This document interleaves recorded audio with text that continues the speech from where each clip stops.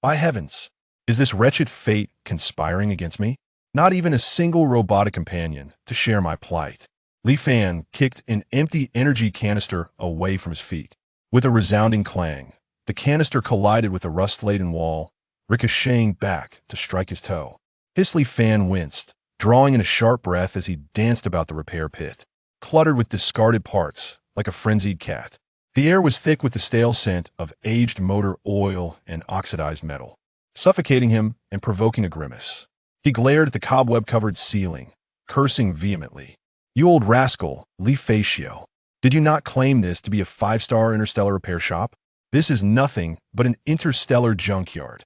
As soon as his words faded, the rusted metal door creaked shut, and from the swirling dust emerged 3 gleaming mechanical cockroaches, brandishing miniature vacuum cleaners, circling him as if mocking his disarray. Li Fan plopped onto a malfunctioning floating workbench, the electric shock jolting him into clarity. His gaze fell upon a banner proclaiming Top 10 Galactic Mechanics, flickering under the faulty neon lights, its lower corner embroidered with limited edition for the year 2999 of the cosmic calendar. Limited edition for the year 2999 of the cosmic calendar. Bah! Li Fan spat, nearly dislodging a newly emerged wisdom tooth. He recalled the source of his misfortune, that irresponsible master, Li Fatio, and seized a crumpled letter from the table, unfolding it to read once more. "My dear disciple Li Fan, when you see this letter, I shall have embarked on a romantic interstellar journey with your little mistress." Romantic, my foot. More like a quest to indulge in a world for two with little mistress. "Lan Siyun," Li Fan scoffed internally, continuing to peruse the letter's contents. "That I have decided to bequeath to you this establishment, the Fatio Repair Shop, a testament to my life's work, along with the substantial sum of 900,000 credit points I have accumulated over the years. Do not feel overly grateful after all. You are my most cherished. Ahem, soul disciple. Manage it well, and do not disappoint me. Your loving master, Li Fatio." 900,000, a substantial sum. Li Fan nearly tore the letter's shreds. "Old man, have you misconstrued the meaning of substantial sum? This amount would barely suffice to replace a high-grade energy core for a mech. And life's work? More like a lifetime of junk." Fuming, he snatched up his phone and opened the Interstellar messaging app, dialing Li Fatio's number. "Sorry, the number you have dialed is out of service." "Damn it, he even blocked me," Li Fan roared, hurling the phone to the ground. With a sharp crack, the screen splintered into a web of cracks, defiantly displaying an unread message. "Your Interstellar account ending in XXXX received a transfer of 900,000.00 credit points on May 20th, 2024 at 13 hours 14 minutes and 52 seconds. With a balance of 900,012.50 credit points, 900,000 credit points may seem insignificant in the bustling star realms. Yet within the desolate confines of the Wasteland Federation's Kalen star, it constitutes a considerable sum." Li Fan inhaled deeply, striving to quell the tumultuous emotions threatening to erupt within him. He began to console himself. The old man must have had his reasons. Yes, that must be it. He must have encountered an insurmountable dilemma, compelling him to flee with the little mistress. Perhaps it was to safeguard me. The more he pondered, the more plausible it seemed, even conjuring an elaborate interstellar conspiracy in his mind. "I cannot betray the old man's good intentions." Li Fan suddenly sprang to his feet, inadvertently colliding with the table leg, which elicited a pained yelp, causing him to plop back down. "Ouch! This wretched establishment. I shall elevate it to greatness. Let the old man regret abandoning me." He surveyed his surroundings, taking in the dilapidated repair shop, cluttered with refuse, and sighed deeply. The road ahead is long and arduous. The vast repair shop appeared as if it had been thoroughly pillaged, empty and desolate. Gazing upwards, a gaping hole marred the decrepit roof, dark and ominous, resembling a great eye observing all within. The paint on the walls had flaked and peeled, revealing a grimy black surface beneath, akin to scars mercilessly inflicted by the passage of time, grotesque in their appearance. Cough, cough. Truly, this cursed place is hardly fit for human habitation. Li Fan spat disdainfully, muttering as he sank into a dust-laden office chair, which creaked in protest as if it might collapse at any moment. He carelessly tossed aside a letter, reminiscing about his past experiences with his master, and nearly erupted with a mix of anger and amusement upon reflecting on its contents. I have been by your side since the age of 6, tending to this repair shop, undertaking every dirty and laborious task. While I may not have earned accolades, I have certainly endured hardships. And you simply up and leave, all in the name of seeking love. Bah, bah, bah. The more he dwelled on it, the angrier he became, crumpling the letter into a ball and hurling it to the ground, as if he could trample the old man's face beneath his feet. Li Fan, age 19, was the unfortunate proprietor of the establishment known as Fei Shioli Repair Shop, once an apprentice, now burdened by misfortune. At the tender age of 6, he lost his parents in a tragic interstellar accident and was taken in by a family friend, his master Li Fei-shio. Li Fei-shio was a modestly renowned mecha repairman on Kalenstar, the very founder of this repair shop. Having been raised in this environment, Li Fan possessed a rudimentary understanding of mecha repairs. In this era, where Mecha soared through the stars, every individual underwent a pivotal rite of passage at 18, an awakening of their mecha aptitude. Only those who awakened such talents could ascend to the ranks of esteemed mecha engineers, pilot mechas, traverse the cosmos, marry the affluent, and reach the pinnacle of success in life. Last year, Li Fan eagerly participated in the awakening ceremony, only to be met with profound disappointment.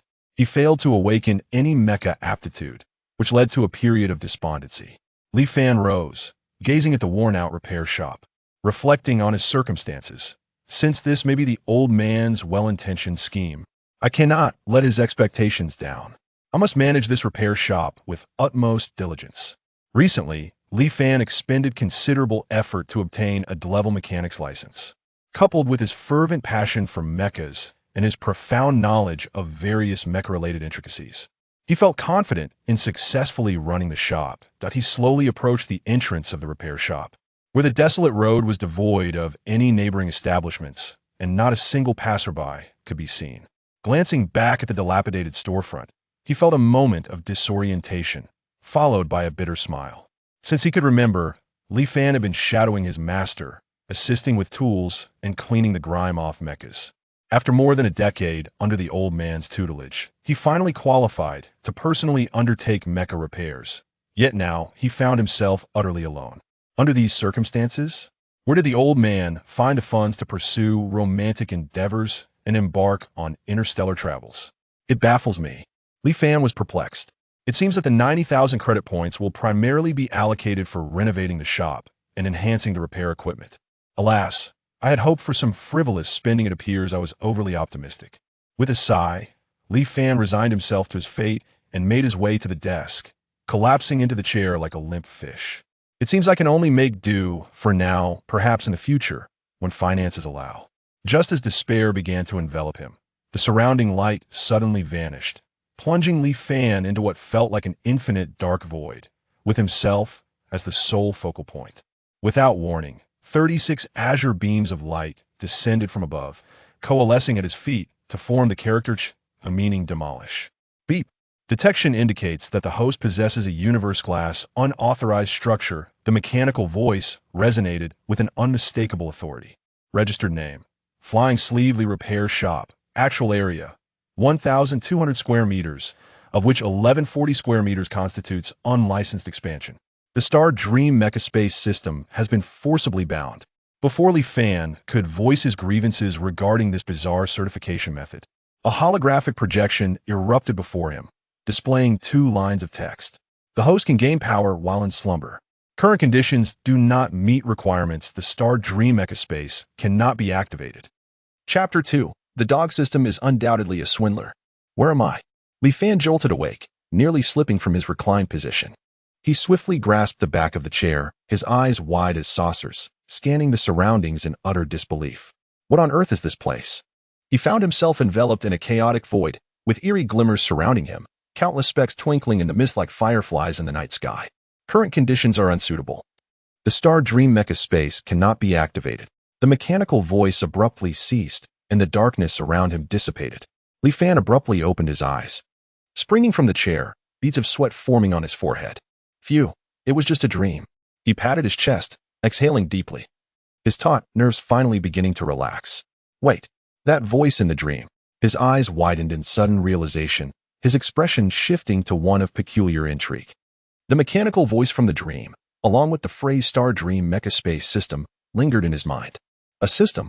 Li Fan stood up in a rush, surveying his surroundings. The dilapidated storefront, the antiquated equipment, everything remained unchanged, as if the events he just experienced were merely a figment of his imagination. Could it be? Have I truly encountered the legendary system? Li Fan excitedly rubbed his hands together, his heart racing with exhilaration. Tentatively, he called out in his mind, "System? Are you there? Star Dream Mecha Space System? I am here, host." The mechanical voice echoed again, startling Li Fan and fully awakening him. Could it be? There truly is a system. Li Fan felt as though he were dreaming, yet the clear voice in his mind assured him that this was all real. The Star Dream Mecha Space System. It sounds incredibly formidable. What functions does it possess? Li Fan eagerly inquired, already envisioning himself as the galaxy's most formidable mechanic, marrying a wealthy beauty and ascending to the pinnacle of life.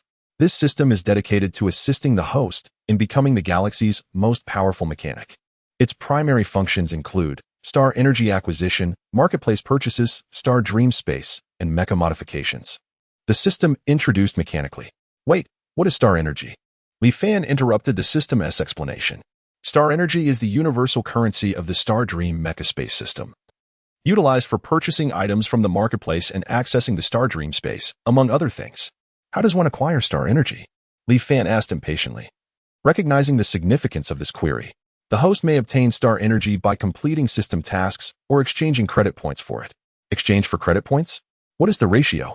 A sense of foreboding crept into Li Fan's heart. 20,000 credit points. 1 star energy.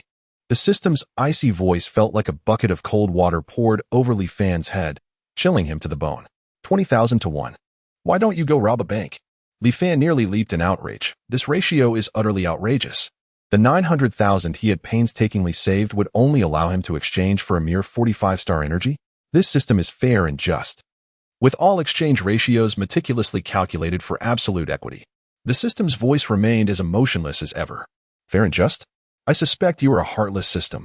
Li Fan couldn't help but scoff internally, yet he understood that challenging a system was futile. He could only resign himself to fate. Well then, let us see what the marketplace has to offer, he said with a sigh. Understood, host, the system replied, and a virtual marketplace interface materialized before Li Fan. It displayed an array of products, from basic repair tools to advanced mech components, and even various rare mech blueprints. His eyes were instantly captivated by the shimmering items. He browsed through them one by one, nearly drooling. A Nebula-class particle cutter, only 999 star energy. Phantom camouflage paint, merely 888 star energy. Sirius power core, just 666 star energy. The more he looked, the more alarmed he became. The prices of these items were astronomical. With his meager 45 star energy, he couldn't even afford a fraction. System, these items in the marketplace are exorbitantly priced. When will I ever be able to afford them? Li Fan lamented helplessly. You can acquire star energy by completing system tasks. The system reminded him once more. All right. I understand. Li Fan resignedly closed the marketplace interface. Let us see what tasks are available. Filtering tasks for the host after a moment, the system announced. Current available task, beginner trial. Beginner trial, repair 4 Federation standard mechs within 24 hours. Task reward, 130 star energy. Additional reward, basic mech repair proficiency. 130 star energy? And an extra proficiency reward. This is promising. Li Fan's spirits lifted, although he was still far from affording those exorbitantly priced items. Nonetheless, this was a glimmer of hope. Moreover, basic mech repair proficiency was a tangible skill. I accept the task, Li Fan declared without hesitation. Task accepted. Please enter the Star Dream Space to commence the trial. Star Dream Space? How do I enter? Li Fan inquired, puzzled. The host need only silently recite Enter Star Dream Space in their mind. Li Fan returned to his recliner, donned a thick coat, and, following the system's instructions, closed his eyes, quietly repeating, Enter Star Dream Space. In the next moment, he felt the scenery around him shift dramatically. Is this the Star Dream Space? Li Fan observed his surroundings with curiosity. Welcome, host, to the star dream space. Please select a trial mode. Repair trial, beginner task, Li Fan stated. As his words faded, the environment transformed instantaneously, and Li Fan found himself in an enormous mech warehouse. Surrounding him were various models of Federation standard mechs, most of which were severely damaged, some reduced to mere piles of parts. Is this what I am to repair?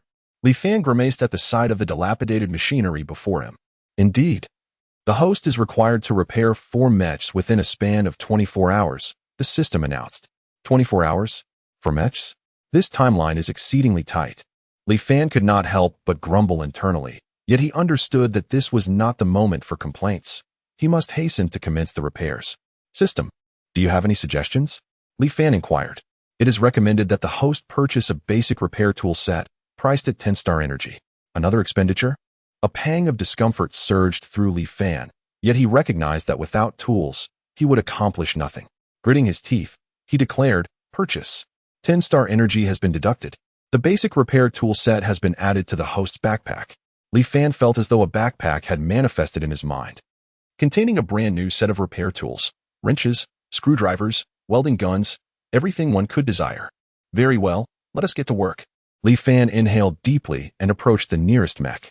Upon meticulous examination, he observed that the right arm was severely damaged while the other parts remained relatively intact. He resolved to start with the right arm. Li Fan opened the armor of the mech's right arm and scrutinized the internal wiring and structure, discovering several fractures and damages that necessitated part replacements. System, do you have the replacement parts for this mech's right arm? Li Fan inquired. Yes. A brand new mech arm is available for 35-star energy. 35-star energy. Such an exorbitant price. Another wave of discomfort washed over Li Fan. But he understood that without complete components, the repair would be exceedingly challenging. Never mind. Let me see if I can salvage suitable parts from other discarded mechs. Li Fan resolved to explore, hoping to find some usable components among the debris in the warehouse. Chapter 3. This wave is a windfall ding. The crisp notification echoed in Li Fan's mind, akin to a shot of adrenaline that instantly liberated him from his fatigue. All the scrapped mechas in the warehouse have now unlocked the dismantle permission. The cold mechanical voice sounded like divine music to Li Fan's ears at that moment. Scrapped mechas? Dismantle at will? Li Fan abruptly raised his head, 2 flames igniting in his eyes as if he were ready to set the entire warehouse ablaze. He fixated on the notification, fearful of having misread it. What the heck? System, you sly fox. Why didn't you mention such crucial information sooner? Li Fan smacked his forehead in frustration, wishing he could slap himself twice. The sound reverberated in the empty warehouse, filled with vexation and an impending surge of excitement. How had he not thought of this before? Who said that parts must be brand new? He smacked his forehead again, nearly giving himself a second slap. How foolish could I be? Who declared that parts must be new? This entire warehouse is nothing less than a ready-made parts depot. If I don't dismantle, then when? Li Fan's lips curled into a wild grin, excitement coursing through him as he rubbed his hands together, resembling a newly wealthy tycoon who had just discovered a mountain of gold. This is a sure thing. I'm soaring through the atmosphere. With a swift leap, Li Fan dashed toward a Federal Falcon K3 Mecha, which had a gaping hole in its chest. His gaze was as fierce as a predator eyeing its prey. It's you. He had his sights set on the relatively intact right arm, much like a hunter stalking its quarry. Li Fan quickly activated the intelligent crane within the warehouse. The cold mechanical arm securely grasped the mecha in its right arm. Whoosh, whoosh, whoosh. The beam cutter danced in his hand, precisely severing the connection points of the arm's joint casing. Sparks flew, resembling a miniature fireworks display. Stabilizer activate. Li Fan barked, as the palm-sized device unleashed a formidable force field, firmly supporting the core of the joint. Click. The sensor wrench automatically switched its head, perfectly engaging the bolts. Buzz. The wrench spun at high speed, emitting a piercing whine, as the bolts gradually loosened under the immense torque. Li Fan's eyes widened in concentration, fixated on the joint core, each movement executed with utmost precision, fearful of any misstep. As he removed the securing pin, a dense network of circuits and energy conduits was revealed, resembling the veins and nerves of a human body.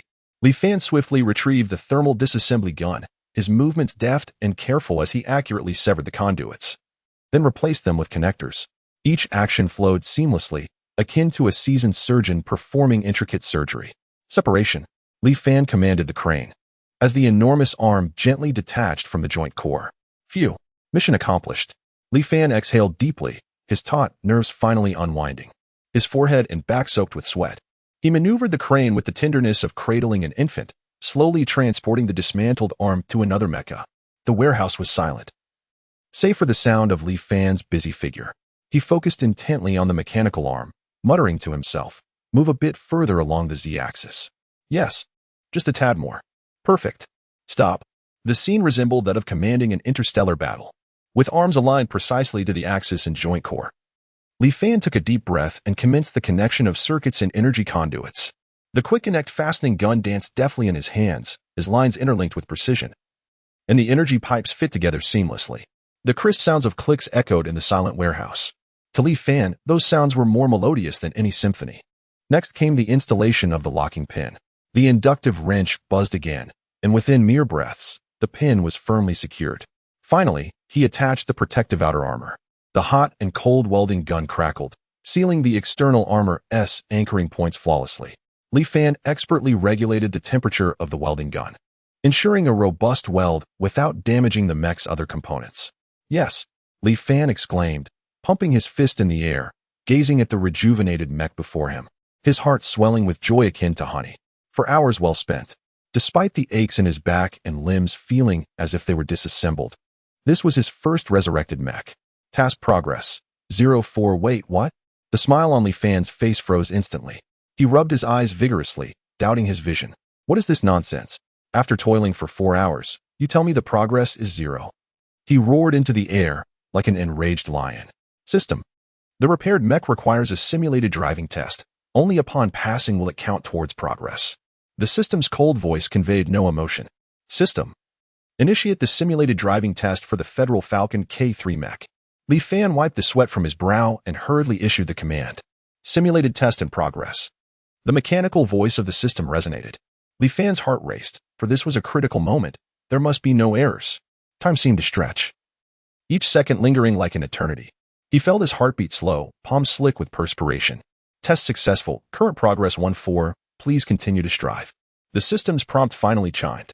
Hooray! It worked. Li Fan leaped in exhilaration, delivering a powerful punch into the air. He cheered with childlike glee, unable to articulate the joy swelling within him. With this success fueling his confidence, he rolled up his sleeves, ready for the next challenge. Time slipped away quietly in the repair workshop, as Li Fan moved tirelessly through the forest of mechs.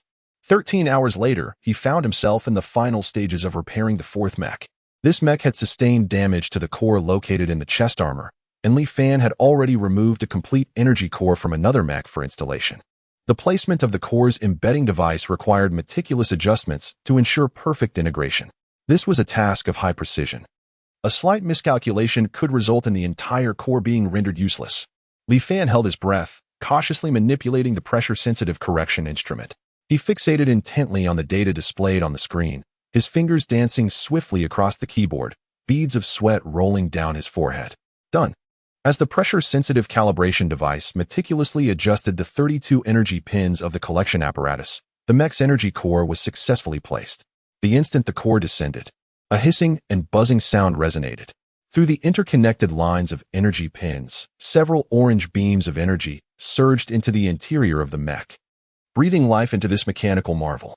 Initiate the simulation test. Li Fan took a deep breath and decisively issued the command. His hands clenched into fists, his nails digging into his flesh, palms slick with perspiration. Simulation test in progress. The mechanical voice of the system reverberated again, each word tugging at Li Fan's heartstrings. The workshop was eerily silent, the only sound being the faint hum emanating from within the mech, a testament to the flow of energy. Li Fan's gaze remained fixed on the Federation Warrior Type 2 mech before him, the final and most challenging machine he had ever repaired. Success hinged on this very moment. Time stretched infinitely as each second passed. Li Fan felt his heartbeat resonate in his ears. Test successful. Current progress 4-4. Congratulations to the host for completing the trial task. The system notification finally shattered the suffocating silence. Ah, finally completed. Li Fan exhaled deeply, collapsing onto the ground, feeling utterly drained. He raised his hand to wipe the sweat from his brow, a relieved smile illuminating his face. Total repair time, 18 hours. Current repair ratings. Falcon K3 Mech, B grade.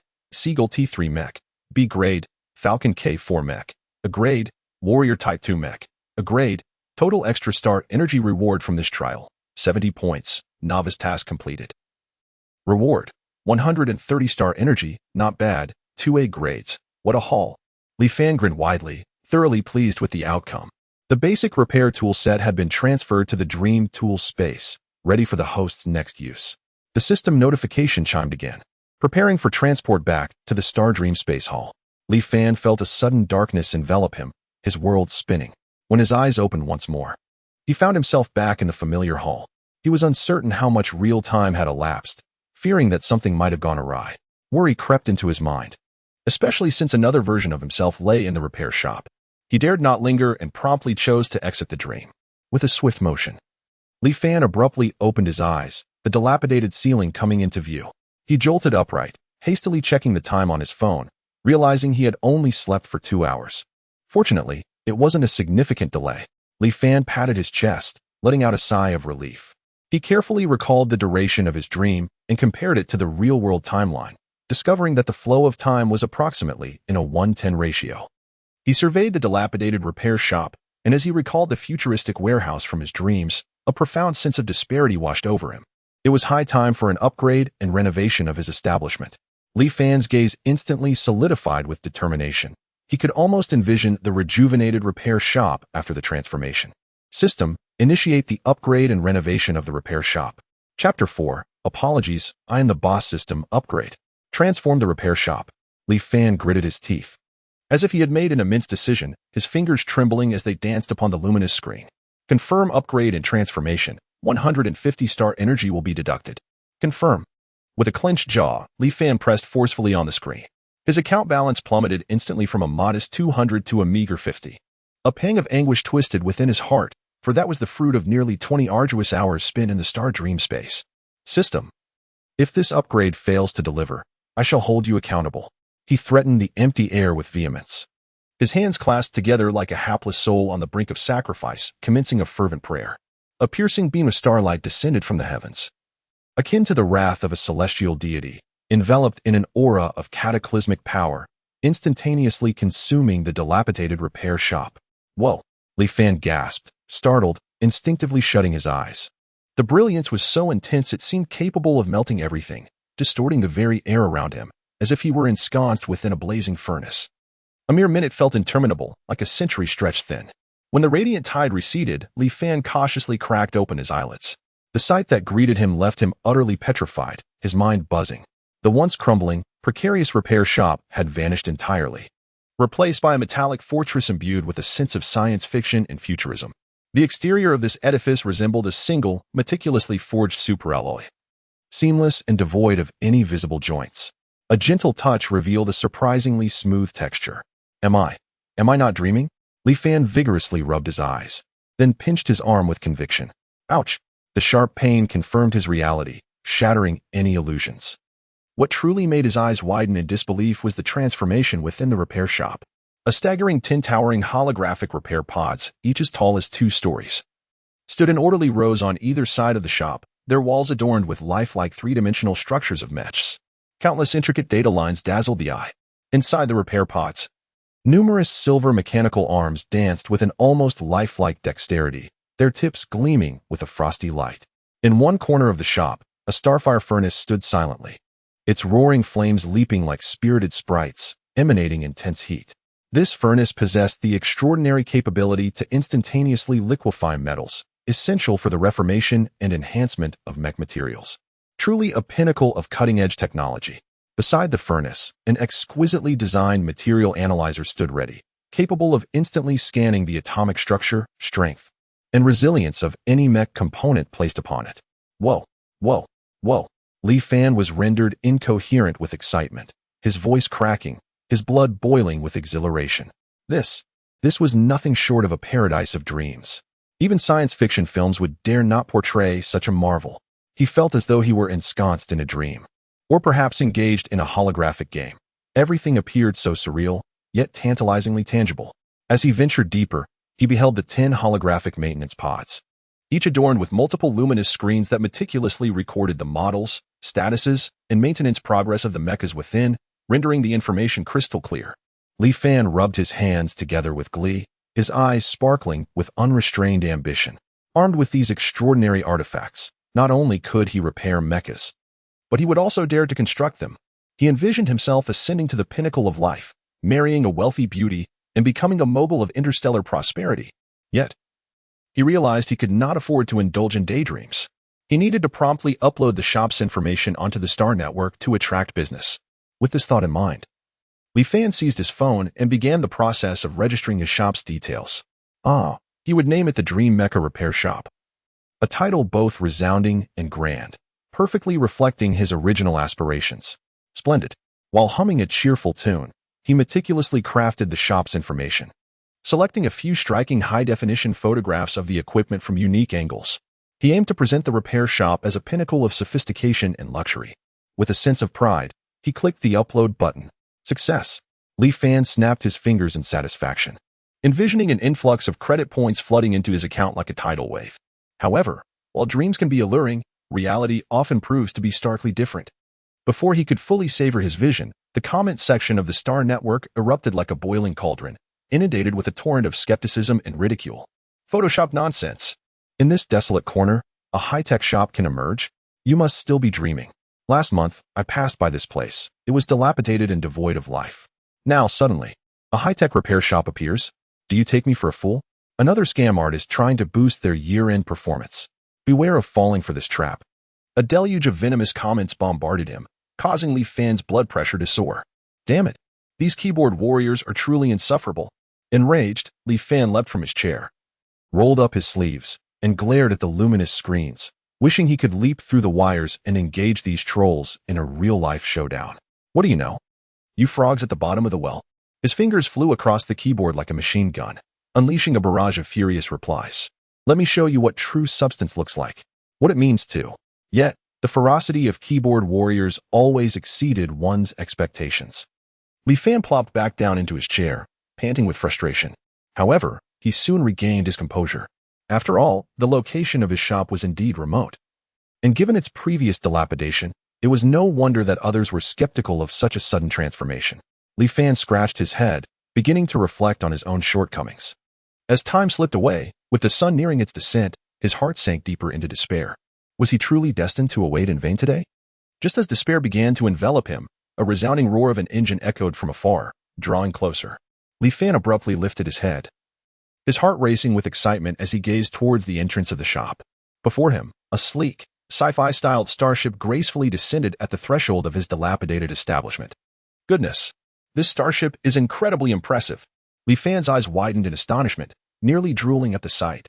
The ship's hatch slowly opened, and a tall, elegant figure descended with an air of composure. It was a young man, impeccably dressed, radiating an extraordinary charisma that exuded an innate nobility. As he stepped off the ship, he surveyed the uniquely designed repair shop with keen interest, a flicker of subtle surprise glimmering in his eyes. Well, the owner here seems rather intriguing. A slight smile, tinged with amusement, graced his lips. It appeared that this trip was not in vain. This young man, named Chinyu, hailed from the illustrious Qin family. Renowned across the stars, their enterprises sprawling throughout the cosmos, truly a titan of the interstellar realm. Despite his tender age of merely 18, Chinyu possessed an almost obsessive passion for mechas. He owned a formidable assault-type mech named Flame Dragon. Having leveraged the immense connections of the Qin family to amass an array of rare materials, and even employed top-tier mecha masters for custom modifications. However, during a high-profile combat demonstration organized by the interstellar mecha enthusiasts last week, Chinyu encountered a mysterious adversary who effortlessly pierced the chest armor of his prized Flame Dragon, leaving it severely damaged. Following this defeat, Chinyu was consumed by anguish, traversing various star systems in search of the finest mecha repair specialists, only to receive increasingly disheartening responses. Some even sarcastically advised him, "Young master, this mech is nearly beyond repair. Perhaps you should consider acquiring a new one." Just as despair threatened to take hold, Chinyu stumbled upon an intriguing repair shop while aimlessly browsing the StarNet. The name, Dream Mecha Repair Shop, struck him as rather quaint. Initially, he entered merely out of curiosity. However, upon viewing the shop's information page adorned with images of equipment reminiscent of a sci-fi blockbuster, he was utterly astounded. The astonishingly advanced repair apparatus and the impeccably precise mechanical arms utterly reshaped his perception of mecha repair facilities. Is this for real? Are there truly such remarkable shops in this day and age? He rubbed his eyes, questioning whether he was mistaken. Yet, as he stepped into the dream mecha repair shop, he was completely awestruck by the scene before him. At that moment, a somewhat youthful voice emerged from the operations room. "Welcome. How may I assist you?" Li Fan stepped forward with enthusiasm, a slightly bashful smile adorning his face. Qin scrutinized the exceedingly youthful store manager before him, raising an eyebrow slightly. His tone infused with a hint of skepticism. "Young man, you must be one of the attendants here, correct? Kindly summon your boss. I wish to speak with the person in charge." Li Fan smiled and shook his head, pointing to his own nose with a touch of pride as he replied, "I apologize for any disappointment, but I am indeed the owner, as well as the chief mechanic here." Chapter 5. The crisp and melodious voice. "Are you the owner? Or perhaps a mechanic?" Qin Yu paused for a moment, then erupted into hearty laughter. "Brother, you appear to be just barely an adult, right? After all, the equipment in this establishment was astonishingly advanced, while the young proprietor before him seemed almost impossibly youthful." Li Fan discerned the skepticism in Qin Yu's eyes, yet he remained unperturbed. With a gentle smile, he inquired calmly, "Sir, may I ask what troubles your mech is facing?" "Oh, don't even get me started." Qin Yu's expression soured at the mention of his mech. He sighed heavily. "My flame dragon has suffered a breach in its chest armor, and the power system has also malfunctioned. If it can be repaired, money is no object." He emphasized his point with a sense of urgency. Li Fan's lips curled into a confident smile. "Rest assured, as long as the mech exists, I have a solution. However, I must first assess the specific condition of your mech." With that, he turned and headed towards repair bay number 2, gesturing for Qin Yu to follow. Skeptical yet intrigued, Qin Yu trailed behind Li Fan into the repair bay, where he was once again awestruck by the sight that greeted him. It seems this shop truly possesses remarkable capabilities." He silently nodded, his doubts about Li Fan gradually dissipating, replaced by a flicker of anticipation. Arriving at the center of repair bay number 2, Qin Yu took a deep breath and activated the star ring on his wrist.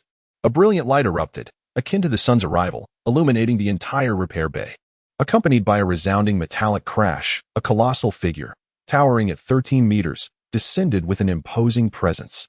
Qin Yu's beloved mech, the Flame Dragon. However, the Flame Dragon was in a dire state. Its scarlet armor was marred by charred marks and spiderweb-like cracks. With a gaping hole the size of a bowl at its chest, Li Fan approached steadily, his gaze meticulously scanning the damaged mech, leaving no detail overlooked. Abruptly, his eyes lingered on the power core, his brow furrowing slightly. This is... He sensed an exceedingly faint yet remarkably peculiar energy fluctuation lurking deep within the power core. Suddenly, his eyes brightened, and with his extensive knowledge of mechs, he deduced, "This has sustained damage from a hybrid pulse beam attack.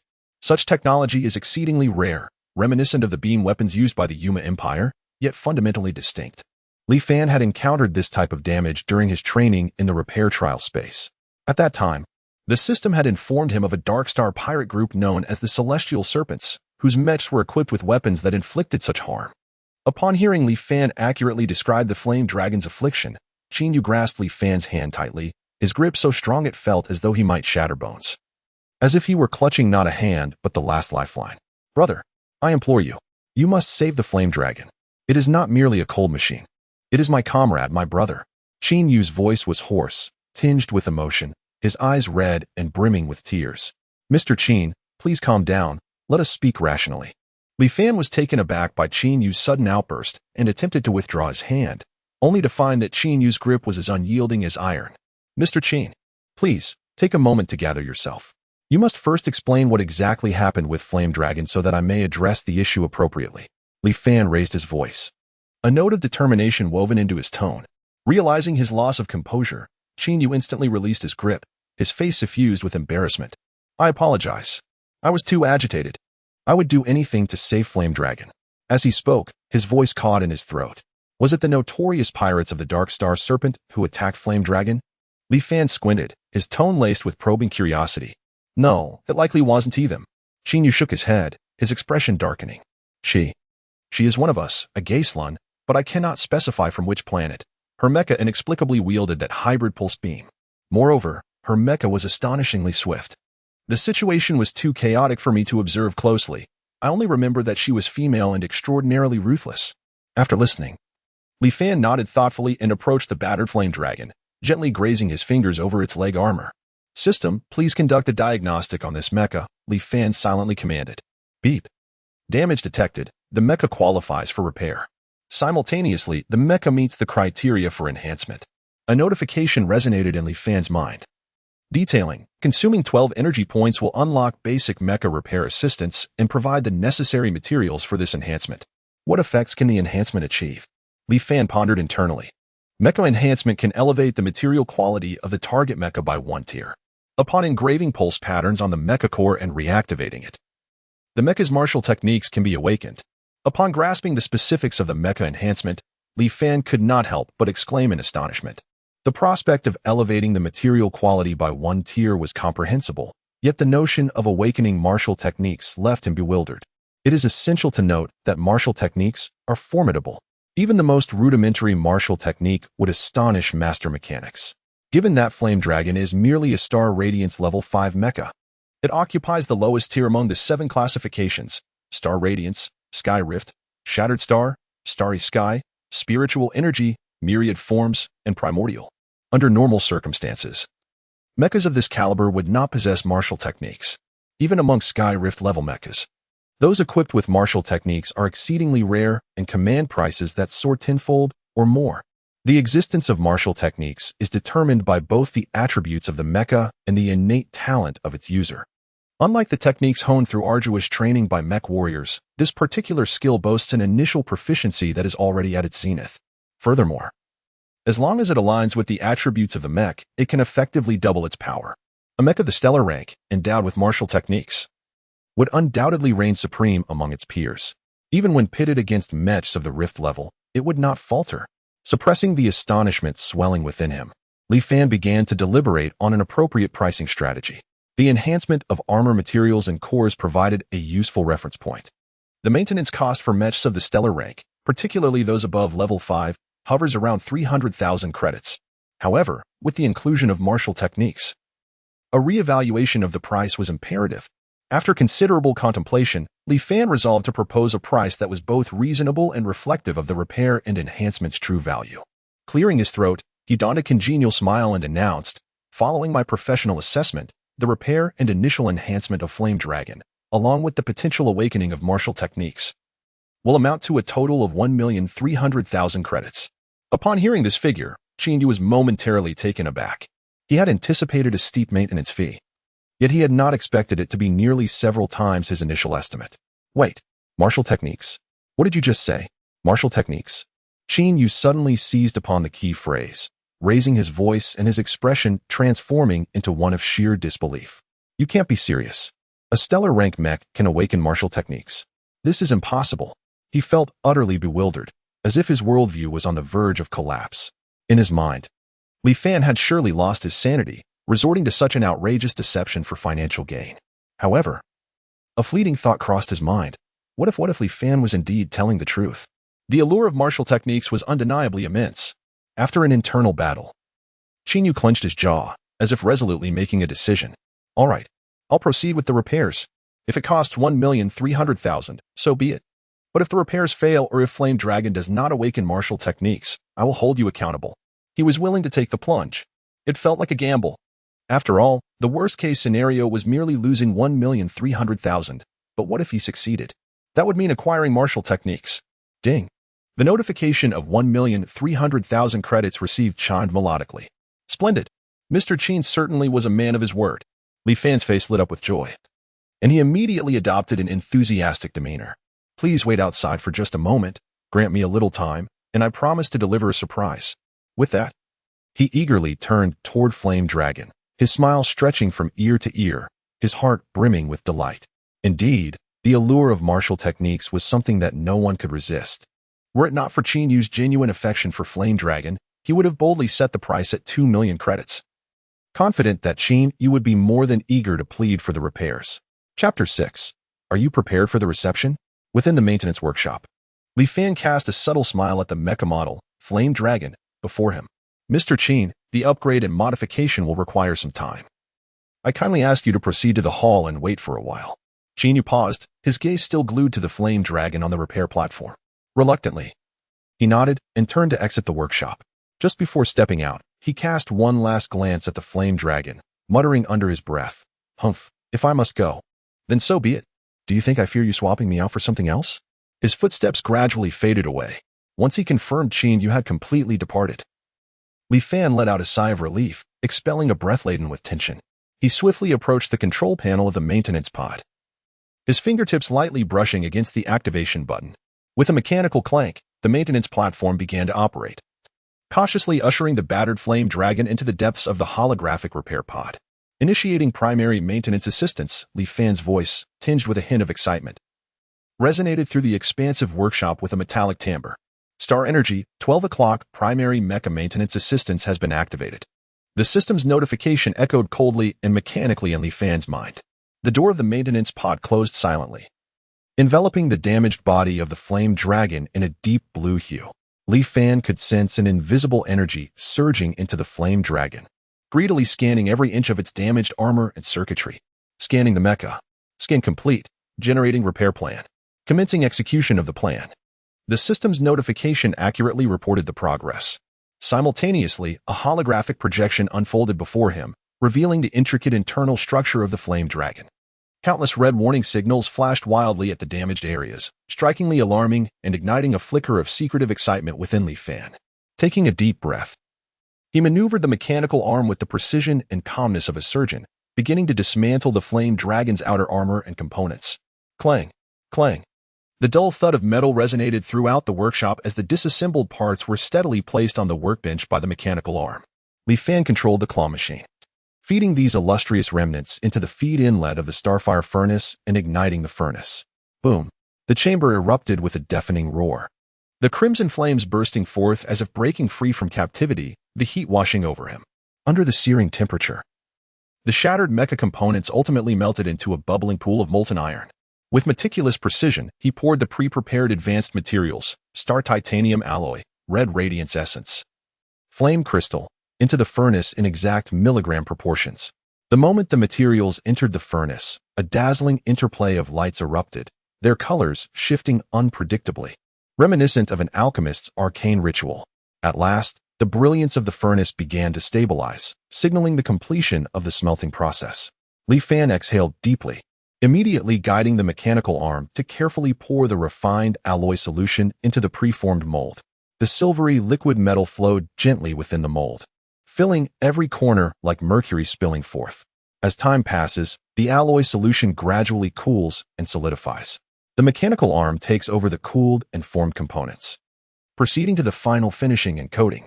The brand new exterior and parts, with a dark crimson aura, conceal a terrifying power akin to a dormant volcano. Following the system's prompts, Li Fan meticulously reassembles these transformed components onto the flame dragon mecha. He is wholly focused, each movement precise to the millimeter, and every interlocking part fits seamlessly, as if he were partaking in a sacred ritual. Upon tightening the last screw, Li Fan straightens up, his gaze intensely fixed on the core of the flame dragon. What follows is the true spectacle. A faint smile graces Li Fan's lips, his eyes sparkling with excitement. The system immediately displays a pattern of veins, a chaotic array of intricate lines flooding the entire holographic screen. Attack, defense, elements, enhancements, techniques. The myriad branches of veins leave Li Fan in a state of bewilderment, grappling with a sudden onset of indecision. Scratching his head, he feels like a martial arts enthusiast confronted with countless tomes of techniques, struggling to make a choice. Ultimately, his gaze is captivated by a vein pattern resembling a flickering flame, marked by the character for fire. This is it. Li Fan slaps his thigh, his determination solidifying in an instant. Fire vein significantly enhances the mecha's fire attribute attack power and awakens fire-based martial arts techniques.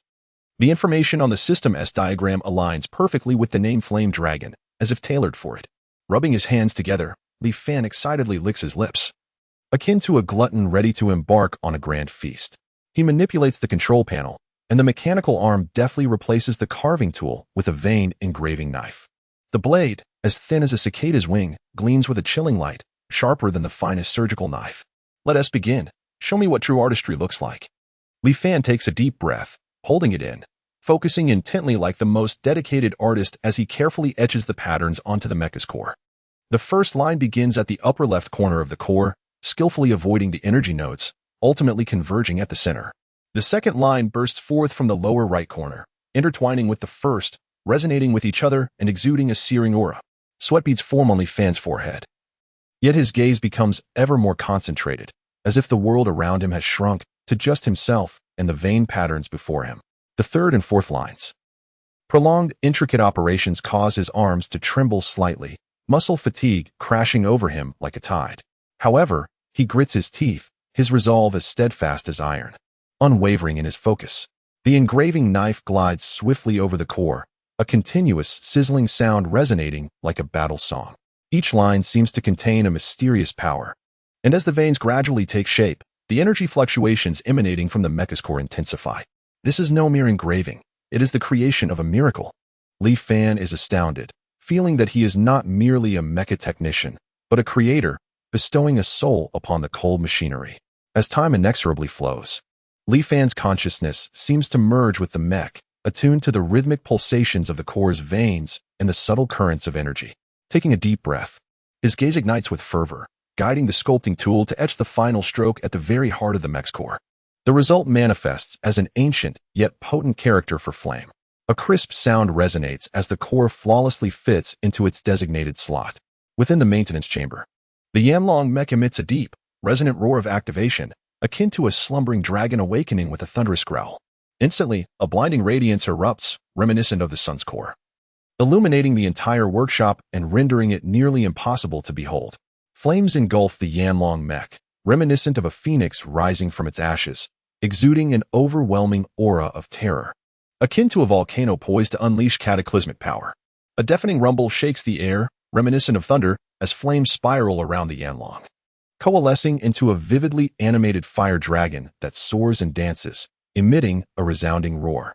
A system notification appears before Li-Fan. Mech has awakened martial combat skill, Yanlong Break. He exhales a sigh of relief, a weary yet contented smile gracing his face. Meanwhile, in the maintenance hall, through the one-way glass, Qin paces back and forth in an agitated manner. Suddenly, an explosion of firelight erupts from the workshop, startling him into near flight. What is happening? My Yanlong. It can't be reduced to scrap metal, can it? Like an ant on a hot pan, Qin spins in place, yearning to rush into the workshop to assess the situation. His beloved Yanlong. Should it be irreparably damaged, he would surely be inconsolable. Just as Qin is about to recklessly charge in, the workshop door creaks open. Li-Fan emerges, brimming with vitality. And upon seeing Qin expression as though he has lost his parents, he allows a smirk to grace his lips, teasingly inquiring, "Mr. Qin, are you prepared to welcome the new Yanlong?" Chapter 7. Seeking wealth in danger, Qin dashed into the maintenance workshop like an arrow released from its bow. Heading straight for the repair chamber, a wave of scorching heat rushed towards him, nearly toppling him to the ground. He staggered to regain his balance and, upon focusing his gaze, was instantly awestruck by the scene before him. Inside the maintenance chamber stood a mech, entirely crimson, its surface adorned with flowing patterns reminiscent of molten lava, emanating a terrifying energy that sent shivers down his spine. "Is this my flame dragon?" Qin stammered, his tongue nearly tripping over itself, his eyes wide as saucers, brimming with disbelief and ecstatic joy. The mech had clearly risen in height by more than 2 meters. Every inch of its armor gleamed with a metallic luster and the heat of flames, exuding an explosive sense of power. "As you can see, this is your flame dragon, and now it is a starry level 7 mech." Li-Fan approached Qin, a satisfied smile gracing his lips. Moreover, it has awakened the martial skill, Flame Dragon Break. Martial skill, Flame Dragon Break? Qin felt as though he had been struck by a wave of immense happiness. Murmuring to himself, his eyes igniting with a wild, beastly fervor, he urgently inquired, "Bossly, may I try it? Right now?" "Immediately," Li-Fan shrugged, responding, "This is, after all, your mech." Upon hearing this, Qin thought surged, and the flame dragon emitted a crimson beam that drew him into the cockpit. Bang! The hatch sealed shut, and Qin eagerly activated the mech. A torrent of energy surged into the machine, akin to a volcanic eruption. He felt as if he had merged with the mech, possessing the power to annihilate worlds. Haha! Incredible! This sensation is absolutely exhilarating. Qin let out a primal roar of laughter from within the cockpit, appearing almost frenzied. He was desperate to unleash this formidable power, maneuvering the flame dragon into action. Suddenly, the flame dragon's right arm began to gather energy with wild intensity, causing the surrounding air to warp. Whoosh! Violent flames erupted like a volcano, intertwining, spiraling, and coalescing into a vividly lifelike fire dragon. The crimson flames danced as if alive, surging with scorching heat, producing a thunderous roar that shook the heavens. Hey, I say, Qin, you'd better rein it in. Li Fan, observing Qin Yu reveling in the maintenance chamber, nearly tearing the ceiling apart, could no longer suppress his exasperation and rolled his eyes. If you continue to wreak havoc like this, I fear this maintenance chamber may be dismantled into parts. Do you hear me? The roar jolted Qin Yu back to reality from his euphoric state. He suddenly realized he had lost control, nearly demolishing Li Fan's workshop. Hastily, he withdrew the fiery energy, reluctantly exited the cockpit, and with lingering reluctance, recalled the flame dragon into the stellar ring. He chuckled sheepishly, hee. My apologies. Bossly, I just got a bit too carried away. Qin Yu scratched his head, his face flushed with embarrassment as he approached Li Fan, overflowing with gratitude. Bossly. Masterly. I cannot thank you enough for this. His excitement rendered him nearly incoherent, almost compelled to kneel and bow deeply before Li Fan. Li Fan waved his hand dismissively, interrupting the effusive praise with an air of impatience. All right, enough of this flattery. He paused, glancing at the time on his phone, and added, It's getting late, young Master Qin.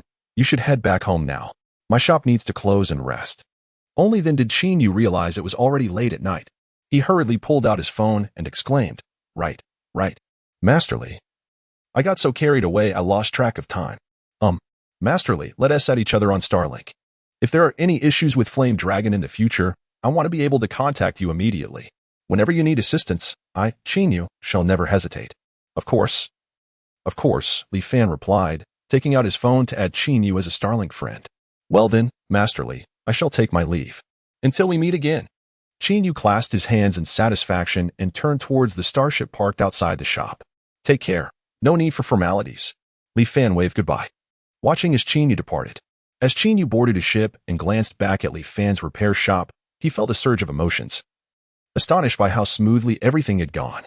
Not only had the mecha been fully repaired, but he had also unexpectedly awakened the formidable martial art, Flame Dragon Break. It seemed imperative to cultivate a good relationship with Masterly. Who knows what greater surprises he might receive from him in the future. With this thought in mind, Qin Yu activated the ship's engine, and the starship transformed into a streak of light, vanishing into the vast night sky. After seeing off Qin Yu, Li Fan was suddenly overwhelmed by an unprecedented fatigue, as if a tidal wave had crashed over him. His body felt weak and limp, and he slumped into a recliner, too exhausted to even move a finger. Raising his wrist, he glanced at the time on his phone, 0:40:27. Ugh, I'm exhausted. Li Fan couldn't help but mutter a curse under his breath. Struggling to get up, he made his way to the entrance, pressing the button to close the door. The metallic gate of the repair shop fell with a swift clang. He turned back to the recliner, too weary to change clothes, simply draping a thick coat over himself. His body had reached the limit of fatigue, every cell protesting in agony. All he desired was to empty his mind and fall into a deep slumber. Li Fan closed his eyes, his consciousness rapidly sinking into darkness. Just as he was on the verge of deep sleep, a familiar cold voice echoed in his mind, connecting to Star Dream space. In an instant, Li Fan felt as if he had plunged into a vortex, his consciousness drawn into the Star Dream space. Upon opening his eyes, he was astonished to discover that his previously leaden body now felt incredibly light. The fatigue from reality had vanished without a trace, and he felt an unprecedented surge of vitality coursing through him. Immediately thereafter, the system's notification chime resonated once more. Random task released. Complete a 1-star or higher trial level. Task deadline. 24 hours. Task reward. 1 opportunity to awaken mech talent. Awaken mech talent? Li Fan could hardly believe his eyes. Mech talent. This was the coveted treasure that every mech engineer yearned for. In the age of interstellar travel, the strength of one's mech talent directly determined the upper limits of a mech engineer's capabilities. Awakening mech talent was the gateway to becoming a true mech engineer. It was the crucial first step in the transformative journey akin to a carp leaping over the Dragon Gate. He rushed eagerly to the central platform of the Star Dream space. A massive, translucent holographic screen gradually ascended, displaying a myriad of trial options in dense array. Li Fan's gaze swept across the screen with fervent anticipation. The repair trial, beginner task option had already dimmed, indicating completion. His eyes continued to wander downwards, overwhelmed by the dazzling array of trial tasks. Core Reconstruction Trial, 2 stars? The name sounded impressive, but upon delving deeper, he found a virtual laboratory filled with innumerable intricate mech cores, their schematics as cryptic as ancient scriptures. Li Fan's vision darkened. He had no understanding of this at all. He decisively passed. Nanomech innovation? 3 stars? The requirement to research and manufacture a nano-innovative mech? Li Fan scoffed. This task reeked of financial ruin. He was currently so broke he could hardly afford a meal, let alone indulge in such high-tech endeavors. Another pass. His gaze continued downward until it landed on the mech combat trial, 1 star, option, causing his heart to skip a beat as if struck by an electric current. An uncontrollable surge of excitement coursed through him. Driving a mech. Combat. The clash of steel. Blood surged within him. This was the ultimate romance etched deep within the genes of every man. Since childhood, he had dreamed of piloting a magnificent mech across the starry battlefield, traversing the cosmic rivers of the universe. Now, the gateway to that dream lay tantalizingly close. This was the one he would choose, without hesitation. Li Fan selected the mech combat trial. Oh my goodness. This was the opportunity he had longed for. Mechs. Combat. Just the thought sent shivers of exhilaration coursing through him. He rubbed his hands together, akin to a soldier ready to charge into battle, brimming with fervor, eager to dash into the trial arena and dominate. However, while the trial's difficulty was rated at 1 star, the description seemed rather formidable. Li Fan scrutinized the trial details, his brow furrowing slightly. Piloting a combat-type mech against multiple adversaries of varying ranks? And facing off against a Rift-level mech? This was no trivial matter. A sense of pressure welled up within him. A Rift-level mech was on par with a Superstellar-level mech. The disparity between them was akin to that of heaven and earth. To hell with it. Let us go for it. Fortune favors the bold. One cannot catch a tiger cub without entering the tiger's lair. Chapter 8. A slip of the finger with his finger hovering above the confirm button on the virtual screen. Li Fan's heart raced, and he took a deep breath before decisively clicking down. Mecha Combat Trial selected. Difficulty level, 1 star. Entering the trial, countdown 3 seconds. 3, 2, 1. Buzz. In an instant, the surrounding light receded like a tide, and Li Fan's figure was engulfed by a dazzling radiance, vanishing from sight. His consciousness plummeted into an abyss, feeling as though he were swept into a vortex spinning at breakneck speed. After an indeterminate amount of time, the dizziness began to fade, and Li Fan opened his eyes to a breathtaking vista. He found himself in an immensely grand circular arena. Towering metal walls, shimmering with a ghostly blue light, surrounded him, exuding a cold, futuristic aesthetic. Above, a colossal dome was adorned with a myriad of shifting lights, casting a dazzling array of patterns that left one spellbound. Is this the arena for the trial? It is truly breathtakingly spectacular. Li Fan gazed around, unable to suppress his sincere admiration. Click. Suddenly, a deep mechanical whir broke the silence of the arena. Following the sound, Li Fan turned to see a massive metal gate slowly rising on one side of the arena, revealing a sleek, jet-black mecha gradually entering his line of sight. The mecha stood about 10 meters tall, with fluid lines that conveyed a sense of power, and its dark exterior resembled a fierce beast lurking in the shadows. Is this the mecha I am to pilot? A black one. How astonishingly magnificent. Li Fan's eyes widened in awe, akin to seeing the love of his dreams, nearly drooling at the sight. He had longed to pilot his own mecha, gallivanting across battlefields and soaring through the cosmos. He rushed toward the mecha, circling it several times, eagerly touching and examining every aspect, growing increasingly enamored and excited. What is this mecha called? What are its capabilities? As he caressed the cold metallic shell, curiosity bubbled within him. Sensing his thoughts, the system kindly projected the fundamental information of the mecha directly before Li Fan's eyes. Mecha name, Packwolf, mecha type, combat type, mecha level, starry tier 1, mecha performance, stellar energy engine type 1, 70 conversion rate. High burst power, mecha weapon, super alloy claw, mecha skills, none, mecha energy. Packwolf? What a fitting name. It exudes power and flair. I adore it. Li Fan nodded in satisfaction, thoroughly pleased with the name Packwolf.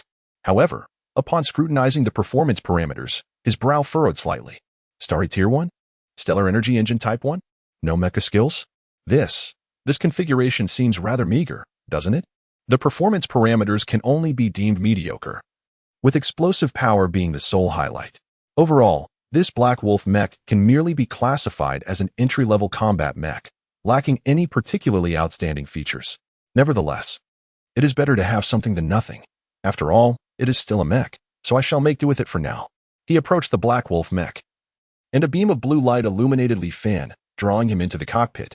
The seat automatically adjusted to a comfortable position, while countless slender neural connectors extended from the inner walls of the cabin, resembling the tentacles of an octopus, reaching towards various parts of Li Fan's body.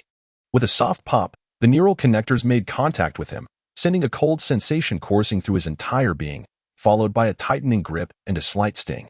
Ding! The neural connection was established, the mech was in good condition, and ready for activation. The system notification chimed in Li Fan's ear. This mech combat trial's objective: defeat at least 3-star level 1 or higher mechs, trial attempts remaining. 9-10, trial reward. 50-star energy, a total of 10 rounds of 1v1 battles would ensue, with the enemy mech's power escalating each round, culminating in the 10th round featuring a Void Level 1 offensive mech.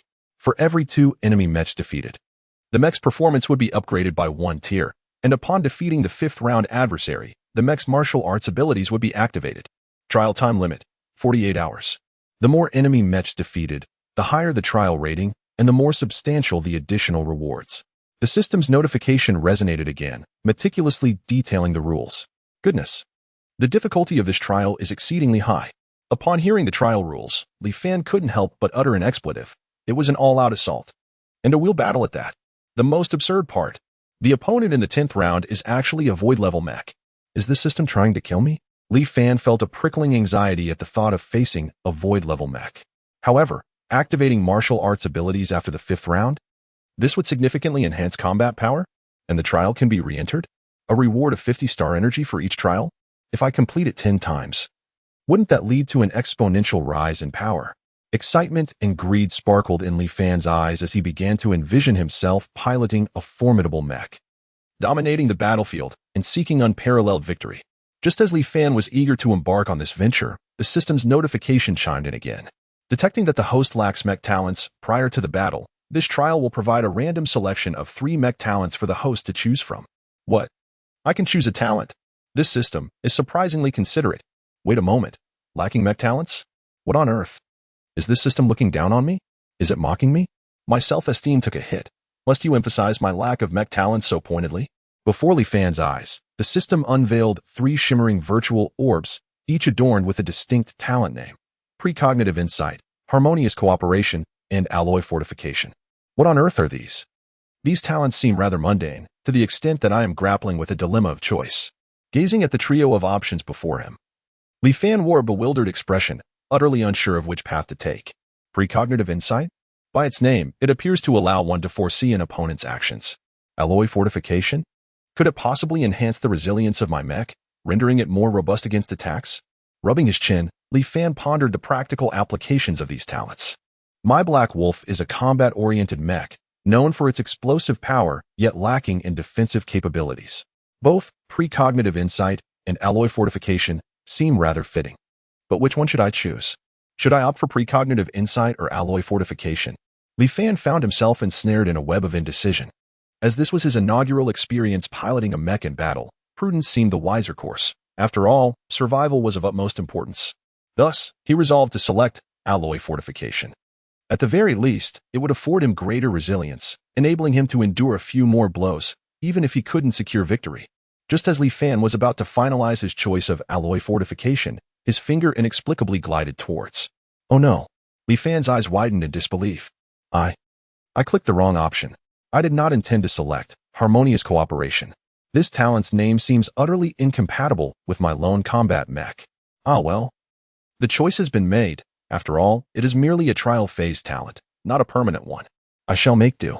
With a heavy heart, Li Fan reluctantly opened the details of harmonious cooperation. Harmonious cooperation significantly enhances the combat assistance ability of allied targets by 200, increasing their speed by 30. I am at a loss for words. After reading the details of harmonious cooperation, Li Fan nearly choked on his disbelief. This talent is utterly useless for my current situation. In this trial, I am utterly alone, with not a single ally in sight. Where am I to find allied targets? This harmonious cooperation Talent is nothing but a waste. Tears of frustration welled in Li Fan's eyes. If only this harmonious cooperation were applicable in real combat scenarios. It would surely designate me as a master tactician, perhaps even a mech commander. But alas, this is a solo trial. System, can I not command myself? Li Fan's anguished shout echoed in vain, met with no response. The system coldly proclaimed, combat is about to commence. 3, 2, 1, combat begins. Buzz. On the opposite side of the arena, another metallic gate slowly ascended, revealing a combat mech, camouflaged in intricate patterns. Enemy Mech Combat Assessment. Hunter, Starry Level 1 Speed Type Mech. Chapter 9. A piece of KK flash of silver.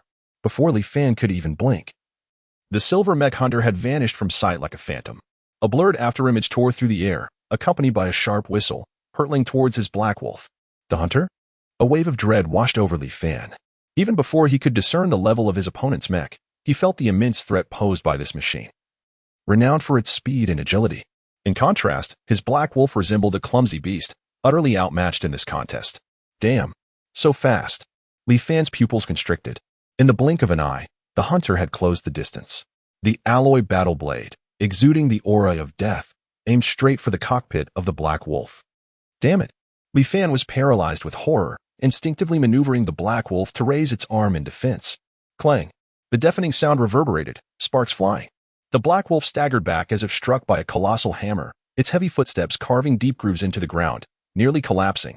His insides felt as though they had been jolted out of place. A searing pain surged to his head, and his arms felt as if they might be torn asunder. Was this truly a speed-type mech? The sheer force was utterly brutal. Having landed a hit, the hunter swiftly maneuvered behind him. The blade struck again, aiming directly for the black wolf's rear. Another attack. Li Fan roared, desperately attempting to retaliate. However, the black wolf's movements were sluggish, unable to match the hunter's velocity. The hunter easily evaded, delivering another strike that landed precisely on the joint of the black wolf's leg. Clang. The armor ripped apart, sparks erupting. The black wolf's body trembled violently, finally unable to withstand the assault, sinking to one knee. How on earth am I supposed to fight back? A chill surged from his feet to the crown of his head, despair threatening to engulf him like a tidal wave. In the virtual arena, the interplay of light and shadow, the surge of energy, left him feeling ensnared within an invisible prison, utterly powerless. The hunter's relentless attacks offered Li Fan no respite. The black wolf, battered and bruised, had its energy shield teetering on the brink of collapse. Boom. The shield shattered. The alloy blade sliced through the air, crashing down upon the cockpit. Crack. The armor splintered, grotesque fissures appearing. Alarm. Alarm. Severe damage to the mech. The pilot is nearing death. The system's warning sounded like a countdown to doom, echoing frantically in his ears. The shadow of death loomed overhead. Li Fan's pupils contracted, fear and resentment gnawing at his nerves. The battle concluded. This round ended in failure. Round evaluation, abysmal. The cold, mechanical voice of the system declared yet another defeat. The shattered black wolf disintegrated into light, dissipating in the virtual battlefield. Li Fan's consciousness instantaneously returned to the newly configured black wolf mech. He gasped for breath, his chest heaving violently. Cold sweat dripped from his forehead, his heart raced, nearly leaping from his throat. That was terrifying. Li Fan's voice quivered slightly, still haunted by the encounter. That hunter was nothing short of a Tyrannosaurus clad in mech armor. The previous one-sided thrashing had felt like a nightmare. Let us do this again. Li Fan clenched his teeth with unwavering determination surging from the depths of his heart. Today, he was resolute in his intent to confront the hunter to the bitter end. The battle commenced, only to be abruptly concluded with another trial failure. Again and again, the cycle repeated like a broken record or an unending nightmare, leaving Li Fan feeling as though he were being reduced to mere pulp. Time and again he faced utter annihilation, feeling akin to a lemon mercilessly squeezed by a juicer. The acidic sting rendering him numb. Was this truly a trial designed for mortals? Surely, some malevolent programmer, inebriated, had cranked the difficulty to its maximum. Tears welled in his eyes as he felt the urge to weep, his heart echoing with a cacophony of despairing cries. He harbored grave suspicions that this one-star trial was nothing but a glitch, a cruel trick orchestrated by a capricious system. This was no trial. It was a blatant deterrent for novices. As doubts about his own abilities plagued him, contemplating whether he was destined to be a perpetual failure. The system chimed in. Detection indicates the host has reached an unparalleled level of incompetence in the realm of noob. transcending to the ultimate state of a rotting wood uncarvable. A friendly reminder. Given the host's abysmal performance, the system strongly recommends the expenditure of 30-star energy to prematurely awaken the hidden martial arts of the Black Wolf Mech. Transforming your Black Wolf from a foolish creature into a fierce tiger, perhaps granting you a glimmer of hope. The system's voice remained cold and mechanical. Yet Li Fan discerned a hint of mockery. It was undoubtedly derision. What did this insufferable system presume? 30-star energy? How dare it suggest such a thing? Why not rob a bank? And a friendly reminder? It was nothing less than a predatory scheme. 30-star energy could afford him countless lavish meals outside. To awaken his skill for such a price was akin to proposing a recharge of 998, directly gifting GM privileges. Li Fan felt an explosive fury rising within him. This system was utterly unscrupulous. 30-star energy was a blatant attempt to exploit him, treating him as an unwitting fool. Even if it meant starving to death or leaping from this place, he would never be that gullible victim. With renewed resolve, he gritted his teeth, eyes ablaze, and prepared to confront the hunter once more. Today he would sink his teeth into this challenge, regardless of the cost. He would not back down. The battle began anew. The Black Wolf reappeared in the arena, facing the same silver hunter that instilled dread within him. Come forth, little hunter. Today, I shall demonstrate what it means to be pushed to the brink and then reborn. Taking a deep breath, he suppressed his fear and, controlling the Black Wolf, charged at the hunter with a fierce roar. Clang, clang, clang. The blade met armor, sparks flying in a dazzling display. Li Fan gritted his teeth, forcing himself to remain calm, focusing intently on the hunter's movements. It was too fast. He could barely keep up, but he would not yield. The hunter's assault appeared relentless. Yet Li Fan compelled himself to remain calm. He observed that before each change in direction, the hunter's center of gravity exhibited an exceedingly subtle shift. This realization ignited a spark of clarity within him. He seized the moment when the hunter's weight shifted, anticipating the adversary's subsequent move. The Black Wolf lunged forward. Not in retreat, but with a bold advance. Li Fan commanded the Black Wolf to deliver a powerful strike, targeting not the hunter's form, but the very spot where the hunter was destined to land. Bang! The fist struck empty air, yet the hunter's momentum faltered. The originally intended landing point had been predicted by Li Fan, forcing an abrupt alteration in direction, although the hunter narrowly evaded the Black Wolf's attack. A momentary flaw in form emerged. On the hunter's chest, 3 faint scratches were revealed, remnants of the earlier clash with the Black Wolf. Splendid. A surge of exhilaration coursed through Li Fan, sensing the scales of victory tilting in his favor. Little hunter, today is your day. However, just as he believed he had seized the opportunity, a glint of cold light flashed in the hunter's eyes. Whoosh! The hunter's figure vanished in an instant. The next moment, a frigid blade descended. Alarm surged through Li Fan, his heart racing with dread. Instinctively, he sought to maneuver the mech to evade, yet it was far too late. The hunter's alloy combat knife, accompanied by a piercing sonic boom, struck mercilessly upon the Black Wolf's unguarded back. Boom! The ground-shaking explosion resounded. The Black Wolf's back armor was instantly shredded, sparks igniting like lightning, parts scattering, and billowing clouds of thick smoke erupted from the machine. Warning! Warning! The mech is severely damaged. The pilot is on the verge of death. Damn it! Not again. Li Fan's composure shattered, feeling as though he were a mere plaything, unable to escape the fate of being mercilessly slaughtered. The hunter's onslaught resumed, ruthlessly harvesting the Black Wolf's life. Bang! Bang! Bang! Armor fragments cascaded from the Black Wolf's body, seeming as if it could disintegrate at any moment. Finally, the Black Wolf was forcefully kicked away by the hunter, crashing into the energy wall of the virtual arena. Rendered completely incapacitated, the battle concluded. Round failure. Round evaluation. A piece of cake. I truly am pathetic. Li Fan slumped to the ground, his gaze vacant, engulfed by despair. What is the point of this fight? This trial is beyond the capabilities of any human. Li Fan gazed skyward, his voice filled with sorrow and helplessness. System, do I not acknowledge my incompetence? Activate martial arts techniques. Li Fan finally yielded. He yearned to hasten the end of this nightmare. 30 stars can be deducted successfully, initiating the activation of martial arts techniques. Chapter 10. The Pack of Wolves. Strike. The acrid scent of Mecha coolant mingled with the remnants of gunpowder lingering in the cockpit, creating an unbearable stench. Li Fan leaned back in his seat, his chest rising and falling violently, each breath tugging at his wounds, sending faint pangs of pain coursing through him. Another failure, he murmured under his breath, his voice hoarse, tinged with frustration. but more so with numbness. His hand instinctively brushed against the old scar on his chest, a memento from his last mission. A cold, mechanical voice reverberated within the cockpit, devoid of emotion as always. Mission failed, yet commendable tenacity. Special upgrade reward. Choose one from 3 combat skills. Li Fan raised an eyebrow. Tenacity? He chuckled bitterly. This wretched system rarely spoke in human terms, yet he would rather forego such hollow praise. Choose one from 3?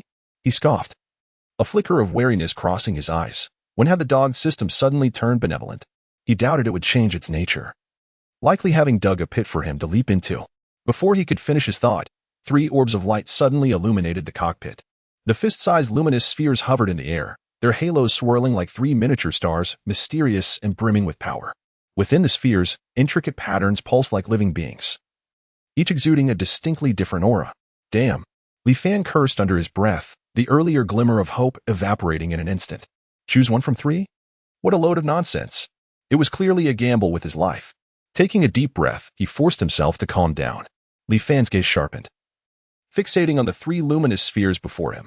The first sphere radiated with tempestuous patterns, arcs of electricity crackling around it, as if it harbored the power to obliterate the world. The thunder pattern, an elemental attack combat skill, could significantly enhance the mecha's electric attribute damage. Relevant information flooded his mind, and Li Fan quickly discerned the nature of the first pattern. The second sphere emanated a robust aura, its patterns layered like an indomitable fortress, exuding a steady defensive presence. The Guardian pattern, a defensive enhancement combat skill, could greatly bolster the mecha's defensive capabilities. Li Fan identified it just as swiftly. However, an unsettling feeling gnawed at him, as if something were amiss. No, while the Thunder and Guardian patterns were formidable, they were not what I currently needed. Li Fan shook his head slightly, his gaze resolute. What I lack is not ultimate offense or defense, but greater possibilities, a path to breakthrough. His focus ultimately settled on the third sphere. The third sphere bore the most intricate and obscure patterns. Countless fine threads intertwined chaotically, their specific form difficult to discern. Yet they faintly emanated a disquieting pulse. What kind of pattern is this? Li Fan furrowed his brow, racing through a myriad of mecha knowledge in his mind. Yet he could not find a corresponding answer. An expansion-type pattern? It seemed somewhat similar, but which one exactly? He had no recollection at all. A sense of impatience spread through him like wild grass. Time was of the essence, and he needed to make a decision swiftly. He quickly analyzed the merits and drawbacks of the 3 patterns. Only this unknown pattern might bring unexpected surprises, perhaps even a miracle. I'll take a gamble. Li Fan gritted his teeth, embracing the perilous pursuit of wealth. He resolved to take the plunge, believing that a bicycle could transform into a motorbike. He made his choice. With a resonant hum, as if in response to Li Fan's determination, the mysterious sphere of light emitted a clear chime, its brilliance intensifying, breaking free from its constraints. It morphed into a streak of luminous energy, instantaneously merging into the core of the Black Wolf Mecha. Crack! Crack! The formerly dull surface of the Black Wolf Mecha's armor blossomed with strange patterns, akin to veins spreading across its form, exuding an unsettling aura. A system notification echoed, "Congratulations, host. The Mecha has awakened the S-Class martial skill, Packwolf Kill." The cold, mechanical voice of the system rang out again, this time with an unusual hint of excitement. Li Fan, unable to contain his eagerness, swiftly summoned the description of the martial skill. Packwolf Kill, S-Class martial skill, consuming vast amounts of mecha energy. Capable of splitting the Black Wolf Mecha into 5 independent mecha wolves. The lead wolf is transformed from the core's chest plate, unleashing full firepower and overwhelming combat capability. The remaining 4 wolves serve as support, agile and adaptable, working in unison, their might boundless. Incredible! The prospect of splitting the mecha sent a chill down Li Fan's spine. His eyes wide with astonishment, it was utterly surreal. Wait. A flash of inspiration struck him, his innate ability, heartfelt coordination. If the 5 mecha wolves could harmonize perfectly. Moving as one. Could it be? Li Fan's heart raced, a wave of unprecedented exhilaration coursing through him. It was simply invincible. Unable to contain his excitement any longer, he felt the mecha's energy surge wildly, preparing to unleash Packwolf Kill. He would go all out, letting this pack of wolves tear through any obstacles. Taking a deep breath, he focused intently, locking onto the Black Wolf Mecha. The hum intensified as the mecha was engulfed by radiant energy, resembling an ancient beast breaking free from its bonds, emanating an oppressive and terrifying aura. Crack! Crack! Crack. The jarring sound of tearing metal reverberated loudly as the Black Wolf mecha began to morph uncontrollably, its armor twisting and components shattering. Boom. A thunderous explosion erupted. The Black Wolf mecha disintegrating, shards scattering under the force of the energy wave.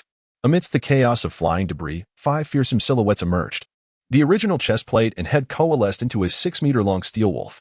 Its metallic fangs protruded menacingly, akin to sharp daggers, and its crimson eyes glimmered with a bloodthirsty ferocity.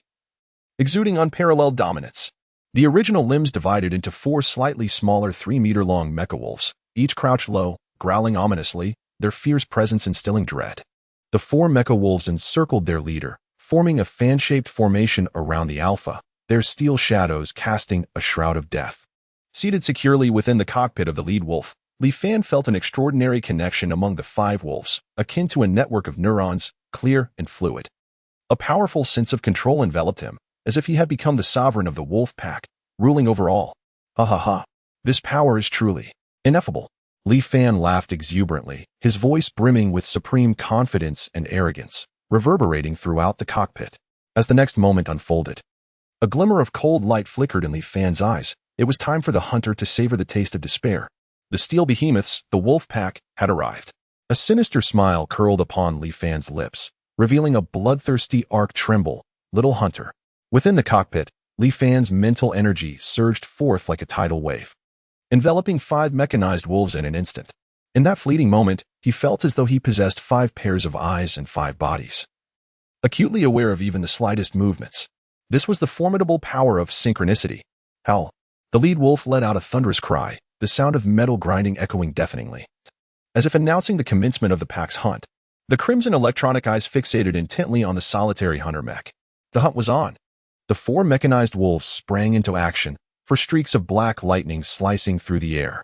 There were no flamboyant maneuvers, only the purest instinct of slaughter. Swoosh, swoosh, swoosh, swoosh. For mechanized wolves, for ghostly figures, moved in perfect harmony. One wolf lunged at the hunter mech's left leg, its sharp claws viciously targeting the joint. Another wolf circled to the side, its massive body crashing into the hunter mech's waist in a bid to unbalance it. The remaining 2 wolves remained poised, searching for openings in the hunter mech's defenses. Yet, the driver of the hunter mech was no novice. With a furious roar, he wielded the alloy battle blade, attempting to repel the advancing mechanized wolves. Clang, clang, clang. The battle blade clashed against the claws, sparks flying in every direction. The hunter mech was swift, but the 4 mechanized wolves were even more agile, evading the blade strikes with their nimble forms while seeking opportunities to counterattack. Howl. The lead wolf roared once more, striking Li Fan's nerves like the beating of war drums. It was time. A glint of brilliance flashed in Li Fan's eyes as he commanded the lead wolf to leap forward, like an arrow released from a bow, charging towards the hunter. The hunter swung the battle blade to meet it. Clang. The lead wolf's colossal alloy claws collided violently with the blade, producing a deafening sound. Crack. The enemy's armor, under the sheer force of the lead wolf, instantly cracked. Seizing the opportunity, the 4 mechanized wolves launched a ferocious assault. Their claws tore through the air, raking against the hunter's armor with a sound that could make one's teeth ache. Boom, boom, boom. The enemy's energy shield flickered violently under the relentless onslaught of the wolf pack, its energy levels plummeting. A cold smile crept across Li Fan's lips. It was over. The lead wolf let out a fierce roar, its 2 front claws merging into a sharp blade, driving towards the core of the hunter. With a thrust, the lead wolf's claws penetrated the target mech's core with no resistance. Boom. A deafening explosion erupted as the hunter disintegrated into a dazzling fireball. Exhaling deeply, Li Fan felt the surging power within him, a satisfied smile gracing his face. This sensation was simply exquisite. He maneuvered the lead wolf to howl triumphantly, proclaiming victory in this fierce battle. The 4 mechanized wolves let out a deep, resonant growl, echoing across the wilderness. Insignificant. Li Fan scoffed disdainfully, his eyes brimming with contempt. Chapter 11. The Little Warrior Ding. Congratulations on your triumphant defeat of the starry level 1 speed-type mecha hunter. Overall evaluation, excellent. The mechanical synthesis voice echoed within the cockpit. Before Li Fan could savor the sweet taste of victory, he felt the spiritual link receding like a tide. At that moment, the effect of the wolf pack kill ended, and 5 mecha wolves vanished instantaneously, reconstituting into a sleek black battle armor, Black Wolf. Oh, is this a mockery of my skill? Li Fan raised an eyebrow. eager to sense the changes brought on by his recent upgrade. Suddenly, a piercing alarm blared. On one side of the arena, the heavy hydraulic gate emitted a deep rumble as it slowly ascended, a fiery crimson light brazenly flooding Li Fan's vision. What? Already on to the next round.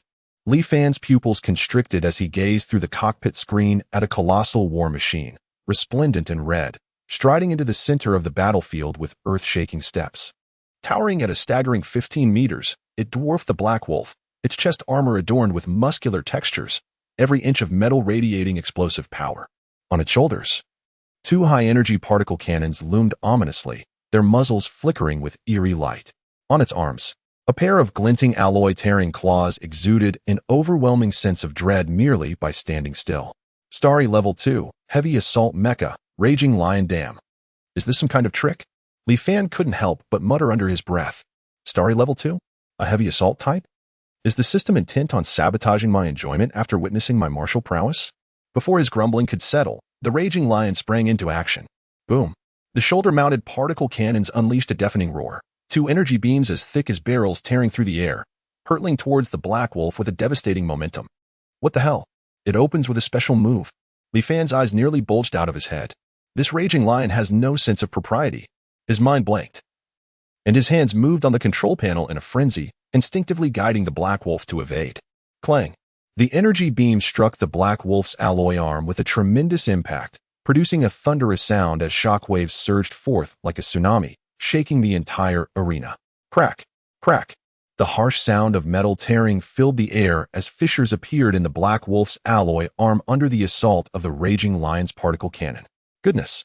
How ferocious! Li Fan gasped in disbelief. The firepower of the Raging Lion was utterly absurd. Before he could catch his breath, the Raging Lion lunged like a wild beast. Its massive tearing claws, accompanied by a howling wind, aimed directly at the Black Wolf's chest. Clang! The Black Wolf strained every muscle to evade the lethal strike. But the tearing claws still left 3 deep gashes on its shoulder armor, sparks flying. Roar! Li Fan let out a furious roar, his mental energy surging once more as Wolfpack Kill activated instantaneously. For Mecha wolves reappeared out of thin air, darting around the Raging Lion at high speed. Whoosh! Whoosh! Whoosh! Whoosh! The mechanized wolves flickered like phantoms, endeavoring to divert the fierce lion's attention. With a thunderous roar, the Raging Lion unleashed its fury, disregarding the harassing mechanized wolves, and charged forth like a tank, its sights set squarely on the lead wolf. Li Fan gritted his teeth, skillfully maneuvering the 4 mechanized wolves to evade the onslaught, while the lead wolf narrowly dodged the lion's frontal assault. The adversary pressed forward relentlessly, its colossal paws crashing onto the ground with a thunderous boom. Boom, boom, boom. The mechanized wolves' claws relentlessly struck against the lion's energy shield, yet their efforts were akin to mere tickling, failing to penetrate the robust defense. A sudden flash of electricity surged forth, catching one mechanized wolf off guard, as it was savagely struck by the lion's tearing claws, sending it hurtling backward with a piercing metallic screech, clearly sustaining significant damage. This direct confrontation was futile. Li Fan furrowed his brow, quickly regaining his composure as his mind raced to devise a solution. Guerrilla tactics. Wear it down. A glimmer of determination sparkled in his eyes as he altered his strategy, directing 3 mechanized wolves to continue their erratic movements, akin to 3 bothersome flies, incessantly harassing the lion. Meanwhile, the lead wolf lay in wait, seeking the opportune moment for a decisive strike.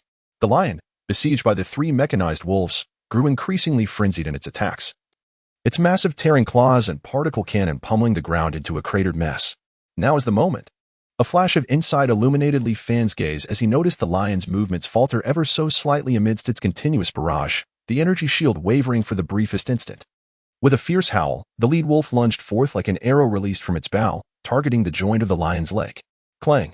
The alloy claws struck fiercely against the lion's leg armor, producing a deafening metallic clash. However, this time, it did not breach the defense as before. Goodness! It's that tough. Li Fan was taken aback, realizing that the lion's armor was several tiers tougher than that of the hunter. Yet, the lead wolf's assault was not without effect, as the lion's enormous frame swayed, its balance momentarily disrupted. With an exhilarating roar, the lead wolf seized the opportunity, its alloy claws tearing into the lion's leg armor with the precision of a razor blade. With a sudden crackle, the lion's energy shield dissipated like a deflated balloon. Boom! The colossal lion, bereft of support, crashed to the ground with a thunderous thud, sending clouds of dust soaring, rendered utterly incapacitated. Exhaling deeply, Li Fan released a long-held breath. His taut nerves finally unwinding. Wiping the sweat from his brow, a smirk of triumph crept across his lips.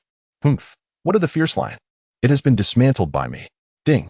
Congratulations on defeating the Starry Level 2 Heavy Assault Mechanized Lion.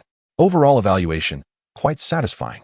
The system's voice, imbued with a hint of mechanical cheer, resonated in Li Fan's ears. Little Shuang? Li Fan grinned, wiping the sweat from his forehead. The previous battle had been anything but pleasant. It was nothing short of perilous. 5 mech wolves swiftly vanished, reconstituting into a sleek black armor. The pack kill effect dissipated, reverting to the black wolf.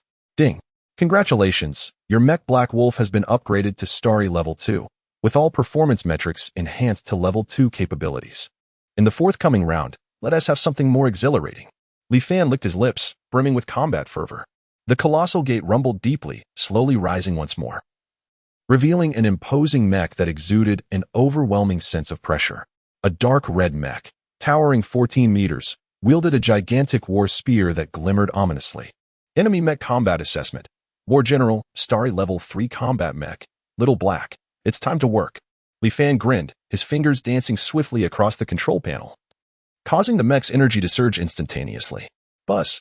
The Black Wolf mech was once again enveloped by a radiant energy, unleashing a tempestuous aura. Pack, kill. Li Fan roared, activating the martial technique. Pack, kill, once more. The familiar sound of metal tearing echoed as the Black Wolf mech disintegrated explosively. For mech wolves, from various directions, lunged at the joints of the War General mech like famished wolves on the hunt. Claws clashed against armor, sparks flying. The War General swung its war spear, attempting to fend off the pack, but the wolves' speed was astonishing, their coordination impeccable, leaving no opportunity for retaliation. The lead wolf, like a phantom, roamed the battlefield, poised to strike at the perfect moment. Now, a glint of resolve flashed in Li Fan's eyes as he controlled the lead wolf to leap fiercely, its metallic claws piercing like 5 sharp daggers toward the War General's waist joint. The lead wolf's claws effortlessly penetrated the War General's armor. It's over. A cold smile crept across Li Fan's lips as he directed the lead wolf to execute the final, fatal blow at the core of the War General mech. Ding. Congratulations on successfully defeating the Starry Level 3 combat mech War General. Overall evaluation, mastery. Indeed, effortlessly mastered. Heh, I like it. Li Fan raised his eyebrows in triumph. What other surprises awaited him? Suddenly, the immense metal gate ascended slowly, revealing a mech, approximately 10 meters tall and entirely black, gradually entering his line of sight. Upon discerning the appearance of the opponent, Li Fan was momentarily stunned, his smile frozen in place. What the heck? Li Fan's eyes widened, utterly bewildered, questioning whether he was seeing things. Chapter 12. I shall return. The system's prompt resonated, affirming Li Fan's conjecture. Indeed, it was the Black Wolf mech. This has become intriguing. The spark of battle reignited in Li Fan's eyes. Very well, let me ascertain whether your Black Wolf excels or if my Black Wolf surpasses yours. The battle commenced. As the system's announcement concluded, an electrifying tension enveloped the arena. Without a moment's hesitation, Li Fan's fingertips glided swiftly across the control panel, and the Black Wolf mech instantaneously disassembled, transforming into 5 streaks of black light that surged from various directions. Seizing the initiative, he aimed for a swift resolution. With a focused gaze, he commanded the 5 mech wolves, tearing through the air with piercing howls, launching a tempestuous assault against the opposing Black Wolf mech. Fierce determination gleamed in Li Fan's eyes as he unleashed the most ferocious attack with the 5 mech wolves. Their claws rent the air, emitting a shrill, piercing screech. Yet, the Black Wolf mech stood resolute against the onslaught of the 5 wolves, remaining as immovable as a mountain, even advancing toward them. Just as the claws of the 5 mech wolves were about to make contact with the armor of the Black Wolf mech, an unexpected twist occurred. The figure of the Black Wolf mech suddenly became ethereal, darting like a specter through the gaps in the assault of the 5 mech wolves. Li Fan's pupils constricted in shock. The agility of the Black Wolf mech surpassed his expectations, and every coordinated strike from the 5 mech wolves fell futile. How could this be possible? A tempest of turmoil surged within Li Fan. Under his command, the 5 mech wolves moved as an extension of his own limbs, harmonizing with utmost precision. Yet, even so, they couldn't graze the opponent's hem. Once more, Li Fan inhaled deeply, a glimmer of unyielding defiance flickering in his eyes, as he commanded the 5 mech wolves to launch another assault. This time, he concentrated his mental energy intensely, pushing his innate ability to its limits. The 5 mech wolves became 5 streaks of black lightning, weaving and darting within the arena, surrounding the black wolf mech completely. Now, let us see where you will evade. Gritting his teeth, Li Fan urged the 5 mech wolves to close in, constricting the black wolf mech's maneuvering space. However, the opponent's mech exhibited an unpredictable fluidity, deftly navigating through the heavy blockade of the 5 wolves. This fellow, is he akin to an eel? Li Fan couldn't help but curse inwardly. Feeling like a seasoned hunter armed with an impeccable net, yet perpetually unable to ensnare the elusive fish, his frustration mounting to an extreme. Damn, this guy is tenfold more troublesome than the hunter mech. Beads of sweat trickled down Li Fan's forehead as he realized that the black wolf not only possessed astonishing speed but also exhibited reflexes as swift as lightning, seemingly capable of anticipating his attack intentions. This is simply cheating, isn't it? A tempest of disbelief surged within Li Fan. He felt as if he were battling a seer who could perceive all, rendering all his attacks utterly ineffective. At the moment, he was slightly distracted. The opponent seized the fleeting opportunity and launched a sudden assault. It accelerated abruptly, evading the encirclement of the 5 wolves in an instant, and appeared ghost-like behind the lead wolf. This is bad.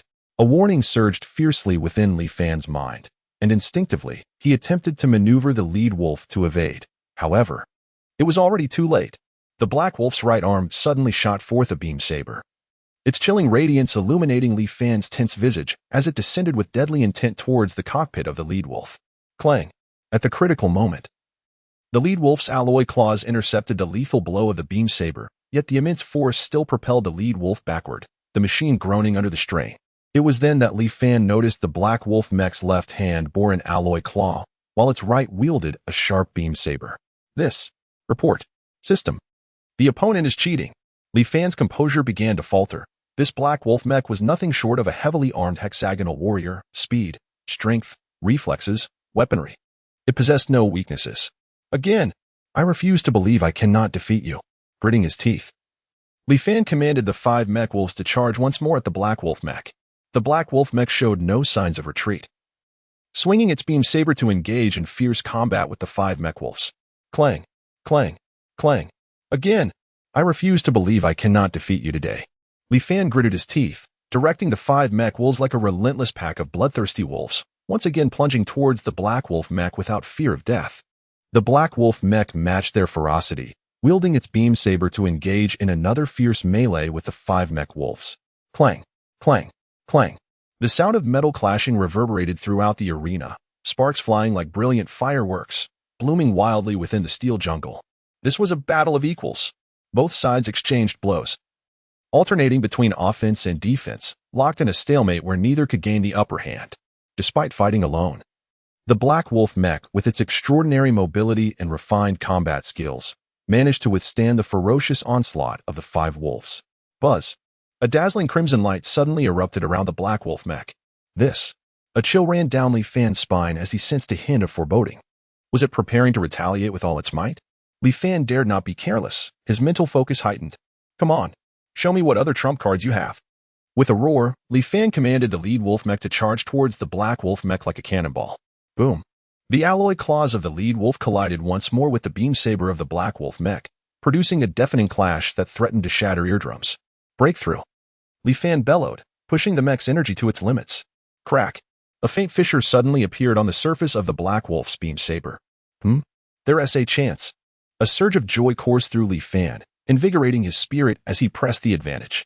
The other 4 mechanized wolves seized the opportunity, launching a relentless assault on the black wolf mech from all directions, akin to ravenous wolves descending upon their prey. Their claws tore through armor, producing a chilling metallic screech, and the black wolf mech's exterior was soon marred by numerous grotesque scars. A mournful howl erupted from the black wolf mech, its crimson glow intensifying ominously. This creature, does it still intend to struggle in its death throes? Li Fan furrowed his brow, acutely aware that the black wolf mech's momentum was inexplicably surging once more, as if it were prepared to expend its last vestiges of energy.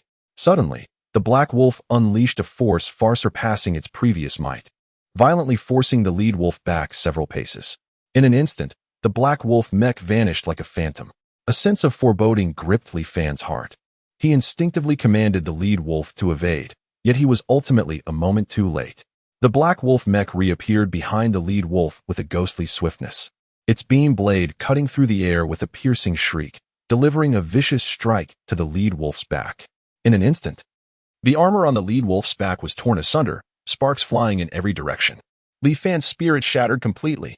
He felt as though he were a pitiful creature toyed with by fate, unable to escape the crushing inevitability of his doom, no matter how fiercely he struggled. The four mechanized wolves surged forward like moths drawn to a flame, desperately attempting to rescue the lead wolf. Yet, the black wolf mech's speed was simply too formidable. They were left in its wake. Once more, the black wolf swung its beam blade, the chilling edge aimed directly at the cockpit of the lead wolf. Is this the end? Li Fan closed his eyes in despair, bracing himself for the final judgment. However, just at that precarious moment, the system's notification chimed once more. The time for this combat trial has elapsed. The host is being returned to the star dream space. With a long exhale, Li Fan released a breath he hadn't realized he was holding, feeling as though he had awakened from a nightmarish ordeal, the sensation of having survived washing over him. Trembling slightly, he murmured to himself, acutely aware of his heart still racing fiercely. Next time, I shall surely triumph over you. Chapter 13. A single thought commands thousands. Mecha combat trial completed. Mission reward. 50-star energy. Trial overall evaluation. C grade. Additional reward. 10-star energy. The system's notification echoed in Li Fan's ears. What is this? C grade? Only 60 points of star energy? Li Fan's eyes widened in disbelief. After risking his life for 24 hours. This is the meager reward I receive? He felt deeply insulted. This system was far more ruthless than any exploitative capitalist. Wait a moment. I previously spent 30-star energy to activate the martial arts technique. In total, I've only earned 30-star energy? The more he pondered, the angrier he became, unable to suppress his outburst. Damn system, are you trying to cheat me? You might as well send me away instead. He felt akin to a laborer mercilessly exploited by capitalists, toiling all day only to find his wages insufficient even for a pack of cigarettes. Was he not a complete fool in this scenario? Fuming with rage, Li Fan trembled, wishing he could pull this wretched system out and give it a good beating. Calm down, he took a deep breath, forcing himself to regain composure. Right. The system had mentioned that completing the trial would grant an opportunity for Mecha Talent Awakening. A flame of hope reignited in Li Fan's eyes. Mecha Talent Awakening, this is something many people yearn for. He murmured to himself, a look of anticipation spreading across his face. Random task. Completion of a 1-star or higher trial has been achieved. Mission reward. 1 awakening opportunity. Mecha Talent will activate in the host real-world environment. The system's notification sounded once more. Activate in the real world? Li Fan paused momentarily. Then a wave of ecstasy washed over him. Ha ha ha, Mecha Talent. I am finally about to awaken my Mecha Talent. He trembled with excitement, feeling as if his life was on the brink of reaching its zenith. With Mecha Talent, he would truly become a master mecha engineer. Without hesitation, Li Fan intended to exit the star dream space. With a single thought, his consciousness swiftly detached from the space. This time, the process of exiting the star dream space felt extraordinarily prolonged. Everything around him was a chaotic void, and time lost its significance. Until he finally heard the familiar sound of his phone alarm. Ding, ding, ding. The familiar ringtone sliced through the darkness like a sword, abruptly rousing him. It was 7:30 a.m., and the alarm rang punctually. Li Fan abruptly opened his eyes, inhaling deeply, savoring the long-awaited sunlight. A surge of indescribable excitement welled up within him. Is this all real? Li Fan could hardly believe his eyes, hastily rising from the lounge chair. Activating the switch to open the workshop door. The morning sunlight poured down, enveloping the entire workshop in a golden hue. Standing at the entrance, he closed his eyes, taking a deep breath as the fresh air filled his lungs, bringing him immense comfort. System, get out here right now. Li Fan's heart roared with anticipation. I am here, host. The system's voice resonated within his mind, calm and composed as ever. Upon hearing the system's voice, Li Fan's anxiety dissipated. Wonderful. This is all real. I have truly been granted the opportunity to awaken my mech talent. Trembling with excitement, Li Fan clenched his fists tightly, his nails digging into his palms. System, quickly. Activate my mech talent. He urged impatiently, his voice quivering with urgency. System prompt. Would you like to activate the awakening now? Activate. Activate immediately. What are we waiting for? Without a moment's hesitation, Li Fan bellowed internally, his tone as frantic as if he had pressed a fast-forward button. As he mentally commanded the activation, an overwhelming torrent of power surged through him, like a flood breaking free from its dam, rampaging wildly within his body. A sharp pain pierced his mind at that moment.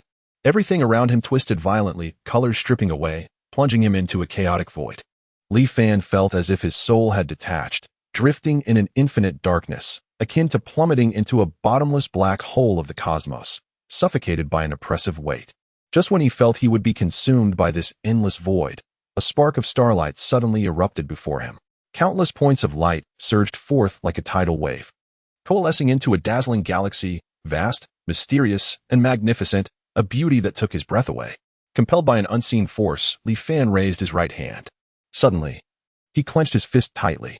In that instant, the surrounding space trembled as if summoned by some mysterious will, and like rivers converging into the sea, the stars began to rush towards his palm.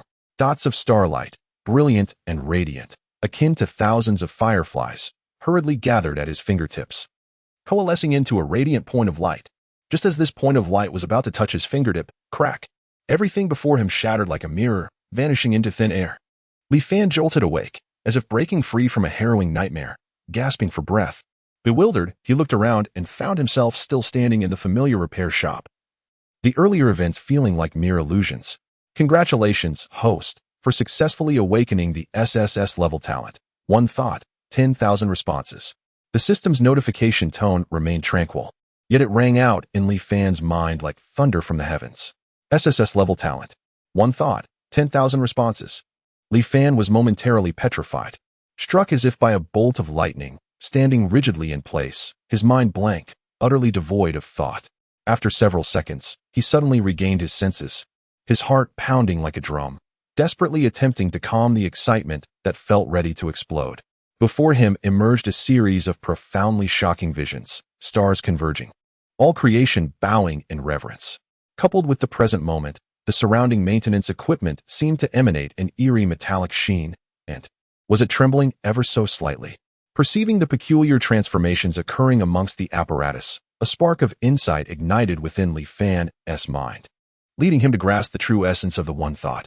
10,000 responses control, the ability to manipulate the surrounding machinery with mere thought. Moreover, it appeared that the precision and intensity of this control far exceeded his wildest imaginings, simply unfathomable.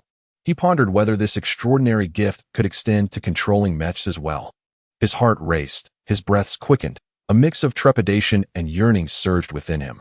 As he fervently cried out in his heart, the system, seemingly anticipating his inquiry, responded in a calm voice. SSS level talent, one thought.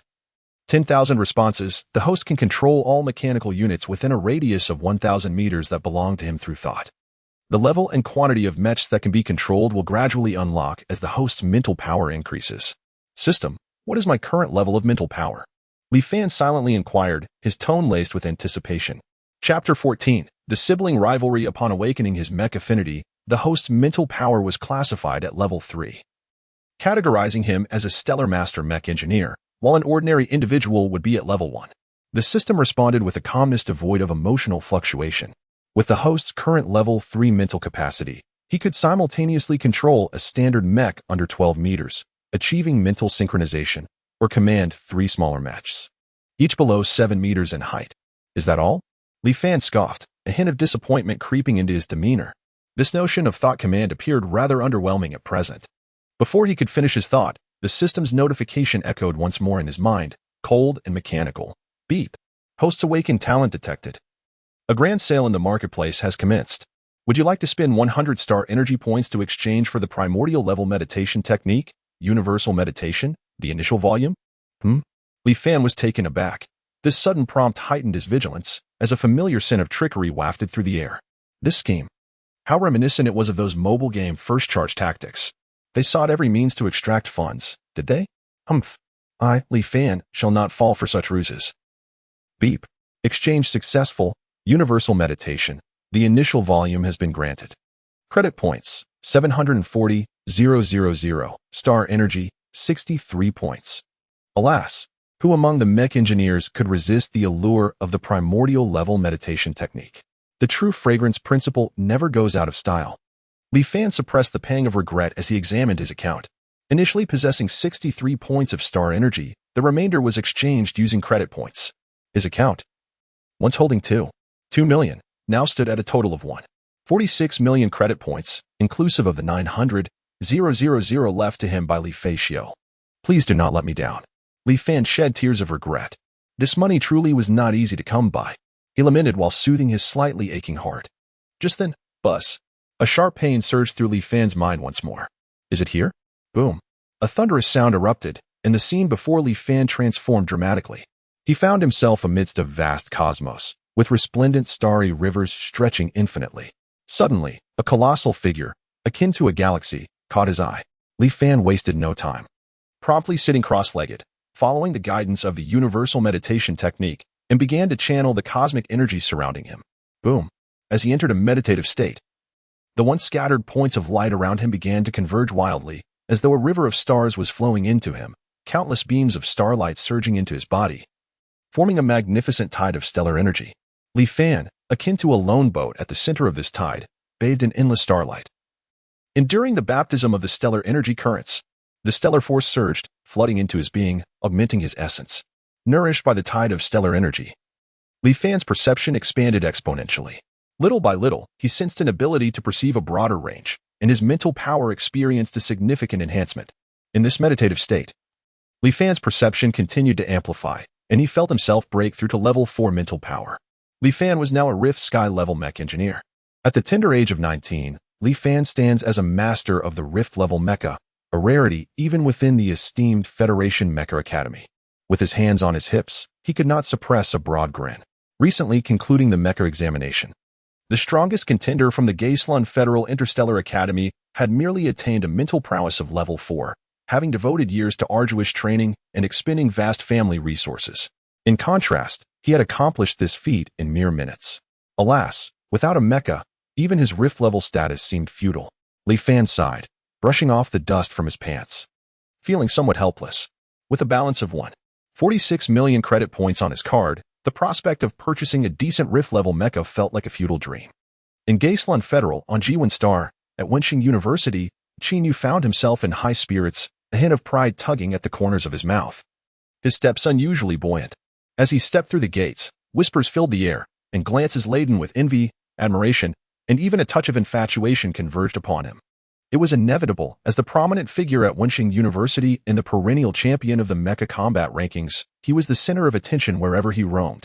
This sensation of being in the limelight further elevated his mood, and the joy of the Yanlong Mecha's revival and awakening of martial skills lingered in his mind, promising to be a source of bragging rights among his peers for the coming year. Where have you been all night, you little rascal? You're just asking for a reprimand. A sharp voice pierced through the air, tinged with the characteristic edge of a young woman. The sudden outburst caused Qin Yu's brow to furrow, diminishing his good mood considerably.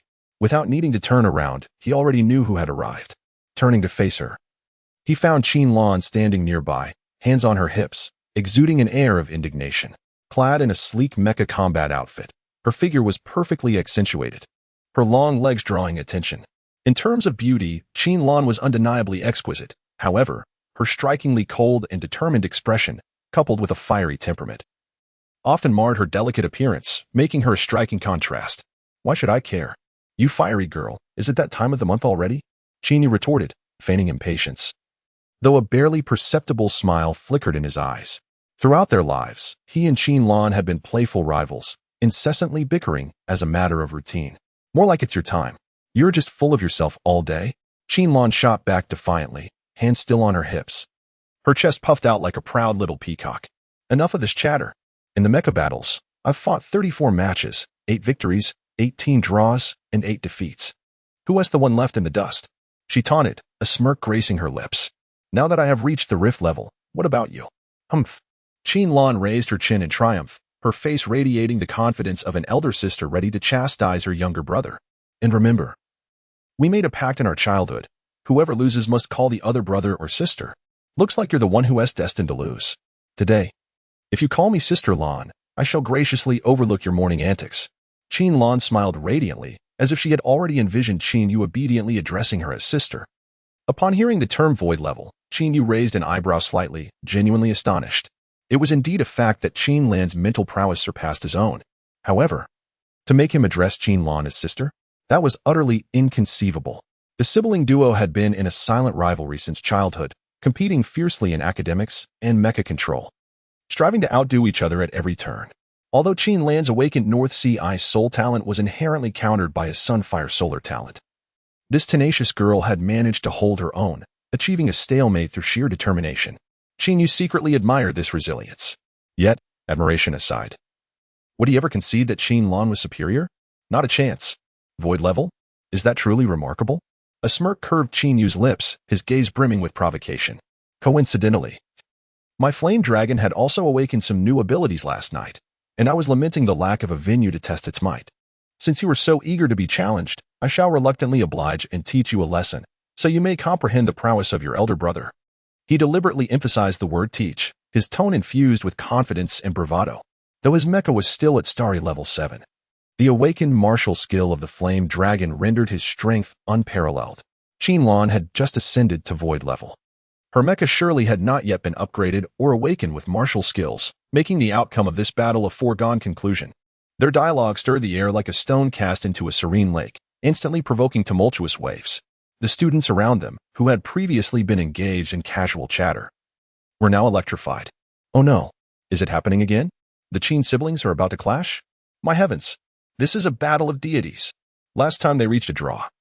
Who will triumph this time? Qin Lan has attained void level, while Qin Yu remains at starry level, right? Is there even a need for comparison? Do you not understand? Qin Yu is the top of the class. He must have some hidden trump card. Oh, this is going to be spectacular. This is not merely a sibling duel. It is a contest of strength among the younger generation of the family. Students buzzed with speculation and exclamations. The news of Qin Yu and Qin Lan's impending mecha combat swiftly circulated throughout Wenxing University. Within mere minutes, the previously vacant arena was flooded with students, and even several teachers hurried over, eager to witness this clash of titans firsthand. Old Wang, who do you think will emerge victorious this time? Inquired a bespectacled teacher, adjusting his glasses with curiosity. It's hard to say, both siblings are prodigies, their strengths difficult to gauge, pondered the burly teacher Wang, stroking his chin thoughtfully. Qin Lan's advancement to void level provides her with a significant advantage, yet that boy Qin Yu has always played by his own rules. He might possess some hidden ace up his sleeve. I am inclined to believe that Qin Lan possesses a greater advantage, as the disparity in levels is quite pronounced. The tall female instructor interjected. The conversation among the teachers reflects the sentiments of the majority present. At this moment, at either end of the arena, Qin Yu and Qin Lan have taken their positions, the atmosphere charged with tension, a fierce contest of dragons and tigers, poised to erupt at any moment. Chapter 15. Look to the skies. The thunderous cheers of the crowd nearly threatened to lift the very dome above. The colossal Mech arena at Wenxing University, capable of accommodating hundreds of thousands, was utterly packed, with bodies jostling against one another. Even the aisles and corners overflowed with a sea of heads, densely clustered like a looming storm cloud. Today, a highly anticipated pinnacle showdown was about to unfold. Suddenly, a gasp erupted from the crowd as Qin Lan and another contestant simultaneously activated the star rings on their wrists. In an instant, two dazzling beams of light soared into the heavens, seemingly tearing the sky asunder. As the brilliance faded, a strikingly ice-blue mech stood proudly in the arena, reminiscent of the arrival of an ice queen. This mech, with its sleek and elegant lines, was adorned with translucent snowflakes, while the heavy armor on its shoulders resembled two unsheathed ice blades, glinting with a chilling sharpness. My word, is that the Rift-class Mech Snow Eagle? Qin Lan's signature machine. A voice filled with envy and fervor rose from the crowd. The contestants were preparing to board their machines. Another wave of gasps surged through the audience, all eyes fixated on the enormous light screen at the center of the arena. The screen flickered, and an oddly round, whimsical creature popped into view, with large, rolling eyes and an exaggerated mouth, resembling a cartoonish alien entity. Welcome, everyone, to the Wenxing University Combat Arena. A charmingly naive yet slightly mechanical synthetic voice echoed throughout the venue. I am the AI referee for this mech competition. You may call me Shuhai. Now, I invite both contestants to board their mechs. As Shuhai's voice faded, a confident smile graced Qin Lan's lips as she eagerly touched the star ring on her wrist. Oh my god, look at the Snow Eagle. It's absolutely stunning. This Snow Eagle is Qin Lan's treasure. I've heard it cost over 5 million credit points. 5 million? That could buy 2 ordinary Rift-class mechs. The world of the wealthy is beyond our comprehension. What a pity. If only the Snow Eagle had combat techniques, its value could skyrocket. But it's still incredibly impressive. Look, Qin US Mech. A cry of astonishment, akin to thunder on a clear day, instantly drew everyone's attention to the opposite side. In stark contrast to the flamboyant display of the Snow Eagle, Qin Yu's Inferno Dragon stood quietly, its entire body a deep crimson, resembling a dormant volcano. The surface of the mech was adorned with lava-like patterns, exuding an aura of devastating power. The streamlined body shimmered with a metallic sheen, understated yet opulent, brimming with explosive energy. Is this the legendary Inferno Dragon? The upgraded Inferno Dragon. 3 seconds. I want all the information on this mech. Some were already impatient to unveil the mysteries of this enigmatic machine, their voices tinged with excitement. Inferno Dragon, Star Radiance Level 7 aggressive mech, standing 15 meters tall, equipped with a V-type stellar energy engine. Mech weaponry includes a superalloy greatsword and fire essence gauntlets, with the mech combat technique, Dragon Flame Break. The voice of the intelligent brain resonated once more, each word detonating like a deep-water bomb amidst the crowd. A stellar level 7? Awakened martial techniques? Am I mistaken? Is there something amiss with my hearing? Is this truly a stellar level mech? Not a mere facade of a rift level? I refuse to believe it. Impossible. There must be an error in these specifications. Could it be a new type of mech secretly developed by the military? My heavens, this is utterly outrageous. In the audience, the mentors from Wenxing University displayed expressions of sheer disbelief, exchanging glances as if they had witnessed something truly extraordinary. Wang Xiangwo was particularly astonished, his jaw nearly dropping to the ground, his eyes bulging in disbelief. He could hardly fathom that this was indeed the mech of his usually carefree apprentice. Is this truly something a human could create? To the untrained eye, it might seem like a spectacle, but to those with expertise, the nuances became evident.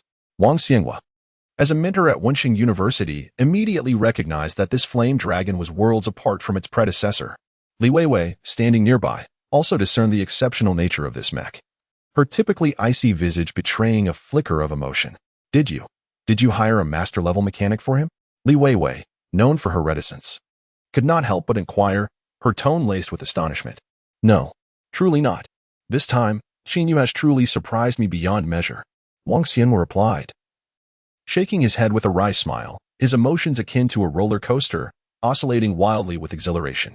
Li Weiwei fell into contemplative silence, her gaze fixed intently on the imposing flame dragon in the arena, a hint of gravity flashing in her eyes. Within the cockpit of the Snow Eagle, Qin Lan's expression had darkened to the point of being able to wring water from it. She had once believed victory was assured, only to discover that Qin Yu had concealed such a trump card. It felt as though she were being soundly slapped in the face. Clever little brat. You truly are devious. Qin Lan seethed, her voice a low growl filled with anger and resentment. Likewise, this contest was initiated at your behest. It is not too late to concede now. Qin Yu's voice dripped with sarcasm, his confidence soaring, for the performance of the flame dragon was astonishingly superior. The competition begins. The mechanical, icy voice of the intelligent brain reverberated across the vast arena, striking the hearts of all spectators like a heavy hammer, instantly refocusing their attention on this highly anticipated match. Almost instantaneously upon the announcement, the Snow Eagle sprang into action.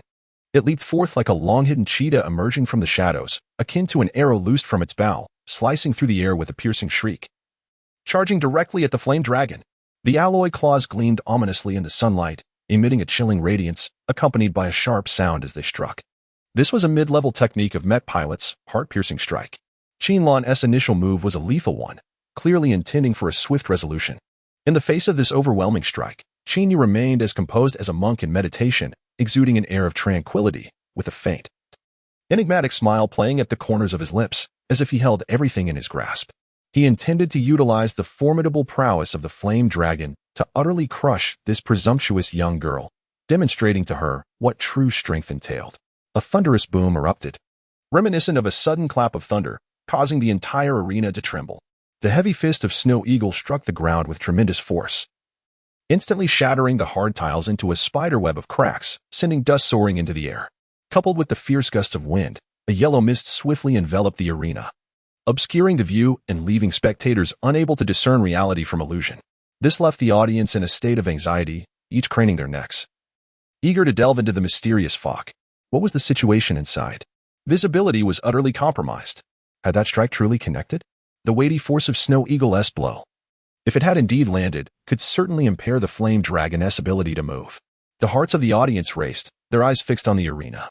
Soon, the smoke began to dissipate, and to everyone's astonishment, only Snow Eagle remained in an offensive stance, while the figure of the flame dragon was nowhere to be seen.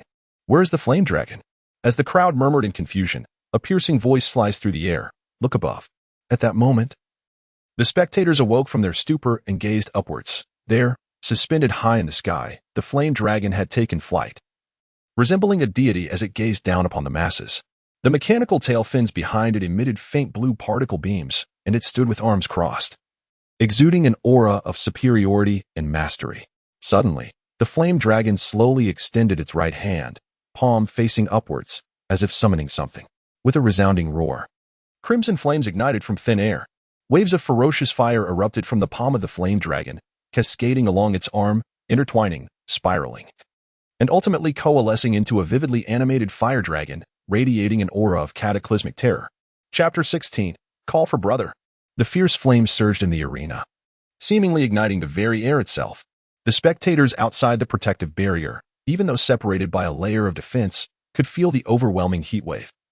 With beads of sweat already forming on many foreheads, and some even experiencing parched throats and dry mouths, the Inferno Dragon was completely enveloped in flames. With the roar of its mech engine, the fire ascended. The Inferno Dragon pointed its colossal sword directly at the ground, and the blue particle accelerator behind it surged with power, propelling the massive machine skyward. Amidst the gasps of the audience, it traced an arc through the air. Then, with another thunderous roar, the mech, radiating an unstoppable momentum, plunged like a burning meteor, engulfed in endless flames, towards its opponent, the Snow Eagle. Boom! As the Inferno Dragon descended at breakneck speed, the air was torn apart, producing a piercing sound of rupture, while the heat wave surged downwards towards the Snow Eagle like a tidal wave, as if intent on incinerating everything in its path. The flames enveloping the Inferno Dragon, through rapid friction with the air, erupted violently, transforming into even more furious fire, completely wrapping the entire body of the mech. From a distance, it resembled a colossal fiery dragon bursting forth from the depths of hell, bent on annihilation, brandishing its fiery great sword, accompanied by apocalyptic flames. This was the Inferno Dragon's ultimate strike, martial arts technique. Dragon, flame, break. Confronted with this cataclysmic blow, Qin, within the Snow Eagle, was already beaded with sweat. Not from the heat, but from sheer terror. Her eyes widened in disbelief as she helplessly watched the mech, resembling a fire dragon, hurtling towards her with an aura of death. Dodge. Quickly dodge. Qin screamed frantically in her mind, yet her body felt as if it were frozen, unable to move an inch. At that moment, the tiles of the arena beneath her feet began to melt under the terrifying heat, transforming into a magma-like substance that firmly ensnared the Snow Eagle's feet. Now, there was truly no escape. She never anticipated that her old rival had become so formidable, powerful to the extent that she had no opportunity to retaliate even slightly. Reflecting on their past encounters, each had been a fierce battle. Yet now she found herself unable to withstand even a single blow from him. Where had he acquired such terrifying martial prowess? This was the last question in Qin's mind, for in the next instant, she would be completely engulfed by the Inferno Dragon's attack. Boom. As if the apocalypse had arrived, the flames instantly consumed everything, turning the arena into a sea of fire, as if determined to incinerate all. The terrifying heat waves crashed against the barrier surrounding the arena in relentless waves, producing muffled thuds that left the front row spectators pale with fear, some even letting out startled cries. The duel concluded, the victor, the Inferno Dragon. At that moment, the cold voice of the intelligent referee, Shuhai, echoed through the arena. As the flames dissipated and the smoke lingered, the arena bore witness to the formidable silhouette of the flame dragon, standing proudly like a divine warrior of fire. Outside the ring, the once sleek and gleaming Snow Eagle now lay charred and battered, its elegant lines marred, presenting a stark contrast to its previous gallant appearance. Now rendered utterly disheveled, Qin emerged from the cockpit of the Snow Eagle, her heart heavy as she beheld the tragic state of her beloved mech. A flicker of sorrow crossed her eyes, but it was quickly overshadowed by a surge of indignation and anger. Was this truly his full power? I couldn't withstand even a single blow. She gazed toward the flame dragon, resembling a battle deity, her heart a tumult of conflicting emotions that she could not articulate. From the moment the flame dragon unleashed its attack until the intelligent referee declared the match concluded. Mere seconds passed, yet for Qin Lan, it felt as though a century had slipped by. After a brief silence, the audience erupted with fervor. Incredible. He won. He won. Who would dare claim Qin Yu is not the foremost genius of Wenqing University? Speaking of which, that move just now. Could it be the legendary martial technique? Qin Yu's flame dragon has awakened a martial technique? No wonder Qin Lan suffered such a crushing defeat. I recall that the Snow Eagle was already the pinnacle of the Rift-level matches. Who would have imagined it could be obliterated by a single strike from the flame dragon? This martial technique is truly terrifying. What should have been a moment of triumph for Qin Yu now shifted the audience's focus to the enigmatic mechanic who had awakened the martial technique within the flame dragon. However, Qin Yu remained unfazed, for he sought far more than mere accolades. As he maneuvered the flame dragon off the arena and approached Qin Lan, his ever-present smile graced his face. Kiki, that's 9 victories now. Remember to call me brother next time we meet. Qin Lan clenched her fists tightly, her knuckles turning pale. Taking a deep breath, she forced herself to regain her composure. Then, in a barely audible voice, she managed to utter, "Bro. Brother. Humph. You arrogant brat. Don't get too cocky. I will reclaim my victory." Qin Lan retorted through gritted teeth. "Ha ha ha, I'll be waiting." Qin Yu laughed heartily. "By the way, if your Snow Eagle requires repairs, I recommend the Dream Mech repair shop in the Kalen Star system. The owner has exceptional skills. You might be pleasantly surprised." With that, Qin Yu turned to leave, leaving Qin Lan standing alone in the arena. In truth, Qin Yu held a deep affection for his sister, and beneath the surface, he admired her greatly. After all, Qin Lan had managed to contend with someone like him. Endowed with a fiery talent akin to the sun, solely through her ice-based abilities for so many years. The hardships and efforts she had endured were beyond the comprehension of most. Take, for instance, the piercing technique she had previously mastered. Qin Yu pondered that had he been in her position, he would likely have found it exceedingly difficult to achieve. The reason for my effortless victory this time primarily lies in the formidable enhancements made to my mech by Boss Lee, which have transformed my Inferno Dragon into a formidable force, allowing me to seize the initiative. However, this triumph is not the victory I yearn for. I desire to vanquish Qin Lan with my own strength, in a fair and honorable manner. Thus, I recommended Li Fan's mech repair shop to Qin Lan, hoping she too could find growth and become stronger there. As I watched Qin Yu gradually recede into the distance, Qin Lan's expression grew complex, tinged with reluctance, confusion, and perhaps a hint of gratitude. "Dream Mech Repair Shop?" she murmured, softly uttering the name, and then a faint smile graced her lips. "Thank you, you pesky brother." The audience, of course, remained oblivious to their exchange. With Qin Yu's departure, the crowd began to disperse, and as Qin Lan's mentor, Li Weiwei promptly approached her side.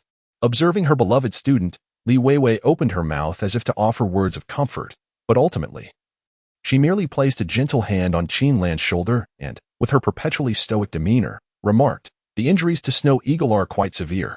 I shall introduce you to a high-tier mech repair specialist. Once your mental prowess reaches level 5 and you enter the ranks of star fragment level mech artisans, you can acquire a mech capable of awakening combat techniques and reclaim your standing." She refrained from suggesting that Qin Lan should recover her standing at the Rift level, for that would be unrealistic.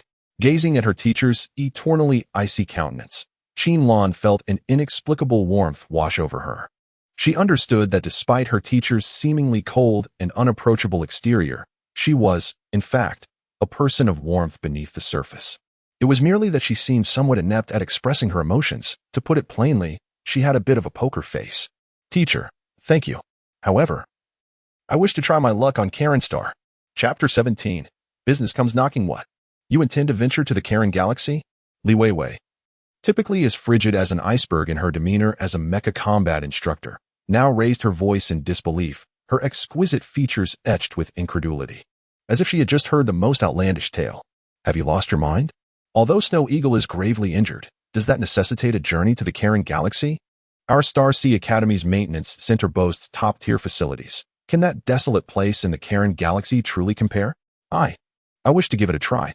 Faced with Li Weiwei's barrage of inquiries, Qin Lan lowered her gaze, her voice barely audible, resembling a frightened little rabbit. The unreliable elder brother, Qin Yu, had fervently recommended a mysterious mecha repair shop, which now invaded her thoughts, leaving her in a state of turmoil. Nonsense. Utterly absurd. Li Weiwei's voice suddenly soared an octave, her chest heaving with agitation, clearly exasperated. Do you even comprehend what the Karen Galaxy is? It is a lawless zone, rife with chaos. You, a young girl, venturing there alone. What shall I tell your parents if something were to happen? Teacher, I promise to be cautious. I swear, I will not wander aimlessly. Besides, I still have Snow Eagle with me. I can manage ordinary space pirates. You need not worry. Qianlan lifted her head, her large, doe-like eyes shimmering with determination, resembling a tenacious little kitten. You stubborn girl, why will you not heed my words?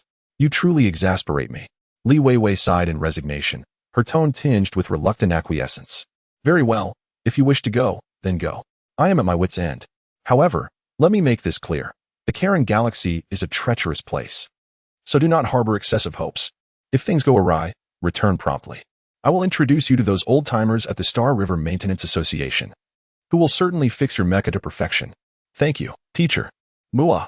A smile finally blossomed on Qianlan's face, a warm surge of joy flooding her heart. As sweet as honey. She understood that beneath Li Weiwei's harsh words lay a heart that genuinely cared for her. Enough, enough. Go on, do not linger here. Your presence is rather vexing. Li Weiwei waved her hand dismissively, turning to gaze out the window, a hint of melancholy and concern flickering in her eyes.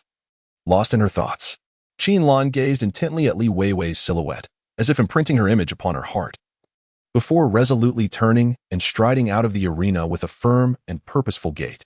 Meanwhile, the instigator, Qin Yu, sat smugly with his legs crossed, humming a little tune. A picture of triumph. He quickly composed a message for Li Fan. Boss Li, I have introduced you to a significant client, an S-Class Mecha warrior. Beautiful and kind-hearted. Remember to entertain her well. Wink. After a considerable time, Li Fan finally replied, What is going on? A significant client? What scheme are you up to this time? You're not trying to introduce me to some wealthy woman so I can live off her, are you? I must assert, I, Li Fan, am a person of integrity. Qin Yu scoffed, thinking to himself, What integrity do you possess? Li Fan declared, Our establishment operates with utmost honesty, with no deception towards young or old alike. We shall charge 20 million without fail, never settling for a mere 10 million. Qin Yu retorted, a rogue businessman. Within the repair shop, with swift motions, Li Fan devoured the last morsel of rice in his bowl. He casually picked up his phone and opened the homepage of his dream mech repair shop. Alas, in this day and age, running a physical store is indeed a formidable challenge. Is it truly the case that I, Li Fan, once renowned for my wisdom, am destined to eat dirt? Gazing at the barren orders, he scratched his head in despair, questioning the very essence of his existence. With a lackluster spirit, he perused the comments section. Aside from a few flattering remarks from that Qin Ershi fellow, such as superb skills, a miraculous touch, and the boss is dashing, akin to a paragon, the rest were riddled with doubts and insults, utterly unbearable to behold. It was evident that this Qin Ershi was merely a plant, one who hadn't even been compensated. In this era, are swindlers so brazen? How dare they venture into the mech repair business? Surely, they must be tired of living this shabby shop, and yet it calls itself a dream? I suspect it is merely a fantasy, where everything exists in dreams. How absurd. A collection of blind fools. Li Fan, incensed by these comments, nearly hurled his phone in frustration. This skill is a family heirloom, genuine and honest. To accuse me of being a fraud? It is infuriating. My temper. Just as Li Fan prepared to close the homepage, wishing to eliminate the irritation from his sight, a new message suddenly appeared, like a lifeline before him. Boss, may I inquire if your shop can facilitate mech upgrades? My situation is rather unique, and I would like to discuss it in person if convenient. The sender, Moo. Goodness. A mech upgrade. Li Fan's eyes widened in astonishment. This was a lucrative opportunity. Upgrading a mech is far more complex than ordinary repairs, and the fees are significantly higher. Moreover, those seeking mech upgrades are typically prominent individuals, potentially bringing more business to him. Wealth is within reach. Li Fan's heart soared with joy as he swiftly replied, Certainly. Absolutely. Our shop specializes in mech upgrades, with top-notch technology to ensure your satisfaction. When would you be available? I await your esteemed presence at any time. About an hour later, the decrepit metal door of the repair shop creaked open. A waft of fragrant air rushed in, akin to a refreshing breeze on a summer day, invigorating the senses. Li Fan looked up, and instantly, his world brightened. A tall girl, clad in a sleek black combat suit, entered gracefully, her long legs striding with poise. Her presence was nothing short of captivating. With a neat bob of hair framing her delicate features, Her skin was as pale as snow, and her facial structure resembled a work of art. Particularly striking were her eyes, bright and expressive, shimmering with life, as if they could speak, exuding an air of elegance and poise. She resembled a protagonist stepped straight out of a comic book. "Greetings, I am Mu Hongxue," she introduced herself, her voice melodious and clear as a mountain spring. "I am the one who left a message on StarNet." With a graceful gesture towards her star ring, she spoke with confidence, devoid of any shyness. "My Ice Mage Mech is currently at the Stellar Ascendant level 10, and I need to advance to the Voidbreaker level." However, Mu Hongxue bit her lip, a fleeting look of hesitation crossing her face, as if concealing a burden. "My credits are rather limited, so..." She paused, seemingly gathering her thoughts. "Nevertheless, my family owns a small mech materials processing factory in the Kalen star system, and if possible, I would like to use some materials to offset part of the cost. Would that be acceptable?" Upon finishing, she glanced at Li Fan with a hint of apprehension, her bright eyes brimming with anticipation, fearful of rejection. "Materials as payment?" Li Fan stroked his chin, his eyes narrowing slightly, a glimmer of shrewdness flashing across his gaze. "This is intriguing." He mused. "It could work. But it depends on whether your materials are worth the price." His tone held a hint of scrutiny and deliberation, reminiscent of a savvy merchant. "Where is your factory located? What is its scale? What materials do you primarily process?" Li Fan bombarded her with a series of questions, reminiscent of a cunning fox interrogating a suspect, nearly brandishing a magnifying glass for closer inspection. "The factory is situated in the industrial zone of Kalen Star. Its scale is quite respectable, ranking among the better ones in the system," Mu Hongxue replied, feeling somewhat uneasy under his gaze, her eyes flickering momentarily but ultimately providing honest answers.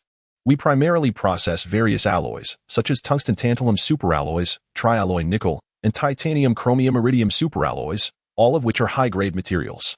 Additionally, we produce crystals used for mech cores, like luminous stones, starlight stones, and celestial stones, all of which boast high purity."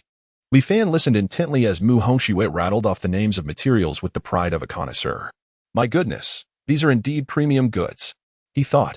"Tungsten-tantalum superalloy, trialloy nickel, titanium chromium iridium superalloy. Each of these is a treasure for mechs. Just a single sale would fetch a handsome price. And those luminous stones, starlight stones, and celestial stones are among the finest materials for mechs, each worth a fortune." Mu Hongxue's family truly possesses something remarkable. It was as though a fortune had come knocking at his door. Yet, who is Li Fan? A man who has weathered many storms. Though exhilaration bubbled within him, threatening to spill over, he maintained a calm facade, as if he had everything under control. "Let us first examine the condition of your mech," he suggested, pointing towards a holographic repair bay at the back of the shop. "Follow me." With that, he turned and led Mu Hongxue inside, his strides confident and exuding an air of mastery. The two entered the holographic repair bay, one following the other. Li Fan gestured towards the vast expanse before him and, feigning nonchalance, remarked, "Unleash your mech, so I may examine its quality before presenting my offer." His tone and demeanor were reminiscent of a shrewd merchant. Mu Hongxue nodded in agreement, refraining from further discourse, as she raised her wrist and gently pressed a button on her star ring. In an instant, a brilliant icy blue light flashed, and a gracefully designed mech materialized as if conjured by magic. This mech, entirely enveloped in a shimmering icy blue hue, boasted smooth lines and an elegant silhouette, adorned with a delicate frost pattern that exuded a chilling aura, reminiscent of an ethereal being emerging from a realm of ice and snow. At the mech's chest, a colossal icy blue crystalline core refracted a soft azure glow, evoking the image of the legendary Ice Queen, noble and aloof, instilling a sense of reverence. "Is this the Ice Mage?" Truly, a fitting name. Li Fan gazed in awe at the mech before him, his eyes widening as he silently marveled. "How exquisite! How wonderful it would be if it were mine." He stepped closer, extending his hand to gently caress the icy exterior of the Ice Mage. "Hey, system. How much star energy is required for this Ice Mage mech to ascend to the Voidbreaker level?" No sooner had he spoken than a mechanized voice resonated within his mind. Ding. "Upgrading from Starry level 10 to Voidbreaker level requires 100 star energy. Detected that this mech meets the criteria. Combat techniques can be activated, and the mech's second form can also be unlocked." Chapter 18. Trial of the Mecha, Activation of Second Form Characteristics. Li Fan suddenly sprang from his recliner, jolted as if struck by lightning. The system's prompt reverberated in his mind, nearly causing him to topple from his seat. The awakening of martial combat skills was already a delightful surprise, but an upgrade to the mecha with an added bonus? His eyes widened in astonishment as he swiftly scanned the system panel, the cold word's second form characteristics leaping into view, causing his heart to race with exhilaration. This was undeniably more thrilling than any martial combat technique. He could hardly contain his eagerness to witness the second form of the Ice Mage, his fingertips trembling with anticipation. However, the system's frigid notification promptly shattered his elation, akin to a bucket of icy water dousing his fervor. Ding. Warning. Insufficient stellar energy balance. Unable to proceed with Mecha upgrade. What the hell? The smile on Li Fan's face froze instantly. The drastic fall from euphoria to despair left him cursing under his breath. He felt as though he had been cruelly deceived, nausea threatening to overwhelm him. Insufficient energy? What on earth? He yanked open the system panel. The glaring red letters displaying 0 for stellar energy cut through him like daggers. Glancing at the stellar card balance, he found a solitary 146 credits. Nearly choking on his own frustration. The last upgrade for that brat Sheen US Flame Dragon Mecha had drained his resources. And he had been counting on the business from Mu Hongxue to replenish his funds, only to be met with, "Damn it, is the universe toying with me?" A wave of despair washed over him, dimming his outlook on life. Turning stiffly, he caught sight of Mu Hongxue's expectant and clear eyes, and he felt like a clown, wishing he could find a crevice to hide in. Taking a deep breath, he forced himself to regain composure. Unable to upgrade? How could he possibly voice those 4 words? He had boasted previously. Now to inform her that an upgrade was impossible? That would be a slap to his own face. Did Li Fan have no pride left? Clearing his throat, his gaze flickered, unable to meet Mu Hongxue's innocent eyes, his tone wavering. Mu Hongxue, as you know. Upgrading a mecha is an intricate process that demands immense mental energy. Perhaps I should take a brief rest to replenish my strength. And we can schedule the upgrade for this evening, if that works for you? Mu Hongxue was left bewildered by Li Fan's sudden shift in demeanor. Her beautiful eyes filled with confusion. Just moments ago, he had exuded confidence, portraying himself as a seasoned expert, yet now he appeared drained and feeble. Moreover, his wandering gaze hinted at something peculiar. She furrowed her brows slightly, beginning to scrutinize Li Fan, a startling thought crossing her mind. Could he be seeking an excuse to delay? The mere notion sent a blush to her fair cheeks, her heart racing a bit faster. After all, the presence of a lone man and a solitary woman in a confined space, although this is merely a maintenance chamber. Who can truly fathom the thoughts swirling within this man's mind? She covertly cast a glance at Li Fan, observing that while his eyes flickered somewhat, they still retained clarity. He should not be so unreliable, right? Perhaps it is indeed a matter of needing to replenish his mental fortitude? The notion of upgrading a mech, which sounds utterly sophisticated, does naturally demand considerable mental energy. As Mu Hongxue drifted into her musings, Li Fan spoke again, his tone abruptly shifting back to the confidence and professionalism he had previously exhibited, as though the hesitant individual from moments ago were a mere figment. I am thoroughly acquainted with the upgrade plan and can assure you that your Ice Mage will undergo a remarkable transformation, elevating its performance to an entirely new echelon. Pausing momentarily, his gaze swept over the pile of materials Mu Hongxue had brought, the corners of his mouth curving upward in a sly smile. However, regarding the costs of this upgrade, we may need to make some adjustments. He intentionally halted, scrutinizing Mu Hongxue's expression. 500,000 credit points. What do you think? F500,000? Mu Hongxue gasped, her complexion paling instantaneously. 500,000 credit points? This was nothing short of an outrageous demand. For her current situation, it represented an astronomical figure. Immisterly, she bit her lip, her voice trembling. You are aware of my circumstances. I cannot possibly produce such a sum at once. Li Fan's lips curled into a knowing smile, having already calculated his approach. Not to worry. I comprehend your predicament. His tone softened. How about this? The shortfall in credit points can be offset by the luminous stones, star gems, and celestial stones from your factory's warehouse. I will assess them at market value, ensuring fairness and reasonableness. You may return for now. Li Fan raised a hand to massage his temples, feigning fatigue. I require some rest to rejuvenate my spirit, enabling me to enhance the mech more effectively. He paused. Looking at Mu Hongxue, come back around 8 this evening, and I guarantee a satisfactory outcome. Mu Hongxue opened her mouth as if to say something further, but ultimately swallowed her words. She gently nodded. Very well, Mr. Li, I shall return tonight. Turning to leave, her silhouette appeared somewhat forlorn. After seeing Mu Hongxue off, Li Fan closed the door of the repair shop and let out a long breath, turning toward the inner room. Once inside, he plopped down onto the worn-out recliner. casually draping a patched-up thick coat over himself, closing his eyes as his consciousness sank deep within his mind. In an instant, an overwhelming force surged forth, and Li Fan felt as though his very soul were on the brink of being torn asunder. Instinctively, he shut his eyes tight. Almost immediately, a multitude of blinding lights inundated his consciousness, as if seeking to completely engulf him. After what felt like an eternity, the brilliance gradually subsided, and he slowly opened his eyes to find himself within the grand hall of the Star Dream Space. Ding! Detection confirms that the host has entered the Star Dream Space. Trial task initiated. Forge your own mech, trial level. Limited time, 48 hours. Task reward, 120 star energy points, unlocking the logistics permissions for the Star Dream market. A mechanical voice, devoid of any emotion, echoed throughout the hall, lacking even a trace of warmth. Create your own mech? Li Fan was momentarily stunned, hardly able to believe his ears. Such unexpected fortune. Just moments ago, he had been fretting over how to earn star energy points. And now the system offered him a grand gift, with a reward so bountiful. 120 star energy. How many broken machines would he need to repair to accumulate such wealth?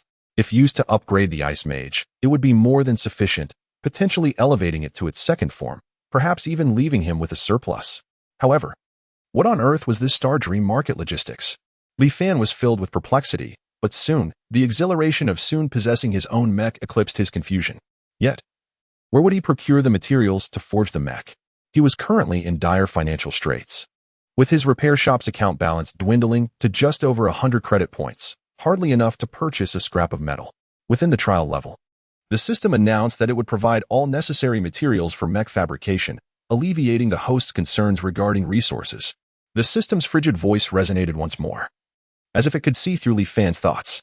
Upon successful completion of the trial, the mech blueprint would be automatically saved, allowing the host to fabricate it with a single command in the repair shop's manufacturing chamber. Li Fan's eyes sparkled with realization. This system truly was considerate. He silently commended it and eagerly approached the massive white screen before him. The screen shimmered with a dazzling array of trial tasks, each glowing enticingly, overwhelming him with choices. The Nanomech Revolution, 3 stars, appeared to be a promising task. With a 3-star difficulty, it seemed well suited to his current capabilities. Without hesitation, he reached out to select this option. A brilliant flash of light enveloped him, and in an instant, Li Fan vanished from the Star Dream Space Hall, entering the realm of trials. Chapter 19. The Bees Circuit Ding. The familiar chime of the system notification nearly startled Li Fan, who had just closed his eyes. No way, not again. Is this system clocking in like a 9-to-5 job? Upon detecting that the host has entered the Dreamstar space, a trial task is now issued. Create your own mecha, trial phase. The mechanical voice remained cold and impassive, yet the message revitalized Li Fan in an instant, banishing all traces of sleepiness. Time limit, 48 hours. Task reward, 120 star energy, unlocking logistics permissions for the Dreamstar market. What? Li Fan nearly leaped up. 120 star energy. This is a windfall. Doesn't this mean he could fully upgrade the Ice Mage's second form? And what about the logistics permissions for the Dreamstar market? It sounds impressively grand. Has the system suddenly become generous? Crafting one's own mecha. It sounds exhilarating. Rubbing his hands together, Li Fan eagerly gazed at the luminous screen. Just moments ago, he had been worried about star energy, and now it was being handed to him on a silver platter, like a pillow presented to a sleepyhead, denying him even the chance to doze off. In a flash of light, the scene abruptly changed. Li Fan found himself in a vast laboratory, with silver metallic walls and various floating screens flickering with streams of data. Overhead, a labyrinth of pipes crisscrossed, enveloping him in a futuristic ambience akin to a sci-fi blockbuster. The floor gleamed brightly, nearly blinding his titanium alloy eyes. Ding. Welcome, host, to the Nano-Mecha Revolution trial space. The voice of the virtual assistant chimed in, a sweet and melodious tone that was quite pleasant to hear. The task for this trial is, within 48 hours, utilize the basic materials provided by the system to design and manufacture a nano-mecha of revolutionary significance, and pass a simulated combat test. A virtual girl in a white uniform with a high ponytail appeared before Li Fan, a formulaic smile adorning her face, reminiscent of an AI customer service representative in a bank lobby. During the trial, I will serve as your technical assistant, providing necessary material inquiries and technical support. I wish you success in your trial. Nano-Mecha, revolutionary significance. Li Fan stroked his chin, his eyes beginning to gleam with excitement. This sounds promising. His gaze swept across the laboratory, filled with advanced equipment. The materials area was piled high with various shimmering metallic substances, a paradise for a mecha designer. The system has truly invested significantly this time. However, what does revolutionary significance even mean? Li Fan scratched his head and turned to the virtual assistant. Excuse me, miss. Does this revolutionary significance have any specific requirements? The virtual assistant smiled formulaically. The revolutionary significance is to be defined by you, but the final evaluation will be based on the Mecha's performance, innovation level, and combat effectiveness. Define it yourself. Comprehensive evaluation. Li Fan's lips twitched. ISNT, that equivalent to saying nothing at all. System. You remain as cryptic as ever. What happened to being user-friendly? Clearly, this system, offered as a bonus for recharging, is utterly unreliable. Despite his complaints, Li Fan felt a surge of excitement within. The freedom to express his creativity was exhilarating. He approached the materials section and casually picked up a piece of silvery gray metal. Its touch chilly and its texture exquisite, marked as high-density nanoalloy. To think that nanoalloys were so readily available, this trial was incredibly extravagant. He perused the various materials, his eyes nearly overwhelmed by the array of peculiar substances, many of which he had never even heard of. It was as if a new world had opened before him. Suddenly, an idea sparked in his mind. Inspired by his unique talent, one thought, 10,000 comprehensions. Nano. One thought, 10,000 comprehensions, controlling a multitude of nanobots. A bold notion emerged in his thoughts. I could design a master mech capable of commanding countless nanobots. Li Fan's eyes brightened with enthusiasm. This concept was nothing short of brilliant. If successful, it would represent a monumental breakthrough in the history of mech design. Just imagine, a mech that could instantly disassemble into countless nanobots, forming an array of weaponry and defensive structures. It was akin to a transformer on steroids. He hurried to the virtual control panel, summoned the database, and began fervently researching information on nanotechnology. The myriad of technical jargon and intricate formulas left him dizzy and overwhelmed. Goodness, is nanotechnology truly this profound? It felt akin to deciphering a foreign script. Nevertheless, for the sake of his swarm mech project, he pressed on. Akin to a student cramming for exams. As time flowed by, Li Fan gradually gained a deeper understanding of nanotechnology. He began to construct a preliminary blueprint for the swarm mech on the virtual panel. A spherical metallic core would serve as the control hub, surrounded by countless tiny nodes designed to manage the swarm of nanobots. The overall design was sleek and fluid, exuding a sense of futurism. Core control unit. Swarm of nanobots, coupled with the talent of one thought, 10,000 comprehensions. The more he contemplated, the more exhilarated he became. His fingers flying across the panel as he refined the design details. I shall name you Swarm. The nanobot swarm mech. This name perfectly encapsulated his design philosophy. A stroke of genius in nomenclature. However, as Li Fan delved deeper into the design of the core control unit, the first significant challenge arose. How could the core control unit efficiently communicate with a vast number of nanobots and achieve precise control? This was not a simple matter of arithmetic, but rather a problem involving exponential calculations and torrents of information. He experimented with various solutions, such as quantum communication, bioelectrical signal control, and even whimsically considered generating power through love, crossed out, but each attempt faltered due to a myriad of issues. The computational load was immense, signal delays were severe, and control precision was inadequate. A slew of technical challenges loomed before him like insurmountable mountains, leaving him feeling a sense of dread. Goodness, is nanotechnology truly this treacherous? What happened to the promised cutting-edge technology? Why does it seem fraught with bugs? Li Fan frantically tugged at his hair. Feeling akin to a laborer digging for water in the vastness of a desert, toiling for hours without so much as a glimpse of moisture. Glancing up at the virtual countdown on the screen, he was struck by the realization that half of his time had already elapsed. A mere 24 hours remained. An overwhelming sense of anxiety washed over him. Time was of the essence, the task was daunting, and he was still stagnant, having yet to address the core issue. This simply could not continue. He had to swiftly discover a solution. Otherwise, this trial would surely end in failure. My 120-star potential. My logistics privileges in the star dream market. Taking a deep breath, Li Fan forced himself to regain his composure and began to reassess his design scheme. Striving to identify a breakthrough. There had to be a way.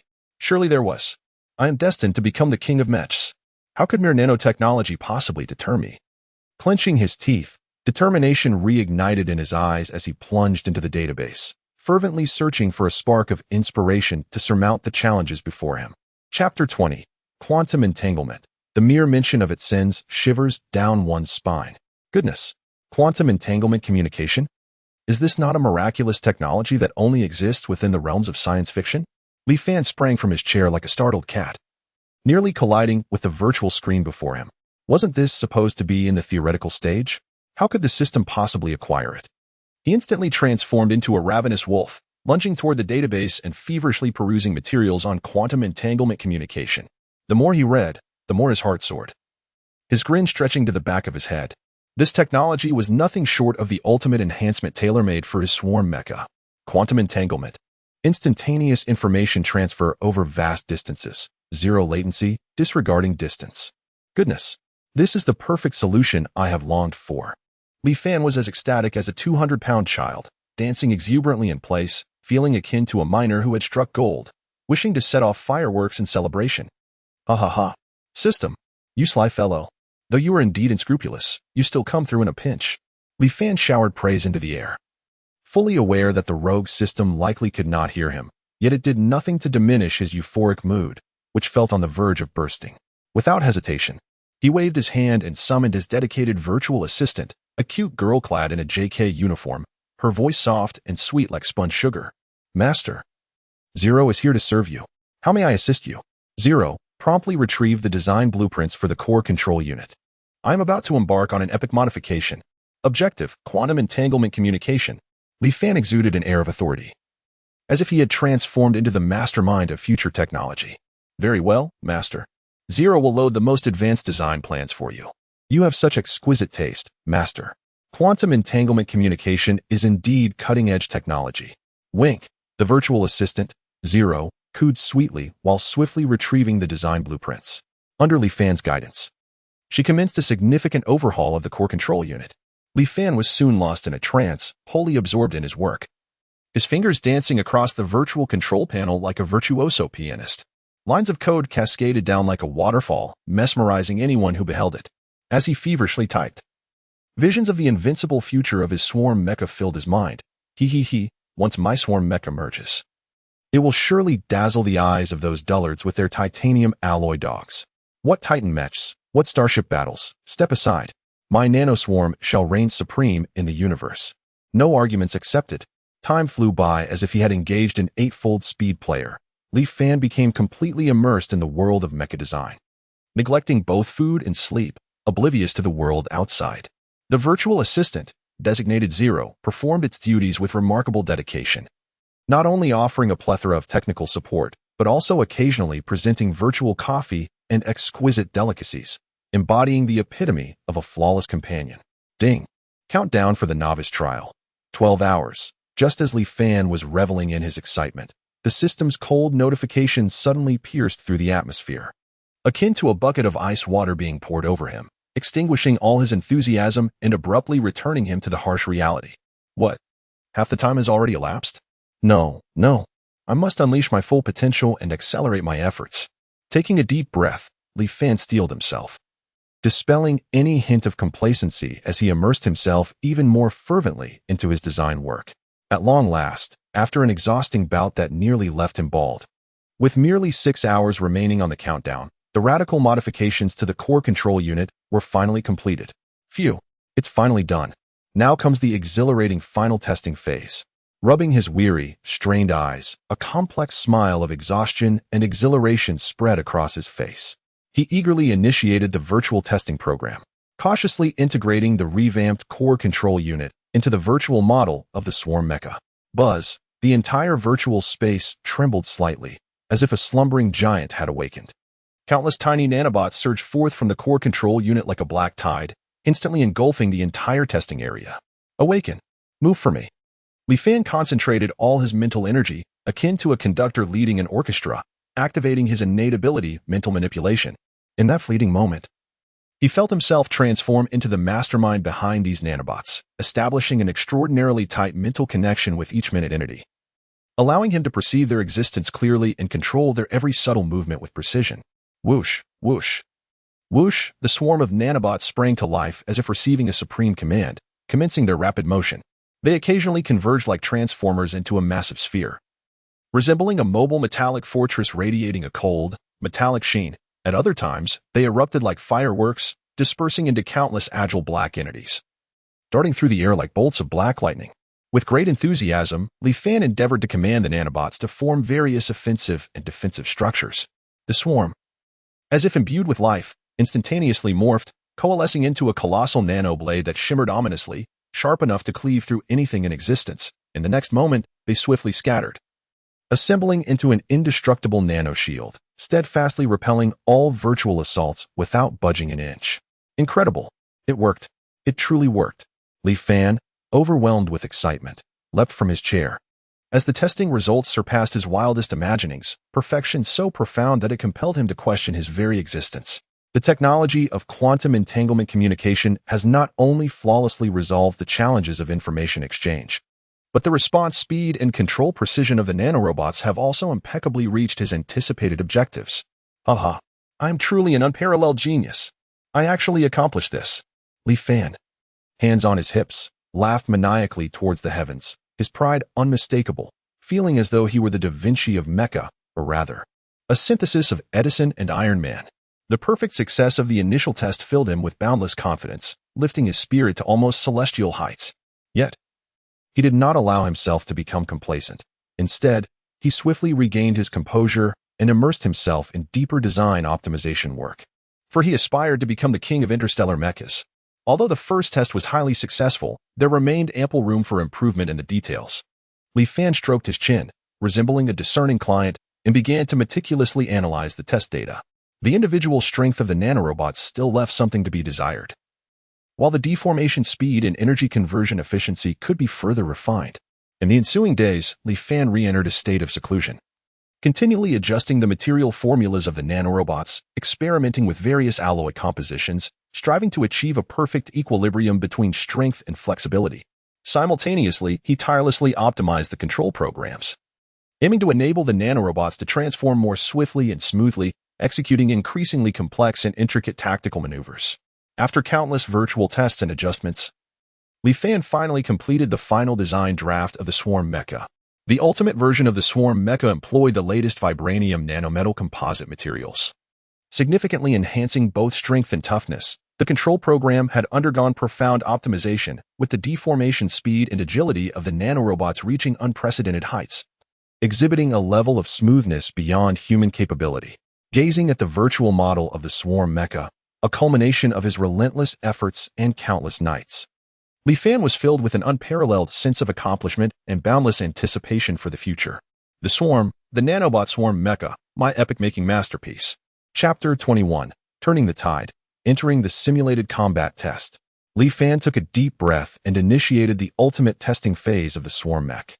Loading simulated combat scenario. Opponent generated. As the system's notification echoed, the scene before Li Fan transformed instantaneously, transporting him into a colossal coliseum.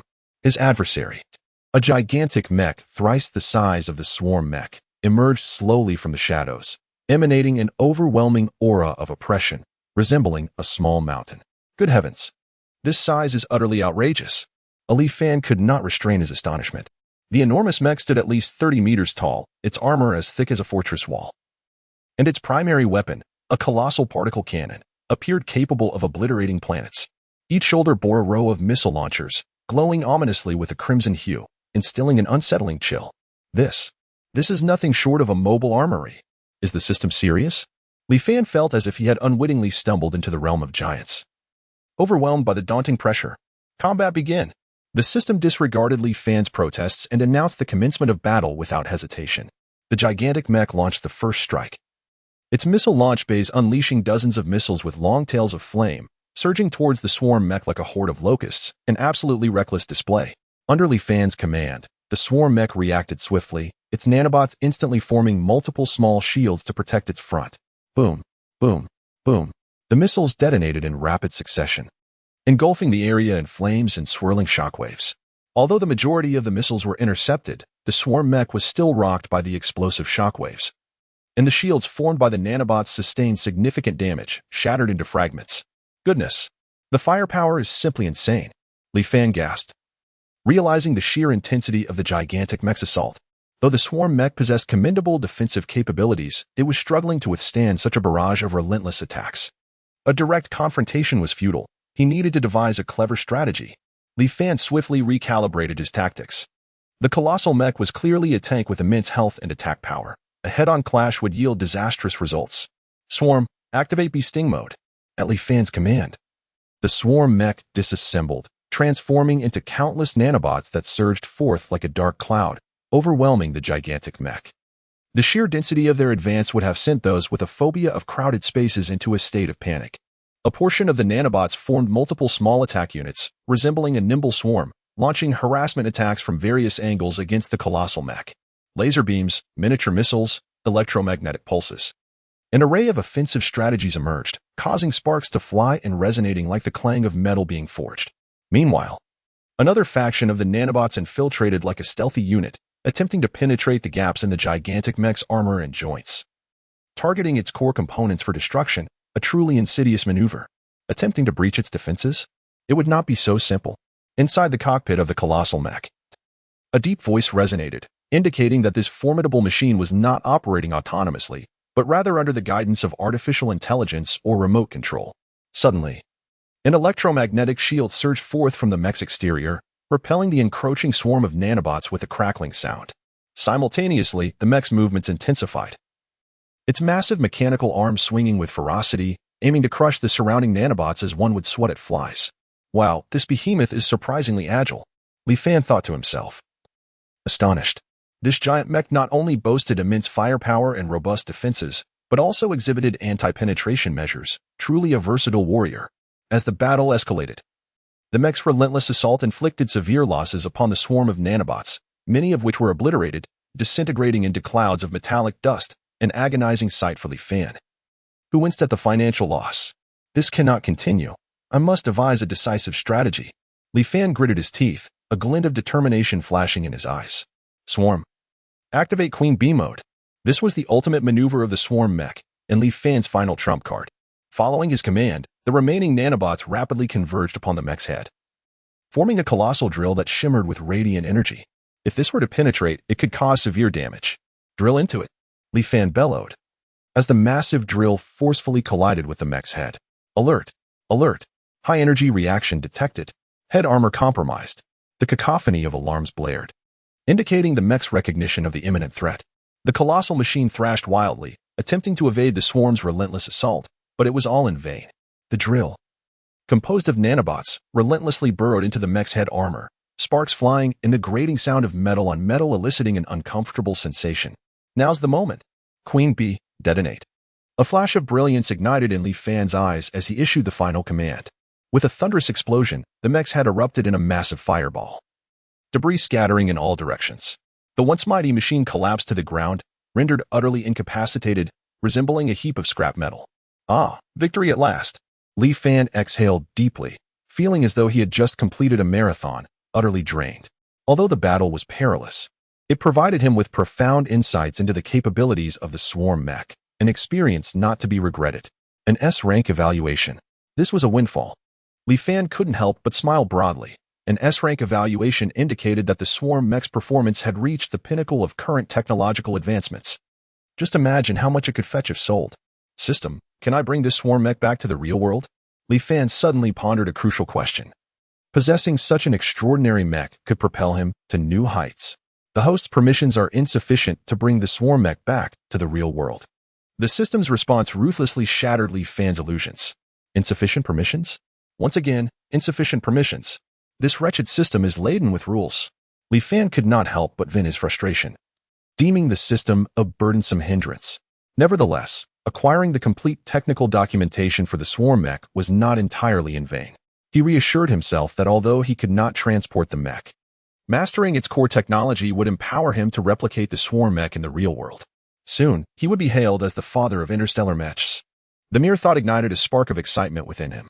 Chapter 22. The enchanting ice mage. The simulated battle has concluded. Congratulations, host. You have emerged victorious. Swarm mech performance rating. S rank. Upon witnessing the pulsating's rating on the floating screen, Li Fan felt as if he had been revitalized with newfound energy. An S rank. Splendid. I must commend myself for this impressive maneuver.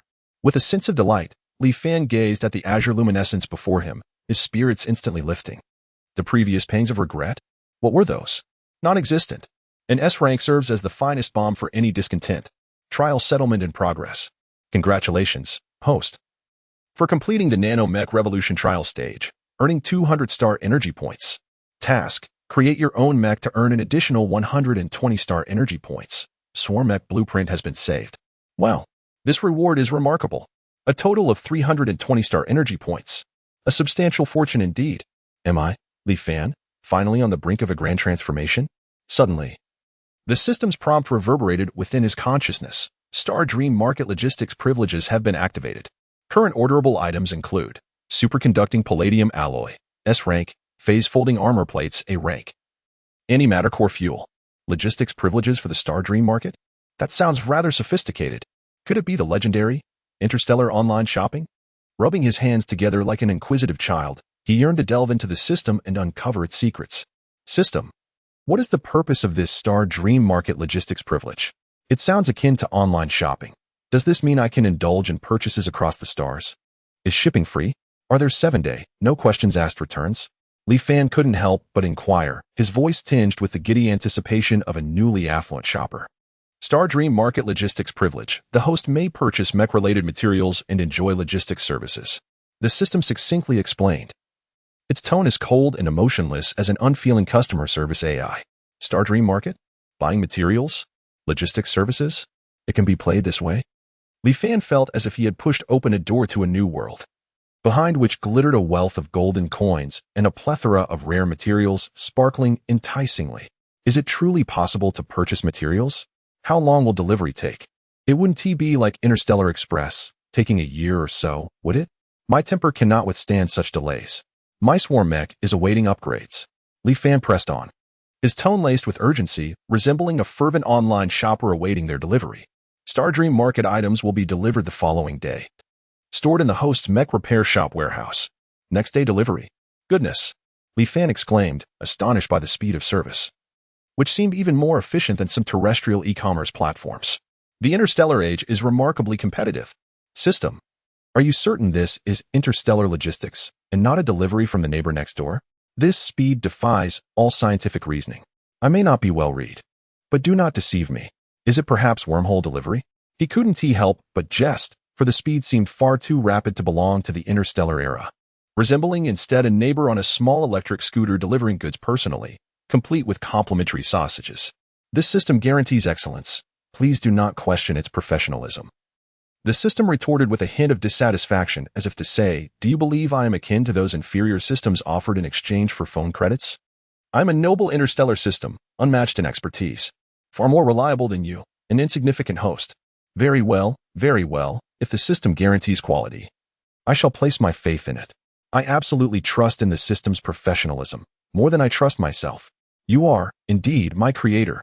Li Fan quickly offered a smile, fearing to offend this proud system, for should it choose to undermine him, it would be detrimental indeed. After all, the system was his golden ticket. One must never offend the benefactor. He chuckled, thinking, does this mean my mech upgrade materials are secured? Wealth and prosperity are just around the corner. The thought sent a thrill through him. Li Fan began to envision his mech empire, a grin stretching from ear to ear as he imagined countless gold coins raining down upon him, picturing himself lying in a pile of coins, counting until his hands ached. With the Star Dream Market, I, Li Fan, shall be the most dazzling figure on the street. The father of mechs? That is trivial. My aspirations soar to the stars and the seas. Let me set a small goal first, to earn 1 billion. Li Fan's heart swelled with ambition. Feeling as though he stood atop the pinnacle of life, a beautiful woman in one arm, gold coins in the other. Standing upon a mech with the stars and sea above. Exiting the trial. With a sense of satisfaction, Li Fan chose to leave the trial space. His consciousness retreating like a tide, the surroundings gradually fading into obscurity. Upon reopening his eyes, he found himself back in the familiar repair shop. The golden red glow of the setting sun streaming through the window, bathing the workshop in a warm hue, as if gilding the entire room. He stretched lazily, feeling his bones relax. The virtual pod was quite comfortable, akin to a spa experience. He could indulge in it more often, rejuvenating his spirit and extending his life. He picked up his phone to check the time. What? Only 5 hours had passed? Li Fan raised an eyebrow in astonishment. He had spent nearly 2 days in the trial space. This place was truly a boon for time management. If he could toil for a day within. While only mere hours passed in the real world, did that not mean he could have more time than others to learn, work, and earn? I, Li Fan, am indeed the chosen one, destined to be a victor in life. The more he thought about it, the more exhilarated he became, envisioning a bright future ahead. 100 points of star energy. Ice Mage. Promotion. Li Fan suddenly sprang up from the recliner, the previous fatigue vanishing, replaced by a surge of excitement and anticipation. He could hardly wait to upgrade his Ice Mage Mech, eager to see what transformations awaited it post-promotion, and to provide an impressive revelation to Mu Hongxue. Miss Mu, your Ice Mage is about to undergo a breathtaking transformation, captivating all. Li Fan rubbed his hands together with unwavering confidence, as if he could already envision the Ice Mage rampaging with unparalleled prowess after its upgrade, a thought that sent shivers of excitement coursing through him, almost drooling. He hastily dove into the holographic maintenance chamber. As the blinding white light dissipated, the icy blue metallic knee of the mech loomed perilously close to his nose. He staggered back a couple of steps, tilting his head to gaze up at the towering 18-meter steel maiden. The circular light strip on the ceiling of the chamber cascading liquid silver-like brilliance upon her shoulder armor. Ah, such long legs and a slender waist. Should she attain an S-shaped figure, perfection would be within reach. Lost in his daydreams, Li Fan hurried to the control panel, deftly initiating the scanning procedure. The Ice Mage stood at 18 meters tall and weighed 65 tons. The holographic projection marked translucent scale lines along the mech's waist. As the scanning beam ascended towards the mech's throat area, Li Fan instinctively rose onto his toes. Yes, precisely, the 7th cervical armor. He gestured in the air, contemplating the potential of incorporating a miniature force field generator here. System, do you have any reliable upgrade plans to recommend? Ideally, something that could maximize the ice abilities. And if it could also... you know what I mean. Li Fan winked, hinting at the system for a delightful surprise. Chapter 23. A beauty worth drooling over. The chilling sound of the system prompt reverberated within the maintenance chamber. The Ice Mage's mech upgrade notification echoed. This upgrade requires the consumption of 100 star energy. Would you like to proceed? Confirm. Confirm. It must be confirmed. Li Fan's voice quivered with excitement, as if fearing the system might retract its offer. His fingers danced upon the confirmation button like raindrops. Whoosh! A torrent of icy blue data surged forth, akin to a dam breaking, instantly engulfing the entire interface, rendering his vision awash with pulsating, frigid code. Extreme Ice Crystal Flow, an energy explosion enhancement pathway. Upon activation, the Ice Mage Mech's ice energy output power would increase by 300, energy defense by 150. And the potency of ice skills would be significantly amplified, awakening a brand new martial technique, Ice Crystal Eruption. Frost Empress Form, an evolutionary enhancement pathway. Upon activation, the Ice Mage Mech would transform into the Frost Empress form, its appearance reshaped, gaining the ability to fly, with a comprehensive boost in maneuverability, while awakening an exclusive martial technique, Ice Storm. Li Fan inhaled sharply, his gaze fixated with fervor on the options displayed on the luminous screen. His heart drumming like a war drum, a blissful dilemma flooding his mind. Extreme Ice Crystal Flow. Just the name exuded a sense of violent beauty. Ice Crystal Eruption, how exhilarating it sounded. Li Fan stroked his chin, his eyes shimmering with eagerness. Frost Empress Form. Empress? It can evolve. This is the epitome of evolution. He couldn't help but exclaim softly, the image of the Frost Empress's unparalleled beauty already forming in his mind. System. What distinguishes Option 1 from Option 2, aside from their names? Li Fan silently pondered, directly posing the question to the system. Option 1 focuses on energy output and defense, enhancing the explosive power of ice skills. Option 2 prioritizes form evolution and overall performance enhancement, significantly boosting maneuverability, while grants an exclusive martial technique. The system's response was succinct and clear, yet it left Li Fan even more captivated. Ahem. Li Fan cleared his throat, feigning composure as he spoke. Am I, Li, someone easily swayed by appearances? Certainly not.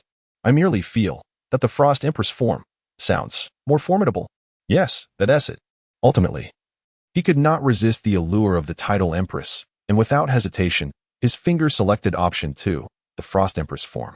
Upgrade plan confirmed. Beginning consumption of 100 star energy. Estimated time, 1 hour. Buzz. As the system notification sounded, the entire maintenance chamber began to tremble slightly. The Ice Mage Mech radiated a brilliant blue light, enveloped in a massive azure cocoon. Energy fluctuations surged like tides, each wave stronger than the last, filling the space with a bone-chilling cold. Li Fan rubbed his hands together. Both anxious and expectant, his eyes glued to the blue cocoon before him, as if awaiting the emergence of a new life from its chrysalis. A faint crack echoed through the air as a fissure appeared on the surface of the azure cocoon, rapidly spreading like a spider's web. The crack widened and multiplied. Drawing in Li Fan's rapt attention, his breath held and pupils constricted, fearful of missing any detail. Suddenly, a crisp explosion resonated, shattering the blue cocoon into a dazzling eruption of light that illuminated the entire maintenance chamber. As the brilliant blue light dissipated, a rejuvenated Mech stood silently before Li Fan. "Wow," he exclaimed, unable to contain his astonishment, his eyes nearly bulging from their sockets, mouth agape, as if to swallow a fist. Was this the Ice Mage? It was nothing short of a metamorphosis. No, this was a complete transformation. Li Fan stammered, utterly awestruck by the sight before him.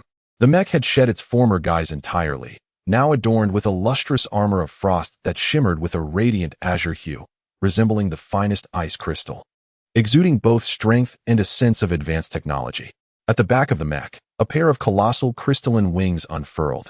The wings were translucent and sharply defined, akin to exquisite works of art, gently fluttering and releasing tendrils of chill, as if to freeze the very air around them. "Frost Queen," Li Fan murmured, his throat dry, saliva uncontrollably pooling. Before him stood not merely an ice mage, but a regal queen forged from snow and ice, noble, ethereal, powerful, and untouchable. The Ice Mage's Mech had successfully ascended and awakened into its second form, the Frost Queen. Mech designation: Frost Mage, a strong offensive Mech, Void Breaker level 1. Frost Queen. What a commanding name.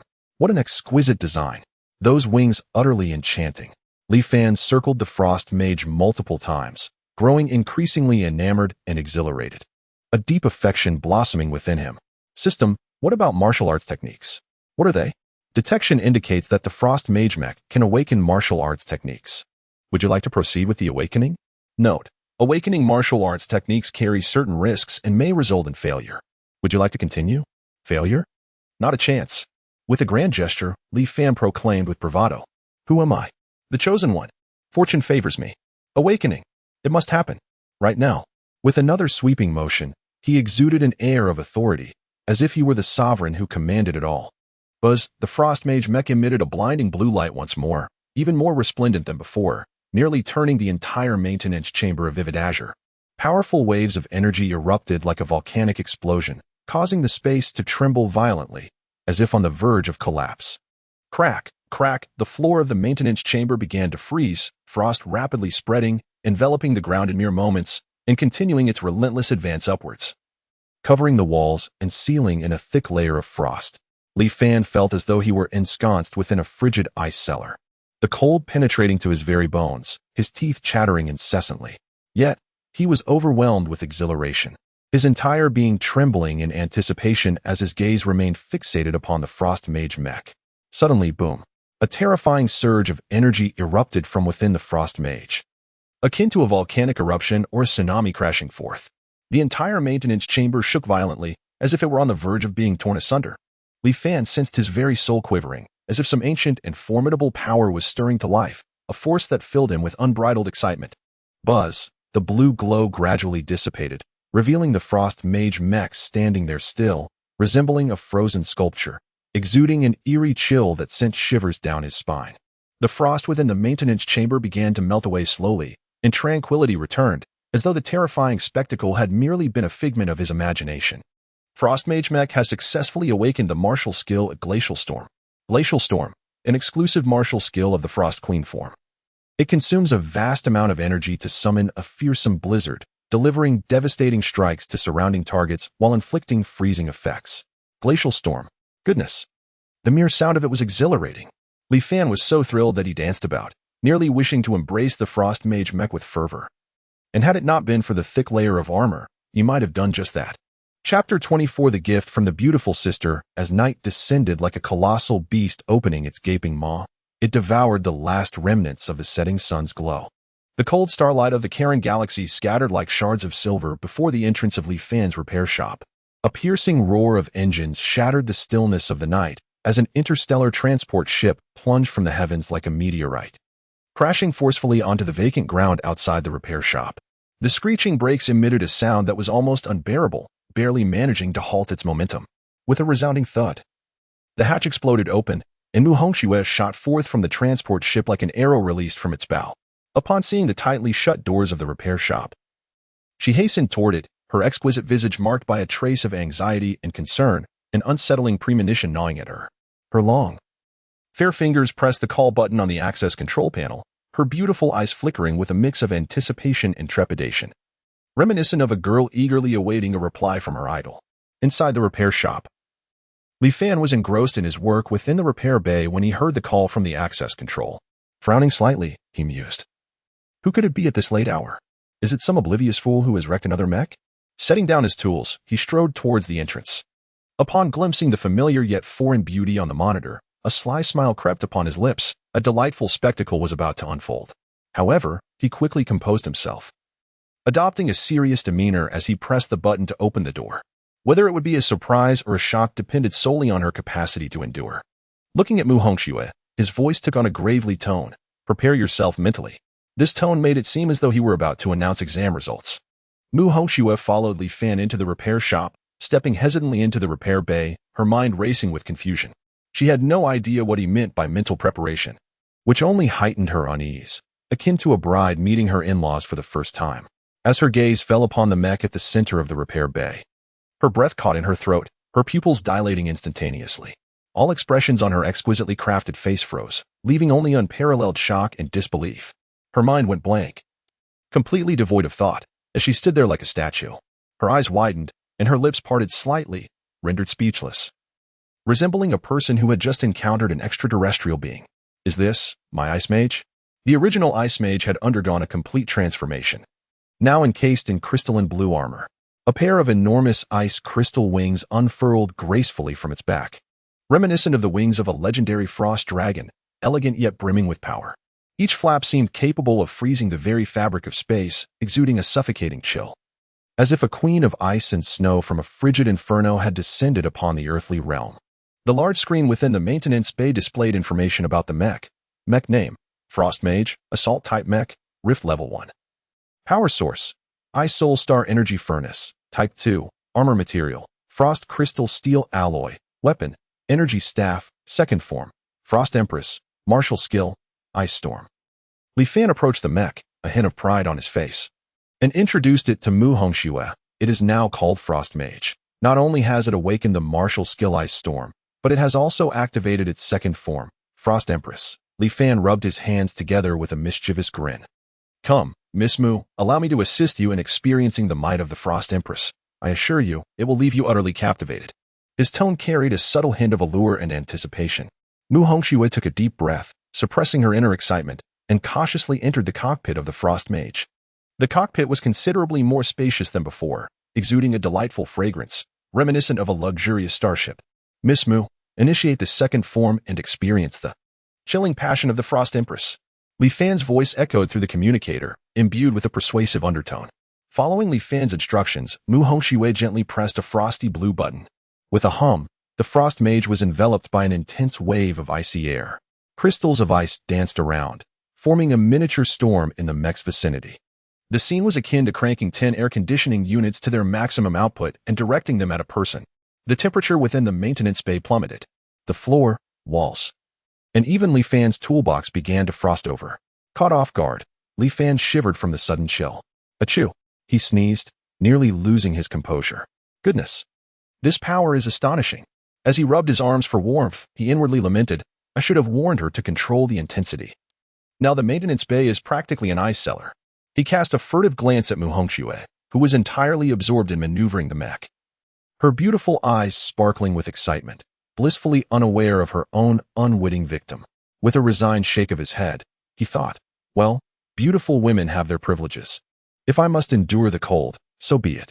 After all, I am a friend of the fairer sex. This is simply incredible. Mu Hongxue's voice trembled with awe, as if she were in a dream. Regaining her composure, she took a deep breath and forced herself to suppress her exhilaration. Resembling someone who had just won a grand prize while attempting to maintain an air of calm, She realized that the advancement of this mech had far surpassed her expectations. It was akin to a 2-for-1 deal, complete with a luxurious gift package, with elegance befitting a starry aristocrat. Mu Hongxue retrieved a crystal card from her bosom and handed it to Li Fan. This is 1 million credit points. Consider it a partial payment. As she spoke, she gracefully approached the entrance of the repair shop, her slender fingers lightly tapping on the control panel of the transport ship. Click. The cargo door gradually opened, resembling a vast black hole, revealing a mountain of goods within. Inside the cargo hold, 9 colossal energy stones were meticulously arranged, akin to 9 resplendent stars, radiating a dazzling light that nearly blinded Li Fan. Among them were the Radiant Stone, the Starshine Stone, and the Celestial Stone, 3 of each kind, collectively valued at approximately 4 million credit points, intended to offset the remaining balance. Mu Hongxue turned, her beautiful eyes shimmering with gratitude and admiration as she gazed at Li Fan. Mr. Li, I am truly grateful for your assistance. Your skills are nothing short of miraculous. They have opened my eyes to new possibilities. Ah, it's nothing. We are friends, after all. Li Fan replied, rubbing his hands together, a brilliant smile illuminating his face as his eyes nearly squinted with delight, resembling a true money enthusiast.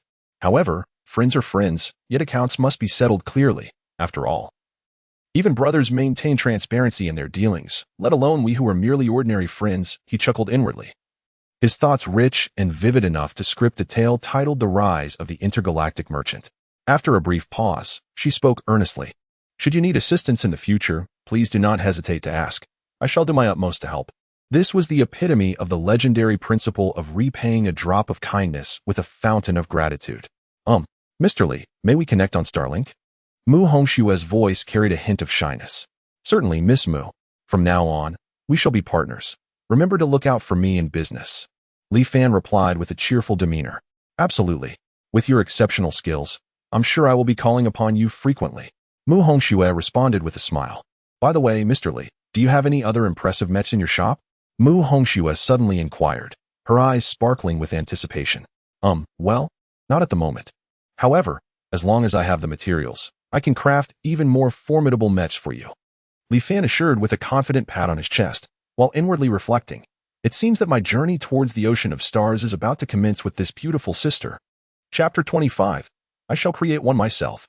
Inside the mech maintenance chamber, the incandescent light flickered dimly. Li Fan's shadow twisted, resembling a struggling question mark. Mu Hongxue's transport ship? It had vanished without a trace. That woman departed as she pleased, without so much as a farewell.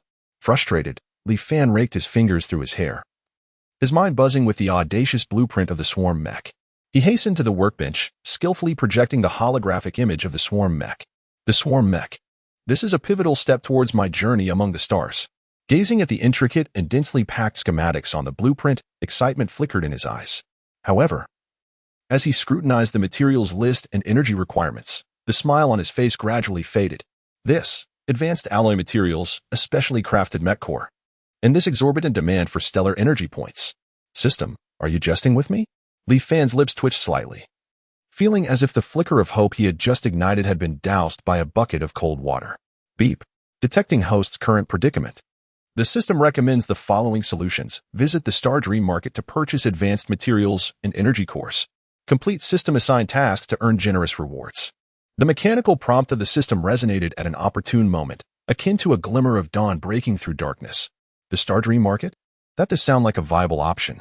Li Fan's eyes brightened as he promptly accessed the Star Dream Market interface within the system's shop. A dazzling array of products immediately filled his view, overwhelming him with wonder. Various rare advanced materials, shimmering with mysterious luster, exotic ores, and even the legendary S-Class energy cores. Goodness, this is truly a paradise for mech engineers. Li Fan couldn't help but exclaim in awe, his eyes gleaming with envy. However, upon seeing the staggering price tags and stellar energy points attached to those items, he felt deflated like a punctured balloon. This is highway robbery. An energy core costs a staggering 500 stellar energy points? With my meager savings, I might not even afford a single screw. Li Fan felt tears welling up, realizing he had been played by the system once more. Must I surrender like this? Furrowing his brow and scratching his head, he was filled with a sense of unwillingness.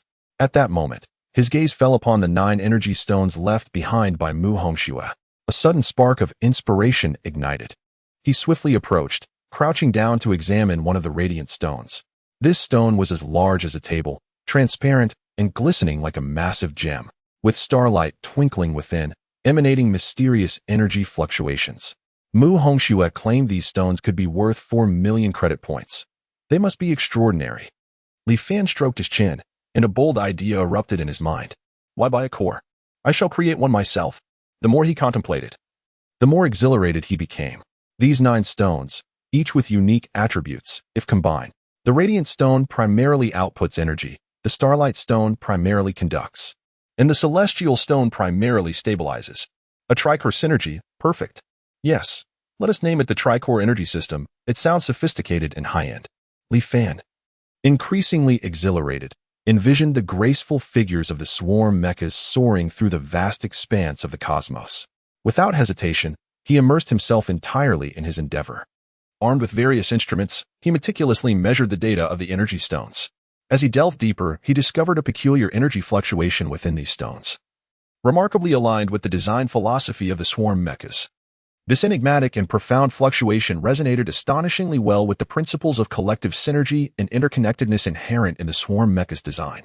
Could it be that these energy stones were divinely bestowed for the purpose of enhancing my mechas? With unwavering focus, he endeavored to decipher the internal structure of the energy stones, striving to devise a method for transforming them into the core of the mechas. After countless hours of relentless research and complete immersion, Li Fan ultimately succeeded in analyzing a portion of the stone structure and formulated a preliminary transformation scheme. Ah! The moment of witnessing a miracle is upon us. With excitement, Li Fan rubbed his hands together, his eyes shimmering with anticipation. Utilizing the materials at hand, he, like a masterful artisan, delicately connected the energy stones to intricate circuits and chips. Following the design concept of a tricore energy system, he constructed a rudimentary energy core model. Gently, he embedded a radiant stone into a specially crafted metallic container, meticulously linking it to a selection of precisely chosen energy circuits and nanowires.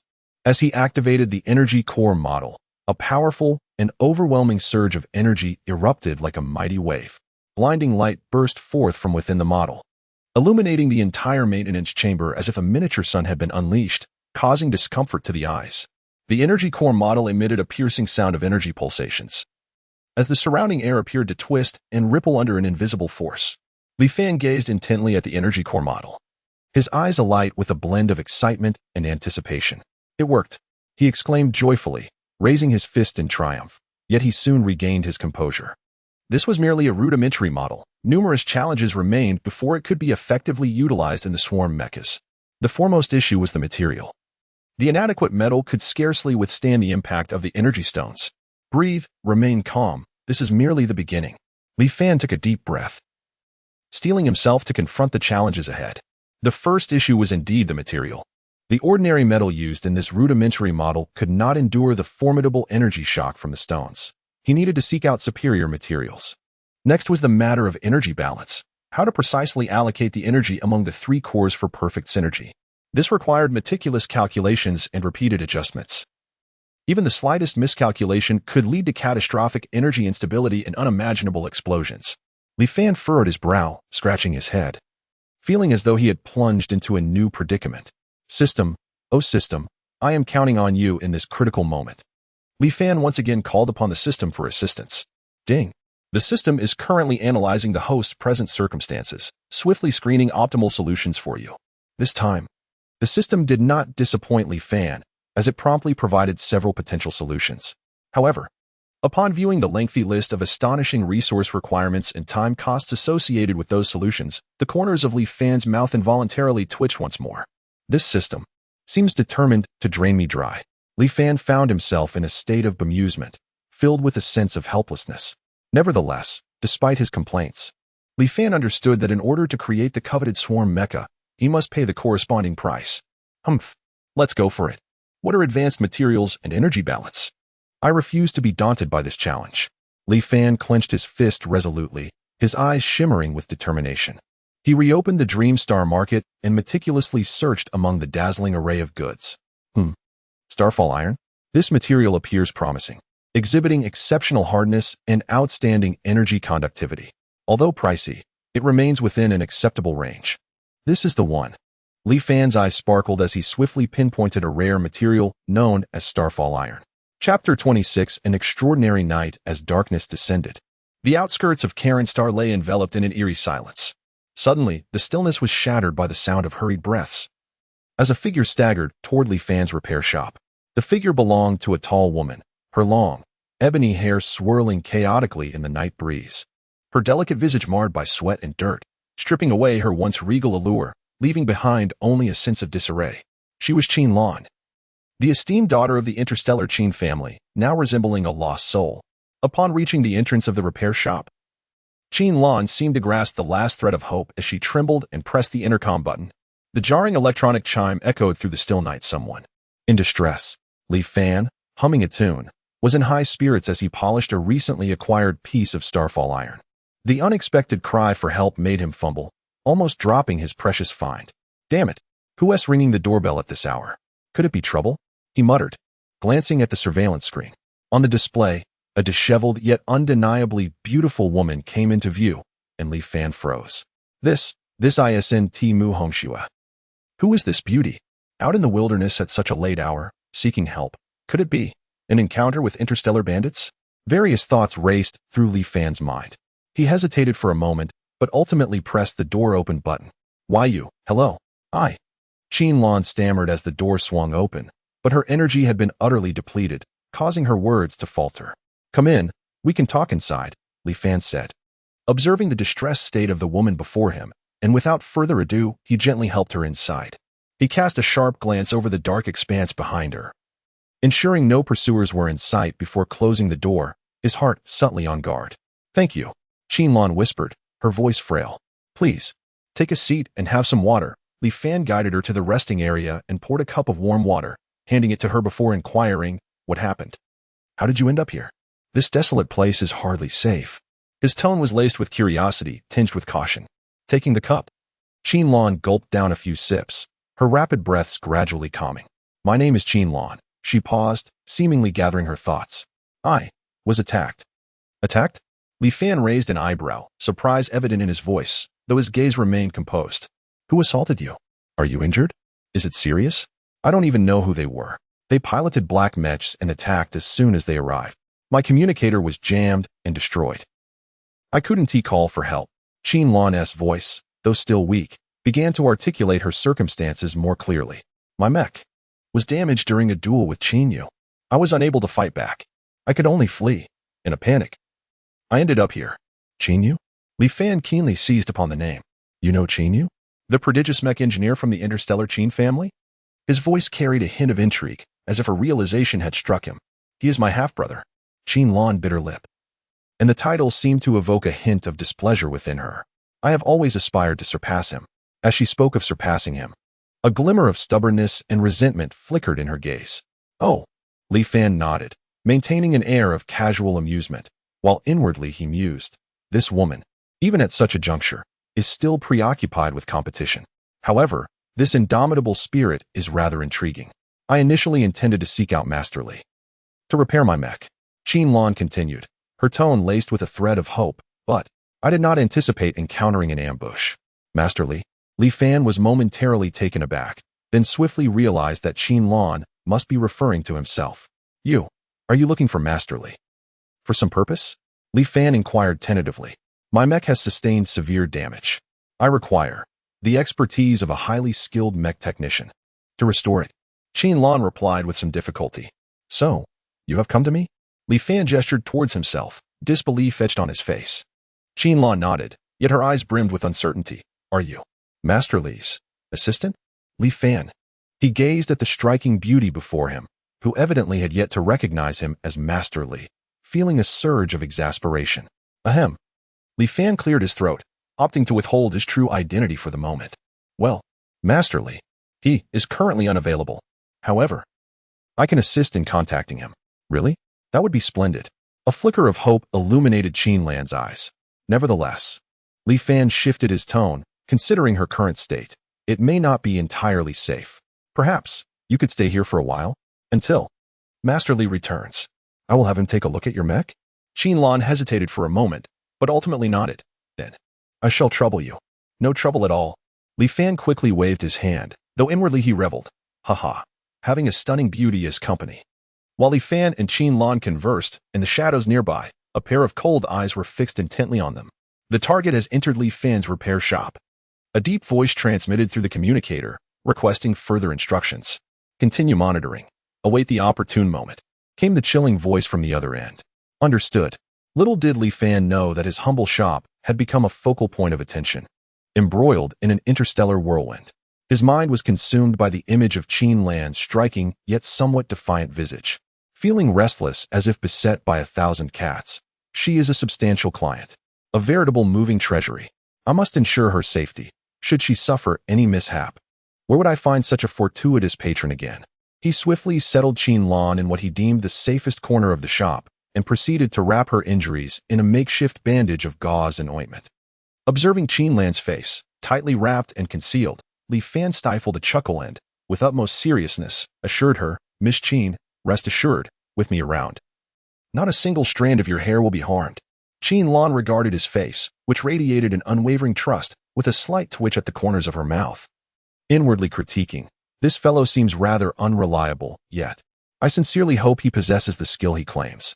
After tending to Qin Lan's wounds, Li Fan began to ponder the situation. The individuals outside were evidently targeting Qin Lan.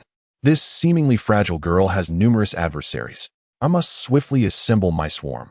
Otherwise, should someone come knocking at my door, my humble establishment would surely be dismantled piece by piece. With this thought, Li Fan slapped his thigh, invigorated as if electrified, and dashed into the repair chamber. System. Star Dream Market. I have returned. This time, I shall wreak havoc and clear out all the peculiar materials. He plunged into the Star Dream Market, commencing a new round of frenzied shopping. Stardust, what a splendid find. It can enhance the energy conduction efficiency of mechs. Buy. Phantom Crystal, it grants invisibility to mechs. Incredible! This is truly the ultimate ambush tool. It must be acquired. This, Dragon Scale Iron. Such a powerful name. It will undoubtedly render my swarm indomitable. 1 ton, please. And the nano integration chip. Perfectly suited for. Just as Li Fan was enthusiastically adding items to his cart, the system's notification sound struck him like a bucket of cold water, mercilessly extinguishing his fervent excitement. Ding.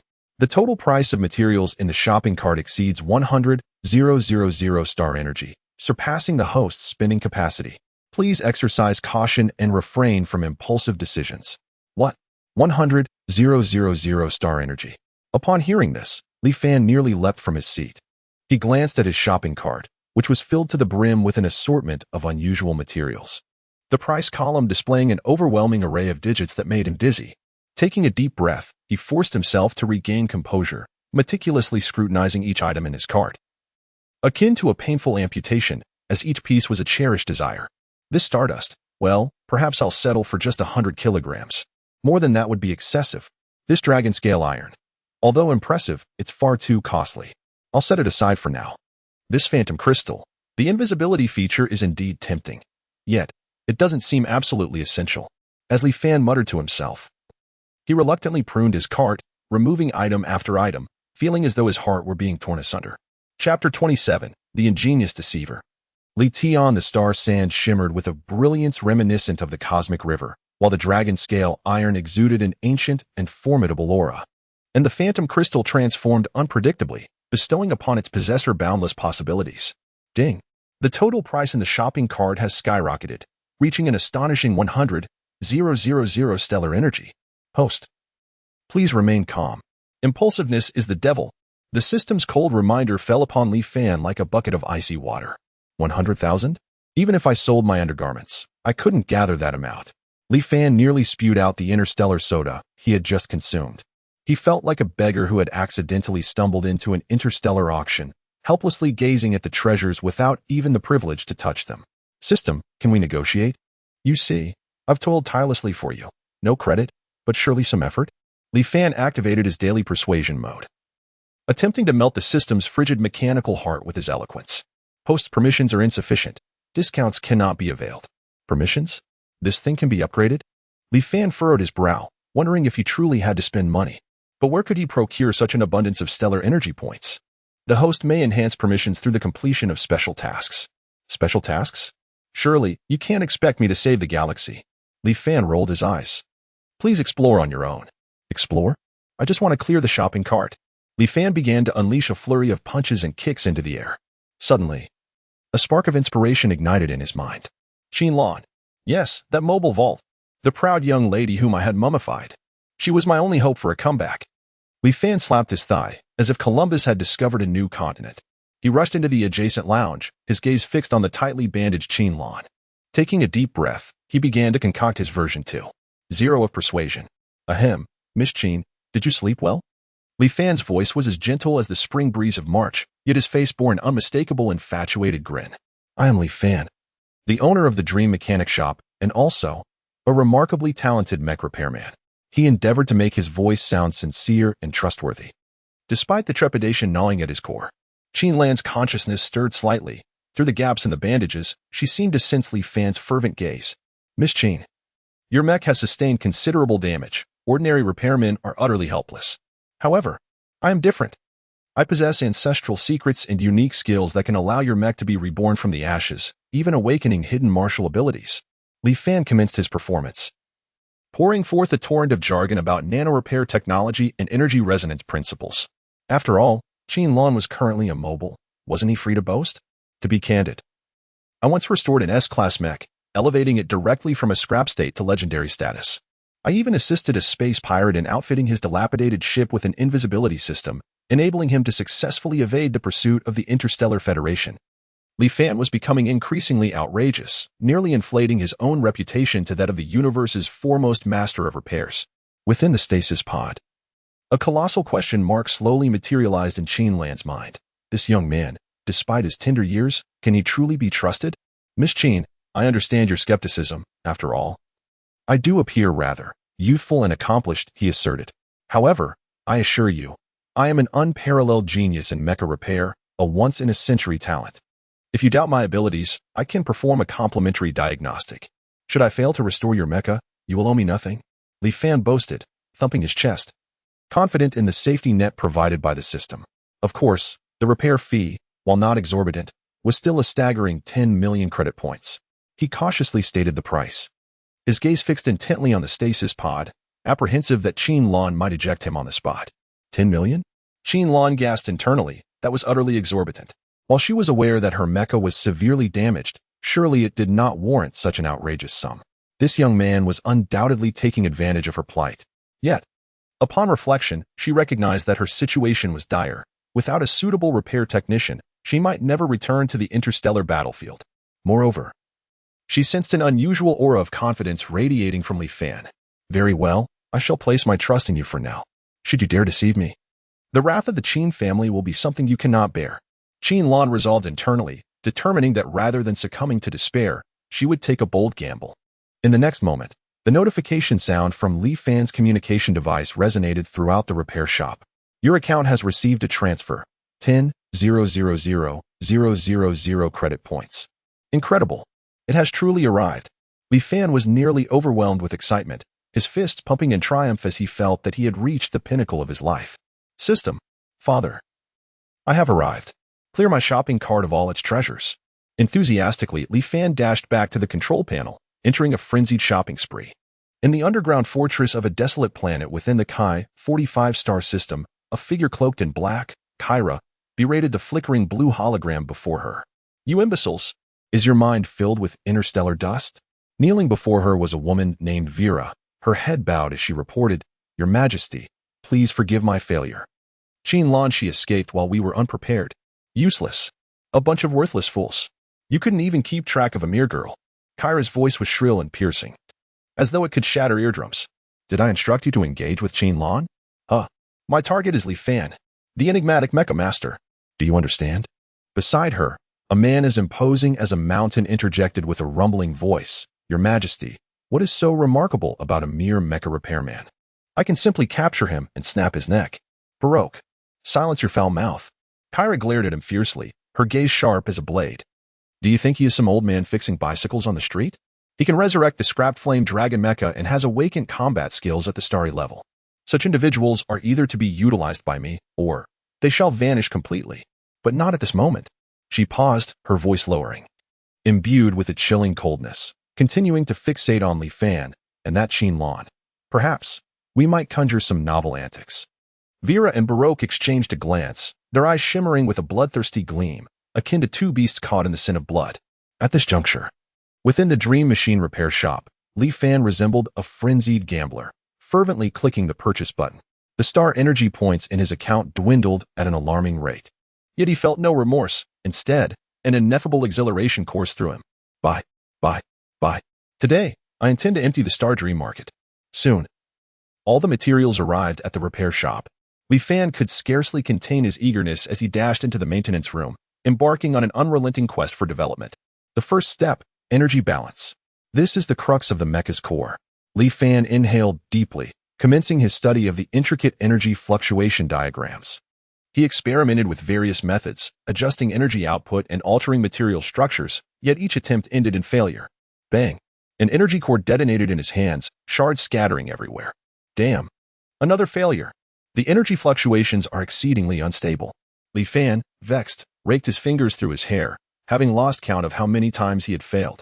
Yet, he did not surrender. He firmly believed that once the energy balance point was discovered, all issues would be effortlessly resolved.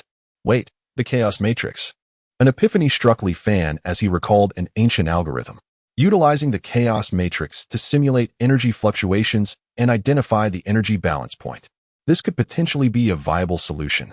Excitedly rubbing his hands together, Li Fan began to write the program. He furiously pounded the keyboard. Lines of code flowing from his fingertips, constructing a complex energy model. As time ticked away, Li Fan's eyes became bloodshot, yet he felt no hint of fatigue. Chapter 28: The Birth of the Apocalypse. In the maintenance chamber, a deep hum emanated from the precision instruments, reminiscent of a slumbering giant on the verge of awakening. Li Fan was wholly absorbed in his task, his fingers dancing across the holographic keyboard like butterflies flitting through flowers, fine beads of sweat forming on his forehead. He was embarking on an unprecedented endeavor, the creation of a tri-core energy mech core. The first to make its appearance was the Radiant Stone.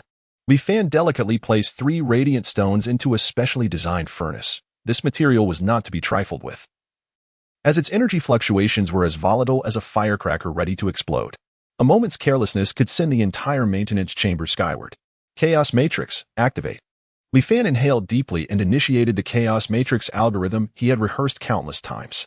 Within the furnace, the radiant stones gradually melted under extreme heat, their wild energy slowly becoming docile under the constraints of the Chaos Matrix, akin to untamed stallions being tamed. Star Sand, Starfall Iron, all of you melt.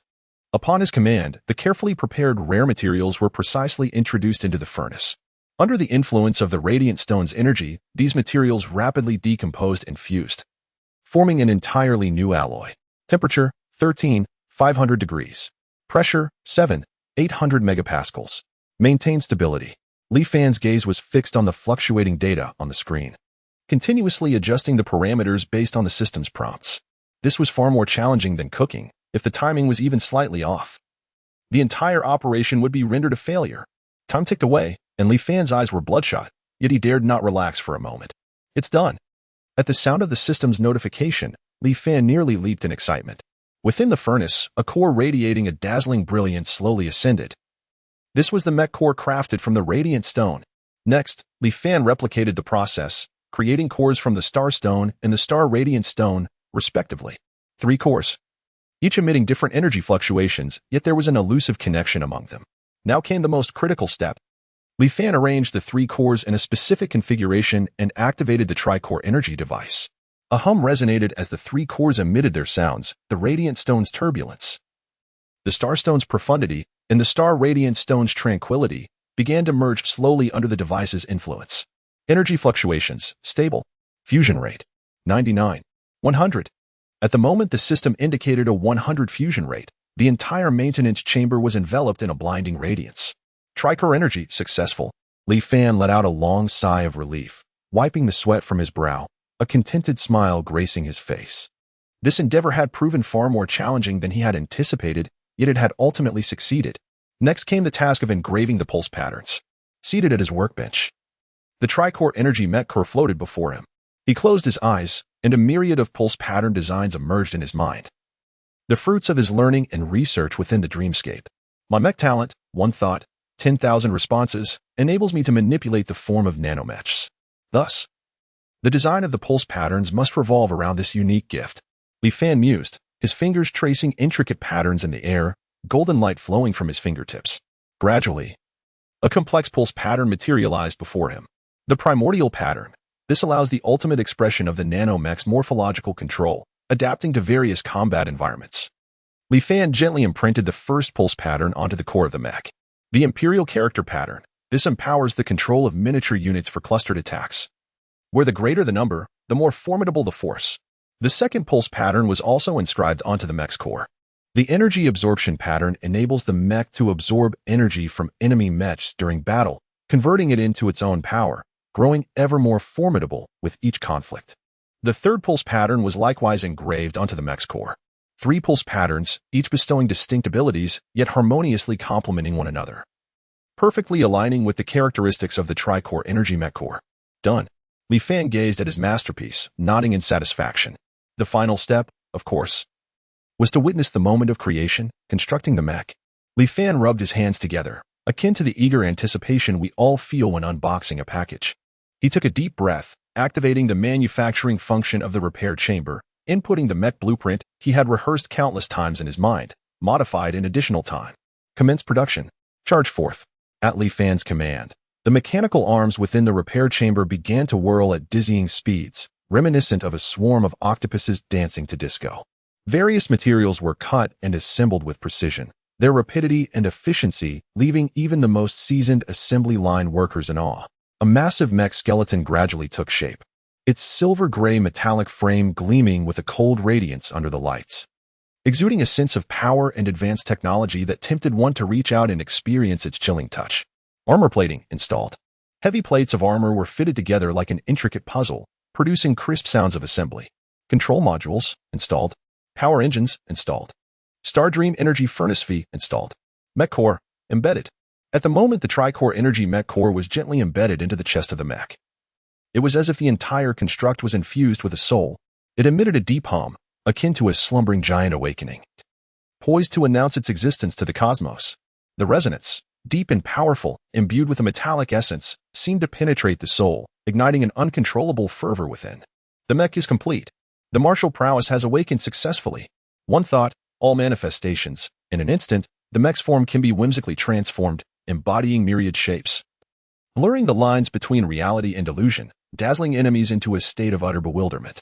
Swarm assault. The nanomech transforms into a myriad of bees, overwhelming the sky and casting shadows so dense that not a blade of grass can survive in its wake, instilling a profound sense of agoraphobia in the adversaries. Energy absorption.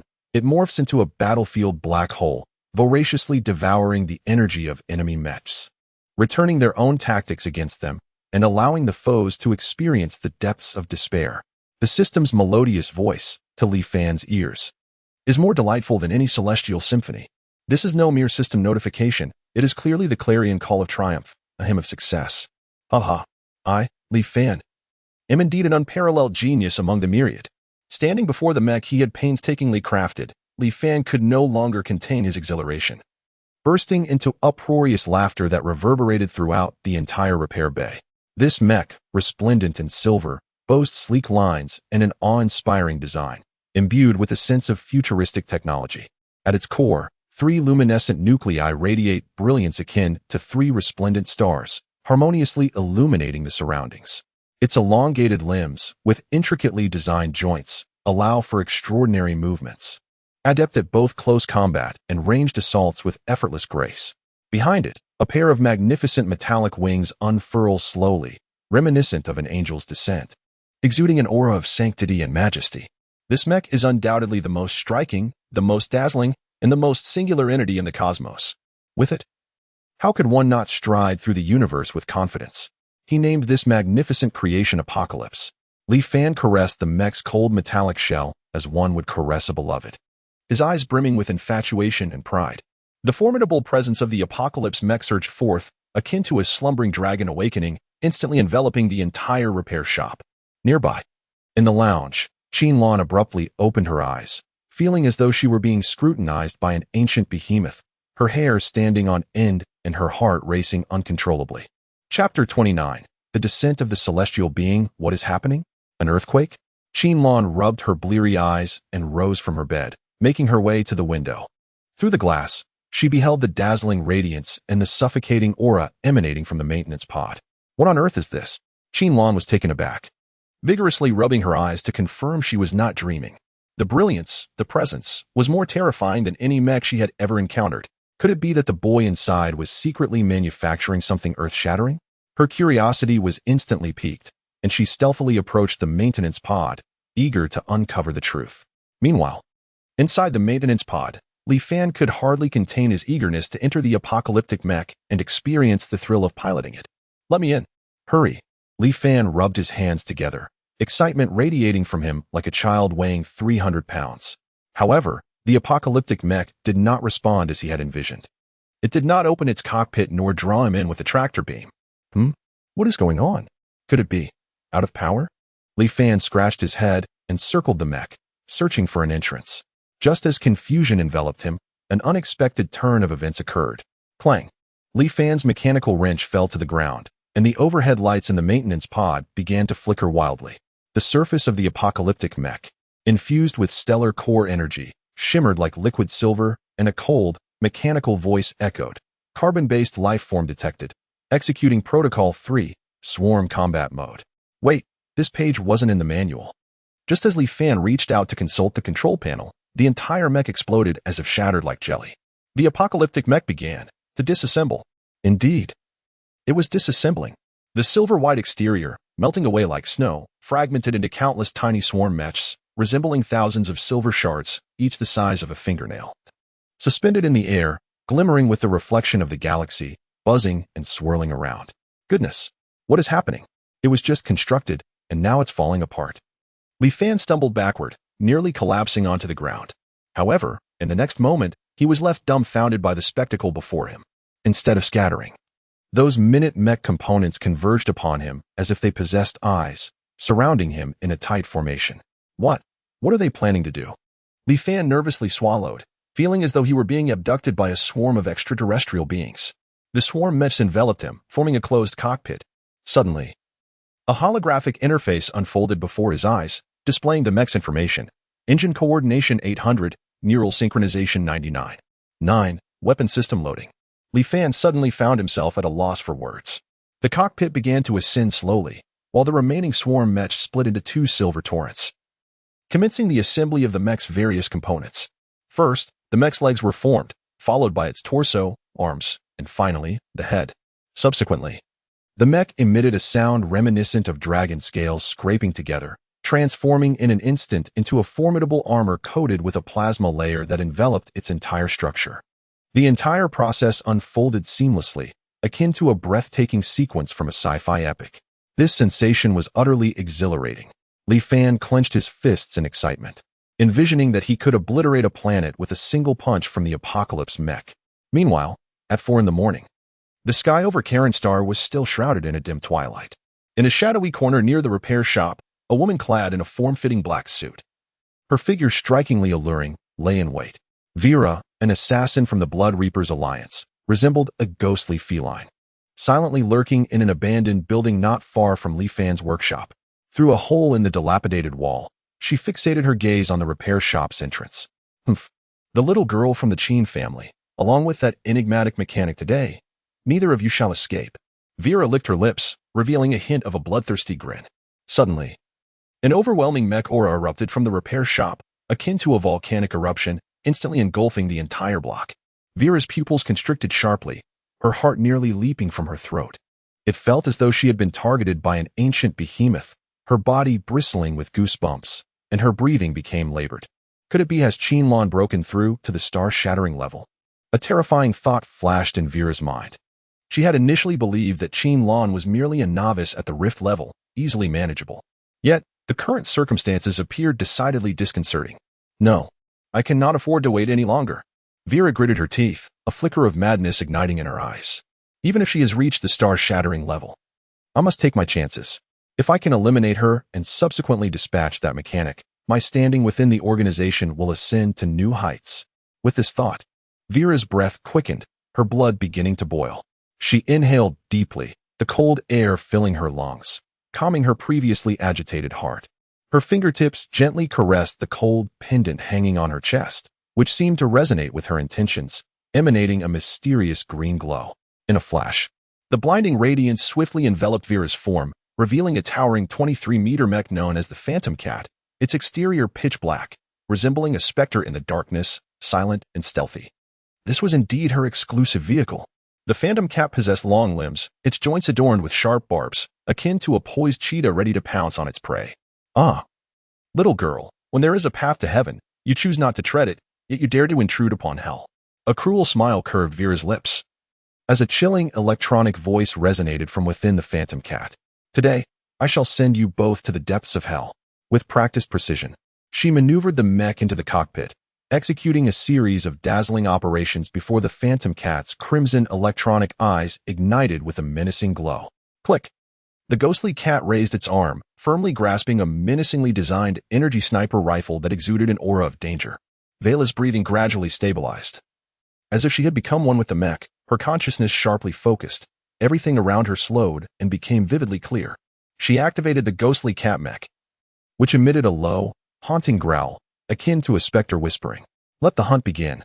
Vela grinned maliciously, maneuvering the ghostly cat mech stealthily towards the repair shop. Meanwhile, Qianlan felt as if she were in a stupor, convinced she was hallucinating. To validate her suspicions, she decided to step outside for some fresh air. Irritated, she raked her fingers through her hair, feeling as though her mind were muddled with thick paste. She aimed the ghostly cat mech sniper rifle at the repair shop's entrance. And through the scope, she could clearly observe the situation inside. Target acquired. Vela's eyes narrowed as she spotted Qianlan emerging from the repair shop. Die. Without hesitation, Vela squeezed the trigger. At the very moment Qianlan stepped through the doorway, a black flash surged from the shadows, aimed directly at her vital points. A blinding energy beam erupted from the muzzle, slicing through the night sky like the scythe of death, hurtling towards Qianlan. What? Qianlan gasped in horror, instinctively attempting to evade, but it was already too late. In that critical instant, a brilliant light erupted from within the repair shop, illuminating the night as if it were day. Boom! The deafening sound of an explosion reverberated, like thunder striking the earth. The black flash, carrying the stench of death, violently collided with the spot where Qianlan had just stood, exploding in an instant. Bang! The ground trembled, as if shaken by the force of the blast. And a cloud of black smoke surged from the epicenter, resembling a monstrous beast with claws outstretched, swiftly engulfing the area. What kind of audacity is this? Daring to threaten those under my protection? Chapter 30. Become my sustenance, what audacity! Who dares to threaten those under my protection? A thunderous roar erupted, resonating through the air like a clap of thunder, imbued with an overwhelming authority that left one's ears ringing.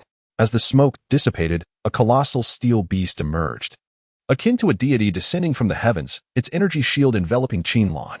It was Li Fan, piloting the Apocalypse mech, standing resolutely like a war god. Damn it, how can this mech be so powerful? Vera's electronic voice trembled with incredulity and fear, as the sudden appearance of the mech rendered the surprise attack utterly futile.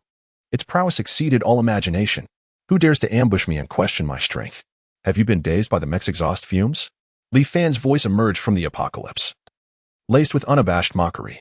Recovering from her shock, Qianlan gazed at the mech that shielded her, a wave of inexplicable safety washing over her. Unable to contain herself, she patted the mech's leg and shouted, "Hey, inside the mech, splendid job. Turn that ambusher into scrap metal." "Absolutely. Just watch," Li Fan responded, deftly maneuvering the apocalypse to switch forms. Seeing the tide turn, the Phantom Cat swiftly changed its weaponry. The hybrid energy sniper rifle it once wielded vanished, replaced by two gleaming short blades. Vera commanded the mech with the grace of a specter, hurtling toward the apocalypse with astonishing speed, leaving trails of afterimages in her wake. Want to engage in close combat? Just as I desire. Li Fan scoffed, as the surface of the apocalypse shimmered with metallic brilliance, instantly fracturing into dozens of smaller mechs, each merely a tenth of the original size, yet far more agile and versatile. Unity in diversity. Dozens of miniature mechs swarmed around the Phantom Cat, darting in every direction, constantly shifting forms, sometimes morphing into shields to deflect the blade strikes, at other times transforming into sharp blades to counterattack, leaving Vera bewildered. What on earth is this? Vera was a mix of astonishment and fury. She had never encountered such an enigmatic mech that could split and combine at will, rendering her defenses utterly inadequate. TSK. Can't handle it already? The real show has only just begun. Li Fan's voice carried a hint of amusement, and next, he intended to demonstrate what true claustrophobia felt like. Swarm assault. The Apocalypse mech split once more, this time multiplying into an astonishing number of mechs, thousands of them. Each no larger than a fist, resembling a dense swarm of locusts, descending upon the phantom cat like a dark tide. Ah, Vera shrieked. For her deepest fear lay in such dense formations. Confronted with countless miniature mechs, her scalp prickled, and goosebumps erupted across her skin. Buzzing, the phantom cat swung its titanium short blades frantically, the blades slicing through the air with a piercing shriek. Inside the cockpit, Vera's complexion turned ashen. Beads of sweat forming on her brow. Damn it! How can this swarm cling to me like a stubborn gum, refusing to be shaken off? Vera gritted her teeth. Realizing that her once-prized speed advantage was rendered utterly useless before the onslaught of countless miniature mechs. What do you think of my swarm? Impressive, isn't it? Would you care for something even more exhilarating? Li Fan's voice emanated from the Apocalypse, laced with a hint of wicked amusement. Reminiscent of a villain taunting an unsuspecting maiden before their inevitable defeat. Don't get too smug. Vera fought to suppress her fear, activating the energy shield of the ghost cat in a desperate attempt to fend off the swarm's assault. Oh, you wish to resist? Allow me to show you the true meaning of despair. Li Fan scoffed, his disdain palpable. This woman truly is relentless. With a cold snort, he commanded, energy absorption. The Apocalypse ceased its division, swiftly merging into a colossal black vortex. A formidable suction emanated from the whirlpool, voraciously devouring the energy of the ghost cat. What? My energy. It's depleting. Vera's heart raced as she noticed the energy indicators plummeting, her mech's movements growing sluggish. Stop struggling. Become my sustenance. Li Fan's voice was devoid of mercy. No, I cannot perish here. A flicker of madness ignited in Vera's eyes. She was destined to be the Queen of Shadows, and she would not be vanquished in this forsaken place. With a sudden resolve, she pressed a crimson button, causing the chest armor of the ghost cat to gradually open, revealing a gaping cannon that pulsed with ominous red light. This is the Annihilation Cannon? You madwoman, do you intend to take us both down? Qin exclaimed, aghast. The Annihilation Cannon was a forbidden weapon capable of obliterating a small city. Take us both down? Not a chance. Li Fan had anticipated this move. Having consumed countless novels and films, he was well aware of the villain's tactics. The Apocalypse transformed instantaneously into a massive shield, its metallic surface gleaming like an impenetrable fortress. Positioned before the cannon's maw.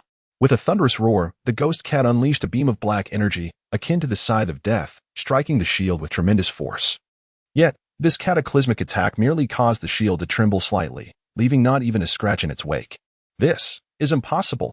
Despair flooded Vera's electronic voice. Her final gambit had failed. The energy absorption continued unabated, the ghost cat's energy dwindling like a deflated balloon until, at last, its electronic eyes extinguished, leaving it powerless. A mere heap of scrap metal. It is over. Li Fan's tone was calm and indifferent, as if he had merely accomplished an inconsequential task.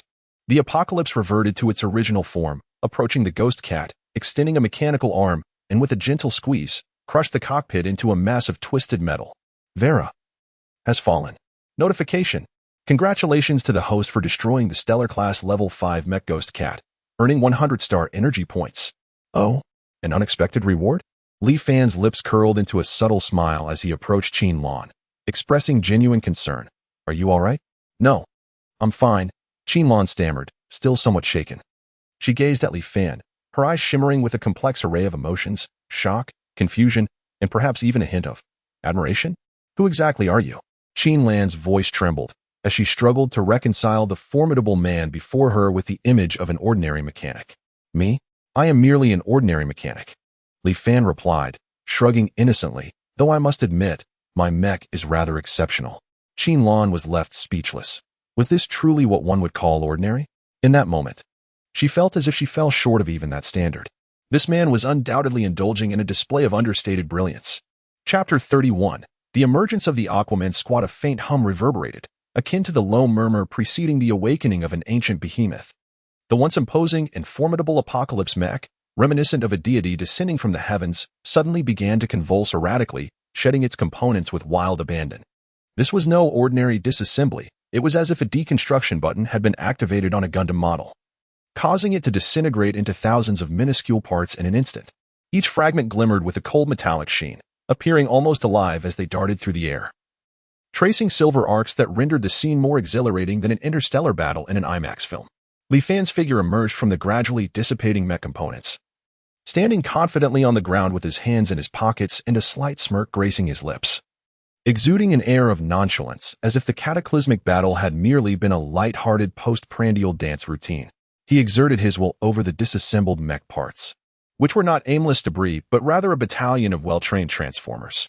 Under Li Fan's command, they swiftly regrouped around him like soldiers responding to a rallying call, reassembling with a brilliance that reconstructed the majestic form of the Apocalypse mech, its presence even more striking than that of a combined transformer.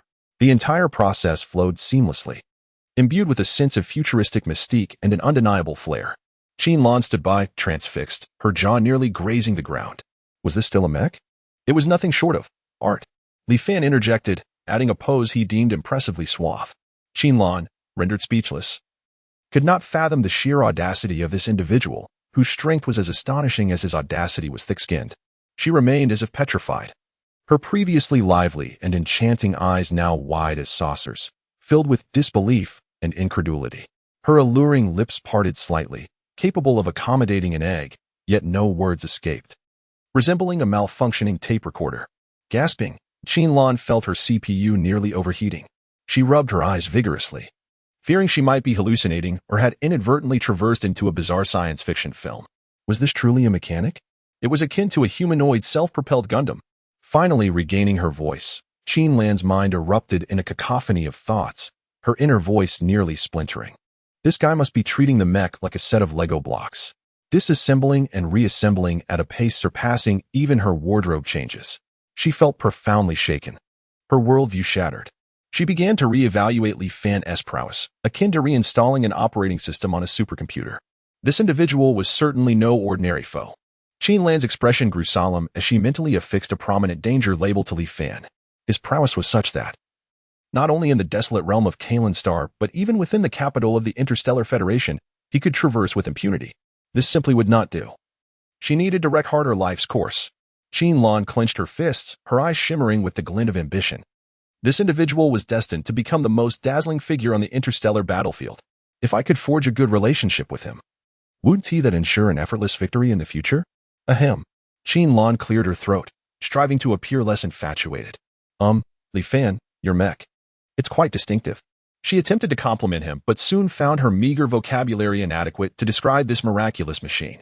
As Qin's thoughts meandered, 3 streaks of light tore through the sky, akin to 3 brilliant meteors, descending with formidable presence upon the entrance of the repair shop. Boom, boom, boom. The ground trembled thrice in response. Qin's heart raced, nearly leaping from her throat. 3 shattered star-class mechs. My heavens! Was this an onslaught to demolish this decrepit establishment? The metallic exteriors of the mechs glimmered under the sunlight, radiating a chilling brilliance, resembling 3 fortresses forged from steel, casting a vast shadow over the humble repair shop. The atmosphere was stifling, utterly oppressive. These 3 mechs emitted an overwhelming, suffocating energy wave, rendering the previous feline-like machine utterly insignificant. 2 realms apart, entirely different dimensions. Qin's eyelids fluttered, her gaze fixated on the uniform camouflaged paint of the mechs and that emblem. The Wasteland Federal Fleet. It was truly them. Qin inhaled sharply, her heart tightening to the utmost degree as she recognized the 3 mechs, Firestorm, Ishka, and Sea Beast, the Aquaman squad. How astonishing that the elite of the Federal Fleet had arrived. Each member was a seasoned warrior. Having clawed their way out of the gravest of situations, their combat experience was beyond description. And the mechs they piloted were the most advanced and top-tier models of the Federation. What could have brought them to this forsaken Star? Why land directly at this shabby repair shop? Could it be for Vera? Qin's complexion drained of color. A chill surged from her feet to her head, rendering her utterly paralyzed. The 3 mechs stood in a triangular formation, with the foremost black mech exuding an aura of an abyss, radiating an intense pressure. Its head was sculpted with a stark severity, resembling a poised leopard. And it was none other than the Sea Beast, the pilot, Captain Yunfeng of the Aquaman squad. With a hiss, the cockpit of the Sea Beast opened, and Yunfeng descended with measured steps, clad in a black combat suit, his stature imposing, features austere, and eyes sharp as blades, surveying the surroundings before finally locking onto Li Fan. Yun Feng's voice was deep and carried an undeniable sense of authority. Are you the mechanic here? Li Fan set down the wrench in his hand, wiped his hands, and calmly regarded Yun Feng, as if the newcomer were merely an ordinary customer rather than the captain of a prestigious federal mech squad. Indeed, how may I assist you? We offer comprehensive services for mech repair, modification, and maintenance, with integrity guaranteed for all. Li Fan's tone was relaxed, laced with an undertone of business acumen. Qin Lan, observing from the side, felt her eyes nearly pop out in astonishment, internally questioning whether Li Fan was genuinely composed or simply lacking in common sense. After all, this was the Sea King squad, the face of the Federation. Others would have been terrified by now. Yun Feng furrowed his brow, clearly taken aback by Li Fan's reaction. He cut straight to the chase and inquired, Vera, have you seen her? Vera? Li Fan stroked his chin, feigning contemplation. Are you referring to that member of the Blood Reaper Alliance? I believe I've heard of her. What of it? Where is she? Yun Feng's tone grew increasingly frigid, and the air around them seemed to freeze. Li Fan shrugged, his demeanor as casual as if he were commenting on the pleasantness of the weather. Oh, I sent her to meet the Almighty, or rather, in the age of interstellar travel, she might have met the star deity. Chapter 32. He must be a rogue trader. The two mechs behind Yun Feng sprang to life, Ishka and Liu Hua advancing like ferocious beasts. What? The cockpit of the mech suddenly opened, and two figures swiftly emerged. Captain, this kid. The mech pilot of Liu Hua, Tang Si, a burly man with a spirited crew cut, wore a face full of rage and was about to unleash a torrent of curses at Li Fan when he was abruptly halted by the woman beside him. Hold your horses, Tang Si. Lu Lin, the pilot of Ishka, a short-haired and capable woman with a striking appearance, usually wore a gentle smile. But now her expression bore a hint of scrutiny. She stepped forward briskly, attempting to defuse the tense atmosphere. Mr. Li, greetings. We are the Aquila team from the Wasteland Federation fleet, dispatched to thoroughly investigate the unusual activities of the Bloodbath Alliance. Vela, the central figure of this series of events, is of utmost importance to us. Tang Si interjected impatiently. The higher-ups have already discerned that there is a massive conspiracy lurking behind Vela's actions. Hence the issuance of a top-secret mission. We must locate her or ascertain her fate. Li Fan surveyed the situation before him, inwardly pondering. Vela truly is a hot potato. Even her demise stirs such turmoil. I have indeed dealt with Vela, Li Fan stated calmly and assuredly. As for any conspiracy, I know nothing of it. I am but a humble mechanic, wishing only to quietly repair mechs and earn a modest living. He gestured helplessly toward his repair shop. I apologize, but I have a mech awaiting repairs, and the client is pressing. It's a 10 million credit deal, and I can't afford any delays. Qin Lan nearly choked at the mention of 10 million credits, feeling a surge of indignation. This fellow is truly asking for a king's ransom. Only now does he remember to fix my Snowhawk. Suddenly realizing something, Li Fan turned to Qin Lan with a slight raise of his eyebrow, his gaze hinting at something subtle. By the way, Miss Qin, your Snowhawk must be severely damaged. Shall we return to the shop to take a look? Qin Lan was momentarily taken aback, quickly grasping his intent to change the subject. Change the subject? Drag me into this? Her lips twitched slightly as she inwardly scoffed. This guy's thought process is truly unconventional. However, given the current situation, it seemed she had no choice but to play along. After all, the Aquila team was no trifling matter. This situation was evidently complex. Snowhawk, severely injured? Qin Lan deliberately raised her voice to align with Li Fan's act, though internally she was seething. Severely injured? My foot. My Snowhawk merely has a few superficial scratches. This guy must be planning to extort me. Yun Feng's sharp gaze darted between Li Fan and Qin Lan, attempting to discern any flaws in their subtle expressions. Meanwhile, Lu Lin maintained her gentle smile, yet her eyes were sharp with keen inquiry. Tang Si, lacking in patience, leaned forward, his voice resonating like thunder. Kid, don't play tricks on us. You'd better come clean about Vela. However, Li Fan seemed oblivious to Tang Si's threat as he cheerfully strode towards the repair shop, warmly beckoning Qin Lan. Miss Qin, this way, please. I must thoroughly inspect our Snow Eagle to see where the damage lies. A 1,000,000 credit points deal must be executed to your satisfaction. Qin Lan took a deep breath, suppressing the tide of emotion swelling within her, and hurriedly followed Li Fan in her high heels. She was eager to discover what this fellow was truly up to. 1,000,000 credit points. To repair the Snow Eagle? Tang Si's eyes widened in disbelief as he turned to Yun Feng. Captain, is this kid out of his mind? How is this any different from robbery? Yun Feng furrowed his brow, his thoughts tangled like a knot. He sensed an inexplicable peculiarity about this mechanic. That calm demeanor was not something an ordinary person could feign. Moreover, charging 1,000,000 credit points to repair a snow eagle? There must be something significant behind it.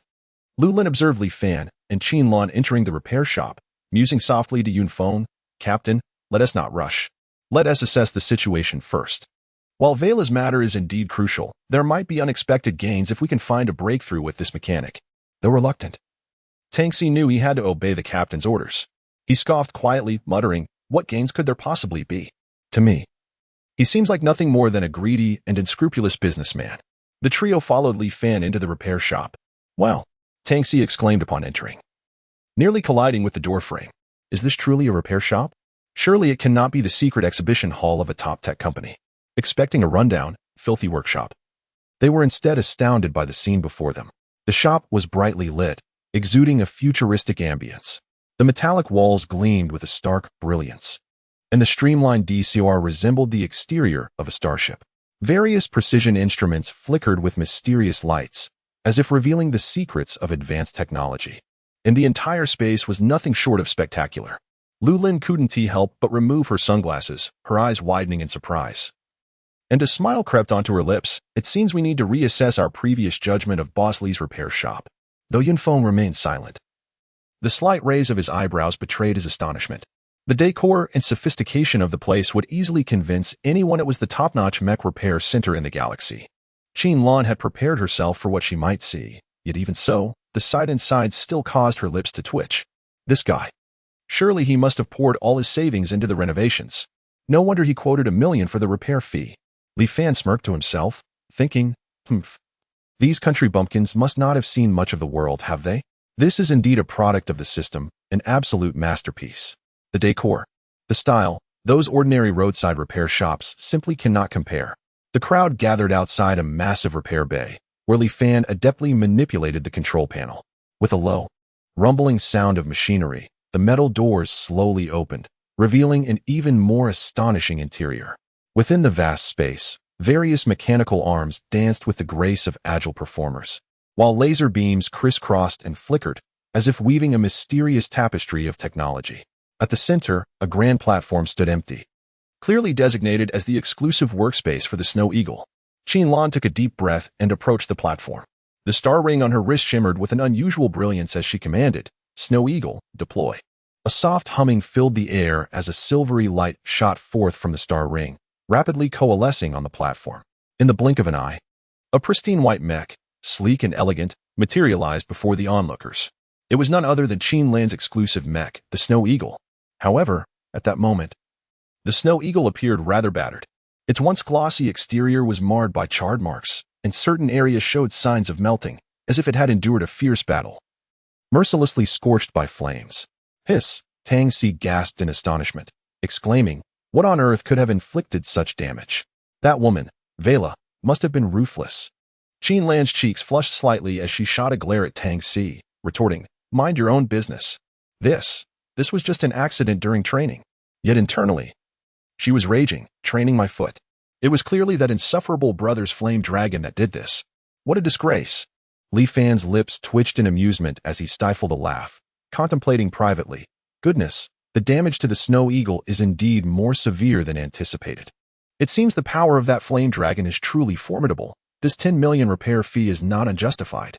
Clearing his throat, Li Fan adopted a serious demeanor and stated, "Miss Qin, the injuries to the Snow Eagle are indeed more severe than I initially estimated. However, rest assured, under my care, it will be restored to its former glory, and even elevated to new heights." Qinlan raised an eyebrow, her tone laced with skepticism. "Elevated to new heights? Such bold claims. I shall see how you intend to achieve that." Chapter 33.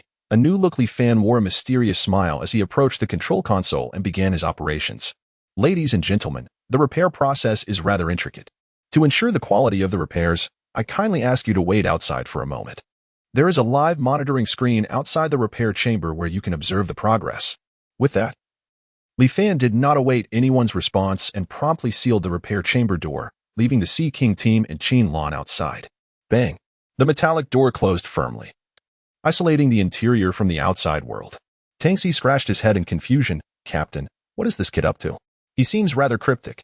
Yunfeng, with a penetrating gaze fixed on the closed door, replied solemnly, "Let us observe for a moment. If he truly can repair the snow eagle, he might indeed possess some remarkable skills." At that moment, the large screen outside the repair chamber displayed Li Fan's smiling visage as he pointed towards the snow eagle, proclaiming, "Ladies and gentlemen, the show is about to begin." The screen vividly showcased the interior of the repair chamber. Li Fan circled the snow eagle, his expression focused and earnest, as if he were admiring a masterpiece. He then approached the central control panel, his fingers gliding swiftly across the console, entering commands into the Mech's control system. The mechanical arms began to move with agility, various precise repair tools seemingly possessing a mind of their own, accurately locating the damaged areas of the snow eagle. Laser cutting, nano-repairing, pulse welding, an array of high-tech repair techniques flowed effortlessly from Li Fan's hands, mesmerizing those who watched. Wow, this kid truly has some skills. Tang Xi's eyes widened in disbelief as he observed the repair scenes on the screen. Yunfeng and Lu Lin exchanged glances, nodding slightly, their expressions turning more serious.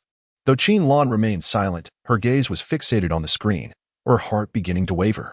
Could it be that this fellow was truly as formidable as Qin Yu had claimed? The screen displayed Li Fan's continued repair efforts, where he deftly controlled the mechanical arms to applying new alloy materials with precision over the damaged exterior of the snow eagle. The charred marks vanished at a visible speed, replaced by a sleek, mirror-like metallic sheen. Yunfeng squinted at the subtle changes on the screen, remaining silent yet visibly relaxing his furrowed brow. Lu Lin, equally astonished, murmured softly, "The efficiency is astonishingly rapid." Qin Lan still crossed her arms, her lips pressed tightly. Yet her gaze was irresistibly drawn to the spectacle unfolding on the screen.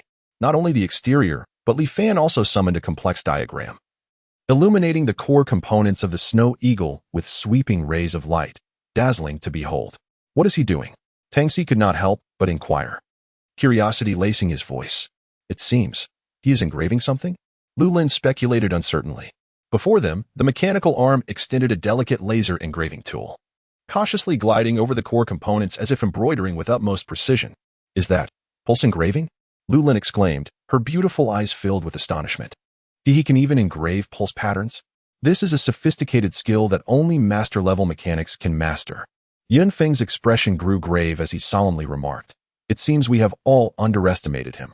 This Li Fan is undoubtedly not an ordinary mechanic."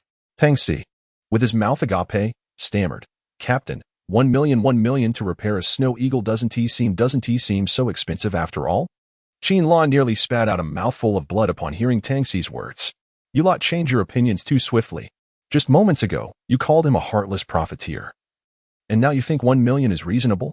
Internally scoffing, she thought, "Humph. Even if his skills are exceptional, 1 million is still a lion's share. Once the snow eagle is repaired, I will definitely settle the score with him. Let him know that the Qin family's money is not so easily earned." However, before Qin Lan could finish her internal monologue, the image on the screen shifted once more. Buzz, the snow eagle mech emitted a crisp hum, and the previously dull body suddenly erupted with dazzling brilliance. The silver light rose like flames, transforming the entire repair chamber into a world of shimmering silver. Martial skills? They awakened martial skills. Lu Lin's voice turned shrill, brimming with incredulous astonishment. Yunfeng and Tang Xi were completely stunned, their eyes wide as if they had witnessed something unfathomable. Qin Lan was utterly petrified, her beautiful eyes wide open, fixated on the snow eagle, reborn from the flames. Her mind blank. She felt as if her worldview had collapsed in that moment. Her snow eagle not only healed but also awakened martial skills. How is this possible? On the screen, Li Fan clapped his hands in satisfaction, flashing a radiant smile at the surveillance camera. With a hiss, the repair chamber door opened, and a palpable chill immediately surged forth as if a freezer had been opened, causing everyone to shiver. "What is going on?" Tang Xi exclaimed dramatically, crossing his arms. "This snow eagle has such impressive cooling capabilities. Bossly, are you also selling popsicles on the side?" Yunfeng and Lu Lin furrowed their brows slightly, clearly feeling the sudden chill as well. Only Qin Lan, though she shivered, remained fixated on the doorway. As the door fully opened, the scene inside came into view. The once battle-scarred snow eagle mech now stood quietly in the center of the repair chamber, its entire body gleaming silver, the streamlined design exuding a sense of power and advanced technology. If the previous snow eagle resembled a battle-worn warrior, The current one appeared as a snow queen reborn from the flames, noble, icy, and untouchable. Qin stepped inside, carefully caressing the snow eagle's smooth, mirror-like exterior, her fingertips experiencing a chilling sensation, as if she were touching true ice. She could distinctly perceive an immensely powerful energy emanating from within the mech. A force that was profoundly different, cold and sharp. Is this my snow eagle? Qin voice trembled slightly, laced with incredulity. Li Fan approached with a beaming smile, rubbing his hands together, exuding an air of professionalism. So, Miss Qin, are you satisfied with our repair results? I assure you, it is both fair and exceptional. Cease your prattling. Qin shot him a glance, though the corners of her mouth curled upward, indicating her good spirits. That is a given. Li Fan raised an eyebrow with pride. When I, Li, take action, it is bound to be exquisite. What do we call this? It is the miraculous hands of revival. The withered tree blossoms anew. Ah, no, that is not right. It should be the old transforms into the new, reaching greater heights. Qin rolled her eyes at him again, yet her expression remained lighthearted. What is happening? It seems it has become significantly stronger? Tang Si, listening nearby, couldn't he help but roll his eyes. I must say, Boss Li, your level of culture leaves much to be desired. Li Fan disregarded Tang Si's jest, turning to Qin with a serious demeanor. Miss Qin, the Snow Eagle has successfully awakened the martial skill. Frozen Domain. Frozen Domain? Qin tone brimmed with anticipation. Chapter 34. Could you repeat that? Li Fan cleared his throat and began his explanation. In simple terms, once the Frozen Domain is activated, the Snow Eagle mech experiences a 30 increase in speed, akin to being equipped with a turbocharger, racing forward with remarkable swiftness. Simultaneously, it inflicts a 20 slowing effect on enemy mechs within a certain vicinity that lack ice attributes, effectively applying a frost debuff upon them. Tang Si, overhearing this, gasped, his eyes widening in astonishment. Wow, is it really that impressive? This speed, coupled with the ability to slow down foes, how can anyone compete with that? Yun Feng's eyes lit up as he solemnly remarked, if this is true, the combat capability of the Snow Eagle has undoubtedly escalated by at least 2 tiers. Lu Lin was practically brimming with excitement, rubbing her hands together. This Frozen Domain is truly a tailor-made combat technique for the Snow Eagle. Qin, you've struck gold this time. Listening to the astonished exclamations around her and gazing at the revitalized Snow Eagle, Qin felt a surge of exhilaration. Initially, she thought the repair cost of 10 million was exorbitant, but now it seemed quite reasonable. Humph, you've got some skill, Li Fan. However, I shall still scrutinize that 10 million. With a touch of pride, Qin thought to herself, her lips curling into a faint smile. Looking at Li Fan's mischievous grin, she suddenly felt that perhaps he wasn't as insufferable as she had believed. Clearing his throat, Li Fan interrupted the somewhat delicate atmosphere. Miss Qin, since the Snow Eagle has been repaired, do remember to support our little shop's business. Humph. At his words, Qin instantly reverted to her aloof demeanor.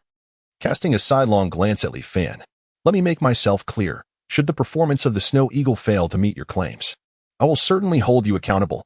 I guarantee absolute satisfaction. If you're not pleased, you won't know a dime. Li Fan promptly pledged, his avaricious nature laid bare. TCH, money. Money, money. Greedy fool. Qin muttered under her breath, yet her spirits were soaring, and she felt delightfully pleased as she waved her hand, retracting the Snow Eagle into the star ring.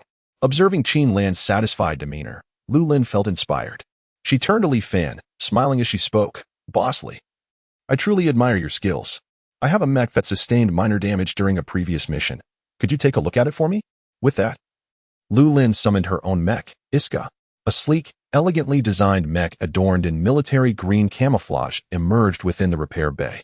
Although it appeared largely intact at first glance, a closer inspection revealed several scratches and damages. Li Fan approached, placing his hand on Iska's leg armor, attuning himself to the energy flow within. Simultaneously, he called upon the system in his mind. System, please scan this mech. Ding. Iska mech detected, meeting the conditions for 3rd tier enhancement. It can undergo 3rd tier strengthening, awaken a second combat technique, and acquire a second mech form. The system's prompt echoed in Li Fan's mind. This upgrade enhancement requires the consumption of 500 star energy points. Shall we commence the enhancement? A surge of joy filled Li Fan's heart. This was indeed a lucrative opportunity. He withdrew his hand and turned to Lu Lin. 80 million credit points, no bargaining. Li Fan asserted firmly, his tone leaving no room for doubt. Lu Lin was momentarily taken aback, questioning her hearing, and asked again. How much? Mr. Li, could you please repeat that? 8 million. Li Fan reiterated with a smile, holding up 8 fingers in front of Lu Lin's eyes. 80 million.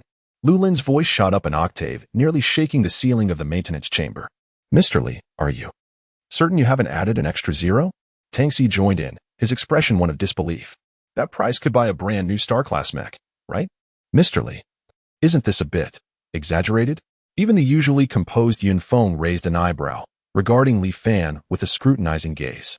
Yet, Li Fan remained unfazed, explaining with a calm demeanor, Miss Lu, please do not be alarmed. My 8 million is not merely for standard repair expenses. He paused, raising a finger. If it were just simple repairs and refurbishments, addressing those scratches and damages, it would only require 1 million credit points, ensuring your Ishka is restored to its original condition, as if freshly manufactured. However, Li Fan's tone shifted, taking on a serious edge. This 8 million encompasses the costs for the upgrade enhancement of the Ishka. Upgrade enhancement? Lu Lin, Yun Feng, and Tang Si exchanged bewildered glances, momentarily at a loss. Indeed. Li Fan nodded, his eyes sparkling with confidence. I have just inspected it. Your Ishka meets the criteria for enhancement. With my upgrade, it can awaken a second combat skill and acquire a second mech form. A second combat skill? A second mech form? Lu Lin gasped, overwhelmed by the prospect that had previously seemed unimaginable. Yes, it's as impressive as it sounds. Li Fan raised an eyebrow with pride. This is a once-in-a-lifetime opportunity. Miss this chance, and it may never come again. Moreover, this second mech form will allow the Ishka to navigate a wider array of combat scenarios, adapting to complex battlefield environments. Li Fan grew more animated, envisioning the Ishka triumphantly dominating the battlefield. This. Lu Lin was utterly captivated by Li Fan's vivid portrayal, her mouth agape, unsure of how to respond. 8 million. While exorbitant, if it truly granted the Ishka such a monumental enhancement. Li Fan seized the moment, flashing a charming smile. We can draft a contract. He was acutely aware of the formidable binding nature of contracts in this era. At this point, Lu Lin, Yun Feng, and Tang Si could no longer remain seated, fully captivated by the proposition. They were undoubtedly aware of the gravity of the contract. Once a breach occurred, the penalties could exceed tenfold. Unable to afford such consequences, it was simple. Federal prison or a reform facility at the border would suffice. They were all too familiar with such matters. Very well. The sum of 80 million, that is. I shall sign the contract with you at once. Lu Lin could no longer contain her inner excitement and promptly agreed. She feared that this once-in-a-lifetime opportunity would slip away. And if Yun Feng and Tang Si were to seize it first, she would truly be left in despair. Indeed, upon hearing Lu Lin's declaration, both Tang Si and Yun Feng simultaneously sighed, lamenting, alas, it is too late. As longtime teammates, their understanding was profound, even in the face of such temptation. They would never engage in bidding wars. Moreover, this was Lu Lin's fortune, and it would be inappropriate for them to intrude. Nevertheless, they felt a twinge of bitterness in their hearts, lamenting that they might have missed a singular opportunity in their lives. Chapter 35, Breaking Free from the Cocoon. Please wait a moment, Li Fan said as he observed Lu Lin's unwavering choice of the 80 million credit package. Internally, he nodded in approval. This young woman certainly had an eye for quality.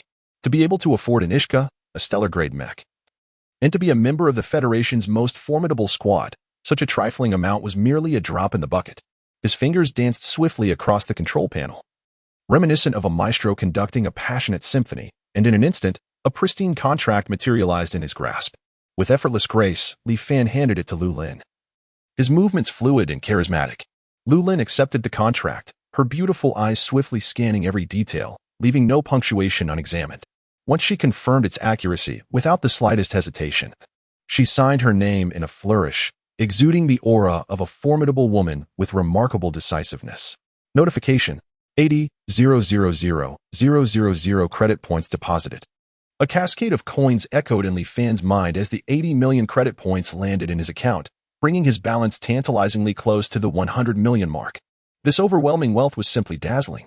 He chuckled to himself, envisioning a future where he could comfortably retire, purchasing anything he desired and indulging in whatever culinary delights he fancied.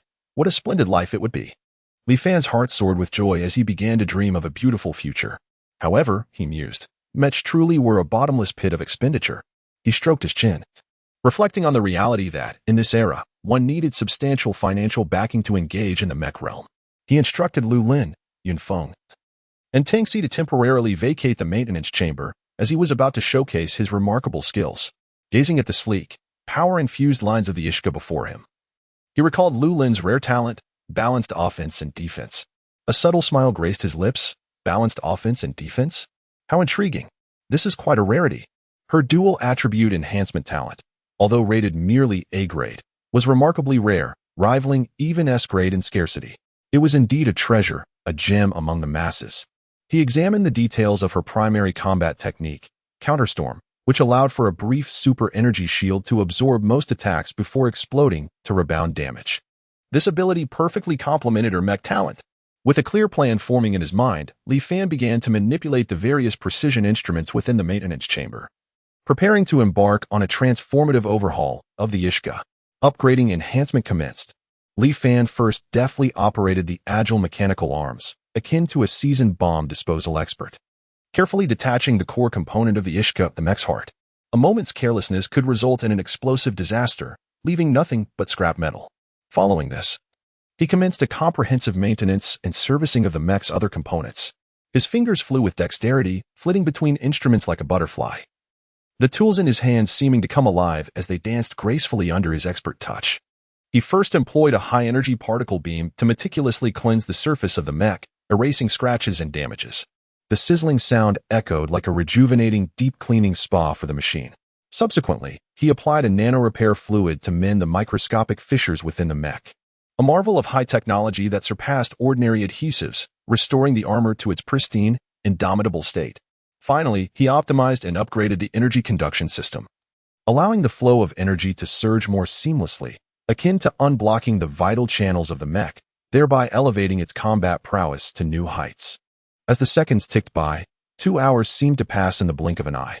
Under Li Fan's skilled hands, the previously weary Ishka was revitalized, transformed as if reborn, radiating a dazzling brilliance once again. The next and most crucial step was to inscribe new vein patterns. Taking a deep breath, Li Fan meticulously selected a special enhancement pattern from a plethora of options, one that would bestow Ishka with newfound strength. With precision, he maneuvered the mechanical arm, carefully etching the pattern onto the core of the mech, striving for perfection in every line and ensuring that each node was exact. This was no trifling matter. A single misstep could lead to the loss of all previous efforts. Outside the repair chamber, Lu Lin, Yunfeng, and Tangxi anxiously awaited the outcome.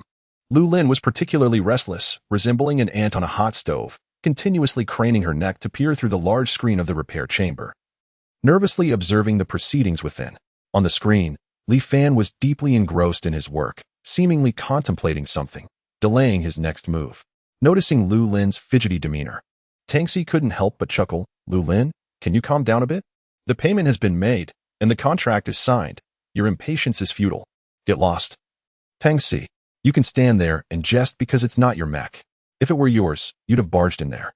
Eager to take over for Bosley, Lu Lin shot him a glare, exasperated. Hey, I'm just worried for you. Tangxi replied with a grin. But honestly, do you truly believe Bosley can awaken a second combat skill for Ishka and even unlock a second mech form? I'm not sure. Lu Lin hesitated but eventually nodded. But I have faith in him.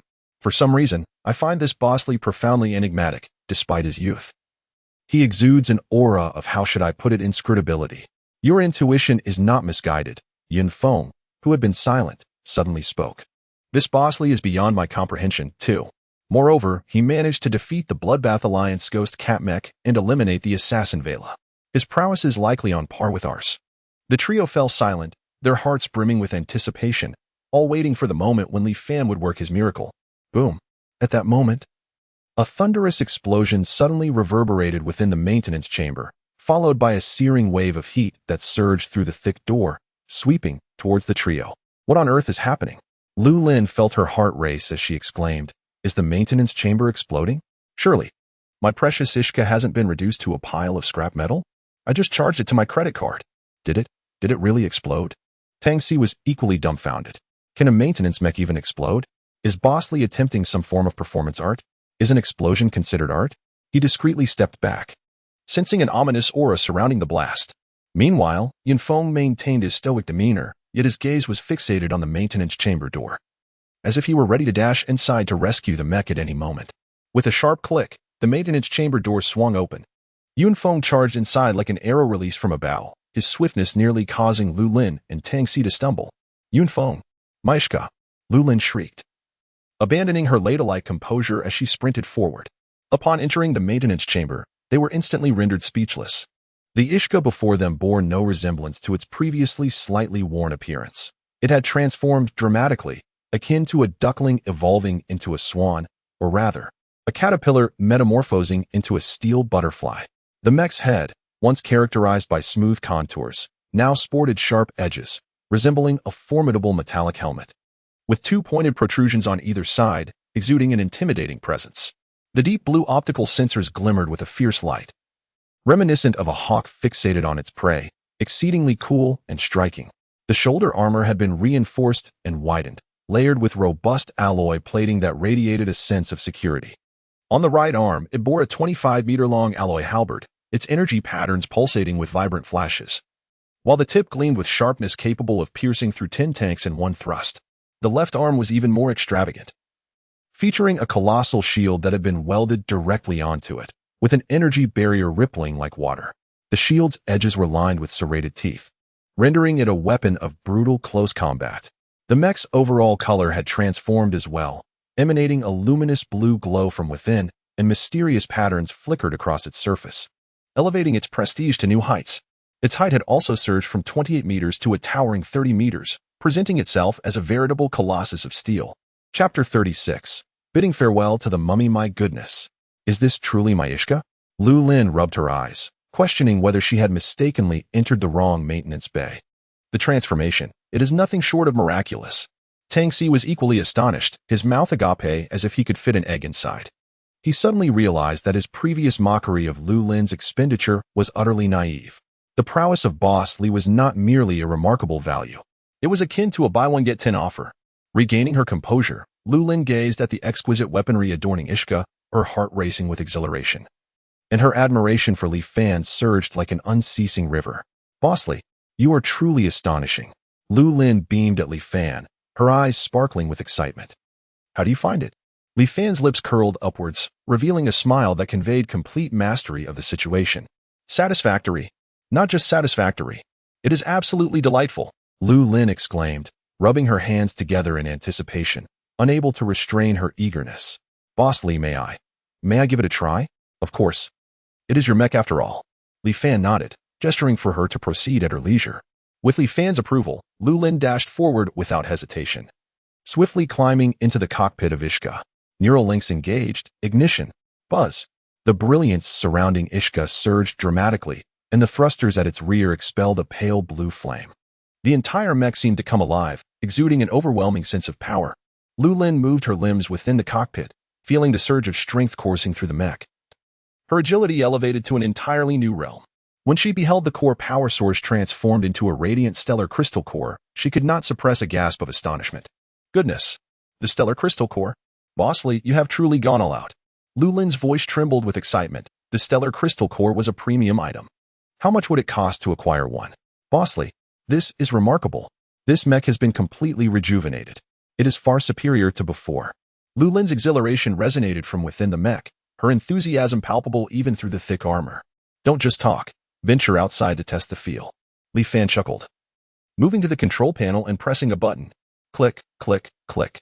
The ceiling of the repair shop slowly opened, revealing a cerulean sky. Li Fan, Yunfeng, Lu Lin, and the ever-curious Tang Xi all looked on with eager anticipation at Ishka, eager to witness the astonishing power this newly invigorated mech could unleash in real combat. Click, click, click. Ishka's towering 30-meter steel frame, enveloped in a cerulean metallic storm, thunderously descended upon the open ground outside. Boom. The earth trembled beneath the impact. The few onlookers who had gathered, having sensed the impending spectacle, had discreetly departed upon the arrival of Yunfeng and the others. After all, those members of the Aquaman squad are clearly formidable opponents who would willingly provoke them and end up as mere cannon fodder.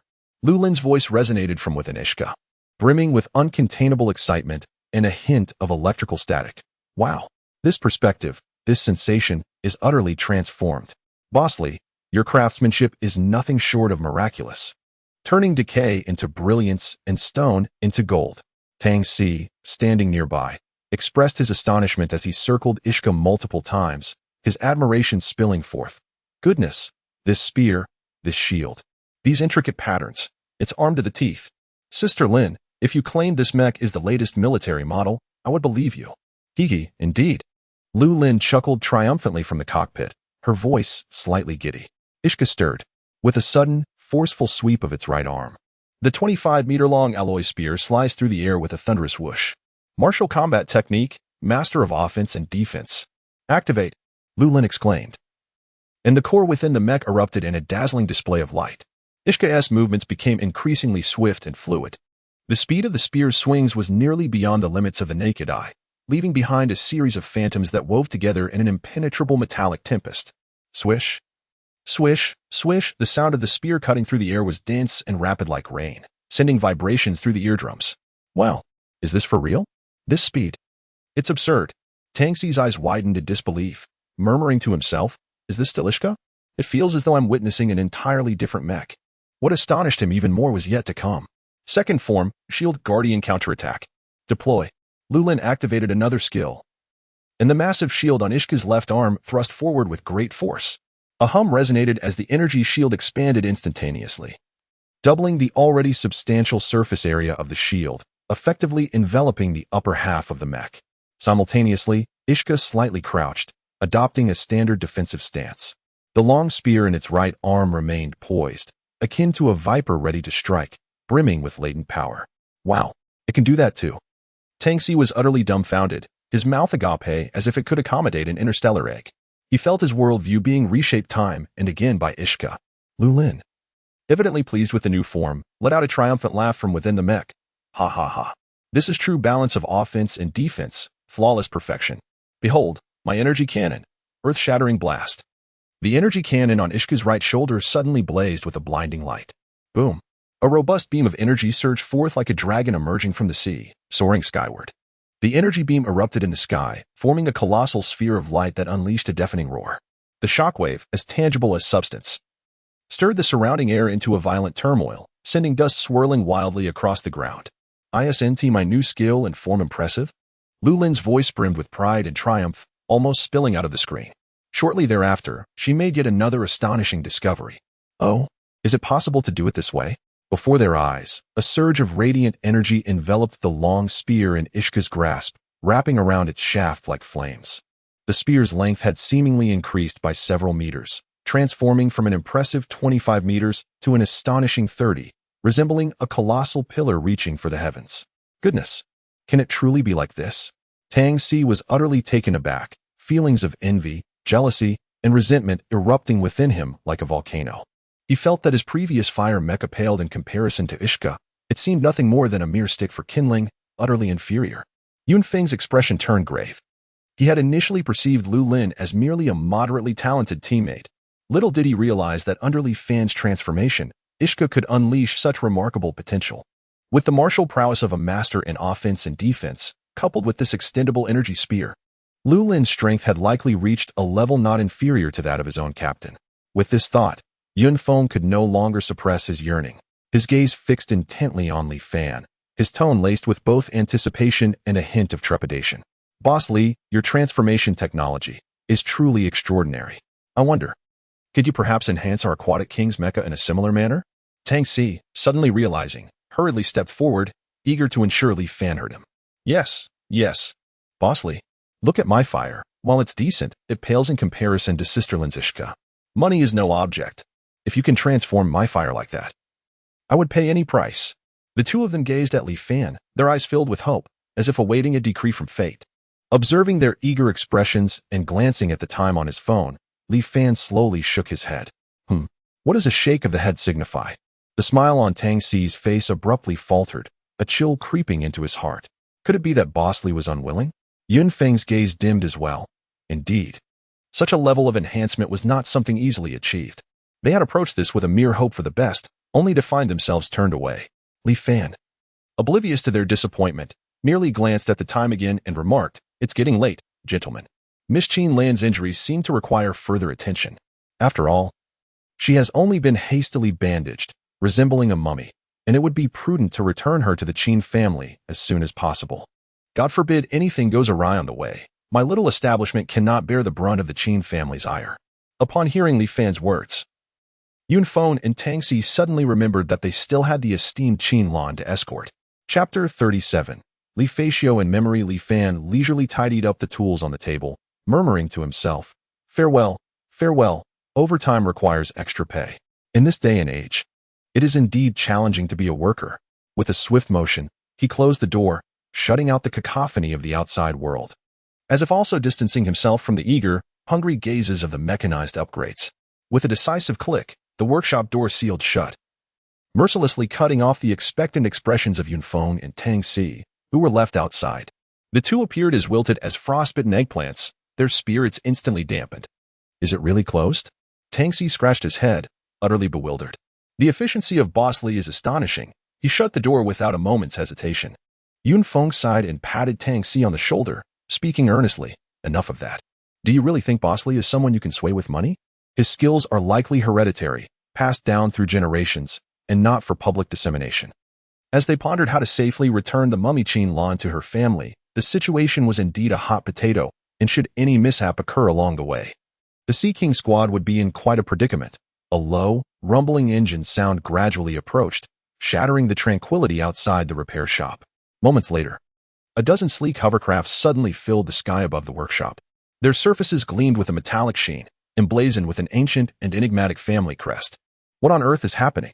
Tang Si's eyes widened in shock as he gazed skyward, his mouth agape, large enough to fit an egg. This commotion. Could it be enemies come seeking revenge? Yunfeng's expression turned grave, his eyes narrowing as he scrutinized the insignias on the hovercrafts, a foreboding sense stirring within him. One of the leading hovercrafts descended slowly, hovering mid-air, its doors gradually opening. A middle-aged man, clad in a sharply tailored black suit and exuding a commanding presence, stepped out with measured strides. His features were rugged, and an air of unyielding authority emanated from him, his every gesture radiating the dignity of a superior. Upon alighting from the craft, his gaze, sharp as that of a hawk, immediately locked onto the mummified Qin Lan. Lanner. His voice was deep and powerful, laced with a barely perceptible tremor as he hurried to her side, concern and tenderness evident in his tone. What has happened? Who has harmed you so? Dad? Qin Lan, witnessing her father burst in with such fervor, felt her previously composed demeanor shatter, her tone shifting to one of playful reproach. Qin Tianhao glared fiercely, his imposing presence palpable. Have you grown too bold, my girl? Do you dare to roam in a desolate place like Karenstar? Are you unaware of the recent unrest? Though his words were fierce, his hands moved with an unexpected gentleness as he meticulously examined the bandages adorning Qin Lan, his brow furrowing deeply. A sharp intake of breath escaped him as his fingers grazed a blood-soaked bandage, his heart aching with concern. What is happening? Who did this? Tell me, Dad. I will bring people to demolish their hideout right now. Qin Lan was amused by her father's reaction, bursting into laughter as she pointed to her head and said, Dad, don't be so anxious. It's really not that serious. Look, I'm perfectly fine. Just a minor injury, nothing to worry about. Minor injury? Qin Tianhao's voice shot up an octave as he pointed at the bandages on Qin Lan's body, wishing he could etch the words minor injury onto her forehead. Is this what you call a minor injury? Are you trying to fool me? It looks to me like you've been dismembered. Oh, Dad, it's really not that severe. Qin Lan rolled her eyes in exasperation, her tone as soft as cotton candy. It was the Bloodwash Alliance's lunatics who caused this, but it's already been dealt with. The Bloodwash Alliance. Those rabid dogs. Qin Tianhao's expression darkened instantly at the mere mention of their name, his face shadowed with anger. I knew those rascals wouldn't behave. I received reports about their activities near Kalenstar, worried that something would happen to you, so I rushed over, but it seems I was too late. His voice was laced with palpable dread and fury, clearly harboring a deep-seated hatred for the Bloodwash Alliance. Nevertheless, Dad, you weren't too late. Qin Lan quickly changed her tone, a hint of not-so-obvious excitement creeping in. Thanks to Boss Li Fan's timely intervention, otherwise, I might have truly been torn to pieces. Li Fan? Qin Tianhao furrowed his brows, the name sounding vaguely familiar, yet he couldn't quite place it. Which Li Fan? Is there someone of that name on Kalenstar? The owner of this very shop. Qin Lan pointed towards the nearby Dream Machine repair shop, excitement bubbling in her voice. Dad, Don't let the shop's unassuming appearance fool you. The owner is as low-key as a passerby, but his strength, wow, it's truly unfathomable. Those members of the Bloodwash Alliance were utterly weak in his presence, defeated in a single blow. Can you believe that? Defeated in a single blow? Qin Tianhao's muscles tensed, nearly dropping his jaw in disbelief. He was well aware of the Bloodwash Alliance's prowess. They were no ordinary foe. To be able to vanquish them so effortlessly, who could this person be? He scrutinized the shabby repair shop once more, his mind racing with doubts. When did Kalen Star hide such a formidable figure? Lana, tell me more about this Li Fan. Who exactly is he? Qin Tianhao's tone turned serious, feeling as though Li Fan's name was a key, hinting at unlocking a door deep within his memories. Seeing her father's solemn expression, Qin Lan stifled her playful thoughts and began to vividly recount the events of the attack on Kalen Star, describing how Li Fan descended like a superhero, annihilating the foes and turning the tide of the battle. Dad, you should have seen it. The scene was absolutely explosive. That mech piloted by Velo was like paper in his hands. He dismantled and reassembled it effortlessly, moving at lightning speed. I swear, I have never encountered such an extraordinary mechanic in my entire life. Qin Lan grew increasingly animated as she spoke, gesticulating with enthusiasm, eager to convey every detail of the event to Qin Tianhao. Listening to Qin Lan's vivid account, Qin Tianhao's brow furrowed deeper, especially upon learning of Li Fan's remarkable mechanical skills. He was utterly astonished.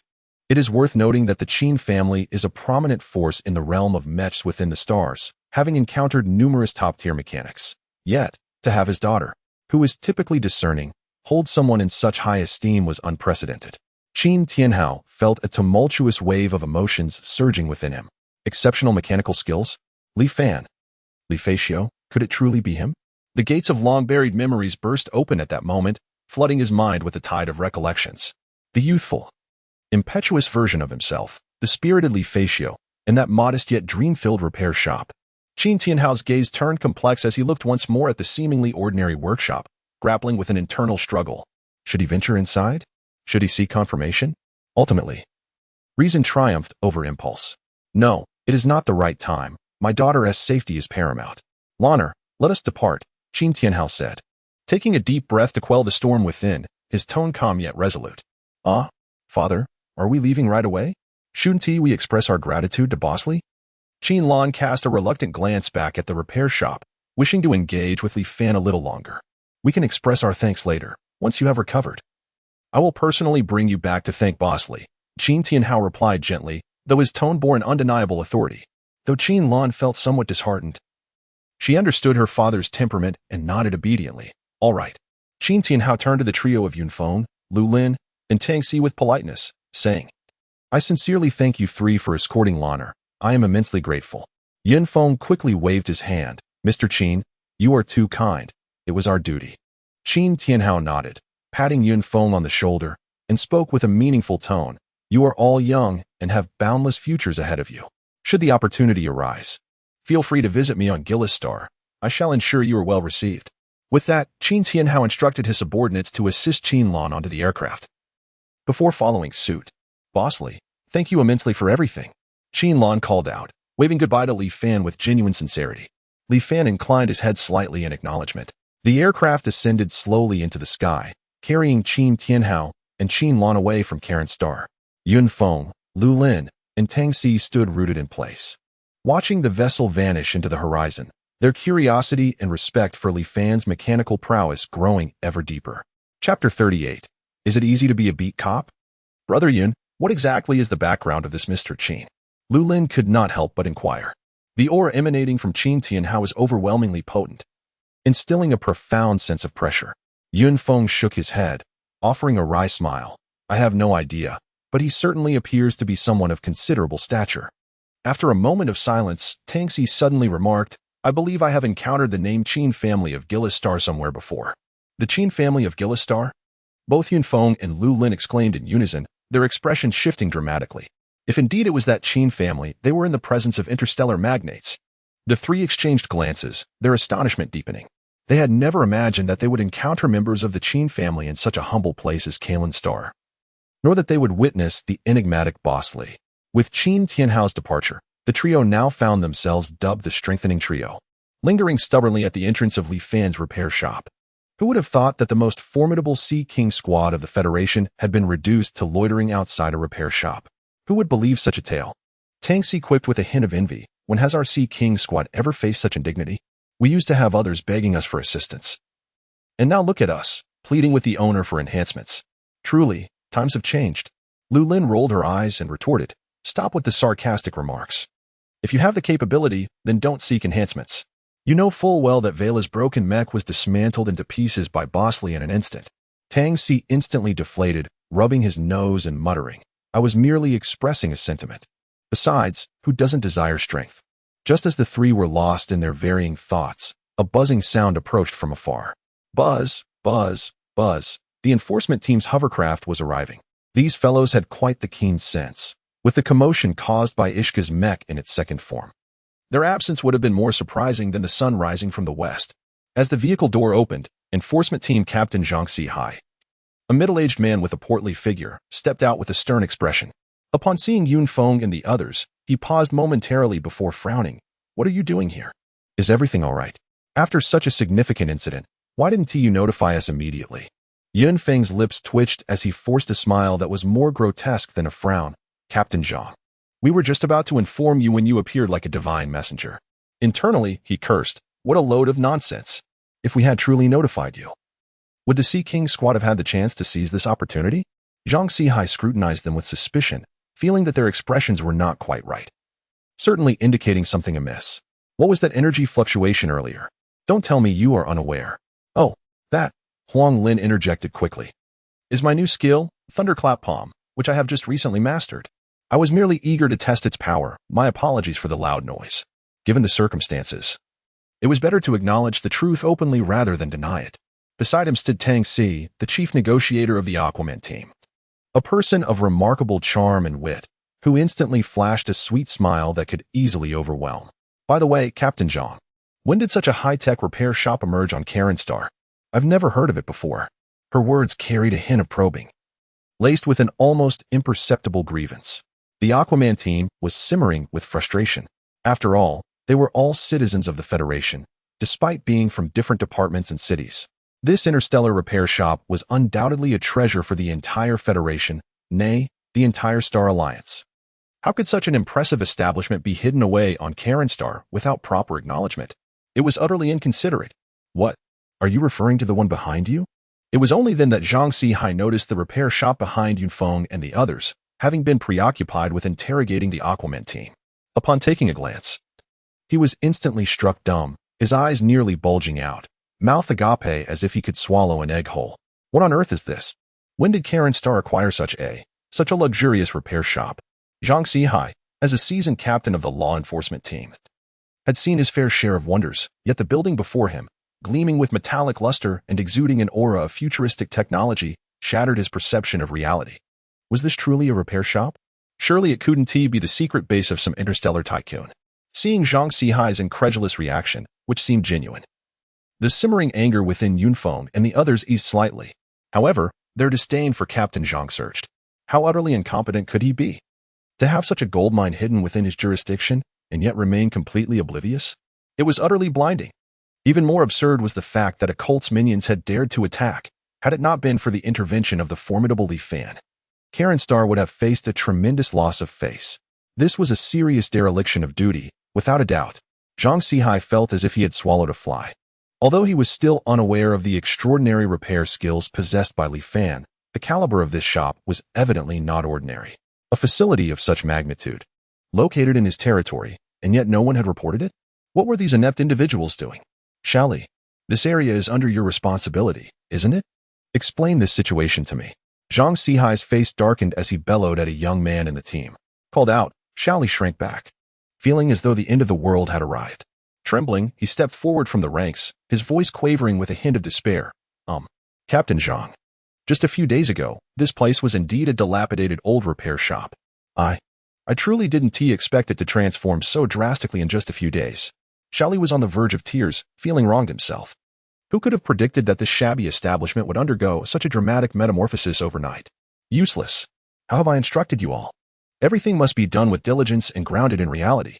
You must verify with your own eyes before reporting. Are you merely going by instinct? Zhang Sihai erupted, his roar reverberating like thunder. Their law enforcement team adheres strictly to principles of truth and pragmatism. In Zhang Sihai's territory, anyone daring to engage in deception would undoubtedly face dire consequences. Unfortunately for Shaoli, he has found himself in a precarious situation. Terrified, he nearly collapsed to his knees, repeatedly bowing in apology. I am deeply sorry, Captain. This matter is indeed my oversight, and I willingly accept the punishment. 2 months' salary will be deducted. Do you have any objections? Zhang Sihai declared, dismissively waving his hand to issue the penalty. Shaoli felt a pang of anguish. 2 months' wages represented a significant portion of his hard-earned income. Yet, he recognized the gravity of his mistake, particularly as it tarnished the reputation of the federal enforcement team in front of the prominent members of the Sea King squad. Thus, he considered this punishment relatively lenient. He could only swallow his bitterness, forcing a strained smile as he replied, "In no objections." Internally, he lamented, "Life is so tough. In these times, is it easy to be a beat cop? From now on, I must conduct thorough investigations myself and verify everything personally. I can no longer rely solely on my own eyes. All right, the assailants have been dealt with. Let us turn the page on this matter.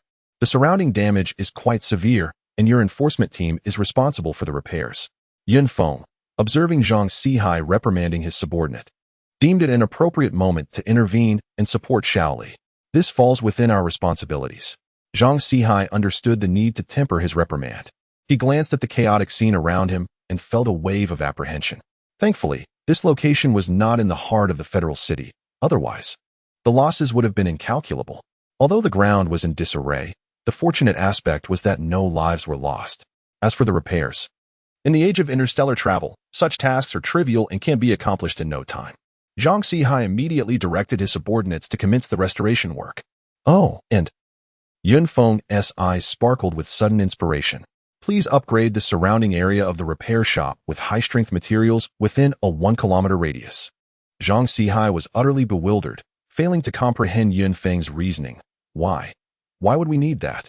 His eyes widened in disbelief, fixated on Yun Feng. As if hoping to bore a hole through him with his gaze, Captain Yun, what on earth are you suggesting? A 1-kilometer radius? High-strength materials? Are you planning to construct a mecha combat arena here? Will we be taking the mechas out for a stroll after they are repaired?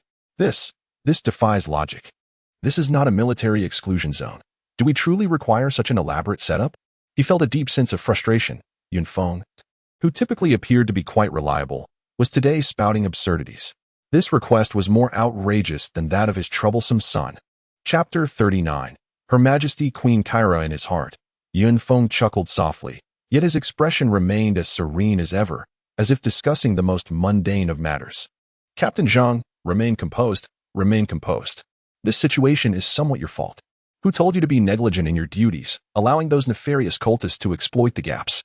This esteemed lordly fan is a victim. Should you not offer some token of apology? As for the specifics of compensation, that is to be discussed with the store manager. I merely proffer a minor suggestion. Upon hearing this, Zhang Sihai nearly expelled a mouthful of blood. Yun Feng had truly honed the art of shifting blame to perfection. However, upon reflection, it was clear that not all the blame could rest on Yun Feng's shoulders. The Bloodwashers Alliance had audaciously dared to create disturbances on his territory. If word of this spread, where would Zhang Sihai's dignity lie? Compensation was imperative, and it must be substantial. First, he would ensure that the area outside was properly prepared for Lord Li Fan, as a gesture of goodwill, making subsequent negotiations for compensation more palatable. Very well. It is settled. Zhang Sihai gritted his teeth and resolved to take action. After all, paving a 100-meter area with materials from the training ground was a trivial expense. Consider it a lesson learned at a cost. Without hesitation, the efficiency of the federal enforcement team was remarkable. Various engineering mechs were deployed, creating a scene akin to a sci-fi blockbuster. In just 2 to 3 hours, the exterior of the repair shop underwent a complete transformation. The previously uneven ground was replaced with uniform, high-strength materials. With this upgrade, testing mechs here would no longer pose a risk of creating massive craters. As Yun Feng beheld the revitalized battleground before him, a satisfied smile graced his lips. After Zhang Sihai completed his tasks, he noticed the 3 members of the Aquaman squad still lingering about like 3 forlorn telephone poles, which puzzled him further. I say, gentlemen, what are you doing? Are you not planning to leave? Aren't you usually swamped with work? Why the leisurely presence today? The Aquaman squad was a prized asset of the Federation, perpetually busy, yet today they had the time to observe the construction? This was rather peculiar. Tangxi replied with a cheerful demeanor, "Oh, it's nothing. We are merely concerned that the Bloodwashers Alliance may return to cause further trouble. We intend to stand guard here overnight to ensure Lord Li Fan's safety." Zhang Sihai's heart sank at this revelation. These three surely harbored ulterior motives. Guard overnight? What a ruse. They must have their eyes on some treasure of Lord Li Fan, planning to stake out the place. That won't be necessary. We will deploy personnel to stand guard. You three work so hard. Today, you should take the opportunity to rest. This matter is fundamentally our responsibility as the Federation. And we cannot trouble you further. Zhang Sihai hastily insisted, eager to send these three harbingers of misfortune away. Lu Lin immediately chimed in, "Oh, Captain Zhang, your words are rather ungracious. We are all part of the Federal Enforcement Bureau, serving in the same Sirius star system. It is only natural that we assist one another. We are not weary in the slightest, not at all. Are you suggesting we depart? Not a chance. Today, we remain steadfast in our position." Zhang Sihai, upon witnessing the resolute determination of these three individuals to stay, found himself at a loss for words. Reluctantly, he declared, "Since you are so committed, I shall not dissuade you any further. However, with such dedication displayed by you all, we cannot lag behind. I will also remain here today." He was eager to observe what these three were truly up to. Upon hearing this, the expressions of the other law enforcement team members turned ashen. What absurdity is this? They had anticipated returning home to embrace their wives and find solace in sleep, only to be confronted with the prospect of overtime. This captain is utterly unreliable. Yun Feng, however, was unfazed, as he had resolutely decided to stay. The Interstellar repair shop was situated within the confines of the Federation's territory, and they were all colleagues. If they wished to wait, then let them wait.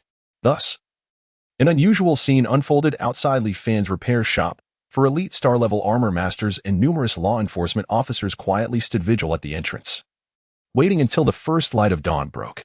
Suddenly, a sharp crack echoed within the secret fortress of the Kai 45-star system, reminiscent of an underground palace. A sound that sent tremors of unease more profound than a magnitude 10 earthquake. Kayla Modias, the leader of the Bloodbath Alliance, resembled a volcano on the brink of eruption, her energy swirling chaotically like a wild stallion. With a mere gesture, the metallic chair beside her shattered into a web of fractures, ultimately collapsing into a heap of scrap metal. Even through her dark robe, one could feel the seething fury within her, as if she aimed to reduce the entire universe to ashes. "Fools. A bunch of useless imbeciles. Buffoons." Kayla's voice rasped, each word sounding as if it were forced through clenched teeth. "I commanded them to behave with decorum, yet they dared to conspire behind my back. To conspire is one thing, but to be vanquished by a mere mechanic? When did our Bloodbath Alliance become a refuse station for such rubbish? And now, we have summoned the dogs of the Federation's enforcement team, and to make matters worse, we have roused the three ancestors of the Aquaman squad. Does he wish for our demise to hasten, to draw the interstellar fleet to us as well?" Kayla's chest heaved violently, her form trembling beneath the black robe in rage. Standing nearby, Baroque dared not even breathe, each inhalation cautious, fearful that any slight noise might render him the target of Kayla's wrath. At that moment, a strikingly voluptuous red-haired woman, clad in a form-fitting black bodysuit that accentuated her curves more thrillingly than a roller coaster, gently shook her head, shattering the suffocating silence. "Boss, it seems to me that Vera may be caught in circumstances beyond her control. Perhaps she has already been compromised." "Oh." Kayla's tone betrayed no discernible emotion, yet her gaze bore into the red-haired woman, Li Mingxi, with the intensity of two razor-sharp blades, as if she sought to pierce through her very essence. "Leader, I am willing to take Vera's place and proceed to the Interstellar repair shop to continue the surveillance mission, ensuring its completion and never disappointing your expectations." Li Mingtong straightened her back, her gaze resembling that of a soldier poised for battle, filled with determination and resolve. As her words fell, an intangible force erupted, akin to a tornado. Li Mingtong felt her body lighten, and she was uncontrollably propelled toward Kyra, collapsing before her in a kneeling position, unable to lift her head. Her complexion paled instantaneously, akin to a canvas coated in white paint. With fear etched in her features, she gazed at Kyra, whose vertical pupils reflected a chilling coldness, as deep and unfathomable as a black hole, seemingly capable of consuming one's very soul. "You are not faring any better." Kyra's voice was frigid enough to freeze one into a statue of ice. At this critical juncture, you still contemplate visiting that repair shop? Do you seek to escalate matters further, to expose us entirely? Kyra seized Li Mingtong by the neck. The latter felt herself nearing suffocation. Her once beautiful face transitioning from pale to purple, resembling a painter's palette. Desperately, she struggled, managing to utter a single word. I. Bang. Kyra abruptly released her grip, and Li Mingtong crumpled to the ground like a heap of mud. Cough, cough. She coughed violently, greedily inhaling fresh air. Hastily kneeling, her body trembling uncontrollably. Leader, it is my oversight, but my loyalty to you is unwavering, devoid of any ulterior motives. Please, punish me. Humph. Kyra snorted coldly. Her disdain palpable, as if emanating from her very nostrils. Set aside the matters concerning Li Fan and his repair shop. You are to immediately proceed to Wenxing University and approach that second-generation heir, Qinyu. Should you botch this task again, you ought to be aware of the consequences. Understood. Li Mingtong dared not hesitate, promptly responding and darting away from the underground fortress like a startled rabbit. Upon exiting, she instinctively touched her neck. Where remnants of Kyra's grip lingered, a glint of malice flashing in her eyes. After Li Mingtong departed, Kyra turned her gaze to the silent Baroque. Her expression resembling that of one observing the deceased, send someone to follow her. Even if she joins the Bloodbath Alliance, I cannot place my trust in her. Yes. Baroque acknowledged the command, departing with a speed surpassing that of a rocket launch. In the now desolate reception hall, Kyra stood alone. She glanced down at her hands. A profound disgust evident in her icy eyes. She forcefully shook her hands, as if attempting to rid herself of something repulsive, muttering, filthy, truly filthy. Chapter 40. Entering the pulse pattern trial, Li Fan, with his weary body, collapsed heavily onto the familiar single bed, as if all his strength had been drained. His body felt like a disassembled machine, each cell clamoring in exhaustion.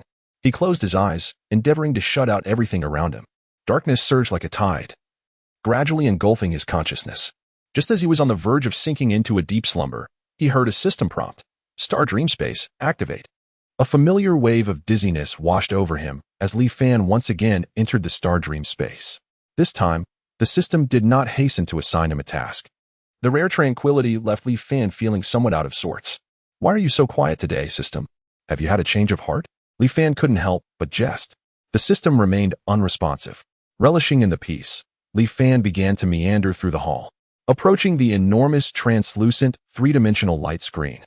He started browsing the trial tasks displayed upon it.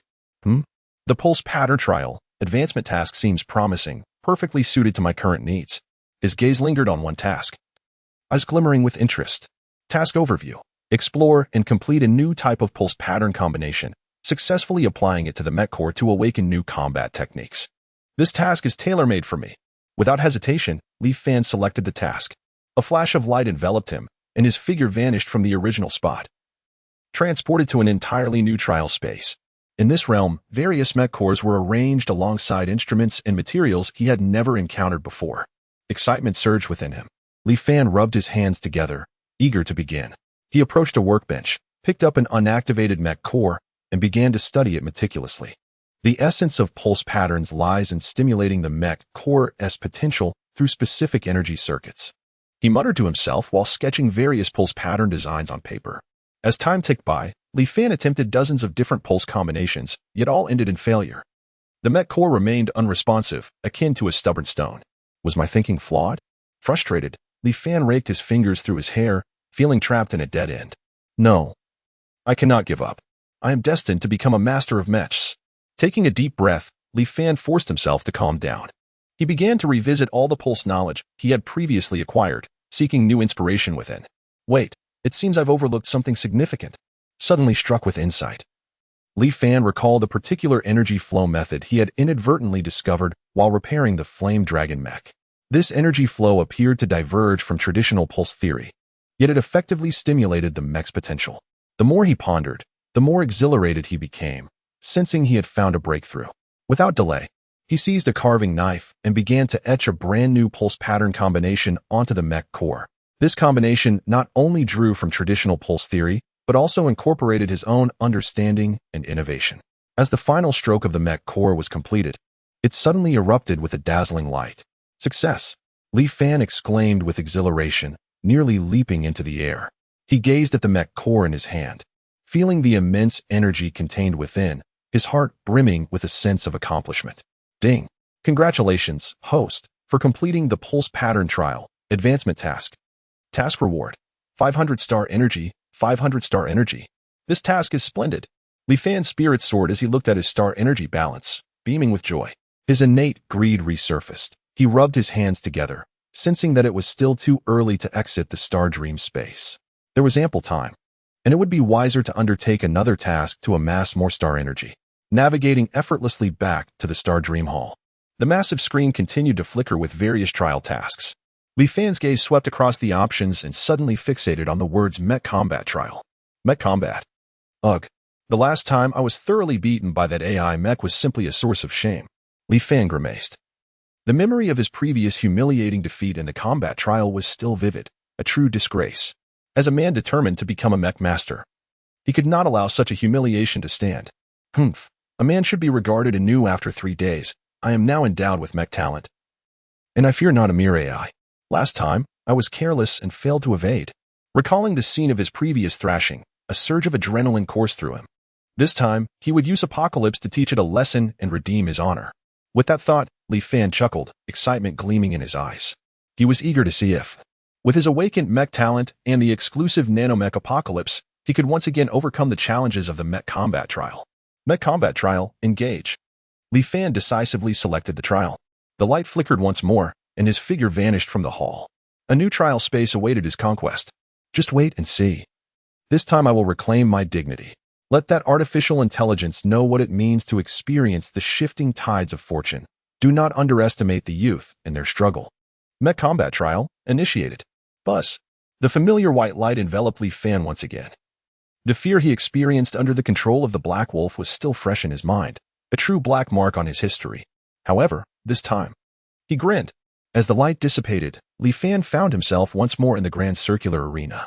The cold metallic walls surrounded him, and the dome ceiling remained as dazzling as ever. Yet this time, his mood was entirely different. Rather than trembling in fear, he was eager to engage. Creak. On one side of the arena, the metallic gate rose, revealing a sleek silver mech gliding into the arena. Enemy Mech Combat Power Assessment. Swift Shadow, Starry Level 1 Speed Type Mech. Oh, a new mech? Last time it was Hunter, and now it's the shiny Swift Shadow? The system certainly knows how to keep things interesting. Li Fan whistled, though his eyes held a dismissive glint. Apocalypse, it's time to get to work. Li Fan's thoughts stirred, and with a flicker of light from the nano wristwatch on his wrist, countless tiny silver metal fragments surged forth like a tidal wave, coalescing in the center of the arena. In the blink of an eye, they transformed into a futuristic silver mech reminiscent of a transformer. Apocalypse? Scan the enemy mech and analyze its weaknesses. Li Fan commanded from the cockpit, a subtle smile gracing his lips. Scan complete. Swift Shadow Mech. Advantages include high speed. Disadvantages are weak defense and armor as thin as paper. Understood. Li Fan snapped his fingers. Apocalypse, send it home. Virum. The Swift Shadow Mech initiated its assault, darting towards Apocalypse like a wraith, its speed leaving behind a series of afterimages on the ground. Speed? Before my Apocalypse, it is but a fledgling. Li Fan sneered. And with a mere thought, the thrusters of the Apocalypse mech activated instantaneously, propelling the silver mech forward like an arrow released from a bow. Faster and more ferocious than the Swift Shadow. Boom. The Apocalypse mech deftly sidestepped the assault of the Swift Shadow, and with a lightning-quick motion, its right hand shot out, seizing the mechanical arm of the Swift Shadow. Apologies, but no matter how fast you are, if you cannot grasp your target, it is all for naught. Li Fan grinned. And the arm of the Apocalypse mech exerted tremendous force, swinging the Swift Shadow like a colossal sandbag and crashing it down onto the ground. Boom. A resounding impact reverberated through the arena, causing the ground to tremble as the Swift Shadow mech was battered. Its armor dented significantly. Is that all?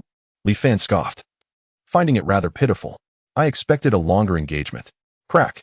The Swift Shadow mech struggled to rise, but Apocalypse offered no respite. Lunging forward to raise its right foot and stomped down with great force upon the core of the Swift Shadow. Boom. Another muffled thud resounded, and the Swift Shadow mech was rendered completely immobile, collapsing like a discarded toy, sparks erupting from its body. Congratulations, host, for defeating the Swift Shadow mech. Current trial progress. 110? Is that all there is to it? So swift? Li Fan raised an eyebrow, sensing that the difficulty of this trial seemed rather low. System.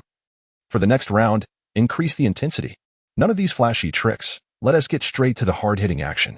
Li Fan called out to the system, his tone tinged with impatience. System, this host certainly has high expectations. Chapter 41. I told you I would return. With a resounding clang, the second metallic gate ascended, revealing a mech entirely enveloped in a fiery crimson hue, reminiscent of blazing flames, exuding an aura of aggression. Enemy mech combat assessment. Stellar grade level 2 assault mech. Oh, a fiery red one. Quite festive, isn't it? Li Fan jested, though his gaze remained unperturbed. The ensuing battle unfolded almost identically to the previous one. While the Blaze mech boasted formidable offensive power, its speed and agility paled in comparison to the Apocalyptic mech. Li Fan maneuvered the Apocalyptic mech with a fluid grace, rendering the Blaze mech utterly defenseless, and within mere minutes, it was reduced to scrap metal. Congratulations, host, on defeating the Blaze mech. Current trial progress, 210, Mech Apocalypse level upgraded to Stellar grade level 2 in the third and fourth rounds. With a sharp clang, the fourth metallic gate rose, and at last, a flicker of change appeared on Li Fan's face, his expression turning earnest. The mech that emerged was one he recognized all too well, adorned in a sleek, obsidian finish with lines that exuded both elegance and power. It could only be the Black Wolf. Enemy mech combat assessment. Black Wolf, Stellar grade level 5 combat mech. An old rival, how delightful. Li Fan smirked, a glint of excitement in his eyes. The humiliation from their last encounter, where he was thoroughly bested, lingered in his memory. Today, it was time to reclaim his honor. Apocalypse, prepare for battle. This time, we shall be earnest. Li Fan inhaled deeply, his gaze sharpening like a drawn sword. With a low, thunderous growl, the Black Wolf mech awakened, radiating a potent battle intent. An old adversary reunited once more. Who shall emerge victorious this time was yet to be determined. Black Wolf? It seems fate has brought us together again. Li Fan grinned, vividly recalling the last time he had been left battered and bruised. Today, he was determined to settle the score. Apocalypse, advance. Let us commence with a swarm assault to give this old acquaintance a taste of what's to come. With a hum, the Apocalypse mech disassembled into countless tiny nanomechs, cascading like a black tide toward the Black Wolf.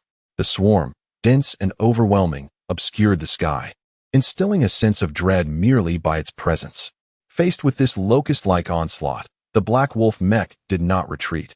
Instead, it propelled itself forward, its legs pushing off the ground with a thunderous crack, as the earth fractured beneath its might, launching it like an arrow.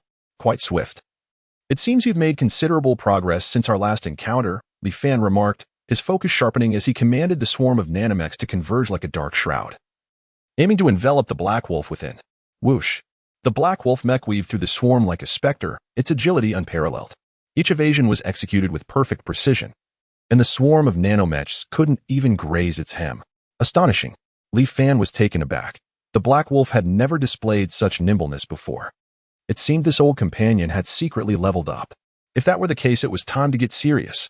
A slight smile crept across Li Fan's lips, excitement glimmering in his eyes. All things converge into one. Buzz. The nanomechs, previously scattered like a swarm of bees, suddenly surged forward with frantic energy.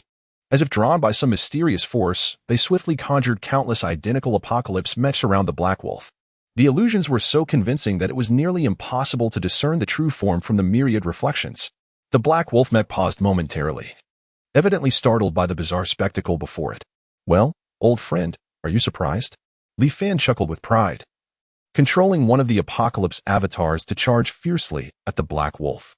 Bang! The Black Wolf reacted with lightning speed, raising its arm to block. But the Apocalypse avatar feigned a strike and swiftly altered its attack, delivering a powerful kick to the Black Wolf's flank. Boom! With a muffled thud, the Black Wolf mech was sent flying like a disconnected kite, crashing heavily to the ground, its armor dented. Splendid! Li Fan snapped his fingers, reveling in the effectiveness of his technique, which had proven to be highly deceptive. Roar.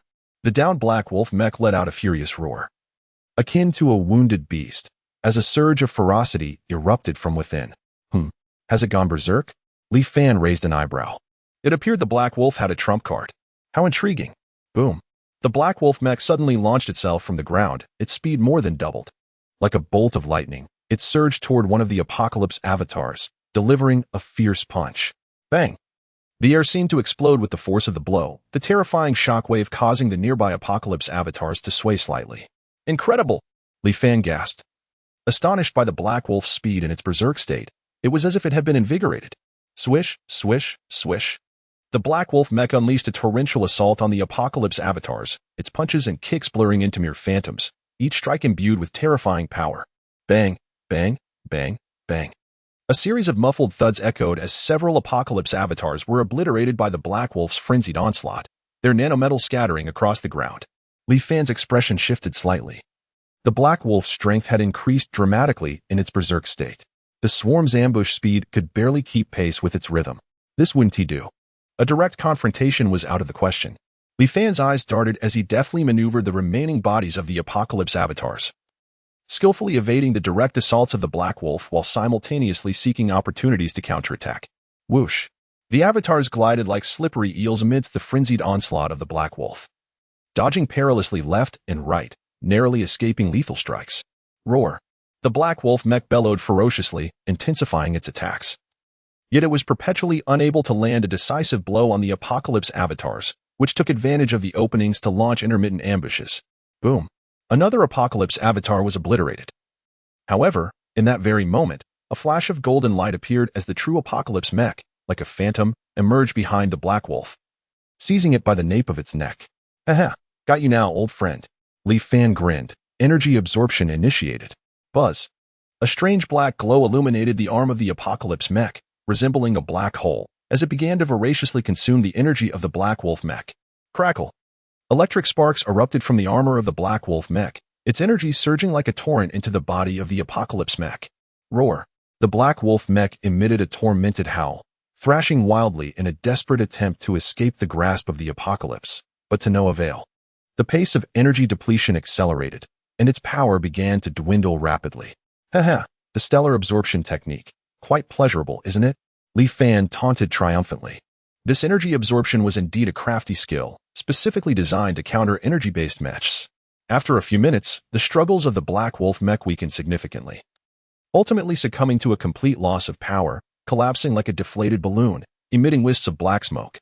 Congratulations, host, you have defeated the Black Wolf Mech. Current trial progress. 510, Mech Apocalypse level upgraded to Star Radiance level 4 few. That was a close call. The Black Wolf can be rather formidable when it goes berserk. Li Fan exhaled deeply, reflecting on the preceding battle that had indeed been perilous, almost leading to disaster. Crack! As the ninth metallic gate slowly ascended, an overwhelming sense of suffocating pressure rushed forth. Chapter 42, The Final Boss. The Swordbone Dragon before Li Fan, a beast-shaped mech, entirely composed of chilling white bones, materialized. This mech bore the grotesque form of an enlarged dinosaur, emanating an eerie purple mist. A row of bone spines, sharp as blades, stood erect along its back, presenting a fearsome visage that sent shivers down one's spine at merely the sight of it. Enemy Mech Combat Power Assessment. Swordbone Dragon, Tier 1 Rift Level Beast Mech. Li Fan's eyelids twitched. The previous mechs had all been stellar level. Yet this one had ascended directly to the Rift level? The system was clearly up to something. The name Swordbone Dragon possessed an imposing resonance, although its appearance was somewhat gaunt. Li Fan curled his lip. This design was a tad beyond his aesthetic appreciation. Roar. The Swordbone Dragon unleashed a deafening roar, reminiscent of an ancient beast awakening, sending a terrifying sound wave that caused the entire combat arena to tremble slightly. Goodness, that voice packs a punch. Li Fan dug at his ears, nearly having his eardrums shattered by the dragon's bellow. Apocalypse, prepare for battle. This time, we are truly up against a formidable opponent. Taking a deep breath, Li Fan set aside his earlier disdain. The pressure exerted by the Swordbone Dragon was incomparable to any previous mech. The Apocalypse Mech instantly entered combat mode, with nanometal shifting and a faint golden sheen enveloping its surface as if adorned with a layer of battle armor. The Swordbone Dragon struck first, its massive tail resembling a steel whip, suddenly lashing out at the Apocalypse. Bang! The air ruptured explosively, producing a piercing sonic boom, as if the very fabric of space was about to be torn asunder by its terrifying might. Wow, that tail is brutally powerful. Li Fan was taken aback, hastily maneuvering the Apocalypse to evade the strike, narrowly escaping the blow. Bang! The tail crashed violently against the ground, instantly fracturing the surface like a spider's web. Shards of rock scattering and dust billowing into the air. That was close. Li Fan wiped the cold sweat from his brow. The Swordbone Dragon's strength was utterly terrifying. That single tail strike nearly obliterated him. Swarm assault. Not daring to be careless, Li Fan immediately initiated the swarm assault. As countless nanomechs surged forth like a tide of black, rushing towards the sword-bone dragon. Roar! The sword-bone dragon contemptuously roared, and the bone spines on its back began to spin at high speed, resembling a colossal meat grinder. Whir. The bone spines whirred rapidly, emitting a piercing drone, forming a purple storm that instantly shredded the approaching nanomechs. Incredible! It has this trick as well? Blade Storm? Li Fan's eyelids flickered. Could the sword-bone dragon employ area of effect skills? This was quite impressive. All things returned to one.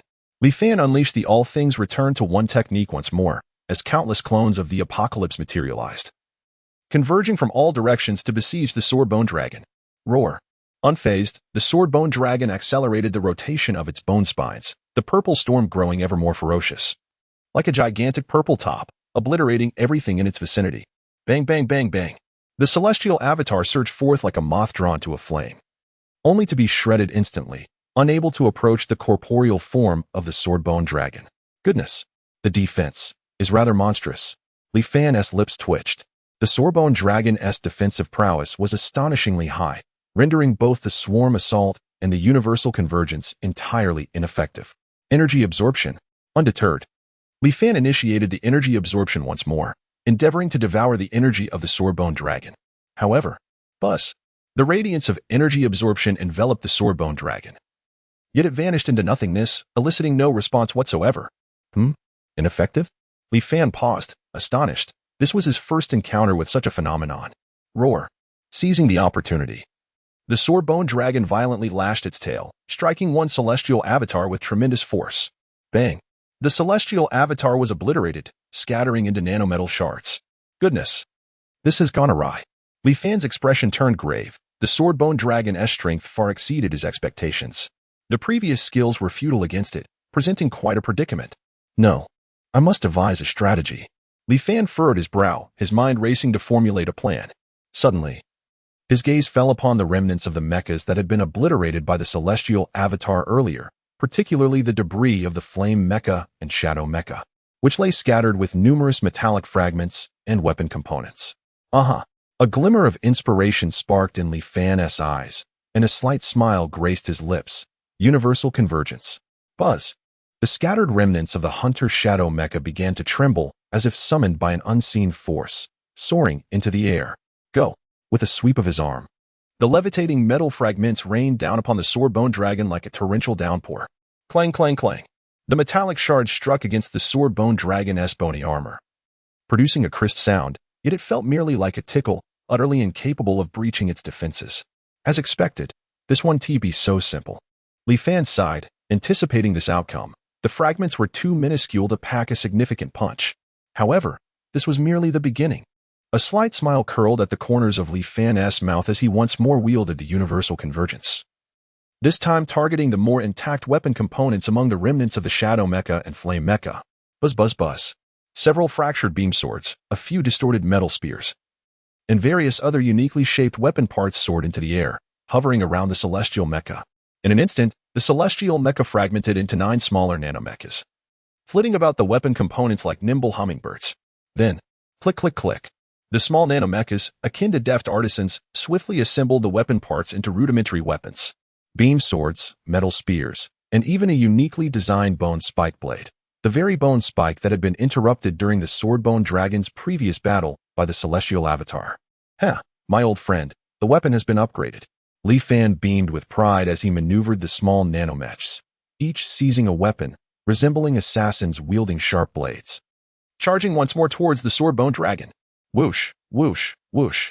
The small nanomechs moved with astonishing speed, darting like phantoms through the storm of bone spikes unleashed by the sword-bone dragon, evading its frenzied attacks while seizing every opportunity to strike at the gaps in its bony armor. Stab, stab, stab. The sound of weapons piercing through the armor echoed continuously. Although each strike inflicted minimal damage, the cumulative effect began to pose a significant threat to the sword-bone dragon. Roar. The sword-bone dragon seemed to sense the danger, growing increasingly ferocious, with the rotation of its bone spikes accelerating and its attacks intensifying. Yet, the multitude of small nanomechs exhibited remarkable agility, akin to maggots burrowing into flesh. incessantly swarming around the Swordbone Dragon, seeking vulnerabilities to exploit. Suddenly, two of the small nanomechs appeared to have discovered something. They surged forward, racing towards the dragon's abdomen. Stab! Stab! Two bone spike blades precisely penetrated the gaps in the armor of the Swordbone Dragon's belly. Roar! The Swordbone Dragon let out a chilling scream as if it had sustained a fatal blow. Its massive body trembled violently, and the storm of bone spikes on its back came to an abrupt halt. Bingo! A weakness has been found. Li Fan's eyes sparkled with realization. Indeed. Even the mightiest defenses harbor vulnerabilities. Energy absorption. Drain it dry. Without hesitation, Li Fan initiated the energy absorption once more, this time targeting the two small nanomechs embedded in the Swordbone Dragon's abdomen. Buzz. A strange black glow emanated from the two nanomechs, resembling miniature black holes, as they began to voraciously consume the energy from the dragon's belly. Crackle, crackle. Sparks erupted from the gaps in the dragon's abdominal armor, and the purple mist rapidly dissipated as the creature's energy surged into the small nanomechs like a flood breaking through a dam. Roar, roar. The Swordbone Dragon's roars grew weaker, its struggles diminishing until, ultimately, its colossal form collapsed to the ground, rendered powerless, a heap of smoldering scrap metal. Congratulations, host. You have defeated the Swordbone Dragon Mech. Current trial progress. 10-10, phew. Finally done. Li Fan exhaled deeply, wiping the sweat from his brow. The Swordbone Dragon had indeed proven to be a formidable foe, nearly pushing him to the brink. Congratulations, host. Combat trial completed. Chapter 43. Are you from the demolition office? The voice of the system echoed in Li Fan's ears, imbued with a mechanical monotony and a hint of pride. Trial duration, 8 hours. Trial evaluation, SSS. Completion reward, star energy, 200. Additional reward, psionic level defensive field. What? SSS. Li Fan nearly tumbled from the air. This skeletal dragon was ferocious enough that he thought he might meet his end here, yet he received an SSS evaluation? System. Have you surreptitiously opened a backdoor and charged me extra? 8 hours. This skeletal dragon was indeed resilient. His back felt as though it might break. Li Fan rubbed his waist, feeling as if his bones were about to disassemble. Nevertheless, an SSS evaluation sounded exceedingly gratifying. A psionic level defensive field? That certainly sounded impressive. Rubbing his hands together, Li Fan hastily checked the details of his rewards. Psionic level defensive field, installed in the repair shop. It can withstand all attacks below the psionic level when activated. Li Fan's eyes widened in astonishment. This was an essential skill for home and travel, no. For self-protection. With this, who would dare bully him again? Immunity to attacks below the psionic level was akin to donning an invincible shield. System. You have truly outdone yourself this time. Li Fan passionately kissed the air, his mood instantly transforming from gloomy to sunny, from overcast to blazing bright. As he soared in place, it seems that the trials in the Star Dream space yield truly rewarding rewards. Next time, he must return to accumulate all the rewards. Ahem, to claim them all. Li Fan reveled in his thoughts, feeling invigorated, as if he could dismantle a Gundam with his bare hands or kick a transformer. He flicked his head with a newfound swagger. The earlier disarray vanished, replaced by an abundance of confidence and audacity. Mission accomplished. System. I wish to exit the trial. Li Fan clapped his hands, thoroughly satisfied. Exiting trial space. Exit successful. A familiar wave of dizziness washed over him, and Li Fan's consciousness returned to the hall of the Star Dream space. Let's check the time. What? It's nearly 7 in the morning? Li Fan glanced at the enormous clock floating in the center of the hall, startled. He had immersed himself in the trial so deeply that he nearly lost track of time. In reality, he still had to get up for work. Li Fan did not want to be late on his first official day. That would be utterly embarrassing. Although he was now the boss, he should not be overly arrogant. Right? He needed to set a good example for his employees. System, exit the Star Dream space. Li Fan urged. Exiting Star Dream space. Exit successful. Once more, his consciousness blurred, and he felt himself lying on a soft bed, the faint sound of birds chirping outside his window. Phew. I'm finally back. Li Fan slowly opened his eyes, revealing the familiar ceiling of his bedroom. He stretched languidly, rising from his bed.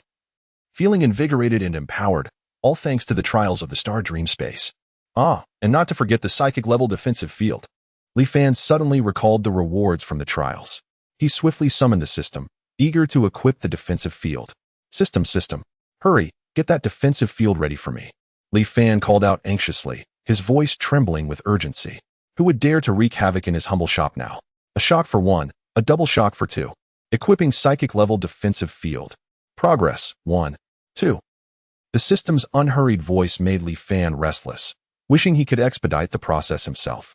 Progress, 50, 70. Progress, 99. Phew. Just a tad more. Li Fan's eyes were glued to the system interface, urging it to hasten. Equipping complete. With a chime, the system notification finally rang out. Li Fan let out a long breath, feeling utterly drained yet exhilarated. He was now a veritable fortress, impervious to blades and bullets. He yawned, rubbed his bleary eyes, and activated the switch to open the large door of the repair shop. With a whoosh, the entrance creaked open, echoing loudly in the tranquil morning. What on earth? Li Fan jumped back, startled by the throng of people outside. Nearly losing his balance, the doorway was shrouded in a sea of uniformed law enforcement officers, each bearing a serious expression, as though preparing for battle. Even more peculiar, several individuals in plain clothes mingled among them, their discerning gazes suggesting they were not to be trifled with. Are you? The demolition team arrived early? Li Fan swallowed hard, cautiously inquiring. He pondered whether he had neglected to pay rent. Was his shabby shop facing forced demolition?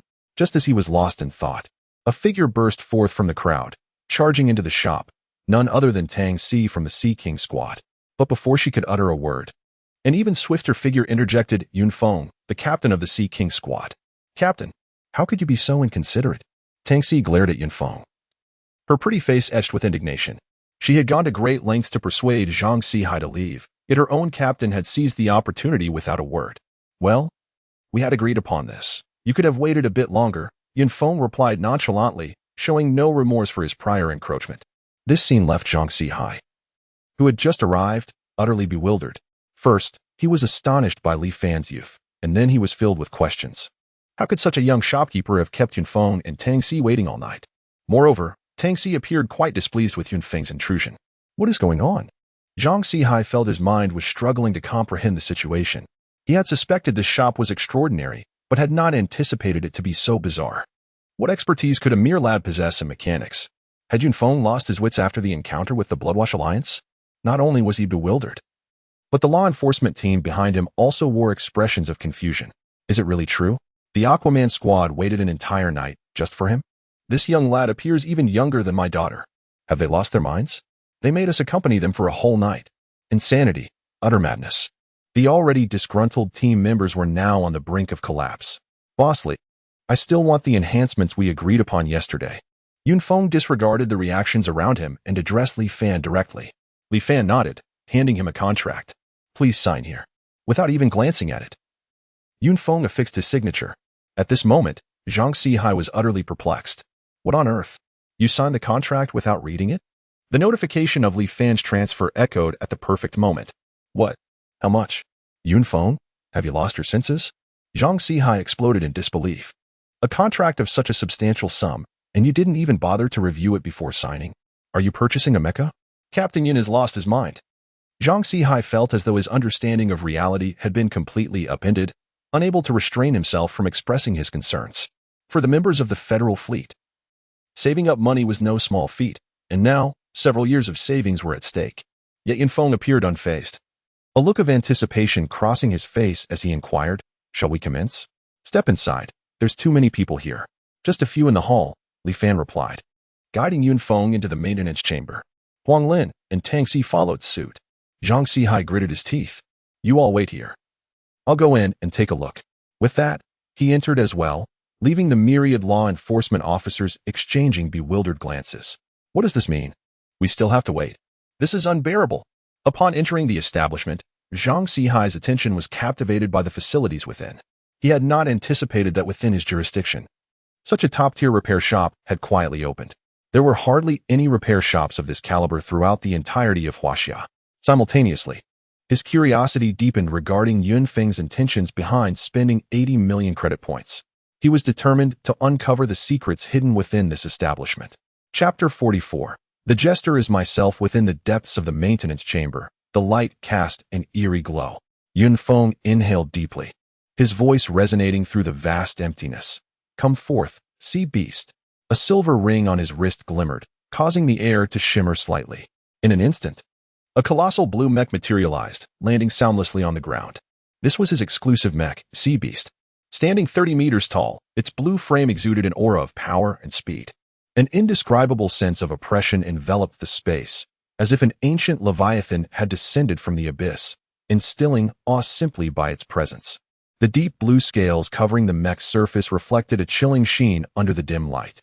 At its back, two pairs of enormous fin-like wings unfurled slowly, their edges sharp as the deadliest of blades.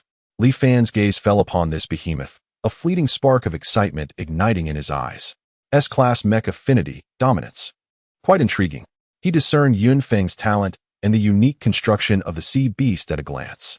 The mech's combat technique, Dominance, operated by unleashing a special energy field that suppressed opponents' movements and energy output, perfectly aligning with its structural design. The enhancement scheme rapidly took shape in Li Fan's mind. Boss Li, I leave the rest to you. Yunfeng's voice shattered the brief silence as he turned to exit, leaving the space to Li Fan. The maintenance chamber's door closed slowly with a heavy thud. Zhang Sihai watched in disbelief as Yunfeng emerged. Yunfeng, are you really that confident? This is an 80 million enhancement. You won't even supervise? Yunfeng cast a casual glance at him. What is there to supervise? I trust Boss Li's skills. Lu Lin, clad in a sharp uniform that accentuated her tall, graceful figure, smiled lightly without uttering a word. It's not a matter of trust. Zhang Sihai scratched his head. But 80 million? That is no small sum. What if? He pondered. Knowing that most of the members of their enforcement team were merely 8th-tier stellar mech masters, with few reaching the 2nd tier of void splitters. Exceptional talents like Qin Yu and Qin Lan were rare gems within the entire enforcement team. This was the harsh reality, brutal yet true. Not everyone could become a prodigy. Nor could everyone ascend to the pinnacle of success. Just being able to awaken D-Class and C-Class talents and pilot mechs placed them far beyond countless ordinary individuals, marking them as the fortunate ones of this era. One must recognize reality and embrace contentment to live comfortably. He believed Yunfeng had lost his senses. Otherwise, how could he make such an outrageous decision? I suggest, Captain Zhang, that you prepare the funds promptly. Lu Lin's voice broke in, laced with a hint of jest. Prepare funds? For what? Zhang Sihai replied, bewildered. Of course, to cover Boss Li's enhancement fees, Lu Lin said with a cheerful smile. Are you performing a play? Zhang Sihai pondered increasingly, feeling that something was amiss with these individuals, who exuded an air of the uncanny from beginning to end. A performance? Captain Zhang, you are overthinking it. Tang Si could not help but roll his eyes. Humph, I shall see how long you can keep this up. Zhang Sihai coldly snorted. Opting to observe the unfolding situation, he could hardly believe that these few could conjure anything extraordinary. Li Fan stood before the control console, his fingers dancing swiftly across the virtual keyboard, inputting commands with precision. Energy guidance, commence. Core module activation. Structural reformation, initiate. He took a deep breath, his gaze unwavering. The enhancement program was now activated. Sea Beast, Stage 3 Elevation Enhancement, begin. As his voice resonated, the entire Mecha maintenance chamber was enveloped in a brilliant azure glow. Within the radiance, energy surged, resembling a colossal vortex that wholly consumed the Sea Beast Mecha. A deep, resonant hum echoed throughout the maintenance chamber, filled with raw power. Complicated energy surged and intertwined, akin to a volcano on the brink of eruption, accumulating cataclysmic force. Energy guidance, 100%. Core module, reformation complete. Structural optimization, 90%, 95%. Done. Li Fan wiped the beads of sweat from his forehead, exhaling a long sigh of relief. A satisfied smile gracing his lips. The most critical steps had finally been accomplished. Now, it was time to await the moment of witnessing a miracle. Zhang Sihai stood in bewilderment as silence enveloped the maintenance chamber. Was this all? 8 million, and this was the result? Just as he contemplated questioning the process, Li Fan quietly chanted within the maintenance chamber. Martial combat technique awakening, commence. As he input the final command, the energy fluctuations within the cocoon intensified dramatically. A deep roar emanated from the light cocoon, causing the entire maintenance chamber to tremble slightly. Boom. The light cocoon erupted with a thunderous blast, dazzling blue light flooding the entire space. As the brilliance faded, the Sea Beast Mecha unveiled itself anew before Li Fan. Its formerly deep blue scales now appeared even more profound, with an ethereal bluish glow swirling within, exuding an air of mystery. The fin-like wings on its back had broadened, their edges shimmering with a chilling light, as though they could rend space itself at any moment. A powerful spatial fluctuation emanated from the sea beast mecha, even reaching beyond the maintenance chamber. Yunfeng and the others felt this surge, their excitement palpable. Ding! The sea beast mecha successfully awakened a new martial combat technique, Deep Sea Vortex. Deep Sea Vortex, by spinning at high speeds. It creates a powerful water vortex that ensnares enemies within, inflicting continuous damage. Wow, that name sounds incredibly formidable. Li Fan could not help but exclaim. But it was not over yet. Mecha second form, activate. Li Fan issued another command. The sea beast mecha emitted a deep rumble, its body beginning to undergo drastic transformations. The originally streamlined body began to expand, its limbs grew more robust, and the fin-like wings on its back retracted, replaced by two colossal energy cannons. A series of mechanical transformation sounds echoed, as the sea beast mech transformed from an agile deep-sea giant into a mobile fortress of war. Ding! Congratulations, host. The sea beast mech has successfully activated its second form, Deep Sea Fortress. Deep Sea Fortress, sacrificing mobility to significantly enhance defensive capabilities and firepower. Becoming a formidable bastion on the battlefield. The door to the mech maintenance bay opened, and Yunfeng and the others could hardly contain their excitement as they rushed inside. Bossly, this is. Yunfeng gazed in awe at the sea beast mech, rendered speechless by his exhilaration. The third-level enhancement has been completed. Li Fan remarked calmly. You may test its effectiveness. Yunfeng nodded vigorously and eagerly entered the cockpit of the sea beast mech. Virum. The sea beast mech powered up once more, unleashing an even more potent and terrifying spatial fluctuation that enveloped the entire maintenance bay. How is this possible? Zhang Sihai was utterly dumbfounded. Witnessing the sea beast mech, which appeared as if it had descended from the heavens, shattered his worldview. He finally comprehended that the peculiar behavior of Yunfeng and the others was not a mere performance. Rather, they had indeed been wary of him, fearing that this country bumpkin would disrupt Li Fan's enhancement. I have been made a fool, like a jester, dancing in their palm. Zhang Sihai felt a burning shame on his face, as if he had been slapped repeatedly, overwhelmed with embarrassment. He wished he could find a crack in the ground to hide himself away. Chapter 45. Hurry, wife. Send me money. The upgraded and enhanced sea beast mecha now shone brilliantly, resembling a sapphire submerged in the deep sea, its ethereal blue light flowing with an enigmatic allure. The surface of the mecha was adorned with twinkling starlight, as if an entire night sky had been embedded upon it. Goodness, is this the sea beast mecha? Zhang Sihai's eyes widened in disbelief, his jaw nearly dropping to the ground. He rubbed his eyes vigorously, fearful of having misjudged the sight before him. Moreover, the particle thrusters of the sea beast mecha had also undergone enhancements, appearing more robust and powerful, their nozzles shimmering with dazzling blue light. As if poised to unleash an energy capable of annihilating all. The design of its arms had transformed as well. The original mechanical structure was now sheathed in a sleek layer of armor, and at the elbow joints, two transparent blades had been added, razor-sharp and glinting with a chilling brilliance. This 80 million was worth every penny. The visual impact is astounding, a testament to Boss Li's craftsmanship. Zhang Sihai exclaimed, utterly convinced. What he witnessed was not merely an enhancement, it was akin to acquiring an entirely new mecha. This is merely the superficial aspect. Lu Lin interjected with a hint of pride in her tone. True enhancement is something beyond the perception of an outsider like you. Superficial? What do you mean by that? Zhang Sihai frowned, his tone laced with skepticism. The overall materials have been upgraded, and the core components must have been reinforced as well. Isn't that sufficient? Can you possibly modify a mecha to develop new combat techniques? His voice dripped with sarcasm as he concluded, believing that combat techniques were fixed upon creation, and any post-manufacture alterations were sheer fantasy. Lu Lin did not directly respond to his query. Instead, she offered a mysterious smile and remarked, "You will soon discover whether it is indeed a fantasy." At that moment, Yunfeng had already entered the cockpit of the sea beast mecha. Buzz! The sea beast mecha roared to life once more, a powerful wave of energy erupting instantaneously, causing the workshop's ceiling to slowly part, revealing the azure sky above. Boom!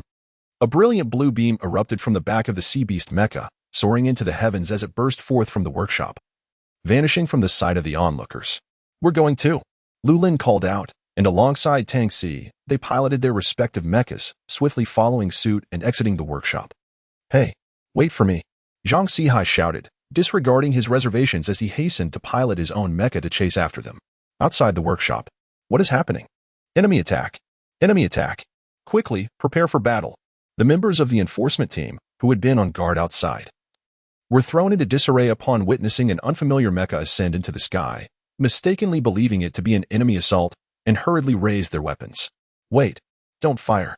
That is Captain Yun's Sea Beast mecha. Fortunately, someone with keen eyesight recognized the mecha and quickly shouted to halt the impending chaos. What? Captain Yun's mecha? How could this be? Indeed, how has the Sea Beast mecha transformed into such a magnificent spectacle? This is simply breathtaking. The members of the enforcement team stood in bewilderment, gazing at the mecha, which resembled a colossal creature of the deep sea. They were utterly astonished. At that moment, the Sea Beast mecha abruptly came to a halt in midair. A deep roar emanated from it, followed by a terrifying spatial fluctuation that radiated outward from the mecha's core. Deep sea vortex. The voice of Yunfeng resonated from within the Sea Beast mecha. No sooner had he spoken than the space surrounding the mecha began to twist and contort, forming a massive vortex. Crackling sounds echoed as the center of the vortex tore apart the fabric of space, revealing an abyssal void that seemed poised to consume everything in its vicinity. With a thunderous crash, the Sea Beast mecha plunged downward, targeting a clear space outside the repair shop, an area reinforced with high-strength alloys specifically designed for testing mecha performance. The enormous vortex, infused with terrifying spatial power, struck the ground with immense force. A cataclysmic roar ensued, causing the earth to tremble violently, as if an earthquake had struck. The fortified ground, constructed of high-strength alloy, was forcefully blasted into a colossal pit, surrounded by a web of hairline fractures that were truly alarming. Zhang Sihai, witnessing this horrific scene, was utterly dumbfounded, his mouth agape as he struggled to find words. He finally believed Lu Lin's claims. The Sea Beast mecha had indeed been upgraded with a new combat technique, and its power was astonishingly formidable. Hey, dear wife, quickly, transfer 80 million credit points to me. Hurry. Regaining his composure, Zhang Sihai hastily pulled out his star communicator and dialed his wife's number, his tone urgent. The voice on the other end was filled with disbelief. Do you even realize what you're saying? Hello, wife. Listen to me. This isn't frivolous spending. It's an investment. A guaranteed profit investment. Do you understand? Zhang Sihai exclaimed, his voice rising in pitch with urgency. 80 million. Not a single credit less. If it's short by even a fraction, we on the other end, his wife's voice grew louder, clearly infused with anger. Zhang Sihai, you've really grown bold. Threatening me now? 80 million? Why don't you just go rob a bank? An investment? I think you're dreaming. Oh dear. Please let me finish. Zhang Sihai pleaded, beads of sweat forming on his brow as his eyes remained fixed on the Sea Beast mecha in the sky. Just then, the mecha underwent another transformation. A low, resonant hum filled the air, akin to the breathing of a deep-sea leviathan. The previously sleek body of the Sea Beast mecha began to inflate rapidly, morphing as heavy armor plates emerged from within, layering upon its surface in intricate formations.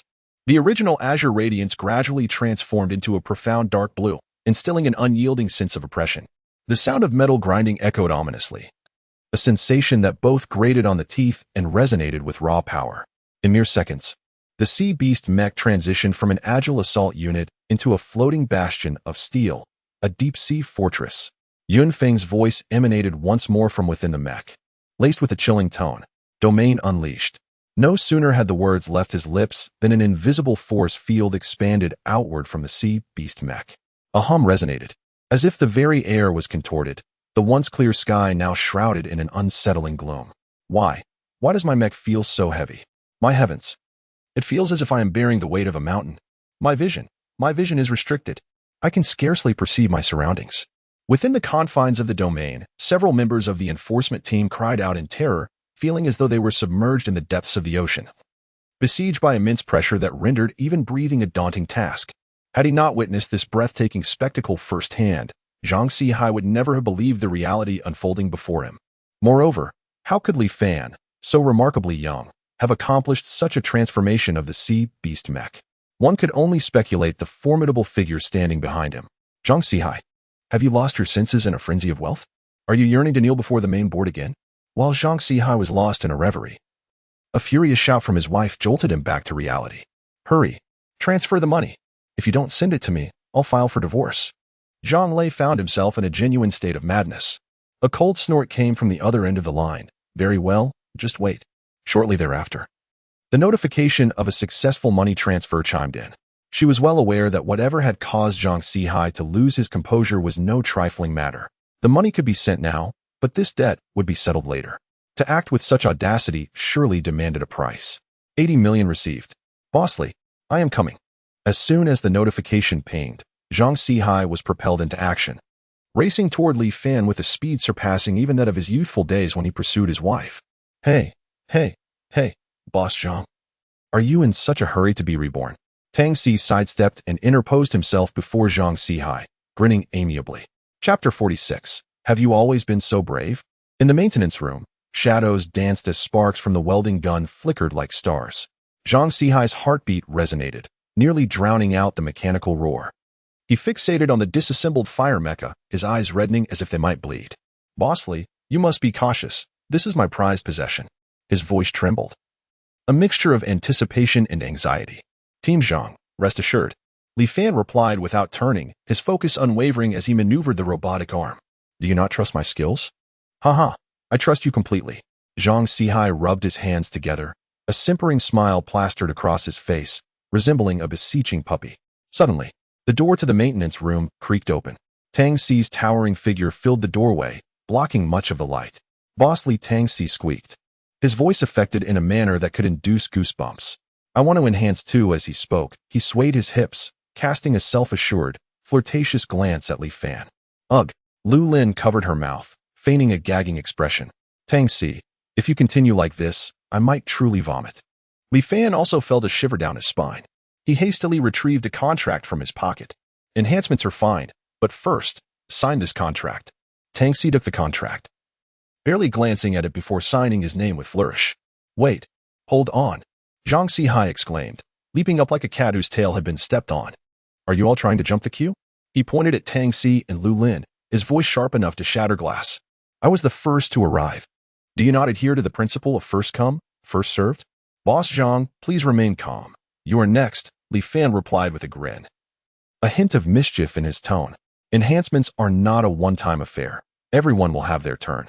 Zhang Sihai settled slightly, though his gaze remained warily fixed on the other members of the Yunlong team. If they all lined up before him, how long would he have to wait? No, he could not afford to wait any longer. Clearing his throat, Zhang Sihai turned to the still-dazed members of the enforcement team behind him and shouted, What are you all standing around for? Go back and rest. There rests nothing for you here. He did not wish for this bunch of rascals to witness his desire for enhancement. What would become of his authority as captain? Captain Wei. Several members of the enforcement team exchanged glances, their curiosity piqued. Go back. I said go back. Zhang Sihai waved his hand impatiently, shooing them away like flies. Captain, can we also? One bolder member ventured cautiously. Don't even think about it. Zhang Sihai glared, nearly spitting out his words. With your meager salaries, can you afford even a single part? Now, get lost. A few team members immediately felt disheartened, departing with hesitant steps, glancing back as they left. They began to contemplate how they might gather sufficient funds to seek Li Fan's enhancement for their mechs. After all, who wouldn't desire the prowess of martial arts? Li Fan, I truly appreciate your assistance, Yin Feng said sincerely as he approached Li Fan. The shortcomings of the sea beast have been addressed, and I am filled with confidence for the future. I firmly believe that the Sea King team will undoubtedly become the strongest force on the federal battlefield. Captain Yun, you are too kind. This was merely a fair transaction, Li Fan replied with a calm demeanor, his tone betraying no hint of emotion. Zhang Sihai rubbed his hands together, his eyes fixed intently on Li Fan, practically yearning for his turn. Bossly, is it not my time yet? Before Li Fan could respond, Zhang Sihai's communicator erupted with incessant notifications. He glanced down, and his expression darkened instantly, resembling the bottom of a pot. That rascal Li Kaifeng. Is he actually going to punish me? Zhang Sihai muttered through gritted teeth. Which fool reported me so swiftly? He trembled with rage, his fingers quivering as they swiped across the screen. With a decisive motion, he abruptly turned off the communicator. Humph. I've powered down. Let us see if you can still find me. Zhang Sihai boastfully raised his chin, as if celebrating a victory. Lu Lin, observing from the side, rolled her eyes. Captain Zhang, are you burying your head in the sand? What do you know? Zhang Sihai shot her a glare. This is a strategic retreat. Meanwhile, in the headquarters of the enforcement team, in Li Kaifeng's office, he sat behind an expansive desk, his expression dark and brooding. The screen before him displayed an unread message, the very one he had just sent to Zhang Sihai. This Zhang Sihai actually dares to ignore my message. Li Kaifeng's temper flared dramatically. Such audacity. Does he truly believe I cannot discipline him? He slammed his palm onto the desk, causing the teacups to rattle. Preposterous. He dares to power down. Am I merely a figurehead as the director? The more he contemplated, the angrier he became, his chest heaving with rage. If I don't show him a lesson, he will never comprehend the extent of my authority. Fine. Deduct 2 years of his salary and performance bonuses. Li Kaifeng's voice was serrated as it escaped through clenched teeth. Let him awaken to reality. He took a deep breath, suppressing his fury, and dialed another number. Prepare the enforcement team's airship. Head to the dream mechanic shop. I shall uncover what this Zhang Sihai is scheming. He added, and perhaps meet the enigmatic Bosley. At the dream mechanic shop, after shutting off his communicator, Zhang Sihai fidgeted restlessly, akin to an ant on a hot skillet. Pacing anxiously in place. Where's that rascal Tank C? Why has he emerged yet? It's been hours. He craned his neck intermittently, peering towards the repair area. Wishing he could bore a hole through the door with his gaze. Zhang, can't you take a moment to calm down? Lu Lin said, shaking her head in resignation. Your incessant pacing is making my head spin. What do you understand? This is enhancement. Enhancement! Zhang Sihai exclaimed, animatedly gesticulating with his hands. Do you comprehend what this signifies? It means my mech will possess combat skills as well. Just wait, and I shall see who dares to underestimate me. As seconds turned into minutes. Zhang Sihai's patience wore thin. He felt akin to a condemned prisoner awaiting his fate, each passing second a torment. Finally, after nearly 4 interminable hours, the door to the repair room creaked open. They're coming out. They're coming out. Zhang Sihai rushed forward as if he had spotted a savior, with Tang Si closely following. Excitement etched on his face as they entered the repair room. Before them stood a brand new fire mech. The once dark red paint had transformed into a fiery crimson, gleaming with the cold luster unique to metal. The contours of the mech were now more streamlined, its once bulky parts compact and robust, exuding an explosive sense of power. The original beam cannon had vanished, replaced by a design that was both understated and enigmatic, leaving one unable to discern its true might at first glance. Is this my fire? Tang Si exclaimed, his eyes wide in disbelief. It's stunning. Zhang Sihai was equally astonished, nearly drooling. Li Fan stood nearby, a subtle smile gracing his lips. Why not give it a try? Tang Si wasted no time leaping into the cockpit. A faint mechanical whirring filled the air as the fire mech slowly rose to its feet. This feeling, Tang Si exclaimed, exuberantly gesturing within the cockpit. It feels as if the entire mech has become one with me. Li Fan nodded. Give it a go outside, right at the shop entrance. Tang Si piloted the fire mech out of the repair shop. The engine emitted a deep growl, reminiscent of a beast poised to unleash its power. Good heavens! Is this fire? It looks entirely different. The color is rather flamboyant, isn't it? This is a reverse enhancement, isn't it? Why was the beam cannon removed? Could it be that Li's skills are lacking? The law enforcement team members, who had initially gathered outside to observe, began to murmur amongst themselves upon witnessing the transformation of the fire mech unfazed by the chatter. Tang Si took a deep breath and firmly pushed the control stick forward. Chapter 47. My handprint is ready. At that moment, the blaze mech unexpectedly sprang to life. The armor rapidly separated, revealing an array of advanced beam cannons concealed within. A cacophony of mechanical sounds erupted as the cannon muzzles swiftly adjusted their angles, aiming towards the heavens. What is happening? My goodness! So many beam cannons! The firepower is simply overwhelming. Bosley is truly remarkable. The onlooking law enforcement officers were left utterly speechless, their mouths agape in astonishment. Could this be the second mech form of Blaze? One officer stammered. Second form? This is clearly a full power mode. Another officer exclaimed with excitement. Bosley is indeed a genius. He has enhanced Blaze to such an extraordinary level. I have made up my mind. I want Bosley to enhance my mech too. Me too. Me too. In that moment, fervor surged among the crowd, all captivated by Li Fan's incredible technology. Tang Si, already buoyed by excitement, was met with Li Fan's calm smile as he said, "Let them witness what true enhancement looks like." Li Fan's voice, though not loud, resonated with an inexplicable confidence. He gestured subtly to Tang Si. Just as Tang Si was about to execute a Thomas spin, he suddenly felt an eerie tingling sensation from the control stick. Looking down, A holographic interface popped up with a red warning box. Detected driver heart rate at 120. Recommended to activate don't worry. Little one soothing mode. Don't touch that. Li Fan suddenly chuckled over the communication channel. That's meant for novices. I mean, the mental stabilization program. At that moment, the lava veins encircling the blaze surged dramatically. The once smooth armor appearing as if the crust had been torn by molten rock, with hundreds of miniature cannon mouths emerging from the fissures. What a ferocious design. Someone in the crowd shouted. Bosley understands the romance of men. Tangxi frantically swiped at the control panel. Wait. What does the sunshine blaze button do? And why is there an option for another bird is too beautiful? The former unleashes a barrage of particle cannons, while the latter.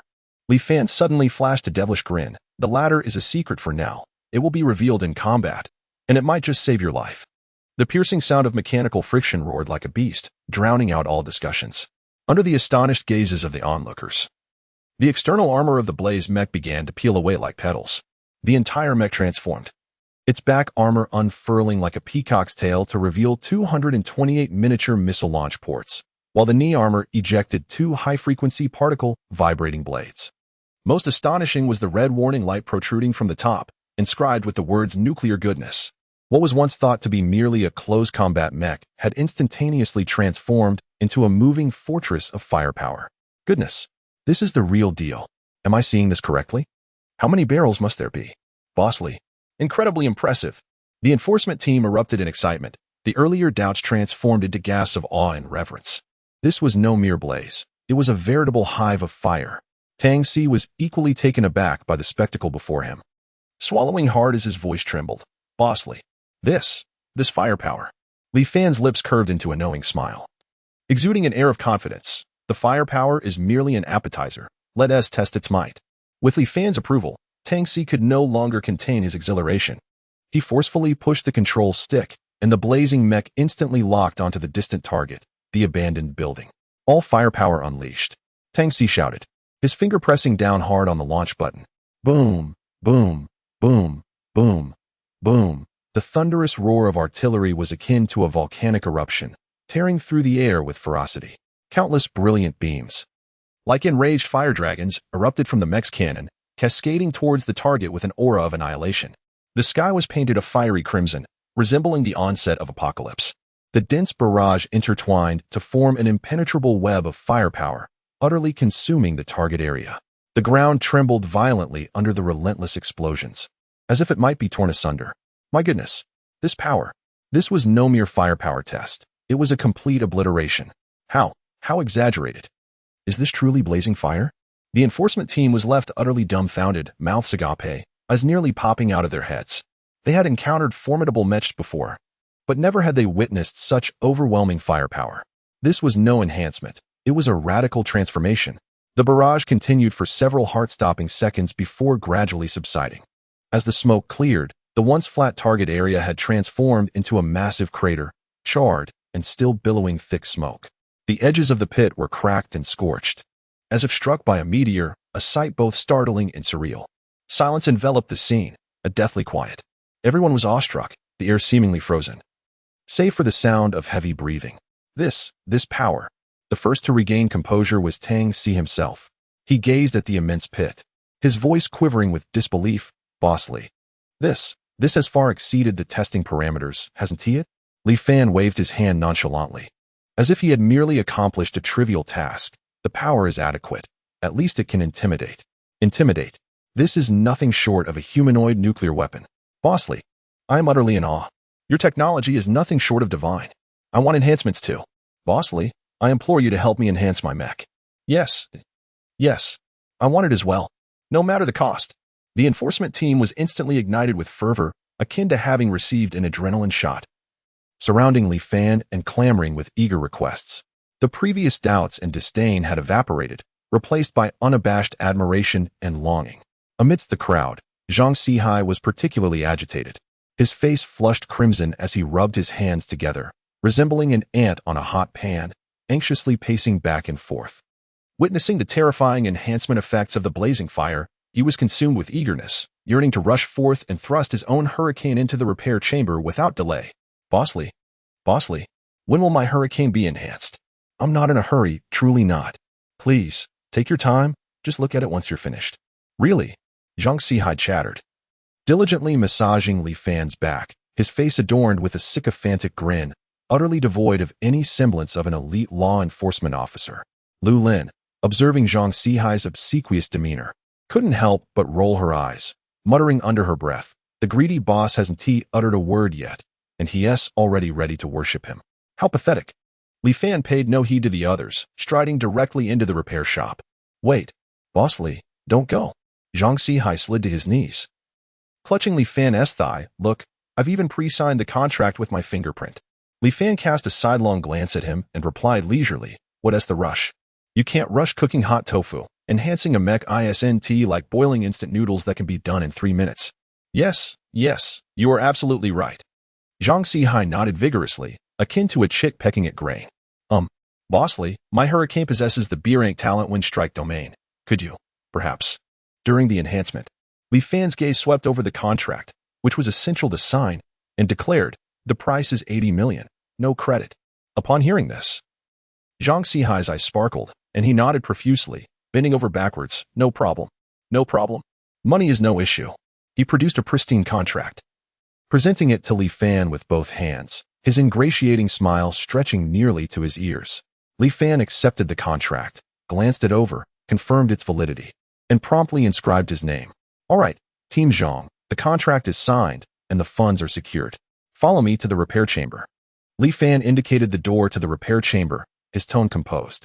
Chapter 48, The Arrival of the Wind God, The Onset of the Storm. All right, I shall go at once. Zhang Sihai exclaimed, his hands rubbing together in excitement, yearning to fly into the repair chamber immediately. Yet, before he could take a step inside, the enforcement communicator blared like a death knell. He glanced at the caller ID, and his face drained of color. It was his immediate superior, Captain Li Kaifeng of the enforcement team. See, Captain, what are your orders? Zhang Sihai stammered as he answered, his voice quivering. Zhang Sihai, you have grown quite bold. How dare you abandon your post? Return immediately. Await your punishment. Captain Li Kaifeng's roar reverberated painfully in his eardrums. In an instant, Zhang Sihai's expression turned ashen. He peered at the nearby repair room and then at the communicator in his hand, his eyes flickering with intense conflict. This was an enhancement, a once-in-a-lifetime opportunity. If he missed this chance, who knew when the next would come? Captain, I truly have urgent matters here. Once I finish, I will return to report to you without delay. Zhang Sihai fumbled, attempting to evade the situation. An urgent matter? I believe you are blinded by greed. Captain Li Kaifeng's voice grew colder. Zhang Sihai, I shall grant you one last opportunity. Now, immediately return. Otherwise, you can forget about wearing that uniform again. Zhang Sihai clenched his teeth, a surge of reckless determination flashing in his eyes. His mind was now clouded with fervor. He could no longer maintain his composure. To hell with the punishment. To hell with rolling up my bedding.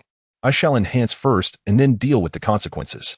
With a decisive click, he ended the communication and flung the device aside, taking a deep breath, as if making the most significant decision of his life. He immediately pressed the star ring on his wrist, releasing the hurricane within the repair chamber. Captain, once my hurricane enhancement is complete and my strength has surged, I shall return to plead for forgiveness. Zhang Sihai dashed off, silently praying as he took this gamble. Li Fan observed Zhang Sihai's frenzied demeanor with a slight smirk, a knowing smile gracing his lips. The door of the repair chamber slowly closed, isolating Zhang Sihai and his mecha. Time ticked away, and Zhang Sihai paced anxiously outside the repair chamber, like an ant on a hot skillet. He glanced at the time, then peered at the large screen on the repair chamber, but saw nothing, his anxiety mounting. Why is it taking so long? What on earth is Boss Li doing? Could something have gone awry? Zhang Sihai's thoughts began to spiral. What if Boss Li is setting me up, taking my money, and then disappearing? A chilling thought suddenly surfaced, causing Zhang Sihai's heart to leap into his throat. Impossible. Impossible.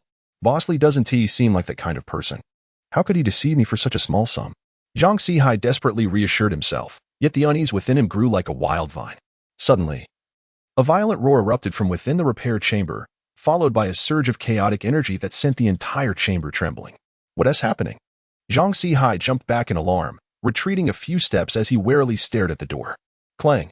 The entire maintenance chamber suddenly felt as if it had been struck by a colossal beast, leaving Zhang Sihai nearly split in two from the shock. He fixated on the surveillance screen as the Hurricane Mech began to undergo a violent transformation, The once sleek lines morphed into a more menacing form, with sharp spikes emerging at the joints and a pair of massive wind blades unfurling from its back, resembling the claws of a wild wolf.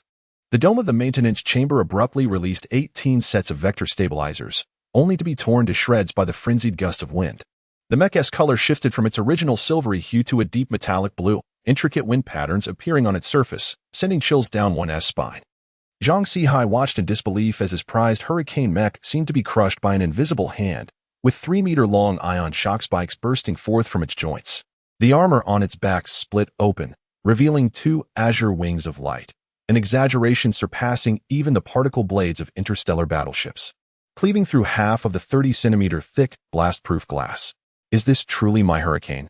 Zhang Sihai's eyes widened in astonishment, utterly unable to comprehend the transformation before him. Boom. The door of the maintenance chamber swung open violently, as if a prehistoric beast had burst through from within. A tempest of metal shards screeched out, nearly toppling Zhang Sihai, who stood at the threshold. Goodness! Bossly, are you reinforcing it or dismantling it? He shouted, struggling to maintain his balance amidst the chaos. Without further ado, he charged into the maintenance chamber, only to be rendered completely speechless. The once silvery hurricane had undergone a complete metamorphosis. The mech now radiated a profound azure hue, as though sculpted from a colossal piece of crystal. The already fluid lines had become even more razor-sharp, exuding a sense of speed and aggression. This is akin to the wind god descending. Zhang Sihai was so exhilarated that he stumbled over his words, his eyes nearly popping out of their sockets. Li Fan emerged from behind the mech, casually clapping his hands. So, Boss Zhang, are you satisfied? Absolutely. Exceedingly satisfied. Zhang Sihai nodded vigorously, resembling a chick pecking at grain. Bossly, you are truly remarkable. This is nothing short of a masterpiece. He circled the hurricane several times, growing increasingly enamored, yearning to leap atop it and soar for a couple of laps. Don't just admire the exterior. The essence is of utmost importance. Li Fan remarked with a smile. Hurricane has not only received an aesthetic upgrade, but has also awakened a new martial skill, Storm's arrival. New martial skill? Zhang Sihai exclaimed, his eyes widening further. It is known that dual martial skills are exclusive to advanced mechs, each possessing the power to wreak havoc on a grand scale. Zhang Sihai could scarcely believe that his hurricane could also possess a dual martial skill. With confidence, Li Fan explained, Storm's arrival, as the name suggests, harnesses high-speed rotation to create a formidable storm, combining both offense and defense. Zhang Sihai felt a surge of adrenaline, eagerly anticipating the opportunity to test the might of Storm's arrival. But there was more to come. Li Fan dropped another bombshell. The hurricane has also activated its second form, Swift Shadow Hunter. The second form. Zhang Sihai felt as if his heart were about to leap out of his chest. Bossly, you cannot be jesting with me. Can you? Do I appear to be joking? Li Fan gestured towards the hurricane. In the Swift Shadow Hunter form, the mech sacrifices a portion of its defense to significantly enhance its speed and maneuverability, transforming into a spectral assassin on the battlefield. Zhang Sihai was left utterly speechless. He felt as though he were ensnared in a dream, an extraordinarily splendid dream. So, Boss Zhang, do you still think my fees are excessive? Li Fan inquired with a cheerful smile. Not excessive. Not excessive at all. Zhang Sihai repeatedly waved his hands, exclaiming, Bossly, you are like my reborn parents. Should you have any needs in the future, do not hesitate to reach out to me. Li Fan nodded with satisfaction and addressed Zhang Sihai. Boss Zhang, do not become overly elated. Since the hurricane has been enhanced, it must be taken out for some practice, mustn't it? Chapter 49, Hurricane Strike. Amidst the resonant mechanical rumble, a powerful gust surged forth from the heart of the hurricane. Zhang Sihai rubbed his hands together, taking a bold step forward, only to be nearly toppled by the sudden onslaught of wind. Good heavens! He staggered to regain his balance, his eyes widening in astonishment, fixated on the colossal entity before him. Its power surpassed anything he had previously encountered by tenfold or more. Zhang Sihai's heart raced uncontrollably, yearning to leap into the cockpit and fully experience the hurricane's newfound ferocity. However, just as he reached the pinnacle of excitement, a thunderous roar erupted from outside, crashing down upon him. Zhang Sihai, you scoundrel, get out here this instant. 10 seconds. I'll give you just 10 seconds. If you don't crawl out in 10 seconds, don't even think about your salary for this month. And as for your captain, he has done for 2. This voice was more potent than a death warrant. Zhang Sihai jolted, his earlier enthusiasm instantly frozen, resembling a duck grasped by the throat. A sinking feeling enveloped him as he thought, This is it. Li Bapi has arrived. With a woeful expression, he glanced back at the hurricane. His gaze akin to that of a condemned prisoner staring at the gallows, filled with reluctance and sorrow. The onlookers, who had anticipated a grand display of Zhang Sihai piloting the hurricane, were bewildered by this sudden turn of events. What is going on? Wasn't he just brimming with confidence? Hush. Keep it down. Can't you hear? Li Bapi is here. Li Bapi? Who is that? Who else could it be? Our department's director, of course. Oh, it's him. Then it's over for Zhang Sihai. A few junior officers exchanged knowing glances, their expressions betraying a sense of schadenfreude. Li Bapi truly has arrived. Zhang Sihai lamented inwardly. He cast a lingering glance at the hurricane, as if bidding farewell to a beloved about to embark on a long journey. Director, I shall be with you shortly. As he spoke, he hastily removed a silver bracelet from his wrist. Aiming the star ring at the hurricane, a flash of blue light enveloped the magnificent machine, causing it to vanish into the confines of the ring. Zhang Sihai snapped to attention, inhaling deeply, nearly bursting his lungs in the process. He felt an overwhelming sense of frustration, yet forced a smile onto his face that was more grotesque than tears, bowing and scuttling towards the entrance. Oh dear. Director, why do you personally come here? In this sweltering heat, look at all that sweat on your brow. As he spoke, Zhang Sihai fumbled in his pocket for a crumpled handkerchief, ready to dab at Li Kaifeng's face. Standing at the doorway was a burly man, none other than the director of the Inspection Bureau, Li Kaifeng, notoriously known as Li Bapi. Li Kaifeng's face was as dark as the bottom of a pot. His brows twisted into a knot, and his eyes glaring like copper bells. He forcefully shoved Zhang Sihai's hand away, spitting a volley of saliva onto Zhang Sihai's face. Stop with the theatrics. Zhang Sihai, you wretched scoundrel, have you grown bold? Ignoring my calls and disappearing without a trace. Do you not acknowledge my authority as your superior? Yes, absolutely. Zhang Sihai nodded vigorously, his head bobbing like a pestle. You are indeed my benefactor. How could I dare to disregard you? He maintained a sheepish grin, cautiously attempting to explain. I was merely preoccupied with repairing the mech. I lost track of time. Repairing mechs? I suspect you're aiming for the skies. Li Kaifeng paid no heed to his excuses, pointing an accusatory finger at Zhang Sihai, his voice rising an octave. You insolent wretch, have you grown wings? Zhang Sihai opened his mouth, intending to defend himself, but the words faltered on his lips, swallowed back. He could hardly admit that he had been so engrossed in upgrading the hurricane that he lost track of time. Could he? That would surely lead to a thorough skinning by Li. Nearby, several officers watching the spectacle struggled to contain their mirth, their shoulders shaking with suppressed laughter. Look at Zhang Sihai. He resembles a frightened child.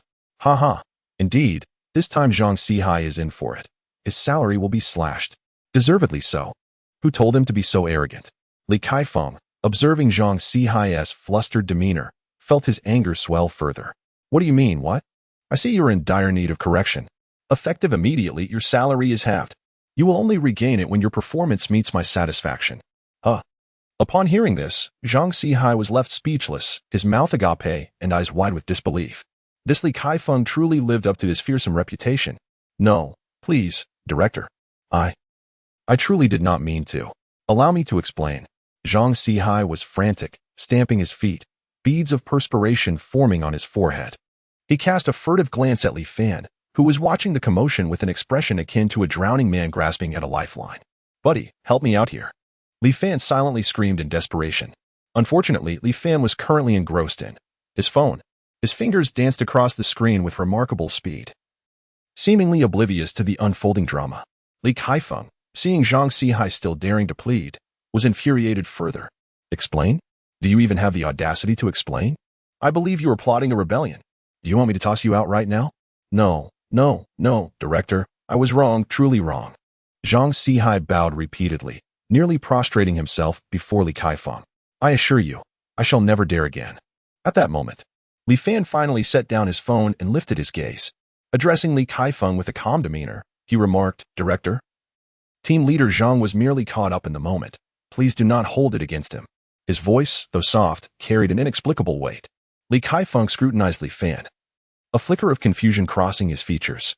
This young man, seemingly unremarkable, spoke with such conviction. Could it be? Who are you? Li Kaifeng inquired cautiously. I am Li Fan, the owner of this repair shop, Li Fan replied with a subtle smile. Moments ago, I assisted Captain Zhang in repairing his mecha. Li Kaifeng's eyes sparkled with intrigue, and he subtly inquired, "Oh, were you merely repairing it or enhancing the mecha?" Upon hearing this, Zhang Sihai thought to himself, "Oh no, Li is attempting to extract information from me." He hastily signaled to Li Fan, hoping for assistance in deflecting the inquiry. However, Li Fan seemed oblivious to Zhang Sihai's gesture, continuing, "Indeed, I just happen to possess some rather unique repair techniques." Unique repair techniques? Li Kaifeng felt a stirring within him, as if he had stumbled upon a remarkable secret. A faint smile graced his lips as he remarked, "Li Fan, please continue your work. Sihai, come with me." His tone had softened considerably. Zhang Sihai felt as if he had been granted a reprieve. Promptly following Li Kaifeng out of Li Fan's repair shop, yet a wave of frustration washed over him. "Oh, my hurricane. I haven't even had the chance to test it." "Test it? Nonsense. Hurry back and write a self-critique report. Otherwise, 2 years and 4 months of your salary will be deducted along with the year-end feast." As soon as Li Kaifeng stepped out of the repair shop, his demeanor shifted dramatically, pointing an accusatory finger at Zhang Sihai. Zhang Sihai could only respond with a resigned sigh. Life is indeed challenging. Chapter 50. Invest and grow stronger. Upon witnessing the scene, the group of enforcers exchanged glances, each hesitant to utter a word. Silently, they retreated, knowing well that the repair shop was not going anywhere. Opportunities for enhancing their mechas would arise in the future. Unlike the impetuous Zhang, they understood the value of patience. After all, as one matures, it is essential to cultivate interests beyond family. For Zhang Sihai, his mecha was akin to his lifeblood. As the crowd dispersed, the repair shop finally settled into a serene silence. As if the previous commotion had been but a fleeting dream, Tang Si emerged from the flames, approaching Li Fan with a solemn fist salute. Expressing his heartfelt gratitude, "Boss Li, I am truly indebted to you this time." "Just a small effort," Li Fan responded nonchalantly, accustomed to such displays of appreciation. Yun Feng and his companions stepped forward, sincerity etched on their faces. "Boss Li, we are grateful for your immense kindness. We will certainly strive for recompense. Should you require any assistance in the future, do not hesitate to command us." They were acutely aware of the extraordinary significance of this enhancement, and such a favor must be repaid. Li Fan nodded slightly, accepting their gratitude without demur. As the elite Sea King squad of the Federation, there may indeed come a time when their assistance would be invaluable. The trio, noting Li Fan's acquiescence, displayed bright smiles, expressing their thanks once more before taking their leave.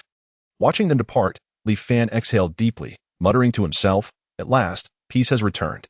These past 2 days have truly exhausted me." Indeed, the last couple of days had been the most hectic since he opened the repair shop. From vanquishing the Bloodbath Alliance's Vera to enhancing the mechas of Yunfeng, Zhang Sihai, and the others, it had been a relentless whirlwind of activity, leaving no time for respite. Sighing, Li Fan self-deprecatingly remarked, "Alas, my excellence subjects me to this relentless busyness, which hardly befits my age." He then turned and re-entered the repair shop.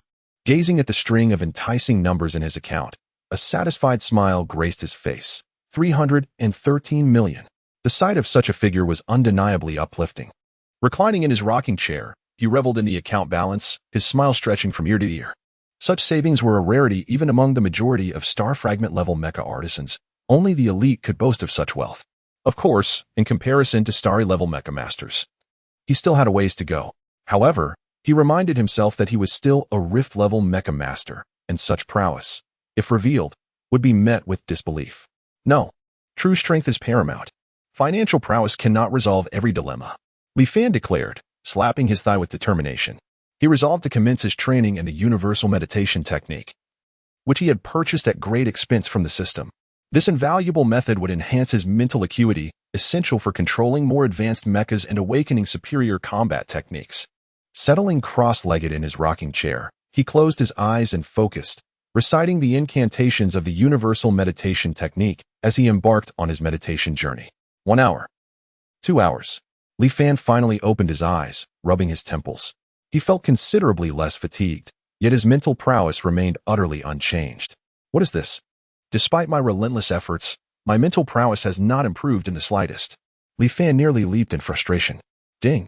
The familiar system notification chimed. The current host training in Universal Meditation Method, Volume 1 has reached the limit of Level 4 for mental prowess. To continue advancing, please exchange for the subsequent volumes, Universal Meditation Method, Volume 2, and Universal Meditation Method, Volume 3. Li Fan's lips twitched. Once again, it requires monetary investment. Truly, the system is an insatiable abyss. Nevertheless, to grow stronger, I must pay. I must pay. Gritting his teeth, Li Fan boldly declared, I am now a wealthy individual. How much for the next volumes? I shall purchase them all. Ding. Account balance, -40, 000, 0 credit points. Li Fan nearly spat out a mouthful of blood. What the hell? 40 million. Are you robbing me? Tears of frustration welled up in his eyes. Although he had earned over 300 million credit points in the past 2 days, losing 40 million all at once was still a painful blow. The system coldly informed him, Universal Meditation Method, Volume 2 costs 500 star energy, Universal Meditation Method, Volume 3 costs 1500 star energy. Ding. Universal Meditation Method, Volume 2 and Universal Meditation Method, Volume 3 have been issued. Please check your inventory. A buzzing sound reverberated in his mind, akin to enlightenment. As a torrent of information flooded in, Li Fan felt as if he had been stuffed into a knowledge compression bag, his head nearly exploding. Goodness! Is the system force-feeding me? Could it not be a tad gentler? Li Fan clutched his head, grimacing in complaint. Yet, despite his grievances, he quickly calmed his mind and began to organize the newly acquired content of the Universal Meditation Method. The first volume focused on oneself as the eye, gathering the tides of star energy, but this second and third volume required the construction of multiple eyes of star energy tides. Li Fan's eyes widened in disbelief, his expression akin to seeing a ghost. This is demanding that I multitask like a human cannon. After a meticulous study, he realized that this complete meditation method had elevated the efficiency of mental cultivation to an extraordinary level. With multiple star energy tides operating simultaneously, the speed of energy accumulation would increase exponentially. It was akin to having cheat codes. Li Fan could not help but exclaim, no wonder it costs so much. Indeed, you get what you pay for. However, constructing multiple eyes of the tide seems excessively challenging, doesn't it? He scratched his head, feeling a twinge of headache. This endeavor resembled attempting to solve a dozen Rubik's Cubes at once while ensuring each cube turns correctly. A slight miscalculation would lead to total failure. He attempted to construct a second eye of the tide in his palm, as described in the second volume. The result? Puff. A soft sound echoed as the nascent form of the eye of the tide instantly collapsed, dissipating into nothingness. Oh dear. This difficulty is utterly hellish. Li Fan massaged his throbbing temples, unable to stifle his lament. This 40 million feels like a waste. However, Li Fan was not one to surrender easily. I refuse to believe it. I am destined to become the strongest mechanical engineer in the galaxy. How could I be daunted by such trivial obstacles? Clenching his teeth, he resolved to try once more. Once, twice, thrice. Failure, failure, and yet more failure. Damn. This meditation technique is far more challenging than piloting a mech. Li Fan couldn't help but utter a curse. Just as he was on the brink of losing his sanity, a sudden epiphany struck him. Wait a moment. Constructing multiple tidal eyes is akin to multi-threading. This is something I excel at. With a firm slap on his thigh, he felt as if enlightenment had dawned upon him. What is paramount in multi-threading? Synchronization, coordination, resource allocation. Li Fan murmured to himself, realizing that if he regarded each tidal eye as an independent thread and judiciously allocated his mental energy to ensure their synchronization and coordination, wouldn't that suffice? With this thought, clarity washed over him. He closed his eyes once more, taking a deep breath, dividing his mental energy into 2 streams, and began to construct the tidal eyes in his palms. This time, he eschewed haste, opting instead for a steady and meticulous control of every ounce of mental energy. Success. Moments later, he abruptly opened his eyes, and 2 beams of brilliance flashed forth. In his palms, miniature whirlpools of stellar energy hovered, slowly rotating and emitting a soft glow. Double the joy, here I come. Li Fan grinned widely, revealing a triumphant smile. He refrained from hastily constructing more tidal eyes, choosing instead to elevate his current level of mental energy first, establishing a solid foundation before aspiring to greater heights. Li Fan mused, one cannot gain weight overnight. Taking large strides may lead to a misstep. Thus, he settled into a cross-legged position, centering himself as the whirlpools of stellar energy in his palms began to operate in unison, voraciously consuming the surrounding stellar energy. His mental energy level began to soar at a visibly rapid pace. Level 4 Intermediate. Level 4 Advanced. Level 5. Boom. At the moment his mental energy level broke through to level 5, Li Fan felt as though a shackle within his mind had shattered, rendering the world around him clearer and more vibrant. Is this the sensation of a star fragment level mech master? Truly, it feels different. As he reveled in the surging mental energy within him, he couldn't help but marvel. However, he also keenly sensed that the rate of his mental energy enhancement was beginning to slow. It seems that a gradual approach is necessary. Patience is key. Li Fan spoke to himself. One cannot rush to consume hot tofu. Striving too hard may lead to self-destruction. He slowly withdrew his energy, opening his eyes, which sparkled with excitement. Chapter 51. Ascension of the Apocalypse. Qin family's nemesis. The exhilaration of upgrading washed over Li Fan like a gentle breeze. Yet he quickly regained his composure. The title of a shattered star-level mecha master paired with the apocalypse of the Rift Sky seemed rather incongruous. This simply wouldn't he do. His trusty companion must keep pace with him. Li Fan stroked his chin, his gaze lingering on the weathered exterior of the apocalypse. Memories of the fierce battle against the sword-boned dragon flooded back, each perilous moment vividly etched in his mind. The apocalypse had given its all, yet the disparity remained stark. Agility was its most significant shortcoming. The sword-boned dragon moved like a slippery serpent, while the apocalypse resembled a clumsy tin can, struggling to turn. With low energy conduction efficiency and insufficient material strength, the more Li Fan pondered, the more he felt that the apocalypse urgently required a comprehensive overhaul. If confronted by formidable foes again, it might very well be dismantled into scrap. A sense of crisis surged within him. Slapping his thigh, Li Fan recalled the nano-mecha innovation trial within the system. This might be the opportunity for the apocalypse's metamorphosis. Without hesitation, he leaned back in his recliner, closed his eyes, and gradually sank into the realm of the system. Ding! The nano-mecha innovation, 3-star, trial officially commences. Please, host. Follow the system prompts to complete the nano-upgrade transformation of the Apocalypse Mecha. The system's frigid voice jolted Li Fan into alertness. A nano-upgrade transformation?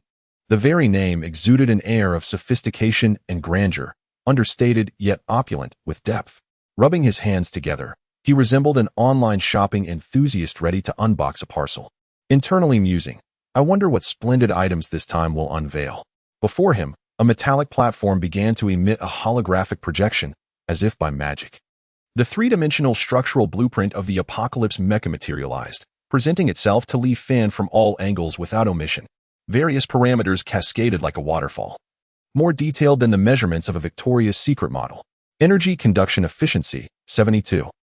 No wonder it always felt lacking in power during battles. It turned out energy was leaking along the way. Material strength. Grade B. Li Fan buried his face in his hands. This strength was hardly better than that of paper. Surely, a mere sneeze from the opponent could cause the apocalypse to disintegrate? Agility, C-. Upon seeing this rating, Li Fan nearly spat out a mouthful of blood. C-. Even a tortoise would be more agile. This was not a mecha, it was a mobile coffin. Li Fan's heart raced, cold sweat trickling down his back. In its current state, if the apocalypse was to be upgraded soon, it would surely become a heap of scrap metal. System. Is there a way to swiftly enhance energy conduction efficiency? Li Fan fervently called out to the system in his mind, his tone dripping with flattery. After all, when faced with difficulties, one must seek the system. This is the fundamental quality of a transmigrator. Ding.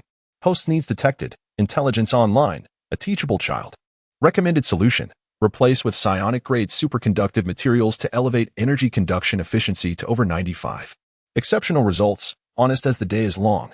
The system had surprisingly offered a rare discount this time, leaving Li Fan almost questioning his own hearing. Psionic-grade superconductive materials? The mere mention of the name hints at a hefty price. Li Fan's lips twitched slightly. Are there any more affordable options? Ding. The system detected the host's financial status and recommended a solution, employing nanocarbon tube technology to microscopically restructure the existing materials, thereby enhancing energy conduction efficiency to over 85. This is excellent. I'll go with this one. Without hesitation, Li Fan chose the second option, for economical practicality is the true path. Ding. The plan has been selected. The modification utilizing nanocarbon tube technology has commenced. As the system's prompt faded, the holographic projection of the apocalyptic mech structural diagram began to transform.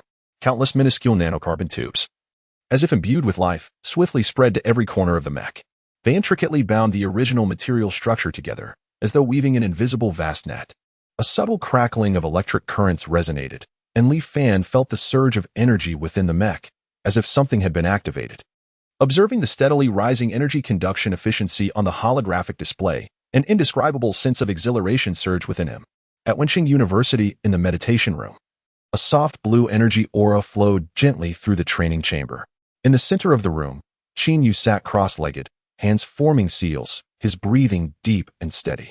Around his body, shimmering starlight manifested, a testament to the highly concentrated mental power.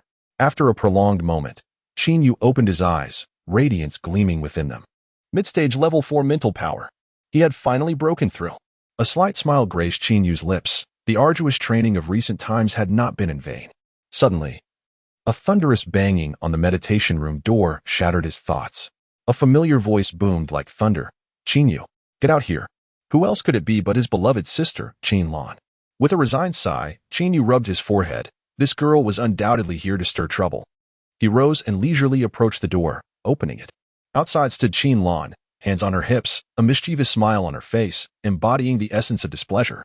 Well, if it isn't my dear sister, what brings you here? Qin teased with a grin. Spare me the smirks. Qin Lan shot him a glare. Qin, you won that last match unfairly. This time, I demand a rematch. Qin raised an eyebrow. Oh? Haven't you called me brother enough last time? You. Qin Lan was struck at her sore spot, her cheeks flushing crimson. Qin, don't get cocky. If it weren't for you seeking Master Li's help for your enhanced awakening combat skills, do you think you could have defeated me? Oh, is that so? Qin crossed his arms, observing her with bemusement. So, does that mean your mech has been restored and you've awakened combat skills too? Of course. Qin Lan proudly lifted her chin. I have returned to my peak state. This time, I will make you wholeheartedly acknowledge me as sister. Sister? Qin couldn't help but chuckle. Qin Lan, have you forgotten that you were born a minute after me? Qin Lan refused to back down. Don't change the subject. In any case, this time. Victory is mine. Qin rubbed his ears, feigning a lack of comprehension. TSK, the sight of certain individuals unable to accept defeat is truly eye-opening. How about this? Dear sister, why not call me brother once more? Perhaps in a moment of good spirits, I might grant you the favor of using but one hand. Qin, you. Qin Lan clenched her silver teeth in indignation. This time, I nearly did not return. Had it not been for the assistance of a noble benefactor, you might never have seen me, your sister, again. Oh, what do you mean by that? Qin, noticing the seriousness in Qin Lan's demeanor, reined in his playful banter. Qin Lan let out a cold snort.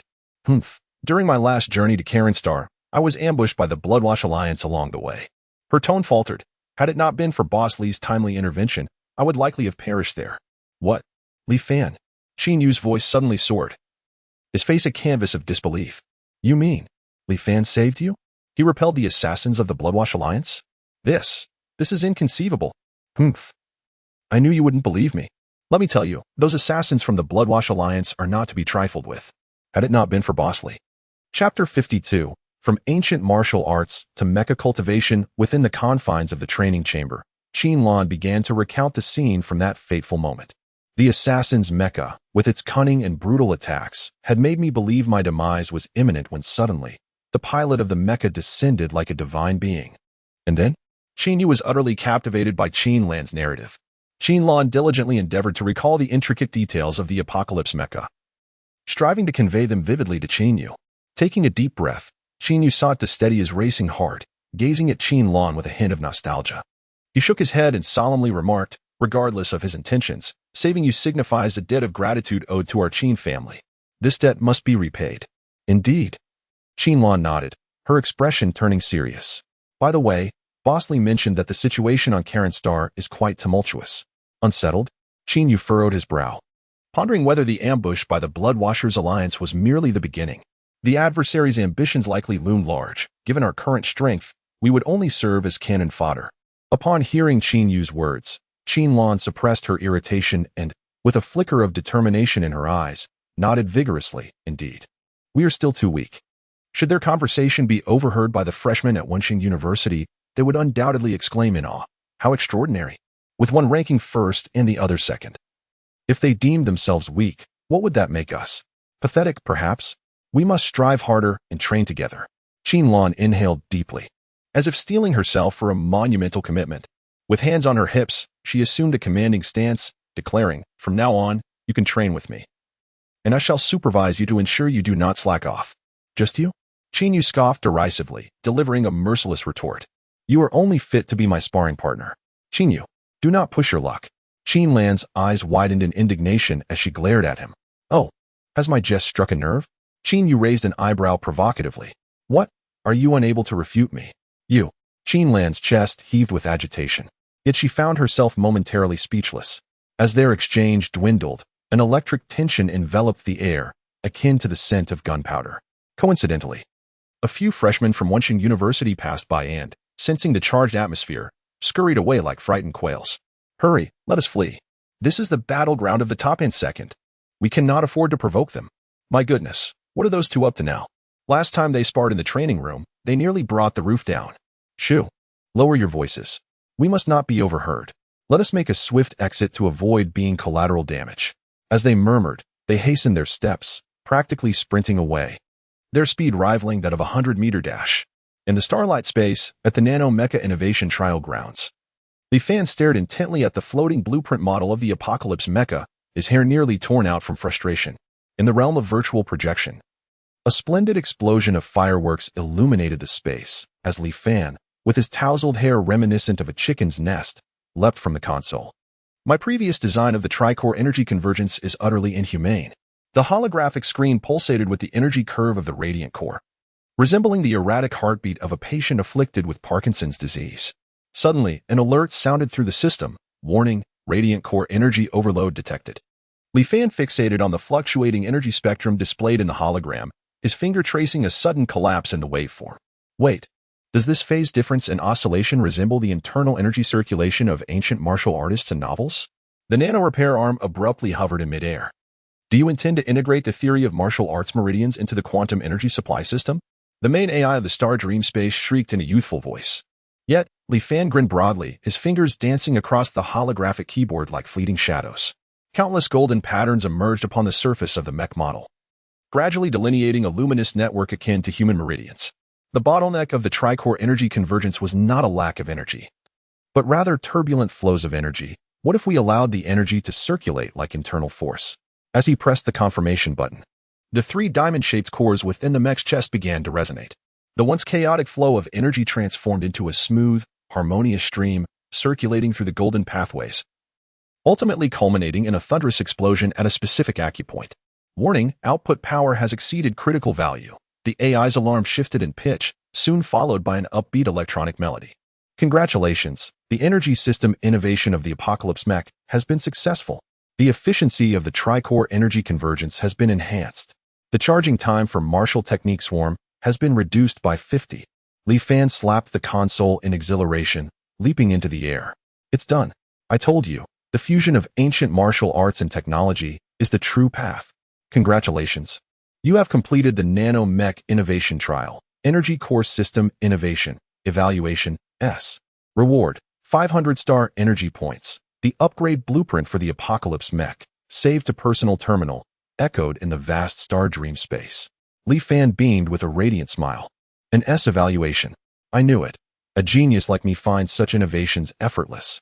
He chuckled, pondering the one who had previously been anxious, nearly pulling out their hair in frustration. The AI of the Star Dream Space mercilessly retorted, if it weren't for this AI's pity, secretly granting you a backdoor, would you have succeeded so easily? Li Fan's smile abruptly faltered. Ahem, what are you talking about, Miss AI? I was merely engaging in strategic contemplation to enhance my thought process.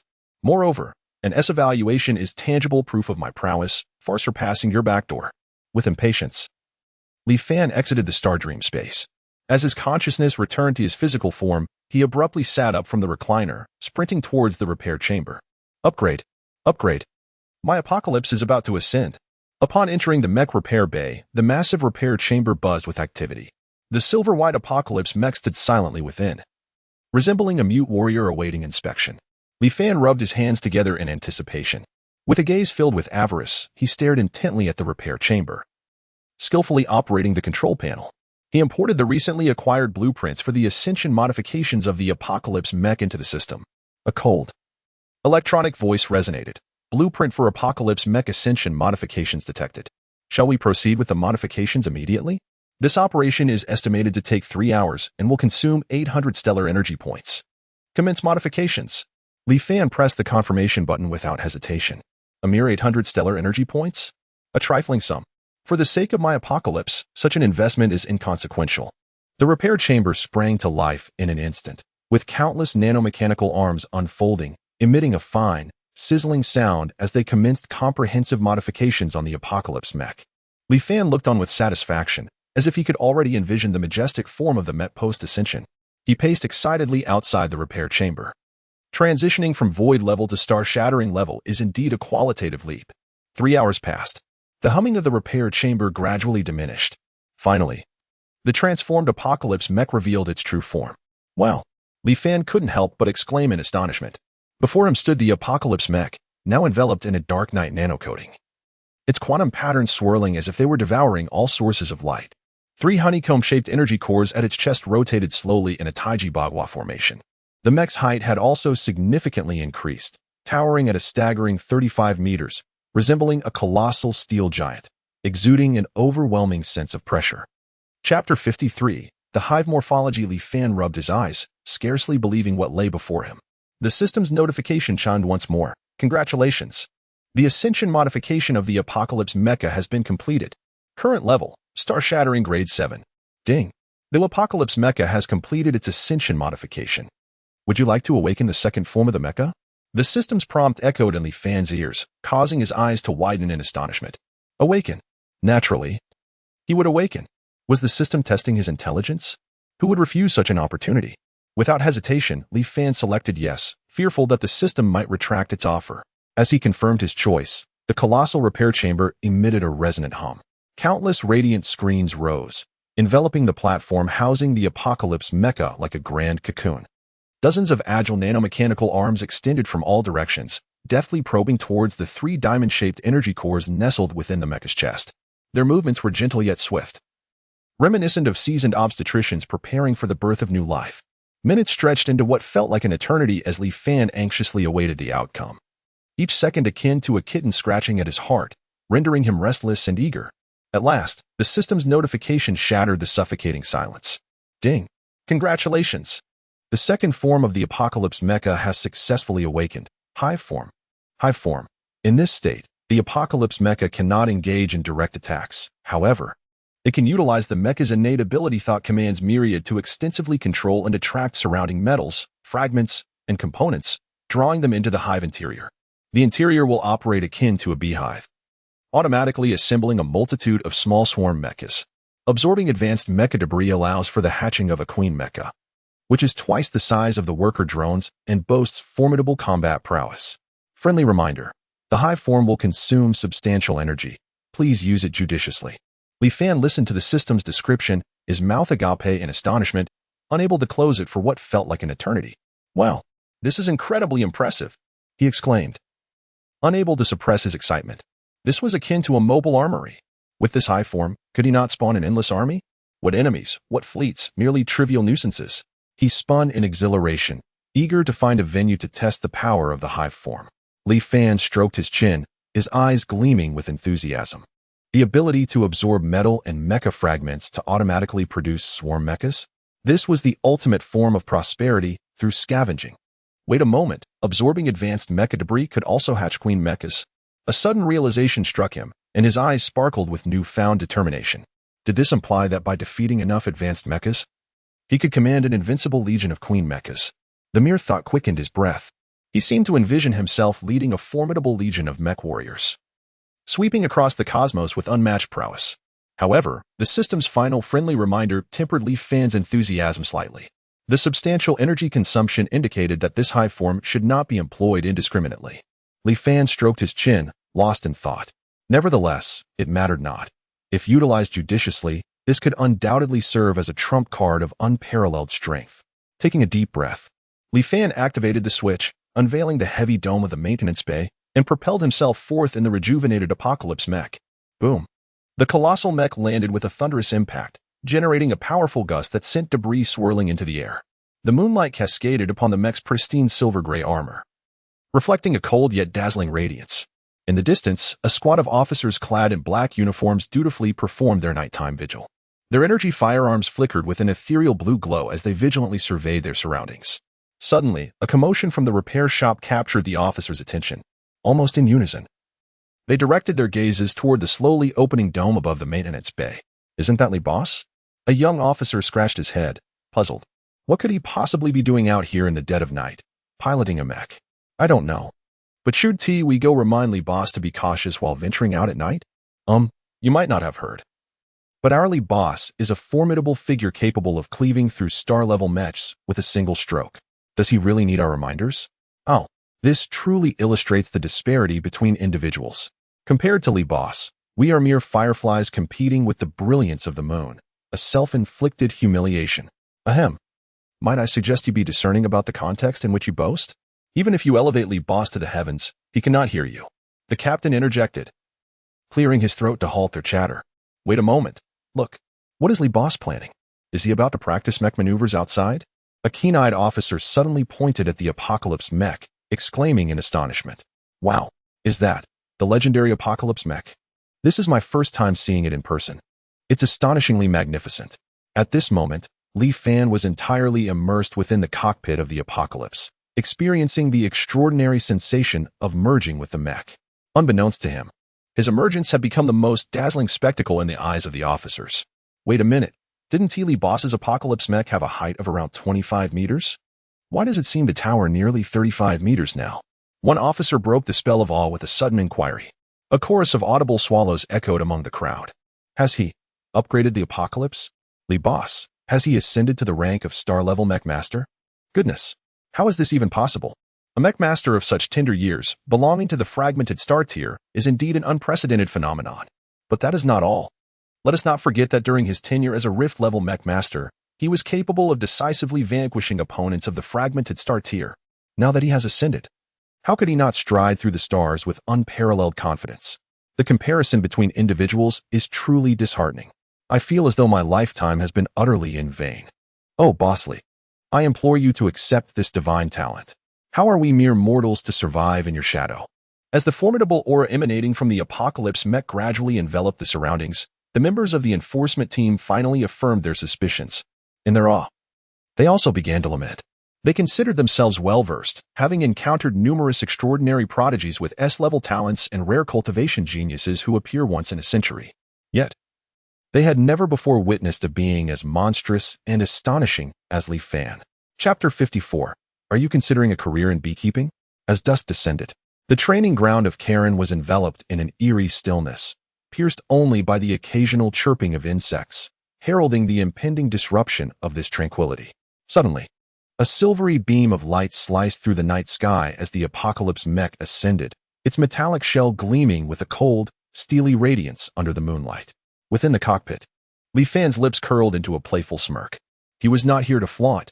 Tonight, he intended to showcase the true might of his newly awakened second mech form, the Hive. But the Apocalypse mech came to an abrupt halt in midair, and what unfolded next was nothing short of astonishing. The silvery mech began to disassemble, fragmenting into myriad tiny metallic components that swarmed through the air like a startled colony of bees. Moonlight cascaded down, causing each minuscule part to glimmer with a frosty sheen. Parameters of the Hive system flashed rapidly across Lee Fan's retina. Compatibility with Hive form, 92. 7. He murmured softly, a note of excitement and anticipation threading through his tone. In his earpiece, the hum of liquid metal friction resonated, akin to a mysterious symphony. The mech fragments commenced in orderly rotation, each hexagonal armor edge emanating an ethereal blue glow, melding machinery with the starry sky. Then, as if compelled by an invisible force, these tiny mech swarms rapidly reassembled and pieced themselves together. Minutes later, the once imposing Apocalypse mech had vanished, replaced by a colossal hive suspended in the air. This hive shimmered with a metallic luster, each hexagonal structure fitting together impeccably, resembling a masterpiece of precision. At the edge of the training ground, the members of the enforcement team, already roused from their stupor, now gazed in awe at this extraordinary spectacle. What is this? Is Lee Boss shifting to beekeeping? A young team member rubbed his eyes, his voice laced with confusion. You know nothing. The captain interjected forcefully, this is art. This is mech art. Although even he was unsure of what on earth it truly was. Just as the enforcement team collectively stood bewildered, Lee Fan activated his talent. The thought becomes a swarm. Whoosh! In the distance, the remnants of the ghost cat mech, previously destroyed by Lee Fan, seemed to come to life. Quivering violently, broken metal parts, twisted wires, and even scattered screws on the ground hurried towards the hive form of the Apocalypse. as if drawn by some irresistible force. What on earth is happening? Is this recycling? One team member gasped. No. Look, those remnants are being shattered upon contact with the hive. Another team member's voice brimmed with astonishment. And then, what happens next? Everyone held their breath, their eyes fixed on the enormous hive, fearful of missing even the slightest detail. Before my eyes lay the wreckage of the ghostly feline Mecha, which, upon contact with the surface of the hive, was utterly obliterated, transforming into torrents of metal that were drawn into the hatches on either side of the hive. Subsequently, the entire hive began to pulsate with an eerie crimson glow. Reminiscent of the heartbeat of some ancient behemoth, each throb sending shivers down one's spine. Buzzing within the vast interior of the hive, the red light intensified, engendering a sense of oppression that rendered one nearly breathless. Oh my heavens! Look over there! A sharp-eyed enforcer suddenly exclaimed, pointing at the hive. The hatches on either side began to slowly creak open, resembling the gaping maw of a colossal beast, revealing a spine-chilling sight within. A dozen massive swarm mechas emerged in a single file from the hatches, each exuding an aura of palpable danger. These swarm mechas were entirely ebony, resembling wasps in form, their tails aglow with an eerie azure luminescence, and their 6 mechanical legs glimmering ominously, unmistakably no benign entities. Boss Lee has transformed trash into treasure. No, this is no treasure. This is sheer weaponry. Goodness, I feel as though my heart might leap from my chest. The enforcers were utterly stunned by Li Fan's audacious maneuver, rendered speechless and flabbergasted. Meanwhile, the avaricious Boss Lee was wholly absorbed in his own realm, skillfully controlling the swarm mechas through his innate talent of thought command. The swarm mechas executed an array of intricate maneuvers in the air, diving, spiraling, halting abruptly, and accelerating. Each mecha seemed like an extension of his own body, extraordinarily agile and precise. Buzzing, Li Fan was reveling in the excitement, blissfully unaware that countless lights had ignited in the nearby residential buildings of Karenstar. It was the dead of night. Were they to be denied their sleep? Indeed. How many days had this been? Was it never-ending? The child I had just lulled to sleep has been awakened again. I shall confront him. I have already dialed the enforcers 800 times. Why have they not arrived yet? The residents lamented, wishing to dismantle Li Fan's repair shop. Simultaneously, the private communicator of Enforcer Chief Li Kaifeng was on the verge of overload. Hello? This is Li Kaifeng. What? The Dream Repair Shop is in trouble again? Another report of interstellar pirates? Li Kaifeng rubbed his throbbing temples, feeling on the brink of collapse. What vendetta does Li Fan harbor against interstellar pirates? Or against my precious sleep?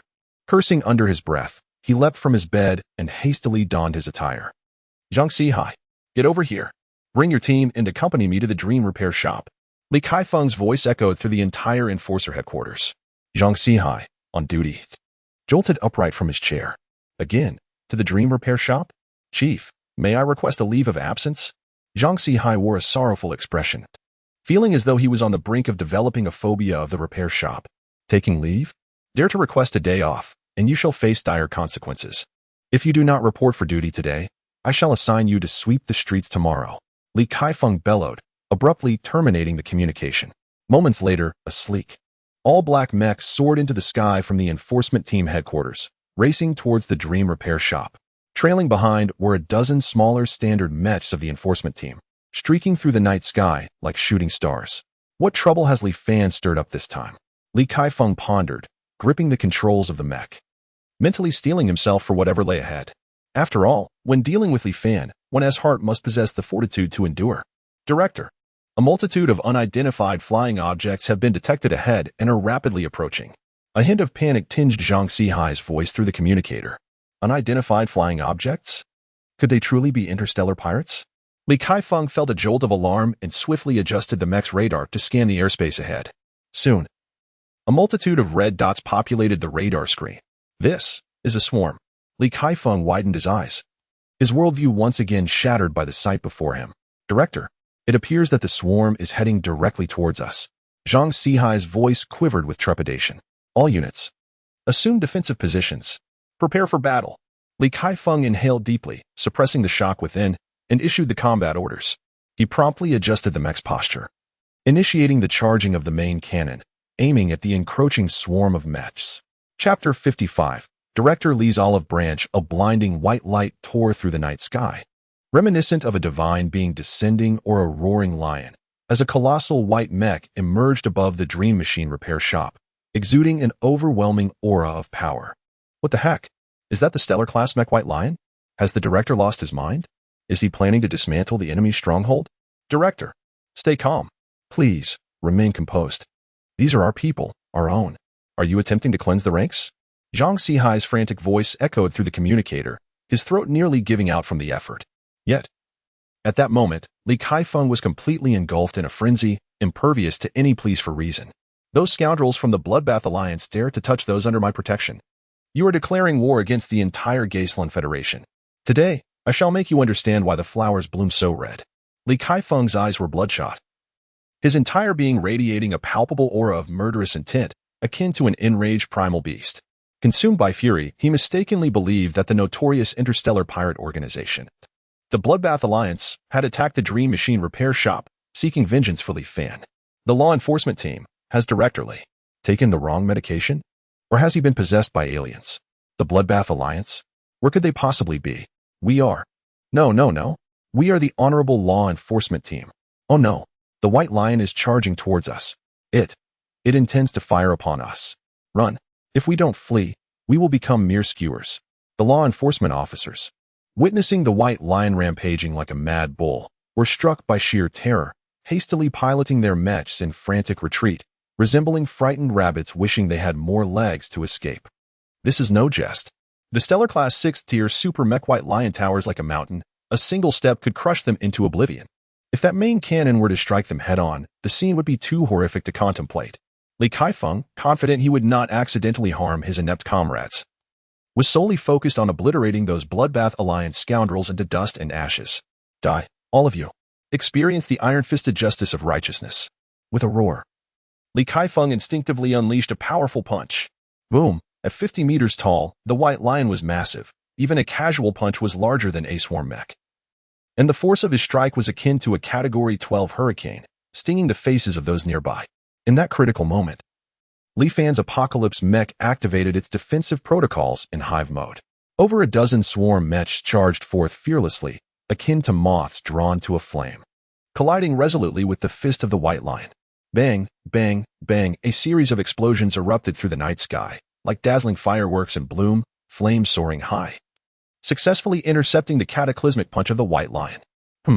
Li Kaifeng stood in stunned silence, feeling as if he were striking a cloud of cotton, unable to exert any force. He could scarcely believe his eyes. These diminutive unknown mechas had managed to withstand the full force of his White Lion's attack. It is worth noting that he was the commander of a Tier 5 Sky-class mecha.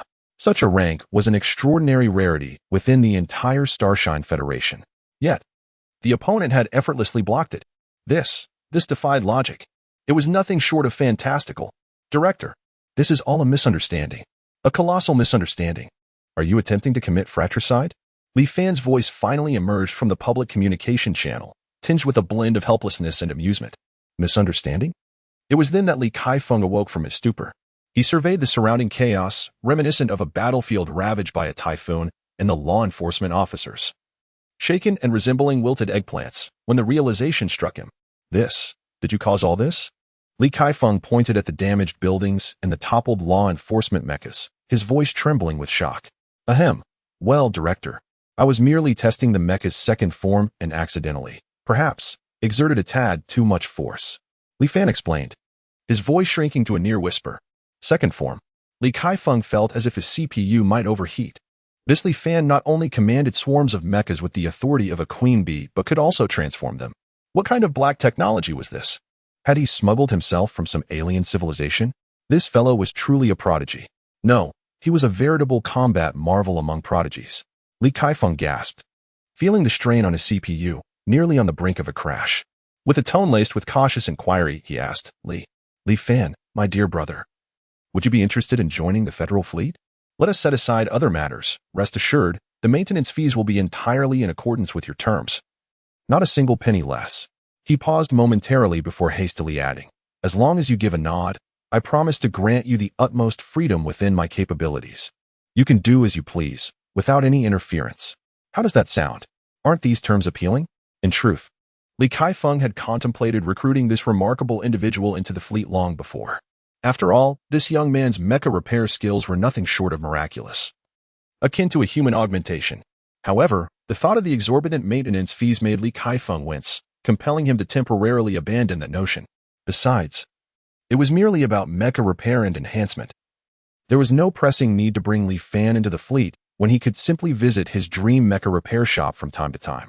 Yet, now, having witnessed Li Fan's terrifying combat prowess comparable to that of a celestial-class mecha master, Li Kaifeng could no longer remain composed.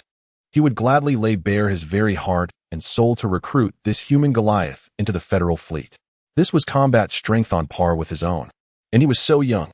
Currently, Li Fan is merely an inconspicuous novice at the fragmented star level, yet he can unleash such astonishing combat prowess. If he were to evolve into a cosmic-level mecha master, what then? The prospect is simply too exquisite for Li Kaifeng to fathom. In fact, given the extraordinary potential Li Fan has demonstrated, it is not entirely implausible that he could ascend to the ranks of the Starfall level or even the Omniverse level, becoming a formidable titan in the future. At that point, would the entire Geizrun Federation not be at his mercy?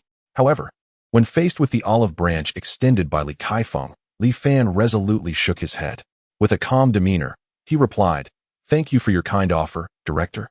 But that will not be necessary. Should you require enhancements or repairs for your mecha, you are always welcome to visit my dream mecha repair shop. Join the fleet?" Not only does Li Fan harbor no such intentions, but even if he did, he could never bring himself to do so. The dream mecha repair shop is his foundation, his lifeblood. This truth is as clear to Li Fan as day. If he were to leave the dream mecha repair shop, who could say if the system would continue to provide its nurturing support? Thus, regardless of how grandiose Li Kaifeng's entreaties may be, Li Fan would never acquiesce. Observing the unwavering resolve etched on Li Fan's face, Li Kaifeng understood that this young man was genuinely disinterested in joining the fleet. Although a tinge of regret lingered in his heart, he could only sigh in resignation, stating, "Very well. It seems that our fleet and you, brother Li Fan, are fated to remain apart." Coercing Li Fan into joining? What a farcical notion. Setting aside Li Fan's formidable strength, which raises doubts about whether he could even match him in combat. The mere fact that he depends on Li Fan to upgrade his White Lion renders any thought of antagonizing him utterly unthinkable. After all, one can afford to offend many, but never a human-shaped augment. Chapter 56, Is Li Fan's power incalculable? By the way, let us construct a training ground on the vast expanse of land surrounding the repair shop. Li Kaifeng stroked his chin, grinning slyly. Why not go all out and establish a high-intensity training ground for the competition? His mind raced with calculations. After all, it isn't my money being spent. Nearby, a member of the enforcement team turned pale upon hearing this, stammering, "But, Chief, a training ground of that scale would cost a fortune. The basic training ground is already." Internally, he lamented, "Chief, you are being generous with other people's money.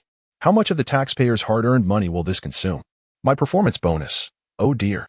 But what is there to discuss?" Stammering like a timid soul, "Just say." When the Bloodbath Alliance attacked, Li Fan disregarded his own safety and bravely confronted the assailants, eliminating them on the spot and saving the residents of Kalen Star. What else is there? This is a heroic deed. This is the compensation he rightfully deserves. Do you understand? Li Kaifeng's eyes widened, and his expression shifted instantly as he thundered with righteous indignation. He paused, then adopted a feigned serious countenance, turning to Li Fan for his opinion. "Li Fan, my brother. You have no objections, do you?" A slight smile graced Li Fan's lips, his heart brimming with joy. This old fox is quite astute. A free training ground is a treasure not to be squandered. "I have no objections," Li Fan readily agreed. He calculated within himself. This training ground is worth far more than any cash compensation. In the future, testing mechas will be unrestrained. Li Kaifeng felt a surge of private satisfaction. Splendid. Not only have I done a favor, but I have also saved a substantial sum. Let this training ground be regarded as a public facility for the repair shop. Yes, that title sounds fitting. Xiaowang, draft an announcement. Li Kaifeng commanded with a wave of his hand, directing the nearby Xiaowang. State that the recent earthquakes were caused by our federal fleet conducting secret experiments on new weaponry. Assure the public that there is no cause for alarm. Everything is under control. Xiaowang looked bewildered. "Chief, are you seriously fabricating stories with your eyes wide open? But who am I to question you, Chief?" Once the announcement was made, the public's attention was indeed swiftly diverted. So it turns out the federal fleet is developing new weapons. I knew there had to be a reason for the earthquakes. Impressive, our federal fleet. They are poised to dominate the entire universe. Support the federal fleet. For the glory of the Federation. The calls to the petition department finally subsided, and the staff collectively sighed in relief. Thank you, federal fleet. Thank you. New weaponry. Thank you, Chief, for your imaginative thinking. Meanwhile, Zhang Sihai rushed into Li Kaifeng's office, his expression grave. Chief, the preliminary investigation results have come in. Gasping for breath, Zhang Sihai continued, I suspect Deputy Director Ji might be involved in this matter. Oh, Li Kaifeng raised an eyebrow, signaling Zhang Sihai to elaborate. The former Deputy Captain Ji had borrowed 3 cheetah mechas from the fleet under the pretext of executing a clandestine mission. And then, those 3 mechas mysteriously vanished. Zhang Sihai's voice dwindled, beads of sweat forming on his forehead. Continue the investigation. Li Kaifeng's gaze sharpened. Focus on him. However, exercise caution. Do not alert the enemy. And certainly, do not be misled by certain individuals. Understood, Director. Zhang Sihai saluted and turned to leave the office. Once outside, he could not suppress a long sigh, filled with regret. If only I had heeded Huang Lin's advice back then and remained more vigilant, perhaps. He shook his head, casting aside those disordered thoughts, and hurried towards his office. As the starry night enveloped the world in silence, the lights of the federal fleet remained aglow, tirelessly working to suppress public sentiment and conduct secret investigations. Meanwhile, Li Fan had returned to the repair shop. Reclining comfortably in his chair, yet his gaze pierced through the ceiling, reaching far beyond. It seems it's time to revisit the old residence, he murmured to himself, a note of determination in his voice. Initially, safety had been the primary concern at the repair shop.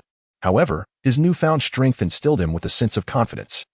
With the prowess of a fragment star and even a fleeting touch of starry sky level, he possessed ample means of self-preservation within the Federation. Even if the Blood Reaper Alliance were to rise again, with the agility of Apocalypse, he felt assured he could make a safe escape. Moreover, given today's events, it was evident that Li Kaifeng, the Federal Director, was not one to remain passive. Within the headquarters of the Federal Fleet, Mu Chanqi was grappling with the looming threat of the Xinqiang beast.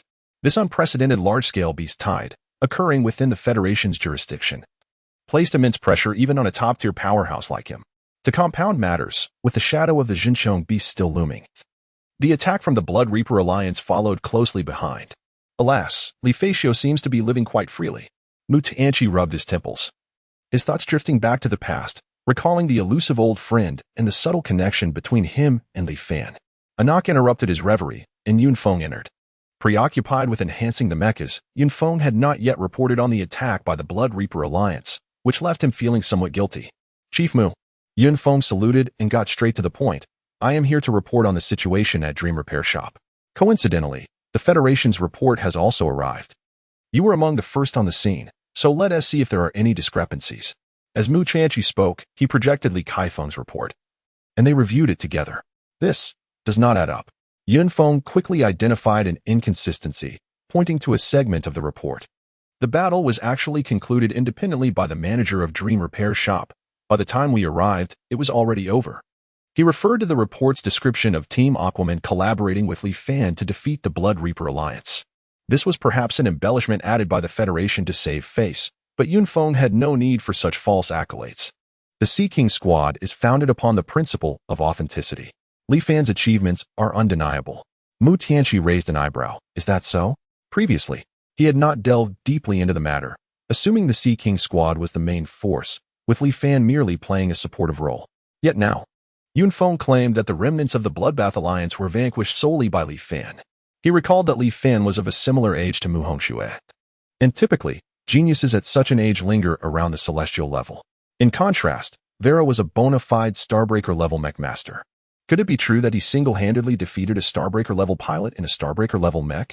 Mu Chanqi could not help but question this, as it seemed to defy logic. How could a youth not yet of age possess such formidable strength? Throughout the annals of the universe's 4 clans, one could hardly find a second such individual. Of course, Li Boss. His capabilities are indeed unfathomable. Yunfeng's tone brimmed with admiration.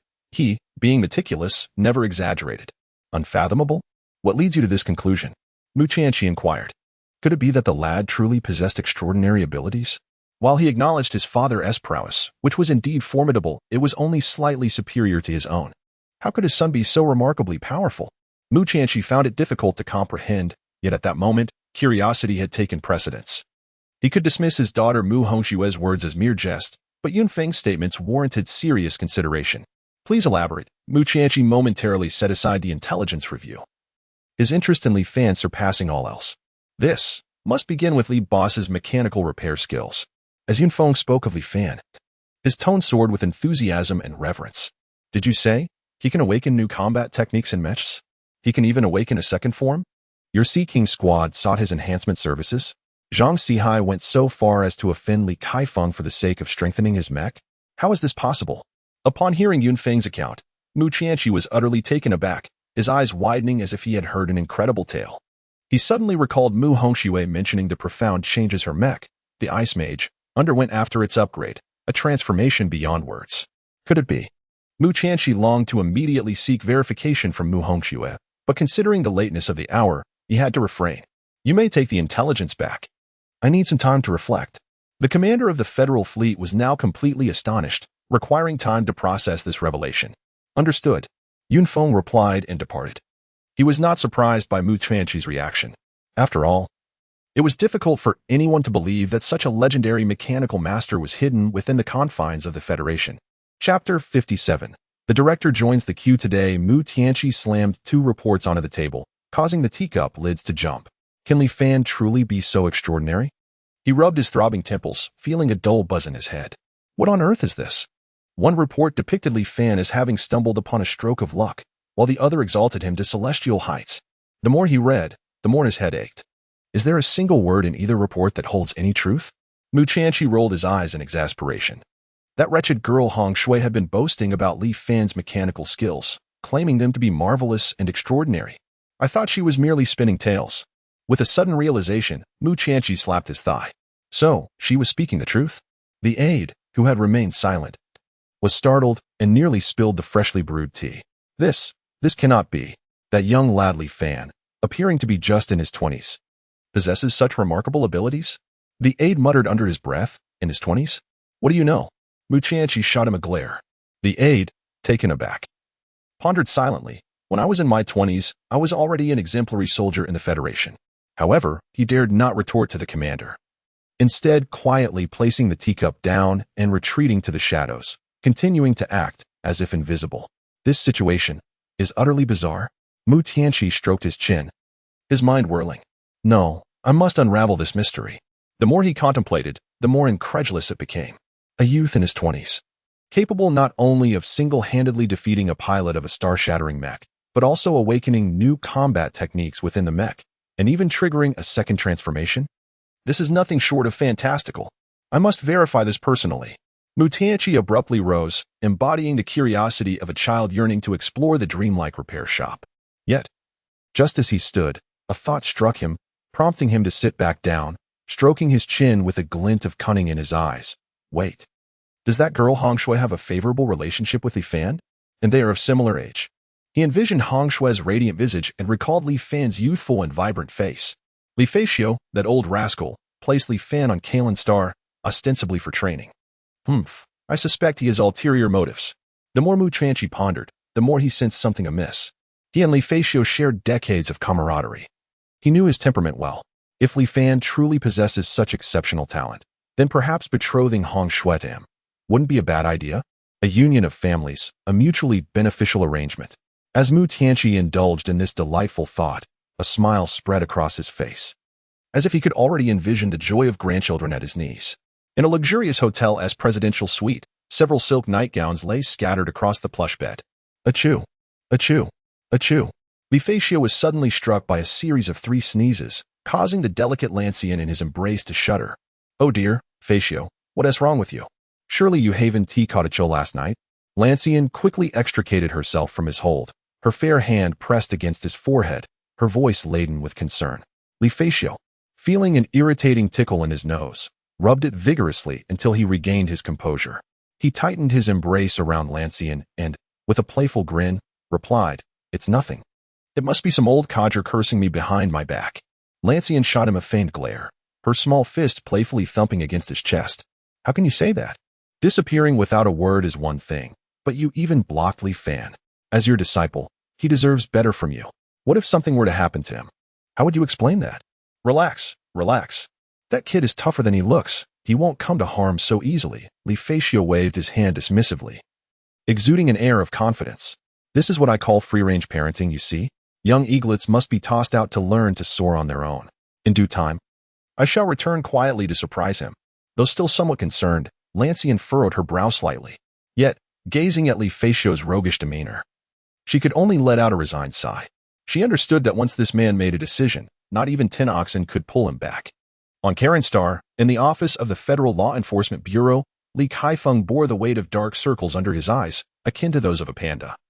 As he fixated on the luminous screen before him, he resembled a vulture that had failed to watch over its prey, with deep-set eyes and bloodshot sclerae. Like a portrait of one on the verge of collapse from sleeplessness, the screen displayed an incessant stream of intelligence regarding the G family, a spectacle more dazzling than the designer bags in his wife's wardrobe. G Silong, you cunning old fox. A year ago you lamented to the Federation about your family's business woes, claiming you needed a batch of rare minerals for support. And now? Where are the minerals? Have you consumed them all? Or perhaps fed them to your pack of interstellar hyenas? The more he scrutinized, the angrier he became. Wishing he could shatter the screen into 1,000 pieces. He felt like a fool, a puppet dancing on the strings pulled by the devious G family. And you? G Silong's nephew, previously a vice captain in the fleet, have you been engaging in friendly exchanges with your uncle? What? Are the two of you colluding to siphon the Federation's resources dry? Li Kaifeng ground his teeth in frustration, now harboring grave suspicions that the G uncle-nephew duo were nothing but a pair of scheming merchants. One feigned pity in the open, while the other plotted in secrecy, their coordination seamless. He rubbed his throbbing temples, feeling as though his brain cells were being drained by these vexing matters. The G family, especially that vice captain, was like a ticking time bomb, poised to obliterate him at any moment. No, I must devise a strategy to defuse this bomb. Li Kaifeng murmured to himself, a glint of determination flashing in his eyes. He had no desire to become the first director in the Federation's history to be undone by merchants. That would be utterly humiliating. He donned his uniform and cap, hastily exiting the office. However, upon reaching the entrance of the dream mechanic shop, he was taken aback by the scene before him. A long queue had formed outside, a sea of people stretching endlessly. Have you heard? Someone exclaimed. Just a couple of days ago, Bosley single-handedly took on the Bloodwash Alliance. The spectacle was more thrilling than a blockbuster sci-fi movie. It said that he shattered foes with his mech, striking them down like whack-a-moles. That's nothing. I've heard Bosley's mech can transform too. One moment it's a towering robot, the next it's a fierce warrior, and then, well, something really impressive. You're all out of the loop.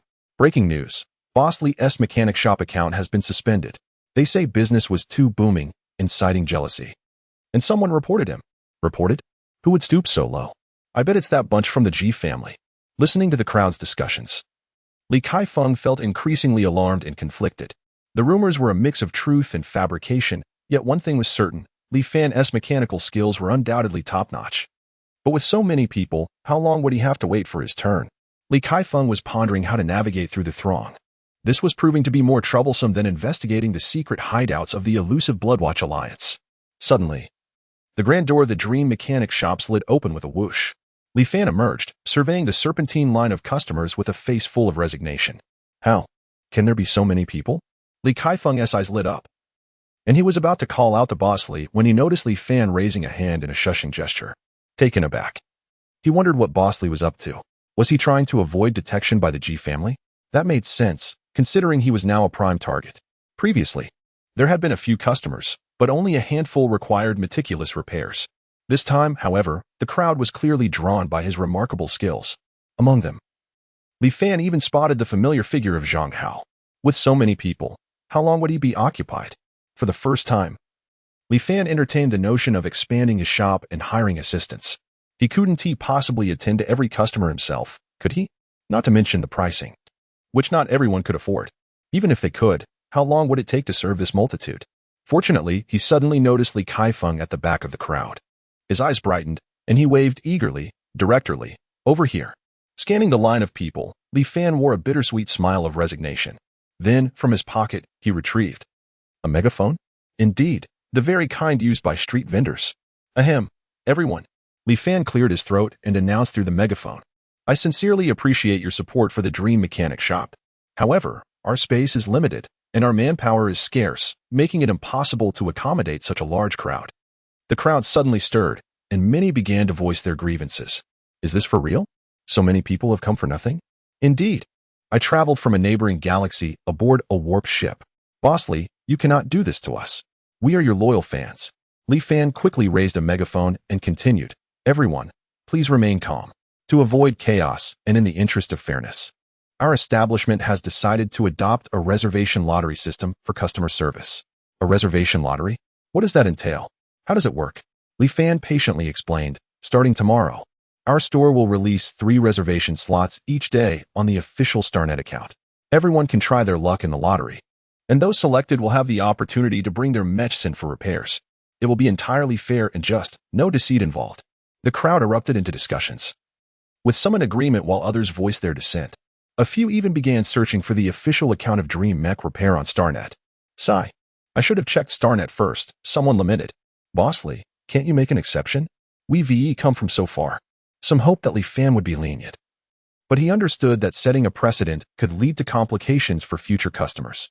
When would this ever end? Thus, he decisively stated, I'm sorry, but there is nothing I can do. If you wish to visit, please return and participate in the lottery. Observing the situation, he added, furthermore, this gentleman over here. He pointed to the stunned Li Kaifeng. Mr. Li Kaifeng is a pre-registered customer, and we have made special arrangements for him today. So, I kindly ask everyone to return and enter the lottery, and come back tomorrow, all right? Li Kaifeng thought, when did I even make a reservation? I had no idea, but Bosley certainly knows how to navigate situations gracefully. Among the crowd, someone led the charge, exclaiming, since Bosley has said so, let us trust him this once. Yes, Bosley is the man who can take on the Bloodbath Alliance single-handedly. He wouldn't deceive us. Tomorrow, I must win. I want Bosley to repair my mech. Li Kaifeng then approached the entrance of Dream Mech Repair, his expression a mix of emotions. Li Fan, you don't have to send away all these customers just to help me enhance my mech. I can wait. Li Kaifeng assumed that Li Fan's actions were solely to assist him in upgrading his mech, which made him feel indebted. However, Li Fan was somewhat taken aback. No, that's not it. I just thought with so many people, I wouldn't be able to rest today. Besides, we agreed on this enhancement beforehand. Li Kaifeng replied, all right. I must have overthought it. Having strength truly allows for such audacity. While other repair shops eagerly awaited a steady stream of customers, Li Fan seemed to lament the abundance of patrons. After all, given his repair skills, ordinary orders simply failed to satisfy him, even under the most arduous circumstances. As long as Li Fan can significantly enhance the performance of the mecha and the news of awakening new skills spreads, the Dream Mecha Repair Shop will undoubtedly attract a plethora of clients, predominantly of the high-end variety. This was precisely what Li Fan had in mind previously. He contemplated sustaining the business through basic repair services, but it now seemed unnecessary. If such services were indeed required, hiring personnel for the task would suffice. The host's thoughts have been detected. A special mission has been triggered. Expand the Dream Mecha Repair Shop and recruit a mecha repair technician, limited to 3 weeks. Requirement: the employee must possess a skill level of at least a 1-star mecha technician. Mission reward: unlock the master-level mecha technician's inherited skills, gain weapon enhancement, and starship enhancement branches. Upon witnessing the system's issued task, Li Fan was momentarily taken aback. Just as he contemplated hiring someone, the task appeared? Could it be that this mission was released in accordance with his innermost thoughts? This was something Li Fan needed to observe further. Yet the demands of the task seemed rather daunting. A 1-star mecha technician is indeed a person of real capability, a figure of repute within the mecha industry, highly regarded wherever they may go. To have such an individual work at his shop was quite the challenge. Nevertheless, the allure of the mission rewards was simply irresistible to Li Fan, not to mention the inherited skills of a 4-star technician. The prospect of weapon and starship enhancement branches was an opportunity he could not afford to miss. Having experienced the wonders of system-enhanced capabilities, Li Fan understood that any enhancement provided by the system would undoubtedly exceed imagination. If he could incorporate weapon and starship enhancements, the speed at which he could generate income would surely escalate tremendously. However, as for the starship, it appeared that there was sufficient space in the shop. Glancing around at the size of the Dream Mecha Repair Shop, Li Fan felt that enhancing a starship here was somewhat impractical. Still, this did not deter him from accepting the task. At that moment, Li Kaifeng had already entered the Dream Mecha Repair Shop. Observing Li Fan lost in thought, He inquired with a hint of confusion. Boss Li, what's the matter? Regaining his focus, Li Fan waved his hand dismissively. It's nothing, just pondering a few things. With that, he led Li Kaifeng into the repair chamber. It was Li Kaifeng's first time entering Li Fan's repair chamber. And even he had to admit that this was the most well-equipped facility he had ever encountered. Director Li, please, make yourself at home. Don't stand on ceremony. Li Fan warmly welcomed him, shutting the door with a decisive thud, effectively blocking out the prying eyes from outside. Boss Li, you are truly too kind. Li Kaifeng expressed politely, yet internally he felt elated. It seemed that Li Fan was determined to assist him in enhancing his mecha. Otherwise, why would he send away the other customers? Yes, it must be so. Boss Li is truly a good person. Li Fan quickly gestured. Director Li, where's your mecha? Let me have a look.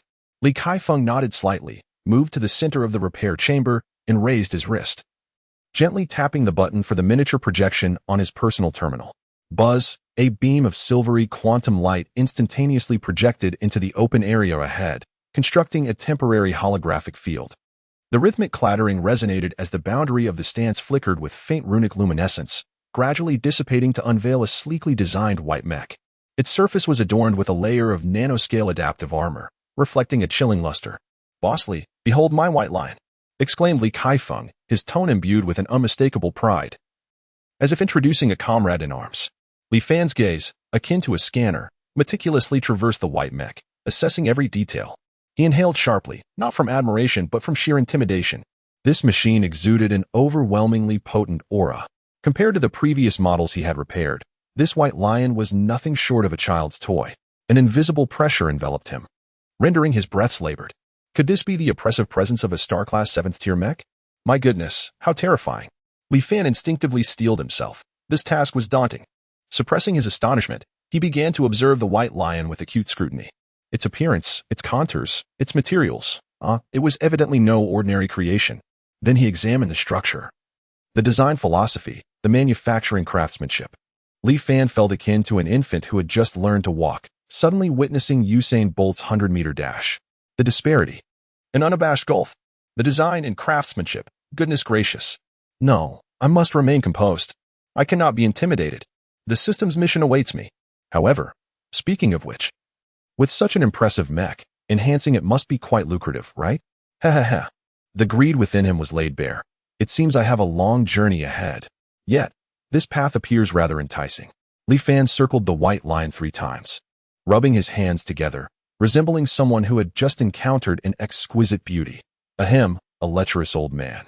Clearing his throat, he feigned nonchalance. Hands clasped behind his back, pacing around the mech, and began to elaborate. The particle accelerator at the left leg joint requires recalibration, and the transition thruster nozzles on the back are completely frozen with quantum frost.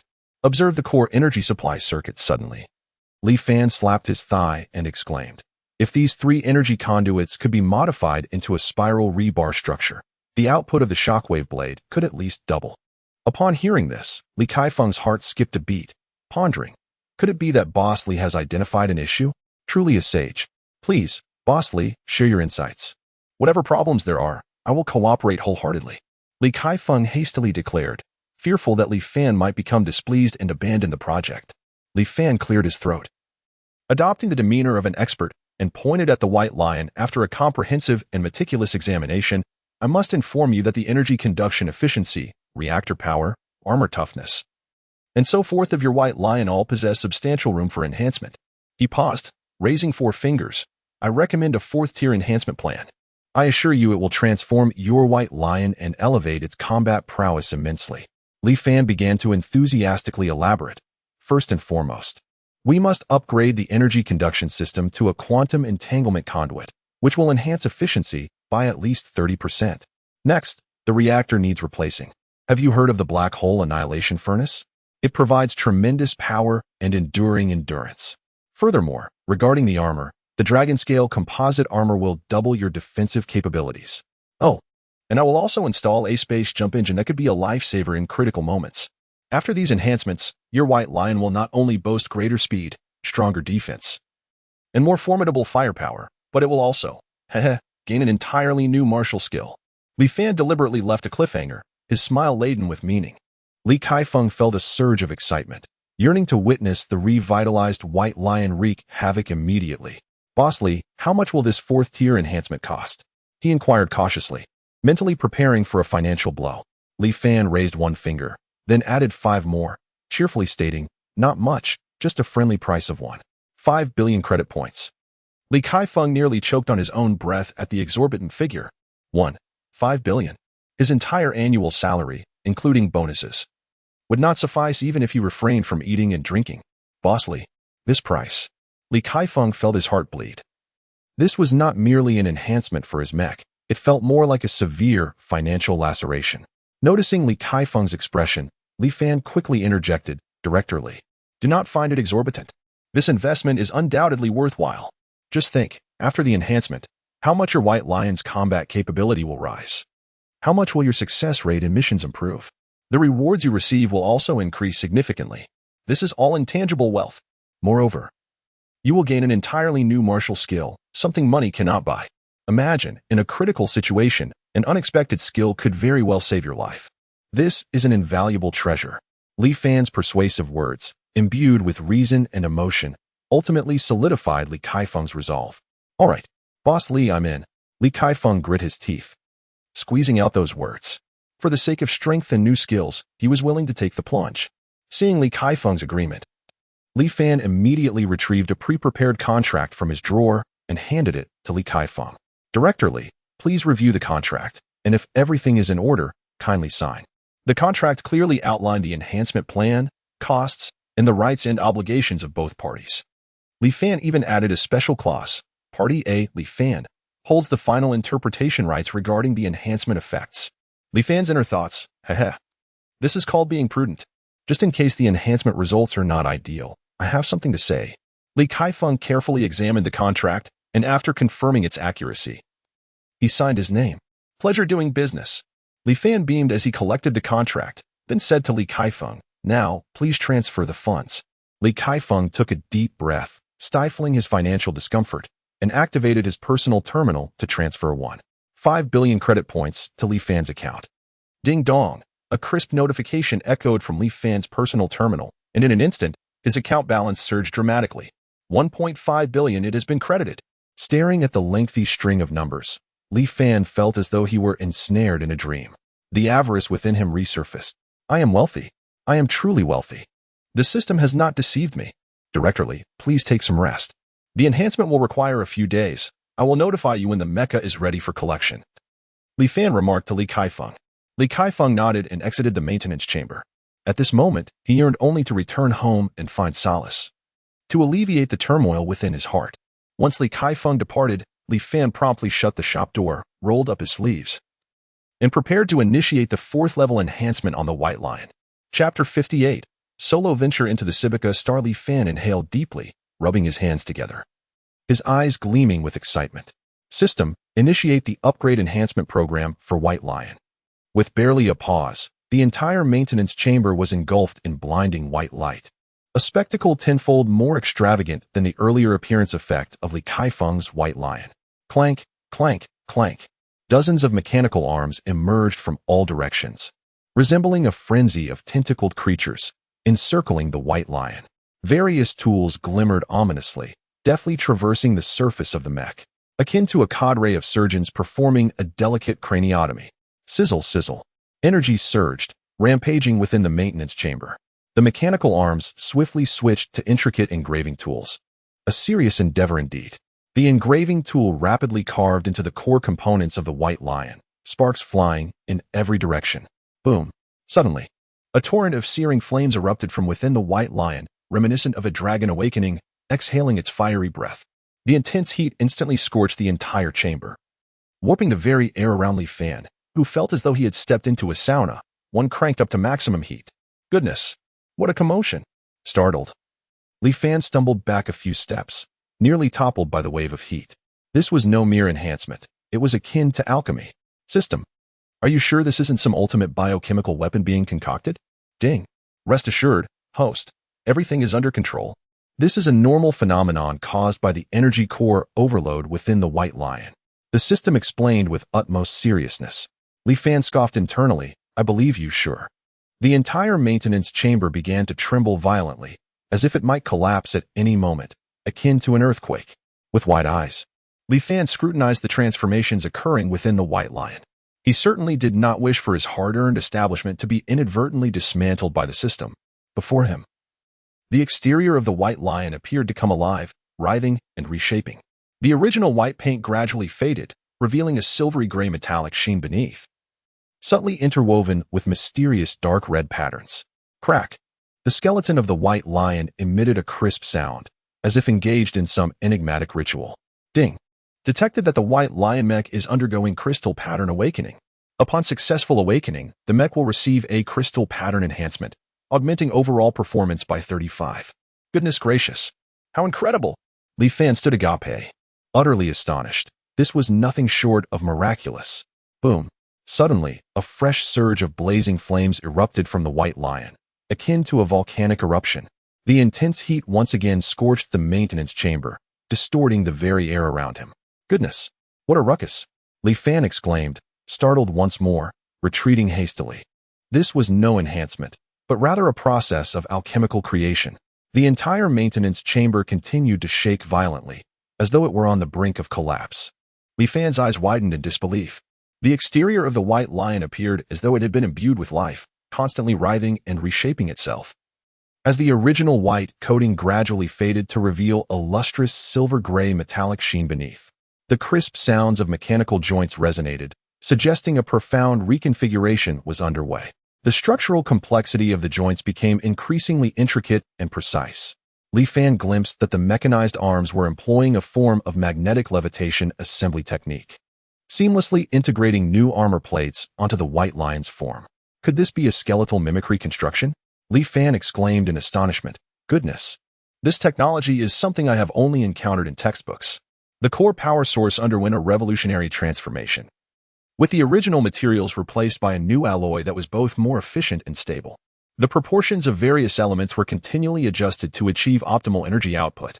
This material composition is quite intriguing. Li Fan stroked his chin, deep in thought, realizing he needed to study this further. Suddenly, a rumbling explosion echoed from within the White Lion, with shockwaves cascading in relentless succession, threatening to overturn the entire maintenance chamber. This cannot continue. My shop is at risk. Li Fan lamented as he observed the precariously swaying walls around him. He hastily piloted the Apocalypse mech to the front of the White Lion. Apocalypse, activate energy shields. Full power. In an instant, the Apocalypse mech was enveloped in a pale blue energy shield, effectively repelling the intense heat and shockwaves. While he managed to protect himself, the precious equipment surrounding him suffered greatly. The exterior of the electronic console began to melt like ice cream, with the internal components emitting a desperate lament of distress. Just as a fire seemed imminent, a brilliant golden light burst forth. The psychic-level defensive field activated just in time, catching the scattering sparks and halting the spread of flames. Oh heavens, my equipment! My finances! Li Fan gasped in agony, knowing these were hard-earned credits. Had he anticipated this, he would have invested in higher-grade fire prevention equipment. Now, he was losing a fortune by trying to save a little. Meanwhile, outside the maintenance chamber, Li Kaifeng furrowed his brows, a flicker of confusion crossing his eyes. In that brief moment, he had distinctly sensed an eerily familiar aura emanating from within, yet it was far more terrifying than any energy fluctuation he had known. What on earth is that kid up to in there? Li Kaifeng murmured, a sense of foreboding creeping into his heart. He was itching to see what was happening behind the door, but out of respect for Li Fan's rules, he restrained himself from barging in. Yet now, all he could do was wait. In the Federation, it was likely only Li Fan who could elicit such restraint from him.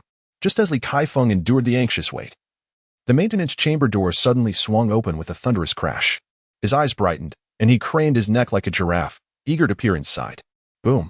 A wave of heat surged forth, accompanied by the acrid scent of scorched metal. Li Kaifeng instinctively took a step back. This odor was somewhat intoxicating. Moments later, a silver-gray mecha emerged slowly. The ostentatious white paint job of the White Lion had completely vanished, replaced by a formidable silver-gray hue that exuded a sense of power. Its contours more fluid and imbued with a wild beauty. Could this truly be the White Lion? Li Kaifeng's eyes widened in disbelief, his voice trembling slightly. The White Lion gradually rose, its core power source emitting a deep, resonant roar. A low hum reverberated as silver patterns, akin to lightning, spread across the surface of the white lion, radiating a dazzling brilliance. "Is this the crystal pattern?" Li Kaifeng exclaimed, acutely aware that the presence of the white lion was ascending at an astonishing pace. Roar. The white lion unleashed a deafening roar, as if a true lion had awakened. As Li Kaifeng activated the star ring, a pale blue beam of light emanated from the chest of the white lion, drawing him steadily into the cockpit. Click. The hatch sealed shut, and Li Kaifeng felt an unprecedented sense of unity with the white lion, a surge of power coursing through him. "Is this the sensation of rebirth?" His voice trembled as he attempted to maneuver the white lion. Every movement was fluid and seamless, devoid of any awkwardness. Boom. The white lion stomped its foot, causing the entire maintenance bay to tremble. "Hey, Director Li, be gentle. If you break this, you'll have to compensate." Li Fan shouted from outside, his heart aching at the thought. Only then did Li Kaifeng regain his composure and quickly temper his strength. Taking a deep breath, he began to examine the new capabilities of the white lion. What is this? The second form of the Mecha? Furious Lion? Li Kaifeng's eyes widened in astonishment, disbelief etched across his face. Eager to experiment, he concentrated, and the form of the white lion transformed instantaneously. Roar. The white lion emitted a thunderous roar, its head armor swiftly morphing to reveal a fearsome lion's head, its eyes glowing with a menacing red light. Zzz. An invisible ray shot forth from the lion's head, sweeping across a metal frame in the maintenance bay. Crack. The metal frame froze instantly, then twisted and deformed as if crushed by an unseen force. The power is utterly terrifying. Li Kaifeng gasped in astonishment. This furious lion form not only instilled fear in enemy mechas, temporarily immobilizing them, but also slowed their movement speed, truly a masterful control technique. And there are 2 new combat skills. Li Kaifeng continued to explore, discovering that the white lion had acquired 2 brand new combat techniques. One was Rending Claw, which, by swinging the mechanical claws of the white lion, could tear through space, generating a powerful suction to draw enemies closer. Another technique is the Furious Lion's Tail, which utilizes the propulsion system on the back of the white lion to execute a high-speed rotation, generating a colossal energy storm that launches a widespread attack on foes. Haha. Marvelous. I can feel a long-lost surge of spiritual energy. Li Kaifeng could not help but burst into laughter. The enhancement exceeded his expectations by tenfold. It is important to note that his talent is merely B-level, an amplification of combat strength, making it nearly impossible for him to become a stellar mech master. His visit to Li Fan was born out of desperation, hoping that the white lion's enhancement would reciprocally benefit him and lead to a breakthrough. Li Kaifeng sensed that the bottleneck he had struggled with for years was finally loosening, as if the doors to the realm of psychic-level mech mastery were slowly opening for him. "Thank you so much, Boss Li. If you ever need assistance, do not hesitate to call upon me. I, Li Kaifeng, will brave any peril," he declared, thumping his chest with determination. "Director Li, you are too kind." It was but a minor effort. Li Fan humbly waved his hand. "No, I must devise a way to repay this favor." Li Kaifeng suddenly interjected, "Boss Li, I truly appreciate your help. However, I have urgent matters to attend to at the G family and must take my leave." "Ah? So soon?" Li Fan was taken aback, swallowing the favor he had intended to request. "Yes, it is of great importance and cannot be delayed." Li Kaifeng nodded solemnly. "Very well, then, Director Li, travel safely." Though Li Fan felt the loss of the favor slip away, he understood the urgency of the situation and promptly replied. Li Kaifeng expressed his gratitude once more, then ascended into the sky aboard the White Lion, vanishing into the horizon. Sigh. A stellar mech master. Li Fan gazed in the direction of the White Lion's disappearance, feeling a mixture of envy and helplessness. After bidding farewell to Li Kaifeng, Li Fan returned to his repair shop and immediately began his training. Sitting cross-legged on the floor, he closed his eyes and commenced the cosmic meditation technique. Waves of pure perception flooded his mind, akin to nourishing rain revitalizing parched earth. Li Fan felt his mental strength soaring, as if propelled by a rocket. The once somewhat tenuous 5th-level mental power, under the influence of this stellar energy, stabilized instantaneously, becoming as solid as a mountain. Moreover, it continued to expand and surge toward the mid-tier of level 5 with unstoppable momentum. Meanwhile, having departed the Dream Mech repair shop, Li Kaifeng piloted the White Lion as a streak of light, heading directly toward the G family on the planet Sibica. The G family. This time I shall see what schemes you are concocting. Li Kaifeng's gaze sharpened, a cold smile curling at the corners of his lips. Upon soaring above Civica, he sensed that something was amiss with the planet. Without hesitation, he arrived at the G Corporation building, suddenly feeling a chilling breeze sweep past him, causing him to shiver involuntarily. He frowned and muttered to himself, "This building, why does it feel like a haunted house?" As a stellar-class mecha master, his level 6 mental prowess was vastly superior to that of an ordinary person. The G family building appeared, from a distance, to be enveloped in a shroud of dark energy, exuding an eerie atmosphere that made one feel profoundly uncomfortable. Upon closer inspection, a sinister aura lingered around the edifice, as though several hundred souls had recently perished within its walls. Initially, he merely suspected a connection between the G family and the Bloodwash Alliance. But this revelation nearly confirmed it. TSK, it seems the G family truly has colluded with those scoundrels from the Bloodwash Alliance. Li Kaifeng stroked his chin, a cold smile playing upon his lips. At this moment, he was prepared for withdrawal. He swiftly maneuvered the White Lioness head, ready to return to the fleet and issue commands for a full assault. While a stellar-class mecha master possessed formidable strength, Li Kaifeng was keenly aware of the adage that a gentleman does not stand beneath a precarious wall. Moreover, the ominous energy emanating from the G family building instinctively warned him of danger. Acting recklessly without knowing the enemy's capabilities and firepower would undoubtedly be unwise. This caution had been ingrained in him over many years, serving as an ironclad rule that had repeatedly helped him evade peril. Taking a deep breath, he steadied his emotions. His fingers gently pressed on the control stick of the White Lion. The thrusters on the back of the mecha roared to life with a deep rumble, preparing to activate. Powerful energy waves surged around the machine, poised to unleash astonishing speed at any moment. Li Kaifeng's gaze remained firmly fixed on the G family building, his eyes glinting with vigilance. He did not fully relax his guard. Even in retreat, one must maintain a heightened state of awareness. Years of combat experience had taught him that one must never lower their guard, particularly when confronting an unknown adversary. It appeared that this was indeed the stronghold of the Bloodwash Alliance within the Gethlin Federation. Li Kaifeng's tone was utterly indifferent as he regarded the G family building, as if he had already pronounced the death sentence upon them. Collaborating with and persecuting the citizens of the Hua Federation is a grave offense. Such individuals are even more detestable than the Bloodwash Alliance itself. It was best to depart first. Li Kaifeng's eyes flickered momentarily, and he prepared to withdraw. Suddenly, a chilling voice echoed from behind him, sharp and grating, sending shivers down his spine. Cough directly, now that you're here. Why not come in and have a chat? Chapter 59, the Steel Spirit Class Mecha. Li Kaifeng slowly turned around, his gaze falling upon a middle-aged man clad in a black tank suit, whose countenance bore an ominous expression, standing atop the highest point of the skyscraper. Ji Tianqing? Li Kaifeng's pupils constricted sharply. He recognized the individual before him as the head of the Ji family, Ji Tianqing. Li Kaifeng had not anticipated that the patriarch would personally appear. Looking down upon him from the pinnacle of the G Corporation building, his gaze reminiscent of a predator surveying its prey ensnared in a trap. Directorly, your keen insight is commendable. It seems the Federal Bureau's intelligence is not entirely without merit, Ji Tianqing remarked, a faint, chilling smile creeping across his lips, reminiscent of a serpent poised to strike. His voice, though not loud, resonated clearly within the cockpit of the White Lion. Li Kaifeng narrowed his eyes, concentrating his mental energy like a tide surging toward Ji Tianqing. He sought to ascertain the depth of Ji Tianqing's prowess and the true intentions veiled behind that sinister smile.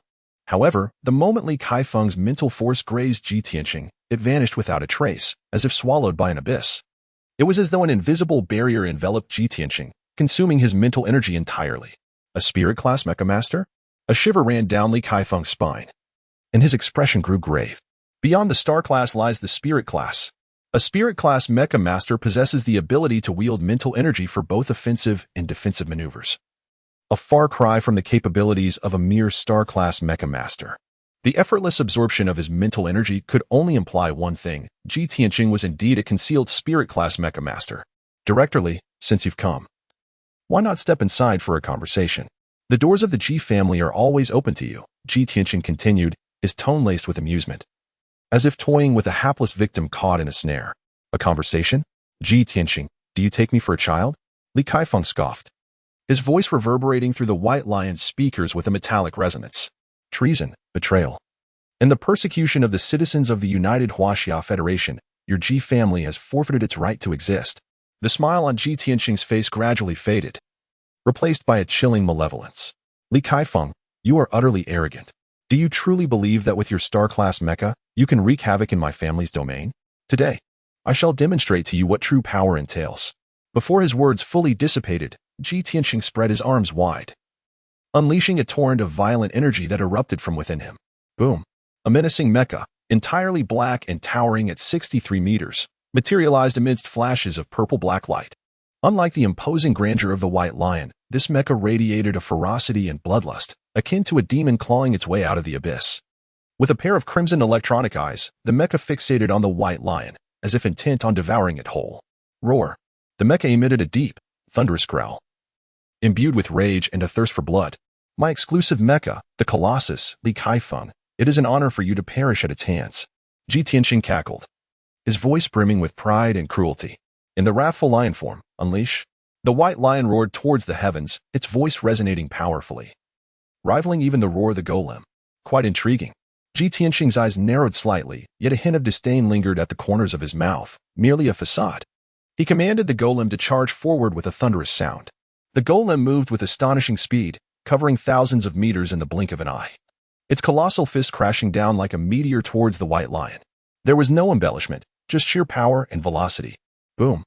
The ground trembled as if struck by a heavy hammer, the vibrations clearly felt within the cockpit of the White Lion. Li Kaifeng's pupils constricted sharply. He sensed a blur before him, a shadow looming over him, as the Golem's fist approached. Incredible! This speed is extraordinary. Li Kaifeng marveled inwardly, instinctively maneuvering the White Lion to evade. Bang! The fist grazed the armor of the White Lion, the resulting gust causing the mech surface to quiver. That was close. Cold sweat trickled down Li Kaifeng's back. Had he been struck head-on, it would have surely disintegrated on the spot. Quite nimble, aren't you? Ji Tianxing expressed mild surprise. Yet his tone remained condescending. But how many times can you evade? The Golem's assault was relentless, pouring down upon the White Lion like a tempest. Roar! The White Lion bellowed fiercely, its legs propelling it forward as it shot forth like an arrow released from a bow. Attempting to flee? Ji Tianxing sneered, futile. The thrusters behind the Golem erupted with tremendous power, hastening its speed in relentless pursuit. Flee? Who said I intended to run? Li Kaifeng's lips curled into a subtle smile, a glint of cunning flashing in his eyes. I merely seek distance to unleash my ultimate move. Wrathful lion form, lion's roar. The core engine at the heart of the White Lion surged to life, energy coalescing, emitting a piercing hum. Roar! A thunderous roar erupted from the White Lion, the sound waves expanding as if they were tangible. Incredible! This sound. Ji Tianxing's expression shifted, feeling a buzzing in his head, his mental focus momentarily disrupted, causing his control over the Golem to falter. Successful immobilization. Li Kaifeng felt a surge of joy in his heart. This lion's roar technique was the signature crowd control skill of the wrathful lion form, specifically designed to disrupt the enemy's rhythm, and it comes with a slowing effect. Li Kaifeng pressed his advantage relentlessly. Wrathful lion form. A flash of brilliance enveloped the White Lion, and several translucent energy chains materialized, entwining around the Golem's limbs as if they were sentient. Roar! The Golem let out an enraged roar, attempting to break free from its constraints. Yet the energy chains tightened their grip, its speed visibly diminishing as if it were mired in quicksand. Splendid! Li Kaifeng exclaimed excitedly. This chain of crowd control moves was nothing short of perfect. I've got you now, watch my performance. Taking a deep breath, Li Kaifeng's gaze sharpened, wrathful lion form, rending claw. Upon the dual claws of the White Lion, energy surged with frenzied intensity, coalescing into two remarkably sharp blades of light. The very fabric of space around these blades appeared to warp, as if on the brink of being torn asunder. Break! Li Kaifeng bellowed, commanding the White Lion to lunge forward fiercely, its claws imbued with terrifying power capable of rending space itself, striking mercilessly towards the chest of the Golem. Roaring in response, the Golem emitted a fearsome growl, its crimson electronic eyes gleaming with malevolence. Though hindered and immobilized, its instinct for combat remained formidable. From its right fist, black energy erupted violently, akin to a volcanic explosion, swiftly coalescing into a massive black gauntlet, its surface bristling with menacing spikes, radiating destructive force. With a thunderous crash, the rending claws collided fiercely with the indomitable fist in midair. The sound echoed as if glass were shattering, a testament to space being torn apart. The blades of the White Lion met head-on with the Golem's black gauntlet in a fierce confrontation. Chapter 60. Come to take your life. A piercing sound erupted, akin to the grinding of a chainsaw against metal, sending shivers down one's spine. The black energy pulsated wildly atop the Golem's gauntlet, desperately attempting to counter the ripping force of the rending claws. To Li Kaifeng, the Golem's fist resembled a colossal black meteor, descending with apocalyptic might, causing the very fabric of space to tremble. With a thunderous crash, the energy shockwave radiated outward like a tsunami, causing surrounding structures to sway violently, as though on the brink of collapse. The armor of the White Lion's mech emitted distressing creaks under the immense strain, and the energy shield on its arm shattered, showering sparks. By heavens, such power! Li Kaifeng felt a tremendous force surging towards him. Coughing, he sensed a heaviness in his chest, a metallic taste in his throat, nearly expelling a mouthful of blood. Haha! Exhilarating! Bring it on! The manic laughter of Ji Tianqing echoed, brimming with pride and madness. Have you felt the might of psychic energy? This illustrates the chasm between you and me. The Golem broke free from the entangling grip of the lion shadow, unleashing astonishing speed as it appeared before the White Lion like a phantom, delivering another powerful blow. Boom! The White Lion was struck again, its mech armor caving insignificantly, sparks flying, teetering on the brink of collapse.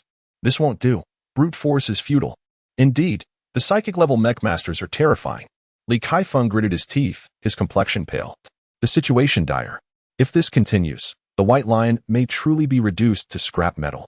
Before he could finish his thought, several uniquely designed black mechs suddenly surrounded them from all directions.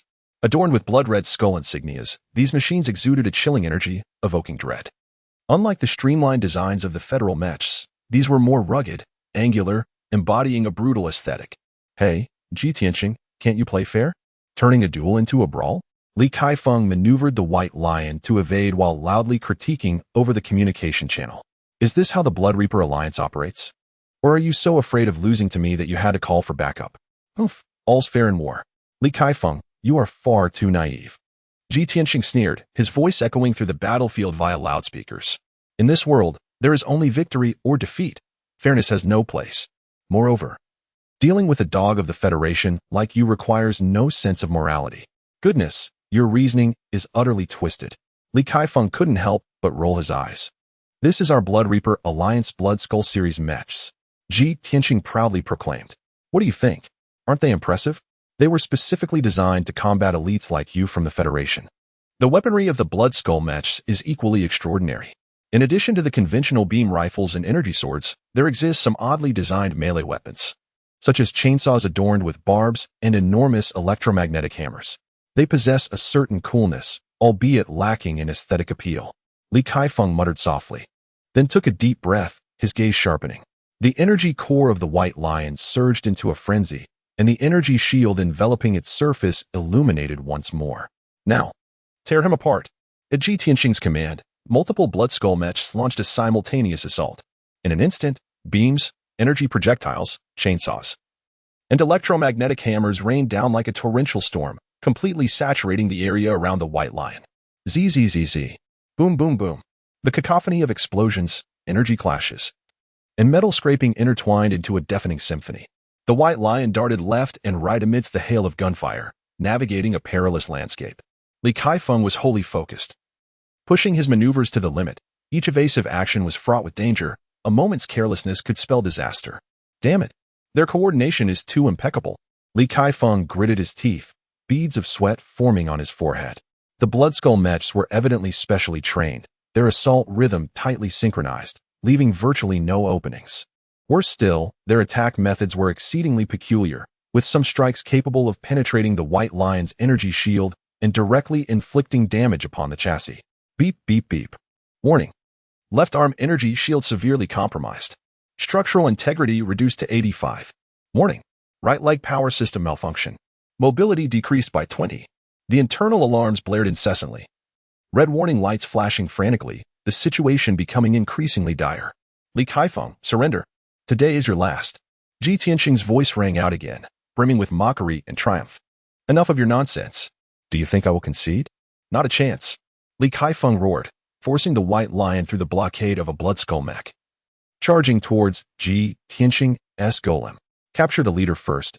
Li Kaifeng, you certainly have a clever strategy. Ji Tianqing sneered. Unfortunately, you won't have the chance. The golem suddenly activated, its massive form erupting with astonishing speed as it swung a colossal alloy battle blade towards the white lion with deadly intent. Clang! Sparks flew.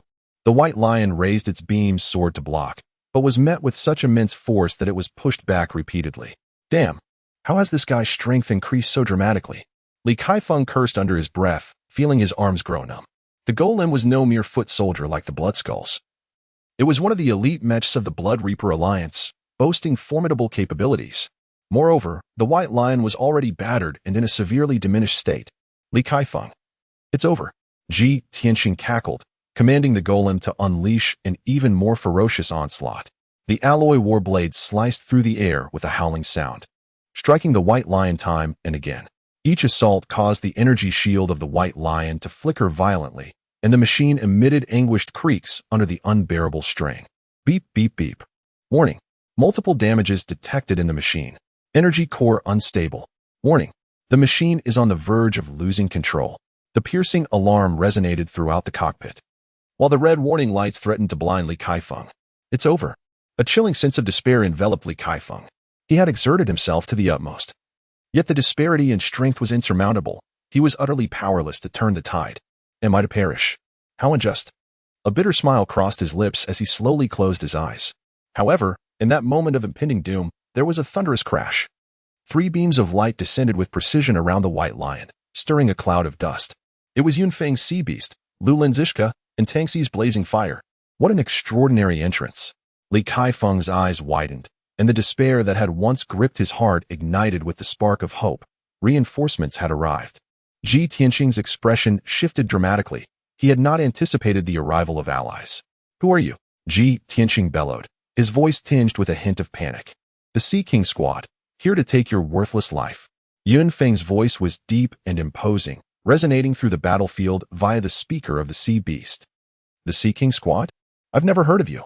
Ji Tianqing forced himself to remain composed. You think a handful of you can thwart my plans? Whether we can stop you is something you'll find out soon enough, came Tang Xi's voice from the blazing fire, laced with mockery. By the way, your dark and dreary mechs are quite an eyesore. They're simply blinding. What did you say? Ji Tianqing was infuriated, smoke practically billowing from his ears. Seeking death. Are we? Oh dear. Are you angry? Embarrassed and furious? Tang Xi added fuel to the fire, taunting.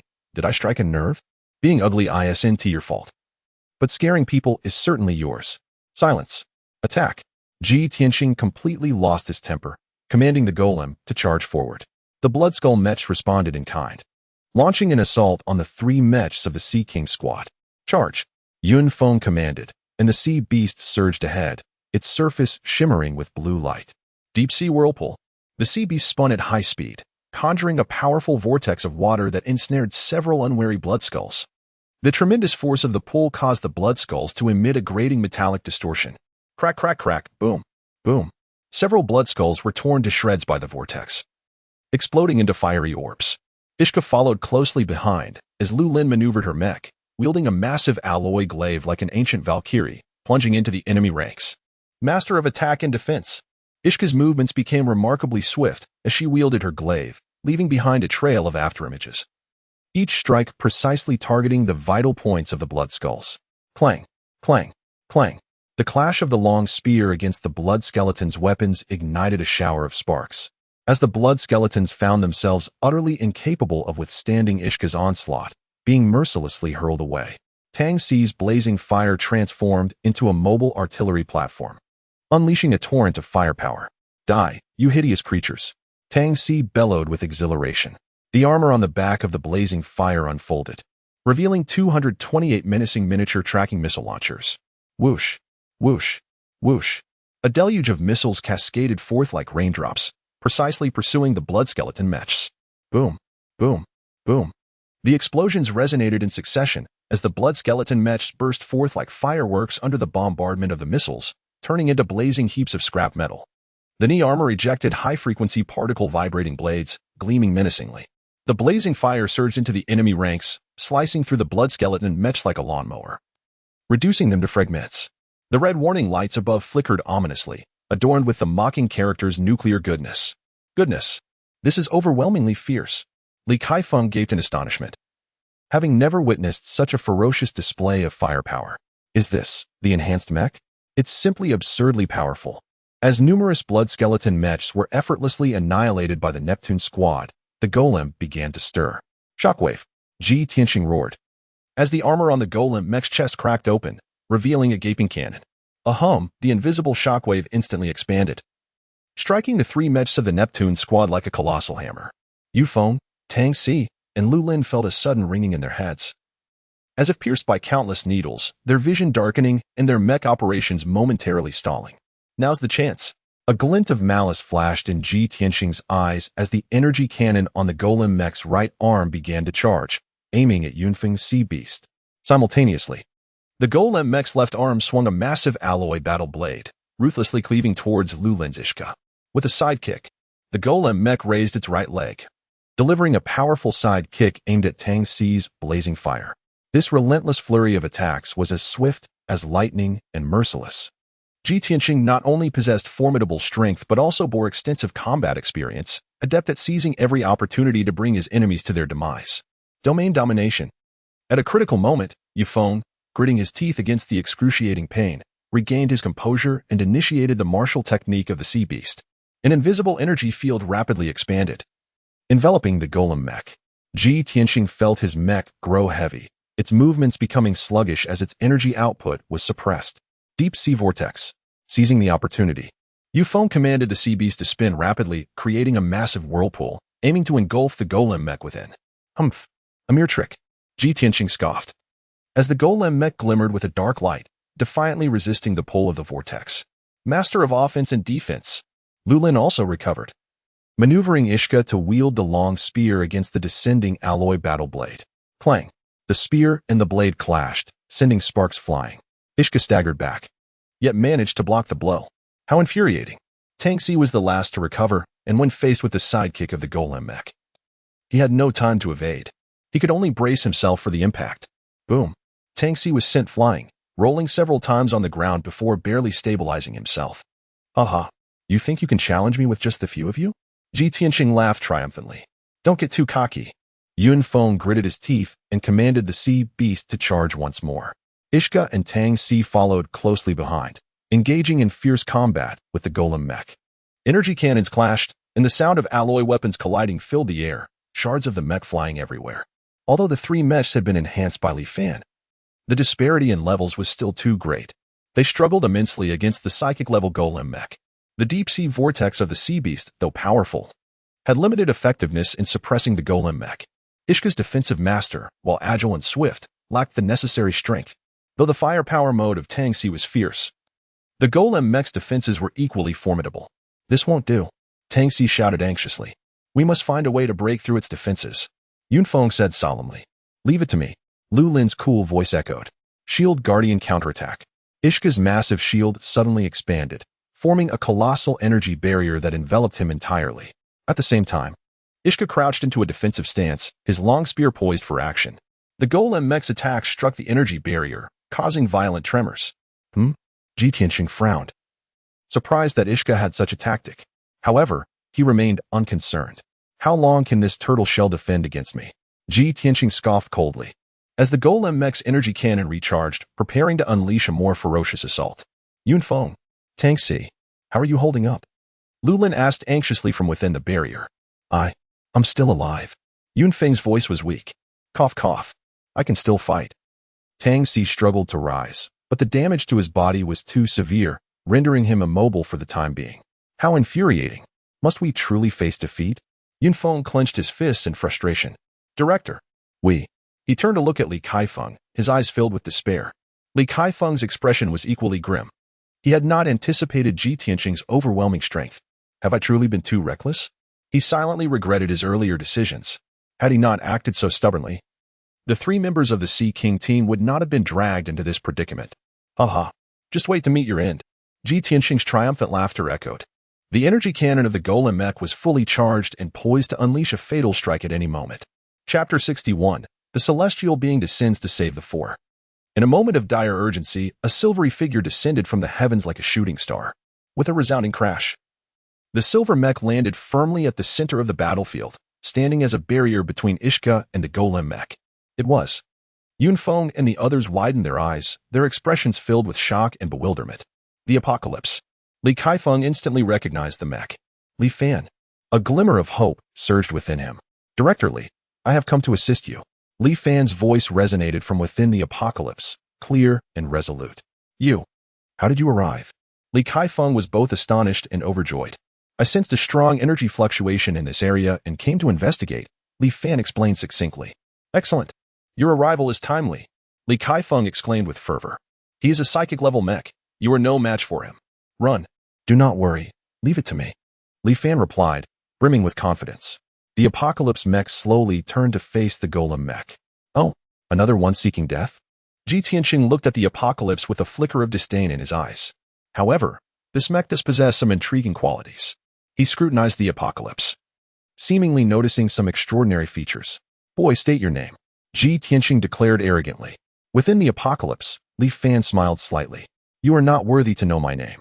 Arrogant, Ji Tianqing roared. Since you seek death, I shall oblige. The Golem mech was enveloped in an overwhelming black aura, its momentum surging dramatically. Yet, the apocalypse remained still. Standing silently. Hive mode, activate. Li Fan's voice echoed within the apocalypse. With a series of mechanical sounds, the outer armor of the apocalypse swiftly unfolded, revealing countless miniature launch ports. The entire mech resembled a colossal hive. What is this?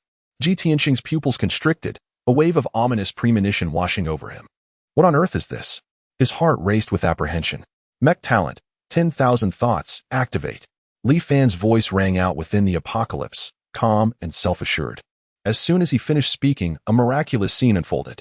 The scattered remnants of blood skeletal mech around them trembled as if summoned by an unseen force. Countless parts and fragments, like moths drawn to a flame, surged towards the apocalypse mech. This is impossible. Ji Tianqing's eyes nearly bulged from their sockets. As the debris drew near the apocalypse, it was swiftly absorbed into the miniature launch ports. Inside the apocalypse mech, it felt as though a vast black hole was devouring all metallic matter. A cacophony of unsettling sounds resonated, sending shivers through the air. Within the hive mode, inside the apocalyptic mech, countless mechanical arms operated at high speed, swiftly disassembling and reassembling the ingested parts and fragments. Soon, small mechs, resembling a newly hatched swarm of bees, emerged from the hive. These diminutive machines exhibited a variety of forms. Some resembled birds, others fierce beasts, and still others, insects. Yet, without exception, they radiated a chilling metallic sheen, imbued with an aura of lethality. What kind of mech is this? Yunfeng and the others stared in astonishment. It seems to be the second form of the apocalypse, Li Kaifeng murmured. He understood that advanced mechs often possessed multiple forms to adapt to various combat environments. However, witnessing a form like the apocalypse, capable of transforming wreckage into a weapon, was a first for him. Who exactly is this young man? Li Kaifeng's curiosity regarding Li Fan's identity intensified. A mere parlor trick. Although Ji Tianqing was taken aback, he quickly regained his composure. Even if you can control this scrap metal, what can you do against me? He commanded the Golem mech to launch another assault. The energy cannon of the Golem mech unleashed a searing beam toward the apocalyptic mech disrupt. With a single command from Li Fan, the small mech surrounding the apocalyptic mech sprang into action. Some emitted electromagnetic interference, others fired miniature missiles, and some unleashed high-pressure water jets. A torrential barrage of varied attacks rained down upon the Golem mech. Damn it. Ji Tianqing felt a wave of confusion wash over him. The movements of the Golem mech began to slow. This young man, can he truly control so many mechs simultaneously? A shocking thought flickered through Ji Tianqing's mind. Could it be? He quickly shook his head. Impossible. Absolutely impossible. He refused to believe that this young man possessed such terrifying talent. Amidst Ji Tianqing's fluster, Li Fan initiated another maneuver. Among the diverse small mechs surrounding the apocalyptic mech, a portion swiftly flew towards Li Kaifeng, Yunfeng, Lu Lin, and Tang Si. These small mechs did not launch an attack. Instead, they circled around the four, emitting a gentle blue glow. This is a repair drone? Yunfeng's gaze sharpened as he immediately recognized the purpose of these small mechs. This young man, is he capable of multitasking, controlling repair drones to provide battlefield first aid? Li Kaifeng's heart surged with astonishment. Zzzzz. A series of subtle sounds resonated. Under the repair drone's ministrations, the scars on the 4 mechs visibly healed at an astonishing rate. The previously damaged armor regained its smooth, pristine condition, severed circuits swiftly reconnected. These maintenance drones, akin to skilled interstellar mechanics, employ their precise mechanical arms and an array of miniature tools to execute swift and accurate repairs on the mechas. Within the mechas, intricate circuits and components are deftly disassembled, replaced, and reassembled under the meticulous control of the drones. Energy conduits are reconnected, damaged sensors are replaced, and even the faintest scratches are flawlessly restored.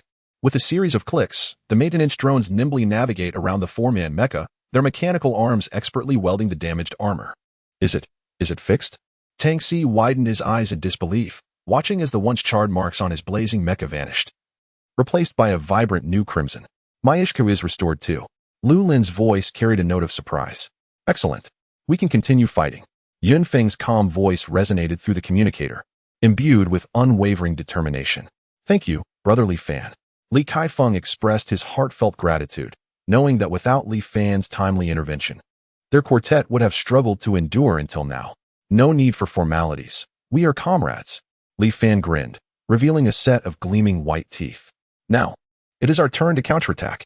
The engine of the White Lion mecha rumbled with a deep growl, akin to a lion awakening from slumber, poised to pounce. Surrounding the Apocalypse mecha, numerous smaller mechas acted as loyal sentinels, closely following. Brotherly Fan, you provide cover while I take the lead. Li Kaifeng's voice rang out over the communication channel. Absolutely. Li Fan readily agreed. The White Lion mecha surged forward, its speed akin to lightning. Wrathful Lion. Roar. The head armor of the White Lion mecha transformed into a fearsome lion's visage, unleashing a bone-chilling roar. Invisible rays shot forth from the lion's mouth, directly targeting the Demon Golem mecha. The movements of the Demon Golem mecha instantaneously slowed. Now is the moment. A glint of brilliance flashed in Li Kaifeng's eyes. Tearing Claw. The mechanical claw of the White Lion mecha shimmered with a cold light before striking out fiercely. The very fabric of space seemed to tear apart. A powerful suction force ensnaring the Demon Golem mecha. Damn it. Break free.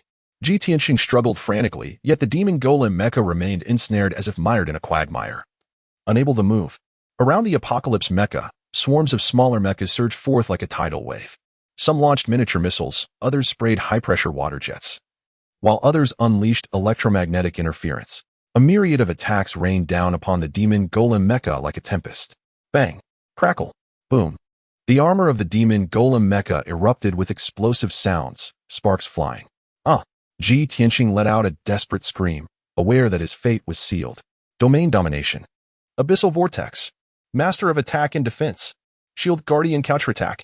The fiery mecha unleashed its full firepower. Yunfeng, Lu Lin, and Tang Si seized the opportunity, maneuvering their respective mechas to launch a fierce assault. Boom. A thunderous explosion resonated as the core of the Golem mecha was struck by the White Lion's rift claw. The Golem mecha erupted in a cataclysmic explosion, transforming into a colossal fireball. Ji Tianxing was engulfed in flames. The shockwave from the explosion leveled a portion of the Ji Corporation building. Boom. The Ji Corporation building collapsed entirely, enveloped in smoke and dust, obscuring the sky. Is it over? Tang Si's voice carried a hint of relief from surviving the ordeal. Perhaps. Lu Lin replied uncertainly. That guy Ji Tianxing must be dead. Right? Yunfeng inquired. Absolutely. The rift claw struck his core. Li Kaifeng asserted confidently, though a slight furrow appeared on his brow. Something feels off, Li Fan murmured. He operated the Apocalypse mecha, releasing a multitude of small drones to commence a search of the battlefield. Li Fan, what are you looking for? Li Kaifeng asked. Wreckage. Li Fan replied succinctly. Wreckage? Ji Tianxing's Golem mecha was obliterated. What wreckage could remain? Tang Si expressed his confusion. No, I mean, something else. Li Fan's tone grew increasingly grave. The detection system of the Apocalypse mecha tirelessly scanned the surroundings. Nothing. Absolutely nothing. Aside from Ji Tianxing and those Bloodskull mechas, where are the others from the Ji family? What about the other mechas from the Bloodwashers Alliance? This shouldn't be happening. Li Fan's voice trembled with shock. Could it be? Yunfeng appeared to have realized something, his expression shifting. This is bad. We have fallen into a trap.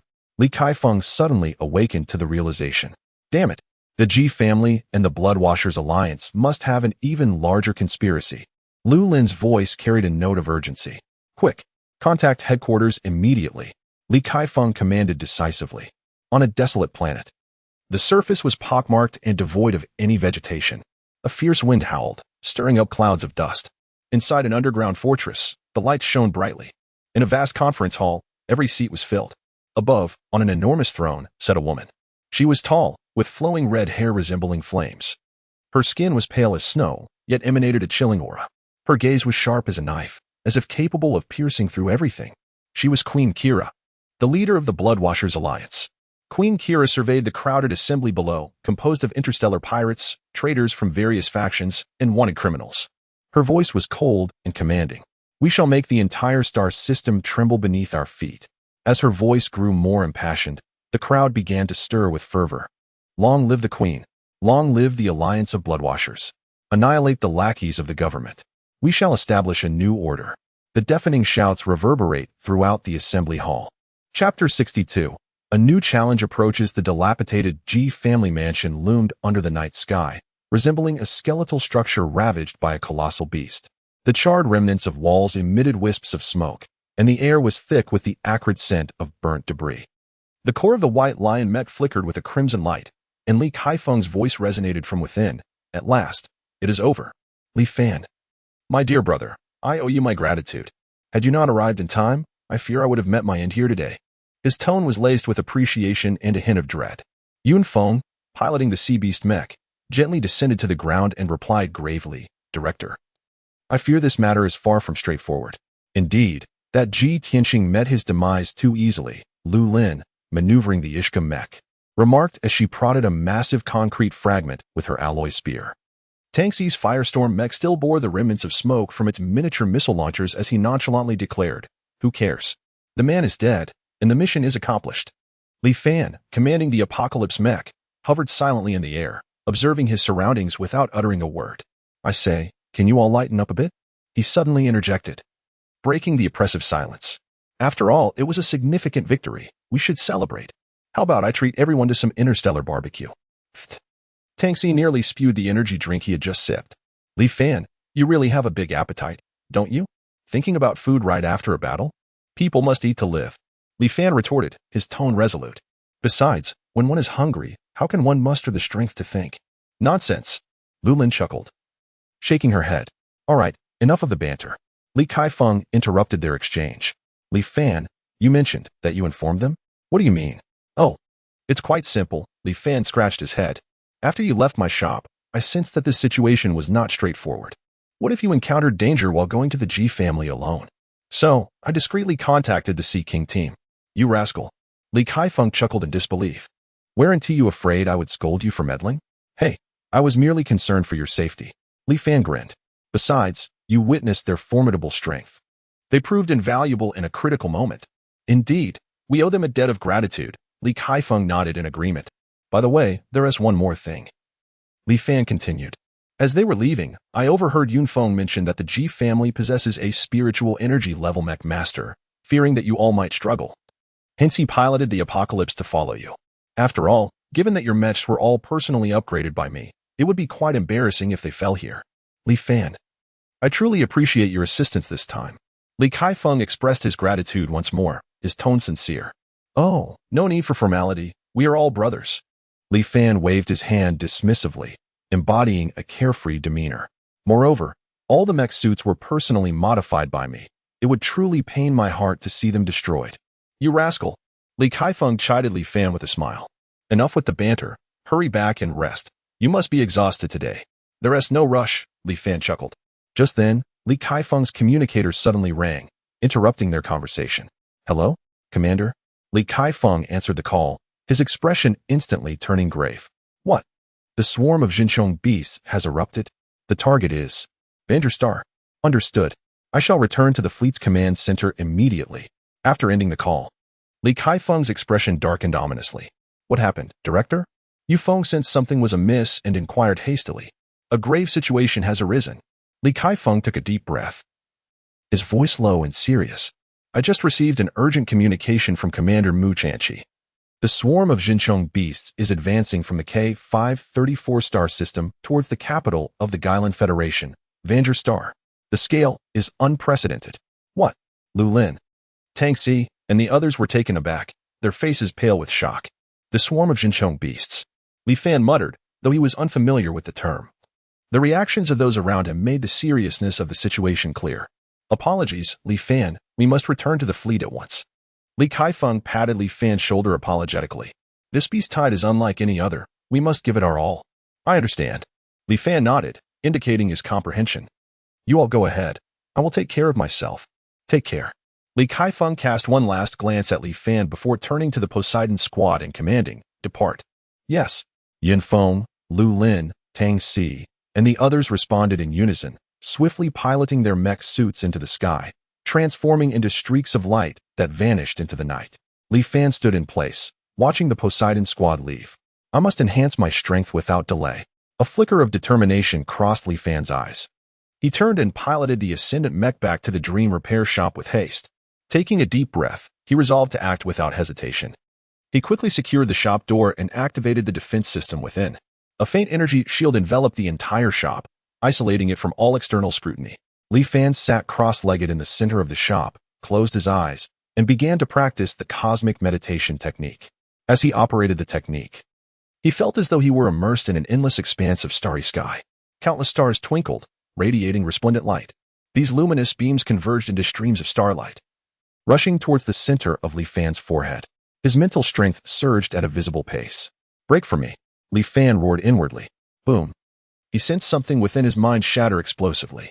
A powerful wave of mental energy radiated outward from him, causing the furniture in the shop to tremble slightly. 2 hours later, Li Fan slowly opened his eyes, a brilliant glimmer shining within them. At last, he had made a breakthrough. He exhaled deeply, reveling in the surge of spiritual energy coursing through him, a joyful smile gracing his face. Level 6 Spiritual Power, a starry sky level mechanic. His perception had amplified several-fold compared to before.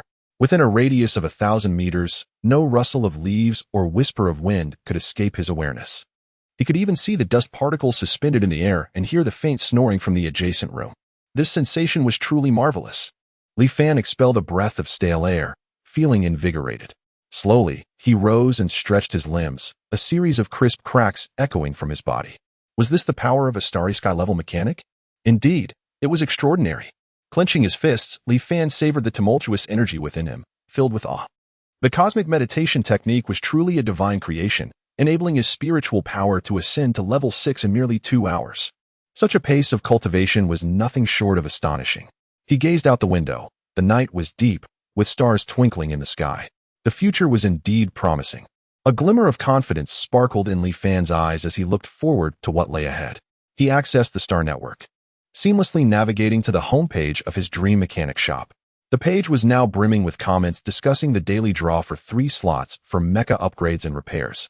The slots were too limited. It was nearly impossible to secure one. Indeed, I strongly urge the owner to increase the availability. I would trade 30 years of my best friend's single life for a chance to win. Do you think this owner is truly that remarkable? Surely it must be a publicity stunt. Haha, I would gladly sacrifice 30 centimeters of my height for a winning opportunity. Don't be fooled by the comments above. This fellow is just trying to take advantage. As Li Fan read these remarks, 2 dark lines appeared on his forehead. A myriad of comments filled the page, showcasing the shop's popularity. As he scrolled through the feedback, a smile crept onto his lips. It seemed the effects were quite impressive. Just as he was reveling in his thoughts, a particular comment caught his eye. Hiki, what is this so-called dream mechanic shop? I don't believe it. If the owner truly possesses skill, would they dare to compete with me? The comment was from a netizen named Qing Kong. Her words brimmed with skepticism and provocation. Li Fan raised an eyebrow, intrigued. He clicked on Qing Kong's profile, discovering her real name was indeed Qing Kong, age 20, and a 1-star master mechanic. With official certification displayed. Ah, a prodigious young talent in the mechanic realm. Li Fan stroked his chin, contemplating. Isn't this a 1-star master mechanic delivered right to my doorstep? He had been troubled about how to complete the system task of recruiting a star-level master mechanic. After all, such esteemed mechanics were typically cherished by their own shops. How could he persuade her to willingly work for him? This is certainly no easy task. However, it appears that a most suitable candidate has now emerged. A slight smirk played upon Li Fan's lips, revealing a hint of amusement. Since you have so graciously presented yourself, do not blame me for being unreserved. He promptly sent a message to Qing Kong. Greetings, I am Li Fan, and I accept your challenge.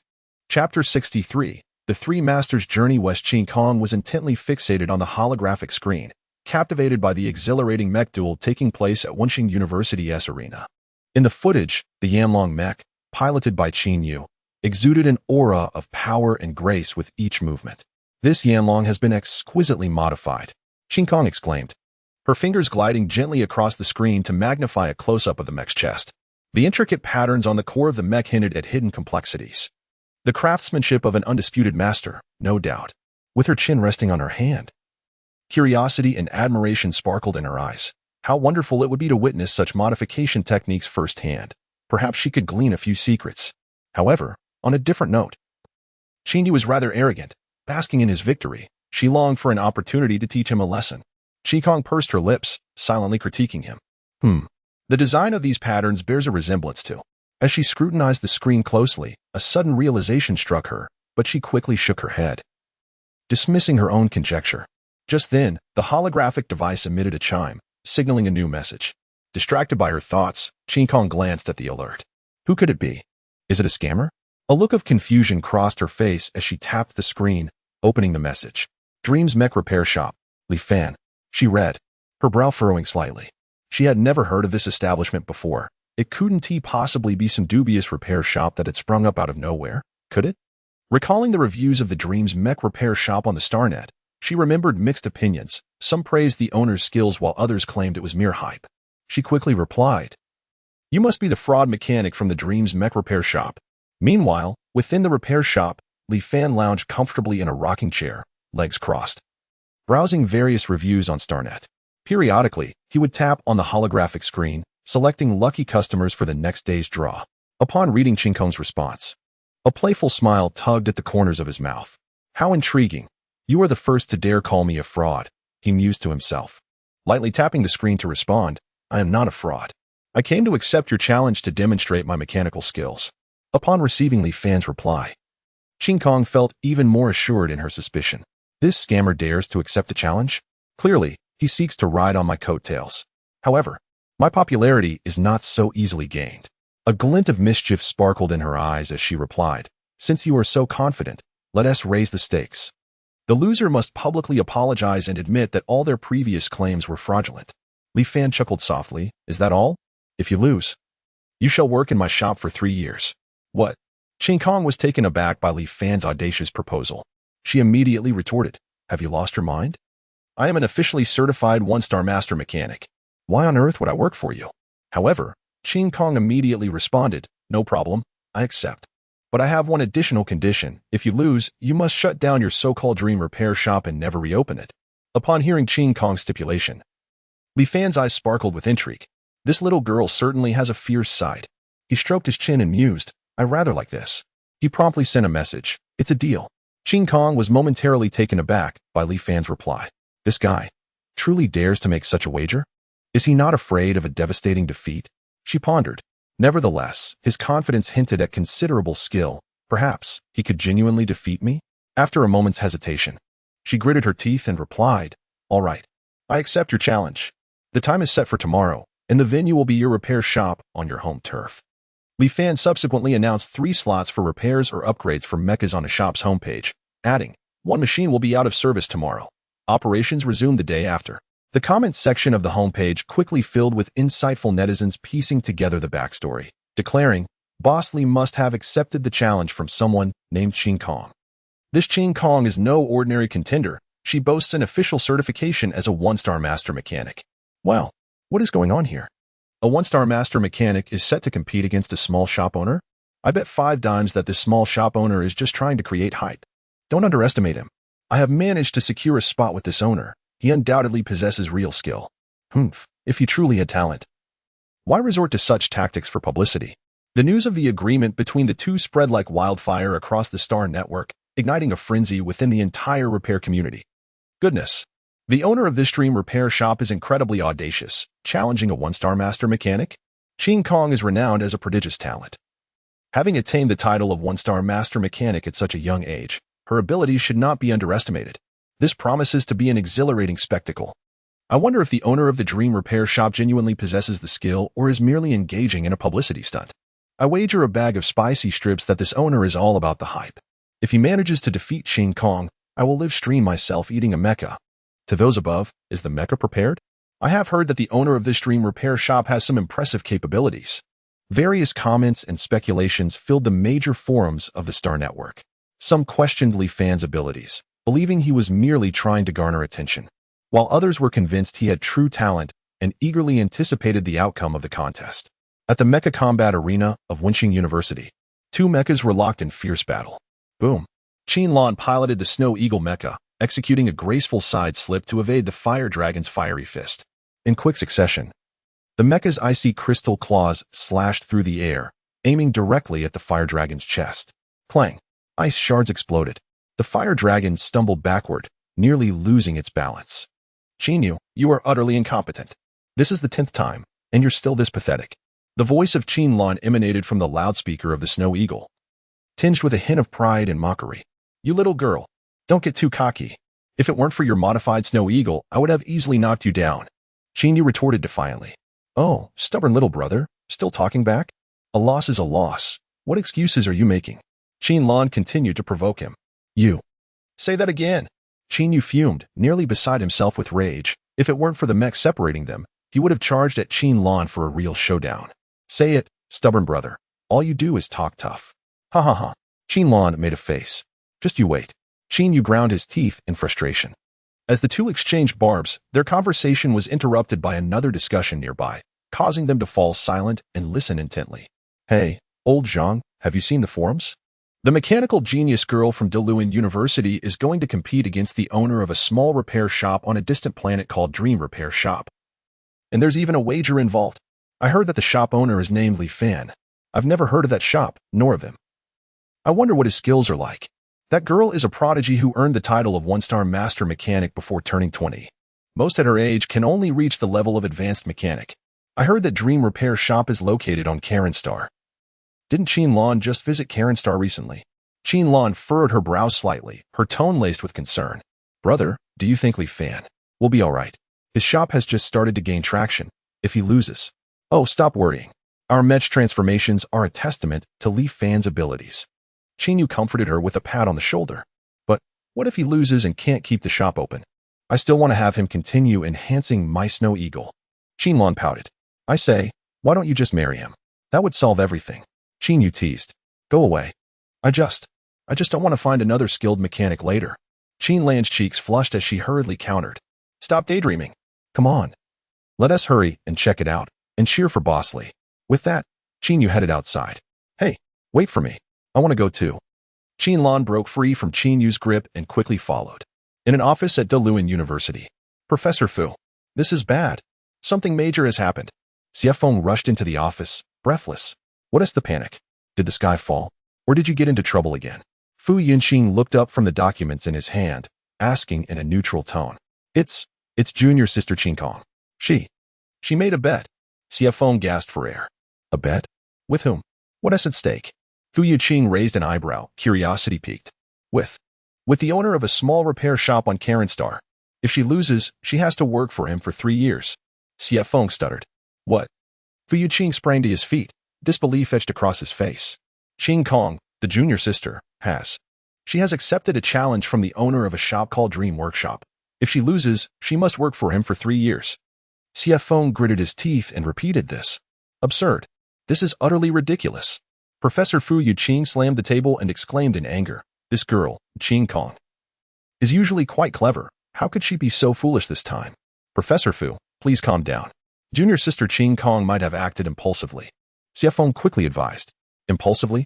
This is no trivial matter.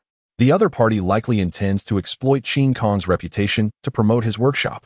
Fu Yunqing's anger intensified. Then, what should we do now? Should I go fetch junior sister Qin Kong back? Xiefeng tentatively inquired.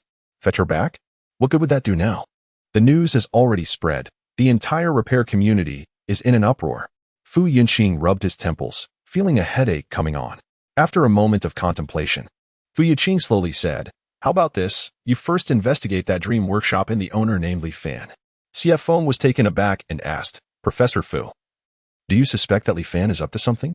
Fu Yunqing stroked his beard, his gaze revealing a hint of scrutiny. How could an obscure shop owner possess the capability to compel her to willingly work for 3 years? Something about this situation feels decidedly peculiar. Are you suggesting that Li Fan may have employed some improper means? CF Feng furrowed his brow, sensing that the matter was becoming more complicated. Not necessarily by means. But I suspect this fellow might be concealing some trick, deliberately playing the fool to catch the unsuspecting. Fu Yiqing snorted coldly. Go summon Qing Kong to come here. Fu Yiqing instructed CF Feng. Before long, Qing Kong entered the office. Teacher, did you call for me? Upon entering, Qing Kong immediately noticed Fu Yiqing's serious expression, causing her heart to sink. I have been informed by CF Feng about your wager, Fu Yiqing stated bluntly. Teacher, Qing Kong lowered her head, aware that she had landed herself in trouble this time. You were usually quite astute. How could you be so foolish this time? Fu Yiqing lamented in frustration. I was just momentarily provoked. Qing Kong quietly defended herself. This is not a trivial matter. Do you comprehend what losing signifies? Fu Yiqing's voice rose once more. I know. It means I have to work for him for 3 years. Qing Kong's voice grew softer. 3 years. Do you understand how significant these 3 years are for you? You are still young. This is the golden period for your self-improvement. How can you squander your time on such matters? Fu Yiqing became increasingly agitated. Teacher, I was wrong. Qing Kong kept her head down, too afraid to retort further. Enough. It is done, and further discussion is futile. Fu Yiqing took a deep breath, attempting to regain his composure. Teacher, what should we do now? Should I go speak with Li Fan and request to cancel the wager? Qing Kong lifted her head, hope glimmering in her eyes. Cancel? Do you think that is possible? Now the entire mechanical repair community is aware of this matter. Do you believe they will let you off easily? Fu Yiqing shook his head. Then, what should we do? Qing Kong was utterly flustered. How about this? Tomorrow you take me to Karen Star. After a moment of contemplation, Fu Yiqing replied. Teacher, you are also going to Karen Star? Both Qing Kong and CF Feng were taken aback. They did not expect Fu Yiqing to take matters into his own hands. What? If I do not go, who will act as your referee? Fu Yiqing shot a stern glance at the two. If the other party resorts to trickery and causes you to lose, would you not have labored in vain for 3 years? You may disregard your reputation, but I still care for my own. Fu Yiqing snorted coldly, his tone laced with an undeniable authority. Very well, teacher, I will arrange for the interstellar ship. We shall depart first thing in the morning, CF Feng declared with finality. Qing Kong also breathed a sigh of relief. With the teacher stepping in, she felt much more secure. After all, Fu Yiqing is a prominent figure in the Wasteland Federation's Mecha Repair Association. With him at the helm, even if Li Fan had some underhanded schemes, they need not fear any deceitful tactics. Chapter 64. The contest begins. The morning sunlight streamed through the gaps in the workshop window, casting a gentle glow upon Li Fan's face. He stretched languidly, rising from his bed, and rubbed his sleepy eyes. Business had been thriving these past few days. If this momentum continued, he would be one step closer to achieving his modest goal. Li Fan felt elated, a smile unconsciously gracing his lips. He swiftly completed his morning routine, tidied his appearance, and, brimming with anticipation, made his way to the shop door. With a click, the door swung open. But instead of the anticipated sunlight, he was met with a sea of dark figures, a crowd so dense it seemed poised to burst through the entrance. Li Fan froze, his smile faltering. What was happening? Was today a special occasion? Why were there so many people? Confusion clouded his mind, leaving him utterly bewildered. Wow. Boss Li is coming out. A sudden cheer erupted from the crowd. We all heard about your wager with Master Qing Kong. We're here to cheer you on. Boss Li, do you need any leg ornaments? How about me? Voices clamored from every direction, creating a festive atmosphere reminiscent of a celebration. Li Fan's confusion deepened. Wait. A wager? What wager? How could they possibly know? He gazed at the throng, his expression one of utter perplexity. Come on, stop pretending, boss. A sharp-eyed young man called out. This has been the talk of the repair community on Kalen Star. Who doesn't he know? Exactly. Boss Li, you're so impressive.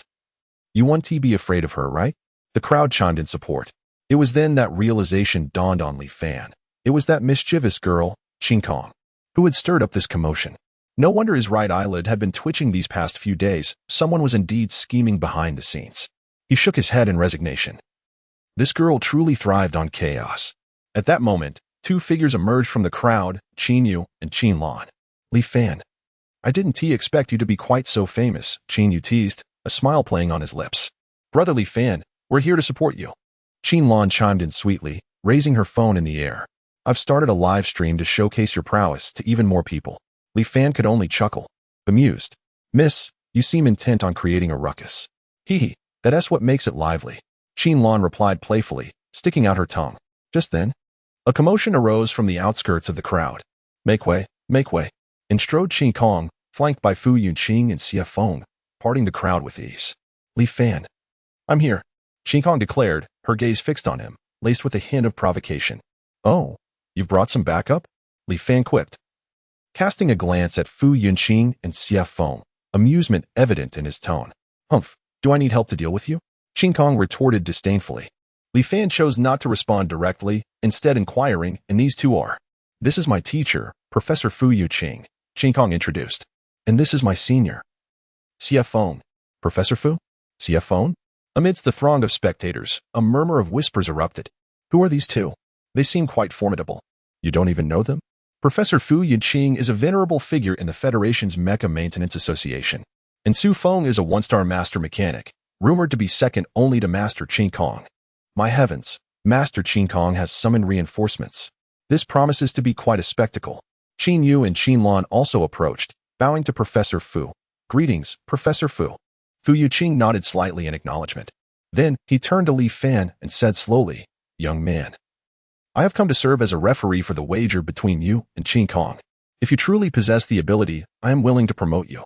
Though Fu Yunqing's voice was not loud, it resonated clearly in the ears of everyone present. Well, Professor Fu is actually going to promote Li Fan. This elevates Li Fan's status to an even greater mystery. Could it be that he truly has exceptional talents? It seems this wager will be more thrilling than we had anticipated. Who is this old man? Such bravado. Keep your voice down. He is Professor Fu Yunqing, a towering figure among federal mechanics. What? He is Professor Fu Yunqing. My heavens, I am actually in the presence of a living legend. This is bound to be entertaining. The surrounding discussions surged like waves. Listening to these remarks, Li Fan smiled faintly and said to Fu Yunqing, Thank you, Professor Fu. Subsequently, Li Fan led Fu Yunqing, Xu Feng, and Qin Kong into the repair shop. Upon entering, Fu Yunqing and Xu Feng were left astounded by the sight before them. The shop was adorned with an array of advanced mecha maintenance equipment, many of which they had never even seen before, their silver metallic sheen gleaming under the lights. These are. Xu Feng stuttered, his eyes filled with astonishment. These are my repair tools, Li Fan replied nonchalantly. My heavens. These devices must be unparalleled throughout the entire Kalen Star. Fu Yunqing couldn't help but exclaim, having not felt such excitement in a long time. Li Fan, your shop? Qin Kong was equally dumbfounded. She had initially thought Li Fan was merely an ordinary mechanic with a bit of cleverness, never imagining he owned such an expansive establishment with advanced equipment. So, do you still think I was boasting? Li Fan smiled at Qin Kong. Qin Kong fell silent. She had to admit that she had indeed underestimated Li Fan previously. Just based on these devices and tools, his maintenance capabilities must be exceptional. Very well. In that case, let us begin. Qin Kong took a deep breath and declared, her eyes rekindling with determination. Since this is a competition among mechanics, let us engage in something professional. Fu Yunqing interjected. For the first round, we shall test our observational skills. Observational skills? Both Li Fan and Qin Kong looked puzzled. Indeed. Observational skills are a fundamental skill for mechanics, Fu Yunqing explained. An exceptional mechanist must not only possess the skill to repair mechs, but also the acumen to accurately discern the underlying issues of these machines. This requires a pair of keen eyes. How do we compare? Li Fan inquired. It's quite simple. Fu Yunqing gestured for an assistant to present 2 stones. These 2 energy stones, though similar in color and shape, must be distinguished by their types, attributes, and the specific mech they are suited for. You have 10 minutes. The assistant placed the stones before Li Fan and Qin Kong. One stone was slightly darker, while the other was a shade lighter, both emanating a faint glow with intricately complex surface patterns. Qin Kong picked up a stone and began to scrutinize it. Despite being a one-star master mechanist, her experience largely involved more common energy stones. She had rarely encountered such closely resembling specimens. Li Fan also examined his stone with great care. Although he had the assistance of a system, he knew he could not rely solely on it. After all, the system was merely a tool. And true strength must come from within. As the seconds ticked away, beads of sweat began to form on Qin Kong's forehead. She felt as if her mind were on the verge of explosion, yet she remained unable to ascertain the types of the 2 energy stones. Time's up. Fu Yunqing's voice rang out. Reluctantly, Qing Kong set down her stone and turned to Li Fan, curious to see what he could deduce. The darker stone is a star stone, while the lighter one is a star gleam stone, Li Fan stated slowly. Star stone? Star gleam stone? A murmur rippled through the surrounding crowd. I believe I've heard of these stones. Me too, they are quite rare. The onlookers were astonished that Li Fan could identify these two types of stones, suggesting he possessed considerable skill. The star stone is typically used in the core of a stellar-class assault mech, Li Fan continued. As for the star gleam stone, it is suited for the core of a celestial-class combat mech. Regarding this star stone, Li Fan picked up the darker stone. Its internal structure has undergone a radiation reaction, leading me to conclude that this star stone is a remnant from the forging process. What? Fu Yiqing was taken aback by Li Fan's assertion. He quickly approached Li Fan and examined the star stone closely. He had not anticipated that Li Fan could not only recognize these two rare energy stones but also deduce the origin of the star stone. Such perceptive insight was nothing short of extraordinary. Professor Fu, am I correct? Li Fan turned to him and asked. Indeed, completely correct, Fu Yiqing responded, taking a deep breath. His tone infused with uncontainable excitement. The first round goes to Li Fan. Hooray! Qin Lan leaped with joy. Well done, Li Fan. Qin Yu also felt elated for him. How is this possible? Qing Kong's expression was one of disbelief. She was utterly unable to accept the outcome. Chapter 65. The dream of joining the speed of light mechanic shop inside the repair bay. The atmosphere was so tense it felt almost tangible. The voice of Fu Yiqing shattered the silence, each word resonating deeply within the hearts of those present. The second round will test our focus. Li Fan raised an eyebrow, a subtle smile playing at the corners of his lips. Focus? For him, it was as effortless as plucking a flower. Indeed, Fu Yiqing elaborated. When a mechanic repairs a mecha, it requires utmost concentration. Any external distraction could lead to catastrophic consequences. Thus, in the second round, we shall conduct the control circuit integration of the mecha cockpit under a distracting environment. He paused for effect, his tone growing more serious. You will have 1 hour. Moreover, to heighten the difficulty, I have invited 2 special guests to create distractions. Oh? A glimmer of intrigue flickered in Li Fan's eyes. Special guests? Fu Yiqing wore a mysterious smile. They are Qin Lan and Qin Yu. Before he could finish, the crowd erupted in astonishment. What? The Qin siblings? How could they possibly be here? Old Fu, you certainly know how to make a grand entrance. Qin Yu's voice approached, embodying his usual carefree demeanor. Ha ha ha, young Master Qin. Miss Qin, you are most welcome. Fu Yiqing boomed with laughter as he greeted them warmly. 2 mechas, one silver-white and the other fiery red, gracefully descended onto the empty space of the repair bay. These were Qin Lan's Snow Eagle and Qin Yu's Flame Dragon. As the mechas touched down and the hatch opened, Qin Lan and Qin Yu leapt down side by side, igniting a wave of excitement among the students. Wow, the Qin siblings' mechas are absolutely stunning. The sleek design, the luster, perfection. Look, the Snow Eagle's Ice Ability Launcher and the Flame Dragon's Flame Dragon Greatsword are both top-tier configurations. Fu Yiqing gazed at the mechas, unable to conceal his astonishment. The Rift-level mechas, and the craftsmanship, the intricate details, surpassed even those produced by the Federation's leading mecha manufacturers. He found himself drawn closer to the Flame Dragon, observing intently. The patterns on the core of the mecha. Fu Yiqing's voice quivered as he beheld the exquisitely carved, almost artistic patterns. These designs were unlike anything he had ever seen, yet they contained an exhilarating power. Professor Fu, your discerning eye is commendable. Qin Yu chuckled. These patterns are the masterpiece of my brother Li Fan. What do you think? Li Fan. Both Fu Yiqing and Qin Kong exclaimed simultaneously, their voices filled with disbelief. They could hardly fathom that such formidable mechas were the product of Li Fan's hands. Qin Kong's complexion turned pale. She felt her confidence being ruthlessly shattered piece by piece. She had always prided herself on being a genius, believing Li Fan to be merely an ordinary person with a hint of cleverness, unworthy of comparison. Yet now, reality struck her like a resounding slap to the face. Not only could Li Fan identify rare energy stones, but he could also enhance such elite mechas. The ability to elevate a Rift-level mecha to this extent was far beyond what an ordinary mechanic could achieve. It required at least a master level of 5 stars. Qin Kong, do you still believe that Li Fan is unworthy of competing with you? Fu Yiqing gazed at Qin Kong, his tone tinged with disappointment and reproach. Teacher, Qin Kong lowered her head, rendered speechless. Enough of idle chatter, let us commence. Fu Yiqing interjected. Li Fan, Qin Kong, step forward. Li Fan and Qing Kong approached the control panel, which was adorned with a myriad of intricate circuit boards and components, creating a dizzying display. Begin, Fu Yanqing commanded. In unison, Li Fan and Qing Kong sprang into action.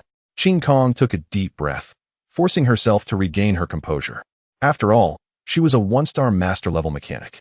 With a solid foundation in her skills, she quickly fell into the rhythm, her hands deftly maneuvering over the circuit boards, striving for precision and accuracy. Determined to avoid any mistakes. However, Li Fan's speed was astonishingly beyond comprehension. His hands seemed to transform into phantoms, dancing across the circuit boards. Components were installed with precision, and connections were made swiftly. His movements were devoid of any excess, flowing seamlessly like water, executed in one continuous motion. In less than half an hour, Li Fan halted his work. I am finished. His voice was calm, yet it reverberated like thunder within the repair chamber. What? Fu Yanqing and Qing Kong abruptly looked up, their eyes filled with shock and disbelief. Qing Kong stared at the completed control circuit before Li Fan, utterly stunned. She had only managed to finish half of her task, while Li Fan had completed everything. The speed, it was simply inhuman. Li Fan, are you certain you did not cheat? Fu Yanqing could not help but inquire, unable to accept the reality before him. Professor Fu, do you believe I would have any need to cheat? Li Fan retorted, a slight smile gracing his lips. Fu Yanqing was left speechless. Indeed, given the prowess Li Fan had displayed, he had no need for deceit. I concede. Qing Kong's voice was low and hoarse. She finally admitted her defeat, acknowledging it wholeheartedly and completely. Li Fan, I apologize, I was overly arrogant before. It is of no consequence.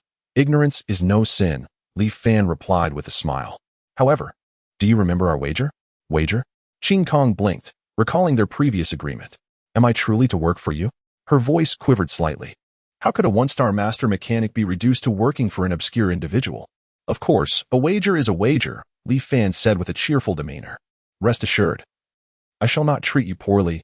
Room and board will be provided, along with... Wait, Qing Kong suddenly interrupted. Is working really as enjoyable as you claim? Huh? Li Fan was taken aback, as he had never anticipated her asking such a question. I have never worked before. I have heard that working allows one to meet a variety of people and learn many different things. Qing Kong's voice grew softer, and a trace of yearning and anticipation appeared on her face. Li Fan was utterly speechless. This girl's thought process was indeed unconventional. Very well. Since you are so eager to work, let us proceed with signing a contract, Li Fan said with resignation. Splendid, Qing Kong exclaimed, leaping with excitement. For how long? 1 year? 2 years? 3 years, with no salary, Li Fan replied nonchalantly. No problem. Qing Kong responded without hesitation. As Li Fan gazed at Qing Kong, he could not help but privately marvel. This girl is truly a unique character, yet quite intriguing. Li Fan, congratulations on your victory in this contest, Fu Yanqing said as he approached Li Fan, his tone filled with admiration. Your mechanical repair skills far exceed my expectations, and I apologize for my previous doubts. You are too kind, Professor Fu, Li Fan humbly replied. If you have time in the future, I would like to invite you to my Mechanical Repair Research Society so we can exchange insights on mecha maintenance. Fu Yanqing extended the invitation. Absolutely, I would be delighted. Li Fan responded with enthusiasm. Xiafeng, let us depart. Chapter 66, Expanding and Strengthening, Creating Glorious Achievements Once Again. Beneath the profound backdrop of a starry sky, Li Fan's holographic image hovered before the workbench, his brow furrowed in concentration, immersed in the intricate calculations of mecha design. He was abruptly drawn back to reality by a crisp notification tone echoing through the air. Successful recruitment of staff. Master-level mechanic Chi Tian has joined, taking 2 days. 4-star mechanic skills unlocked. Reward. Inherited technique. Rippling weapon forging method. Weapon enhancement and starship enhancement functionalities are now available. At last, it has arrived. Li Fan clenched his fists tightly, inhaling deeply as if to release the pent-up excitement that had long been building within him. After a prolonged wait, the dawn of hope had finally emerged. The system panel refreshed, revealing 2 brand new branches of weapon and starship enhancement, shining like 2 resplendent stars in his field of vision. With eager anticipation, Li Fan clicked on Weapon Enhancement. Weapon Enhancement consumes stellar energy based on weapon level. Stellar level requires 1 point, Rupture level requires 10 points, Shatter level requires 100 points. Is the consumption for mecha enhancement merely 1/10 of this? Quite reasonable. He mused, shifting his gaze to starship enhancement. However, a single glance darkened his expression, as if doused with a bucket of icy water. Starship enhancement consumes stellar energy based on starship level. Starry level requires 1 million points, ethereal level requires 10 million points, omniversal level requires 100 million points. Damn it. Li Fan couldn't help but exclaim, a chill coursing through him that made his teeth ache. Has the system lost its mind? This ISNT enhancement. It's akin to a daydream in the cosmos, where everything exists, yet one must sell their possessions to afford it. He felt his heart twitch. The consumption was more outrageous than a black hole devouring starlight. While Mecha enhancement was somewhat accessible, starship enhancement seemed designed to deter all hope. The consumption for starship enhancement was astonishingly 100 times that of Mecha. A true behemoth of wealth, as its name suggests. Li Fan couldn't help but scoff. Was the enhancement cost treating the galaxy as an ATM? This was not merely a consumption of stellar energy, but a drain on my very lifespan. He felt akin to a weary laborer who had painstakingly saved to buy a home, only to discover that the price had escalated from a down payment to the square of the down payment, cubed, and then square-rooted, multiplied by pi. What on earth was this madness? Well then, let us set starships aside for now. Li Fan forced himself to regain composure, resembling a gambler cornered by loan sharks. With only a few scratch-off tickets as his glimmer of hope, starships were predominantly controlled by fleets, which, despite their vast resources, would find the enhancement cost for a Hungtian-class starship to be astronomical, even in credit points, reaching trillions. Even fleets would struggle to bear such a burden. This endeavor seemed only feasible for those titans among interstellar magnates, the super-rich who have mining operations. No, those who possess entire galaxies. A vivid image materialized in his mind, a cadre of interstellar elites clad in diamond-studded space suits, casually savoring exquisite vintages of cosmic wine while effortlessly pressing the starship enhancement button, only to watch as their balance on the screen diminished with each stroke. Their faces adorned with a nonchalant expression. The disparity between individuals is maddening, and the presence of mechas is even more infuriating than starships.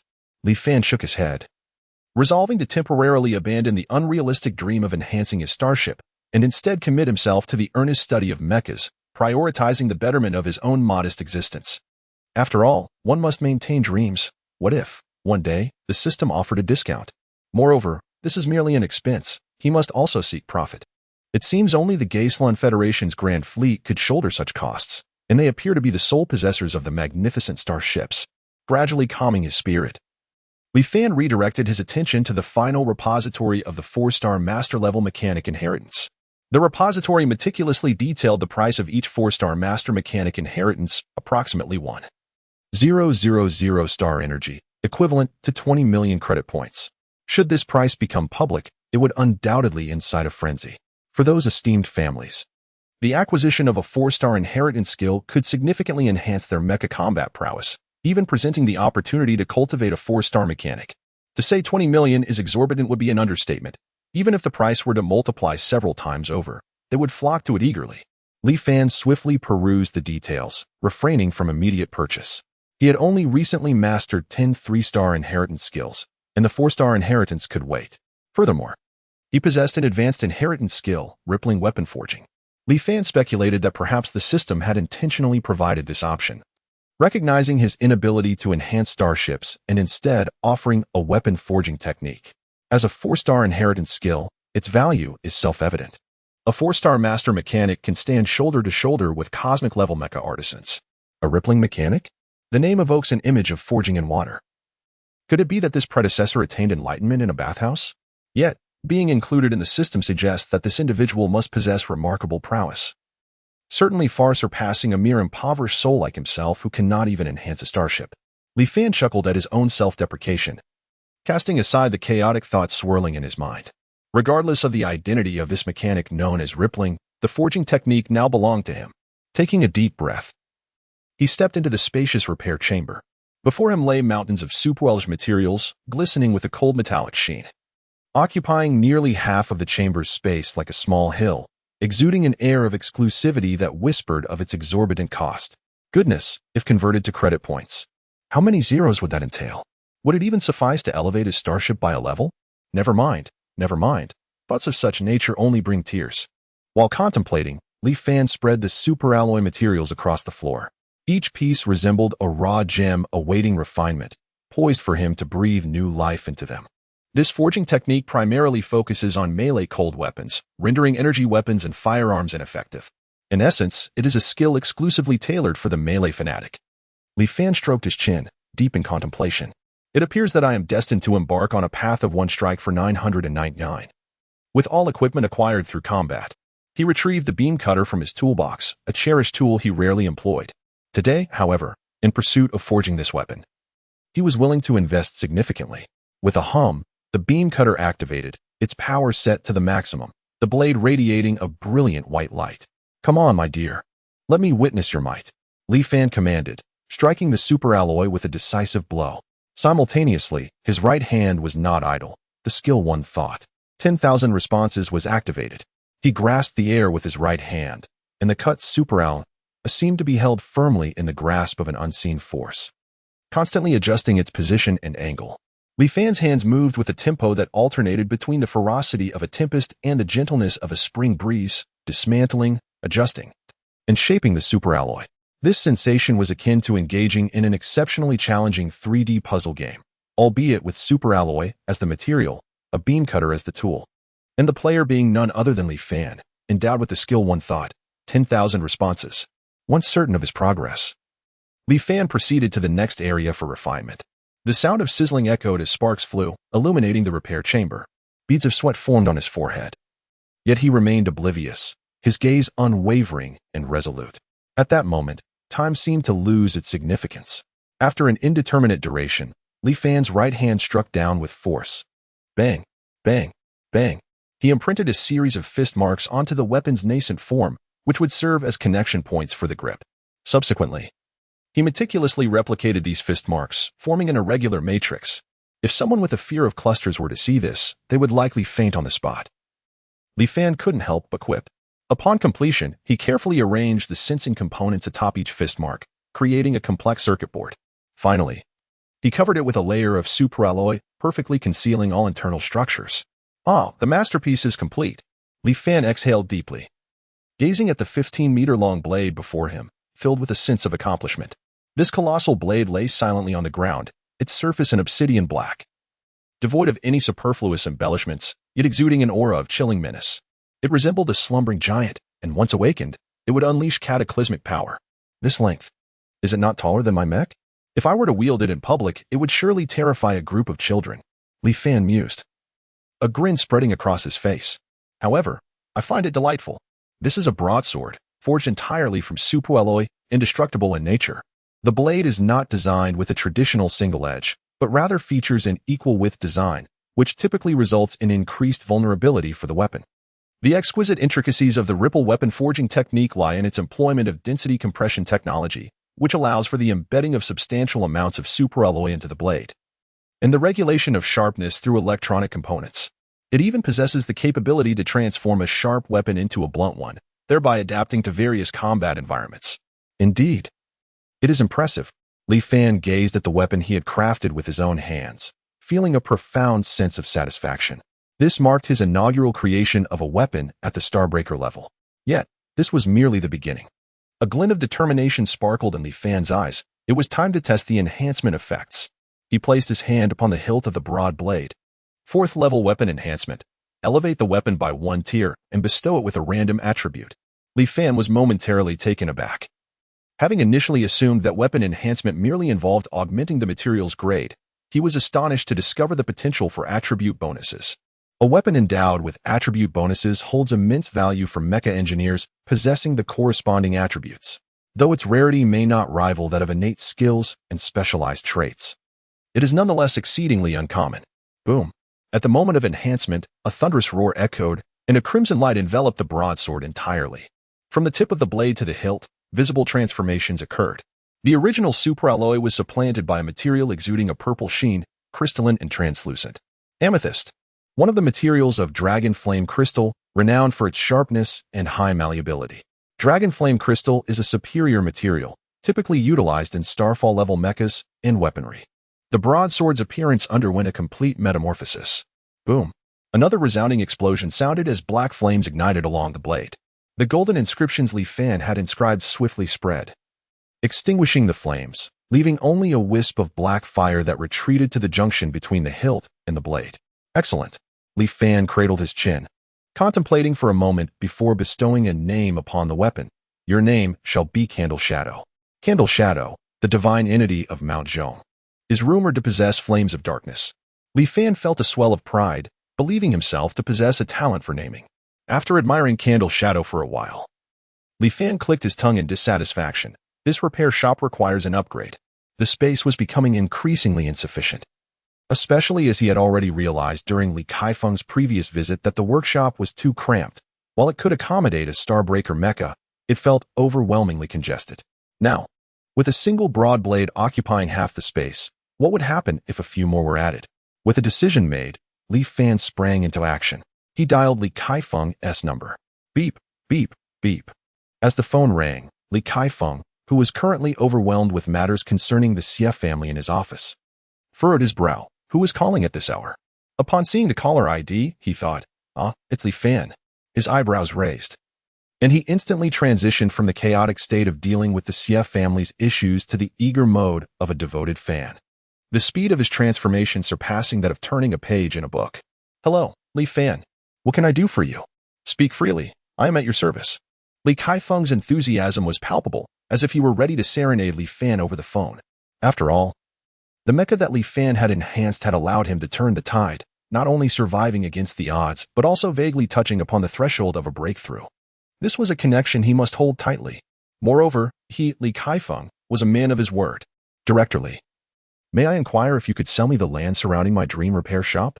Li Fan wasted no time and got straight to the point. He was calculating in his mind that the land in the outskirts of Yuhai City measured at least 60 to 70,000 square meters, resembling a university campus. If he could acquire it all, it would not only accommodate mechs but even allow starships to navigate through with ease. Upon hearing this, Li Kaifeng was momentarily taken aback. What could this young man possibly want with the land? Surely, he was contemplating farming or raising pigs.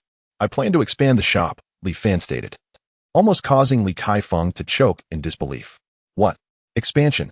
Excellent. Excellent. Excellent. Li Kaifeng exclaimed, leaping from his chair, repeating the word excellent thrice in sheer excitement. Is 25,000 square meters sufficient? If not, we can certainly increase it. Whatever you need. It was no joke if Li Fan aimed to expand.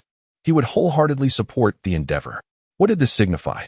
It indicated that orders would increase. Business would expand. This not only assured him of future enhancements, but also benefited a multitude of mech engineers, truly a boon for both the nation and its citizens. Furthermore, the land was lying fallow. Granting it to Li Fan would allow him to utilize its potential. What could be more agreeable? That will suffice. Thank you, directorly. How many credit points will it be?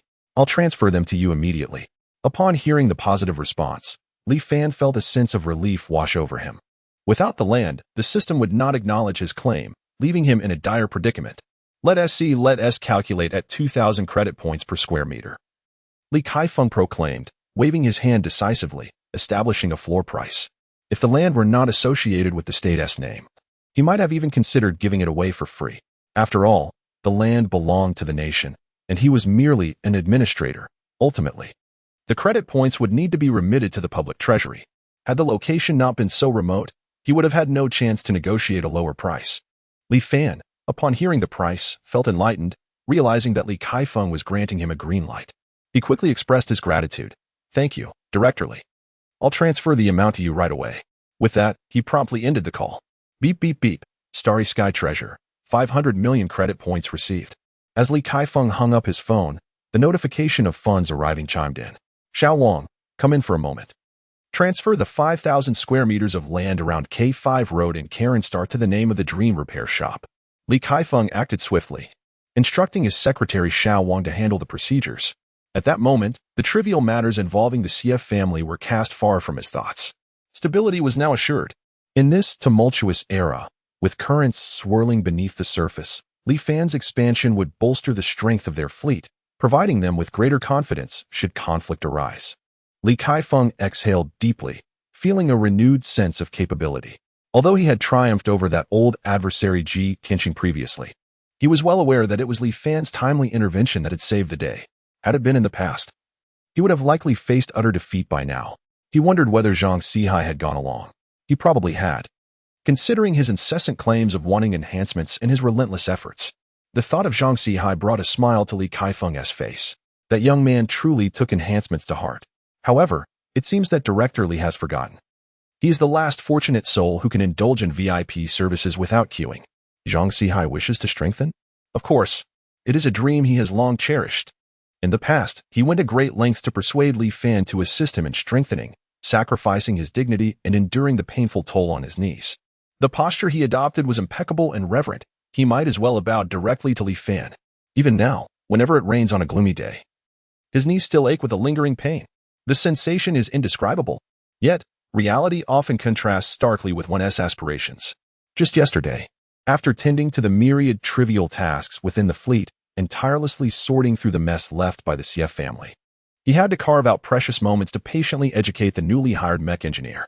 When he finally returned home, weary and yearning for relaxation, he was struck by a thunderous revelation. The Dream Mech repair shop will adopt a lottery system for service, with only 3 slots available each day. This news hit him like a bolt from the blue, leaving Zhang Sihai utterly shocked. Having set his StarNet account for the Dream Mech repair shop to alert him, he was among the first to see the announcement. In a flurry, he rushed to participate in the lottery, his fingers moving so swiftly that they seemed to leave traces in the air. However, when he saw the words indicating that the lottery had already concluded, despair enveloped him. He felt as though his very soul had been drained, collapsing onto the sofa, his eyes vacant, devoid of any will to live. Yet, in a moment of inexplicable impulse, he once again ventured into the lottery page. The heart, once cold and lifeless, flickered with a glimmer of hope. But upon witnessing the astronomical number of participants, the light in his weary eyes dimmed completely. The figures were densely packed, beyond counting, more numerous than the stars above, thicker than the hair upon his head. Was this truly a lottery? It felt more akin to a hellish mode of selection. He felt like a mere grain of sand in a vast ocean, ready to be engulfed by the overwhelming tide of lottery applicants. He pounded his chest in despair, crying out to the heavens. What a calamity! The lament was heart-wrenching, evoking sorrow in those who heard it, bringing tears to their eyes. He felt more wrong than Do-e, more unfortunate than a mere cabbage. Zhang Sihai, the illustrious captain of the law enforcement team, had been reduced to competing with a multitude for a chance at a lottery slot. Is there any justice left in this world? Is there any law to uphold? He could only gaze skyward and beseech. Oh, heavens! Oh, earth! When will it be my turn for strengthening? Chapter 67. A glimpse into the dream repair shop in the afternoon sunlight filtering through the glass windows of the dream repair shop. Li Fan languished in his boss's chair, basking in the warmth as he blissfully perused the balance of his mobile banking account, a grin stretching almost to his ears. Suddenly, a sharp ping resonated, akin to thunder on a clear day, jolting him nearly out of his seat. A system notification abruptly appeared before him, detected an expandable area of 250,000 square meters, requiring 25,000 star energy points. Would you like to expand? What is this? 250,000 square meters? 25,000 star energy points. Li Fan's eyes widened like saucers, his jaw nearly hitting the floor. The figures were more exhilarating than the rapid growth of his bank account balance. He calculated mentally. That amounted to another 500 million credit points. Just moments ago, he had watched 500 million credit points vanish from his account, leaving him with a mere 2 billion. And now, another 500 million. Li Fan couldn't help but rub his forehead. This system was even more extravagant than the most reckless of rich heirs. Earning money felt like catching ghosts, while spending it was akin to a torrent. He sighed deeply, lamenting that even the system had begun to teach one how to experience the exhilarating sensation of plummeting back to square one overnight. Though his heart ached at the thought of parting with such a sum, Li Fan resolutely gritted his teeth and tearfully chose to expand. After all, investment begets returns. One must think big. Inner thoughts. Expansion is essential. Please have mercy, dear system. Expansion commencing. Estimated duration, 24 hours, as the system's prompt faded. The dream repair shop began to expand like a behemoth on growth hormones, visibly stretching towards the suburban hinterlands. A colossal metallic shell erupted from the ground, reminiscent of an alien spacecraft descending upon Earth in a science fiction film, complete with the absence of a dedicated soundtrack. Within the metallic shell, a cacophony of thunderous sounds erupted, akin to countless Godzillas convening for a demolition meeting. Trees toppled, foundations rolled, and dust billowed. The scene was even more bustling than the most frenetic construction site. Fortunately, the cunning Li Kaifeng had foreseen this and had previously issued a notice regarding upcoming construction around the dream repair shop, softening the impact of the earth-shattering commotion. Otherwise, the local residents would have surely been left aghast. Li Fan mused, "This is no mere expansion. It is akin to a grand cosmic upheaval. I must one day present Li Kaifeng with a banner inscribed with 8 grand characters, expertise unmatched, miraculous revival." Occasionally, a passerby would pause to observe, "Is this the latest technology of our Federation? When did we become so advanced? They are even employing a golden light screen for construction? Who knows? Perhaps it is related to previous weapon research? Maybe our developments have garnered the Federation's recognition, leading to this covert construction? Oh, there is some merit to that. Should we perhaps film a video? I see you are becoming increasingly foolish. It has already been stated that this is a confidential construction, not to mention whether your video can even be released, even if it could. Do you think you could secure free meals and lodging for years? Haha, I merely spoke in jest. It was all a misunderstanding. The recent earthquakes have led the public to hastily associate the events with the golden light screen that has now emerged. Everyone seems to have tacitly chosen to conceal the truth. Only after Qin Kong returned and beheld this scene was she left somewhat bewildered. Li Fan, what is that thing behind us?" Qin Kong is currently in a state of utter confusion, feeling the weight of respect. After all, the individual before her is at least a 5-star master mechanic who surely does not appreciate being disturbed.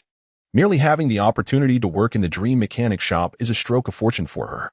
She is determined to cherish this hard-won chance. Qin Lan Mingwei gazed at the golden light screen before her, equally perplexed. Is this construction? How strange. I hadn't heard of any major projects taking place here. Moreover, has it commenced so soon? Qin Kong remained silently by the side, hesitant to speak. She feared that Li Fan might still be irked. And maintaining silence was the best way to enhance her rapport. "Oh, that is my expansion plan." Li Fan cast a nonchalant glance at Qin Kong. His expression calm. "Expansion? Is Boss Li preparing to launch a new venture?" Upon hearing this, Qin Yu was filled with excitement. Li Fan would not expand without reason. And if he is expanding, it surely means the development of new business. As the second customer of the dream mechanic shop, how could she possibly miss such an opportunity? Qin Lan Mingyue and Qin Kong perked up, their full attention directed at Li Fan, their eyes glimmering with anticipation. "Well, sort of. I plan to sell some weapons and possibly auction off some mechas that I have crafted." Li Fan candidly revealed his recent plans. The primary reason for his expansion is indeed the intent to embark on new endeavors. His daily task of enhancing mechas remains unchanged, while maintenance will be entrusted to Qin Kong. In the remaining time, he intends to create more weapons and even mechas for auction. After all, this little money truly does not last long.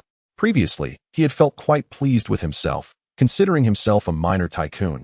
However, today his assets had halved. It was clear that generating revenue was imperative. Weapons? Mechas? Directly for sale? Upon hearing Li Fan's words, Qin Yu could no longer contain her excitement. She gazed at Li Fan with eager enthusiasm, astonished that she had arrived at the dream mechanic shop just in time to witness the weapons and mechas crafted by him. How could a mechanic enthusiast like her not be thrilled? "So, does Boss Li have any ready-made items for us to see?" Qin Lan looked at Li Fan with great anticipation. Previously, the enhancements had all been for her own mecha, and they were well aware of Li Fan's extraordinary skills. Now, to see the fruits of his craftsmanship firsthand, she felt a bubbling eagerness. This had long been a regret for Qin Lan. Qin Yu, on the other hand, remained relatively composed. However, the opportunity to see more could not help but spark his excitement. "There are no mechas available at the moment, but I do have a weapon." Li Fan did not decline their request. The size of the weapon was intended for normal star-level mechas and was not suitable for his own use.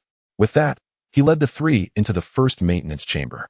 At this moment, the mechanical arms originally intended to secure the mech were now employed to elevate Zhuin, presenting it in its entirety before the trio. Upon discerning the appearance of Zhuin, the three women were collectively petrified, as if frozen by the gaze of Medusa. "Goodness gracious, is that dragon flame crystal?" Chi Tian, exhibiting her expertise, instantly recognized the material's true nature, nearly popping her eyes out in astonishment.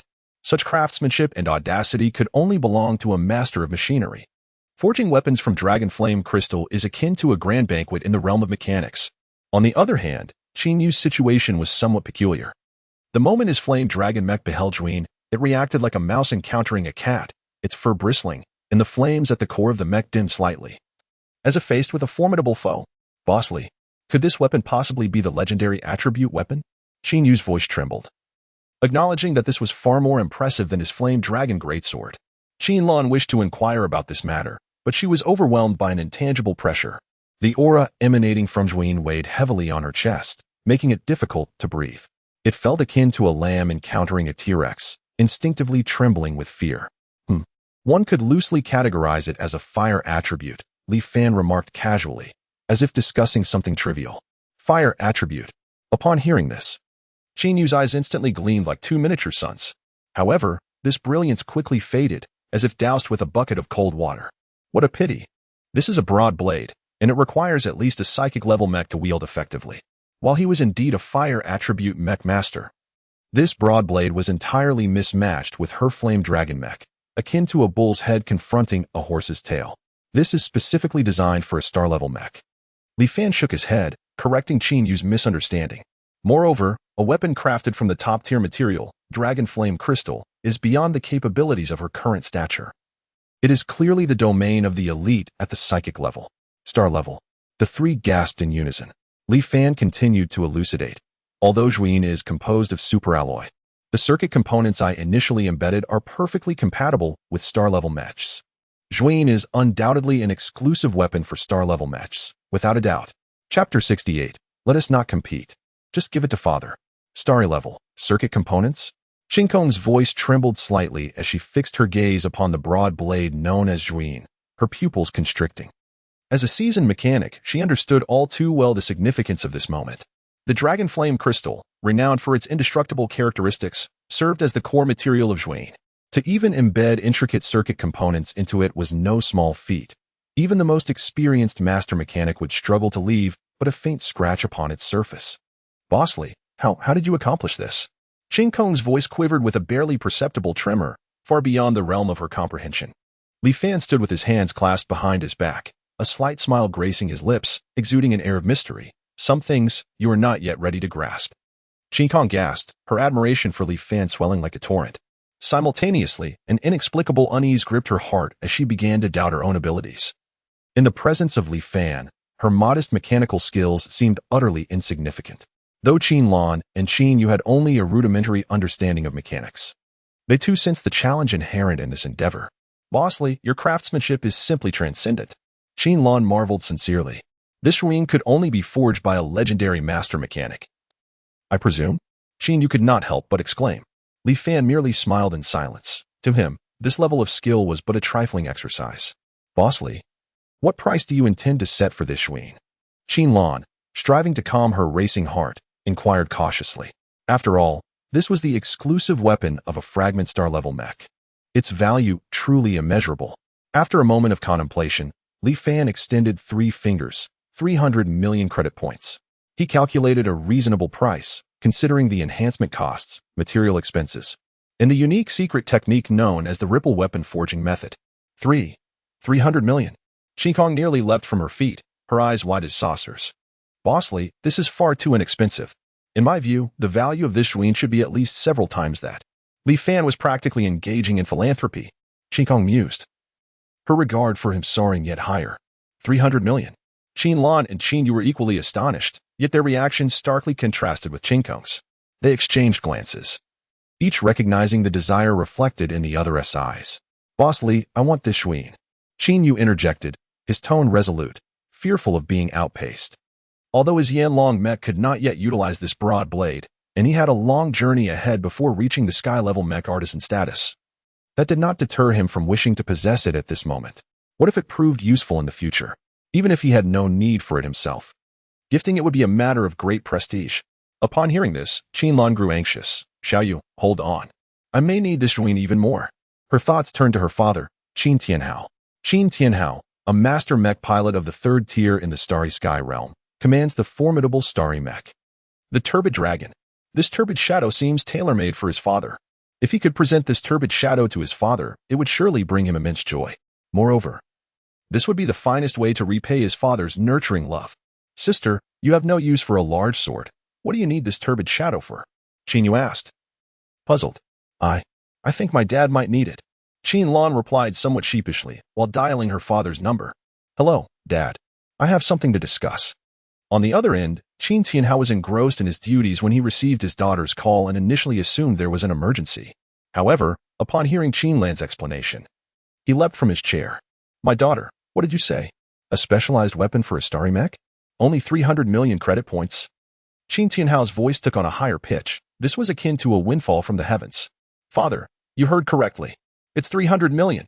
Don't you think this turbid shadow is a perfect match for your turbid dragon mech?" Lan exclaimed with excitement. "Indeed, it is a match made in heaven," Tianhao responded, his enthusiasm causing his mustache to perk up. "Quickly, purchase this turbid shadow. I will transfer the money to you immediately." "All right." Lan hung up the phone, smirking at Yu. "Little you, my apologies, but Dad wants the turbid shadow." Yu was taken aback. He hadn't anticipated this sudden twist. "Sister, this is so inconsiderate." "I already claimed it," he protested, visibly irked. "This isn't about inconsideration. It's simply that Dad needs it more." Lan shrugged, a look of helplessness on her face. Li Fan observed the spirited exchange between the sisters with a bemused expression. The turbid shadow had yet to be sold, and already the two siblings were at odds. "Ahem." Li Fan cleared his throat, interrupting their quarrel. "Please, allow me to speak. Although the turbid shadow is a specialized weapon for starry mechs, it is not something everyone can wield. Furthermore, my repair shop is just getting started, and I assure you, I will produce even better weapons in the future. Here is my promise. Anytime you need mech weapons, feel free to come to me for customization, whether it be for rift level or star-shattering level. I can accommodate." As soon as Li Fan finished speaking, Lan and Yu fell silent. "Boss Li Yu, you can manufacture rift level and star-shattering level mech weapons." Lan's eyes widened, her voice brimming with astonishment. "Of course, it's merely a matter of time for me," Li Fan replied nonchalantly, his voice imbued with confidence. With the system at his disposal, he could create even the most advanced mech weapons. "That's wonderful." Lan and Yu cheered, their hands meeting in celebration. Now, there was no need for them to bicker. They could simply approach Boss Li for whatever weapons they desired. "By the way, Boss Li, isn't your repair shop a bit small?" Lan remarked, glancing around. "Indeed, Boss Li, your skills are remarkable. You should consider expanding your operations." Yu chimed in. Upon hearing this, Li Fan let out a wry smile. "I wish I could, but my funds are limited." "That's easily remedied." Lan waved her hand decisively. "Boss Li, if you assist me in creating Zhuanin, I will help you resolve the issue of expanding your repair shop. What do you say?" "This." Li Fan hesitated, reluctant to owe anyone a favor. "Boss Li, please do not hesitate. Consider it an advance investment from us." Lan remarked with a smile. "We will rely on you to craft even better weapons for us in the future."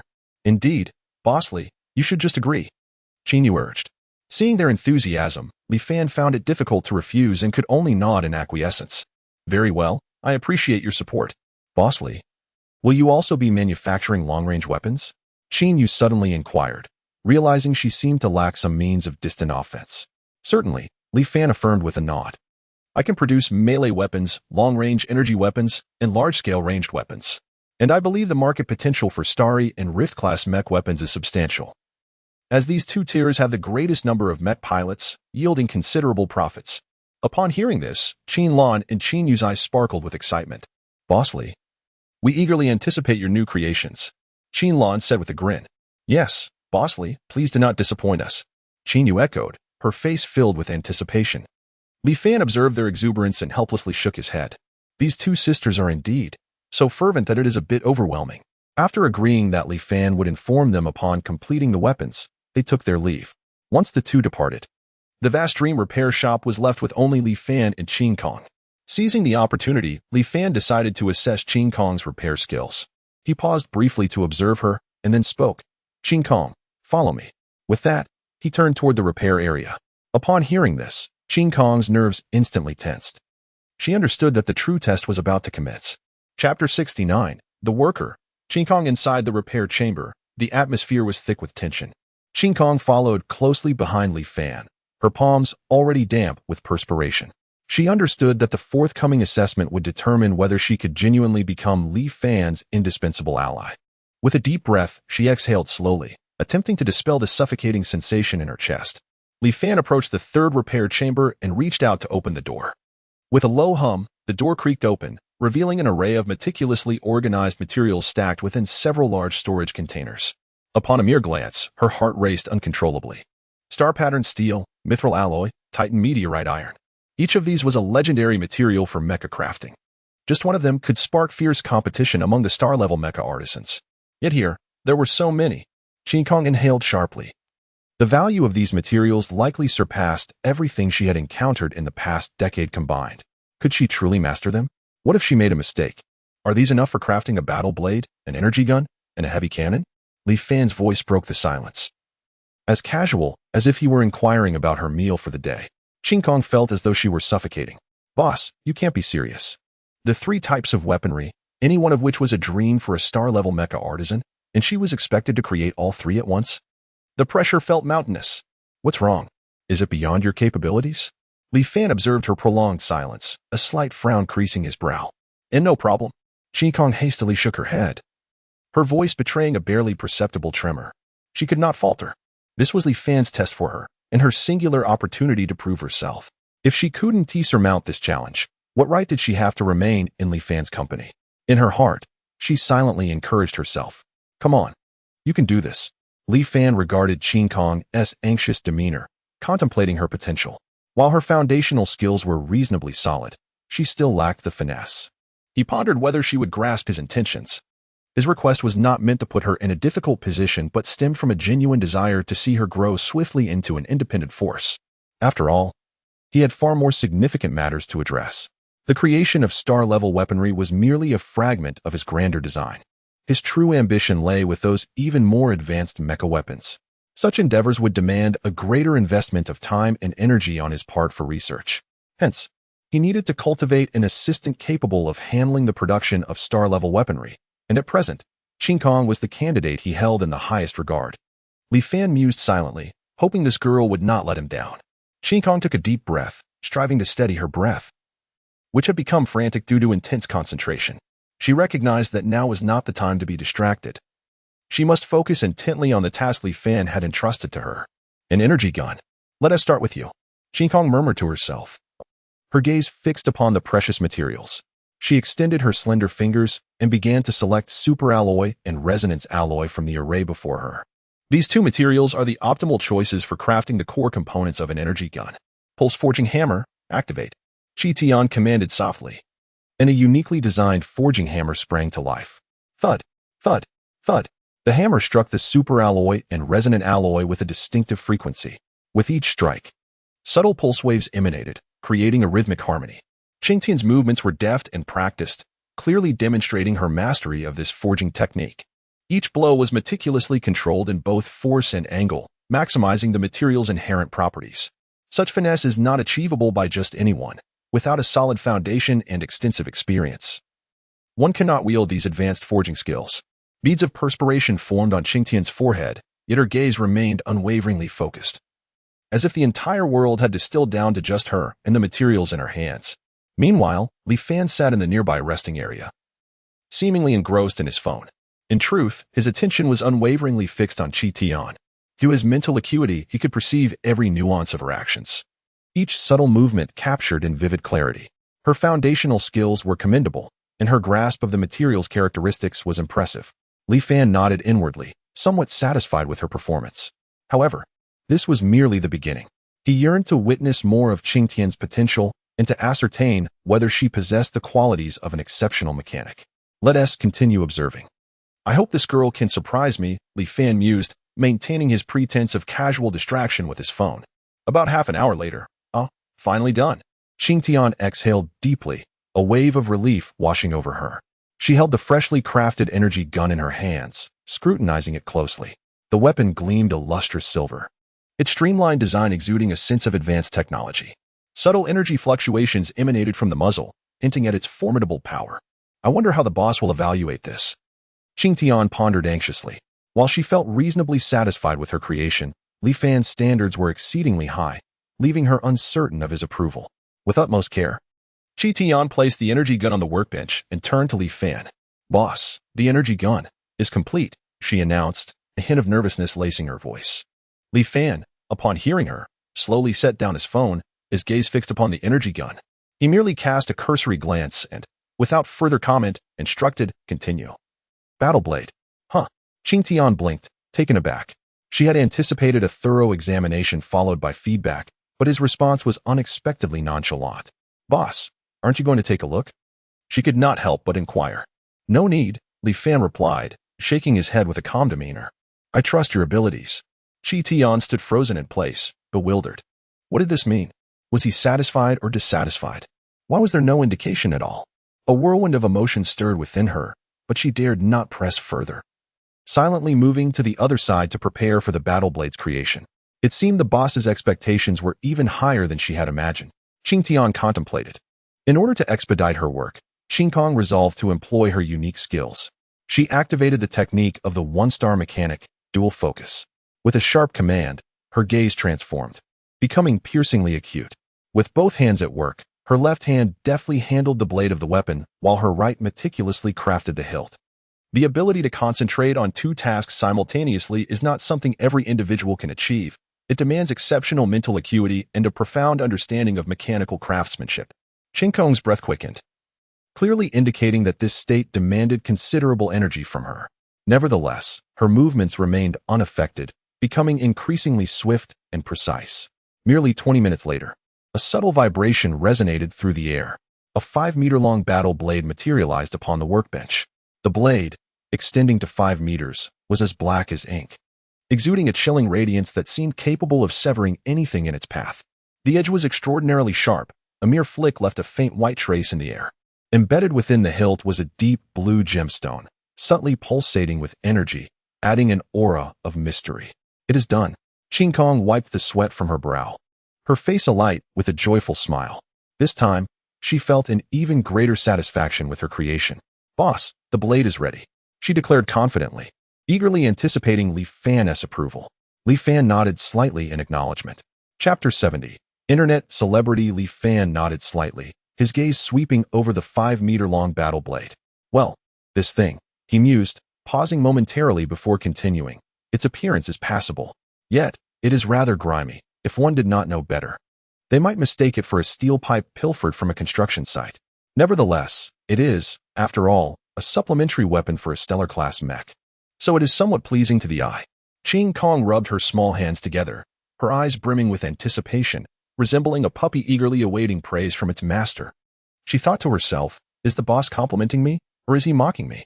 That comparison to a firewood stick, quite down to earth, isn't it? Boss, what do you think? Is it acceptable? Qing Kong inquired, her enthusiasm evident. Li Fan stroked his chin thoughtfully and replied leisurely, it will suffice, but the proficiency will require practice. A pang of anxiety gripped Qing Kong's heart. What could the boss possibly mean by that?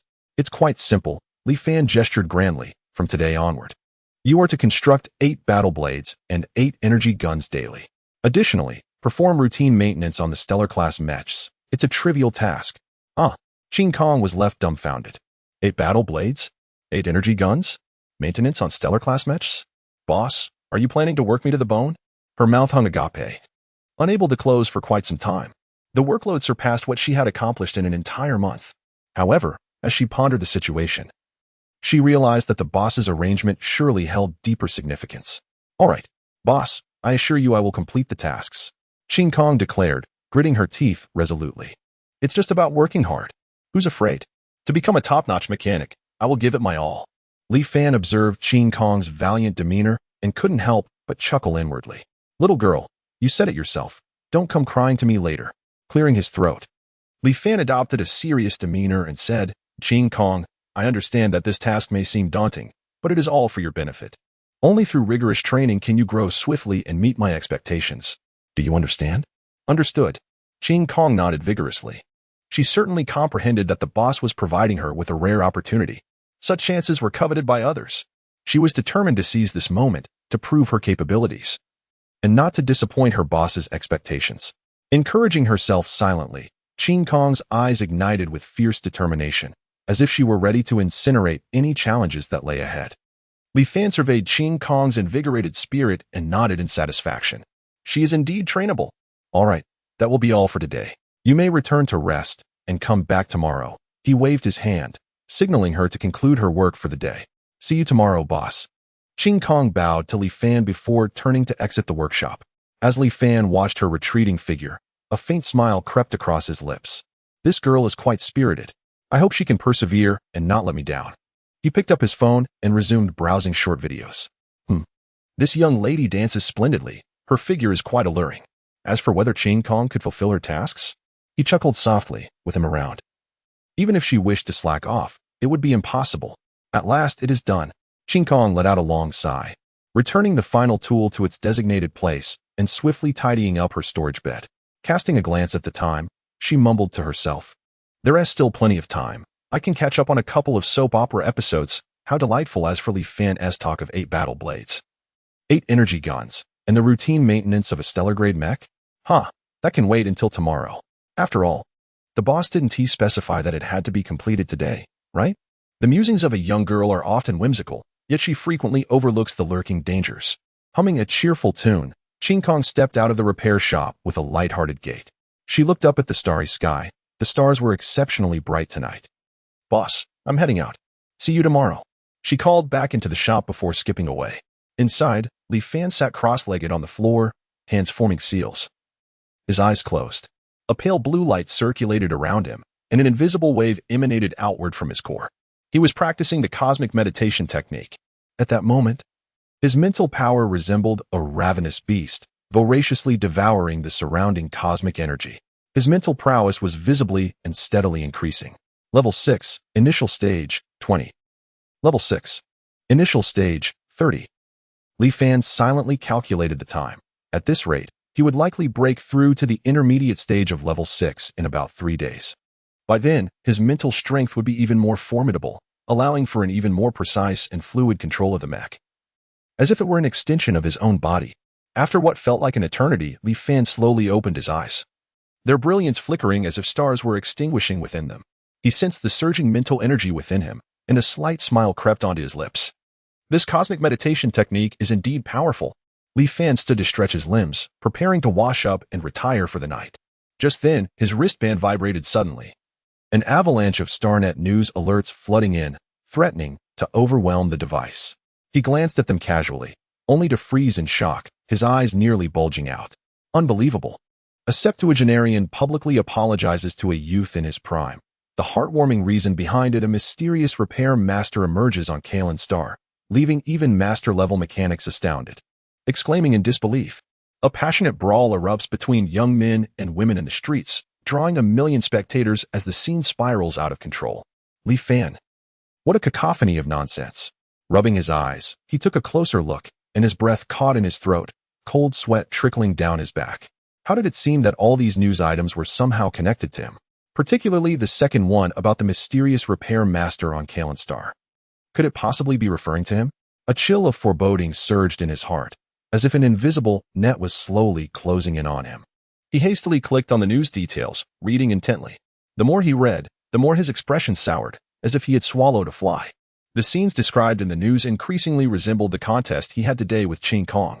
Moreover, that master mechanic of stellar caliber. What was his name again? Yes, CFO.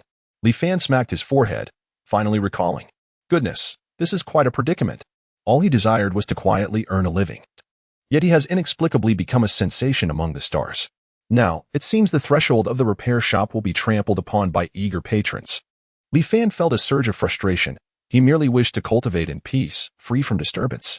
He turned off his wristband and lay in bed, tossing and turning, unable to find slumber. His mind was inundated with the echo of news headlines and the buzzing of netizens' comments, akin to a swarm of flies buzzing around his ears. This master mechanic is truly extraordinary. Even renowned master mechanics are left in utter admiration. I've made up my mind. Tomorrow, I shall journey to Karen Star to seek this master as my mentor. To those upstairs, let us form a group. I too wish to learn the art of mechanics. Li Fan sighed in resignation, realizing that tomorrow would undoubtedly be another sleepless night. Chapter 71.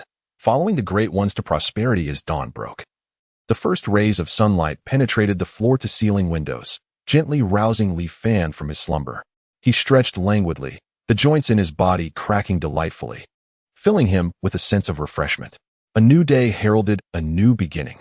Li Fan murmured softly to himself, his eyes bright with anticipation for the future. perhaps tinged with a subtle thrill for the surprises that lay ahead. He swiftly completed his morning routine, hastily devouring a few bites of breakfast before eagerly rushing towards the repair shop. After all, the news from the previous night had stirred a tempest of emotions within him, leaving him both curious and apprehensive. Upon arriving at the entrance of the repair shop, he was struck dumb, his jaw nearly dropping to the ground. Was this really his repair shop? Li Fan rubbed his eyes vigorously, fearing he might be imagining things. The familiar metallic dome had vanished. In its place stood a towering, superalloy edifice, soaring to a height of nearly 100 meters. The silver-white exterior reflected the morning sun, glistening with a cold metallic sheen, radiating a futuristic, sci-fi allure. Massive floor-to-ceiling windows revealed the interior without reservation, showcasing various models of mechs lined up in perfect formation, akin to a poised steel army, exuding an imposing presence. This was utterly extravagant. Li Fan's mouth fell open in disbelief, as he felt as though he were caught in a dream. He circled the repair shop and discovered that it spanned an astonishing area of 250,000 square meters. Such a scale rivaled that of a small interstellar port. In his mind, he silently called out, "System, have you secretly upgraded again without my knowledge?" Yet, the system remained coolly silent. Li Fan pouted. Though his heart swelled with joy, it seemed his little ambition had drawn closer. With a buoyant step, he entered the repair shop, where the interior took his breath away. The previously modest number of repair bays had now multiplied, exceeding threefold. Each bay was equipped with cutting-edge technology, capable of effortlessly handling a variety of mech models. At the rear of the shop, a vast warehouse had also been added. Upon entering, Li Fan found it empty, devoid of any contents. What could this space be utilized for? He stroked his chin, lost in contemplation. He resolved to partition the warehouse for use as a starship maintenance area. After all, his ambitions extended beyond mere mech repairs. He aspired to venture into the realm of starship maintenance. Thus, it was settled. Li Fan nodded with satisfaction as he began to adjust the number and layout of the repair and display areas, striving to render the entire shop more organized and professional. After a flurry of activity, he surveyed the transformed repair shop, brimming with a sense of accomplishment. Perfection. He couldn't help but commend himself inwardly. Now, all that remained was to await the arrival of customers. Li Fan rubbed his hands together, excitement and anticipation shimmering in his eyes. With her extraordinary skills and the opulent configuration of the repair shop, she was bound to attract a multitude of customers. At that point, her modest ambitions could advance even further. Ching Kong hummed a cheerful tune, skipping merrily towards the entrance of the repair shop, only to come to an abrupt halt. Did I take a wrong turn? She blinked rapidly, rubbing her eyes in fear of delusion. Where was that small metallic giant?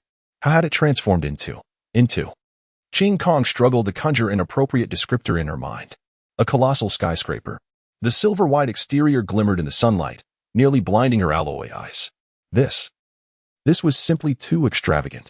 Ching Kong felt as though her CPU might overheat, unable to process the scene before her.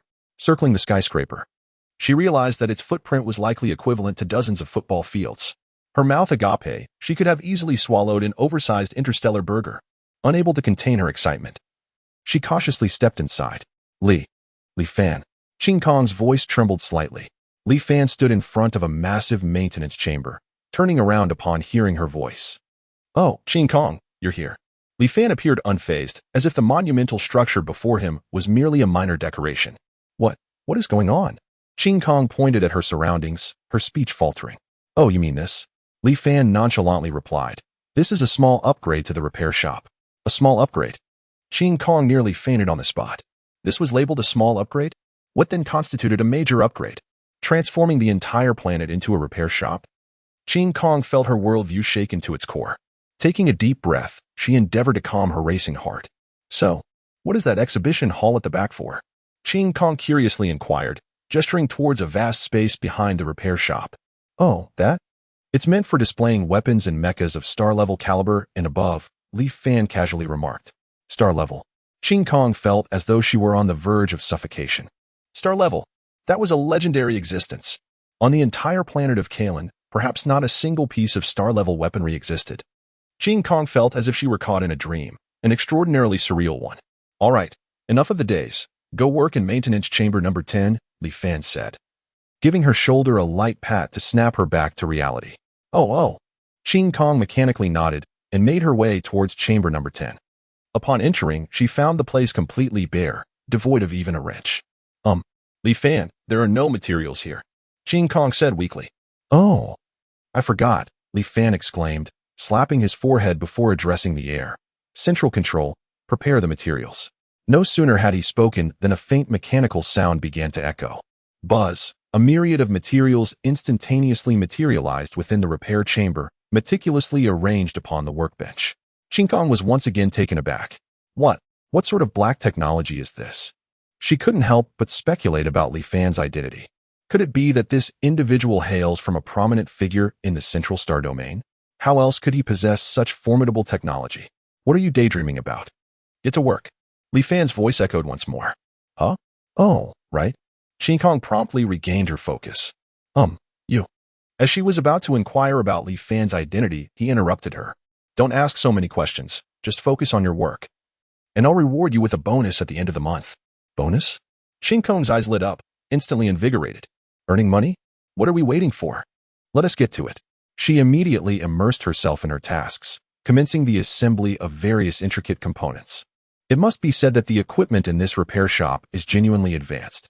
An array of tools is at hand, and they are remarkably user-friendly. As Qin Kong assembled, she couldn't help but steal glances at Li Fan. This guy is undoubtedly extraordinary.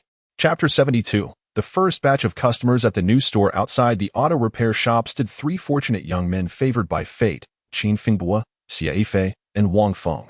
They were the lucky participants of this enhancement event. Goodness!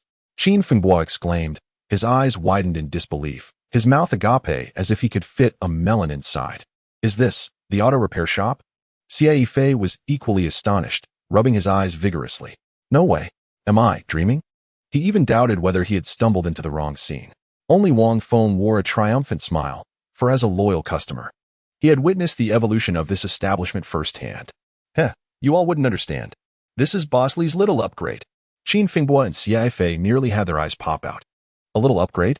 Is this what you call a little upgrade? What would a major upgrade be? Opening a shop at the center of the galaxy? They felt as though their processors might overheat. This auto repair shop bore no resemblance to a mere mechanics. It was far more extravagant than an interstellar warship. The enormous floor-to-ceiling windows gleamed, the metallic walls shimmered with a cold light, and that towering sign? Indeed, it was a sign. It bore a script they had never encountered before, elegantly inscribed with Dream Auto Repair Shop. The characters radiated a spectrum of colors, more dazzling than the starry sky. Qin Fingbua gasped, instinctively patting his pocket. Oh no, I fear I haven't brought enough credits to cover the drinks. Xia Yifei cautiously tugged at Wang Feng's sleeve. Old Wang, are you certain this is an auto repair shop? I feel as if I stepped into some interstellar museum. Wang Feng patted his chest, wearing an expression that suggested they were about to strike it rich. Of course it's an auto repair shop. Boss Li's expertise is. Just wait and see. Li Fan glanced at Qin Fingbua and Xia Yifei, a slight smile gracing his lips. Without elaborating, he simply stated, the proof of the pudding is in the eating. Welcome to the Dream Auto Repair Shop. May I ask if you three are opting for maintenance or enhancement? The voice of the intelligent reception system was devoid of emotion. Enhancement. Definitely enhancement. Wang Feng answered eagerly, with Qin Fingbua and Xia Yifei nodding vigorously in agreement. They had witnessed the extraordinary transformations of enhanced mechas, resembling humanoid Gundams. Such an opportunity would be foolish to pass up. Wang Feng chuckled, adding, this time, I can finally fulfill the enhancement which I missed out on last time. Previously, he had regrettably missed the chance to enhance his mecha due to insufficient credits and had been lamenting ever since. This time, he was determined to seize the moment. A rotund robot appeared before the trio, guiding them towards the designated repair chamber. Please follow me. The robot led them through a corridor imbued with futuristic aesthetics. Eventually, they arrived at a maintenance chamber marked with the number 3. Please wait here. Boss Li will arrive shortly, the robot announced before silently departing. Qin Fingbua began to fidget restlessly. What do you think Boss Li will enhance us to? Xia Yifei also felt a twinge of anxiety. I have heard that Boss Li possesses extraordinary skills, capable of enhancing ordinary mechs to the pinnacle of stellar grade. Wang Feng remained composed, eagerly anticipating the spectacle. Suddenly, the door to the maintenance room swung open, and Li Fan emerged. He surveyed the three with a profound gaze, signaling to Qin Fingbua and the others with an unperturbed tone. The enhancement to stellar grade mechs cost 3 million. You are familiar with the rules, I trust. This was merely a formality, The enhancement fees had long been posted on the Star Network, clearly visible. Stellar, 1. 3 million. Rift, 20 million. Shattered Star, 80 million. Starry Sky, 1. 5 billion. As for the psionic grade, Li Fan had not even listed it. As the Wasteland Federation could scarcely produce a few psionic masters for him to enhance. The three responded in unison, "We understand. We understand. It is worth this price." Instantly, they held their breath in nervous anticipation. "Are you certain you wish to proceed with the enhancement?" Li Fan's voice was calm, yet carried an undeniable authority. "Absolutely. Very certain. Unquestionably certain." They echoed in unison. Li Fan nodded. "Very well, let us begin." He stepped before them, his gaze sweeping across the Mech behind them. Rift grade 2-foot Frenzied Eagle. Stellar grade 3-foot Thunder. Stellar grade 4 Blaze. Li Fan accurately named each Mech's model and level, his tone tranquil, as if appraising a few ordinary toys. Qinfenghua, feeling a twinge of dissatisfaction at Li Fan's nonchalant demeanor, could not help but speak up. "Boss Li, while our Mechs may not be the very best, do you have confidence in enhancing them to our desired level?" "Indeed, Boss Li, we have come from afar with great expectations. Please do not let us down." Sci-Fi chimed in. "After all, while your establishment appears quite luxurious, we have yet to witness your true capabilities." Their words dripped with skepticism and a hint of disdain. Perceiving him merely as the proprietor of an opulent shop, lacking genuine expertise, Wang Feng remained silent, standing quietly to the side. He had faith in Li Fan, trusting the prowess of this enigmatic owner. Li Fan, undeterred by their doubts, merely smiled, an expression tinged with amusement. "Central Control, prepare the materials," he commanded without further ado. "Yes, boss," came the mechanical voice of the Central Control System. The ground of the maintenance chamber slowly opened, revealing a massive platform that gradually ascended, laden with a variety of materials gleaming with metallic luster, radiating immense energy fluctuations. Qinfenghua and Xie Fei's eyes widened in astonishment. These materials, they had only encountered them in textbooks and at prestigious Mech exhibitions. Each piece was worth a fortune. They were the premier materials for enhancing stellar-grade Mechs. This. Qinfenghua felt his tongue twist in disbelief. Xie Fei stood frozen, nearly dropping his jaw to the floor. The two felt as though they were lost in a dream. "No, it is a luxury I dare not even dream of." All the doubts expressed before have now transformed into resounding slaps to the face, leaving them stinging. Qinfenghua opened his mouth, wishing to apologize, but found his throat parched, rendering him speechless. Xie Fei also regained his composure and hurriedly said, "Mr. Li, we failed to recognize your greatness. Please forgive our ignorance and do not hold it against us."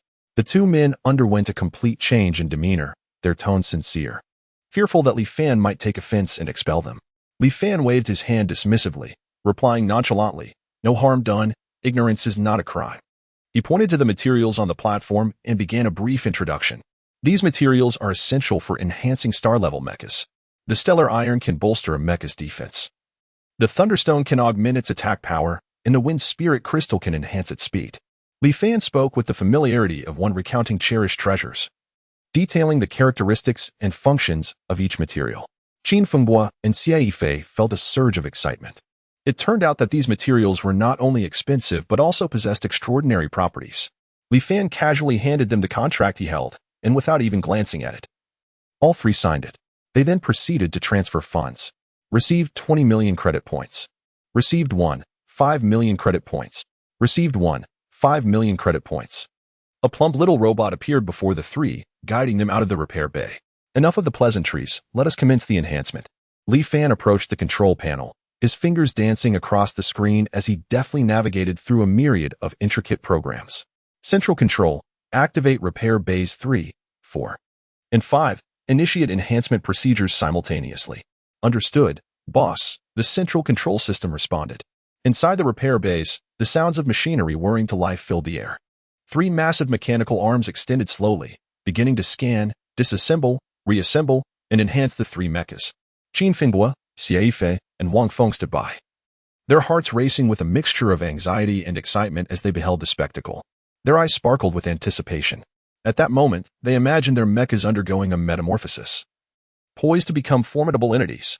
Li Fan's operations flowed seamlessly, executed with grace and precision.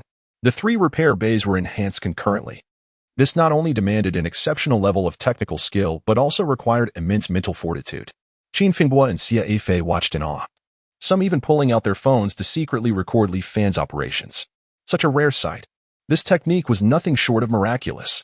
Mr. Li's skills are truly beyond compare. Chapter 73. Punching the Nanshan Elderly Care Center. Swish, swish, swish. Before the control panel in the maintenance room, Li Fan's fingers danced with such rapidity that they were almost imperceptible. 3 mechs, 3 maintenance pods, and 3 sets of mechanical arms. All operated in exquisite harmony under his command, producing a symphony of technology and power with resounding metallic clashes and dazzling sparks. Qin Finghua, Xia Yifei, and Wang Feng watched with wide eyes and agape mouths, their jaws nearly grazing the floor. Could this truly be the work of a mere human? Qin Finghua felt his worldview shattering. Xia Yifei pinched his thigh sharply, pain jolting through him. Hiss, that hurts. This is no dream. Boss Li is phenomenal. Wang Feng gazed at Li Fan with unabashed admiration, his mind racing with thoughts. Boss is amazing. Boss is invincible. Boss is my deity. The speed at which Li Fan enhanced the mechs was nothing short of astronomical. If normal mech enhancement resembled a snail's leisurely stroll, then Li Fan's was akin to a rocket launch, complete with spectacular effects. Buzz, buzz, buzz. As the enhancement progressed, the 3 mechs began to undergo astonishing transformations. The once dull armor now gleamed with the cold, piercing luster unique to metal, as if newly imbued with life. Waves of formidable energy radiated from within the mechs, reminiscent of a slumbering beast awakening, sending shivers down one's spine. Qin Finghua and Xia Yifei trembled with excitement, acutely aware that their mechs were undergoing a metamorphosis, becoming stronger. Stronger. Even stronger. This sensation was utterly euphoric. My heavens. This effect is utterly explosive. Qin Finghua couldn't help but exclaim in disbelief. Xia Yifei fell to his knees with a thud. Boss Li, please accept my homage. Wang Feng discreetly took out his phone. Capturing the mech enhancement process within the maintenance pod on video, his hands steady with determination. This would be the day my mech astonishes everyone. At that moment, Qin Kong entered, humming a tune while carrying a toolbox, strolling leisurely. Boss, I brought those parts. Before she could finish, she was struck dumb by the scene before her. There stood Li Fan, controlling the enhancement of 3 mechs like a sorcerer commanding lightning, his technique and speed rendering her incredulous. Is this magic? Qin Kong felt her CPU nearly overheating, reflecting on the weapons she had crafted earlier. She looked at the spectacle Li Fan was orchestrating and felt like a novice apprentice in comparison. Boss, your skills are simply astounding. Qin Kong couldn't help but marvel. Compared to you, what I've made is merely a heap of scrap metal. As she spoke, her frustration grew. The gap between her and Li Fan felt not merely like a chasm, but an insurmountable abyss. Nevertheless, despite her dismay, Qin Kong was not one to concede easily. Clenching her fists, she ignited a fire within her eyes. No, I cannot be left behind by my boss. I must strive harder, push myself to the limits. One day, I shall catch up to his stride. Quietly motivating herself, Qin Kong resolved to transform all her resentment and setbacks into the fuel for her advancement. Ding! The central control system emitted a crisp chime. Repair bays 3, 4, and 5. Enhancement procedures have been completed. Li Fan gradually withdrew his hands, letting out a long sigh of relief. It's done. He turned around to face the 3 astonished individuals, a subtle smile gracing his lips. So, are you satisfied? Absolutely. Couldn't be more satisfied. Qin Finghua and the others nodded vigorously, like chicks pecking at grain. This mech is more formidable than any I've piloted before. Boss Li, you are my savior, Xia Yifei exclaimed, his excitement rendering him nearly incoherent, wishing he could bow down to Li Fan. Boss, do you think my mech can soar through the skies and land powerful blows on the South Mountain retirement home while kicking the North Sea kindergarten? Wang Feng asked, his face brimming with anticipation. Li Fan, what on earth are you talking about? Ahem, well, that's enough for now. Li Fan cleared his throat, interrupting their extravagant flattery. Hurry and test the mechs. Don't waste my time here. Yes. The 3 responded in unison, then eagerly climbed into their respective mechs. Virum, 3 mechs roared to life simultaneously, their engines emitting a deep growl, akin to 3 beasts poised to pounce. Charge! Qin Finghua bellowed, driving his mech out of the repair bay, recklessly rampaging across the expansive testing grounds like a rampaging bull. Ha ha ha, exhilarating. Absolutely exhilarating. Qin Fenghua's maniacal laughter echoed within the mech, causing one's eardrums to tingle. Watch this. Xia Yifei, unwilling to be outdone, maneuvered his mech to perform various high-difficulty feats. Leaping into the air and spinning rapidly like a graceful dancer, my mech can finally take flight. Tears of joy nearly welled up in Sci-Fi's eyes. Wang Feng, however, remained relatively composed. He diligently tested the mech's performance metrics. Weapon system, operational. Defense system, operational. Power system, operational. All metrics have met the standards and far exceeded expectations. A smile of uncontainable joy spread across Wang Feng's face as he silently calculated. Boss, this mech is nothing short of a divine weapon. Wang Feng couldn't help but exclaim. After a series of tests, the trio sang praises for the mech's performance. Bossly, you truly are remarkable. Qin Fengbo expressed sincerely. Bossly, from now on, I shall be your #1 fan. Sci-Fi promised, thumping his chest. Boss, do you think I could add a few more features to my mech? Perhaps, wings? Wang Feng asked, his face filled with hope. Li Fan, do you think this is a game of Gundam? Enough with the insatiable demands. Li Fan replied, slightly exasperated. Now hurry along, don't delay my business. Yes, we're on our way. The three nodded enthusiastically, then piloted their mechs away from the repair shop, thoroughly satisfied. These three fellows are quite amusing. Li Fan mused as he watched them depart, a faint smile on his face. Qin Kong, did you see that? This is the allure of being a mechanic. He turned to look at the contemplative Qin Kong. Indeed. Qin Kong nodded vigorously. Boss, I will surely strive to excel. I believe in you, Li Fan encouraged, patting Qin Kong on the shoulder. Go for it, young lady. Yes, boss. Qin Kong's eyes sparkled with unwavering determination. Ready to devote all her passion to the mechanical repair industry, Li Fan observed her enthusiasm with satisfaction, nodding approvingly. This girl has finally awakened. The mecha was truly a transformative creation. Qin Fengbo piloted the mecha, soaring above the testing grounds, reveling in an unprecedented sense of fluid control, unable to suppress his admiration. Haha, products from the boss are guaranteed to be top-notch. Sci-Fi maneuvered the mecha on the ground, drifting gracefully like a large cat. Boss, your skills are simply extraordinary. Wang Feng, more focused on data, gazed at the record-breaking values on the dashboard, utterly in awe of Li Fan. Li Fan stood nearby, observing the trio's excitement with a hint of pride on his face. Just wait, this is only the beginning. No sooner had the three left than Li Fan's communication device erupted with notifications. What is happening? Li Fan stared at the incessantly popping messages, utterly bewildered. Upon investigation, he discovered an avalanche of videos and posts about his remarkable repair shop. One video had garnered over 100 million likes, and the comments section was abuzz with activity. Wow, has the boss struck gold? Controlling 3 repair bays simultaneously? How long must one be single to hone such speed? Hey, you're missing the point. The focus should be on the skills, which are nothing short of miraculous. Where is this repair shop? I want to apprentice. Let's form a group. I want to go too. Chapter 74. The tool user, Qin Kong gazed at the 3 figures before her, her eyes shimmering with longing. It would be splendid to pilot a mech. Li Fan, noticing the yearning in her gaze, was taken aback. Do you not enjoy mechanical repair? From her initial, unwavering determination to challenge herself, to her recent tireless dedication, he held firm belief in her mechanical aptitude and fervor. Of course I enjoy it. Qin Kong replied hastily, her voice imbued with an undeniable conviction. Yet, she soon sighed softly, her expression becoming somewhat ethereal. But if I could, I too wish to experience the sensation of soaring through the starry sky while piloting a mech. A smile graced her lips, tinged with a hint of youthful reverie. No mechanic could resist the allure of personally piloting a mech they had crafted with their own hands, and she was no exception. Li Fan regarded Qin Kong, a subtle smile playing at the corners of his mouth, leaving behind a meaningful expression. Work hard. Dreams are worth having. What if they come to fruition? Deep within, he harbored a bold aspiration. What if one day he could create a mech that anyone, without special talents, could pilot safely? Though this goal seemed a distant reality for now. His suggestive words stirred a tempest within Qin Kong's heart.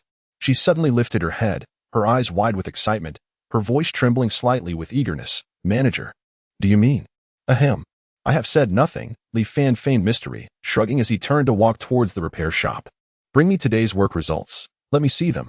As Qin Kong watched Li Fan's retreating figure, flames of exhilaration ignited in her eyes. As if she were destined to illuminate the entire cosmos.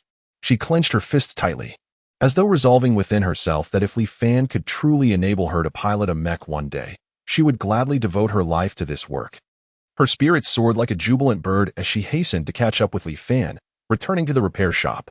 They arrived at repair bay number 10. 16-star level mech weapons lay quietly on the ground, their metallic luster shimmering with a cold, lethal grace. Boss, look. These are the 16-star level mech weapons I have completed during this time. Ching Kong's voice carried an unmistakable pride, reminiscent of a little girl showcasing her cherished toys. Yearning for adult approval, Li Fan approached slowly, his gaze sweeping over the weapons. He casually picked up a battle blade nearly 5 meters long, weighing it in his hands. The blade, entirely black, boasted a formidable design, its edge glinting ominously. However, a slight furrow creased Li Fan's brow. Ching Kong's heart raced, apprehension surging within her. This blade. Li Fan's voice was low and somber. Ching Kong felt her heartbeat quicken to a halt. It seems somewhat rough, Li Fan remarked slowly. Disappointment lacing his tone. Ching Kong's complexion drained of color. Boss, this was the last one I rushed to complete. Time was tight, so. It turned out a bit hasty. Ching Kong hurriedly explained, her voice dwindling, her head bowed low like a child who had erred. Li Fan nodded, acknowledging her. He bore no intention of reproaching Ching Kong. In the future, be mindful not to sacrifice quality for the sake of expediency, he admonished, his tone softening slightly. Ching Kong let out a small sigh of relief. Yes, boss, I understand. I will surely learn from this and never repeat my mistake, she assured him earnestly. Li Fan set aside the weapon he had been inspecting and proceeded to examine the remaining arms. He scrutinized each one meticulously, occasionally nodding or furrowing his brow. Ching Kong's emotions mirrored his expressions, her palms sweating from anxiety. At last, Li Fan finished his evaluation. He turned to Ching Kong. Aside from the first blade, the rest meet the standards, he stated calmly. Ching Kong was momentarily taken aback, only to be overwhelmed by a wave of elation. Does the boss approve of me? However, Li Fan's tone shifted, causing her heart to race once more. Your overall proficiency still has considerable room for improvement. Li Fan regarded her with a glimmer of expectation in his eyes. Continue to strive, Ching Kong. I believe you can achieve even greater heights. He patted her shoulder in encouragement. Yes, boss. I will not let you down. Ching Kong affirmed vigorously, her eyes sparkling with determination. Li Fan approached a row of energy rifles, leaning in for a closer inspection, his fingers tracing the intricate patterns upon their surfaces. The rifles, approximately 4 meters in length, were unlike the silvery energy weapon Ching Kong had previously crafted. This batch boasted a profound starry blue body, speckled with shimmering silver starlight, exuding an air of mystery and deep beauty. The muzzle was elegantly designed to resemble a slightly ajar dragon's mouth, with faint energy glimmers emanating, instilling a powerful sense of intimidation. This batch of energy rifles, Li Fan mused, stroking the weapon's body, a flicker of admiration crossing his gaze. The craftsmanship was exceptional, far superior to the previous blades. Ching Kong, what is the story behind this? He inquired, curiosity lacing his voice. Upon hearing his question, Ching Kong perked up, straightening her posture, a hint of pride gracing her features. Boss, to be honest, my greatest expertise lies in firearms manufacturing, she declared with delight. When I initially tested to become a 1-star master mechanic, it was my prowess in firearm creation that allowed me to pass the assessment with ease. She blinked her big eyes, eagerly awaiting Li Fan's response. Understanding dawned upon Li Fan. Ah, that explains why you excel in this domain. You have specialized in it. Indeed. Indeed, he replied with a smile, nodding in approval. Ching Kong, you truly possess a remarkable talent for firearms manufacturing. Keep pushing forward, and strive to become a top-tier firearms master soon. Li Fan encouraged her. He could discern that Ching Kong possessed an exceptional talent and fervor for firearms manufacturing. Given time, she was bound to achieve remarkable success in this domain.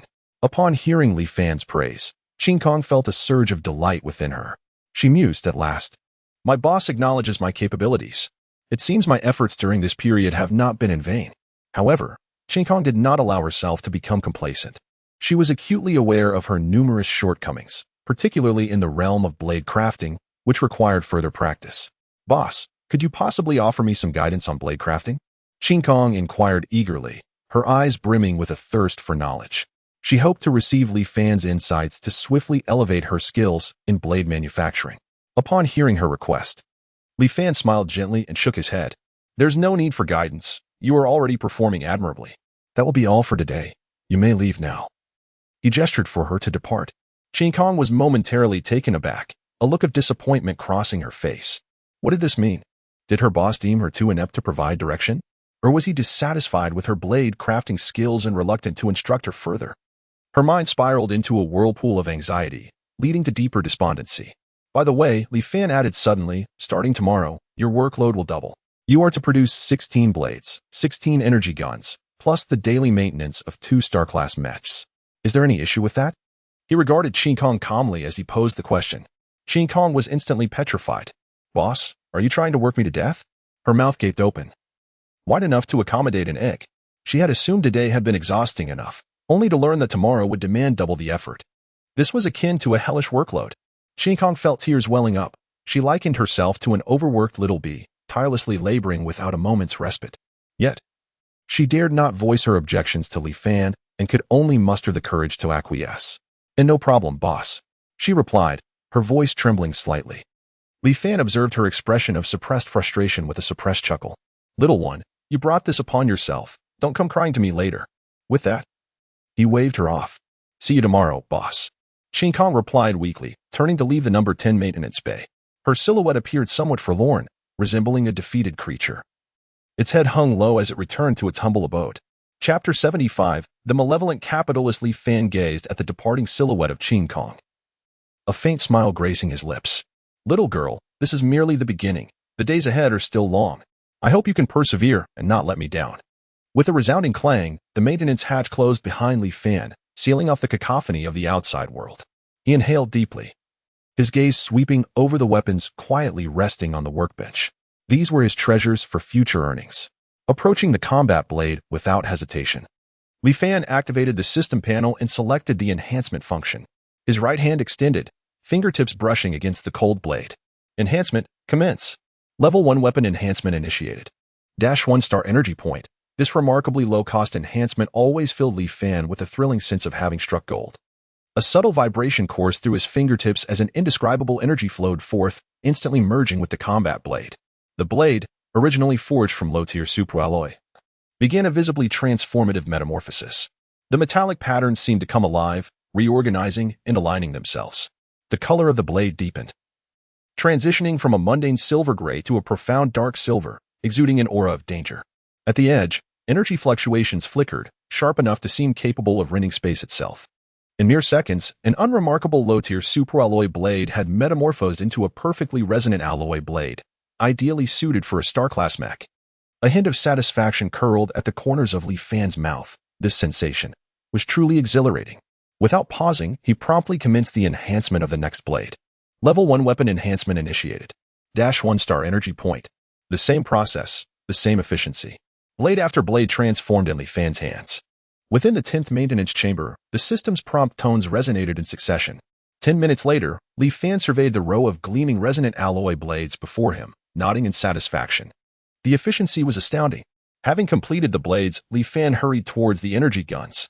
He was eager to see what tricks Qin Kong, with her decent looks, could conjure up. He picked up an energy gun, scrutinizing it carefully. This gun possesses some intrigue. Li Fan keenly noticed that the interior of the barrel bore unusual patterns. These engravings were not mere decorative embellishments. They were ballistic correction. Li Fan's eyes sparkled with realization. This girl has quite an ace up her sleeve. Ballistic correction, as the name implies, adjusts the trajectory of the energy beam for greater precision. Such a feature is rare among star-class weapons. Typically, only weapons of the rift-breaking tier and above would consider incorporating this functionality.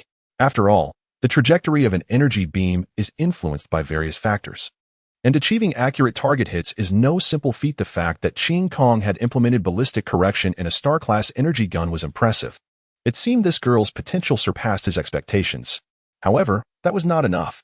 A playful smile crept onto Li Fan's lips. He sought to enhance the energy gun, striving for greater power. Activating the system panel, he summoned the enhancement function. First-tier weapon enhancement initiated. -1 star energy point, a familiar flow of energy surged forth, enveloping the energy gun. The internal energy matrix began to undergo a dramatic transformation. The already intricate structure evolved into a more complex and efficient design.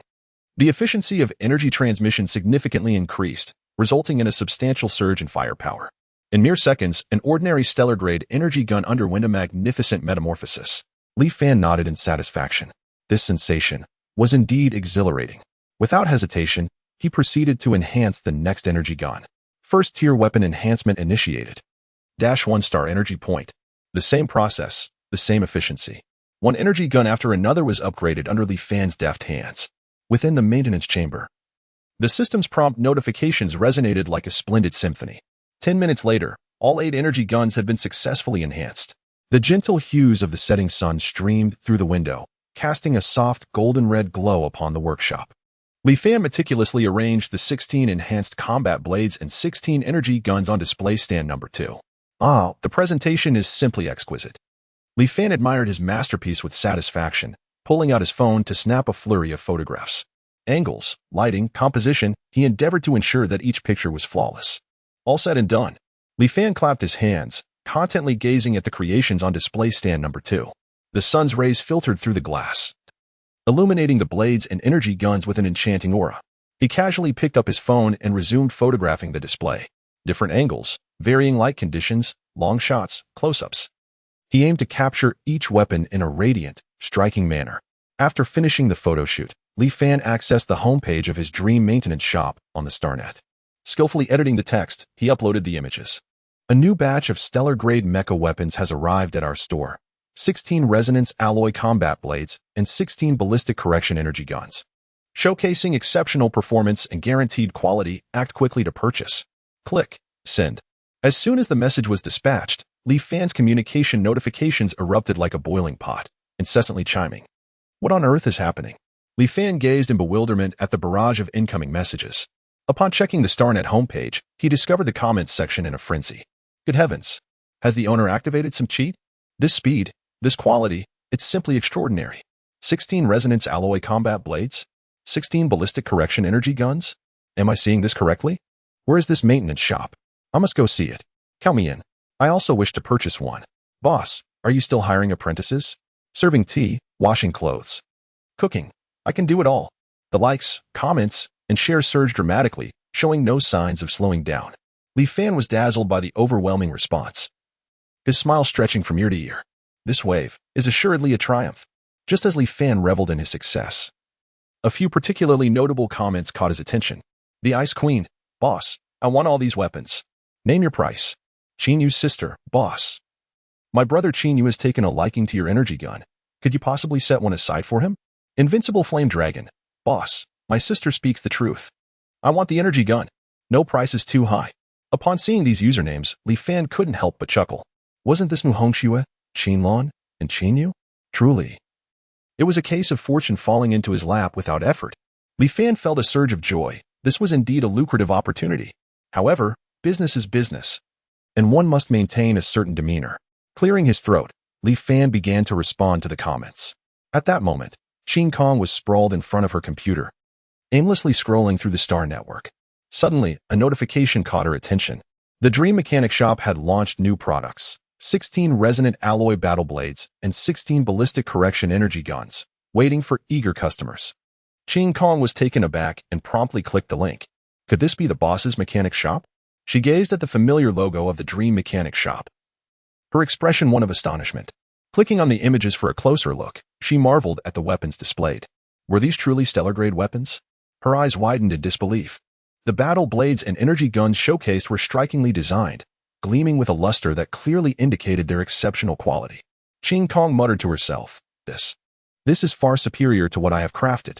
She recalled the weapons she had previously made and compared them with these. They were worlds apart. The boss is truly remarkable. An overwhelming sense of defeat washed over her, making her feel like a novice apprentice gazing up at a master of great renown. Unwilling to accept being left behind, Qin Kong clenched her fists, flames igniting in her eyes. I must strive harder. I will not rest until I match the boss's prowess. She silently encouraged herself, determined to transform all her frustrations and setbacks into motivation for advancement. Li Fan, observing the purchase request in the comments, couldn't help but smile. Business was knocking at his door. However, he refrained from rushing to respond, opting instead to sift through the messages. After all, customers varied in their status. Individuals like Mu Hongxue, Qin Lan, and Qin Yu were evidently affluent and deserved special attention. As for those merely browsing or hoping for a bargain, he would set them aside for the moment. Li Fan first replied to Mu Hongxue, This batch of weapons has been meticulously crafted by our shop. and their quality is absolutely guaranteed. The price is a flat rate of 100,000 credit points. He was bold in his pricing, knowing Mu Hongxue had the means. Next, he responded to Qin Lan and Qin Yu. You wish for an energy gun? Not a problem. On account of you and Qin Yu, I will reserve one for him. As for the price, we shall adhere to market value, 90,000 credit points each. How does that sound?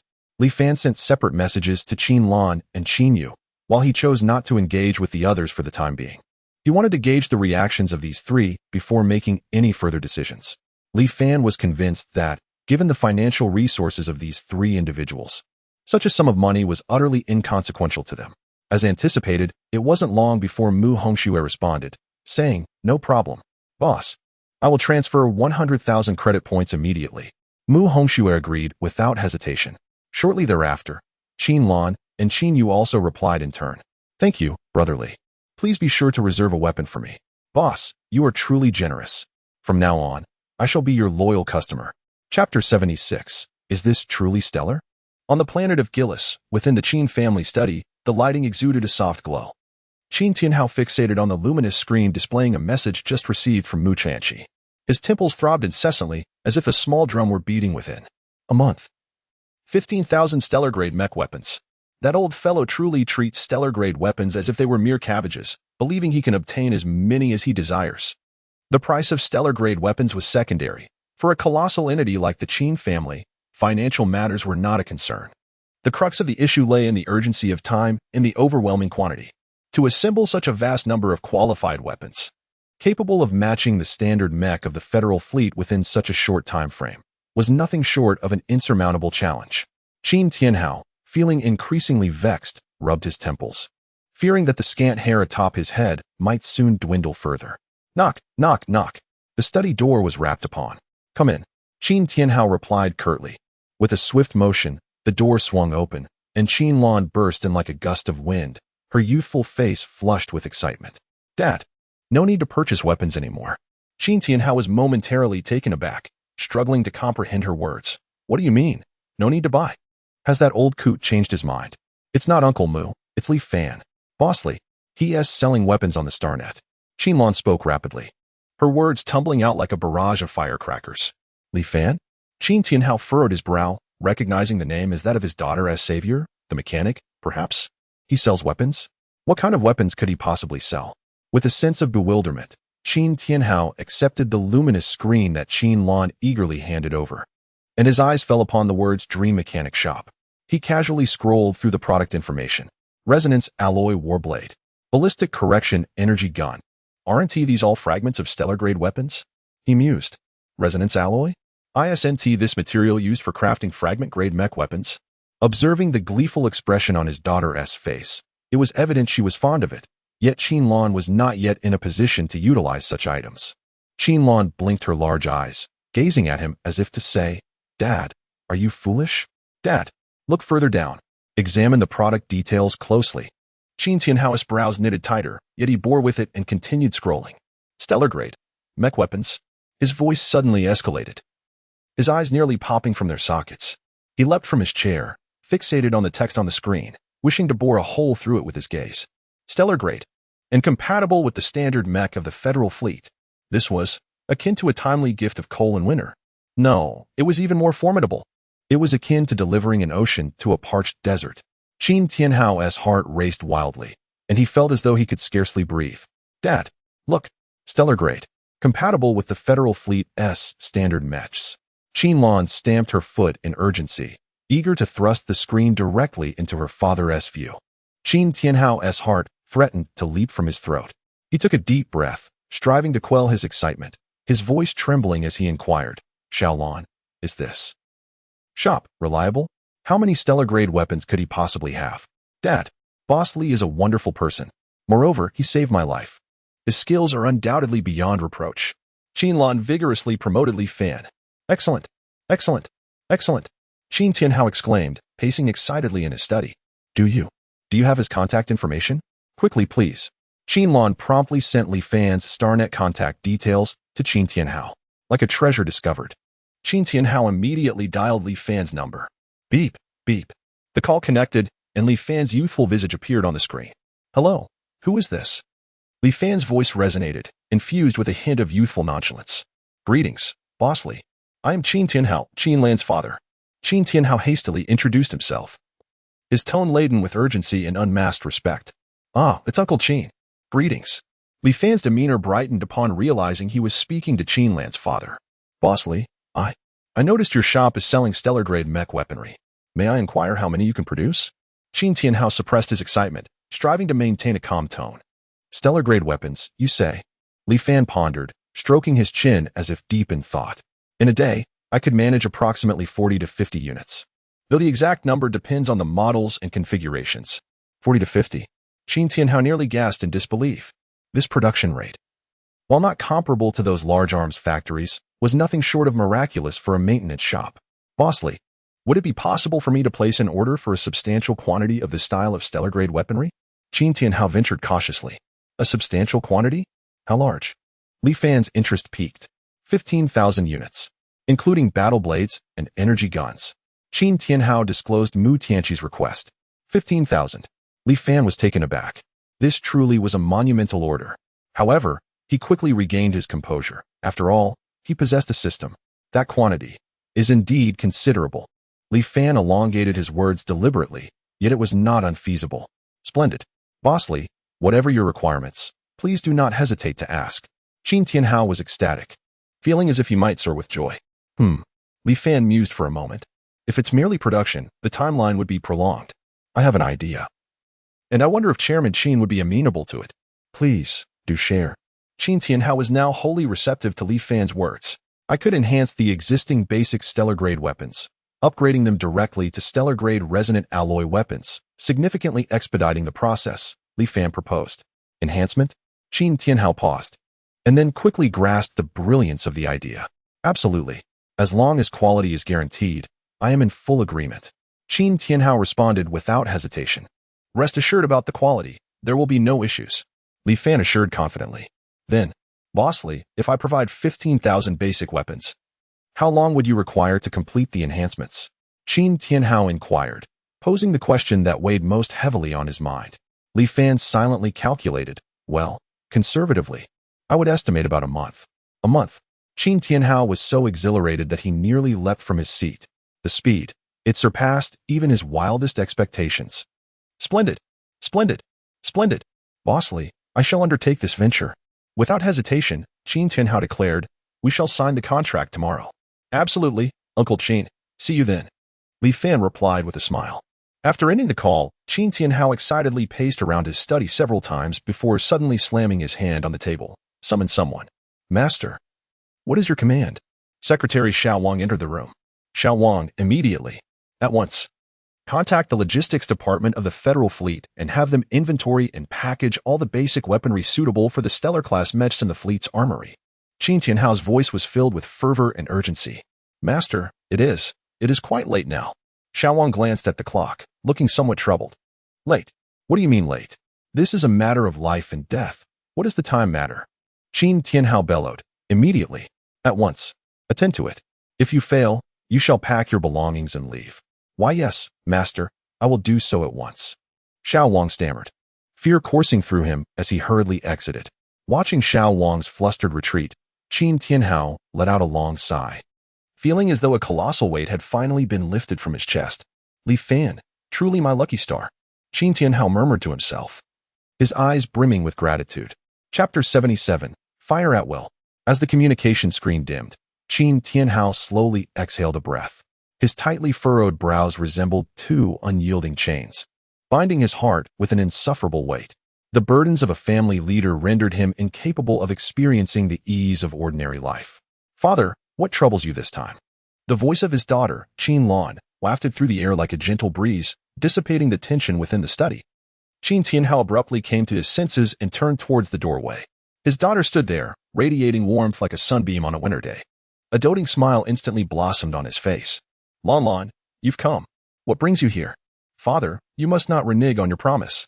Qin Lan pouted, her expression imbued with youthful innocence. What promise? Qin Tianhao momentarily faltered, a flicker of confusion crossing his gaze. The weapon. My Snow Eagle still requires a suitable armament. Qin Lan reminded him, her tone tinged with mild dissatisfaction. Qin Tianhao slapped his forehead, suddenly recollecting the matter at hand. A hint of embarrassment flitted across his face. But he quickly resumed his paternal demeanor. Oh, my memory. Fear not, Lon Lon. How could your father possibly forget? He shifted his tone, adopting a more conciliatory approach. However, Lon Lon, this matter cannot be rushed. When we sign the contract tomorrow, I shall take the opportunity to select the finest for you. How does that sound? Father, you haven't forgotten, have you? Qin Lan's almond-shaped eyes widened, hands on her hips. Exuding an air of dare to deceive me if you can, a pang of anxiety surged within Qin Tianhao. He realized the gravity of the situation. Recently, he had been overwhelmed with matters and had indeed let this slip from his mind. How could that be? My precious daughter, when have I ever deceived you? Qin Tianhao hastily assured her, though a hint of guilt seeped into his voice. He quickly devised a plan, his eyes gleaming with a spark of cunning. Lon Lon, what sort of weapon do you desire? Speak freely, and I shall procure the best for you. Qin Tianhao thumped his chest, exuding confidence. Even as his mind raced with strategies to fulfill this promise. I want a combat dagger, Qin Lan declared without hesitation. And a sniper rifle, she added, her eyes sparkling with excitement, as though envisioning herself wielding the weapons and charging into battle. It must be the best, Qin Lan insisted, her tone resolute and unwavering. Not a problem. Qin Tianhao readily agreed, though a sense of foreboding began to settle in. A combat dagger? A sniper rifle? And they must be the finest? This girl certainly had high standards. Yet, a glimmer of mischief danced in Qin Tianhao's eyes. Perhaps he could consult that lad, Li Fan? Was he adept at enhancing and modifying weapons? Perhaps he could arrange a custom piece for Lon Lon. Content with the conversation, Qin Lan exited the study, leaving Qin Tianhao alone to grapple with his dilemma. He resumed his seat, opening the star chart, his gaze drifting across the multitude of coordinates. The Bloodbath Alliance. Where could you be hiding? Qin Tianhao's countenance was ominously dark, his eyes ablaze with the flames of vengeance. Those who dare to harm my Qin family shall undoubtedly pay a blood price. In the Federal Operations Conference Room, the air was so thick with tension it felt as though one could wring water from it.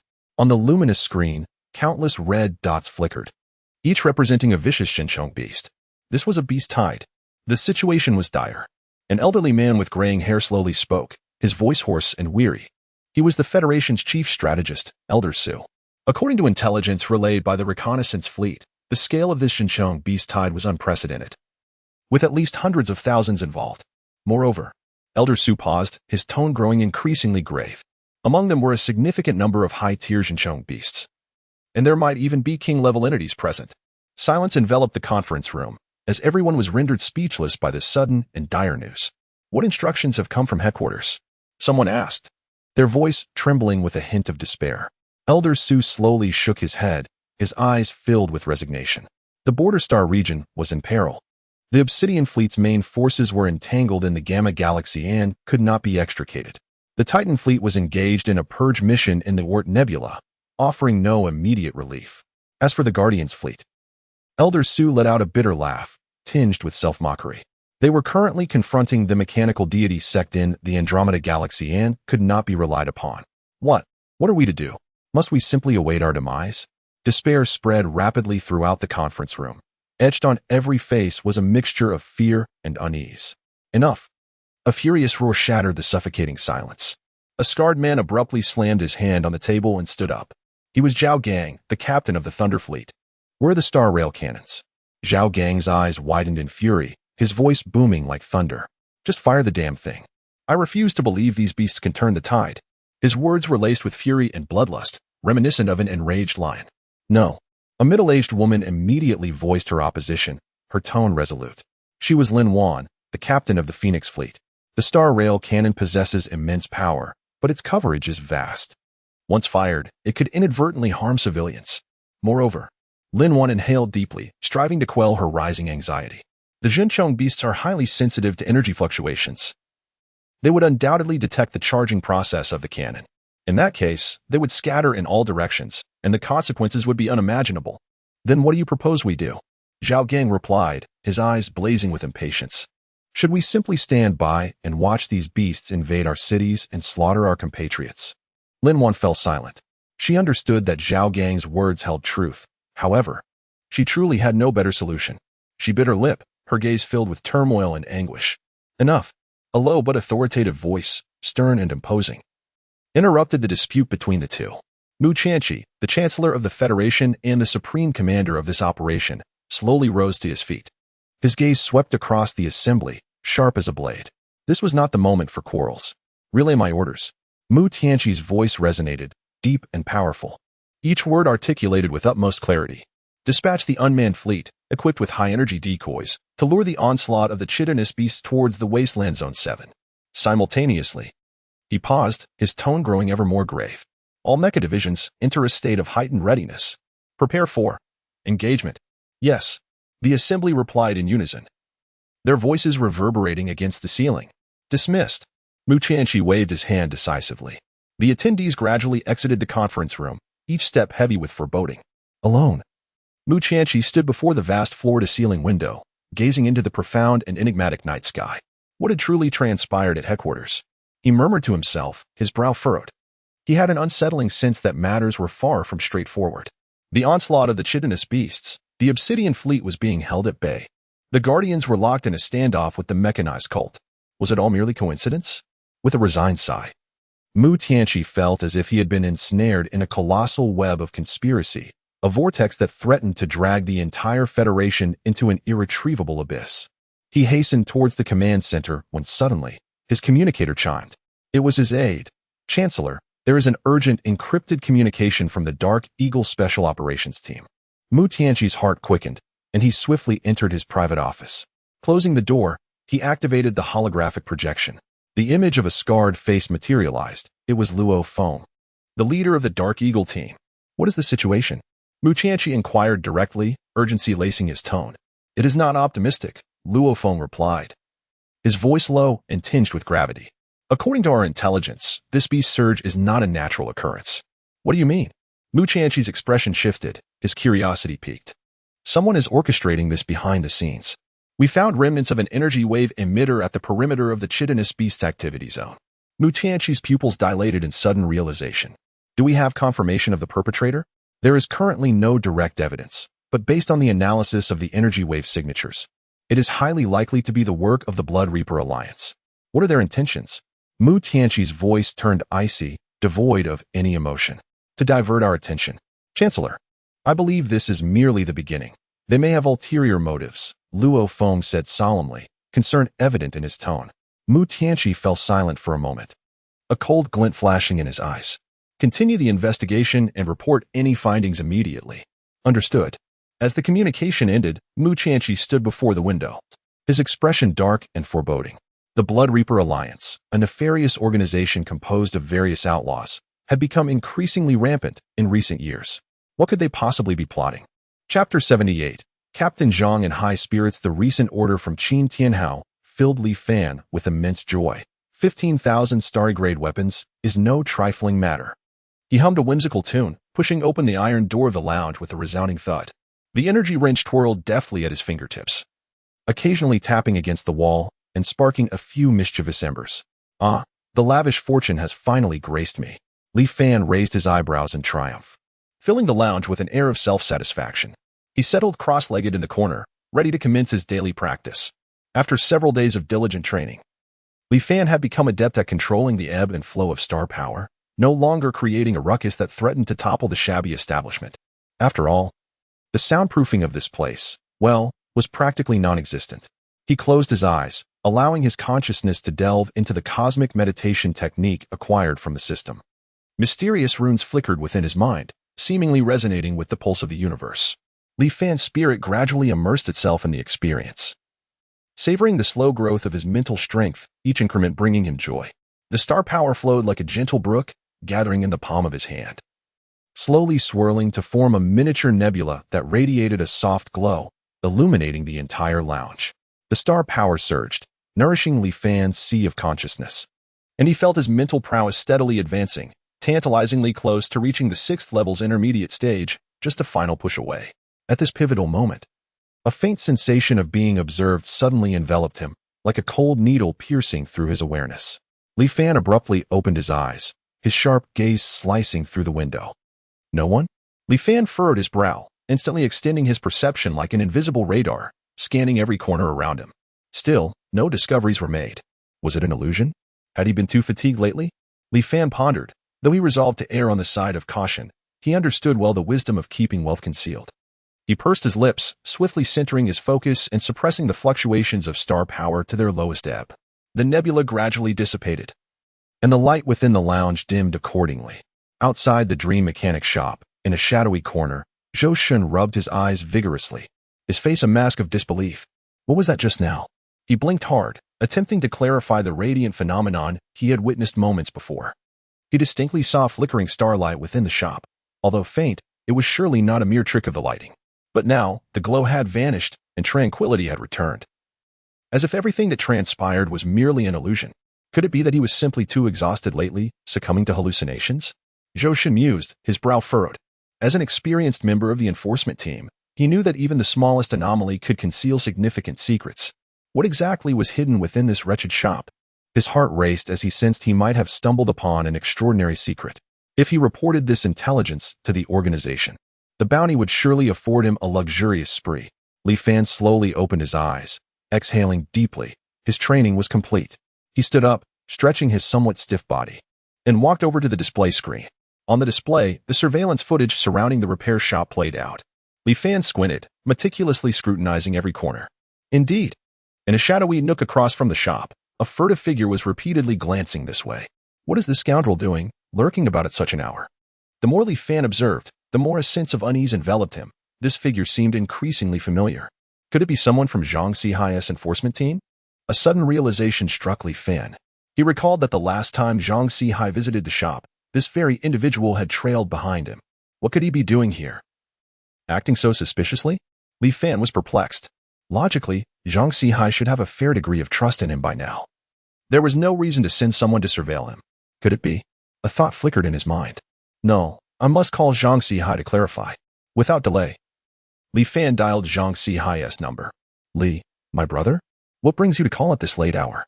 Zhang Sihai, upon seeing Li Fan's name, was quite pleased, his voice brimming with anticipation. After all, every interaction with Li Fan had been fortuitous. Captain Zhang, is there someone from your team loitering in front of my shop? Li Fan cut straight to the chase. Huh. Zhang Sihai was taken aback, his smile abruptly freezing. Li, are you certain? His tone had shifted to one of gravity. Absolutely. I have it on surveillance. It's quite clear, Li Fan affirmed with conviction. Zhang Sihai fell silent for a moment, his voice now somber. Li, this matter is somewhat complicated. Please wait for me. I'll be there immediately. With that, Zhang Sihai promptly hung up. It appeared that something was amiss. Li Fan set down the phone, his brow furrowed in concern. He sensed that the situation was far from straightforward. Zhang Sihai's reaction only solidified his suspicions. Could it be remnants of the Bloodbath Alliance? The thought crossed Li Fan's mind, for the influence of the Bloodbath Alliance was vast. It could not be eradicated by a single operation. It seemed prudent to exercise caution.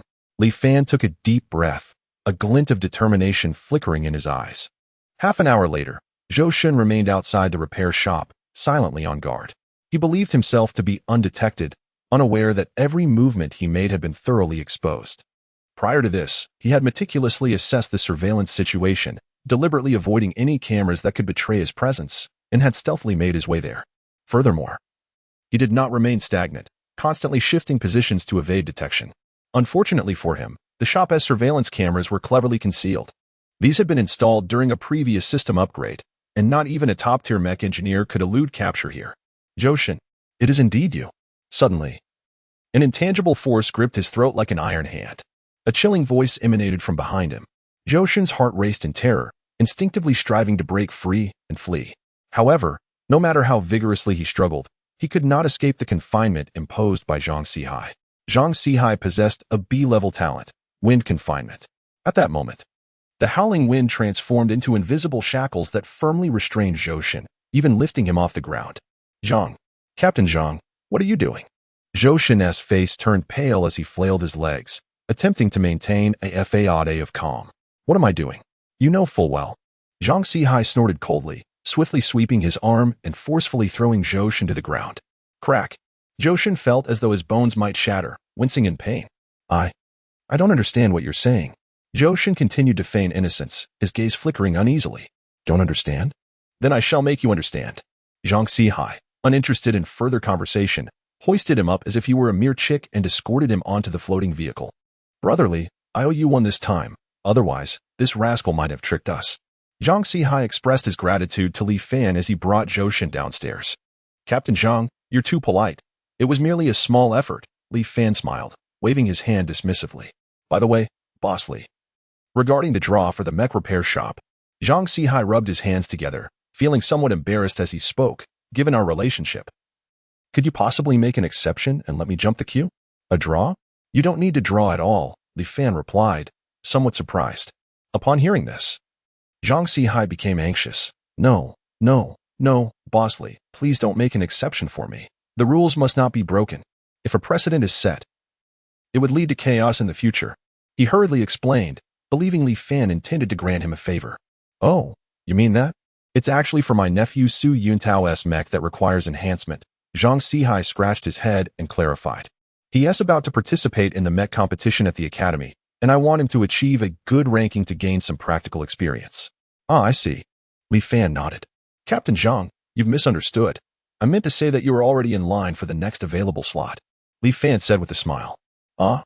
Zhang Sihai was taken aback, then quickly realized, Brother Li, are you saying my reservation is prior to the draw? His voice trembled, barely concealing his excitement. Indeed. Li Fan affirmed with a nod. Wonderful.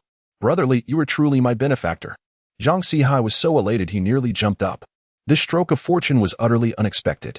He had been worried that if he didn't win the draw, his nephew's mech enhancement would be in jeopardy. Outside the mech repair shop, beneath the dim lights, Zhang Sihai clutched Li Fan's hands tightly, his knuckles turning slightly white from the pressure. He trembled with excitement, unable to contain himself. As if what he held was not merely a young man's hand, but a treasure capable of altering destinies. Li Fan winced from the grip and, with a furrowed brow, gently interrupted, Captain Zhang, it's getting late. Don't you have official duties to attend to? Should this delay persist? He fears that Zhang Sihai might indeed shake his old bones apart. With this reminder, Zhang Sihai awakened from his reverie, reluctantly releasing his grip. His eyes ignited with fervent anticipation. Then, shall I bring Yuntao over tomorrow? He was eager to finalize the reinforcement schedule immediately, anxious to avoid any protracted uncertainties. In his mind, he swiftly calculated that he must request leave from the director tomorrow. Determined to bring that lad Su Yuntao along and allow Li Fan to transform his mech into something extraordinary. I shall take my leave now, Mr. Li, farewell. At this moment, Zhang Lei felt an exhilarating lightness, striding with a buoyant spirit towards the cockpit of the enforcement team's hovercraft. Step aside, I shall drive. Chapter 79. The red, the white, the yellow, and the black. He unceremoniously replaced the original driver and plopped himself into the driver's seat. The hum of the engine vibrated through the air as Zhang Sihai piloted the hovercar like a frenzied stallion, racing towards the headquarters of the enforcement team. He pressed the accelerator with such fervor it felt as if he were attempting to embed it into the engine itself. Captain, slow down. I feel nauseous. The team members in the backseat, their faces as pale as parchment, clung desperately to the handrails, feeling as though their insides were being jostled violently. This was not mere driving. It was a reckless gamble with life itself. Zhang Sihai, however, was in high spirits, oblivious to their plight. The mere thought that his nephew Su Yuntao's mech would soon be enhanced filled him with an eagerness akin to sprouting wings and soaring back. Hold on tight. We will arrive shortly. He bellowed without glancing back, flooring the accelerator once more. The response was a cacophony of retching, a veritable symphony of nausea. At last, the hovercar screeched to a sudden halt, its tires screaming against the ground, coming to a steady stop in front of the enforcement team headquarters. We've arrived. Everyone out. Zhang Sihai leaped from the vehicle, exuberantly gesturing as if commanding an empire. The team members stumbled out of the hovercar, their faces ghostly, leaning against the walls, retching incessantly, lost in a world of disorientation and despair. What a pitiful lot. Can't endure this little speed? Zhang Sihai scoffed disdainfully, reprimanding them with an air of exasperation. Look at you. Enforcement team members, and yet you're incapable of apprehending criminals in the future? He strode purposefully towards the prisoner transport vehicle containing Zhou Shen. Gather around. We need to ascertain what transpired here. The team members, battling their churning stomachs, wobbled closer. As they approached the transport vehicle, another wave of violent retching erupted among them. Inside the vehicle, chaos reigned. The scene was grotesque and harrowing. Blood and flesh lay in disarray, dismembered limbs strewn about, resembling a slaughterhouse violently dismantled. The air was thick with the pungent stench of blood and charred remains, enough to induce revulsion. Captain, what happened here? Did you cause this explosion? One team member stammered, struggling against his nausea, his voice trembling uncontrollably. Zhang Sihai's complexion darkened, his expression grim as storm clouds. He was acutely aware that this was not a result of his driving skills, nor could it be attributed to any explosion he had caused. The rumors turned out to be true. Members of the Blood Washers Alliance, when captured, would opt for self-detonation. Zhang Sihai's voice was heavy with gravity. Damn it! He cursed inwardly. These lunatics. One team member replied indignantly. What are you all doing standing there? Move. Zhang Sihai's sudden roar crashed like thunder, startling everyone. Get to work, clear the scene, and search for clues. The team members exchanged glances, each wanting to retreat, wishing to vanish into thin air. What? Do you intend to defy orders? Zhang Sihai glared, his eyes sharp as daggers. You boast of your prowess regularly, yet now that there's work to be done. You cower? He pointed at the prison vehicle, raising his voice an octave. Everyone, get on. Anyone who dares to slack off will face 100-fold punishment. The team members grimaced, as if they had just tasted bitter herbs, yet they dared not defy the captain's orders. They steeled themselves and reluctantly began to clear this hellish scene. A bunch of useless fools. Zhang Sihai cursed in frustration and stepped aside. He retrieved his communicator, preparing to contact Mu Tianqi. Hello, Commander Mu. We have a situation. Zhang Sihai's voice trembled slightly. He knew this matter was of utmost importance. On the other end of the line, Mu Tianqi sat upright, his brow furrowed, as if facing a formidable enemy. He assumed there was an issue with the weapons inventory and asked sternly, What's the matter? What problems have arisen? It's not about the weapons, Commander Mu. Zhang Sihai took a deep breath, calming himself, and recounted the incident involving the capture of a Bloodbath League spy outside Li Fan's repair shop. Detailing the grim situation from beginning to end, he emphasized the members of the Bloodbath League self-destructing, aiming to convey the severity of the matter to Mu Tianqi. Zhou Shun is a member of the Bloodbath League. He self-destructed, leaving no trace. Upon hearing the words Bloodbath League, Mu Tianqi's already taut nerves tightened further, as if a string had been drawn to its limit. He suddenly stood up, leaning forward, and urgently inquired, What about Li Fan? Is he safe? For Mu Tianqi, while the threat of the Bloodbath League was critical, the safety of Li Fan was his foremost concern. After all, Li Fan was a pivotal figure for the future of the entire fleet. Any harm to him was absolutely unacceptable. Boss Li is fine, he. Zhang Sihai stammered, seemingly at a loss for words. What happened to him? Speak quickly. Mu Tianqi was as restless as an ant on a hot pan, itching to rush to the scene. He is unharmed and is still unaware of Zhou Shun's self-destruction. Zhang Sihai's voice dwindled, barely audible like a mosquito's buzz. Mu Tianqi exhaled deeply, the weight on his heart finally lifted, as if a colossal stone had been removed. Phew. It's good that he is safe. Good that he is safe. He wiped the cold sweat from his forehead, sinking back into his chair, his body feeling slightly weakened. You are fully authorized to handle this matter. Ensure you ascertain the movements of the Bloodbath League. Mu Tianqi's voice regained its calm, yet it carried an undeniable authority and decisiveness. Furthermore, be cautious. The Bloodbath League members are lunatics and capable of anything. Yes, Commander Mu. Zhang Sihai responded firmly, standing at attention with a resonant voice. Also, Mu Tianqi paused, seemingly contemplating something. Try to keep the situation regarding the Bloodbath League from Li Fan, to avoid affecting his mech enhancements. Understood. After hanging up the phone, Mu Tianqi rubbed his throbbing temples, feeling a wave of fatigue wash over him. The Bloodbath League. Truly a lingering specter.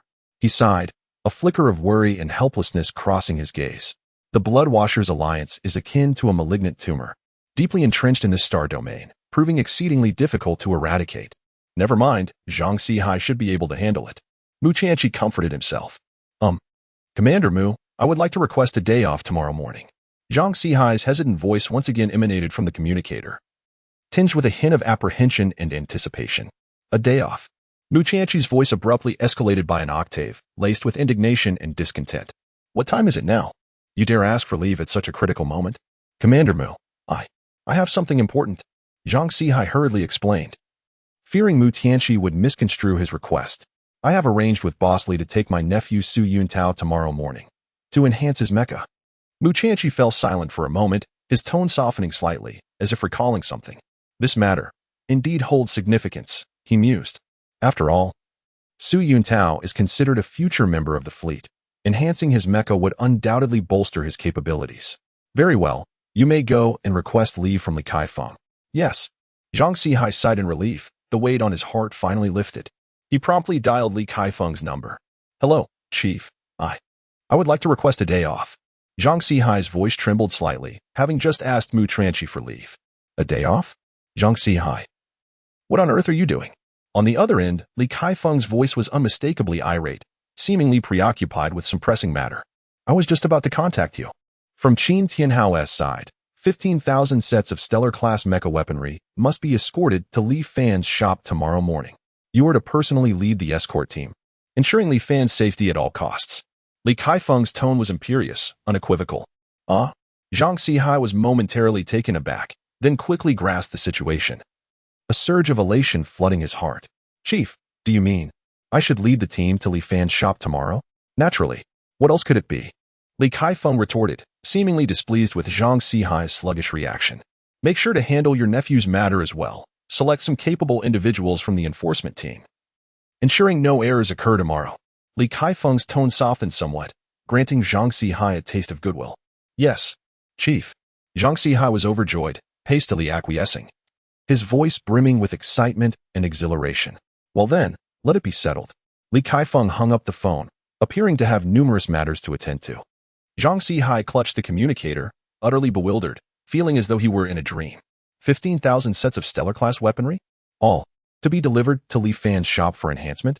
He could hardly believe his ears. It was an astronomical figure. This. Before Zhang Xihai could seek further clarification, the call was abruptly terminated. He stood there, unable to regain his composure, his mind a whirlwind of confusion. What on earth is going on? On Karenstar, within the basement of an abandoned factory, a throng of figures huddled beneath hoods. An atmosphere of restlessness permeating the air, akin to water on the brink of boiling. Master Ximeng, the actions of the Federal Fleet are exceedingly peculiar. A substantial military presence has been deployed near the Dream Workshop, and I harbor suspicions. I have also beheld those transport vessels. Heavens know what they contain. If they are directed against us, could it be Zhoshin? A chilling hypothesis was proposed, only to be swiftly dismissed. It is inconceivable. He has already. Furthermore, if he truly divulged anything, we would not still be here. Li Ximeng listened in silence, her mind a tumultuous whirlpool of thoughts. The moment Zhoshin encountered trouble, the Federal Fleet exhibited such considerable activity. What could possibly be the connection? Suppressing the unease within, she spoke solemnly. I understand. Immediately notify everyone to evacuate the vicinity of the Dream Workshop, as far away as possible. Simultaneously, maintain vigilant surveillance on the movements of the Federal Fleet and ascertain precisely what has transpired. The action plan remains unchanged. We shall await our leader's return for further decisions. Though Li Ximeng's tone was calm, her eyes shimmered with unwavering resolve. Chapter 80. A glimpse of the treasure. The basement lay vast and silent, with only echoes softly wailing in the stillness. Li Ximeng abruptly rose, her chair toppling over with a resounding crash that pierced the emptiness. Withdraw, she commanded sharply, her voice quivering with suppressed urgency. Everyone, leave the repair shop at once. The farther, the better. But our plan. Someone hesitated. The plan remains unchanged. We will discuss it when the master returns. Li Ximeng proclaimed with unyielding resolve, a fleeting glimmer of fierce determination in her eyes. Though reluctant, she understood that preserving their strength was of utmost importance. The peculiar movements of the Federation fleet were undeniably unsettling. The moment Zhoshin encountered trouble, chaos erupted. To claim there was no connection between the two events would be sheer folly. Silence. Follow the orders. Li Ximeng's commanding voice brooked no dissent. As the group, though begrudgingly, complied and swiftly departed, the basement transformed into a desolate void, leaving Li Ximeng alone. She slumped back into her chair, gripping the armrests tightly, her knuckles blanching from the pressure.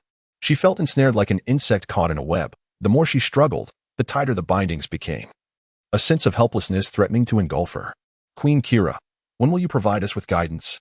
Li Ximeng murmured to herself, her gaze vacant, as though lost in a labyrinth of uncertainty. At that moment, her only hope rested upon Queen Kira's directives. Only the Queen could lead them out of this predicament. Darkness enveloped Li Ximeng's figure, leaving behind an abyss of emptiness and despair. The transport vessel of the Federation fleet gradually descended in front of the Dream Repair Shop, casting a colossal shadow that obscured the entire storefront. Zhang Xihai was the first to disembark, surveying his surroundings with a hint of astonishment. The transformation was astonishing. He had not noticed the changes in the darkness of the previous night. At that time, the area had seemed an extension of the repair shop. He recalled that during his last visit, the place had not been this expansive, let alone magnificent. Now it appeared completely revitalized. Qin Tianhao followed closely behind, equally awestruck by the scene before him. This scale, it rivals that of a small-scale mecha production facility. His mouth agape, he bore an expression of disbelief. Zhang Sihai patted his shoulder, reminding him, "Mind your demeanor. You are the head of the Qin family and the logistics minister of the Federation fleet." Cough, cough. Qin Tianhao quickly composed himself, reverting to his usual seriousness. Yet, he could not help but ponder, what exactly is Li Fan's background? Li Fan stood at the entrance, a welcoming smile adorning his face. "Mr. Qin, Captain Zhang, welcome." He immediately noticed the mountain of weapons piled on the transport vessel and calculated within himself. With so many stellar-grade weapons, this time, a substantial profit awaits. "Li Fan, my young friend, your shop has expanded remarkably," Qin Tianhao remarked with a smile, a glimmer of curiosity in his eyes. "Haha, thanks to your support, business is thriving." Li Fan replied modestly with a smile. "These weapons, there are quite a few. Where do you plan to store them?" Qin Tianhao inquired, gesturing toward the transport vessel. "Let's place them in the back." Li Fan gestured towards the rear of the Dream Machine repair shop. Behind, Qin Tianhao and Zhang Sihai exchanged puzzled glances, both intrigued. What could possibly be there? Could it be, as Li Fan led them around to the back, an expansive area suddenly revealed an enormous starship maintenance bay. This is... Qin Tianhao's eyes widened in disbelief. This. Zhang Sihai stammered, his jaw nearly dropping to the ground. Qin Tianhao rubbed his eyes vigorously, doubting the reality before him. "Li Fan, my friend, is this a maintenance chamber specifically for starships?" The tremor in his voice was palpable. "The scale, this is simply..." Zhang Sihai gaped, as if he could fit an ostrich egg in his mouth. This was no mere repair facility, but a bona fide maintenance bay for starships, covering tens of thousands of square meters, with a height that reached astonishing hundreds of meters. The interior space was exceedingly vast, filled with an array of sophisticated instruments and devices that shimmered with a haunting blue glow, exuding an aura of futuristic technology. Massive robotic arms moved gracefully through the air, emitting a deep hum, resembling a slumbering giant, poised to awaken at any moment. Above, the dome was adorned with countless energy crystals, casting a gentle yet brilliant light that illuminated the entire maintenance bay as if it were midday. Indeed, this was a maintenance chamber dedicated to starships. Li Fan smiled lightly, a hint of pride in his tone. How is this even possible? Qin Tianhao still struggled to accept the reality. A starship maintenance bay was not something easily constructed. It required immense capital and cutting-edge technological support. Even the Qin family would have to weigh their options carefully before embarking on such a venture. Yet here was Li Fan, an obscure owner of a small repair shop, who had somehow managed to quietly establish a starship maintenance bay. This was nothing short of a fairy tale. Goodness gracious. "Li Fan, my friend, how did you manage to create this starship maintenance bay?" Qin Tianhao felt his worldview shifting dramatically. The scale, it seemed to rival even some specialized starship maintenance companies. Zhang Sihai stuttered in agreement, feeling as though he were caught in a dream. Li Fan scratched his head and replied casually, "Oh, it was nothing really, just put in a bit of effort, made some connections, and then it was built." "A bit of effort? Made some connections?" Qin Tianhao's lips twitched. Such a casual remark seemed far too understated. This was not mere child's play, easily assembled like building blocks. "Li Fan, you truly are a master of concealment." Qin Tianhao marveled, his curiosity about Li Fan growing deeper. Zhang Sihai nodded enthusiastically in agreement. "You flatter me, but this maintenance bay has just been completed and is yet to be officially put into use." Li Fan humbly smiled. "Haha, then we must seize the opportunity to witness your prowess aboard a starship, Li Fan." Qin Tianhao broke into a hearty laugh. Although the Qin family starship was presently unscathed, he was determined to provide Li Fan with an opportunity to showcase his skills. His expertise in enhancing mechas was so extraordinary that even if the starship and mechas differed significantly, gaining even a fraction of that prowess would ensure a significant profit for himself. Zhang Sihai, standing beside him, nodded incessantly, his admiration for Li Fan deepening further. As the enormous hatch of the starship maintenance bay slowly opened, the transport vessel, under Zhang Sihai's meticulous coordination, began to unload supplies in an orderly fashion. Subsequently, The two men followed closely behind Li Fan, stepping into the rejuvenated Dream Machine repair shop. The scene before them felt as though they had entered an entirely different realm, and Li Fan's enigmatic nature left them both intrigued. All right, let's settle on the previously agreed price. Shall I proceed with the transfer? Qin Tianhao stated directly, ready to make the payment once all the weapons were stored. Mr. Qin, please hold off on the transfer for a moment, Li Fan interjected, a mysterious smile gracing his face.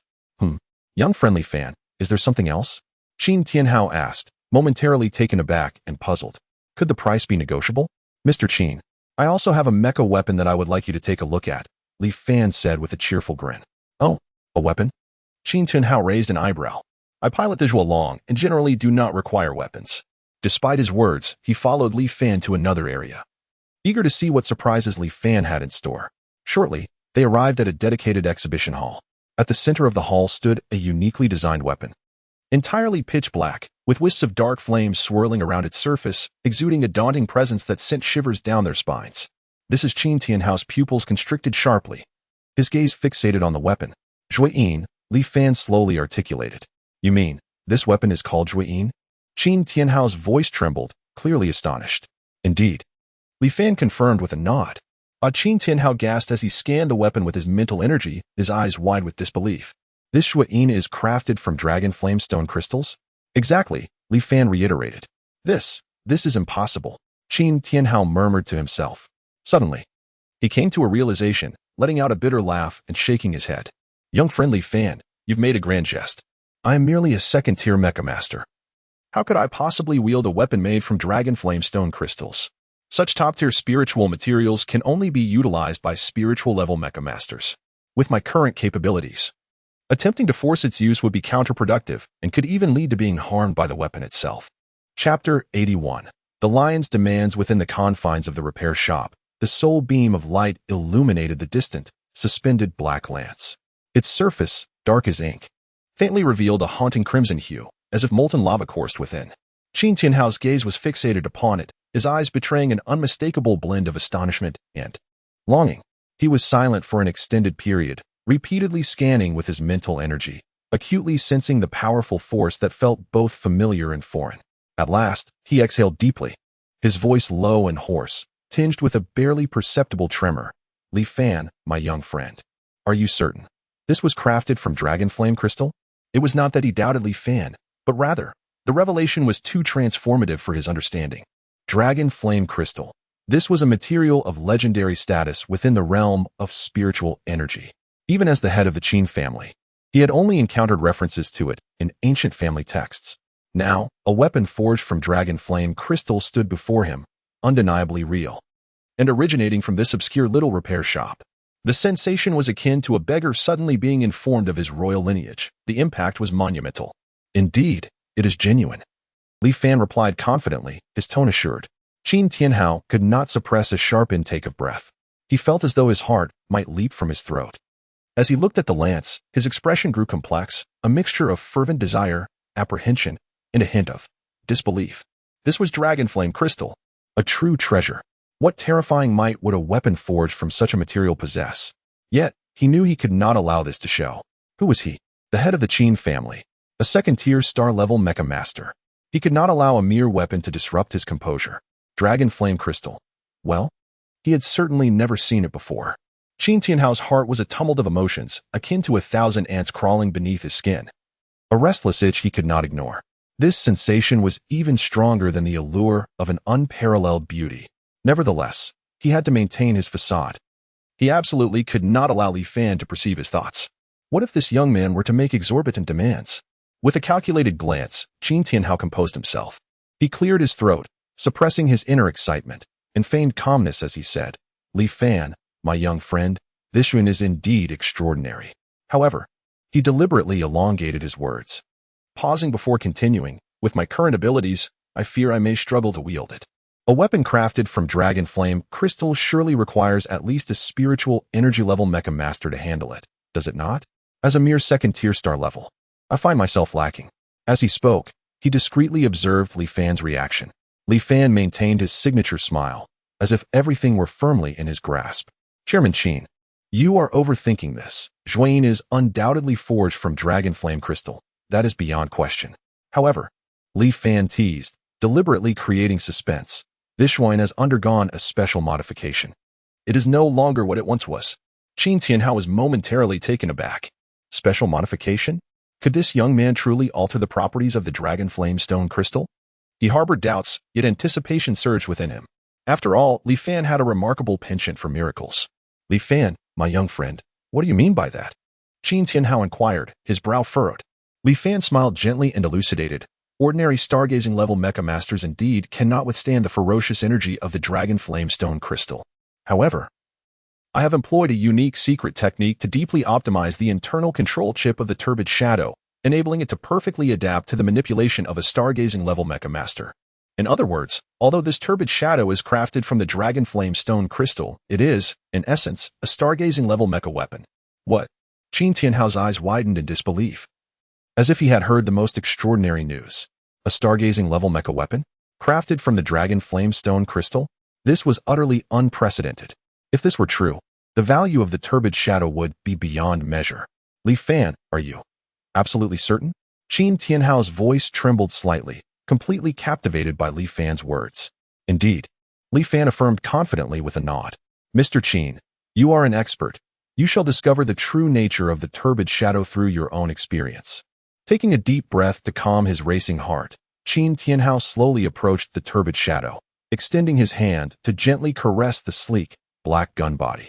It felt icy to the touch, yet emanated a subtle warmth, an extraordinary sensation. Moreover, Li Fan's voice resonated once more. This turbid shadow has an exceedingly high compatibility with your turbid dragon mecha, Mr. Qin. It is not an exaggeration to say it has been tailor-made for you. Tailor-made? Qin Tianhao could no longer contain his excitement, his voice quivering with urgency. Li Fan, is that truly the case? This turbid shadow, is it genuinely compatible with my turbid dragon mecha? At that moment, his emotion soared higher than winning a grand prize. If the turbid shadow was indeed designed for the turbid dragon, its worth transcended the mere value of the dragon flame stone crystal. This was akin to discovering a treasure. No, it was akin to unearthing a nuclear bomb. A subtle smile graced Li Fan's lips. He had anticipated Qin Tianhao's reaction. After all, what man could resist a superlative weapon custom tailored for him? Mr. Qin, please try to remain composed, Li Fan advised calmly. You will understand the power of the turbid shadow through personal experience. However, before that, should we not discuss the price? Li Fan rubbed his fingers together, revealing a knowing expression. It was then that Qin Tianhao regained his senses. Indeed, in his excitement, he had neglected to discuss the price. Such a divine artifact would undoubtedly come at a steep cost. Yet, as long as it matched the turbid dragon, he would gladly pay any price. Li Fan, feel free to name your price. 500 million, Li Fan raised 5 fingers, a cheerful smile adorning his face. How much? Qin Tianhao thought he had misheard and rubbed his ears before inquiring again. He had braced himself for a staggering figure, yet Li Fan simply stated, 500 million? Was he jesting? This was a star-level mecha weapon forged from dragon flame stone crystal. Not to mention 500 million. Even 5 billion or 500 billion would not cause him to bat an eyelash. Li Fan, my young friend, you cannot be joking with me, can you? Qin Tianhao still found it hard to believe. This price was absurdly low, akin to being given away for free. Mr. Qin, do you truly think I am the sort to make light of matters? Li Fan countered. Consider this a small token of gratitude to the Qin family, a friendly price. He patted his chest, exuding an air of camaraderie. Qin Tianhao was utterly astounded. This lad was genuinely, beyond words, magnanimous. Astoundingly magnanimous. 500 million credit points for a dragon flame stone crystal crafted star-level mecha weapon was an opportunity that felt like a windfall from the heavens. No. It was even more delightful than that. Li Fan, my young friend, what can I say? Qin Tianhao stammered with excitement. This favor will not be forgotten. Should you ever require assistance from the Qin family, do not hesitate to ask. Certainly, certainly, Li Fan replied with a beaming smile, eagerly awaiting this affirmation. So, what about the price? Qin Tianhao asked tentatively. 500 million, fixed price, no negotiations. Li Fan asserted decisively. Agreed. Deal. Qin Tianhao immediately concurred, fearing that Li Fan might change his mind. Splendid. Li Fan gave a thumbs up. Mr. Qin, please hold on. I will transfer the funds right away. As he spoke, Qin Tianhao activated his personal terminal and began to operate it. Ding. The notification chimed as 18,800,000,000 credit points were credited. Mr. Qin, what is this? Li Fan inquired, puzzled. Li Fan, my young friend, this is the 500 million for Zhuanin, plus the 13,800,000,000 for the previous weapon enhancement. Totaling 18,800,000,000, Qin Tianhao explained. You are too kind, Li Fan chuckled. Wealthy individuals are indeed refreshingly straightforward. Chapter 82. The dragons roar in the murky shadows soon. Li Fan led Qin Tianhao to the exhibition hall of the murky shadows. The atmosphere within the hall was profoundly tranquil. Qin Tianhao held his breath, his gaze unwaveringly fixed. With a low hum, a circular platform in the center of the hall slowly ascended, revealing a menacingly designed black spear before their eyes. The spear was elongated and entirely ebony, as if it could consume all light. Its tip shimmered with a cold brilliance, sharp enough to pierce through the very fabric of space. Most striking of all was the fiery black flame that danced at the junction of the spear's tip and shaft. This flame was unlike any ordinary blaze. Devoid of the typical crimson or golden hues, it possessed a profound, shadowy blackness. It resembled hellish infernos or the enigmatic darkness of a cosmic void, exuding a chilling aura of annihilation. Just gazing at this black flame sent Qin Tianhao's blood boiling, a surge of indescribable exhilaration flooding his senses. The hall's lights converged upon the murky shadows, illuminating every intricate detail for Qin Tianhao to behold. The black flame flickered as though it were alive, expanding and contracting, each pulsation accompanied by a formidable pressure that thickened the air, as if an invisible mountain bore down upon his heart. This is the murky shadows, Qin Tianhao murmured, his eyes brimming with obsession and fervor. As the patriarch of the Qin family, he had encountered countless treasures and experienced a myriad of top-tier mecha weaponry. Yet none had ever left him so profoundly moved as the murky shadows. This was not merely a weapon. It was akin to a masterpiece. An artwork imbued with a soul. Li Fan stood quietly beside him, observing Qin Tianhao's reaction. He understood that Qin Tianhao had been utterly captivated by the murky shadows. Mr. Qin, do you sense it? Li Fan inquired softly. I sense it. This power. This shuddering force of destruction. Qin Tianhao's voice trembled. The murky shadows and my murky dragon are truly a match made in heaven. With that, Qin Tianhao eagerly summoned his exclusive mecha, the murky dragon. Boom.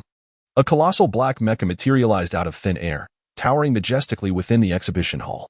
The murky dragon was entirely jet black, its form exuding an air of supremacy, reminiscent of an ancient dragon. The surface of the mecha was adorned with dark crimson patterns that flickered in and out of visibility, radiating potent energy waves. Roar. Upon its emergence, the murky dragon seemed to sense the presence of the murky shadows and let out a deep, resonant growl. Then, an astonishing spectacle unfolded. The surface of the murky dragon began to emanate dark red luminescence. This glow echoed the black flames of the murky shadows, as if two entwined dragons danced and spiraled through the air. The dark red radiance and the black flames intertwined and collided within the exhibition hall, creating a breathtaking tableau. Two utterly distinct flames, yet harmoniously intertwined as if destined to coexist. This is... Qin Tianhao was utterly astonished. He had never witnessed such a miraculous spectacle. His turbid dragon resonated with the turbid Een. What does this signify? It signifies that turbid Een and turbid dragon are a true match made in heaven, a pair of divine artifacts born to be together. Excellent. A celestial union. Qin Tianhao let out a wild laugh, unhesitatingly activating the forward beam of the turbid dragon and entering the cockpit. Buzz, immediately, the turbid Een, approximately 50 meters in length, slowly soared towards Qin Tianhao, drawn by the turbid dragon. This scene resembled the legendary tales of colossal dragons devouring divine weapons. Come forth, turbid Een. He spread his arms wide, welcoming the arrival of turbid Een. Buzz. It seemed that turbid Een sensed Qin Tianhao's summoning. The black flames at the tip of its gun surged violently, transforming into a bolt of black lightning that instantly pierced into the cockpit of the turbid dragon. Boom. Qin Tianhao felt an overwhelmingly ferocious energy surging into his body from the turbid Een. This energy was domineering, frenzied, and reeked of destruction. It felt like a rampaging beast, crashing through his limbs and bones, threatening to tear him apart. Ugh. Qin Tianhao let out a muffled groan, his complexion turning pale in an instant. Beads of sweat rolled down his forehead. He felt as if his body were on the verge of exploding. Every vein, every muscle, trembled violently. Is this the energy of the dragon flame crystal? Indeed, so tyrannical. Qin Tianhao gritted his teeth, enduring the excruciating pain. He understood that this was Turbid Een testing him. If he could not withstand this energy, he would be backlashed by Turbid Een, suffering severe injuries at the least, or facing death at worst. I, Qin Tianhao, cannot possibly fall here. Qin Tianhao roared, the star power within him surged wildly, desperately resisting the energy onslaught of Turbid Een. Buzz, it seemed Turbid Een sensed Qin Tianhao's resistance. The black flames surged once more, unleashing an even more formidable pressure. Puff. Qin Tianhao could no longer contain himself, spitting out a mouthful of blood. His consciousness began to blur, and his body swayed precariously. No, I cannot fall. Qin Tianhao's eyes were filled with reluctance and determination. He clung to the last vestige of clarity, fervently operating the star power within him. Merge with me. With all his might, Qin Tianhao roared. Boom. His body suddenly erupted with a dazzling red light. This red light intertwined with the black flames of Turbid Een, creating a bizarre yet magnificent sight. Buzz, the black flames of Turbid Een finally began to retract, slowly merging into Qin Tianhao's body. Huff. Qin Tianhao let out a long sigh of relief, feeling the once violent energy within him finally subside. He slowly opened his eyes, his gaze brimming with joy and excitement. I have succeeded. I have truly triumphed. He felt the surging power within him and could not help but let out a howl towards the heavens. The Turbid Een has finally been conquered by him. Congratulations, Mr. Qin, on successfully binding the Turbid Een. Li Fan's voice resonated at just the right moment. However, you must swiftly sever your connection with the Turbid Dragon. The energy of the Turbid Een is excessively domineering. Prolonged association with the Turbid Dragon may lead to the excessive extraction of its energy, potentially damaging the mech. Li Fan cautioned. Understood. Qin Tianhao nodded, promptly severing the connection with the Turbid Dragon. Buzz, the Turbid Dragon mech transformed into a streak of light, vanishing from the exhibition hall. Holding the Turbid Een, Qin Tianhao felt a profound connection between this divine weapon and his own bloodline, his heart swelling with ambition and fervor. Haha. Excellent. Excellent. Excellent. Li Fan, you have truly not let me down. I am thoroughly satisfied with this Turbid Een. Zhang Sihai watched, his eyes wide with astonishment, nearly drooling with envy. The feelings of envy, jealousy, and hatred surged within him, more tumultuous than a raging river. Chapter 83. The transformation of the black bird. Zhang Sihai fixed his gaze intently on the scene before him, beads of perspiration forming on his forehead, his palms clammy with sweat. Is this the power of a divine weapon? It is utterly overwhelming. He felt as though his heart might leap from his throat, his blood ignited, every cell within him clamoring with exhilaration. Grasping Li Fan's arm tightly, he spoke in a fervent, disjointed manner. Master Li Fan, you see this. He gestured toward himself and then pointed at his nephew, Su Yuntao, his eyes brimming with yearning. Your craftsmanship is truly extraordinary. It's as if you turned decay into the miraculous. I wonder, could you possibly enhance Yuntao's mech? Just a little? Just a tad? Zhang Sihai's voice trembled with anticipation, fearful of a refusal from Li Fan. The cost is not an issue. Name your price. He thumped his chest, exuding bravado. As long as it strengthens Yuntao's mech, I am willing to pay any amount. Zhang Sihai gazed at Li Fan with hope, as if he were beholding a savior. Su Yuntao also looked at Li Fan with eager anticipation, having witnessed the might of the Zhuayin firsthand. He had long been envious. If only his mech could attain such power, wouldn't he dominate the graduation competition? The mere thought sent a thrill through him. Li Fan regarded Zhang Sihai with a knowing smile, his eyes glinting with shrewdness. Captain Zhang, you speak as if we are old friends. Would I dare deceive you? Here's the deal. A flat rate of 10 million credit points, and I assure you, I will transform your nephew's mech entirely. As he spoke, Li Fan retrieved a contract from the drawer and handed it to Su Yuntao. Yuntao, take a look at the contract first. If all is well, please sign it. Su Yuntao accepted the contract, glanced over it, found no issues, and with a flourish, inscribed his name. Observing this, Zhang Sihai wasted no time and promptly transferred 10 million credit points to Li Fan. Ding! The starry treasure has arrived. 10 million credit points. Li Fan beamed at the now signed Su Yuntao and the visibly pained yet composed Zhang Sihai. Captain Zhang, you are quite the generous uncle, investing so much for your nephew's future. Li Fan clapped Zhang Sihai on the shoulder, his tone laced with jest. Yuntao, you must express your gratitude to your uncle. When you achieve success, do not forget his kindness. Of course, my uncle is dearer to me than my own father. Su Yuntao quickly pledged his loyalty, his eyes sparkling with admiration, almost wishing to kneel before Zhang Sihai in reverence. Zhang Sihai waved his hand dismissively, feigning nonchalance. Ah, we are family. No need for such formalities. As long as Yuntao excels in the graduation competition, I shall be content. Come, let us head to Repair Bay 1, Li Fan declared, leading the way with a grand gesture. My blackbird will rely on you. Zhang Sihai followed closely, not forgetting to add a reminder. The trio arrived at Repair Bay 1. With a snap of his fingers, Su Yuntao's wrist star ring emitted a soft glow. A sleek, entirely black mech, reminiscent of a poised falcon ready to take flight, emerged before the crowd. This was Su Yuntao's prized possession, the Voidbreaker-class speed mech, Blackbird. Master Li Fan, behold my Blackbird. Su Yuntao exclaimed with palpable excitement, his eyes brimming with pride. It was indeed a standout among the Voidbreaker mechs, boasting lightning-fast speed. To complement my B-class talent, Phoenix Wing Ascendancy, I have specially modified it, equipping it with dual wing thrusters, enhancing its aerial agility. Su Yutao animatedly pointed to the enormous black wings on the back of Blackbird as he detailed its features. Observe the material of these wings. They are forged from a fusion of obsidian and windshadow stone, lightweight, yet incredibly resilient. And the engine? Oh, I spared no expense in upgrading to the latest V8 Storm engine, delivering exceptional power. As Su Yutao elaborated on the intricacies of Blackbird with sheer enthusiasm, his pride was almost palpable. Li Fan listened intently, occasionally nodding in approval. Indeed, this Blackbird is an excellent mech. Li Fan circled around Blackbird, meticulously examining each component. However, Li Fan's tone shifted as he stroked his chin, contemplating the effort required to truly transform it. Rest assured, Master Li Fan, I am willing to invest any amount necessary to enhance my Blackbird.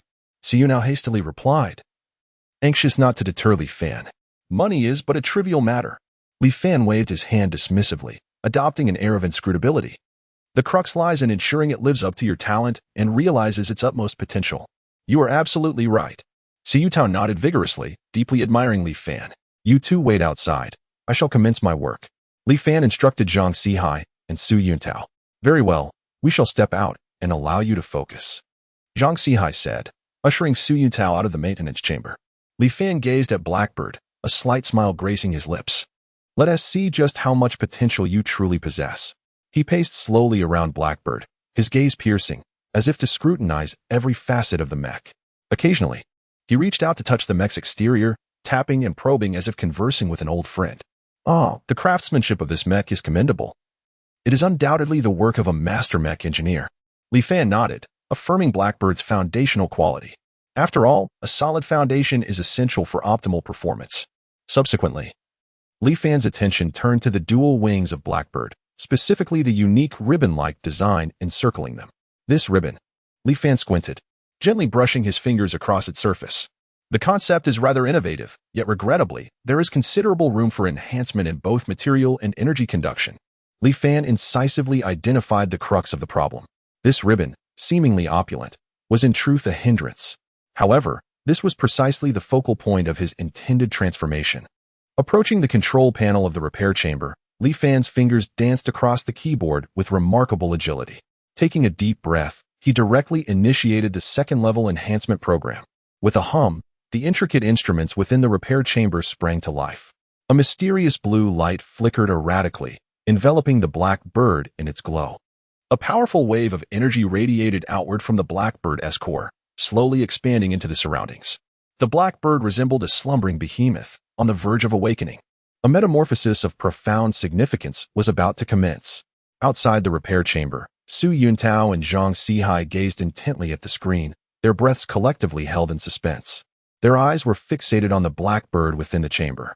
Each heart brimmed with anticipation, yearning to witness the surprises that the enhanced Blackbird would unveil. They hoped to see this magnificent creature soar to great heights, traversing the vast expanse of the skies. Inside the chamber, the sounds of various instruments harmonized into a symphony that was both tense and filled with hope. The ethereal blue light flowed over the Blackbird like sinuous dragons in motion. The expressions of the two men shifted in accordance with the flickering glow and amalgamation of tension, anticipation, exhilaration, and excitement. These myriad emotions quickened their heartbeats. In that moment, time seemed to stretch infinitely. Each second felt exceptionally prolonged. Zhang Sihai. Su Yuntao. Chapter 84. Anxious within the confines of the repair shop, an oppressive silence enveloped the first maintenance pod. Su Yutao stood with his arms crossed, his furrowed brow twisted into a deep frown. He resembled a wild beast trapped within a cage, pacing restlessly, each step resonating with a dull thud against the floor. His gaze fixated on the silent blackbird mech at the center of the pod, an amalgamation of anxiety, anticipation, and a barely concealed worry reflected in his eyes. Is it not yet ready? Su Yuntao's voice emerged low and hoarse, laden with an undeniable frustration. Unable to restrain himself, he glanced at his wrist to check the time. The enhancement process had endured for 30 minutes, a span that felt interminable, akin to a century for him. Each second gnawed at him like countless ants, rendering him restless. Wishing he could charge into the enhancement chamber and personally administer a thorough massage to the blackbird. Uncle Zhang, how much longer will this enhancement take? Su Yuntao finally could no longer contain himself, his tone bordering on a demand. Zhang Sihai leisurely savored his tea, not even lifting his gaze. What's the rush? Haste makes waste, he replied, setting down his teacup with deliberate slowness. Enhancing a mech is a meticulous task. It must be approached with patience. Do you think it's as simple as tossing together a quick stir-fry on the street? Zhang Sihai shot a reproachful glance at Su Yuntao. But Su Yuntao attempted to protest. No buts. Zhang Sihai's voice abruptly rose, his tone resolute. You, young man, ought to wait patiently. Do you not trust Master Li Fan's skills? He pointed at Su Yuntao's nose. When he is at work, the blackbird will undoubtedly undergo a transformation that will leave you unrecognizable.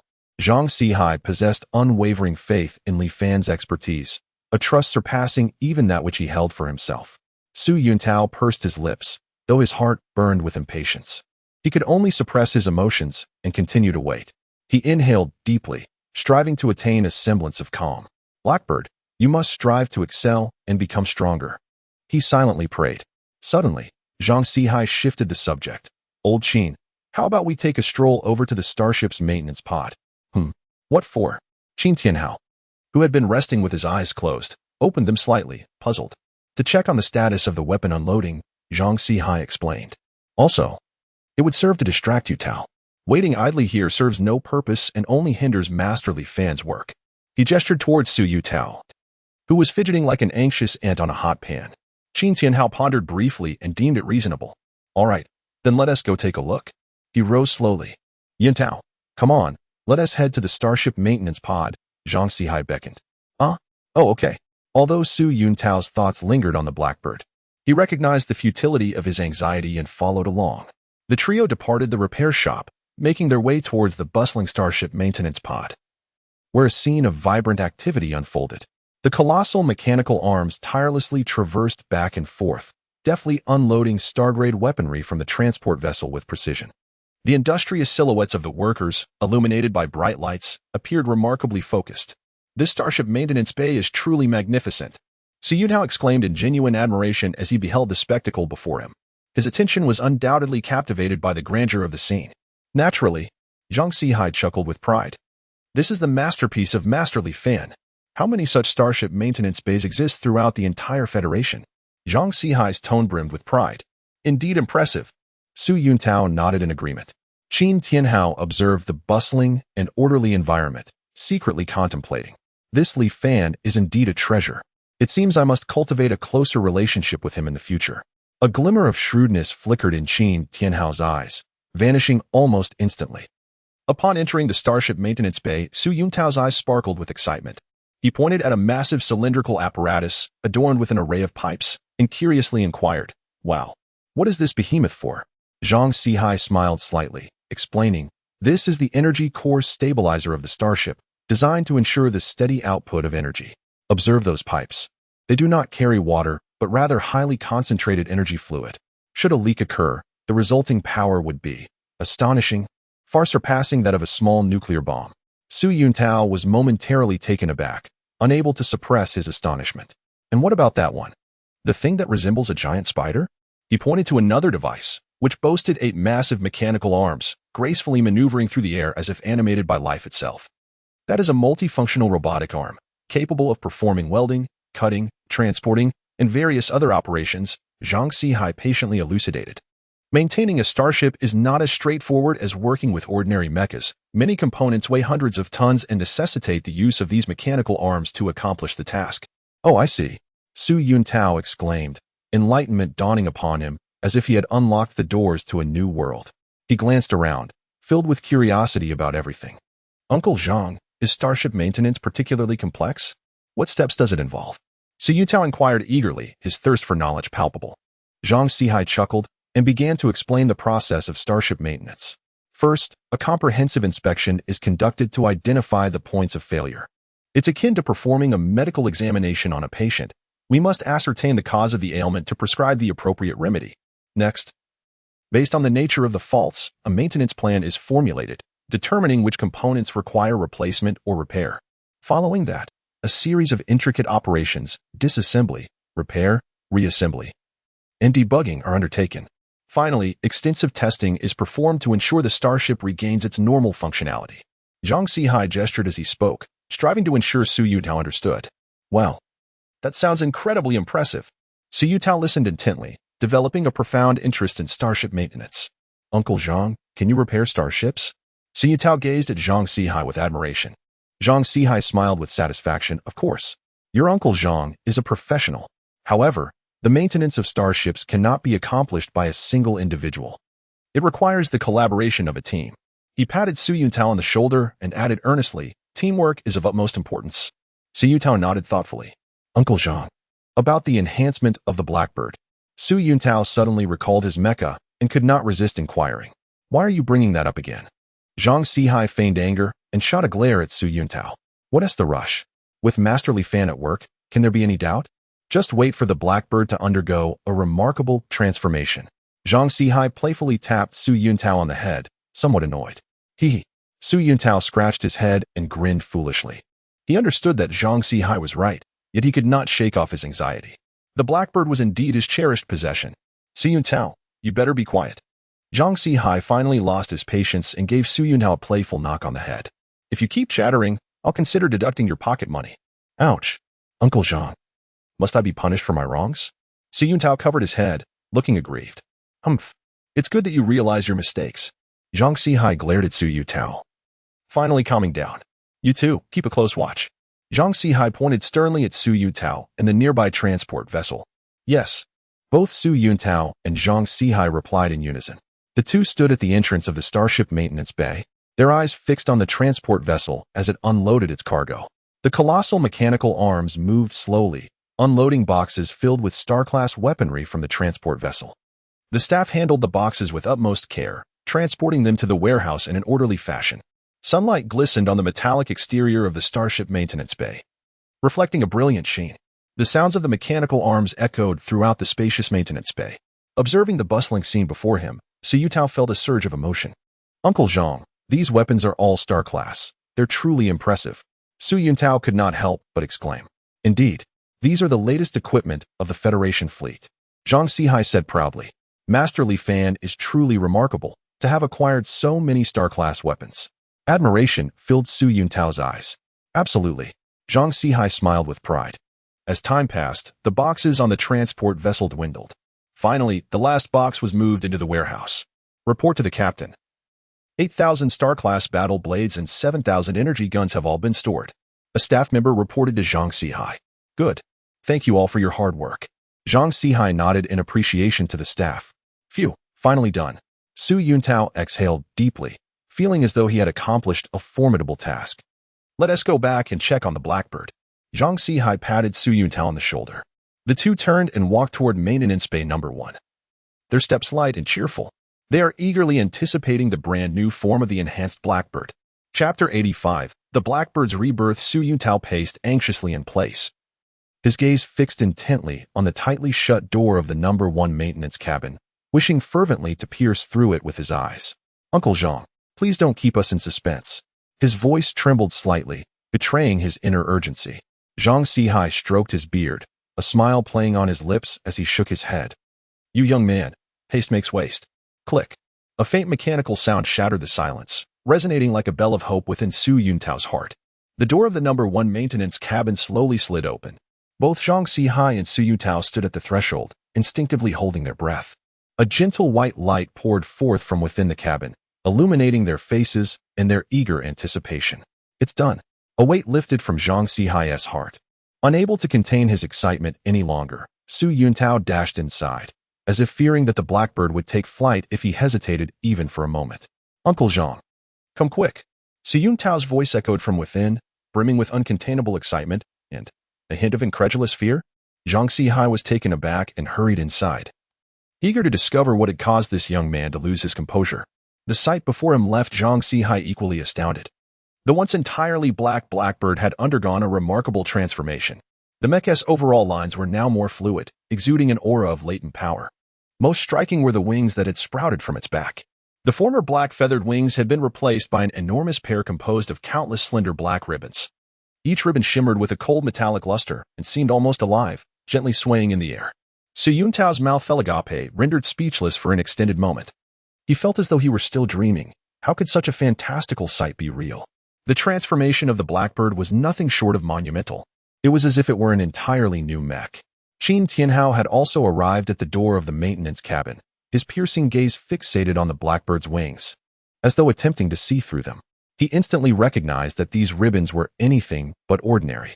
Mr. Qin, your discerning eye is impressive, came Li Fan's voice from behind, tinged with a hint of pride. He strolled over to the Blackbird, a mysterious smile gracing his features. These ribbons are crafted from black gold. Li Fan casually revealed a startling fact. Black gold. Both Qin Tianhao and Zhang Sihai exclaimed in unison, their eyes widening in disbelief. Su Yuntao, however, wore a puzzled expression, having never encountered the term before. What is black gold? Black gold is an exceedingly rare metal, far more precious than stellar-grade materials. Li Fan patiently explained, aware of the significance that the emergence of new materials held for those enamored with mechs. It possesses exceptional toughness and strength, along with remarkable energy conductivity. Ribbons fashioned from black gold not only significantly enhance the Blackbird's speed and agility, but also substantially bolster its defensive capabilities. Most importantly, the black satin ribbon harmoniously complements the mechanical prowess of the Blackbird and its talent, phoenix wings soaring, allowing the full potential of this ability to be realized. Li Fan spoke fervently, his words overflowing with information. Although Su Yuntao felt somewhat bewildered, he grasped the general idea. The wings of the Blackbird had become extraordinarily formidable. Master Li Fan, your skills are truly remarkable, Qin Tianhao exclaimed with genuine admiration. He had never imagined that Li Fan could enhance the Blackbird to such an extent.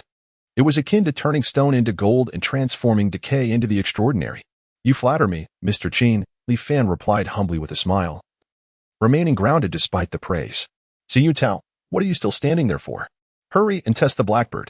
Zhang Sihai snapped back to reality, pushing Su Yuntao towards the cockpit of the Blackbird. Oh, Su Yuntao, as if awakening from a dream, hurried towards the cockpit, eager to experience the immense power of the enhanced Blackbird. Buzz. Su Yuntao lightly touched the star ring on his wrist, which served as his exclusive link to the Blackbird. Whoosh. A beam of guiding light shot from the Blackbird's machine, enveloping him entirely. Su Yuntao felt a sudden lightness in his body, and in an instant, he was drawn into the cockpit, the entire process remarkably seamless. Click. The hatch sealed shut, isolating him from the clamor of the outside world. The apparatus of the Blackbird suddenly illuminated, emitting a flickering azure glow, as though a slumbering raptor had just opened its keen eyes. A powerful wave of energy radiated from within the Blackbird, proclaiming its awakening and showcasing its might to the world. Boom. The Blackbird ascended gradually, its powerful engines emitting a low rumble that reverberated through the entire workshop.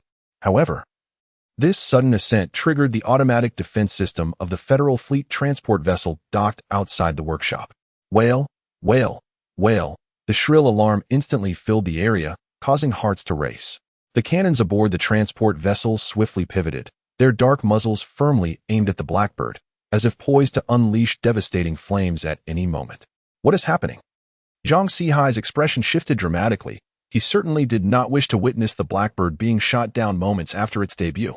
Qin Tianhao's brow furrowed, the unfolding events exceeding his expectations. Warning. An unidentified flying object has been detected. Please identify yourself immediately, or you will be engaged.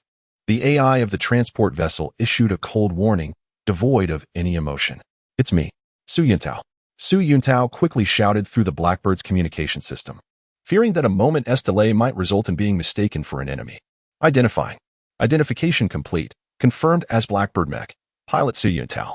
The transport vessel's AI swiftly processed the information, affirming Su Yuntao's identity. Alarm deactivated. The cannons gradually lowered, and the alarm ceased, averting a potential crisis. Phew.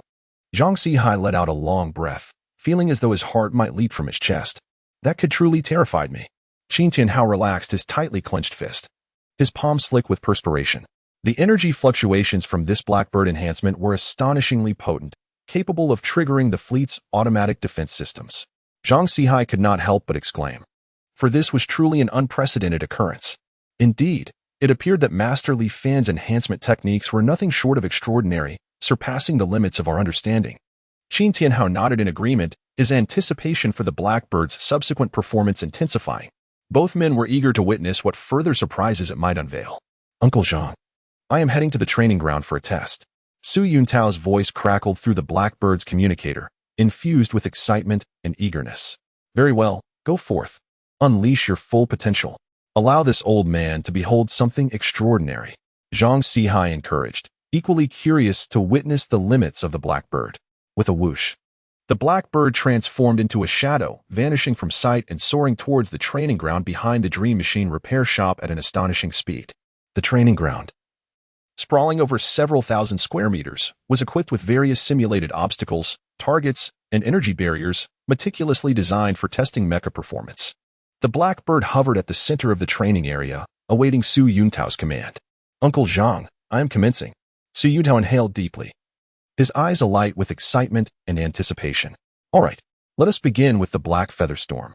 Zhang Sihai instructed through the communicator, eager to first observe the Blackbird's fundamental attack capabilities. Understood. Su Yuntao responded promptly, unable to contain his eagerness to showcase the Blackbird's might. As the Blackbird unfurled its wings, countless feather-like black projectiles surged forth, cascading down like a torrential rain. Whoosh, whoosh, whoosh.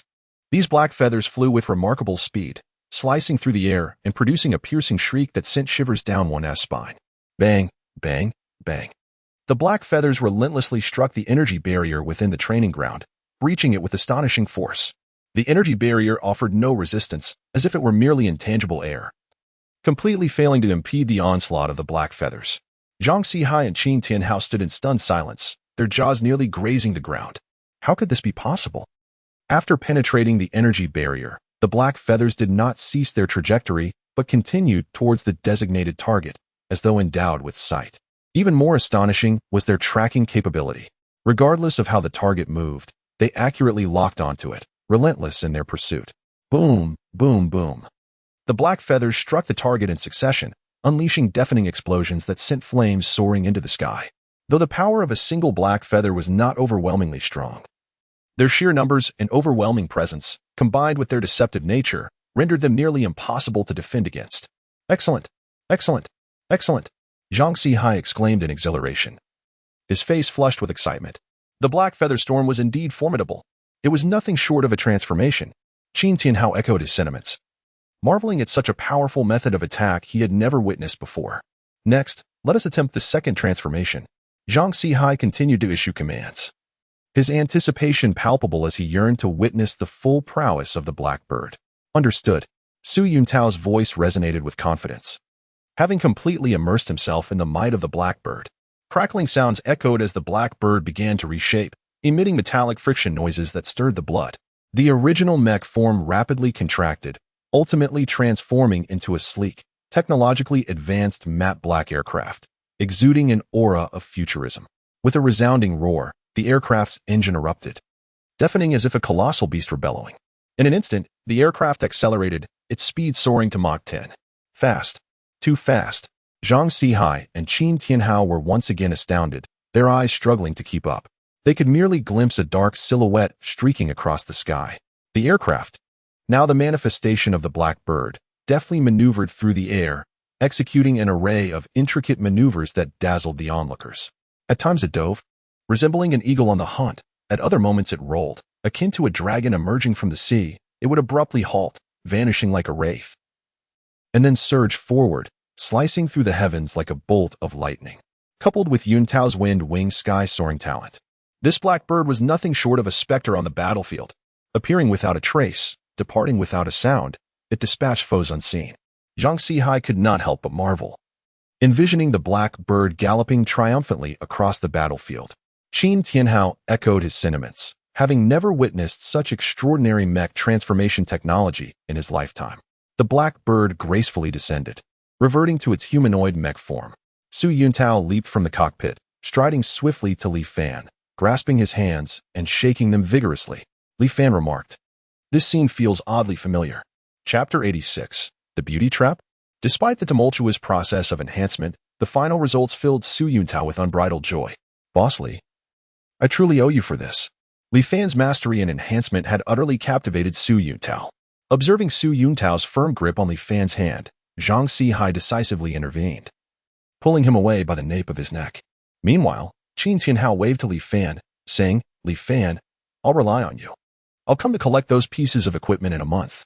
"Rest assured," Li Fan replied with a smile, waving goodbye.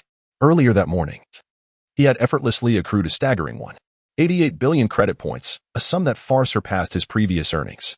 After watching the two board the transport vessel and the lengthy convoy gradually depart, Li Fan turned and made his way back to the maintenance shop.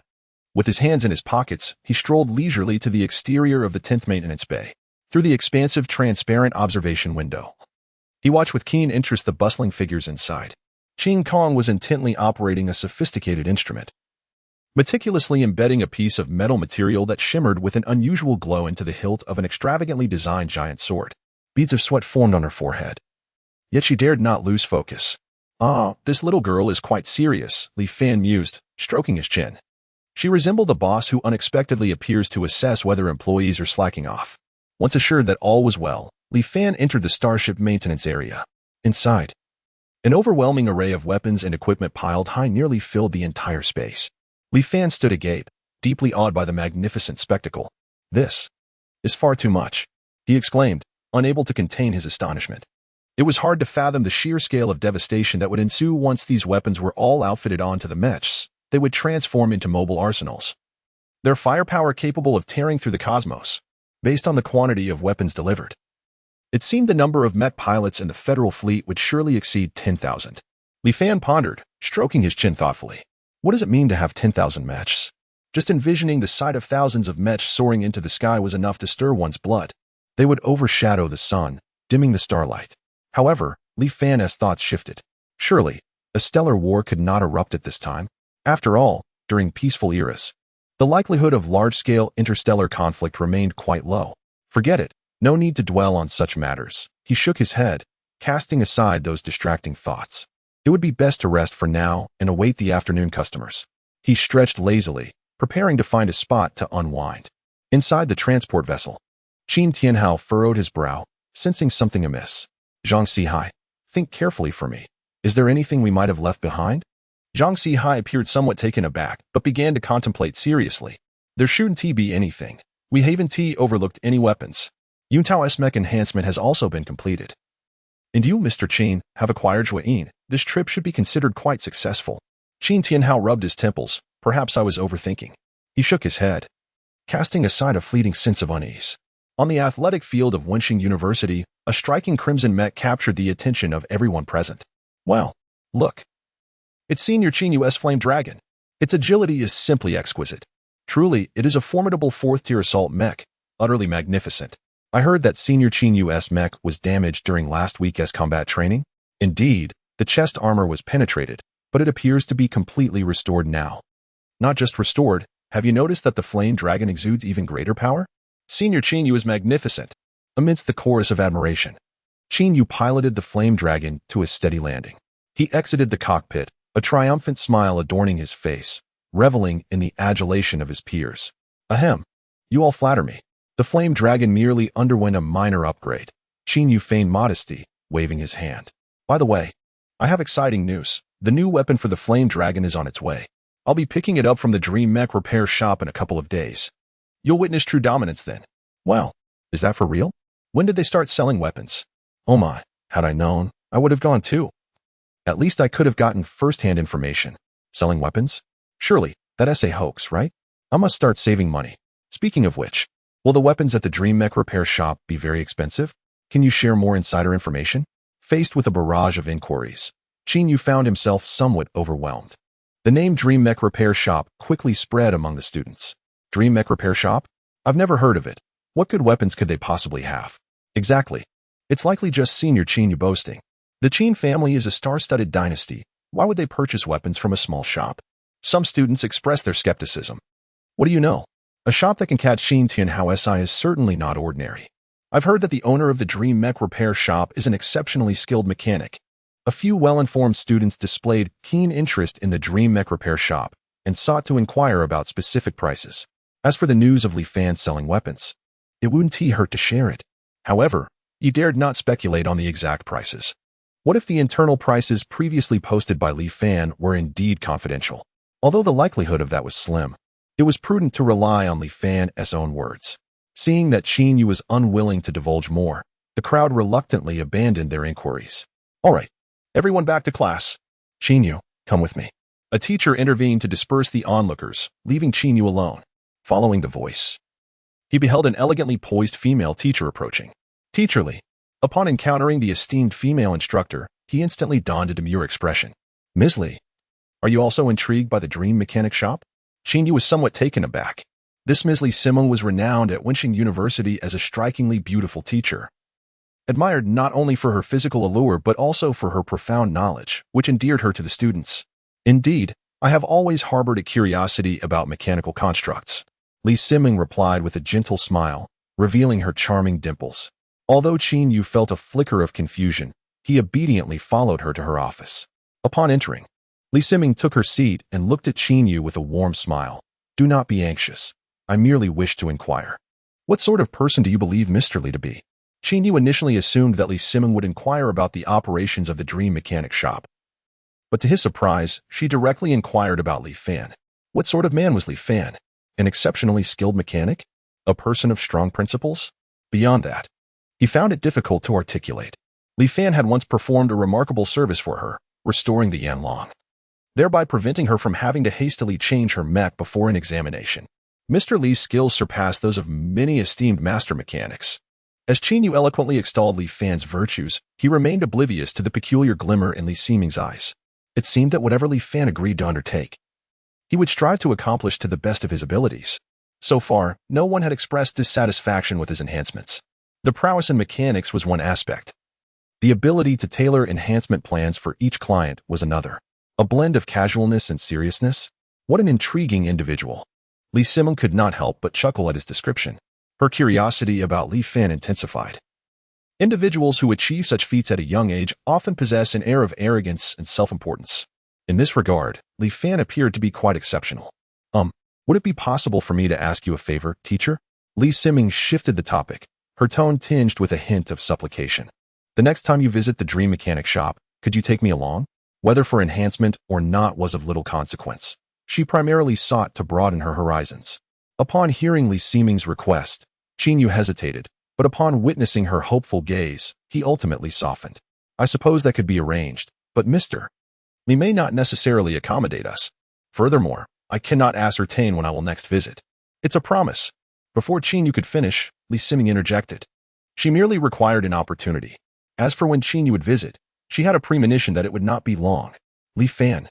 Li Simeng silently repeated the name, a faint smile gracing her lips. Ms. Li, should you wish to go, I can take you at any time. Qin Yu, captivated by Li Simeng's angelic smile, assured her earnestly. Then it is settled, Li Simeng replied, her smile radiant as she turned to depart. Only Qin Yu remained. Still immersed in the recent conversation, his expression one of rapture. Chapter 87. Are you here to create a scene? At midday, the sun shone brightly. Li Fan stretched languidly, a subtle smile gracing his lips, for he sensed that a new wave of dream-filled customers was about to arrive. Outside the shop, a young couple engaged in hushed conversation while glancing at the sign, occasionally taking pictures with their smart devices. The man was impeccably dressed in a suit, while the woman sported a chic ensemble, both exuding an air of sophistication.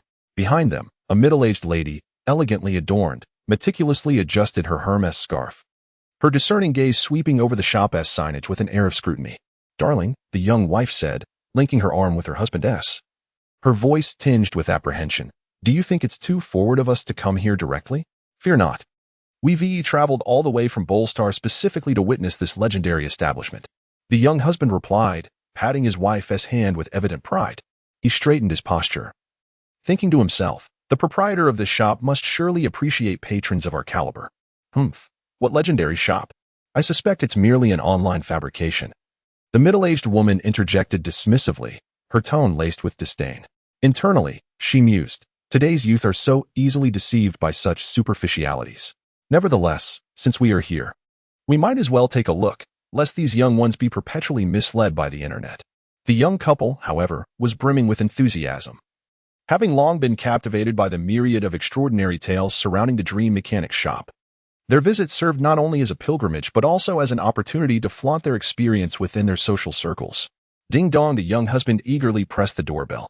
Behind the bar in the lobby, Li Fan heard the chime and instantly lifted his head, his face blossoming into a welcoming smile. Welcome, he greeted warmly as the door creaked open. Well, boss, your shop is exactly as described online, so stylish, the young wife exclaimed as she stepped inside, her eyes darting around in search of the perfect angle for photographs. Li Rongrong's face radiated with a smile so bright it could melt glaciers. Reminiscent of the midday sun in summer, her eyes, like radar, scanned the store thoroughly, eager to imprint every detail into her memory. Beside her, her husband, Chen Han, nodded and agreed repeatedly. Yes, yes, indeed. Like an echo. As for the middle-aged lady, she maintained an expression that suggested she had seen it all before. Her lips curled in a slight sneer, her gaze clearly conveying that she found it all rather underwhelming. Li Fan continued to wear his smile. Yet internally he had already labeled these three customers, an assembled trio of naivety. Good afternoon, esteemed guests. How may I assist you? Li Fan inquired leisurely, his tone courteous but subtly tinged with detachment. Upon hearing his words, Li Rongrong perked up and retrieved a beautifully packaged metal box from her Chanel bag. Boss, you are truly too kind. We have come here with high hopes, eager to engage in a significant business transaction. As Li Rongrong spoke, she cautiously opened the box, revealing a material that gleamed with a metallic luster. Behold, this is the stellar meteorite silver that we painstakingly procured from the Centaurus system. It is undoubtedly the finest enhancement material for mechas available on the market. Li Rongrong's voice instantly elevated by several octaves, as if this material were a rare treasure. Anxious that others might not hear her, Chen Han quickly leaned in, showering praise upon the material. Indeed, boss, this stellar meteorite silver is legendary. Its strength surpasses that of ordinary alloys by tenfold. Utilizing it to enhance mechas will undoubtedly elevate their performance to an entirely new level. The middle-aged woman interjected at the opportune moment, her tone perfectly balanced, seemingly nonchalant yet carrying an air of authority. Young man, let me tell you, such valuable items are scarce in today's market. Were it not for the unique decor of your establishment, we would hardly have made this journey. Li Fan observed the clumsy performance before him, nearly unable to suppress his laughter. Stellar meteorite silver? Centaurus system? This script had been recited to him just last month by a balding old man selling fake oil, with the very same texture of the material. Could they not put in a modicum of effort and come up with a different narrative to deceive? Oh, is that so? Let me take a look. Li Fan maintained a smile as he picked up the so-called stellar meteorite silver, feigning scrutiny. His fingertips gently grazed the surface, and the chilling, coarse texture was immediately apparent. This item, if one could even call it that, was not merely inferior to stellar meteorite silver, it barely compared to standard alloy scrap. My dear friends, this stellar meteorite silver appears to be of questionable quality. Li Fan raised his head, the smile gradually fading from his face, his tone growing increasingly aloof. The smile on Li Rongrong's face faltered momentarily before she quickly reassembled it. Boss, you must be joking. This is indeed genuine stellar meteorite silver. A counterfeit would incur a tenfold penalty. A tenfold penalty? Li Fan's lips curled into a faint, derisive smile, and if I am not mistaken, this should be industrial waste, correct? Upon hearing this, Li Rongrong and Chen Han's expressions turned as sour as if they had swallowed a fly. The middle-aged woman furrowed her brow, a flicker of indignation flashing in her eyes. Boss, one can eat recklessly, but one must not speak carelessly. We sincerely came here to conduct business with you. Li Rongrong's voice had taken on a sharp edge, her previous enthusiasm evaporating, replaced by embarrassment and anger. Sincerely? Li Fan chuckled lightly, his tone laced with mockery. To present a heap of worthless debris as if it were a treasure and call it sincerity? Do you take your customers for unsophisticated country folk, assuming them to be fools with deep pockets? You. Li Rongrong was rendered speechless by Li Fan's retort. Her face flushed with rage as she indignantly pointed at him. How can you speak to a customer this way? The customer is king. And this is how you treat the divine? Divine? Li Fan raised an eyebrow, countering, I see only 3 individuals. Attempting to deceive customers into believing they are fools. You. Li Rongrong was utterly infuriated. She abruptly drew out her holographic device and confronted Li Fan with fervor. How dare you? Your attitude is appalling. Today, I shall expose your illicit establishment. As she spoke, she commenced a live broadcast, tearfully accusing him before the camera. Dear netizens, come and witness this. The proprietor of this unscrupulous shop exhibits a vile demeanor. He deceives consumers and insults patrons. It is utterly lawless. Instantly, a throng of onlookers flooded the live stream. The comments section began to swirl with excitement. What is happening? I just arrived and saw an argument? An illicit shop? Isn't the Dream Mechanics repair shop quite popular? The owner seems rather handsome, not like a typical black market dealer. Beautiful lady, do not cry. Tell us what transpired.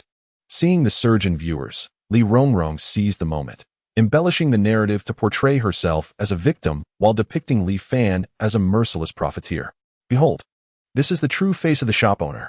I merely wish to promote some quality materials, and he responded with harsh words. He even declared my goods to be rubbish. It is absolutely outrageous. Li Rongrong spoke passionately to the camera, as if she had suffered an immense injustice. Chen Han and a middle-aged woman chimed in, supporting her claims, the trio harmonizing in an attempt to sway public opinion in their favor. However, Li Fan remained unfazed, observing their clumsy theatrics with a cold gaze, a faint smirk curling at the corners of his mouth. So, you wish to engage in a battle of public sentiment? Very well, I shall entertain you. Li Fan chuckled inwardly, a glint of icy determination flashing in his eyes. He was eager to witness who would be embarrassed in this confrontation. Watching Li Rongrong's performance, he remained unmoved. Having encountered such crude tactics before, he was no stranger to their ilk. Wishing to play with public opinion? Excellent. Let us see who outmatches whom. With a thought, he activated his innate abilities. And the number 10 repair pod unleashed several swarm mechas, which sprang into action like well-trained soldiers, swiftly and silently initiating their operations. Chapter 88. Strategic Mecha Suddenly. Metallic arms extended with precision, firmly restraining Li Rongrong, Chen Han, and the middle-aged lady. Ah, what are you doing? Let me go? Their terrified screams pierced the air as they struggled desperately, yet they could not budge the cold, unyielding grip of the mecha. The live stream erupted with excitement. What on earth is happening? The mecha has moved? Is the boss this formidable? Incredible, deploying the mecha like that. I'm impressed. The barrage of comments exploded. A mix of astonishment and inquiries as the live broadcast's popularity soared. Amidst the spectators' gasps, the swarm of mechas ruthlessly lifted the trio and strode purposefully out of the store, their movements brisk and decisive. Thud, thud, thud. 3 dull thumps echoed as Li Rongrong, Chen Han, and the middle-aged lady were unceremoniously tossed outside like discarded sacks, landing awkwardly on the ground. Ouch. That hurts like hell.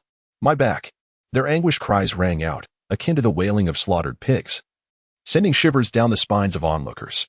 Li Rongrong's image was utterly shattered. Her hair was disheveled. Her meticulously applied makeup was now a smudged mess, and her designer clothing was covered in dust. Sitting on the ground in disarray, she pointed a trembling finger at Li Fan, her voice shrill and hoarse. You heartless owner. May you never find peace. I will report you. I will sue you. I will ensure your ruin. A torrent of foul language spewed forth, starkly contrasting her earlier facade of false sympathy, repulsive to behold. The audience in the live stream was equally astonished. This woman changes her demeanor far too quickly. Just moments ago, she feigned helplessness, and now her true colors are laid bare. What a shrew. She deserves to be thrown out. The tide of comments swiftly shifted. Those who once sympathized with Li Rongrong now rallied behind Li Fan, deriding her behavior. Silence. A thunderous reprimand, like a clap of thunder, interrupted Li Rongrong's tirade. Ma Yifeng, accompanied by several bodyguards, pushed through the crowd. His brow furrowed, he surveyed the unfolding farce with undisguised disdain. Young Master Ma? Upon seeing Ma Yifeng, Li Rongrong's face turned ashen, her voice stammering, resembling a frightened quail. What are you all arguing about? Ma Yifeng inquired coldly, his tone imbued with undeniable authority. I. Li Rongrong stumbled over her words, fearful of provoking the young heir of the Ma family. Chen Han, sensing the gravity of the situation, hurriedly stepped forward, bowing and scraping as he explained, Young Master Ma, we merely wish to negotiate business with this owner, but unexpectedly, he attempted to shift the blame onto Li Fan, hoping to mitigate his own culpability. Negotiate business? Ma Yifeng scoffed, a glint of contempt flashing in his eyes.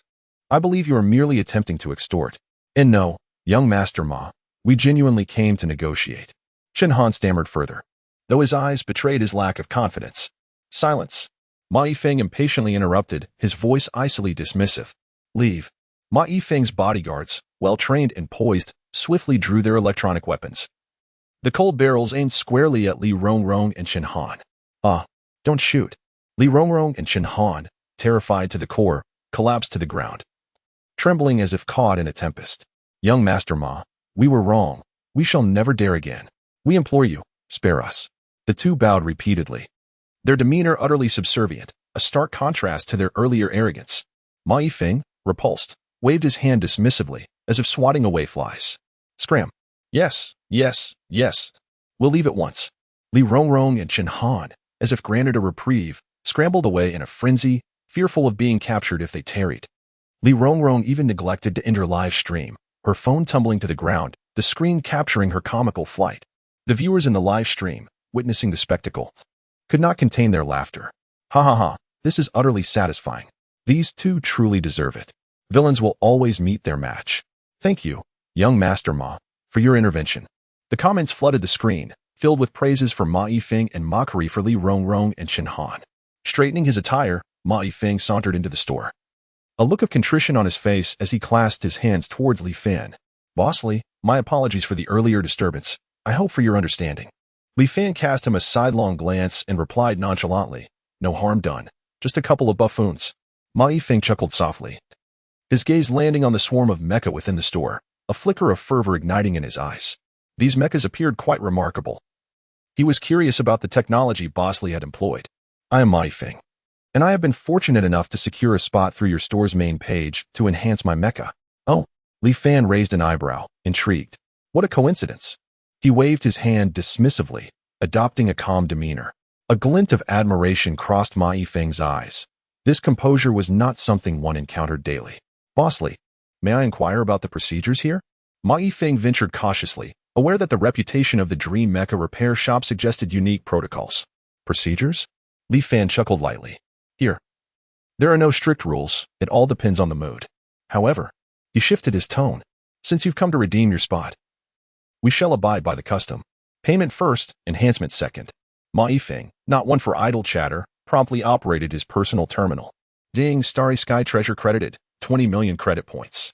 The crisp notification elicited a moment of surprise in Li Fan's eyes. Such a sum certainly warranted the term extravagant. Subsequently, Li Fan led Ma Yifeng to the second repair chamber. This is only natural, Ma Yifeng replied with a slight smile. May I ask, Boss Li, how do you intend to enhance my mecha? Li Fan stroked his chin thoughtfully.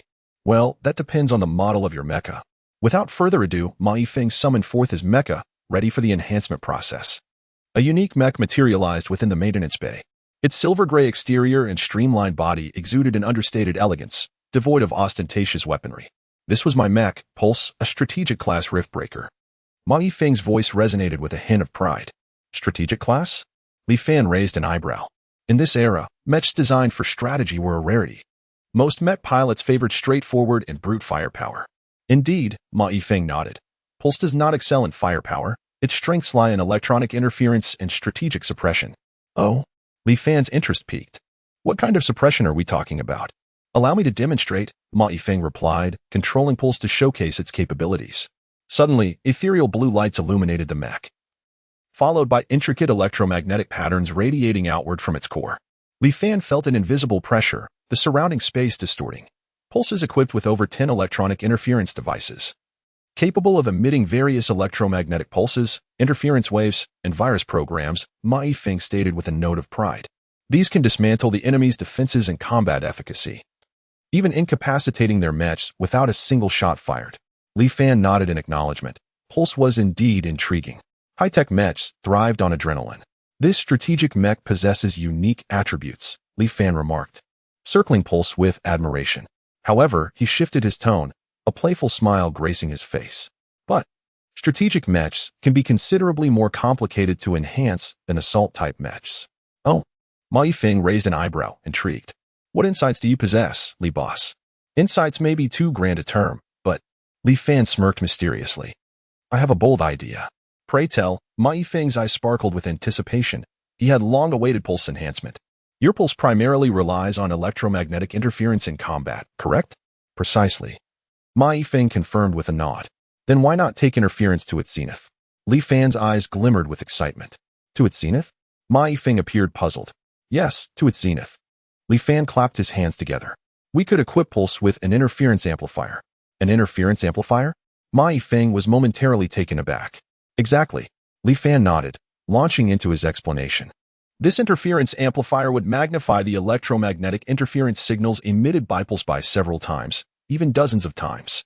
At that point, it would not merely incapacitate enemy mechs. It could potentially cause the enemy mech pilots to experience system failures as well. With a sharp intake of breath, Ma Yifeng felt a chill run down his spine. If this were to come to fruition, the combat capability of the pulse would undoubtedly ascend to a terrifying echelon. Bossly, the technical challenges of this interference amplifier must be considerable. Wouldn't you agree? Ma Yifeng inquired, a hint of concern lacing his tone. Technical challenges? Li Fan chuckled, exuding confidence. For me, this is merely a trifling matter. Then I shall entrust this to you, Bossly. Ma Yifeng replied with a respectful gesture.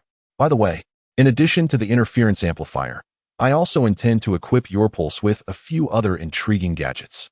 Li Fan mused, stroking his chin. Oh, what else do you have in mind? Ma Yifeng asked, curiosity piqued. For instance, Li Fan grinned. Electromagnetic traps, signal black holes, virus bombs. These are all quite fascinating inventions. Ma Yifeng was left utterly astounded. Truly, Bosley was no ordinary individual. You are simply remarkable, he exclaimed with heartfelt admiration. Haha, you flatter me. Li Fan waved his hand dismissively. These are merely small feats, insignificant in nature. Chapter 89, Brother. Next time, I'll treat you. Ma Yifeng found himself at a loss for words. All he longed for was to witness the enhanced version of the pulse and ponder its new form. Slowly, he exited the maintenance chamber. Just as Li Fan saw Ma Yifeng off, the system's notification tone echoed in his mind. Rare strategic mech pulse detected. Would you like to consume 50-star energy points for in-depth analysis? Oh, a rare mech? Li Fan's eyes sparkled with excitement. Analyze. It is imperative to analyze. Merely 50-star energy points, a trifling sum. This is a rare opportunity for learning. Perhaps I can glean some innovative ideas from the pulse's design. Furthermore, to thoroughly study the pulse, an in-depth analysis is essential. System. You call that trifling? How frugal. Upon Li Fan's confirmation, an invisible force enveloped the pulse.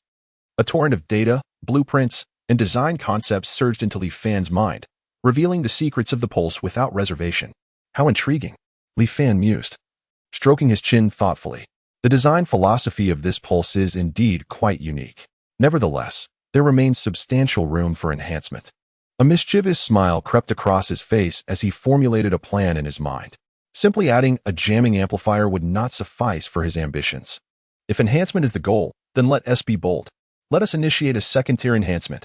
Buzz, the energy core in the maintenance chamber began to accelerate. High-purity star energy poured into the pulse with reckless abandon. Click, click, click. A faint sound resonated. The external armor of the pulse began to transform. The once smooth surface revealed mysterious patterns, and the silver-gray sheen deepened, as if it harbored even greater power. The overall lines of the mech became more fluid, brimming with a sense of strength and technological prowess. This transformation was visibly striking. The pulse's aura had undeniably changed. If Ma Yifeng were to witness this, he would surely leap with excitement. However, Li Fan had no time for such thoughts. His entire focus was riveted on the pulse. During the enhancement process, he observed every minute detail with clarity. New data, fresh patterns. Li Fan meticulously recorded each one, fearing the loss of even a single spark of inspiration. He had entered a state of profound immersion, with only the mech in his sights and only technology in his heart. This was the pinnacle of a technician's concentration. It was the romance of a tech enthusiast. Through his observation of the pulse's analysis and enhancement process, Li Fan began to form new ideas for the design of a novel mech. Perhaps I could experiment with, he mused, combining the jamming amplifier with electromagnetic traps, adding a touch of virus bomb elements. Yes. This way, the combat power of the pulse would undoubtedly ascend to a new pinnacle. The more he contemplated, the more exhilarated he became. A fervent desire surged within him to immediately translate his thoughts into action. However, the time was not yet ripe. The enhancement of the pulse had merely commenced, The grand spectacle still lay ahead. Li Fan took a deep breath, calming his exhilarated heart as he continued to observe the fluctuations of the pulse. He understood that the forthcoming enhancements would be the crux of the matter. The energy core in the maintenance chamber buzzed incessantly, as if it had consumed an endless supply of exhilaration, relentlessly pouring high-purity star energy into the pulse mech. The exterior of the pulse began to transform noticeably. Its formerly smooth surface now sprouted peculiar patterns reminiscent of tattoos. The silver-gray sheen deepened, almost as if the dark circles under its eyes had intensified. The lines of the mech became more fluid, akin to a rejuvenating facelift combined with a liposuction. This transformation in appearance unmistakably signaled to all the mech had undergone an upgrade. And not just any upgrade, but a significant one. If Ma Yifeng were to witness this scene, he would likely leap with excitement. As for Li Fan, he had no time to consider such matters. His gaze was fixed upon the pulse, unwavering and intent. He scrutinized every detail of the enhancement process. Even the slightest change did not escape his keen observation. New data and fresh patterns were meticulously etched into his mind. Inspiration, much like a shooting star, was fleeting, and Li Fan was determined not to miss a single moment. He had wholly entered a state of rapt concentration. External changes and the passage of time held no relevance for him. In his eyes, there existed only the mech. In his heart, only the technology. This was the essence of a true mechanic. Focused. Professional. Through his analysis and observation of the pulse's enhancement process, Li Fan conceived new ideas for the design of the next generation mech, and not merely one. Ding. Electromagnetic penetration functionality upgrade complete. Performance enhanced by 512. Perfect. Simply exquisite.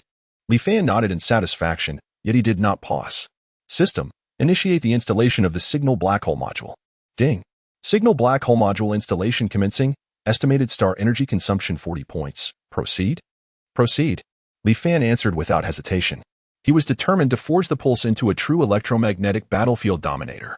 As the system's commands were executed, the energy fluctuations within the maintenance chamber intensified, causing the air surrounding the pulse mech to warp and twist, creating extraordinary optical phenomena. Li Fan diligently recorded these data points, which held immense reference value for his future research. Through the transformation of the pulse, he gained a deeper understanding of the electromagnetic interference system. These newfound insights and inspirations would become invaluable assets in his future mech designs. Ma Yifeng, your pulse has truly inspired me, Li Fan murmured softly, his eyes gleaming with the light of wisdom. Ding.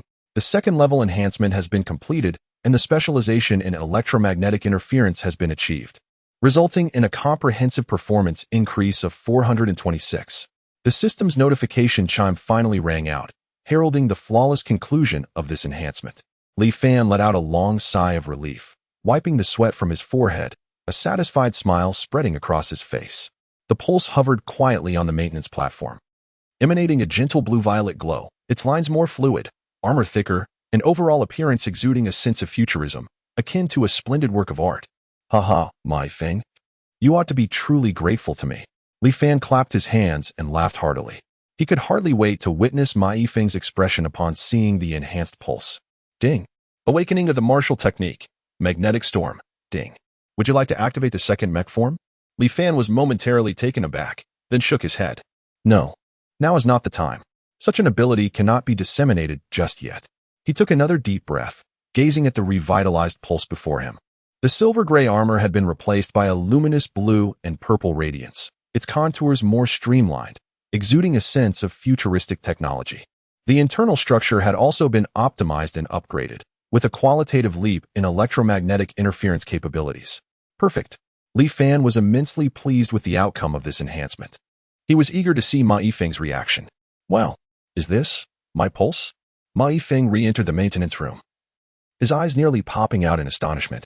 The pulse before him seemed utterly transformed. No, it had transcended into a new realm of Mecha. The breathtaking aura of pressure and the jaw-droppingly cool design. Ma Yifeng excitedly circled around the pulse several times, meticulously examining every detail. Li Fan, your skills are divine.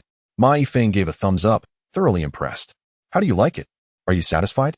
Li Fan asked with a smile. Absolutely. I'm beyond satisfied. From now on, my mecha will be entrusted to you, Ma Yifeng proclaimed without hesitation, pulling out his phone. Let us exchange contact information for future collaborations. By the way, are you free tonight? I'll treat you to Golden Han for some relaxation, and you'll get a 20 discount. Ma Yifeng invited enthusiastically, showcasing his generous nature. Golden Han? Li Fan's eyes lit up. That was indeed a splendid place. However, he decided against it for tonight. Let us save it for next time. All right.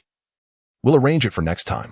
Ma Yifeng acquiesced, piloting the enhanced pulse away from the dream machine repair shop. Before departing, he made sure to express his gratitude once more. Pleasant collaboration. Li Fan waved goodbye. Another customer had been won over by his expertise. The reputation of the dream machine repair shop was steadily rising. After seeing Ma Yifeng off, Li Fan began contemplating the future direction of the shop. Recently, the proportion of non-mecha artisans among the customers who had won the lottery was rather high. This simply wouldn't do. His original intention was to enhance the overall strength of the mech engineers. Moreover, a substantial order from the Federal Fleet was imminent, necessitating a strategic adjustment. Li Fan opened his computer and began to modify the lottery rules. He reduced the number of mech enhancement slots while increasing those for maintenance and upkeep. The interval for the lottery was adjusted to every 5 days, ensuring the quality and efficiency of the service. The latest announcement from the Dream Mech Repair Shop, adjustment of lottery rules. Li Fan published the revised regulations on social media and the shop's notice board. Instantly, the comments section erupted. What? The enhancement slots have been reduced? Does that mean my chances of winning are even slimmer? An increase in maintenance slots? Are we shifting our focus? Once every 5 days? Isn't that a bit slow? Support for Bosley. This should have been done long ago. The mech engineers deserve priority. Protest. Why should the opportunities for ordinary people be diminished? A cacophony of opinions ensued, and the Dream Mech Repair Shop once again became the center of discussion. Yet, Li Fan remained unfazed. He was confident that his decision was sound. The road ahead was long, and the Dream Mech Repair Shop would undoubtedly thrive. Chapter 90. Starry-class starship. The dim yellow light cascaded onto the workbench, illuminating Li Fan's focused expression. He had just received a substantial order from the Federation fleet, a demand for no less than 15,000 enhanced weapons. Although the actual operation was not overly time-consuming, he mused that it would be reasonable to slightly reduce the reception time. It was certainly not due to any aversion to social engagements. Everything was for the sake of more efficient work. Li Fan silently justified his moments of idleness in his mind. Once he had arranged everything, Li Fan lifted his head and happened to see Ching Kong emerging from maintenance bay number 10. Her face radiated with excitement, and her steps were light, clearly indicating a successful endeavor. Shopkeeper. Ching Kong spotted Li Fan in the hall, cheerfully greeting him as she trotted over. Come, you must see my masterpiece today. Her voice brimmed with pride. I feel particularly inspired today, and I am absolutely satisfied with my work.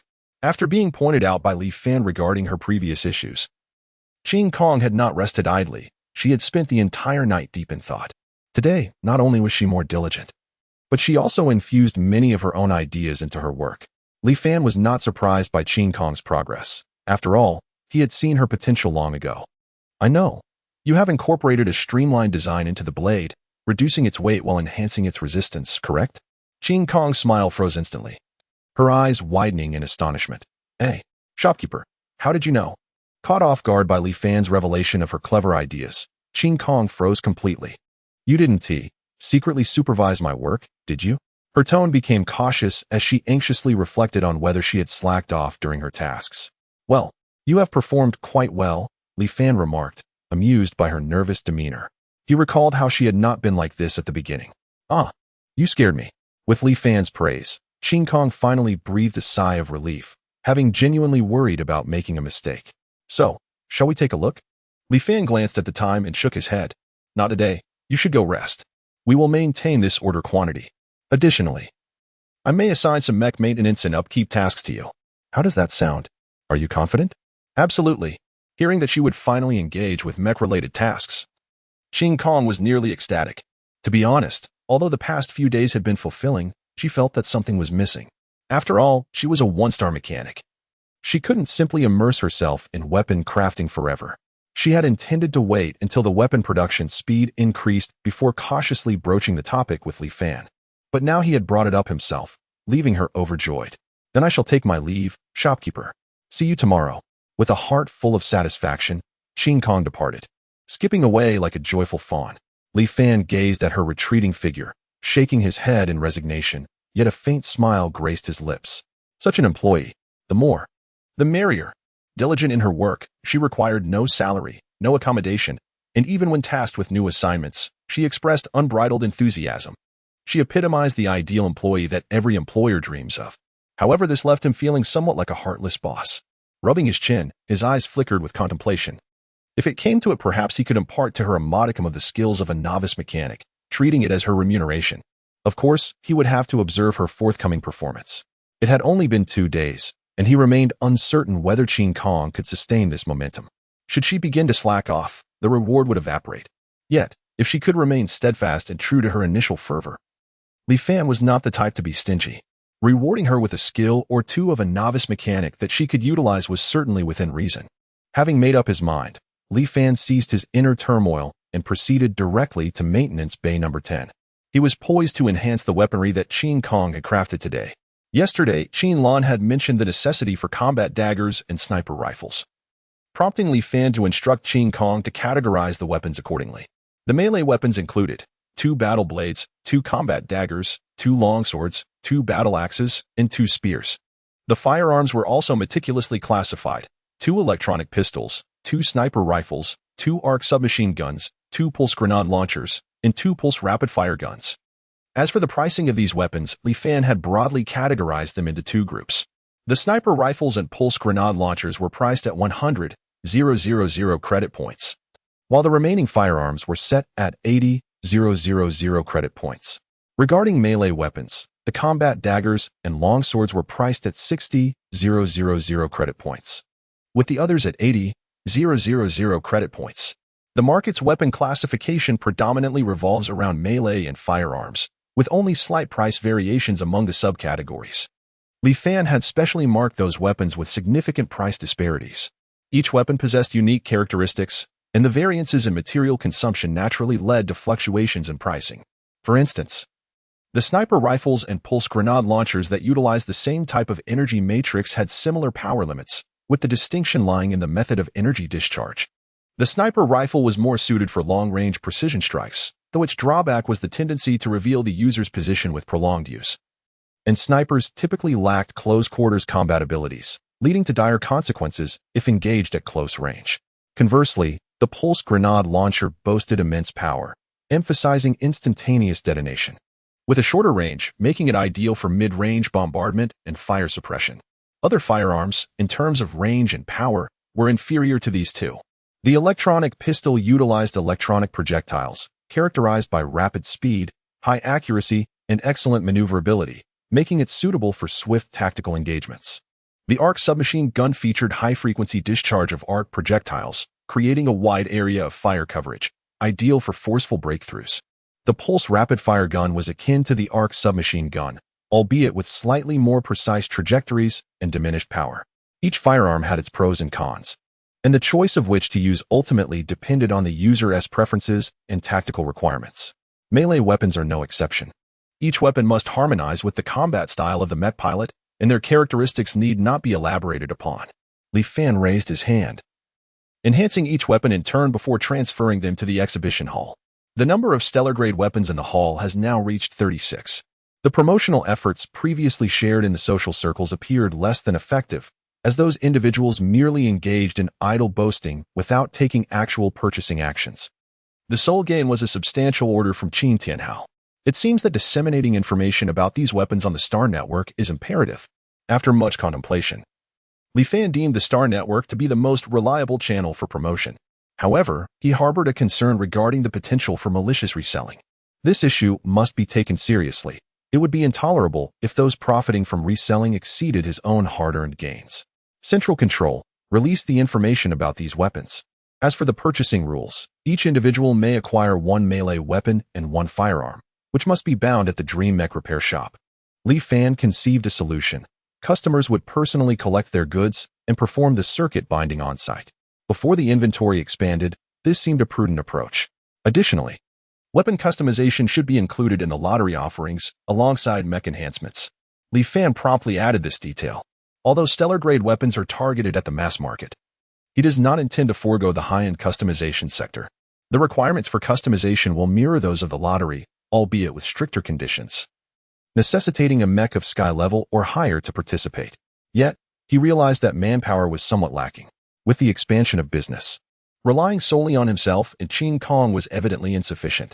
He had considered substituting machinery for manual labor in mass production, but ultimately dismissed the idea. Although mech weapons are structurally simpler than mechs and can generally be crafted by ordinary high-tier mech pilots, the precision of machinery is often hard to guarantee.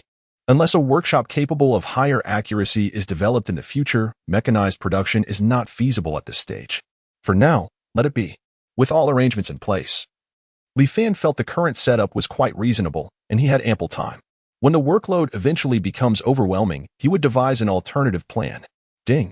Detection of host business expansion indicates insufficient personnel.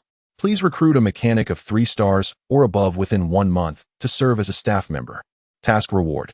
High precision mechanical workshop, starship of astral grade. The sudden system notification caught Li Fan off guard. However, the allure of the task rewards was undeniably enticing. A high-precision mechanical workshop could perfectly resolve the issues of productivity. Yet, more importantly, the latter reward, a starship of astral grade. Though it is the most basic type among starships, it is still a starship. Owning a personal starship would significantly facilitate interstellar travel and the development of his strategic team. This must be secured at all costs. However, before the excitement could fully dissipate, Li Fan's expression turned somewhat grim. Where could he possibly find a repair technician of at least a 3-star caliber? His previous success in recruiting Qin Kong had been sheer luck. Yet, securing a 3-star technician was far from an easy feat. Not only are 3-star technicians in all of Huaxiao exceedingly rare, but even if one were to be found, it was likely that they were already bound by long-term contracts with other repair shops. Was he truly expected to rely on his dubious reputation as a master technician to deceive someone into joining him? Given his current standing as a self-proclaimed master technician, he might indeed be able to lure someone away. However, he was reluctant to pursue such a path. After all, he was not an authentic master technician, and employing such a nearly deceptive tactic did not align with his principles. What? You mentioned Qin Kong? He had never claimed to her that he was a master technician. This entire notion was merely a fabrication of her imagination. Li Fan could confidently assert that he had never uttered a single word claiming to be a master technician. Perhaps it would be best to deliberate over this matter further. With 3 months remaining, Li Fan was not in a rush. Who knows? By then, he might genuinely improve his skills and become a true master technician, albeit the prospect seemed rather bleak. Chapter 91. Have you forgotten? The horizon was tinged with the pale light of dawn, as the night's darkness was gradually consumed by the morning glow. Qin Yu abruptly sat up in bed, hastily gathering her neatly folded clothes and dressing in a swift manner. As she passed by her parents' closed door, silence enveloped the space within, and she chose not to disturb them, stepping out quietly and heading straight for school. On the playground, the morning exercises had commenced. Students gathered in small clusters, engaged in lively discussions. Did you win the lottery? No. The odds are abysmally low. Indeed, with only a handful of weapons available, there are over 20,000 participants. But really, are there that many mecha engineers in our federation this year? It seems impossible. Perhaps candidates from other regions, even outsiders, have come to join the fray. Who knows, there might even be quite a few mecha engineers from society trying their luck. Sigh. Boss Lee's weapons are in such high demand. Will it take forever to get one? I initially thought I wouldn't be eligible for mecha enhancement. Surely, this weapon should be a sure thing. Who would have known? My luck is so bad that even drinking cold water gets stuck in my teeth. Listening to the lamentations around her, Qin Yu discreetly took a few steps back. She had no desire to flaunt her fortune at that moment. The aura of luck often breeds resentment, a truth she understood well. With everyone else having failed in the lottery, it was prudent for her to remain humble. You're here. How did it go? Did you win the lottery yesterday? I doubt it. One's luck can't be that extraordinary, right? Securing mecha enhancement is already a stroke of fortune. Winning a weapon? That would be too much for the heavens to grant. The students exchanged their thoughts, convinced that Qin Yu could not possibly have one. After all, luck must have its limits. Faced with their speculations, Qin Yu dared not respond, merely nodding in agreement. It was wiser to avoid provoking them, lest she attract unwanted attention. As the horn for morning exercises sounded, everyone fell into their training routines. Qin Yu skillfully jumped into the cockpit of the Flame Dragon, ready to embrace the challenges of the day. Her opponents were a trio of classmates piloting rookie-level mechas. In a one-on-one battle, they would undoubtedly be no match for the Flame Dragon, not even serving as adequate sparring partners. Thus, They had been deliberately arranged into a team to pose a greater challenge for Qinyu. The Flame Dragon was a speed-oriented mecha, while the rookie models focused on strength. If they formed a triangular formation, it would be easy for the Flame Dragon to exploit weaknesses and take them down one by one. Instead, they opted for a linear formation, ensuring that no matter which mecha was attacked, the others could provide timely support, creating a pincer effect. This strategy had been meticulously crafted over several days. Observing their formation, Qinyu's gaze sharpened slightly. This was indeed intriguing. Not bad, a new tactic? Hehe. This is tailor-made just for you. This time we are bound to win. Onward. With engines roaring, the three rookie mechas advanced toward the Flame Dragon in perfect synchrony. Two wielding battle axes, while the one in the center brandished a combat blade. As the trio approached the Flame Dragon, they deftly pivoted their wrists, gripping their weapons horizontally. The tips of their blades glimmered with a chilling light as they executed a sweeping strike, an introductory technique of the mecha, the horizontal slash. Three fierce cuts were poised to descend upon the Flame Dragon. In a moment of agility, the Flame Dragon crouched, its rear thrusters igniting with a surge of potent energy. The mecha shot skyward like an arrow released from its bow, tracing a graceful arc through the air, soaring over the soldiers' heads before landing firmly on the ground. A glint of determination flashed in Qinyu's eyes as he aligned his palm, sharp as a blade, towards the soldier's neck and struck down with force. With a resounding thud, the soldier dropped to one knee under the tremendous impact, raising a cloud of dust. At that instant, the soldiers on either side leapt back in unison, pivoting to swing their axes down upon the Flame Dragon. The Flame Dragon narrowly evaded this lethal strike by leaning aside. The abrupt sound of the morning exercise whistle pierced the air, interrupting this fierce confrontation. Qinyu, piloting the Flame Dragon, gave a thumbs up to the trio, genuinely impressed. Impressive. You nearly had me there. The soldiers' voices echoed their disappointment. What a pity, we were so close. At least we didn't lose this time. It seems our strategy worked. Just then, Li Siming approached, surveying the scene. So, how did it go today? Any progress? Absolutely. I've made rapid advancements, exclaimed one of the soldiers.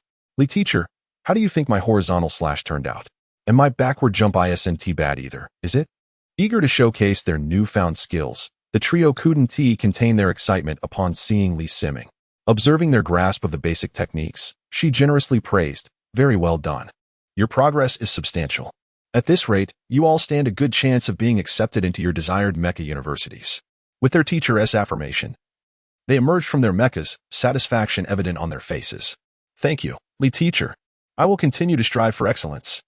I must become the dark horse in this upcoming exam. With only 30 days left, watch me turn the tables. Li Siming smiled and responded warmly. Before turning to Qinyu, noticing her furrowed brow, she inquired with concern, what's wrong? You seem a bit downcast. Li teacher, am I too reliant on the Flame Dragon's performance? Qinyu's tone was grave, acknowledging that today he had indeed underestimated his opponents.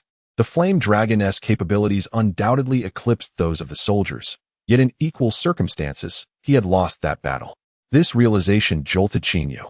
It became clear that he was not the only one progressing. Why worry? The Flame Dragon is your mecha. Relying on its strength is inherently part of your own power. Moreover, you have not lost yourself in the process, have you? Otherwise, you wouldn't be posing such a question. From here on, your task is to thoroughly explore the potential of the Flame Dragon, which is only fair to the owner who enhanced your mecha, wouldn't you agree? Li Siming gently patted Qinyu's head, offering a soothing word of guidance. Upon hearing Li Siming's words, Qinyu was suddenly enlightened and quickly rose to express her gratitude. Thank you, Teacher Li. You are absolutely right.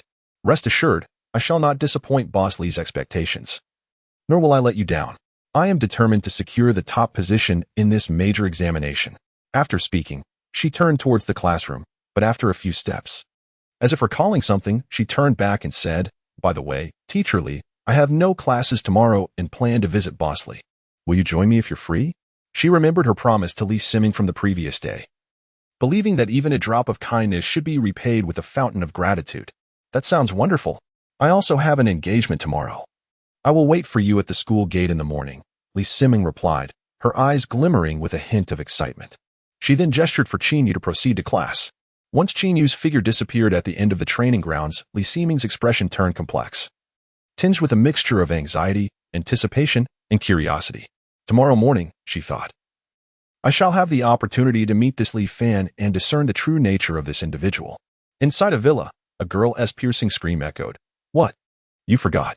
Qin Lan stared blankly at Qin Tianhao, her face a canvas of disbelief. Her eyes brimmed with disappointment and hurt, as if she had been betrayed by the one she trusted most. She could hardly fathom that her most trusted and esteemed father had forgotten her weapon. Moreover, he had purchased another weapon for himself. Feeling the sharpness of Qin Lan's gaze, Qin Tianhao's eyes darted around, unable to meet her stare. During the journey home, he had sensed that he had forgotten something crucial, but could not recall what it was. Upon arriving at the fleet, he had been engrossed in reviewing the battle against the Bloodwashers with Zhang Lei. The matter of Qin Lan's weapon had indeed slipped his mind entirely. It was only upon returning home and seeing his daughter's eager expression that he realized the gravity of the situation. This is indeed my oversight. How about I ask about it tomorrow? Qin Tianhao racked his brain, contemplating how to remedy the situation. Qin Lan shook her head in disappointment. Forget it. I feel. You will forget again tomorrow. The daughter had ultimately grown up, no longer his little cotton-padded jacket. Who taught you this? Such a well-rehearsed response. Qin Tianhao exclaimed. Who else could it be? It must be that Qin Yu. I've always said to keep you from mingling with him. Please, let me explain, he pleaded. Listening to Qin Lan's words only deepened his guilt. He recognized that he had indeed erred. I will certainly not forget tomorrow. If necessary, I can call Li Fan right now.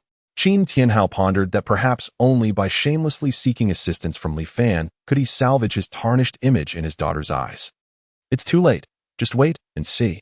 Unexpectedly, Qin Lan directly handed her phone to Qin Tianhao. The screen displayed the webpage of the Dream Mechanic Repair Shop. Upon seeing the sniper rifle and combat dagger displayed on the page, Qin Tianhao's eyes gleamed with excitement. Look, aren't these readily available? Let us purchase them directly, he exclaimed. However, his companion interjected, it's easy for you to say that. If you had gone today, perhaps you could have secured a purchase. But just look at the number of participants in the lottery below. This was the catalyst for Qin Lan's complete frustration. Upon returning home, she discovered the announcement by Li Fan regarding the new venture of the Dream Machinery Repair Shop. Star-grade mecha weapons were officially launched and available for lottery reservations. Initially, she instinctively intended to participate, but then she reconsidered, believing her father might have already procured one for her, thus relinquishing her chance to enter the draw. This was born out of trust in her father. What was the result? She waited with eager anticipation for her father's return, only to be met with a surprise that left her feeling as if she had plunged into an icy abyss, her heart chilled to the core. Did you not participate? Qin Tianhao inquired tentatively. Qin Lan was so incensed that she could hardly articulate her words. You say that. Each syllable was nearly forced through clenched teeth, the sound of grinding jaws audible. One can only imagine that had this individual not been her father, she might have charged at him in a fit of fury. Haha, misunderstanding, all a misunderstanding. Qin Tianhao awkwardly scratched his head. Why don't we try reserving now? What if we get lucky? Do you believe in that?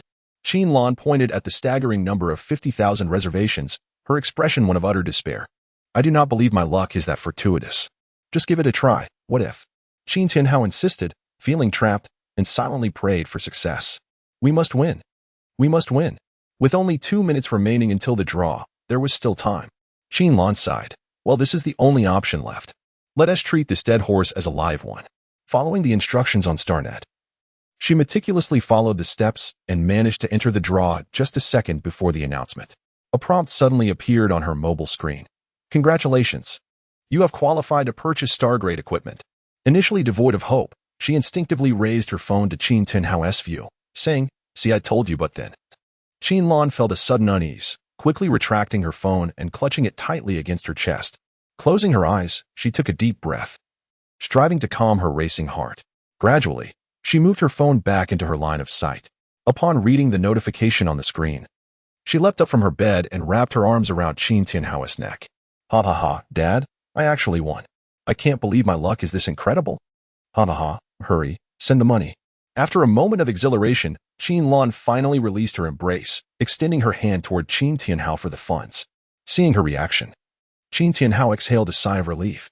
Thank goodness we won. Otherwise, this little cotton-padded jacket of mine might truly neglect me for several days. Without a hint of hesitation, he promptly transferred 200,000 credit points to Qin Lan. Well, consider the surplus as your pocket money. Let it serve as a gesture of apology from your father. Hee. Dad, you are the best. Upon receiving the funds, Qin Lan's mood instantly brightened, and with a playful pout, she skipped back to her room. Bang! She flung herself onto her soft bed, a wide grin stretching from ear to ear. Wonderful! Tomorrow, I shall acquire a new weapon. Speaking of which, it has been a while since I last saw Bosley. What attire should I wear tomorrow? One worry resolved, yet another emerged. Perhaps that is the essence of life. Qin Tianhao sat alone in his study, reflecting on the earlier events with lingering trepidation. Suddenly, a hand landed on his shoulder. Instinctively, Qin Tianhao raised his right arm, poised to subdue the assailant. Upon recognizing the visitor's face, he hastily halted his motion. Gazing at Tong Shi, who bore a striking resemblance to Qin Lan, he exclaimed, "What brings you here? Couldn't you announce your arrival?" "I merely observed the earlier tension between you two," Tong Shi replied, without reproach, extending her hands to gently massage his shoulders. "Have you reconciled?" "Indeed. This time, I admit my shortcomings," Qin Tianhao responded, savoring his wife's tenderness while squinting in response. "Ah, you cannot bear the blame entirely. You have indeed been overwhelmed with responsibilities lately. As for Lan, she has matured and will surely understand," Tong Shi softly reassured him, continuing her soothing motions. Qin Tianhao, weary from recent exertions, felt her concern deeply, yet lamented. "This is my duty. You have been the one to suffer, worrying for me all this time." Hearing this, Tong Shi's eyes sparkled with gentle affection as she replied, "What else can we expect? After all, we are husband and wife." They exchanged smiles, enveloped in a warm and sweet atmosphere. Though Qin Tianhao often appeared somewhat fearful of his wife, it was more a matter of respect than fear. It was precisely because Tong Shi never acted capriciously in significant matters and consistently supported him in silence that he cherished and respected her so deeply. For Tong Shi, she was his safe haven, steadfastly ensuring stability at home. Chapter 92, The Room of the Armored Mecha. Qin Lan, like a jubilant fawn, pranced back into her room. With a thud, she threw herself onto the soft bed, her smile stretching from ear to ear. How splendid! She couldn't contain her exhilaration. Tomorrow she would finally acquire the long-coveted new weapon. But then, a thought crossed her mind, and she began to fret. It had been quite some time since she last saw Bosley. What should she wear tomorrow? Just as she had resolved one major dilemma, another emerged like mushrooms after a rain. Such is life, isn't it? Qin Lan turned over in bed, burying her face in the pillow, cradled by sweet worries, and drifted into slumber. In the study, Qin Tianhao sat alone, reflecting on the earlier dispute with his daughter, still feeling a pang of dread. Suddenly, a hand landed on his shoulder. Qin Tianhao's body tensed instantly, his right arm lifting like lightning, almost ready to subdue the intruder. Upon realizing that the person behind him bore a striking resemblance to his daughter Qin Lan, it was Tong Shi, he abruptly halted, his movements stiff. "What brings you here? Do you walk without making a sound?" Qin Tianhao's tone carried a hint of reproach, but more so, a sense of relief from having survived the encounter. Tong Shi did not scold him as usual. Instead, she gently extended her hands, softly massaging his sore shoulders. "I came to see how you two were faring after your earlier clash. Have you reconciled?" she inquired softly. "Yes." Qin Tianhao closed his eyes, savoring the comfort of his wife's touch. "This time, I was indeed in the wrong, too impulsive." "Ah, it's not all your fault," Tong Shi continued her soothing motions, her voice gentle as water. "You've been under immense pressure at work lately. Yi is growing up. She will understand your struggles." She had keenly observed the weariness etched on Qin Tianhao's face these days, feeling a pang of sympathy. Yet, there was little she could do to alleviate his burdens, except to help him relax. Hearing her words, Qin Tianhao shook his head slightly. "These matters are my responsibility. You've borne the brunt of worry these past days." A tender smile illuminated Tong Shi's features. What else would one expect from a married couple? They exchanged knowing smiles, a silent understanding passing between them. The warm and sweet atmosphere enveloped the study. Meanwhile, at the Dream Machine repair shop, Qin Kong was perspiring profusely, wielding the forging hammer with relentless vigor, striking the glowing metal repeatedly. She had been here for 3 days. Within this brief span, she had mastered the forging techniques for a multitude of weapons. One cannot deny that Qin Kong's talent was truly remarkable. However, this achievement was also a testament to her relentless diligence. During these 3 days, she had scarcely slept, dedicating her time solely to practice, and more practice. Even Li Fan was astonished by the rapidity of her progress. However, Qin Kong gradually uncovered a little secret about the shopkeeper, Li Fan. It appeared that this enigmatic proprietor seemed somewhat lazy. Over the past 3 days, Apart from occasionally offering her guidance, he had spent most of his time sleeping. Indeed, it was on the reclining chair in the shop that he was soundly asleep. At first, Qin Kong thought Li Fan was practicing some arcane technique. After all, in this interstellar era, anything bizarre could transpire. However, upon witnessing Li Fan drooling and snoring thunderously, she completely dismissed that notion. This was not some form of cultivation. It was simply a deep slumber, and a profoundly oblivious one at that. Qin Kong could not help but lament. What happened to the bustling repair shop? Where was the promised busyness? Why did it feel more relaxed than her own home? This boss was utterly unreliable. Qin Kong, take these 3 days to familiarize yourself with weapon crafting. After that, I will teach you about mecha maintenance, Li Fan had told her on the first day. At that time, she believed he had some special plans. Yet, 3 days had passed, and Li Fan remained entrenched in his chair, snoring away. Moreover, he postponed the appointment by another 3 days, under the pretext of rest and recuperation. Qin Kong could scarcely believe her ears. Was this boss truly so capricious? He didn't even want to earn money? Was he truly rich beyond measure? Qin Kong was perplexed. Nevertheless, she refrained from inquiring further. It was best not to speculate on the whims of the boss. Focusing on her own responsibilities was paramount.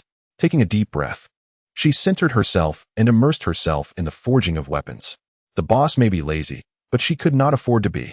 She was determined to continually enhance her abilities.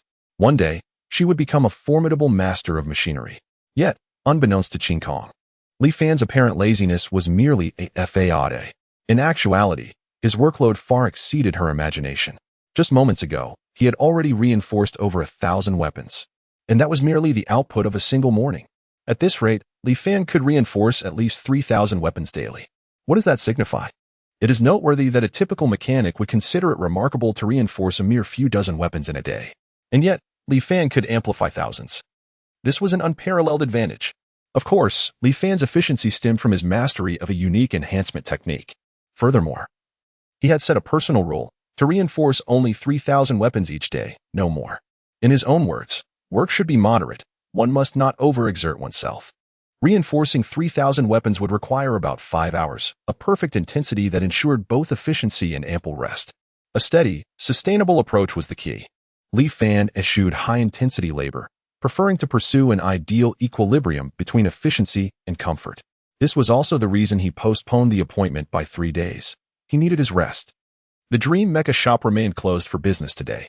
Although numerous appointments had been made, most were from students or busy mecha engineers, who typically preferred to arrive after 5 in the afternoon. After all, during the daylight hours, everyone is preoccupied. It is only in the evening that they find leisure. Li Fan was well aware of this. Thus, he remained unperturbed, confident that after 5 in the afternoon, business at the shop would flourish remarkably. He stifled a yawn and stretched leisurely. Although the store had yet to open, Li Fan was far from idle. He harbored an audacious ambition. He aspired to construct a stellar-class armed mech. This was not merely a whimsical fancy. It is well known that within the realm of stellar-class mechs, the armed variant is akin to a rare beast. Why, you may ask? It is due to its awkward positioning. In terms of output, it cannot compete with the assault type. In defense, it pales in comparison to the heavy armor type. It is caught in a limbo. Neither here nor there. Who would employ it? Yet, who is Li Fan? He is a man destined to become the god of mechs. How could he be daunted by such trivial challenges? He was determined to defy the odds. He aimed to elevate the combat prowess of the armed mech to unprecedented heights through the innovative application of enhanced weaponry. He intended to make those who scorned the armed mech kneel and sing its praises. The more he pondered, the more exhilarated he became. Feeling the fervor of his youthful spirit blaze within him, he promptly entered the starship repair bay. Surrounded by an array of weapons, Li Fan's mind sparked with inspiration. A torrent of bold ideas rushing forth. These weapons served as his wellspring of creativity. He envisioned seamlessly integrating their characteristics into the design of the mech, crafting a one-of-a-kind, awe-inspiring armed mech. Without hesitation, Li Fan set to work, meticulously sketching the design. Skeleton, joints, armor, core power source, each component rapidly took shape under his skilled hand. It must be said, Li Fan possessed remarkable artistic talent. Though merely a draft, the overall silhouette of the mech was already discernible. As for the core power source, Li Fan chose not to indulge in extravagant cutting-edge technologies. Instead, he opted for the most traditional and reliable solution, the energy furnace. Why? Simple and straightforward. Stable and dependable. Most importantly, it was what he was most familiar with. With the design complete, the next step was to gather materials. This posed no challenge for Li Fan. He had long amassed a vast stockpile of rare materials such as superalloys and trinary crystals through the logistics of his dream system. These resources were more than sufficient to construct not just a single mech, but an entire legion. With everything prepared, he merely awaited the right moment. Li Fan activated the beam cutter, commencing the fabrication of the mech skeleton. Sparks flew as the metallic scent of charred metal permeated the air. Li Fan concentrated intently on maneuvering the cutter, akin to a master sculptor breathing life into cold metal. Of course, relying solely on the cutter would be insufficient. Li Fan possessed a secret weapon, his mental command. Under his guidance, the robotic arm seemed to merge with his very being, exhibiting unparalleled dexterity. He wielded various tools with ease, as if they were extensions of his own limbs. The efficiency of his processing surged exponentially. In a mere half hour, a complete exoskeletal mech was triumphantly completed. The speed of this achievement is nothing short of astonishing. Next comes the assembly of the mech's joints and structures. Li Fan employed the advanced ripple joint connection method. This cutting-edge technology minimizes joint wear to the greatest extent, enhancing the mech's agility and responsiveness. With the expansive spatial advantages of a star-level mech, the assembly process became exceptionally effortless. Li Fan was already well-versed in these techniques, executing the tasks with a fluid grace, seamlessly and efficiently. The entire endeavor resembled the assembly of a colossal Lego set, easy and thoroughly enjoyable. It is undeniable that Li Fan possesses an unparalleled talent for mech manufacturing. In the past, when he crafted the apocalyptic mech, it required an immense amount of effort. Now, however, it seems to come as second nature. As Li Fan gazed upon the nascent form of the mech before him, a slight smile crept onto his lips, reflecting his satisfaction with the fruits of his labor. He was immensely pleased with his work. Chapter 93. K1 Assault. The lighting in the maintenance room was somewhat dim, yet Li Fan's spirits soared with exceptional brightness. His satisfied smile, however, was soon interrupted by the chime of the system notification echoing in his mind. Ding! It detected that the host had successfully completed the construction of the starry-level armored mech skeleton and joint structure, granting a reward of 500 star energy points and 1 lottery chance. Oh, such prompt rewards? Li Fan's eyes sparkled. This system was indeed a timely blessing. However, he did not rush to claim his lottery prize, choosing instead to immerse himself further in the creation of the mech. After all, this was where his true passion lay. Next came the installation of the main and auxiliary cannons. Li Fan murmured to himself, his gaze falling upon the mountain of meticulously chosen weapon parts, each imbued with formidable power. The upper torso's hollow circular ring shimmered with starlight patterns, its surface concealing 128 intricately sculpted energy connection points. The lower limbs boasted an augmented structure hiding a composite hydraulic layer, and the tibiae, designed at a 45 angle, could withstand the weight of mountains. The mechanical tendons of the right arm coiled around the metallic frame like a serpent, while the left hand revealed a pre-embedded giant shield upon extension. A laser pin traced a series of fleeting shadows on the virtual sand table. This was no mere skeleton, but an evolving weapons platform. With excitement, Li Fan rubbed his hands together, envisioning the majestic figure of the mech fully armed. The composite barrel interwove a cerulean and golden energy matrix, and the vibranium coating transformed under the particle flow into spiral engravings. As it was embedded in the chest cavity, a 360 energy ring calibrated itself automatically, sending a shockwave that sent a parts box flying 20 meters away. Boom! A thunderous sound reverberated through the maintenance room, startling Li Fan, who hurriedly checked the installation of the main cannon. Goodness, the power was extraordinary. Li Fan couldn't help but marvel. The potency of this starry-level main cannon surpassed his wildest imaginings. Yet, he relished it, as the honeycomb ammunition nest of the right arm unfurled. The mechanical linkages spread out like a peacock's tail, with 108 miniature launch ports glowing with a crimson hue. The liquid metal buffer layer within the rotating joint allowed the cannon's swing speed to exceed the limit of 0.3 seconds. This was the epitome of masculine romance. Li Fan gazed at the densely packed cannon ports, his heart swelling with pride. This mech was nothing short of a mobile arsenal. Next came the crafting and assembly of the armor.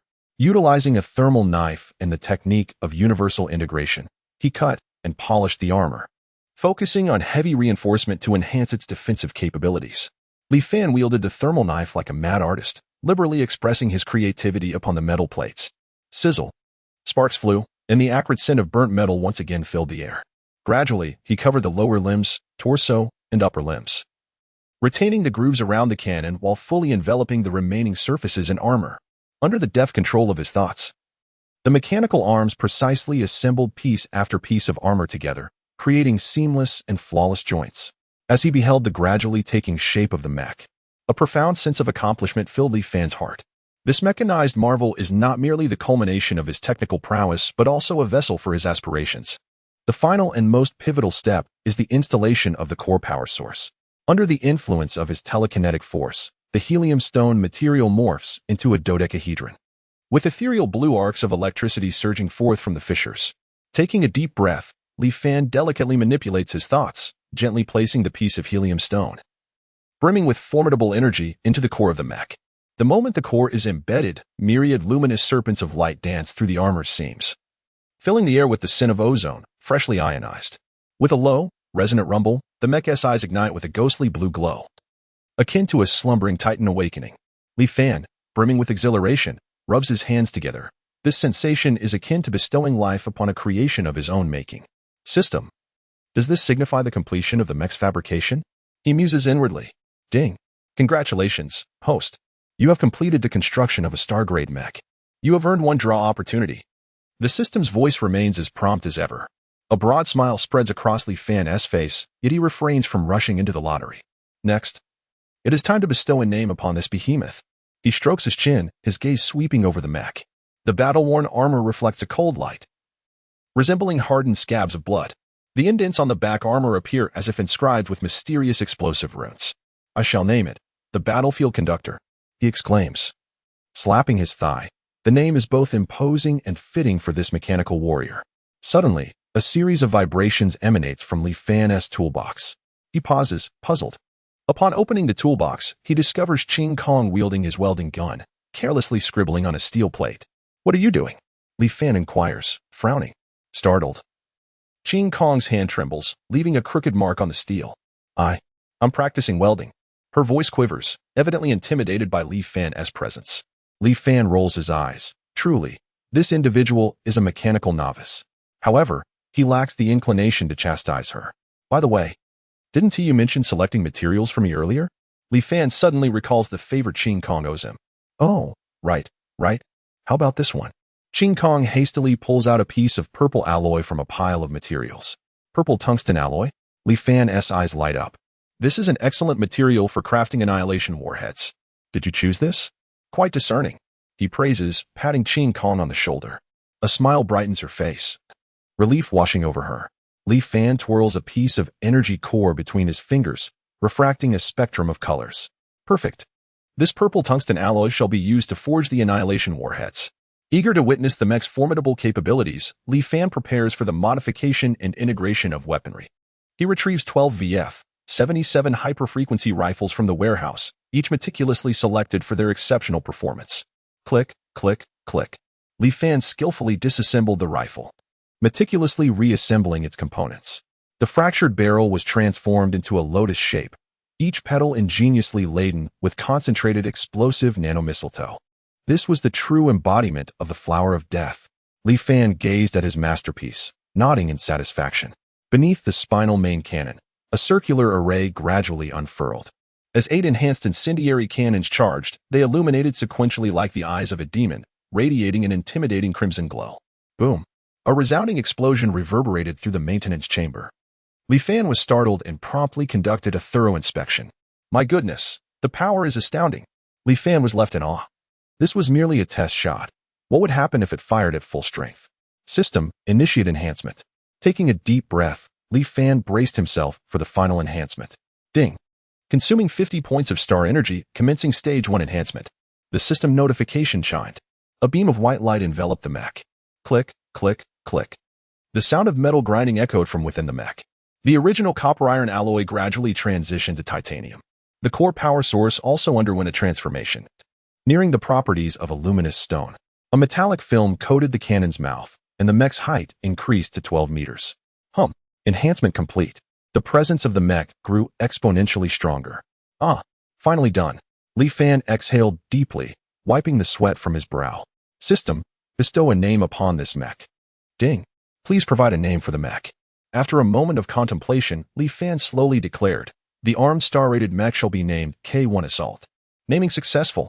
The K1 Assault mech signifies the birth of yet another masterpiece by Li Fan. Chapter 94. The Wong Group. A low, resonant hum reverberated through the corridor, as metallic treads crushed the ground, sending tremors through one's very soul. The freshly completed K1 Assault, personally piloted by Li Fan, glided toward Exhibition Hall No. 1. Its imposing stature cast a daunting shadow under the bright lights, while the purple tungsten alloy armor reflected a harsh, steely sheen. The circular array of cannon muzzles was poised for action, resembling a beast fixated on its prey. What is that noise? Has the military unveiled a new model? Ching Kong was diligently organizing materials in the workshop. The unusual commotion compelled her to peek outside. Just then, the K1 Assault passed by. My heavens! Ching Kong's eyes widened in disbelief, her mouth forming an A shape, utterly astonished by the sight before her. Never had she encountered such an imposing mech. This was nothing short of a war machine. Hey, shorty, what are you dawdling for? Li Fan's voice suddenly emanated from within the mech. Ching Kong snapped back to reality and hurriedly ran after it. Li Fan, what? What is this mech? Is it a new model from the military? Her voice quivered slightly, clearly overwhelmed by the spectacle. Li Fan halted the mech and turned, a glimmer of pride barely concealed upon his face. I made it, he stated nonchalantly. You made this? Ching Kong's voice soared an octave higher, nearly breaking into a shout. Impossible. How could you possibly create such an impressive mech? Her disbelief was palpable. Although she recognized Li Fan's genius as a mechanic, this was beyond her wildest imagination. To independently construct such a formidable mech? That was a dream she wouldn't dare entertain. What's impossible about it? Just take a look for yourself. Li Fan gestured toward the K1 Assault. Skeptical yet intrigued, Ching Kong circled the mech, her gaze sweeping over every detail. With each passing moment, her astonishment deepened. The design, craftsmanship, and materials of this mech were nothing short of exquisite. It was undoubtedly the work of a master. Well, didn't I tell you the truth? Li Fan observed her with a grin. You truly are a marvel, Ching Kong exclaimed earnestly. Shall we head to Exhibition Hall No. 1? I can let you observe it up close. Li Fan extended an invitation. Ching Kong's heart raced with excitement. Of course, she wanted to go. She longed to climb atop the mech and study it thoroughly. However, a prior misunderstanding lingered between them, leaving her feeling somewhat hesitant. Ching Kong stammered, a blush creeping onto her cheeks. What? Are you afraid? Li Fan teased her playfully. Who said I was afraid? I'll go. Ching Kong puffed out her chest, feigning composure. Let us go then.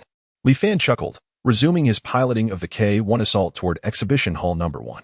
Ching Kong followed closely behind, her heart a tumult of exhilaration and trepidation. Inside Exhibition Hall No. 1, the lights blazed brightly. Rows of pristine mech stood in neat alignment, awaiting prospective buyers. As Li Fan steered the K1 Assault into the hall, its colossal frame immediately captured the attention of all present. Wow, what kind of mech is that? It's so stylish. I have never seen this before. Is it a new model? The design, the presence, it is truly magnificent. The exhibition hall suddenly buzzed with excitement, with people discussing animatedly, their eyes filled with awe and curiosity. Ching Kong followed behind, observing the astonished expressions around her. And an overwhelming sense of pride welled up within her. This is the creation of Li Fan, whom I know. The K1 Assault stood majestically in the center of the exhibition hall, and Li Fan opened the hatch and leaped down. Ladies and gentlemen, I present to you my latest design, the armed starry level mecha, the K1 Assault. Li Fan's voice resonated throughout the hall. What? He designed this? So young? It seems improbable. Could he be boasting? A wave of disbelief swept through the crowd, as it was hard to accept that someone so youthful could independently create such a formidable mecha.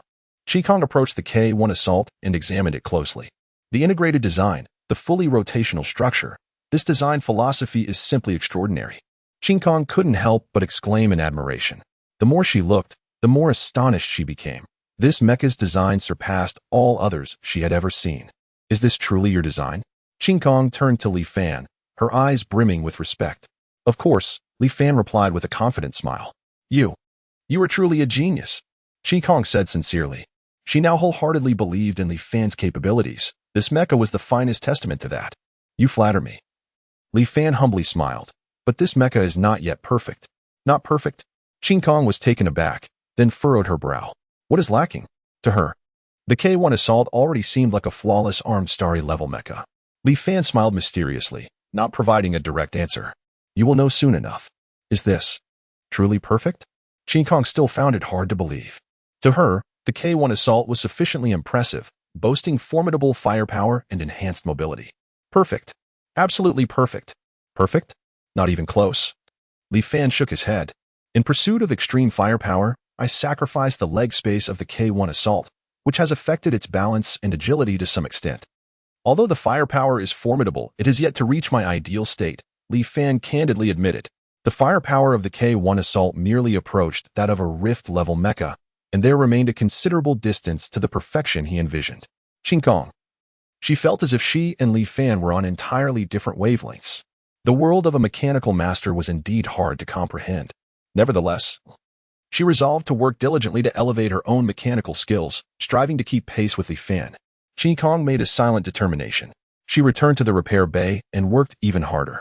The sound of the pulse hammer was more frantic than before. Thud, thud, thud. Qin Kong now had but one goal: to complete the weapon fabrication as swiftly as possible. Then, let us delve into the pursuit of advanced mechanical knowledge. As dusk approached, patrons fortunate enough to have acquired the coveted stellar-grade mech weaponry began to arrive at the Dream Mechanic Shop, one after another.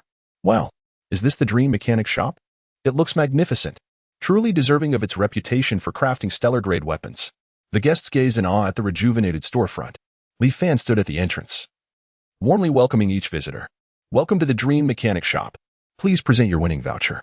With meticulous precision, Li Fan distributed the weapons to the guests, who promptly secured them with their credit points. Bossly, will this weapon genuinely enhance my prowess? Inquired one eager customer.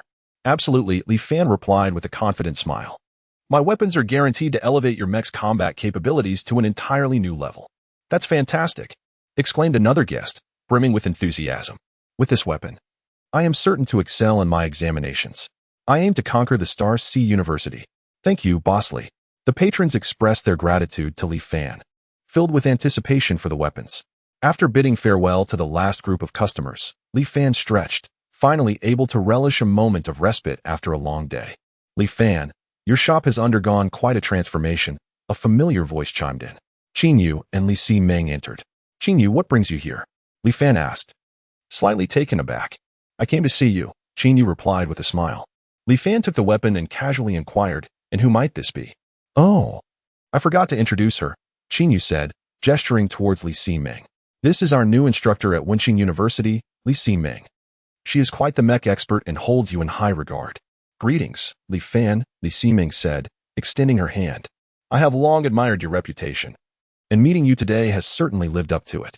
Li Fan shook her hand, though a hint of skepticism lingered in his mind. A teacher from Wenqing University? A mech expert? And she holds me in such esteem? Something feels amiss. Li teacher, could we speak privately? Li Fan proposed, keen to probe further. Of course. Li Si Meng readily acquiesced. The two stepped outside the shop. Suddenly, Li Fan launched an attack. A swift punch, as rapid as lightning, hurtled towards Li Si Meng.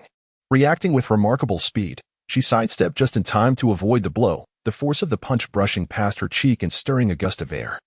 What are you doing? Li Si Meng asked, surprised but composed. Nothing of consequence. I merely wish to gauge your strength, Li Fan replied nonchalantly. I sense a familiar aura about you. Li Si Meng did not take offense, merely observing Li Fan with quiet intensity. It appears you harbor no intent to harm. Li Fan retracted his fist. Now who are you truly? I hail from the Weimar Royal Group, Li Si Meng stated calmly. My mission is to ascertain the true identity of Kyra. The Weimar Royal Group? Li Fan furrowed his brow. What kind of place is that? The special department directly under the Vima Empire fleet holds a status equivalent to that of various regional fleets. Li Si Meng elucidated. Our mission is to investigate all factors that pose a threat to the interstellar universe. Kira is one of our targets. Therefore, do you suspect that I am Kira? Li Fan inquired. No, I am merely here to confirm, Li Si Meng replied, shaking her head. Your strength is formidable, yet you are not Kira. I am simply following orders and hope you do not misunderstand. Chapter 95. A perilous situation as the night deepened. The lights of Wenqing City continued to sparkle brilliantly. Li Fan's brow gradually unfurled as Li Si Meng's words echoed in his mind. So that was it. I had thought you were here to cause trouble. He paused momentarily before continuing. However, the name Weimar Wang Group is indeed unfamiliar to me. In that case, I have a friend in the military with whom I share a good rapport. I shall ask him to investigate this for you. Li Fan retrieved his communicator and sent a message to Su Chen. Brother Su, Are you busy? I need your assistance with something. He briefly outlined the situation concerning the Wang group and Li Siming. Yes, I just want to verify the authenticity of this organization. All right, I will await your news. After setting down the communicator, Li Fan turned to Li Siming. Please wait a moment. I should receive a response shortly.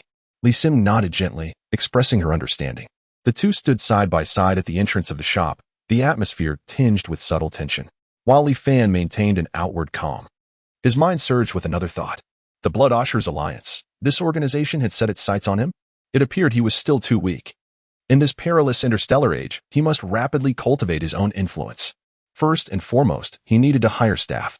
Relying solely on himself and Qing Kong was simply unsustainable, and the development of the shop would undoubtedly be hindered. Secondly, he required a starship. With a starship, he could traverse the cosmos freely, better protect himself and those around him, and expand his business reach. Li Fan's gaze hardened as a plan began to crystallize in his mind. At that moment, Qin Yu emerged from the shop, breaking the silence. Have you finished your conversation? Yes, Li Fan nodded. Mr. Li, you may head back now. I will inform you immediately should any news arise. Very well. Li Siming turned to leave, her figure fading into the night.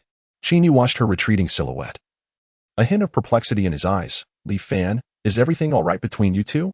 There's nothing to worry about, merely a misunderstanding, Li Fan replied with a smile. He then shifted the topic.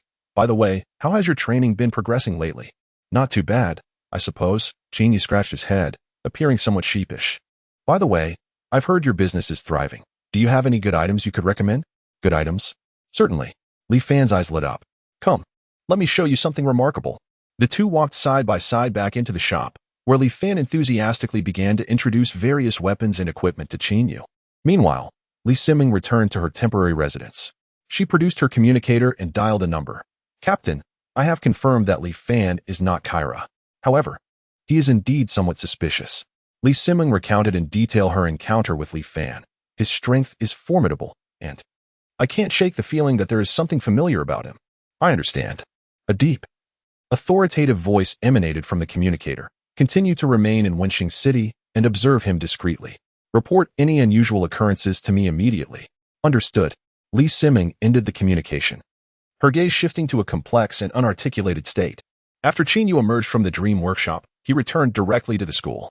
He plunged into the training room, engaging in his daily regimen of physical conditioning and combat training. As he sweated profusely, thoughts of his previous conversations and interactions with Li Fan and Li Siming swirled in his mind, leaving him with an unsettling sense of disquiet. Why would Li Siming harbor suspicions about Li Fan? How could she suggest he might have violent tendencies? This was simply inconceivable. Shaking his head in bewilderment, Qin Yu resolved to set aside his concerns and focus on enhancing his own strength. Taking a deep breath, his gaze grew more resolute, and he immersed himself further into his training. Beneath the night sky, the dream workshop bustled with activity.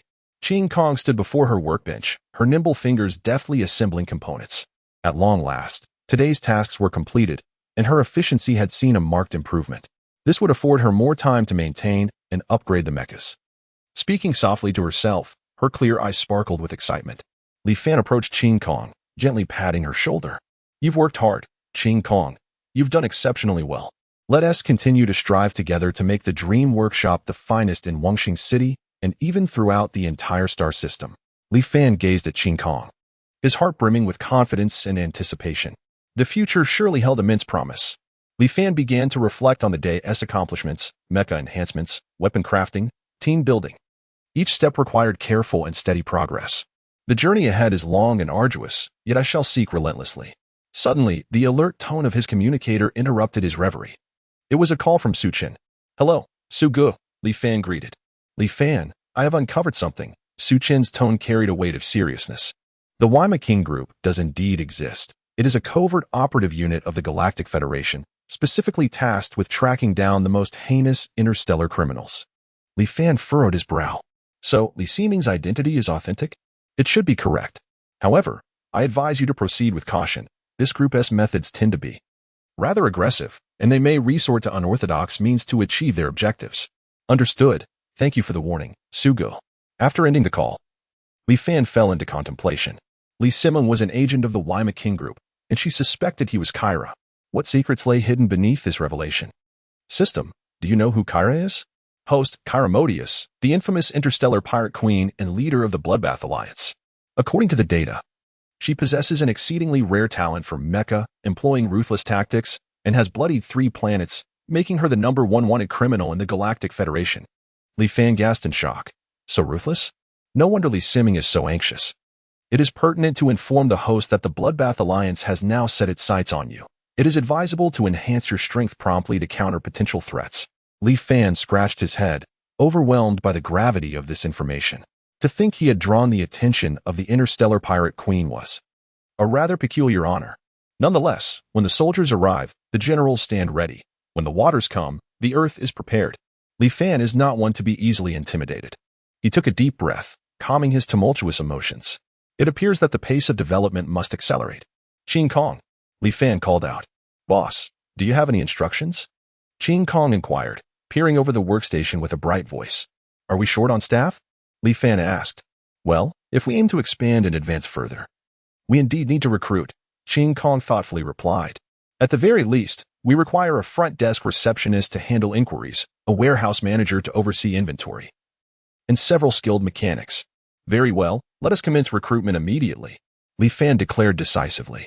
Offer attractive compensation. It is better to have fewer but more competent individuals. Understood. Qing Kong nodded vigorously. I will prepare the job postings at once and strive to find suitable talents swiftly. As Li Fan observed Qing Kong's diligent figure, his mind began to strategize.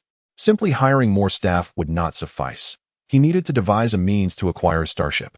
Without a starship, it would be akin to a bird deprived of its wings, unable to soar freely through the stars. However, a starship is not as readily available as cabbages by the roadside. The price of even a standard vessel is exorbitant, let alone one with exceptional capabilities.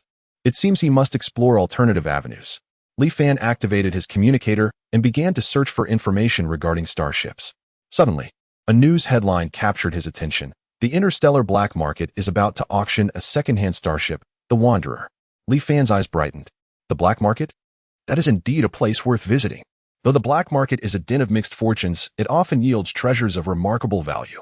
Furthermore, transactions there typically leave no trace, offering a degree of safety. The Wanderer. Li Fan silently committed this name to memory. He resolved to personally investigate the black market. Perhaps fortune would favor him. Turning off the communicator, Li Fan began to plan his subsequent actions. First and foremost, recruitment would be entrusted to Qing Kong, a task he felt confident about. Next, he would venture to the black market to assess the Wanderer. This matter required his personal attention to acquire first-hand information. Finally, and most importantly, he must continue to enhance his strength. Only through formidable power could he face various unknown challenges and safeguard himself and those around him. With this thought, Li Fan's gaze grew resolute. He turned and entered the training room, commencing his daily regimen of mental fortitude training. Chapter 96, Minister Qin's Corruption? The store manager had everything under control. As Qing Kong concluded her day's work and stepped out of the studio, she spotted Li Fan standing in the lobby. She intended to greet him, but noticing his furrowed brow, deep in thought about something significant, she chose to remain silent and stood cautiously to the side. It was only when Li Fan's gaze shifted toward her that she gently spoke. Shop manager. I apologize. Did I interrupt you? Not at all. Have you completed today's tasks? Li Fan casually inquired, his eyes landing on the number 10 maintenance pod. Yes. I finished even quicker than yesterday, Qing Kong declared proudly. Her chest puffed out slightly. In the future, even if there are mechas needing maintenance, I can assure you I will complete the tasks on time. Today, not only did she strive to enhance her work efficiency, but she also paid particular attention to the quality of the weapons. She was determined to prove to Li Fan that she was entirely capable of balancing weapon crafting and mecha maintenance, ensuring he could confidently entrust these responsibilities to her. After all, it had been quite a while since she last repaired a mecha, and her anticipation was palpable. Seeing her eager demeanor, Li Fan couldn't help but smile. Rest assured, there will be plenty for you to do in the future. Since you finished today, you should head home and rest early. In about 2 days, the mecha maintenance work will be officially handed over to you. I will guarantee the completion of the tasks. With Li Fan's encouraging response, Qing Kong excitedly saluted him and departed from the dream mecha repair shop like a gust of wind. After watching her leave, Li Fan slowly rose and approached the No. 10 maintenance pod. Having previously removed several firearms, only 2 electronic pistols and 10 melee weapons remained on the floor. Never mind, no need to rush selling them today. I'll deal with it in a few days. Observing the mismatched inventory, Li Fan decided to refrain from posting them on the Star Network for the time being, opting to wait until he had more to offer. He reinforced each weapon and placed them into the now empty No. 1 exhibition hall before tidying up and returning home. He resumed his training for the day. The events that transpired had served as a wake-up call. The reason he had been bold enough to subdue Li Siming directly was primarily due to the protective barrier of the Hung Tian level within the Dream Mecha repair shop. Furthermore, Li Siming's strength was not exceptional. However, if he were to encounter a formidable member of the Blood Reaper Alliance outside, he might not fare as well. Now he realized that, in the eyes of the Blood Reaper Alliance, he was still quite a desirable target. A sense of impending crisis surged within him. Stars twinkled as 2 waves of star energy surged forth, with the surrounding star power flooding in wildly. His realm consequently broke through, ascending to Starry Sky Level 7. Officially joining the ranks of the Advanced Starry Sky level. Within the command center of the Wasteland Federation fleet, Mu Tranchi sat in his office. His brow tightly knit. Although he had resolved to adopt the lure ship strategy and temporarily hold back, this did not mean he could rest easy, awaiting good news. If the lure ship strategy were to fail, how should he respond next? At what point should one take the initiative to strike against the swarm of the Xincheng beasts? Is it necessary to deploy the Starfall cannon to bring them down? These are the critical considerations that Mu Tianchi must ponder diligently. Knock, knock. A knock resounded at the office door. Come in. Mu Tianchi, hands crossed atop the desk, slightly shifted his gaze towards the entrance. His mind still engrossed in strategizing the forthcoming deployments. Commander, a young man rushed into the office, visibly flustered. There's trouble on Gilstar. Really? What now? Given the recent tumultuous events, Mu Tianchi had grown indifferent to any occurrences within the Yuhai star domain. Yet, a palpable aura of menace permeated his tone, likely stemming from the nefarious antics of the Bloodbath Alliance. This realization ignited a profound fury within him. The Bloodbath Alliance was nothing short of a horde of pests. Unfortunately, the Federal Fleet lacked the additional forces to eradicate them at this moment. As long as the Xincheng beast swarm remained unresolved, the main forces of the Federal Fleet had to remain stationed at the No. 1 combat readiness zone, ever prepared for action. It's Minister Qin. He has specifically arranged for 10 transport ships to ferry all the Stellar-class mecha weapons to the Dream Mechanics shop for upgrades. The young man hesitated, his tone fraught with difficulty. The bill's amount is quite substantial and requires your personal approval. Mu Tianchi's expression darkened at the thought. Weapon upgrades were trivial matters. Why must they come to him? Upon realizing that it was not the Bloodbath Alliance stirring trouble, but rather Qin Tianhao seeking funds for weapon enhancements, his interest waned. How many credit points could weapon upgrades possibly require? Just authorize it. In such a tense situation, any additional combat capability was welcome. The young man stood there, hesitating, as if grappling with his words. Well, perhaps you should. Still take a look? Mu Tianchi fixed him with a sharp gaze. Do you think I have nothing better to do? Did you not hear me when I instructed you to approve it? The young man found himself truly at a loss, but ultimately summoned his courage, his voice trembling. We genuinely lack the authority. This amount requires your signature to proceed. Excuse me? Mu Tianchi was genuinely taken aback. No authority? I recall that for fleet enhancement costs under 500 million. You merely need to verify the legitimacy of the intended use to approve it. How is it possible that upgrading some Stellar-class weapons could exceed 500 million? He knew that the market price for Stellar-class weapons ranged from 2,000 to 7,000 credit points. Even if Qin Tianhao sought to replace all the weapons, it shouldn't amount to 500 million. That is precisely why I thought you should take a look. The young man then, without further hesitation, handed Mu Tianchi the bill submitted by Qin Tianhao. Please, take a look for yourself. As Mu Tianchi accepted the holographic display and beheld the figures inscribed upon it, his eyes widened in shock, pupils constricting sharply. 18 billion? Had Qin Tianhao lost his mind? In such dire times, he still dared to falsify expenses. Very well. I am aware of this matter. You may return for now. At this moment, Mu Tianchi was utterly incensed. He could scarcely have imagined that, at such a critical juncture, Qin Tianhao would dare to engage in such antics. This was clearly a gross misrepresentation of military affairs, an act of self-enrichment. After the young man departed, he promptly dialed Qin Tianhao's number. Beep, beep, beep. On the other end, Qin Tianhao was preparing to leave for home when he unexpectedly noticed Mu Tianchi's call. Feeling somewhat perplexed, he swiftly answered, Old Mu? Is there an urgent matter for you to contact me at this hour? Urgent matter? How dare you even ask me that? Have you forgotten what you did yesterday? Mu Tianqi's furious roar resonated, leaving Qin Tianhao utterly bewildered. Misrepresentation of accounts? Embezzlement of fleet resources? What are you talking about? What did I do yesterday? It didn't take long for Qin Tianhao to grasp the crux of the issue. Yesterday? Could it be regarding the expenses for the enhancement of the starry-level weaponry? Upon this realization, he finally comprehended why Mu Tianqi had said such things and hastily clarified. Commander Mu, this is a misunderstanding. It is undoubtedly a misunderstanding. By heaven's virtue. You know well who I, Qin Tianhao, am. I have fought alongside you in the Federal Fleet through thick and thin. How could I possibly commit such an act? The expenses for this weapon enhancement were indeed higher than expected, but they are entirely legitimate. There is not a shred of falsehood. Huh. You truly dare to assert that? Listening to Qin Tianhao's vehement declarations of complete honesty, Mu Tianqi was almost driven to laughter in his fury. Very well. Then tell me, are you planning to equip the fleet with 180,000 starry-level weapons? What? Do you currently possess 180,000 starry-level mechs? Chapter 97. Is he that powerful? The jarring communication alert pierced the air like a relentless assault, soon followed by Mu Tianqi's thunderous roar. Qin Tianhao, quick on the uptake, hastily pulled the communicator away, yet the incessant buzzing persisted in his ears. He chuckled wryly, massaging his earlobe. Realizing the gravity of the situation, it was undoubtedly related to the weaponry. No wonder old Mu was so furious. Anyone in his position would be equally incensed. Just imagine. While you are fervently grappling with the turmoil of the front line, your subordinates suddenly report the need for a fleet upgrade. Starting with a staggering 10 billion credit points. What a complete disruption. Old Mu, please calm down. Let me explain. Qin Tianhao attempted to placate him, but was abruptly cut off mid-sentence. Spare me the explanations. Mu Tianqi's voice erupted like a long-suppressed volcano, finally finding its outlet. Do you think I hold this position for mere decoration?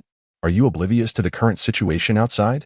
The Bloodwash Alliance is lurking with predatory intent, and the Jinchong beasts are advancing relentlessly. Yet here you are, preoccupied with your trivialities? Would you prefer to take my position as commander? You can negotiate with the Bloodwash Alliance, or fend off the Jinchong beasts for me. His voice resonated with profound fatigue and helplessness. If Qin Tianhao bore the weight of the soldiers' lives at the front, then Mu Tianqi was the stabilizing force of the entire Federation. Not only did he have to confront the threats posed by the Bloodwash Alliance, but he also had to manage the myriad affairs within the Federation, all while now contending with the Jinchong beasts. The immense pressure was palpable. Typically, he might retain his composure, but with Qin Tianhao, he felt no need to conceal his emotions. This was a soldier he had personally nurtured. Their relationship transcended mere camaraderie, resembling that of father and son. Within the fleet, such bonds existed, yet true confidants were few and far between. Some appeared respectful on the surface while harboring ulterior motives, while others were excessively rigid and lacked adaptability. Please take a look at this. Qin Tianhao recognized that further explanations would be futile, so he sent over the weapon design drafted by Li Fan. He understood that Mu Tianqi's burdens were undoubtedly heavier than his own, especially with the Bloodwash Alliance already a considerable headache. Not to mention the multitude of issues plaguing the Federation. You will understand once you view it, he emphasized, fearing that Mu Tianqi might overlook it entirely. Mu Tianqi furrowed his brow but refrained from disconnecting the communication, directly opening the image. Instantly, he was met with the cold, stark luster characteristic of superalloy. He immediately recognized it as the standard weaponry for the Lian Kong-class mecha. In that moment, his anger surged even further. What? Do you think you can deceive me with a mere image? Qin Tianhao, you truly have grown bold. Hold on, old Mu. Don't be so hasty. Qin Tianhao had anticipated this reaction and countered with a bombshell. What if I told you these are all Starshine-class weapons? Moreover, the reinforced Starshine-class weapons are all made of superalloy material. 15,000 Starshine-class weapons are certainly not worth 18 billion. However, the concept of a stellar-grade weapon crafted from superalloy material is entirely different. As anticipated, the voice on the other end, Mu Tianqi, abruptly ceased. He comprehended Qin Tianhao's character, knowing he would not resort to deception in such matters. Otherwise, he would not have personally made the call but would have sent someone to apprehend Qin Tianhao instead. The purpose of this call was to ascertain the whereabouts of the substantial funds. Yet now, he found himself questioning the reliability of his own hearing. A stellar-grade weapon made from superalloy? This was far beyond his comprehension. It is noteworthy that he is a peak-level psychic, a rarity within the entire Gowizi Federation. In the future, he even harbors hopes of ascending to the realm of a universal mech master. His perspective is far beyond that of the ordinary individual. Nevertheless, he had never heard of a stellar-grade weapon being constructed from superalloy. Was this claim genuine? After a lengthy pause, Mu Tianqi's voice resonated once more, calm yet imbued with undeniable authority. Absolutely true. I assure you, as the captain of the Federal Fleet, there is not a shred of falsehood. Qin Tianhao, now setting aside his jesting demeanor, solemnly pledged his assurance. Very well, I shall immediately arrange for the funding. Mu Tianqi took a deep breath and promptly signed the document. These weapons originated from the Dream Mechanic shop? The proprietor is Li Fan. Since Qin Tianhao dared to guarantee his identity, this matter could not possibly be false. He promptly began processing the funds, while simultaneously voicing his greatest curiosity. Indeed, upon hearing Mu Tianqi mention the Dream Mechanic shop and Li Fan, Qin Tianhao instantly perked up. Oh, you must have heard about the Dream Mechanic shop from Yunfeng and the others. Let me tell you, Boss Li is truly remarkable. His mechanical repair skills are such that even Professor Fu Yuqing admires him. I suspect there must be a legendary mechanic behind him. Furthermore, his mentor's identity remains particularly mysterious. Despite my investigations, I have only unearthed trivial information, which surely cannot be the truth. I suspect his mentor is the legendary mechanic standing behind Li Fan, who was undoubtedly trained by him. Upon mentioning Li Fan, Qin Tianhao's words flowed forth uncontrollably, laying bare his speculations. On the other end of the communication, Mu Tianqi listened to Qin Tianhao's effusive praise for Li Fan, his expression growing increasingly peculiar. More formidable than Fu Yuqing? A legendary mechanic? His mentor's identity is indeed a fabrication. Yet how was I unaware of their remarkable mechanical capabilities? Li Feixio is a legendary mechanic? Have they secretly nurtured a mechanical prodigy? This cannot be. Could it be that the Li Feixio I know is an imposter? Countless questions surged in his mind, and Mu Tianqi finally resolved. Very well. I shall investigate this matter personally at a later time to ascertain whether Li Fan is indeed as extraordinary as you claim. With that, he abruptly terminated the communication. The sound of a busy signal echoed, leaving Qin Tianhao in a state of bewilderment. He had a nagging feeling that the commander seemed to be acquainted with Li Fan. But no, it must be his master he knew. Yet, that couldn't be right. If he were familiar, there would be no reason for me to be oblivious. Forget it, I shall ponder this no longer. I will return and consider it later. Meanwhile, after ending the call, Mu Tianqi clasped his hands beneath his chin, his eyes shimmering with intensity. His mind was inundated with recent information regarding Li Fan. First, there was Mu Hongxue, then Yunfeng and the Ocean King squad. And now even Qin Tianhao held him in high esteem, referring to him as a divine being. Mu Tianqi began to entertain doubts. If he did not meet Li Fan soon, he might soon become a genuine legendary mechanic. Upon learning that Li Fan was the son of Li Feixio, he had longed for an opportunity to pay a visit. However, due to the pressing matters of the Federation, he had been unable to find the time. Yet now, the moment appeared to be fortuitously ripe. This was not merely a visit to the son of an old acquaintance. It was an opportunity to negotiate a significant business deal. If Li Fan truly possessed the capability to enhance the materials of stellar-grade weaponry to superalloy, it would represent a monumental leap for the entire Federation fleet. This could even directly influence the impending battlefield dynamics. He simply had to undertake this journey. Indeed, everything was for the sake of the Federation. As he relaxed slightly, Mu Tianqi made a resolution, and the weight of his earlier concerns began to dissipate. Rising, he performed a few stretches to alleviate his somewhat stiff body, contemplating that if the comprehensive upgrade of weaponry could indeed be realized, then the numerous challenges before him would present far more avenues for resolution. Chapter 98. Pricing in the subterranean depths of a forsaken factory on Karenstar, the air was thick with the scent of age and dust. Li Siming stood beneath the dim light, her gaze calmly resting upon Beale before her. Since parting ways with Qin Yu, Beale had promptly reached out to her, evidently aware that her visit to the Dream Mechanic's workshop had been compromised. Yet, Li Siming felt no trace of panic within. After all, the figure before her was Beale, and not the lofty Queen Kira. Dealing with him was hardly a daunting task. Didn't you warn us not to provoke that Li Fan?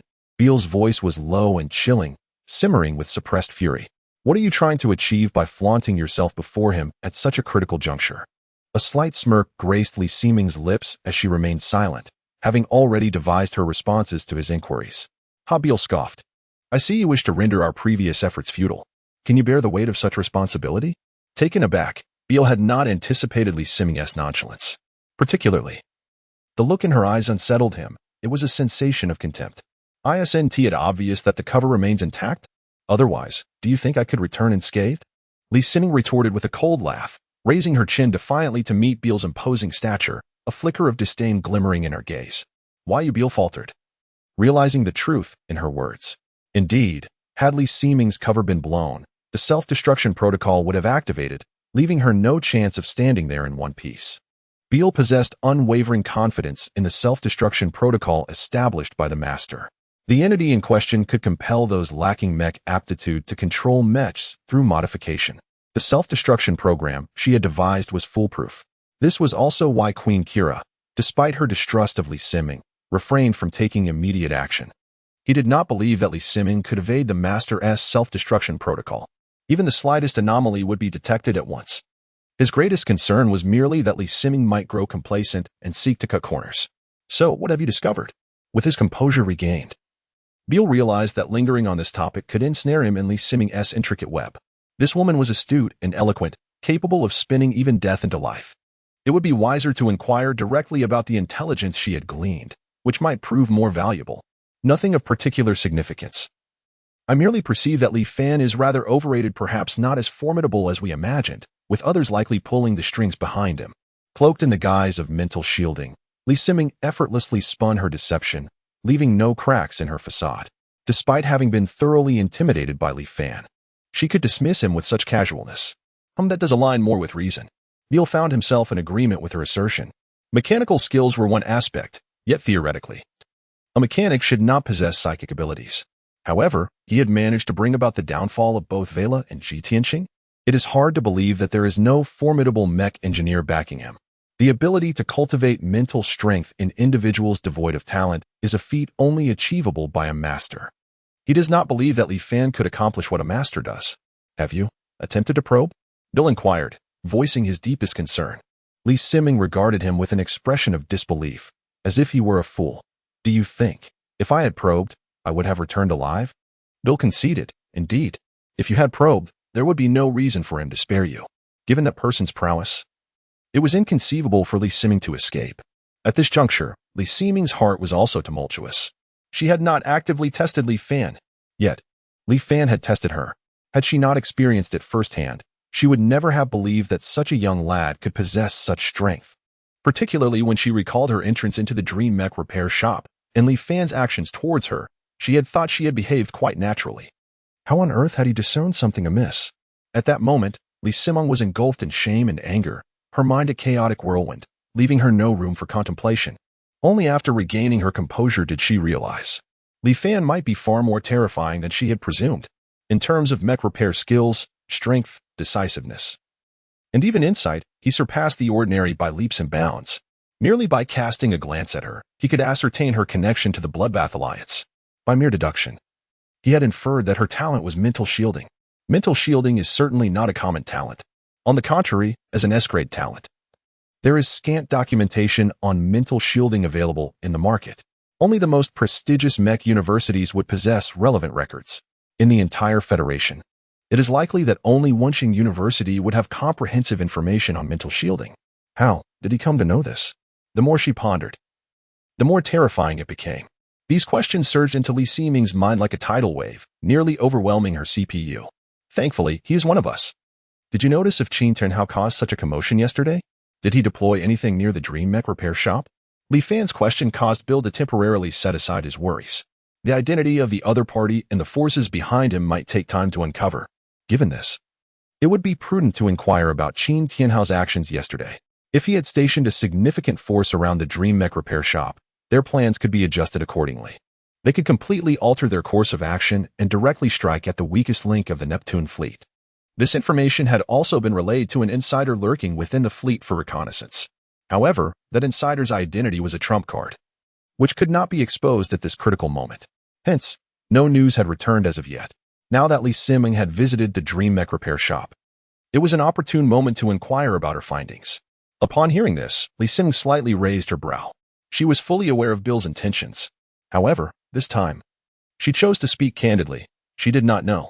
She refrained from informing Bill that the Dream Workshop was heavily guarded by Qin Tianhao's forces, urging him to avoid taking risks. Had she divulged such information, It would have indeed ensured the safety of Li Fan and the workshop. Yet, this would have also left the Federal fleet vulnerable to an attack. It was better to speak the truth, allowing Bill and the Bloodbath Alliance to remain in a state of suspicion. This way, they would be deterred from making rash moves, thus maximizing the stability of the Federation's situation. Very well. Remember, in future matters of this nature, my consent must precede any actions taken.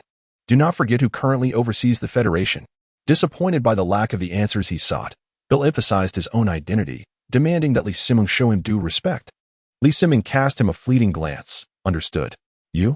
To entrust the fate of the Federation to you would surely rank among Queen Kira's most foolish decisions. Of course, she did not voice this thought directly. Queen Kira appointed Bill to lead the Federation merely in pursuit of stability, or perhaps to compel him to reveal his true shortcomings. In truth, she felt no pressure in facing Bill. While his strength was indeed formidable, his intellect left much to be desired. Seeing Li Siming acquiesce, Bill grinned broadly and waved his hand. Very well, you may leave. There is nothing more to discuss. All right. Li Siming acknowledged and departed the basement. Observing her compliant demeanor, Bill felt a profound sense of satisfaction. What does it matter if she is clever? In the end, she must still heed my commands. Li Siming is easily managed. The following morning, the sun shone brightly as Qing Kong achieved her modest goal, being the first to arrive at the dream workshop. Finally, she arrived earlier than the shopkeeper. Let the work commence. With sleeves rolled up and enthusiasm ablaze, Qing Kong was determined to complete her task swiftly so she could consult the shopkeeper regarding some mechanical issues. Having witnessed the birth of the K-1 assault the previous day, a fervent fire ignited within her. Reflecting on Li Fan's words, she gained numerous new insights. She realized that previous mechanics, herself included, had been overly conservative, failing to liberate their thoughts. This rigidity resulted in a stagnation of innovation, as if each mech had become bound to a fixed template. Yet, yesterday, Li Fan had merely made slight adjustments to some designs, giving rise to an entirely new concept. Was Li Fan's mechanical prowess exceptional? Undoubtedly. However, the minor modifications he made, even without such remarkable skills, were entirely feasible. They simply lacked the practicality of Li Fan's designs. Indeed, progress necessitates proximity to highly skilled mechanics. I have finally come to comprehend the predecessors who, upon breaking through to the 6-star master level of mech repair, ventured forth to the Central Star region. Qing Kong feels a profound connection. Although her time beside Li Fan has been brief, it has imparted upon her a sense of enlightenment. She firmly believes that with a little more time, her skills as a mech repairer will undoubtedly see remarkable enhancement. She does not mean to belittle Fu Yunqing. It is simply that, in comparison to Li Fan, she feels there remains a slight gap. At this moment, far away at the Federation Mech Repair Research Society, President Fu Yunqing suddenly felt an itch in his nose. A flicker of curiosity crossed his eyes. Could it be that Qing Kong is thinking of me? I wonder how she is faring under Master Li's tutelage. After all, she is not his direct disciple. She probably does not invest as much effort as I do. With this thought, Fu Yunqing smiled faintly. While Qing Kong's character is generally commendable, the honors she has garnered over the past 2 years have rendered her somewhat arrogant. A stint at Li Fan's place to temper her disposition would be beneficial for her future development. He shook his head and refocused his attention on the mech before him. Since his visit to the Dream Mech shop, he had garnered some new inspiration. The prototype of the current mech is a product of that inspiration. Indeed, let us proceed. Perhaps this old frame of mind can achieve brilliance once more. With that, Fu Yunqing immersed himself back into his work. The rhythmic sound of the pulse hammer striking metal resonated continuously from the repair bay. As the clock struck 10 in the morning, Li Fan returned promptly to the Dream Mech shop. Passing by the number 10 repair chamber, he noticed Qing Kong diligently at work inside. Scattered on the floor were 2 or 3 completed weapons. Observing this scene, Li Fan felt immense satisfaction. Splendid, truly diligent. Such industrious employees invigorated him. And he thought it might be a good day to upgrade 5,000 weapons, with his strength further enhanced. The sense of crisis posed by the Bloodbath Alliance had significantly diminished. Li Fan's spirit soared, and he promptly entered the starship repair chamber to begin fortifying the weapons for the Federation fleet. With only a day remaining until the conclusion of the 3rd round of drawings, he needed to make the most of the time available. After passing the No. 10 repair chamber, Li Fan arrived at the number 2 exhibition hall, gazing at the K-1 assault. He halted momentarily. I nearly forgot to list the K-1 assault for auction on the Star Network. Regarding the pricing of the K1 Assault, Li Fan found himself in a quandary. If he were to sell it at the same rate he charged for enhancing the starry level match for Zhou Yunjin and others, he would certainly reap a considerable profit. However, doing so would obscure the price differential between enhancement and direct purchase. It would be unwise to set the price at 1 million credit points. Perhaps 3 million credit points? Li Fan hesitated, contemplating whether the price should be set at 3 million or 5 million credit points. The creation of the K1 Assault had cost him a total of 18 points of stellar energy. The K1 Assault mech itself required an expenditure of 10-star energy. While the weaponry demanded 50-star energy, he had contemplated a pricing strategy around 3 million credits, which seemed quite reasonable when multiplied by 20. After all, this price reflects his own innovations and labor costs, rather than merely relying on system enhancements. However, this figure is significantly higher than the typical starry-grade mechs, leaving him uncertain about their acceptance. Perhaps it would be prudent to deliberate further on this matter later. Li Fan pondered for a moment and decided against hastily listing it on the Star Network.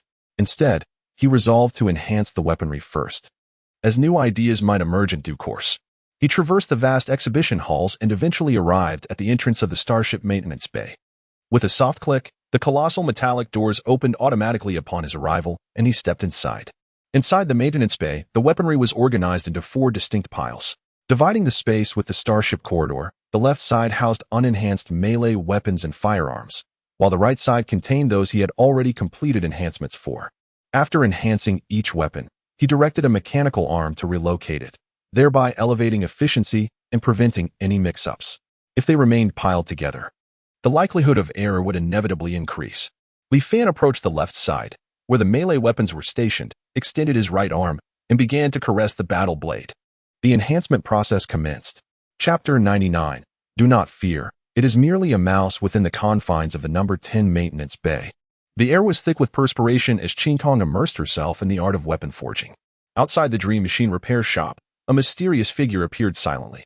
Swathed in an oversized trench coat, the brim of his hat was pulled low, obscuring much of his face. He cast furtive glances around, as if fearful of being discovered. Mu Chanchi. He stood at the entrance of the Dream Machine repair shop, rubbing his eyes in disbelief. Lowering his gaze to the address on his phone, he confirmed it repeatedly. Indeed, he took a deep breath, filled with emotion. This young man is impressive. The establishment is even more grand than those space stations aboard the Gaia.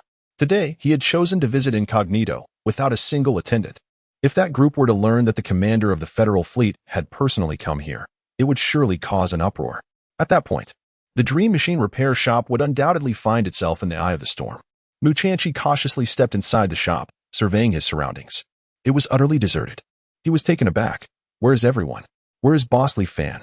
He had meticulously prepared for this visit, disguising himself to avoid any troublesome encounters. Otherwise, he could already predict tomorrow's headlines. Shock. Commander of the Federal Fleet meets mysterious man in the dead of night. The reason behind it all is, why is the commander disguised? What enchantment does the Dream Machine repair shop hold? What could drive a middle-aged man to abandon his identity and journey across great distances just for? Thinking of this, he felt an overwhelming urge to return and silence those unscrupulous media outlets. Yet, with Li Fan absent, he found himself at a loss for what to do. Inside the Starship Maintenance Bay, Li Fan was focused intently on enhancing the weaponry. Suddenly, the central control system announced, "Shopkeeper, there is a visitor." Li Fan furrowed his brow. What was the situation? Wasn't the lottery supposed to conclude tomorrow? The shop was not meant to officially welcome customers until the day after. Could it be the Bloodwashers' Alliance? A wave of dread washed over him at the thought. Just yesterday, Li Siming had been here. Could she have compromised their secrecy? No, he needed to assess the situation first. Li Fan immediately commanded, "Display the surveillance footage." The surveillance footage was presented clearly before Li Fan. A figure clad in a trench coat, moving furtively, appeared within the shop. The individual was glancing around, unmistakably up to no good. Li Fan's suspicions were confirmed. It was indeed a member of the Bloodwashers' Alliance. He decisively ordered, "Activate the defensive shield." With a snap, the doors of the Dream Machine repair shop shut instantly. All the doors of the maintenance bays followed suit, sealing tight. Within the number 10 maintenance bay, Qin Kong was engrossed in her weapon crafting. Suddenly, the door to the maintenance bay slammed shut, and the windows were sealed with metal panels.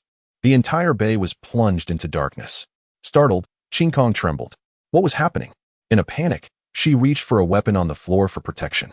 Yet, as merely a mechanic, she possessed no combat prowess and was unable to lift the heavy tools. In the clear sky, Qing Kong stamped her feet anxiously. Pressing herself tightly against the wall, her hands clasped in prayer as she repeatedly murmured, "May the store manager bless me. May the store manager bless me. Please let nothing go awry. I have yet to become a high-ranking mechanic." Inside the dreamlike repair shop, Mu Tianqi was puzzled. Suddenly, with a loud click, the door slammed shut. In an instant, beams of golden light shot skyward, and a terrifying aura enveloped the entire space. This is... Mu Tianqi's expression shifted dramatically as he sensed an overwhelming force. A spiritual energy level, being a peak powerhouse of the Starfall realm. He immediately discerned the nature of this power. This little repair shop possesses a spiritual energy defense field. Could it be left behind by Lifatio? Before he could ponder further, the golden light coalesced into a massive blade of light, descending upon him with the might to cleave through anything. Mu Tianqi's pupils contracted sharply, and instinctively he activated his innate ability. The power of wood spirits. Countless vines erupted from within him, swiftly intertwining to form a gigantic wooden shield. Bang! The blade of light struck the wooden shield with tremendous force, shattering it into countless splinters. Almost immediately, four golden chains emerged from the void, expertly binding Mu Tianqi's limbs and suspending him in midair. He struggled desperately, yet found himself utterly unable to break free. Cursing inwardly, he thought, "Damn it. This is an utter humiliation in my life." The door to the starship's maintenance chamber slowly opened. Li Fan emerged from within. Along the way, the doors of various repair chambers swung open. Qing Kong burst out from the number 10 maintenance chamber, rushing to Li Fan's side. Her face etched with worry as she asked, Store manager, what has happened?" She looked utterly bewildered. Li Fan replied calmly, "A mouse seems to be causing trouble." Qing Kong was even more confused. A mouse? Causing trouble? Li Fan shook his head helplessly. This girl was so dull outside of mechanical matters. Hearing himself referred to as a mouse, Mu Tianqi couldn't help but chuckle bitterly. He quickly interjected, Could you let me down first? He certainly didn't want to remain suspended like this. Only then did Li Fan notice Mu Tianqi. He scrutinized the man. Feeling a sense of familiarity, Mu Tianqi, too, recognized Li Fan's appearance and was increasingly convinced. This lad is simply a replica of Lifatio. Moreover, this style of action. Has Lifatio already broken through to the spiritual energy level? Li Fan regarded Mu Tianqi with cold eyes. "You lot keep coming back to stir up trouble. Do you really think I'm easy to bully? Just wait for the enforcement team to deal with you." "Wait," Mu Tianqi exclaimed, panic rising within him. If the enforcement team took him away, how would he show his face? A timid voice from Qing Kong broke the silence. "Store manager. I think I've seen this gentleman before. He seems to be the commander of the Federal Fleet, Mu Tianqi." She pointed at the suspended Mu Tianqi, her tone laced with uncertainty. "I saw him a few times when I accompanied my master to Uncle Fu Yunqing's fleet. Moreover, he frequently graced the news." Qing Kong endeavored to recollect. The Supreme Commander of the Federal Fleet? Li Fan was taken aback. He truly did not recognize him. Primarily due to Mu Tianqi's attire, which was exceedingly suspicious. Ahem. Li Fan awkwardly cleared his throat a couple of times, hastily ceasing his communication with the enforcement team. He opened his phone and searched for information regarding the federal commander. Indeed, the individual he had mistaken for a mere rodent was none other than Mu Tianqi, the supreme commander of the federal fleet. This blunder had escalated. Central control. Deactivate the defensive energy field. Li Fan promptly issued the command. The golden radiance dissipated in an instant, and the chains binding Mu Tianqi vanished as well. Mu Tianqi descended from midair, landing securely on the ground. He stretched his somewhat stiff limbs and gazed at Li Fan. You are the store manager." "Li Fan, correct?" Mu Tianqi chuckled helplessly. "Recently, the Bloodwash Alliance has been quite aggressive, so..." Li Fan scratched his head, offering an explanation. He certainly could not admit that it was because Mu Tianqi's appearance was reminiscent of a villain. Mu Tianqi glanced down at his trench coat and hood. "Well, it is indeed rather suspicious." "Ahem, no worries, it is only natural for you, Manager Li Fan, to be vigilant." Mu Tianqi coughed lightly, indicating his understanding. The atmosphere once again fell into silence. I shall excuse myself to tend to my duties." Qing Kong felt somewhat superfluous standing there, finding an excuse to swiftly retreat to the number 11 maintenance bay. In the hall, only Li Fan and Mu Tianqi remained. "Commander Mu, is there a specific matter that brings you here this time?" Li Fan was the first to break the silence, inquiring. "I have heard that you, Manager Li Fan, can enhance the weapon materials of Starshine-class mechas to titanium? Mu Tianqi bypassed any preamble and directly stated his purpose. The primary reason for my visit is concerning weapon upgrades. Just as I suspected, Li Fan mused inwardly. He had long anticipated that Mu Tianqi was aware of his ability to enhance weapons, undoubtedly informed by Qin Tianhao. However, he was not surprised. Such matters were difficult to conceal. As the supreme commander of the Federal Fleet, the scale of his fleet was certainly considerable. Li Fan quickly calculated in his mind. The Federal Fleet was merely a branch of the larger federal organization, which comprised 20 such sizable fleets. If Mu Tianqi sought to enhance weapons, the volume of orders could potentially exceed 10 times that of the Federal Fleet. This could very well be the largest order since the inception of the Dream Machine repair shop. If he could secure this order, his wealth might soar beyond 100 billion. With this thought, Li Fan instantly felt invigorated. His gaze towards Mu Tianqi transformed, filled with fervor, akin to beholding a mountain of gold. Chapter 100, Come. Allow me to showcase a remarkable skill. Mu Tianqi fixed his gaze intently on Li Fan, his eyes gleaming with a predatory light, akin to a ravenous wolf fixated on succulent prey or a miser discovering a hidden treasure trove. No, this was no mere vault. It resembled a veritable mountain of gold, endlessly generating wealth.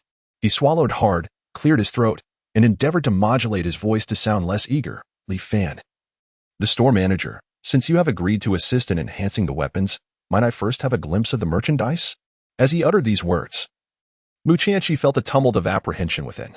After all, he had only seen photographs. He possessed no concrete assurance regarding the quality of the weapons.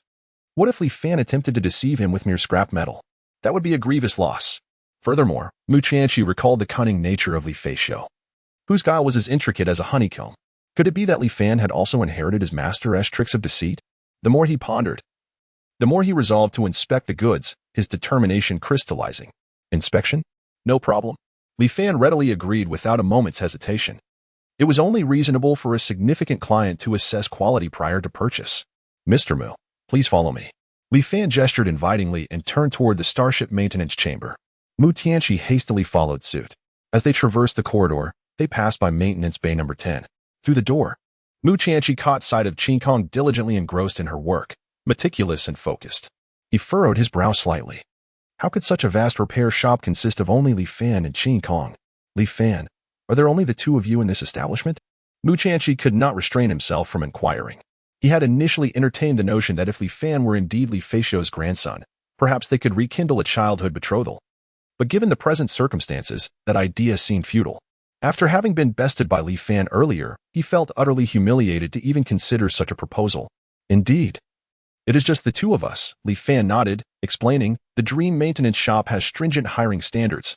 We require at least a 3-star master mechanic, which makes recruitment rather challenging. A 3-star master mechanic? Mu Tianqi nearly choked on his own saliva. Such a demand was utterly absurd. Star-rated mechanics were already a rare breed, and a 3-star was akin to a national treasure. Regardless of whether within the Federation or all of Huaxia, they were the CR, mi de la CRME. Mu Tianqi could not help but scrutinize Li Fan from head to toe. This fellow, to label him as overly ambitious would not quite fit, for he possessed genuine skill. Yet, to assert that he was grounded in reality, such hiring criteria would render the repair shop perpetually understaffed. With a resigned shake of his head and a rueful smile, Mu Tianqi mused that Li Fan, much like Li Feixiu, was a character shrouded in enigma. K1 assault? Mu Tianqi's voice interrupted Li Fan's reverie. He then noticed that Mu Tianqi was fixated on the K1 assault armored mech displayed in Exhibition Hall number 2. His eyes wide with astonishment.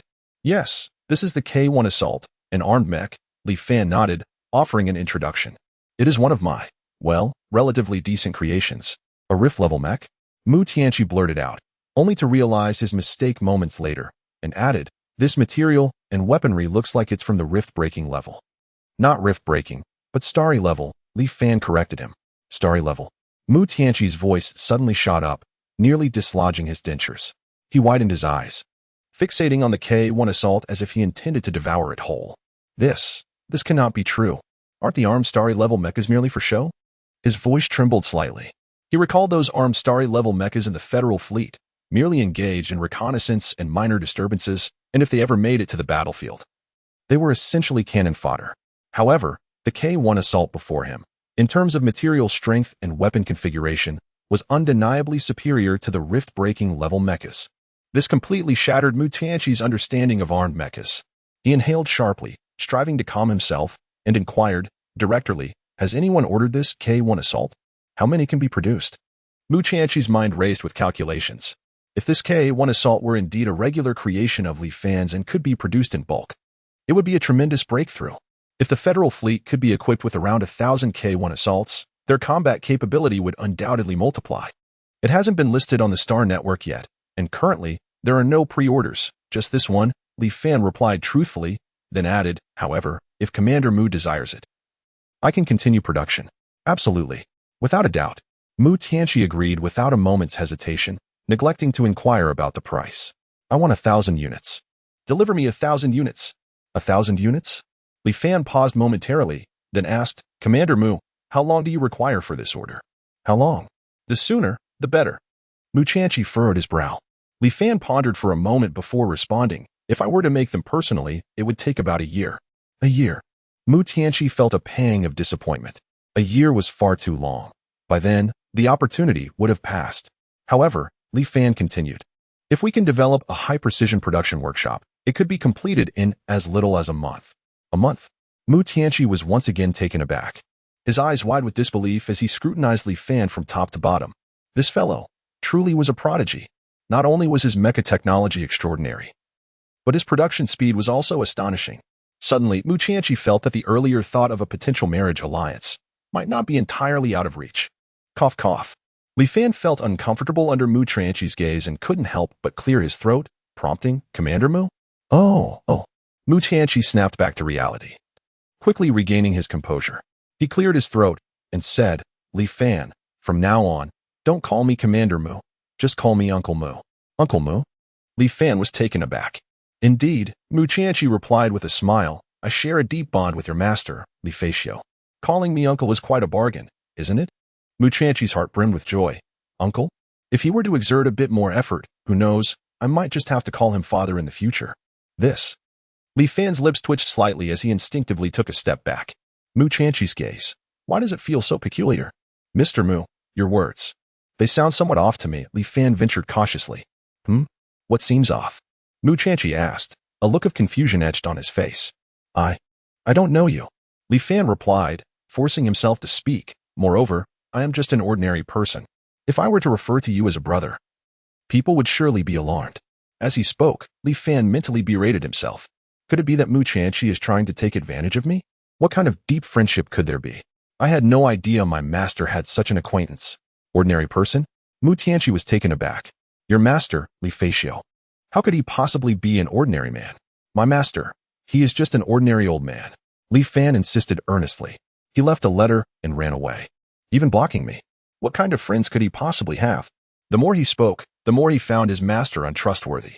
Had it not been for Mu Tianqi's status as a significant client, he would have confronted him long ago. Blocking? Running away? Mu Tianqi was utterly stunned. What on earth is Li Feixio up to? My bond with your master is akin to that of brothers, a bond forged through life and death. Mu Tianqi remained undeterred. Is it the kind that requires an extra fee? Li Fan couldn't help but quip. How vulgar. Mu Tianqi shot Li Fan a glare. Mr. Mu. Please do not jest at my expense, Li Fan replied, exuding exasperation. My master truly does not know you. Mr. Mu, please do not tease me further. Li Fan continued. How about this? I can perform a special skill for you. A special skill? Mu Tianqi's interest was piqued. What kind of skill? Watch closely, Li Fan said, as he picked up his phone, opened Star Message, and located Li Feixio's profile. A bright red exclamation mark abruptly appeared on the screen. My master has blocked me. Li Fan shrugged helplessly. You see, it's not that I don't want to contact him. It's that I genuinely cannot. Cough, cough. Mu Tianqi was caught off guard by this sudden revelation, coughing uncontrollably. Li Feixio truly has the audacity to do such things. Li Fan. Mu Tianqi awkwardly rubbed his nose. It's all right. Once your master returns, I, Uncle Mu, shall certainly help you seek justice. I will have a good talk with him. When Mu Tianqi emphasized the word talk, a hint of unease was evident. After all, he could not contend with the hidden schemes left by Li Feixio. A verbal reprimand, however, was still within reach. Uncle, do you truly know my master? Li Fan still harbored some doubts. In the fleeting moment, Mu Tianqi, who had just been addressing me with a tone of familiarity, suddenly transformed his demeanor and referred to himself as an uncle. The swiftness of this attitude shift was astonishing. Moreover, observing Mu Tianqi's expression, I couldn't shake the feeling that there existed some clandestine secret between him and my master. Of course we are acquainted, Mu Tianqi exclaimed. Sensing my lingering skepticism, he quickly retrieved his phone from his pocket. Look, here is a photograph of my master in his youth. I leaned closer to examine the image. In it, two youthful men stood side by side, their faces illuminated with radiant smiles. One of them was undoubtedly Mu Tianqi, while the other. My pupils dilated in disbelief. This individual bore an uncanny resemblance to myself, as if he had been cast from the same mold. However, the figure in the photograph, Li Feixiu, appeared significantly younger and remarkably carefree. Is this my master Li Feixiu? I stammered, my voice quivering as I pointed at the photo. Indeed. Mu Tianqi confirmed with a nod. This was taken over 20 years ago on the K5 mining planet. K5? I furrowed my brow, noting the desolate backdrop of the photograph. In the distance, there seemed to be signs of bombardment alongside fragments of mechs, perhaps even some dismembered corpses. Considering Mu Tianqi's identity, age, and his previous remarks, a vague hypothesis began to form in my mind. Is this the K5 mining planet battle? I ventured cautiously. Precisely, Mu Tianqi replied, a glimmer of nostalgia flickering in his gaze. That battle was indeed the K5 mining planet conflict. A devastating encounter for both the Wasteland Federation and the Kamenir Republic. His voice grew somber. Yet, the most affected was your master. Had those events not transpired, the position of federal commander might well have been his. However, given your master's character, he likely would not have coveted such a title. At this juncture, Mu Tianqi abruptly ceased his narration. Never mind, these bygone tales are best left for your master to recount upon his return. I gazed at the photograph in silence, pondering its implications. At last, I found myself convinced of Mu Tianqi's words. Perhaps, my master's departure was indeed fraught with unavoidable hardships. Chapter 101. A New Crisis. Uncle Mu. Li Fan's voice suddenly transformed, reminiscent of a cat whose tail has been stepped on. As he sprang from his chair, his face adorned with an ingratiating smile. There was no alternative. The esteemed figure before him was none other than Mu Tianqi. A peak-level mecha master, he stood atop the pinnacle of the Gawizi Federation. Not to mention, Mu Tianqi was poised to challenge the legendary cosmic level, potentially becoming a true interstellar titan. Furthermore, his elusive master, who was rarely seen, was an old acquaintance of Mu Tianqi, a relationship not to be squandered. Li Fan's mind raced with calculations, his imagination weaving a narrative. Perhaps his master, Li Feixiu, had once been a heroic figure, swept into obscurity by certain undisclosed secrets, forced into a life of anonymity and wandering. With this thought, Li Fan's fervent desire for strength surged within him, akin to wild grass flourishing uncontrollably. It was clear that he needed to expedite the agenda of expanding his influence. He resolved silently. Noticing Li Fan's demeanor, Mu Tianqi felt a surge of satisfaction. He feigned seriousness, cleared his throat, and inquired, Li Fan, how is your relationship with Honor? Honor? Li Fan paused, the name resonating with a sense of familiarity. That is Mu Hongxue, my daughter, Mu Tianqi elaborated. Mu Hongxue. Li Fan's eyes widened in surprise. He suddenly recalled that it was indeed Mu Hongxue who had provided him with the Tianqi 3-core energy stones. In retrospect, he had encountered her on several occasions. We are somewhat acquainted, Li Fan admitted, a hint of embarrassment creeping into his voice. Upon hearing this, Mu Tianqi's spirits lifted, his eyes gleaming with excitement. That girl, Honor, is exceptionally beautiful. She possesses a wonderful character, is warm-hearted, and is the campus belle of Star Sea University. With her high aptitude and diligent nature, she will undoubtedly excel. Initially, Li Fan did not fully grasp the implications, merely nodding in agreement. However, as Mu Tianqi continued, he began to sense an underlying tone of promoting his daughter. Uncle Mu Hongxue is indeed remarkable, Li Fan said with an awkward smile, attempting to steer the conversation elsewhere. Seeing Li Fan's eagerness, Mu Tianqi's heart swelled with joy. It appeared that the prospect of a betrothal was promising. Yet, he understood that such matters could not be rushed and required a gradual approach. With a smile, he declared, All right, we shall discuss these matters later. You may continue with your tasks. After saying this, Mu Tianqi turned to leave. Uncle Mu, wait a moment. Li Fan suddenly called out to him. Mu Tianqi turned back, looking at Li Fan with a puzzled expression. Uncle Mu, regarding the order for the K1 assault mecha, I actually. Li Fan hesitated. uncertain how to proceed. After all, producing 540 units in a month was already a formidable limit. Anymore, and he truly could not manage. Surely, he could not be expected to assume the role of a production team's workhorse. Moreover, to solely produce the K-1 assault mecha seems rather unwise. There are numerous other orders awaiting fulfillment, and they represent a significant sum of star coins. I was hoping to amass wealth through those orders. What is it? Is there an issue? Mu Tianqi, noticing Li Fan's hesitation, inquired. It's like this, Uncle Mu, as you know, my humble shop is not extensive, and the workforce is limited. Li Fan began to lament. Within a month, I cannot guarantee the production of 1,000 K-1 assault mechas. I understand that. Mu Tianqi nodded. As I mentioned earlier, I can accept a time frame of 1 month to a year. No, Uncle Mu, what I mean is. Li Fan took a deep breath, deciding to speak candidly. Even if I work tirelessly, I can produce at most about 540 units in a month. 540 units? Mu Tianqi paused momentarily, his brows furrowing slightly. This quantity was far less than he had anticipated. Indeed, that is the limit. Li Fan shrugged his shoulders in resignation. Moreover, I cannot devote all my energy solely to the K-1 assault mecha. I have other orders to consider. Mu Tianqi pondered for a moment before saying, very well. Li Fan, do your utmost. Produce as many as you can in a month, and for the remainder, I will devise another solution. Excellent, Uncle Mu. Li Fan felt an immense sense of relief. He feared Mu Tianqi might pressure him for delivery within the month, which would have surely been overwhelming. However, Li Fan, your efficiency still requires improvement. Mu Tianqi spoke earnestly. The K-1 assault mecha is a crucial strategic resource for our Federation fleet. I understand, Uncle Mu. Li Fan nodded. I will expedite my efforts, perhaps by recruiting some 3-star mechanics or upgrading my precision workshop.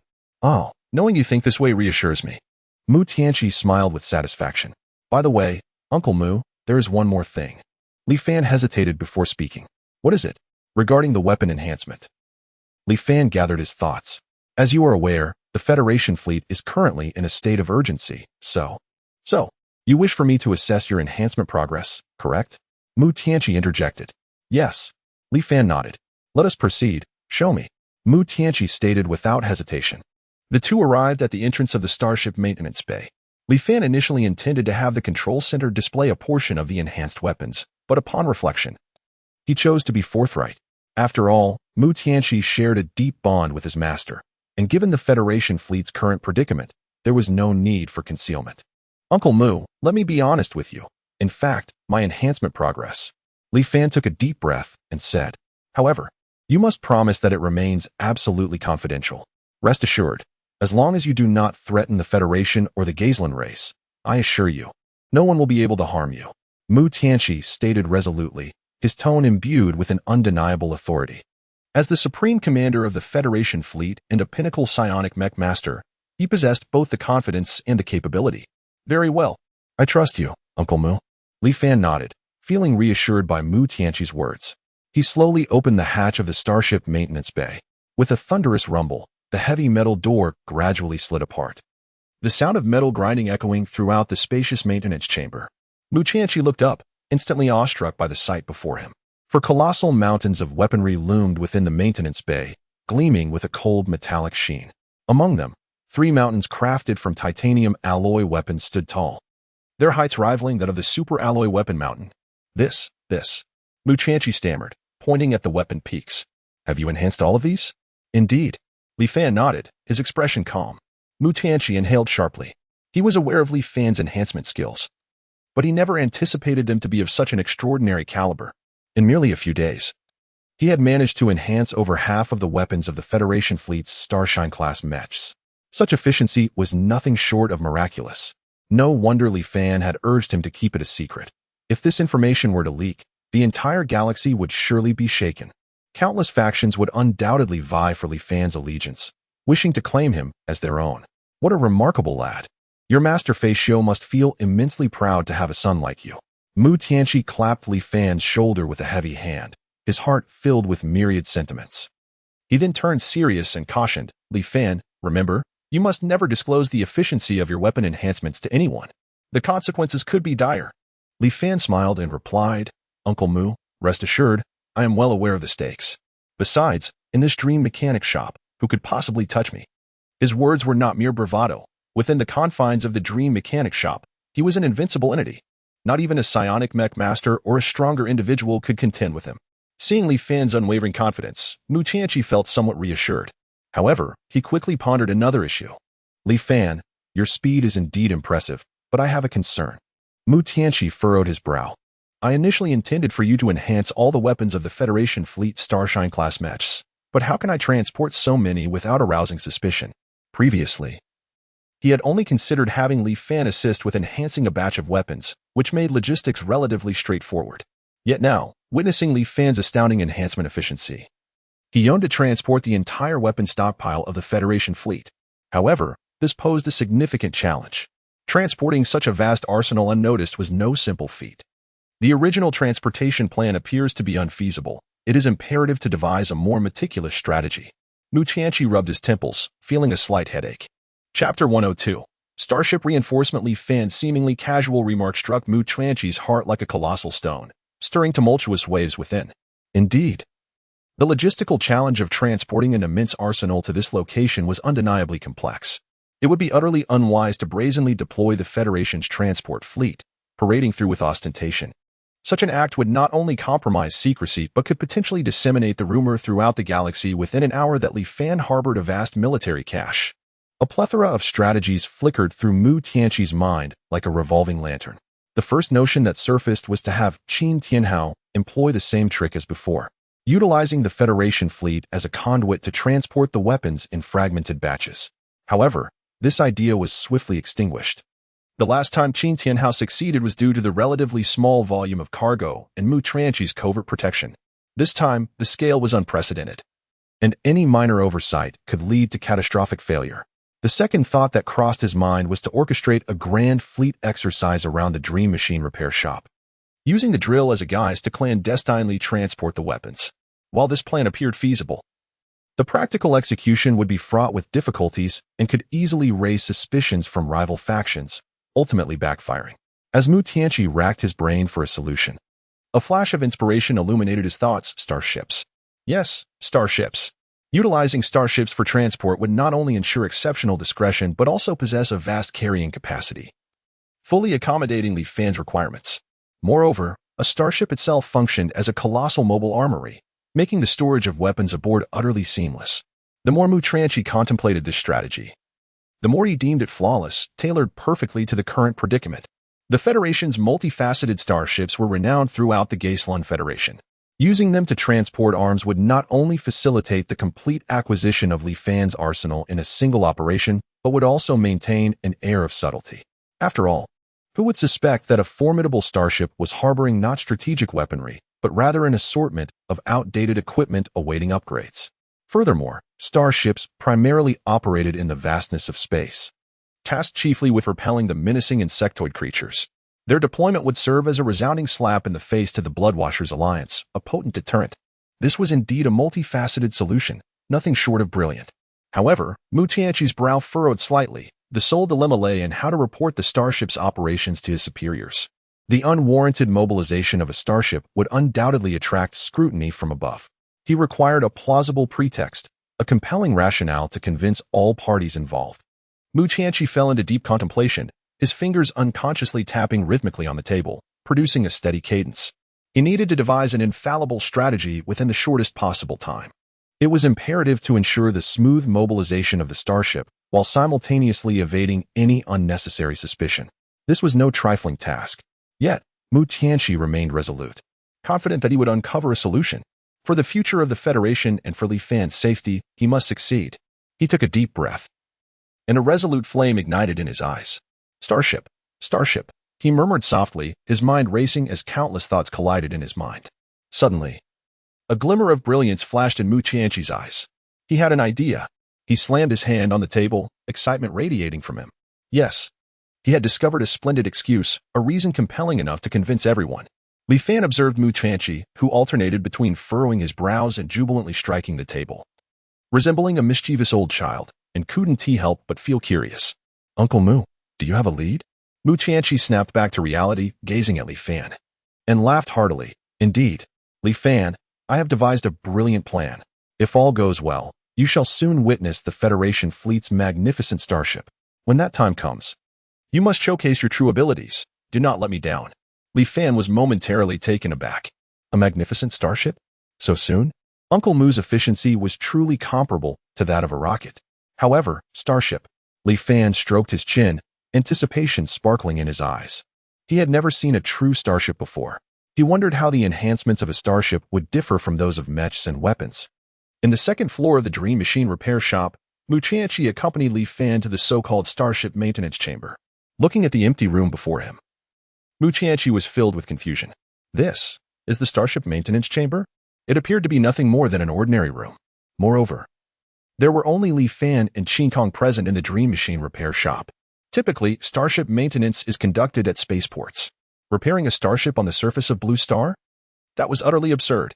Unable to contain his curiosity, Mu Qianqi asked, Li Fan, do you truly possess the capability to repair starships? He had initially thought Li Fan merely had a long-term plan that might be realized once the repair shop was adequately developed. However, it seemed that Li Fan was indeed serious about this endeavor. Li Fan smiled slightly, confidently replying, Uncle Mu, rest assured. I would not make such bold claims without complete assurance. Repairing a starship is merely the beginning. Enhancing one is also within my reach. Mu Qianqi's pupils suddenly contracted. Enhancing a starship? Li Fan actually claimed he could enhance a starship. How could this be possible? It is known that the difficulty of enhancing a starship far exceeds that of mechs and weapons. Even the most skilled repair masters of the Federation would not dare to tread lightly in this area. Mu Qianqi recalled Li Fan's master, Li Fatio. He once thought that Li Fatio was an exceptionally talented individual.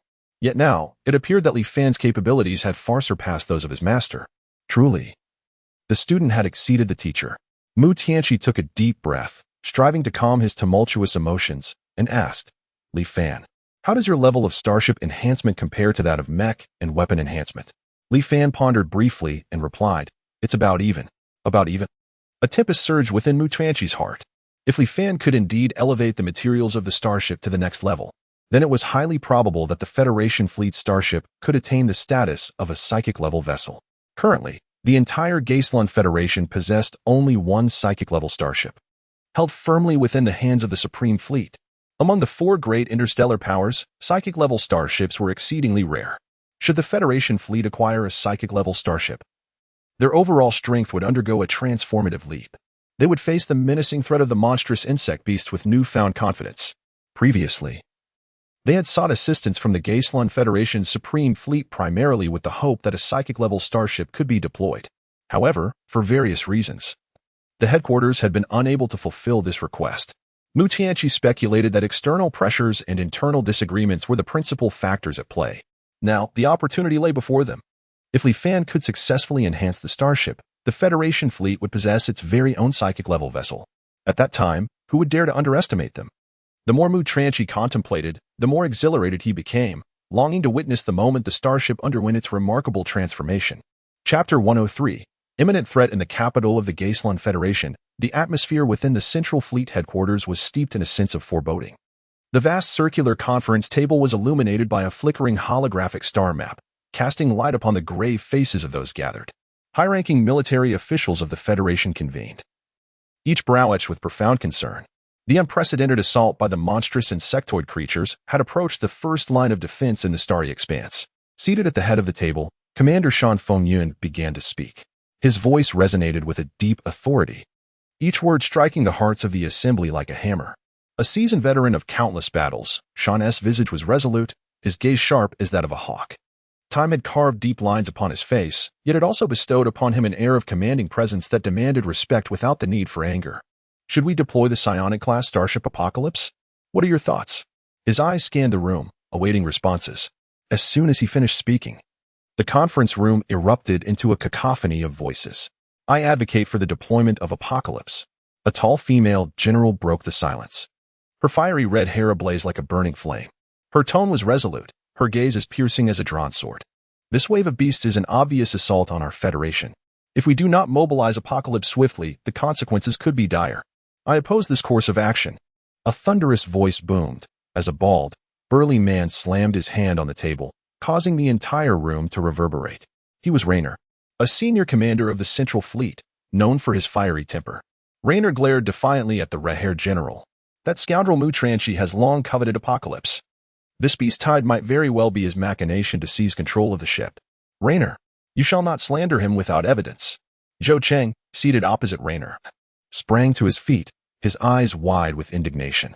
A staunch supporter of Mu Tianchi, he would not permit anyone to tarnish his idol's reputation. General Mu has safeguarded the borders for many years, rendering invaluable service to the Federation. Would he truly conspire to betray it? Your words are an affront to a hero of the Federation. Humph. One can never know what lurks in the hearts of men. Raynor retorted coldly, refusing to concede. Who knows what schemes he harbors? If he were to bring Apocalypse to the front lines and then feign losses to claim it as his own, what recourse would we have? Zhou Qing trembled with rage, yet found himself at a loss for a suitable retort. He recognized that Raynor's concerns were not without merit. The value of a psionic-class starship was immense, capable of driving any individual to madness. General Raynor's apprehensions are not unfounded. Yet the decision to deploy Apocalypse must indeed be approached with utmost caution. A middle-aged man, adorned with gold-rimmed glasses and exuding an air of refined sophistication, spoke softly, his voice rich and magnetic. We must not only guard against the ferocious insectoids, but also remain vigilant against the covetous designs of other factions. The main force of the Bloodbath Alliance may very well be a disguise. In the Republic of Camille, due to resource issues, they have long cast a covetous eye upon us. Should anything happen to the Apocalypse on the front lines, the losses to our Federation would be incalculable. Within the conference room, voices rose in fervent debate, each participant expressing their opinions, making it difficult to reach a consensus. Dan Fengyun listened quietly, his brow furrowed, seemingly weighing the pros and cons. The psionic-class starship Apocalypse is our Federation's national treasure and must not be deployed lightly. Dan Fengyun slowly spoke, a hint of resignation in his tone. Yet the safety of the Federation surpasses all else. The recent assault by the vicious insect beasts is unprecedented in scale and directly targets the #1 defensive line, suggesting deeper motives at play. Dan Fengyun's gaze swept across the room, revealing a flicker of concern in his eyes. He was perplexed as to why these factions would choose this moment to challenge the Federation. The Qianshan and Shudi regions must swiftly mobilize elite forces to support the Federation. Dan Fengyun decisively issued the command. Yes, Commander. The assembly responded in unison, their voices resounding with the iron will of the Federation's military spirit. Dismissed. Dan Fengyun's voice resonated again, imbued with undeniable authority. The generals rose, preparing to leave. Reynolds. Dan Fengyun suddenly called out, halting the bald, burly man who was about to step forward. Commander, is there anything else? Reynolds paused, a hint of dissatisfaction in his tone, feeling he had spoken no wrong. Certain words should not be uttered lightly, for calamity arises from the mouth. Dan Fengyun's gaze sharpened, fixing on Reynolds.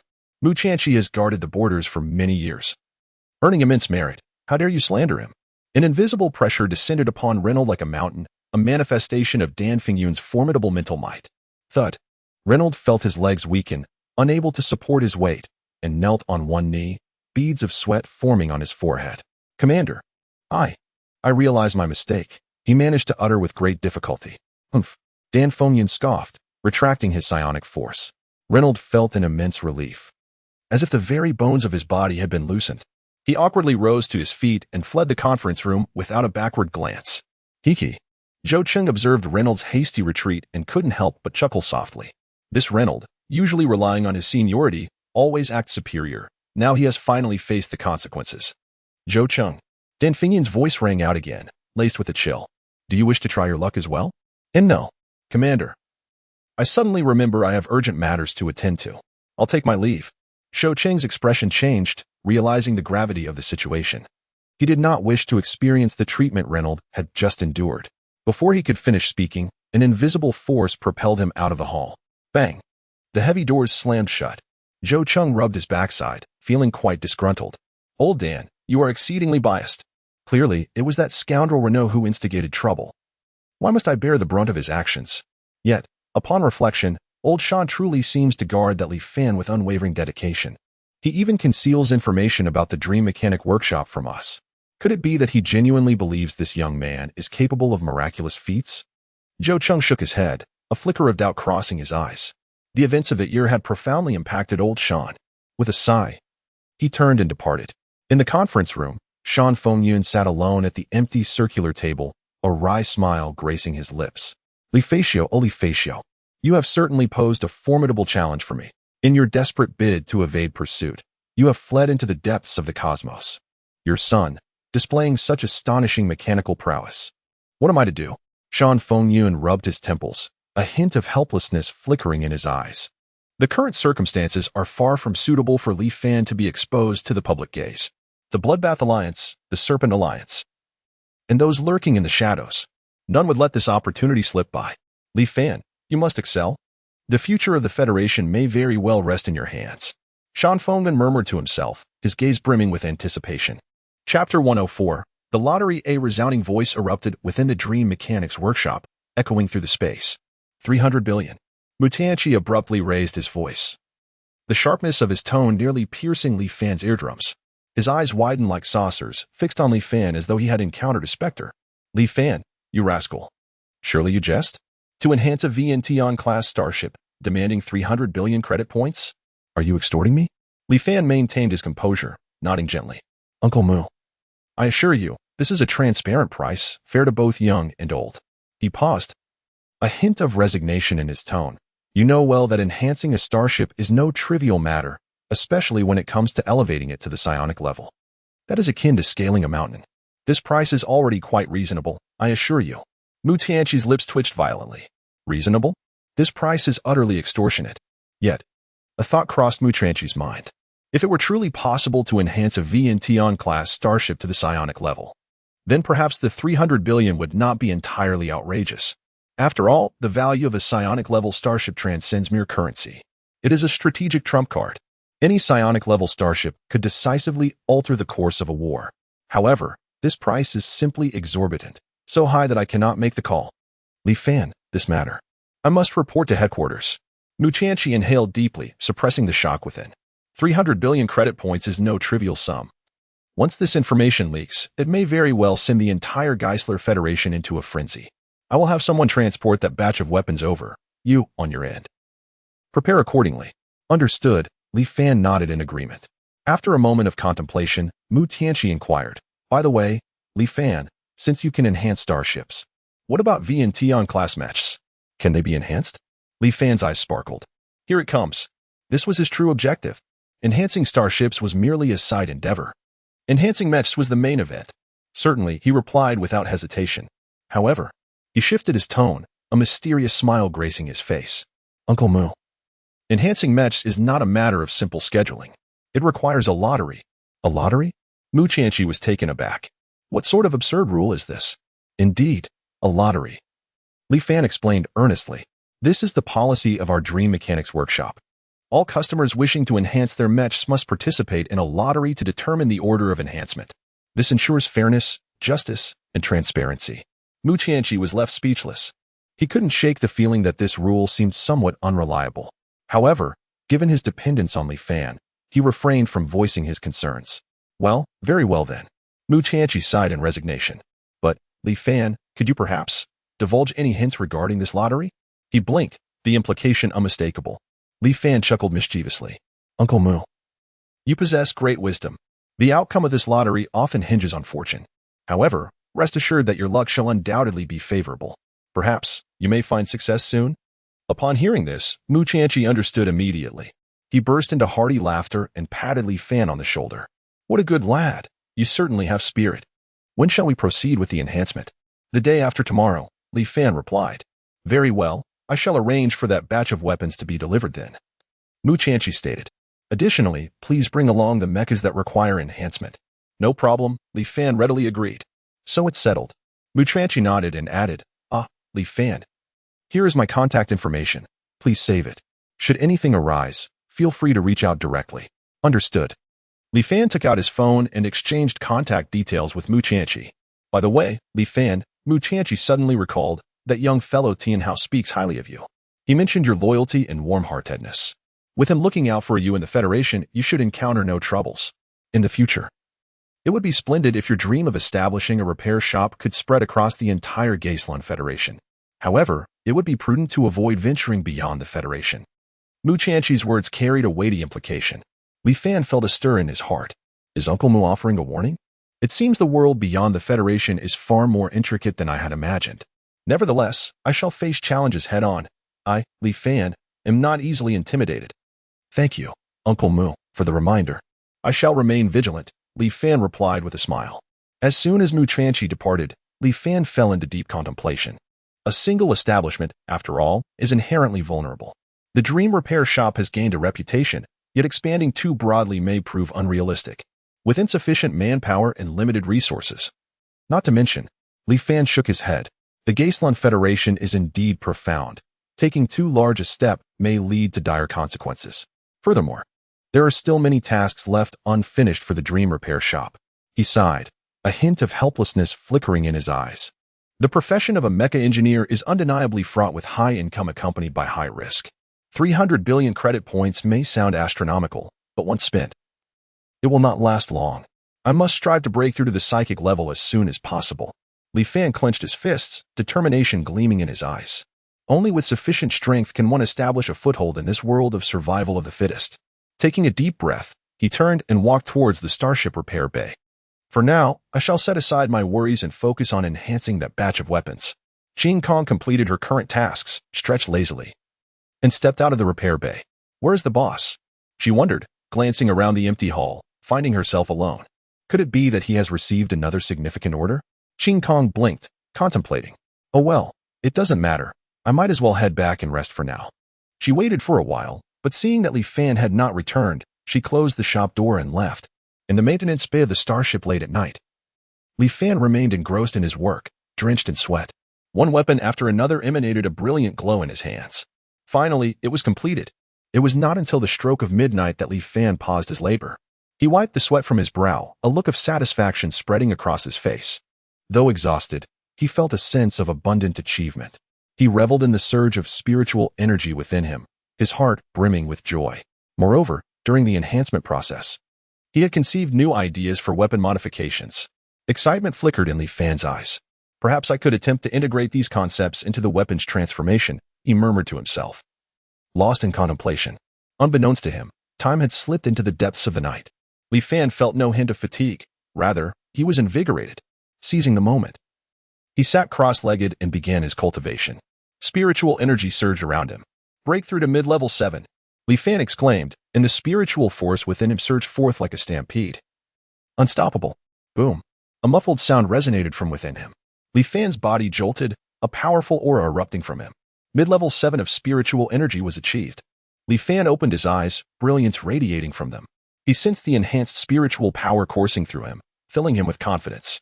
Now, even against a star-class mech, I possessed the strength to fight.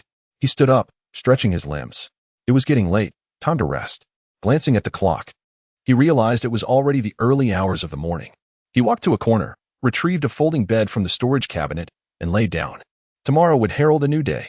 The next morning, Qing Kong arrived at the shop early. Huh? Why is the boss sleeping here? Upon seeing Li Fan on the folding bed, she was taken aback. Did he stay in the shop all night? Qing Kong pondered.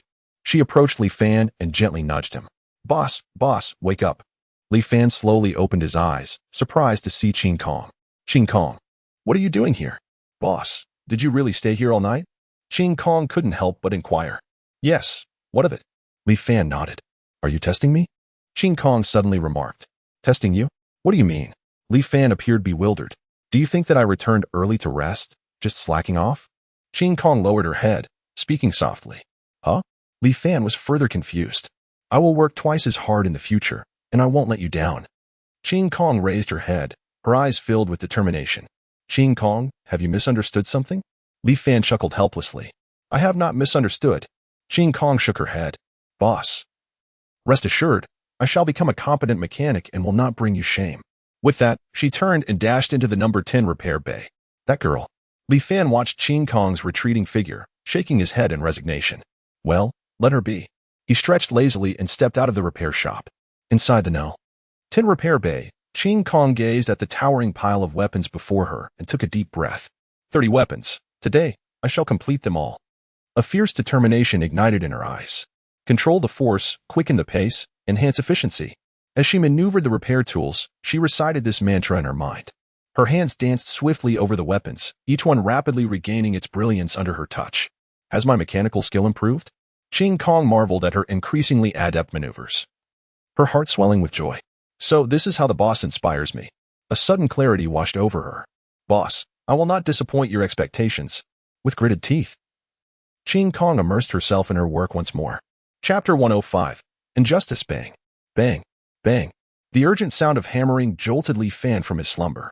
What is going on? It's early in the morning. Can't a person get some sleep?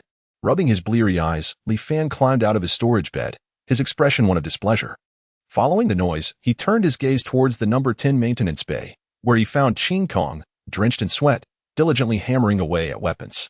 This girl. Arriving at work so early? Li Fan was somewhat astonished. He approached the door of the maintenance bay and peered inside. Before Ching Kong on the workbench lay two brand new weapons. These two weapons. Li Fan scrutinized them closely, a flicker of surprise crossing his eyes. The craftsmanship was even more exquisite than yesterday. This girl is progressing rather swiftly. He silently praised her. Boss, you're awake. Upon hearing the commotion, Ching Kong turned her head and, spotting Li Fan, quickly exclaimed. Yes. You woke me up. Li Fan yawned, responding. I'm sorry, boss. It was my intention, Ching Kong said apologetically. Not a problem. Continue with your work. Li Fan waved his hand dismissively and exited the maintenance bay. It seemed that Ching Kong had indeed misunderstood the situation, he thought to himself, chuckling inwardly.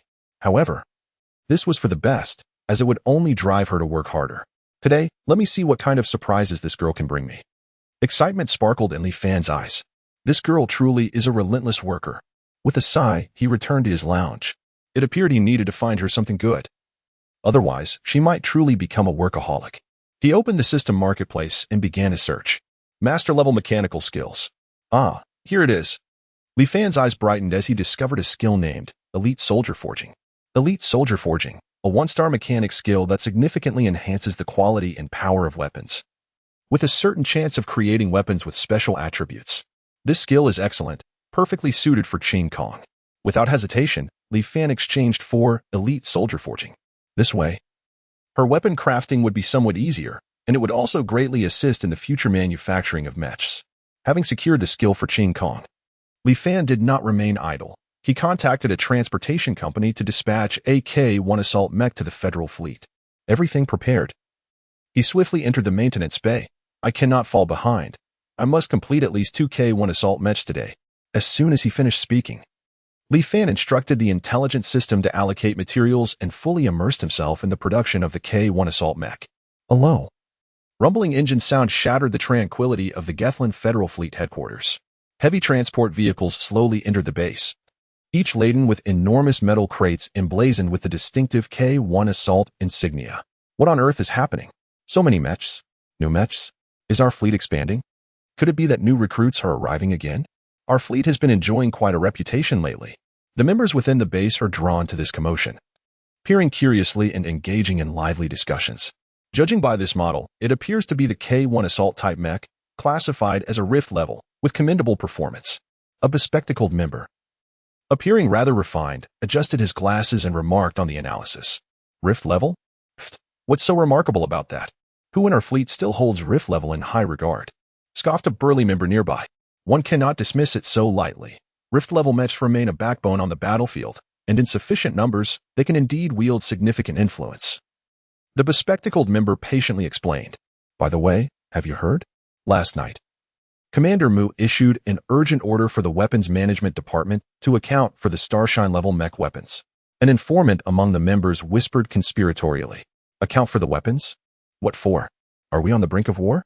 I'm not certain, but it said they need to tally up around 300,000 weapons by tomorrow. 300,000. Good heavens. That would deplete our fleet's resources. Account for everything? Indeed, it is a direct order from Commander Mu, mandating a thorough inventory of all Starshine-level weapons, those previously decommissioned, newly stocked, all must be checked meticulously, with no room for error. And that's not the end of it. Guess what? It must be completed by tomorrow. If there's a delay within a day, those responsible for the weapons must be going mad. Oh, enough about the weapons. Since there are no new recruits, do we have a chance with these K-1 assaults? You're not part of the combat unit. Heh. Who says one must be in the combat unit to pilot a mech? I dream of piloting a K-1 assault. After leaving Li Fan's shop last night, Mu Qianqi immediately commanded a thorough investigation of all Starshine-level weapon inventories. Although each weapon transfer is recorded, mech weapons have a long service life and require frequent maintenance. Even with electronic records, human oversight is necessary to verify the system. This is to prevent any discrepancies in the process. Typically, missing a weapon or two is considered normal. However, Mu Tianqi emphasized that every single weapon must be accounted for this time. This has caused considerable distress for the Federation Fleet's Weapons Management Department. Since yesterday, they have immersed themselves in system data, painstakingly cross-referencing and becoming overwhelmed with the workload. Meanwhile, the arrival of the K-1 Assault has also sparked considerable excitement. The news of the bulk arrival of K-1 Assault swept through the fleet base like a tempest. With their streamlined bodies and cold metallic sheen, these K-1 Assaults stood out distinctly among the multitude of Rift-level mechs. Those who have long been accompanied by armed Rift-level mechs felt a renewed desire, speculating in hushed tones that this batch of cutting-edge mechs might be a reward from Commander Mu for their recent performances. Yet, an explosive announcement reverberated through the fleet like thunder. An urgent summons. All pilots of the K-1 Assault-type armed mechs who have attained the stellar rank are to report to the training hall immediately. What? The K-1 Assault is seeking mech pilots? Specifically, those of stellar rank? Upon the announcement, the entire fleet base erupted in excitement. Is this for real? Isn't the K-1 Assault a void-level mech? Why are they recruiting stellar-level pilots? Are you foolish? Did you not notice the words armed type? The K-1 Assault is indeed a stellar-level armed mech. Good heavens! A stellar-level armed K-1 Assault? This is extraordinary. We've hit the jackpot. Our fleet is poised for greatness. In that moment, discussions filled the base, and all stellar-level mech pilots were eager and ready to seize the opportunity, especially those who had long piloted void-level mechs. Their excitement made them tremble in anticipation. A stellar-level armed mech. This is the vehicle of their dreams. Typically, they could only watch enviously as stellar-level pilots commanded formidable mechs, dominating the battlefield. But now, the opportunity had finally arrived. I'll sign up. I must sign up. Me too. This is a once-in-a-lifetime chance. Stellar-level armed K-1 Assault. Here I come. Almost all armed-type stellar-level mech pilots quickly submitted their applications. Even some pilots of different stellar-type mechs found themselves tempted. After all, who wouldn't desire a more powerful mech? However, in stark contrast to the jubilation of the stellar-level pilots, the void-level pilots were filled with indignation. Why is this? Why are only stellar-level pilots being recruited? Exactly. Are we void-level pilots inferior to them? This is unjust. It is utterly unfair. We want to sign up too. We want to pilot the K-1 Assault. Protests. We demand protests. The void-level pilots, stirred and agitated, expressed their dissatisfaction. They felt that this exclusive recruitment of stellar-level pilots was a form of discrimination against them. In an instant, the entire fleet base was engulfed in chaos. Chapter 106. The arena in uproar at the Federal Fleet Base, sprawling across an expanse akin to half of Kalen Star. The landscape is dominated by a veritable forest of steel. Mu Tianqi stands atop the command tower, surveying the throngs below, which surge like a swarm of ants. His voice resonates with thunderous authority, unyielding in its command. What is this cacophony? In the midst of war, do you understand the essence of military discipline?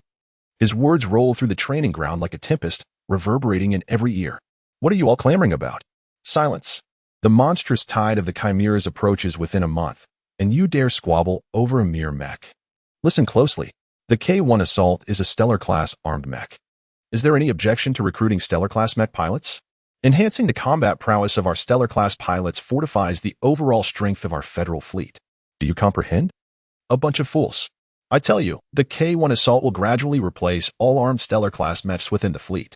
Mu Tianqi pauses, tempering his tone slightly. As for other types of stellar-class mechs, there may also be opportunities for upgrades in the future. No need to rush. He then casts a discerning gaze at the disgruntled Void-class mech pilots, stating firmly, do not harbor resentment. If you dedicate yourselves to training and enhance your abilities, you will naturally have the chance to pilot more advanced mechs in due time. Strength is the foundation of everything.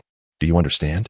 His words doused the flames of indignation within the crowd, compelling even those Void-class pilots who wished to argue to fall silent. The commander is right. Strength is paramount. We, the Void-class mech pilots, must strive to enhance our prowess. Indeed, one day, we too shall pilot stellar-class mechs. Perhaps in the future, even more formidable mechs will await us. Say, is it possible that we could visit the Dream Mechanic Shop to modify our mechs? The Dream Mechanic Shop? What is that place? Are you unaware? It's all the rage lately. I've heard they can transform Void-class mechs into Stellar-class. Is that true? Can all armed Stellar-class mech pilots have one? Each armed Stellar-class pilot equipped with one? This is simply unbelievable. The Federal fleet is aiming for the extraordinary. The armed Stellar-class mech pilots erupt in excitement, having long endured their ambiguous status. Their output reliant on mere scraping by. Though unspoken, the pressure among comrades has been palpable. At last, an opportunity to seize command has arrived. In contrast, some Stellar-class mech pilots on the brink of breaking through to Void-class feel a twinge of disappointment. How infuriating. So close. I just ascended to Void-class. Why must it happen now? Am I destined to be forever separated from the K-1 assault? It's always like this. Good fortune never seems to befall me. However, they also understood that the fleet's ability to comprehensively upgrade to the Starry-class mechs was an unprecedented move. The enhancement of mechs at the Rift level and above primarily aimed at augmenting individual combat capabilities, which naturally took a back seat when compared to the vast array of Starry-class mechs. Mu Qianqi surveyed the crowd. His tone resolute. Mech engineers of Rift level and above need not feel disheartened. In the future, anything is possible, as long as you continue to surpass your limits. More powerful mechs will eventually belong to you. This statement served as a reassuring bomb, temporarily stabilizing the emotions of these high-ranking mech engineers. Silence. Mu Qianqi's authoritative voice resounded once more, his piercing gaze sweeping across the assembly. Shinxian, step forward. Captain Shinxian stood at attention. His posture as upright as a pine tree. Mu Qianqi nodded slightly, signaling, select a Starry-class warrior and bind them to K-1 assault. Yes. Shinxian turned, his gaze scanning the Starry-class mech engineers, finally resting upon a tall young man, Zhao Pingyi. Zhao Pingyi, step forward. Yes. Zhao Pingyi's voice boomed in response, resonating through the air. All eyes were upon him, as if his name had struck like lightning, igniting the desires of the Starry-class mech engineers. Their gazes converged on him, filled with envy, jealousy, and a sense of longing, a tempest of emotions interwoven. Step forward. Zhao Pingyi was momentarily taken aback, but then joy surged within him. He straightened his chest, his voice trembling with excitement, as if he were using every ounce of strength to respond. Is it really me? This lad is truly fortunate. Rumor had it that he was on the brink of breaking through to the Rift level. The K-1 assault would surely. What am I thinking? With the comprehensive upgrade of the Starry-class mechs, even if he were to break through, this mech would evolve alongside him. This was a potential asset that could be enhanced all the way to the Shattered Star level. Alas, why am I not a Starry-class? Huh. You used to envy us at the Rift level, but now the tide has turned, hasn't it? Indeed, while we may not have new mech for the time being, at least our weapons can be upgraded, while you can only watch in dismay. Ha ha ha. I truly cannot contain myself this time. The once lofty Rift-level mech engineers could only watch as the Starry-class engineers basked in their glory, their hearts a tumult of mixed feelings, yet utterly powerless. Disengage binding. Shinxian's voice echoed in Zhao Pingyi's ears. Zhao Pingyi took a deep breath, suppressing his reluctance. War companion, old friend, forgive me. I shall return to visit you when the opportunity arises, he silently vowed. His fingers brushed against the star ring, severing the bond with his war companion. Bind to K-1 assault. Shinxian commanded once more. Without hesitation, Zhao Pingyi aimed the star ring at the K-1 assault, a flash of blue light signifying a successful binding. Buzz. The K-1 assault vibrated gently, seemingly responding to its new master. In an instant, Zhao Pingyi was securely seated within the cockpit of the K-1 assault. Upon first seeing the massive cannon of the K-1 assault, Zhao Pingyi had anticipated a cramped cockpit. However, Li Fan had cleverly circumvented this issue during the design phase. He lowered the cockpit position, aligning his head with the narrowest point of the cannon's muzzle, while the remaining space remained untouched and unaffected. The fleeting sensation of prickling pain vanished as the neural connection was firmly established.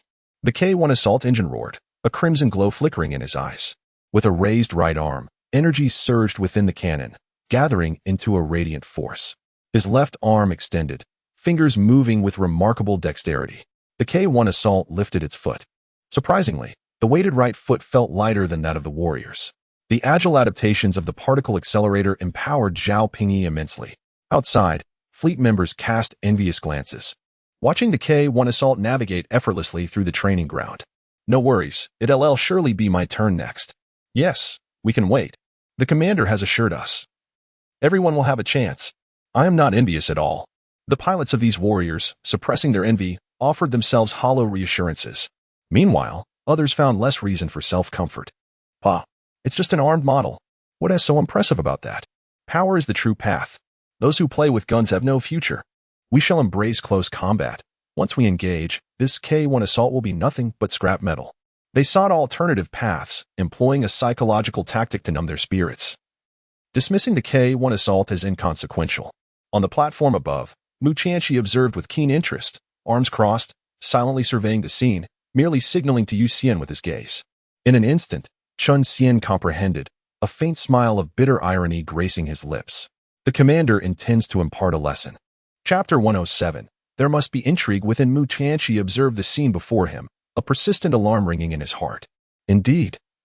Li Fan's weapon enhancements had injected a new vigor into the fleet, yet these young mech pilots, untested by the crucible of battle, could hardly conceal their arrogance. In ordinary circumstances, they might have had time to gradually adapt, but the future of the Federation left no room for such complacency. Should the onslaught of the Chimeras commence? Their current mindset could lead to dire consequences on the ever-shifting battlefield, potentially costing them their lives as a painful lesson. The emergence of the K1 assault may serve as a vivid practical lesson for those conceited void-level mech pilots. Ahem. Qin Xian cleared his throat, his voice resonating through the loudspeakers that filled the training ground. To better prepare everyone for the diverse challenges of future combat, we shall conduct an impromptu live drill. All void-level mech pilots, except for the armed variant, please step forward. As the words left his lips, a synchronized march reverberated across the training field. Over 1,000 void-level mech pilots, each piloting specialized mechs, stepped forth in formation. Their eyes burned not merely with the spirit of combat, but also with an eager anticipation. Chun Xian surveyed this assembly of elite pilots, his tone calm, yet imbued with undeniable authority. Who among you is confident enough to spar with Zhao Pingyi? Step into the arena. Upon hearing this, the previously eager void-level mech pilots suddenly resembled ducks with their necks grasped, exchanging uncertain glances. Is the commander serious? This is a joke, right? We, the void-level pilots, challenging a newcomer equipped with a star-level mech? Victory would be shameful and defeat even more so. Besides, our mechs are superior. Even if we win, it would be an empty triumph. Let me go? No way. It would be bullying a rookie. How could I face others if word got out? The void-level pilots murmured among themselves, shaking their heads vigorously as if they were bobbing toys. This is absurd. We are the elite of the fleet, void-level pilots.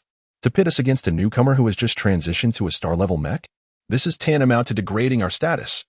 Is Commander Qin really asking us to fight Zhao Pingyi? Surely not. Regardless, we are void-level mech pilots. Winning? What of it? To win through sheer advantage is dishonorable. Losing? That would be catastrophic. How could we continue in the fleet afterward? We might as well retire. The training ground was engulfed in an eerie silence. On the platform above, Mu Tianqi observed the reactions of those below, his brow furrowing slightly. Seeing this, Qin Xian stepped forward and declared loudly, "Ladies and gentlemen, the commander has stated that those who succeed in this live drill will receive personal guidance from him. Additionally, a 3-day leave will be granted. This is only applicable to void-level pilots of 3rd rank and below," Qin Xian added. As soon as these words were spoken, the previously reluctant void-level pilot's eyes sparkled with excitement. Personal guidance from the commander? Is that for real? 3 days off? This is a monumental opportunity. 3rd rank and below. Does that mean I too have a chance? No way. I must seize this opportunity. I'll give it my all. It's just a star-level pilot. How can I possibly be afraid? In a moment, the crowd was electrified. The previously hesitant Skybreaker-level mecha pilots rushed towards the training ground in a frenzy. I'm coming. Let me go first. Don't all rush me. The scene was instantly chaotic, as what was once an empty training field quickly filled with eager participants. Qin Xian observed the throng of Skybreaker-level pilots clamoring before him, a hint of a twitch escaping his lips. These fellows, their change of heart is rather swift. Isn't it? Mu Tianqi surveyed the raucous scene below, a satisfied smile gracing his face. This was the outcome he had desired. Only through competition can potential be ignited. Only under pressure can one truly grow. He aimed to instill in these young mecha pilots the understanding that the battlefield is no child's play. Strength is the ultimate truth. Excellent. Mu Tianqi's voice echoed across the training ground. In the interest of fairness, for this practical exercise, each tier of the Skybreaker level, 1st, 2nd, and 3rd, shall select one representative to spar with Zhao Pingyi. Remember, each type of mecha may only participate once. Mu Tianqi added, his gaze sweeping over the eager faces below. Skybreaker Level 1, Balance Type Mecha Pilot. Who will step forward? Chen Xian inquired boldly. No sooner had he finished speaking than a clear voice rang out. I will. The crowd turned to see a short-haired woman in a light blue combat uniform stepping out of the ranks. It was Marina. She stood out among the new members of our fleet, having reached the Skybreaker level within just 6 months of joining. And it was rumored that she was on the verge of breaking into the second tier. This was bound to be an exciting showdown. Marina, the newly minted Skybreaker level mecha pilot, though her time with the fleet was brief, had distinguished herself rapidly among her peers through exceptional talent and diligent trainings, becoming a rising star. Marina, Skybreaker level 1 balanced type mecha pilot. I seek your guidance, she declared, saluting Zhao Pingyi with a crisp military gesture. That girl is quite enthusiastic. Mu Chanqi mused, a glimmer of admiration in his eyes as he watched Marina. Chen Stin nodded at her. Very well, you have courage. Skybreaker level 2, assault type mecha pilot. Who is confident? Chen Xian asked once more. I will give it a try, came a rugged voice as a burly man strode forward. Skybreaker level 3, speed type. I. Before Chen Stin could finish, a confident voice interrupted him. This time, a lithe young man stepped forward, excitement gleaming in his eyes. Mu Chanqi regarded the 3 eager Skybreaker level pilots with a slight nod. Excellent. I hope you all give it your utmost. Remember, if all 3 of you win, then 3 rewards will be granted. His voice resounded again, imbued with undeniable authority. 3 rewards. At this proclamation, the 3 individuals, who had initially approached with a mere spirit of trial, now bore expressions ignited with fervor. The chance for personal guidance from the commander and a 3-day leave. This was indeed a rare opportunity. Moreover, should all 3 emerge victorious, there would be 3 rewards to claim. This temptation is utterly irresistible. In an instant, the fervor for battle among the trio was ignited. The murmurs from the spectators outside became increasingly clear. Those Mech pilots, who lacked the qualifications to compete, observed with heightened clarity. The rewards are exceedingly generous, yet restricted to those below the 3rd tier. Does Captain Chen genuinely believe Zhao Pingyi stands a chance? That seems improbable, although his personal prowess is indeed exceptional. The distinction between stellar and void tier is fundamentally vast. It is common knowledge that the enhancement from physical augmentation talent significantly amplifies after a major breakthrough. Nonetheless, even at his peak, he remains merely a 9-star stellar tier. The crux of the matter surely does not lie in Zhao Pingyi's talent. Captain Shin's unwavering confidence must stem from the K1 assault. It is perplexing. The arena is limited in size. Even if the K1 assault boasts firepower comparable to an armed void mech, it cannot fully unleash its potential, can it? Uncertain as we are, the unfolding events will reveal the truth. After all, we have exceeded our limits, so our involvement holds little significance. They have completely positioned themselves as outsiders. Analyzing the situation astutely, their anticipation for this confrontation heightened. With their insights, the stellar tier mech pilots in the rear have become even more fixated on the K1 assault. Could there truly be some hidden intricacies at play? Chapter 108. Abrupt silence. The prodigious mech pilot Marina, a rising star within the Federation fleet, ascended to the rank of Rift class in a mere 6 months, shattering conventions. Despite her age, typically reserved for further academic pursuits, she resolutely committed herself to the fleet. Her innate talent and prowess rendered her unmatched among her peers. Confronted with the challenge, she remained silent, striding purposefully to the center of the training arena, her gaze locked onto the K1 assault, her fighting spirit igniting. With a delicate touch to the star ring, a flash of white light illuminated the scene, revealing a mech predominantly black, accented with golden joints, bearing 4 blue-black wings. Towering shoulder armor and suspended laser weaponry, a Z3 balanced Rift-class mech, the Black Tiger, standing at 20 meters tall. The Black Tiger was equipped with dual claw fists and a high-caliber grenade launcher, exuding an imposing presence. In stark contrast, the K1 assault loomed at only 5 meters, appearing somewhat diminutive. Inside the K1, Zhao Pingyi felt the weight of dual pressures from the Black Tiger and Marina, a wave of anxiety washing over him. Yet, recalling the secrets of the K1 assault reignited his confidence, prompting him to shout through the mech's loudspeaker, Sister Chen, give it your all, hold nothing back. Marina remained silent, her mental energy surging as she entered the Black Tiger. Upon establishing a neural link, the mech's eyes glowed crimson, its headpiece retracted, wings unfurled, and particle beams danced, leaving trails of blue flame. The shoulder armor descended, revealing a triple-barreled pulse grenade launcher. In an instant, Marina launched a preemptive strike, firing grenades from her shoulder. 6 grenades spiraled toward the K1 assault. Zhao Pingyi, however, maintained an unusual calm. With a slight tilt of the K1 assault, He bent his right leg back, raised his left arm, and pressed down his right arm. Was that a Z-pattern maneuver? Gasps erupted from the spectators. The K-1 assault glided past the 6 grenades at an extraordinarily peculiar angle. Boom, boom, boom. The grenades detonated behind the K-1 assault, flames soaring into the sky. Yet it emerged unscathed. Exclamations of disbelief filled the air as onlookers struggled to comprehend the spectacle. A Z-pattern maneuver, executed with such fluidity? How could Zhao Pingyi possibly achieve this? Even if simplified, it exceeded his capabilities. Could it be he had concealed his true strength? No. Look at the engine of the K-1 assault. I believe I noticed a slight adjustment in its thrust direction. This defies logic. Yes. I observed that the K-1 assault's maneuverability appears to surpass its design limits. Seizing the brief moment after Marina's assault, Zhao Pingyi abruptly raised his left arm. Zing! A massive blue beam erupted from the cannon of the K-1 assault's left arm. The beam cannon. Marina's pupils constricted in shock. She had not anticipated such a swift counterattack from the K-1 assault. The Black Tiger urgently activated its thrusters to evade sideways. However, the beam's velocity was overwhelming, grazing the right shoulder of the Black Tiger. Boom! The armor of the Black Tiger's right shoulder was perforated, billowing thick black smoke. Incredible! This maneuver was nothing short of miraculous. Is this truly a Starry-class mech?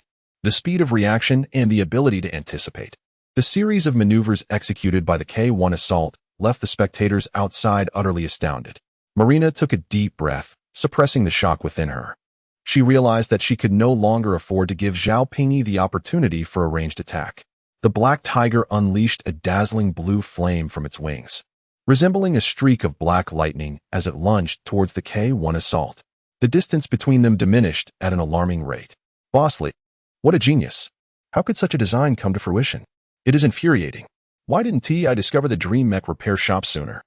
If only I had known a few months earlier, perhaps my mech could have. Hey, snap out of it. The Dream Mech repair shop hadn't even opened a few months ago. This, sigh. The outcome remains uncertain. Marina is certainly no ordinary opponent and must have hidden cards up her sleeve. Just as the crowd murmured in speculation, a fleeting shadow pierced through the smoke of the explosion, darting upwards and vanishing in an instant. Boom. Close quarters combat. The Black Tiger's left arm shot out a sharp claw, accompanied by a piercing sound, aimed directly at the left arm of the K-1 assault. The strike was swift and fierce, intending to sever the K-1 assault's left arm. Zhao Pingyi's gaze sharpened. He knew he could not withstand this claw head-on. The armor of the K-1 assault was incapable of resisting the claw of a rift-level mech. In a moment of peril, Zhao Pingyi executed an astonishing maneuver. The armor on the chest of the K-1 assault suddenly opened, revealing a myriad of gun barrels. Rat-a-tat-tat. Countless bullets poured forth like a torrential downpour. These were not ordinary bullets, but specially designed armor-piercing rounds. Marina was completely unprepared for the concealed weaponry on the K-1 assault's chest. The Black Tiger's claw was less than a meter away from the K-1 assault's left arm. Yet, that seemingly trivial distance transformed into an insurmountable chasm. Careless. A sigh arose from the crowd. Everyone had been deceived by the K-1 assault's illustrious title, assuming its weaponry was merely of ordinary stellar caliber. But who would have anticipated that Bosley not only upgraded the material of the mech to rift level, but also enhanced its weaponry? Wait, there is still a question. Even if the weapons are rift level, how does he achieve such rapid response and activation speed? With so many weapons firing simultaneously, wouldn't they require energy preheating? A voice of inquiry emerged. A stellar-level mech technician, skilled in weapon systems, pondered for a moment before offering his hypothesis. I suspect. Bosley directly connected the weapon's power supply lines to the mech's core. This is entirely different from traditional external weapon systems. Hence, what we assumed required charging can be directly activated on the K-1 assault. Clang. The armor-piercing round struck the Black Tiger's armor, producing a cacophony of metallic impacts. Although they could not penetrate the Black Tiger's armor, the immense force caused a brief halt in its movements. Warning. Warning. The structure has sustained severe damage and is about to trigger the training ground's protective mechanism. The intelligence system of the Black Tiger emitted a piercing alarm. In the next moment, its movements abruptly ceased, forcibly exiting combat mode. Marina sat bewildered in the cockpit. Had she lost? Had she truly been defeated by a stellar-level mecha master? And in such a nearly humiliating manner. Outside, there was a profound silence. Everyone was astonished by the weapon concealed within the chest of the K-1 assault. What on earth was this? The K-1 assault had hidden weaponry? This defied all logic. It was fundamentally inconsistent with the principles of mecha design. How had Captain Shin accomplished this? Could this be the secret of the K1 assault? All eyes were focused on Captain Shin, eager to uncover the myriad secrets of the K1 assault. Now, the second round commenced, with a rift-level assault mecha master entering the arena. Seeing that the crowd was still engrossed in discussions about the peculiarities of the K1 assault, Yuxian directly interjected to break the conversation. Chapter 109. You go, it's all for naught. Silence. Yuxian raised his voice once more, and the venue gradually quieted down. The second match commenced, featuring the formidable assault-type mecha master at the Sky Rift level. Yuxian reiterated the announcement, his gaze fixated on a tall young man. It was Wu Meng. He was finally making his entrance.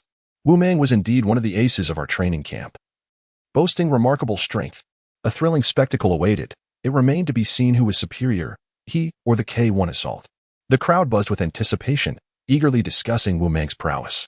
Qin Xian observed Wu Meng, a hint of amusement flickering in his eyes. Wu Meng, step forward. Qin Xian's voice, though not loud, resonated clearly in everyone's ears. However, Wu Meng appeared oblivious, standing still, his eyes half closed, seemingly meditating. The entire arena fell into silence, everyone momentarily stunned. What was happening? Wu Meng finally snapped back to reality, scratching his head in confusion. Huh? Is it over? That was quick. The surrounding crowd erupted in a cacophony of voices. Did this guy go cow stealing last night? How can he sleep so soundly? My goodness, with all that noise. Even thunder would have woken up, yet he remains asleep? Wu Meng state. Is he really all right? We have a Sky Rift level duel coming up. Buddy, your sleep quality is astonishing. Share some tips. I've been suffering from severe insomnia lately. Chun Xian's forehead throbbed with veins, his voice nearly escaping through clenched teeth. Wu Meng. Immediately. Right now? Get up here. Only then did Wu Meng sluggishly rise, stretching languidly, yawning, and looking innocently at Qin Xian. Huh? Captain Qin, you called for me? What's the matter? Enough nonsense. Hurry up and get onto the training ground. Qin Xian roared. Wu Meng, still yawning, ambled onto the training field. He rubbed his sleepy eyes, glancing around, and finally noticed the K1 assault on the field, his tone laced with surprise. Zhao Pingy, did you defeat Marina? Looking around, he sensed something amiss. If Marina had won, the K1 assault would not appear entirely unscathed. I humbly concede, I was fortunate to win a round. I hope, Brother Meng, you will go easy on me. Zhao Pingy's voice emerged from the K1 assault, tinged with humility. Wu Meng instantly perked up, stretching his limbs. Fair enough, fair enough. As soon as he finished speaking, he swept his right hand across the star ring. A mecha soared into the air, its main body a deep green, with robust limbs encased in heavy armor. This was Wu Meng's vehicle, the assault-type Skyrift mecha, the Serpent Turtle, standing at 23 meters tall, equipped with a shield-shaped energy cannon. Wu Meng lazily settled into the cockpit, and as the Serpent Turtle activated, the already imposing mecha appeared even more menacing, resembling a slumbering giant beast. Zhao Pingy, controlling the K1 assault, unleashed the first strike with his right arm's energy cannon, a brilliant beam hurtling towards the Serpent Turtle. Was that it?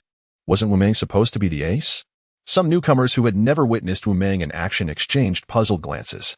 Why the hurry? Just observe. The seasoned veterans appeared remarkably composed.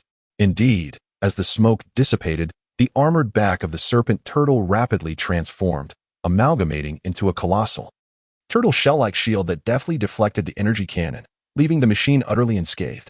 Is that all the force you can muster? It feels like a mere tickle. Wu Meng's voice emanated from the Serpent Turtle, laced with a hint of mockery. The defensive prowess of this Serpent Turtle was nothing short of impregnable. Gasps of astonishment echoed from the spectators. Those witnessing Wu Meng's strength for the first time widened their eyes in disbelief. Is that it? Surely. He cannot just stand there and take the hits? This Brother Meng has quite the audacity. Yet, the seasoned students wore expressions of nonchalance, their lips twitching slightly. Patience, the best is yet to come. Upon hearing this, the crowd fell silent, their breaths held as they focused intently on the unfolding scene. No victor has emerged yet? Remarkably, withstanding a blast from an energy cannon without being deemed defeated, the defensive capabilities of this Serpent Turtle were indeed impressive. Even if it hadn't been eliminated, surely it would bear some marks? As the smoke gradually cleared, the Serpent Turtle remained steadfast. Its four armor plates that were initially on its back, now seamlessly relocated to the front, forming a gigantic shield resembling a turtle's shell. The direct onslaught from the energy cannon failed to leave even the slightest scratch upon it, the armor's surface still gleaming as if freshly polished, exuding a lustrous sheen. The force was too feeble. Did it skip breakfast? Wu Mang's voice, somewhat naive, echoed from within the serpent turtle. Yet, there was an undeniable hint of provocation in his tone. What on earth? Is this a challenge? No. How on earth did he withstand a direct hit from an energy cannon and remain unscathed? Zhao Pingyi took a deep breath. Don't celebrate too soon. You may not withstand this next move. The K1 Assault's chest armor opened, revealing a massive cannon mouth, arcs of electricity flickering wildly as a terrifying energy began to coalesce. The alloy floor beneath them, unable to withstand the mounting pressure, starting to crack. Sensing this overwhelming surge of energy, Wu Mang abandoned his playful demeanor, his expression turning grave. Boom! A gargantuan energy cannon, 10 times larger than before, erupted forth, carrying with it the momentum to obliterate everything in its path as it hurtled toward the serpent turtle. Gritting his teeth, Wu Mang commanded the turtle shell behind him to reshape once more, enhancing it with the turtle shield talent to form a robust energy barrier. However, under the full force of the K1 assault strike, this proud defense appeared alarmingly fragile. The energy cannons surged relentlessly. Scorching black marks and spiderweb-like cracks began to mar the turtle shell, threatening imminent collapse. At the critical moment, the training ground's defensive barrier activated, teleporting Wu Mang and the serpent turtle away just as the energy cannon struck the barrier, unleashing a violent wave of energy. Wu Mang gazed at the charred armor of the serpent turtle, wincing in distress. My apologies, I couldn't contain it. Zhao Pingyi's voice came through, tinged with awkwardness. The power of this K1 assault was beyond imagination. That blast could likely challenge even a 4th-tier mecha in a direct confrontation. It is essential to recognize that Zhao Pingyi is indeed a stellar figure at the 9th level. He exchanged a glance with several equally astonished 3rd-tier mech engineers. And from their shared astonishment, they received confirmation. Products from Boss Lee are undoubtedly of exceptional quality. Good heavens, the K1 assault is extraordinarily formidable. With a single shot, it sent Wu Mang flying. Indeed, Wu Mang's serpent tortoise is renowned for its impenetrable defense, yet it could not withstand such power. The balanced and offensive 3rd-tier mech engineers of the are likely to fare even worse. Charging in would be futile. The 3rd-tier mech engineers discussed among themselves, relieved that they did not rashly rush into battle. However, despite the overwhelming firepower of the K1 assault, it bears the common flaws of armed mechs. It is cumbersome and lacks precision. One speed-oriented 3rd-tier mech engineer remarked, if a speed-type mech were to capitalize on its velocity, continuously maneuvering to exhaust its opponent, there might be a chance. That is a valid point. As long as one avoids a direct hit, the odds remain favorable. Another nodded in agreement, seemingly envisioning a glimmer of hope. The might of the K1 assault is indisputable, yet its weight and accuracy issues are indeed unavoidable shortcomings. The mech engineers present, seasoned by countless battles, swiftly discerned the critical aspects. In no time, discussions erupted, with many believing that speed-type mechs might indeed become the nemesis of the K1 assault. After all, in the realm of martial prowess, speed is the ultimate trump card. Mu Tianqi and Chun Xian exchanged knowing glances, each perceiving a hint of amusement in the other's eyes. Their analyses were not without merit, yet they remained too youthful. Ahem. Mu Tianqi lightly cleared his throat, interrupting the discourse. Your analyses are quite insightful. However, the surprises of the K1 assault extend beyond these observations. He paused, directing his gaze towards Chun Xian, signaling him to continue. Understanding the cue, Chun Xian proclaimed, is there anyone else who wishes to step forward and give it a try? This is a rare opportunity. Should you miss it, there may not be another chance. The crowd exchanged glances, momentarily rendered speechless. They had already witnessed the power of the K1 assault, with Wu Mang's serpent tortoise serving as a cautionary tale. Although speed-type mechs possess advantages, none could guarantee their ability to evade such cataclysmic firepower. The consequences of being struck would be no trifling matter. I shall do it. At that moment, a clear voice resonated. Chapter 110. The projection of mental power. A sudden voice drew the attention of all present, their gazes converging in an instant. Following the sound, a tall and strikingly handsome young man stepped forward, exuding an air of sharpness from his brow. It was Lu Qi, a speed-oriented mech pilot of the 3rd tier, renowned for the unparalleled swiftness of his vermilion mouse mech, which was faster than the eye could follow. With purposeful strides, Lu Qi approached the K1 assault mech, his eyes glinting like those of a hawk, radiating a keen alertness. It was evident that he was a person of quick reflexes. For only such a character could seize this opportunity to strike. Fixating on the K1 assault, a confident smirk curled upon his lips. Brother Pingy. The spotlight cannot rest solely on you this time. It is my turn to shine. Inside the cockpit, Zhao Pingy raised an eyebrow. His expression sharpening with focus. Let it come. He understood that an armed mech typically struggled against speed types. Yet without further ado, Lu Qi raised his hand to touch the star ring, and a flash of white light unveiled a 24-meter-tall white mech before the crowd. Its sleek light armor enveloped its form, the head displaying smooth contours, while the torso appeared elegantly slender with elongated limbs.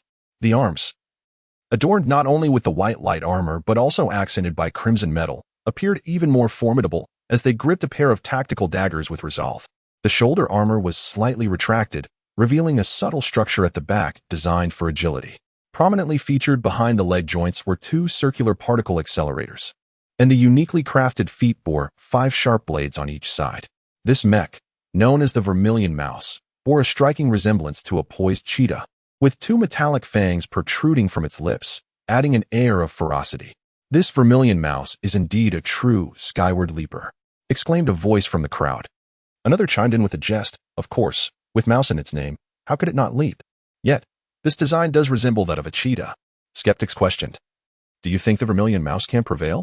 Those little daggers look too feeble for battle. A knowledgeable observer interjected. But you fail to grasp the essence. It thrives on speed. With a swift strike, it could vanish in an instant. Yet another voice doused their enthusiasm enough. Once the K1 assault fires its cannon, it will be gold or ashes.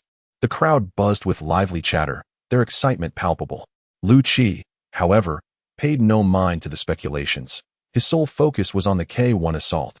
The Vermilion Mouse soared into the air, circling like a vigilant vulture, seeking a weakness in its opponent's defenses. Brother Pingy, your K1 assault may look impressive, but I wonder if it is as effective as it appears. Lu Qi's voice echoed through the Vermilion Mouse's speakers, tinged with provocation. Fan Pingin grinned, thinking to himself that this young man was quite adept at psychological warfare. Maintaining a calm demeanor, Fan Pingin responded through the amplifier. If it merely looks good but lacks substance, we shall find out soon enough. Suddenly, the 8 beam guns of the K1 assault fired simultaneously. 8 brilliant beams sliced through the air, hurtling towards the Vermilion Mouse. Come on, Lu Qi shouted, maneuvering the Vermilion Mouse to evade in a rapid dance through the air. Astonishingly, not a single beam found its target. The speed is astonishing. It is almost akin to teleportation. The beam weapon of the K1 assault could not even graze the shadow of the raging mouse. The onlooking mech pilots were left in awe. After evading the beam gun's assault, Lu Qi maneuvered the raging mouse into a sudden dive. A streak of lightning surged forth, charging towards the K1 assault. Brother Pingy, prepare to receive my flying mouse pierces the yang. Just then, the core cannon of the K1 assault completed its charging cycle. Fan Pingin, without hesitation, fired the cannon. A colossal beam of energy erupted forth, carrying an aura of utter destruction, hurtling towards the raging mouse. This is bad. Lu Qi's expression changed drastically. He did not anticipate that the K1 assault's cannon could charge so swiftly. In a moment of dire urgency, Lu Qi gritted his teeth and activated the particle accelerator in the legs of the raging mouse. Transform. The mech twisted in midair, narrowly evading the full brunt of the energy cannon's blast. Boom. The energy beam whizzed past the raging mouse's body, creating a massive crater in the ground. Debris flew, and smoke billowed. Incredible! How did you evade that? The reaction speed is simply superhuman. Lu Qi truly possesses remarkable skills. The crowd was once again astounded by Lu Qi's maneuvering. After dodging the energy cannon, Lu Qi directed the raging mouse to descend rapidly, gaining even more speed. Brother Pingy, you have no counter for this now. Behind the joints of the raging mouse's legs, 10 sharp blades glinted ominously. The side of death thrust fiercely towards the head of the K1 assault. 10 blades, shadow kill. Lu Qi felt victory was within his grasp. However, the fleeting illusion of certainty dissipated abruptly. The one straight beam inexplicably veered several meters to the right. The raging mouse had just ceased its particle acceleration, leaving no time for evasive maneuvers, and was instantaneously struck by the beam. Bang! The violent energy engulfed the mech in an instant, and Lu Qi felt as though death loomed before him. The power of this beam was such that even Li Ming would struggle against it. He was utterly powerless. With a deafening roar, the joint of the raging mouse's left arm exploded. The internal mech skeleton was laid bare, arcs of electricity dancing wildly. As the beam threatened to obliterate the entirety of his arm, the defensive barrier finally activated just in time. Phew. Lu Qi wiped the cold sweat from his brow. In that fleeting moment, he had almost believed he would meet his end. At this moment, all thoughts of rewards were cast aside. Surviving was the greatest prize. Once the raging mouse retreated beyond the training ground, the onlookers finally beheld the dire state of its right arm. The outer shell had completely melted, the internal skeleton charred black, with blue arcs flickering as if ready to explode at any moment. The fleet's repair team had been prepared, rushing into the field at once. Non-essential personnel, step back. Prepare the cooling spray. Pft, pft, pft. White mist erupted from the cooling tubes, swiftly solidifying the damaged skeleton, and the arcs of electricity dissipated. The crisis of the raging mouse was finally averted. Having long departed from the Mecha, Lu Qi gazed at his vehicle with a complex mood and a mind filled with questions. Brother Han, I am truly sorry, it was not my intention. Following the battle, Zhao Pingyi approached Lu Qi, his expression one of sincere regret. The martial technique he employed, precision guidance, was initially intended to be executed prior to the energy cannon's discharge, aiming to force Lu Qi into a fall. However, unexpectedly, the opponent had deactivated the particle accelerator, leading to the current predicament. It is not your fault. I was careless, Lu Qi replied, looking at Zhao Pingyi without casting blame. Had he not deactivated the particle accelerator, he might not have suffered such grievous injuries. Yet, he soon posed a question. How is it that your energy cannon could deviate laterally? If it were a standard beam gun, a mecha pilot could adjust their stance to create such a deflection. However, the recoil of an energy cannon clearly cannot be altered merely by adjusting one's positions. How did you achieve that? Upon hearing this inquiry, the onlookers perked up, equally intrigued. The K-1 Strike's 3 consecutive victories not only demonstrated its formidable prowess but also significantly undermined their confidence. Merely one Starry-class mecha had rendered them so beleaguered. What lay ahead would encompass far more than a single Starry-class mecha. Whether it be the onslaught of the monstrous Chow insect or the battlefield of mecha warfare, the situation was perpetually fluid. There would always be stronger, more enigmatic mechas emerging. In this moment, they recognized that their sense of crisis was alarmingly weak. Ever since the conclusion of the Star Wars 2 decades prior, they had resided in an era of peace, with their skirmishes largely confined to training grounds. This indeed enhanced their proficiency with mechas, yet such preparation was far from sufficient. Today served as a profound lesson for them. In the face of an unknown mecha, their adaptability was woefully inadequate. Zhao Pingyi hesitated upon hearing Lu Qi's question. He was uncertain whether to reveal the truth and could only cast a glance toward Mu Tianqi on the high platform. Upon noticing, Mu Tianqi nodded slightly. This matter could no longer be concealed. With permission granted, Zhao Pingyi spoke. It is a martial technique. The crowd gasped in disbelief. What did he just say? What technique? Did I mishear? Ahem. It seems I heard it too. Hiss. How is that possible? A Starry-class mecha employing martial techniques? Are you joking? No way. My Void-class mecha lacks martial techniques, and now you tell me that an armed Starry-class mecha possesses them? As the term martial technique left Zhao Pingyi's lips, the arena erupted in a cacophony of astonishment. In comparison to the might of the K-1 strike, the notion of martial techniques was even more incredulous. This is not some common cabbage. The concept of a Starry-class mecha possessing martial techniques was utterly fantastical. Some proposed, I see, the K-1 strike is actually a Void-class mecha. It's simply that a Starry-class pilot can control it. Others countered, wake up. That is even less plausible. Yet another questioned, then, how do we explain that the Starry-class mecha truly possesses martial techniques? Some began to spiral into madness. This cannot be. I shall now expel my mental energy and embark on my training anew. I am determined to become a mech master of K-1 assault. Some scoffed. If you possess the skill, showcase it. I have yet to witness such a feat. Others lamented. I am on the brink of madness. This welfare is simply too generous. Why have I ascended to the void level? Some were in disbelief. I cannot accept this. Why is it that only armed mech masters are afforded this? I request a transformation. A voice cautioned. Do you wish to endure another round of ridicule? Observing the situation spiraling out of control, Mu Tianqi sighed in resignation. Enough for today. The matter of K-1 assault shall be classified as top secret. Any breach will be dealt with by the fleet's legal department.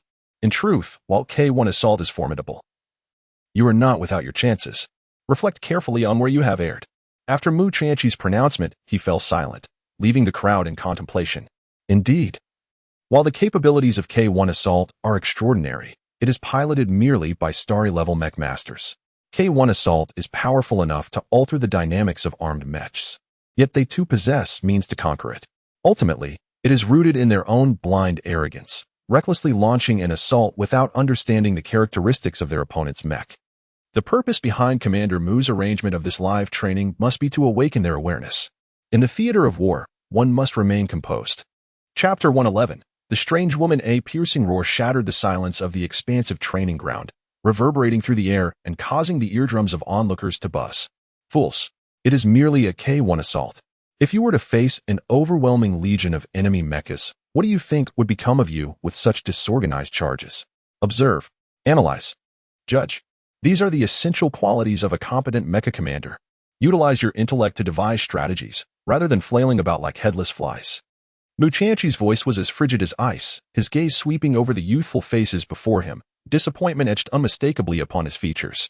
In times of prolonged peace, you have long forgotten the brutality of war. Danger is imminent, yet you remain ensconced in a deceptive sense of security. He raised his voice dramatically, the sound crashing like thunder. Remember, there is no mercy on the battlefield, no room for luck. Any slight misstep could cost you your life.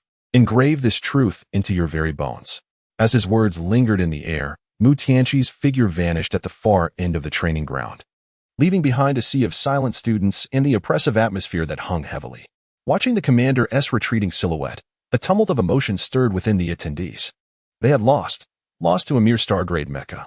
We underestimated it, dismissing the K1 assault entirely, one murmured.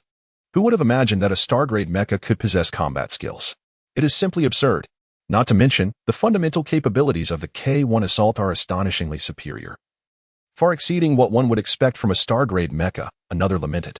Alas, we have indeed stumbled gravely this time. We must never again underestimate any opponent, regardless of their classification as merely a star-grade mecha. Commander Mu is correct. We have relied too heavily on the mecha's inherent capabilities, neglecting our own advancement.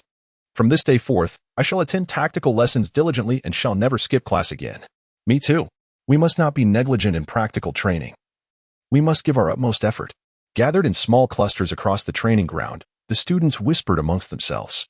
Regret and indignation were etched on every face, yet more prominently. A rekindled fighting spirit flickered to life. This practical exercise had delivered a resounding slap to their faces, awakening them to their deficiencies and the harsh realities of the battlefield. With a resounding thud, the heavy alloy door closed behind Mu Qianqi, isolating the clamor of the training ground beyond. Within the conference room, the atmosphere surged with even greater fervor. Old Mu, that was quite the ruthless maneuver. You had those young rascals in check. A scarred man grinned, revealing a set of gleaming white teeth, his voice as coarse as sandpaper. Impressive. Truly impressive. Commander Mu's foresight is unparalleled. I, for one, am in awe. Another high-ranking officer, clad in a crisp military uniform adorned with numerous stars on his epaulets, could not help but express his admiration. Indeed, Chief Mu. Were your previous tactical arrangements merely a ruse to confound the enemy? A deliberate show of weakness to lower their guard, only to strike decisively later? And those weapons. Did you foresee this day long ago? Around the conference table, a multitude of high-ranking officials from the Federation fleet engaged in animated discussions, their eyes fixed intently on Mu Qianqi, as if attempting to decipher his very thoughts. In response to their inquiries, Mu Qianqi merely offered a faint smile, neither confirming nor denying their speculations. Gentlemen, this is not the time for such discussions. He gently tapped the table, redirecting their attention. The pressing matter at hand is to rapidly augment the fleet's overall strength. I propose that we immediately recall the Star Destroyer and transport that batch of weapons to Gilstar. Mu Qianqi's tone was calm, yet it carried an undeniable authority. Agreed. I second that. No objections. Almost without hesitation, Mu Qianqi's proposal was unanimously approved. This took Mu Qianqi slightly aback. He had anticipated that such a proposal would incite considerable debate, or even provoke vehement opposition from certain individuals. After all, the Star Destroyer was the trump card of the Federation fleet, not to be mobilized lightly, and Gilstar was a strategically sensitive location. To his surprise, the resolution passed with such ease. It felt almost uncanny. Mu Qianqi discreetly surveyed the room, noting the expressions of each individual present. A cold smile crept across his face. It appeared that within the Federation fleet, there were indeed hidden talents and formidable figures. Nevertheless, This could serve as an opportunity to draw out the lurking pests and eliminate them in one fell swoop. A glint of cold light flashed in Mu Tianqi's eyes, and a playful smile graced his lips. He was eager to uncover who was orchestrating events from the shadows. In the Federation Fleet's senior officers' quarters, a resounding crash echoed as a priceless antique vase met the same fate as the communicator, shattering into countless pieces. "You old fox, Mu Tianqi, how dare you conspire against me?" Fan Lily's chest heaved with anger, her 36D figure nearly straining the buttons of her uniform shirt. Her once proud visage now contorted in fury, resembling a malevolent spirit risen from the depths of hell. K1 Assault? Star Radiance class? Martial combat techniques? How could they possibly triumph over the Fragment Star class? What nonsense is this? Fan Lily clawed at her hair in frustration, wishing she could rip her own head off and kick it like a ball. Mass production? Why not claim you can mass-produce psionic-class starships as well? Is boasting tax-exempt? The more she pondered, the more her anger swelled, feeling intellectually insulted. Mobilizing the Star Destroyer? Clearly, he had lost his wits. Did he truly believe that the bumpkins on Gilstar would buy into his fantastical claims? Gritting her teeth, Fan Lily's gaze turned as venomous as a serpent. No, she could not remain passive. She must devise a way to trouble that old fool. She suppressed the rage that simmered within her, picking up the scattered communicator from the ground and deftly dialing an encrypted number. "Hello, dear, it's me. Plans have changed. I need your assistance." Fan Lily's voice transformed into a melodious, almost syrupy tone, starkly contrasting with her earlier fierceness. "That old coot Mu Tianqi. I wonder what has gotten into him lately, insisting on deploying the Annihilation to Gilstar. Oh, how could I possibly know what schemes he is concocting? However, do exercise caution. Do not let him deceive you. Yes, I knew you were the best. Mua, once this is all settled, I shall ensure to reward you handsomely." Upon ending the call, a triumphant smirk played on Fan Lily's lips. "Mu Tianqi, do you not enjoy playing tricks? Allow me to indulge you in your little game." "Gilstar. Humph, that is my territory. Once I arrive, let us see how you maintain your arrogance." "The Dream Machine Repair Shop?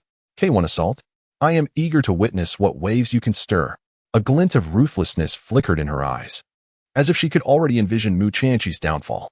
She swayed her figure toward the floor-to-ceiling window, gazing out at the resplendent starry sky, a cruel smile curving at the corners of her mouth.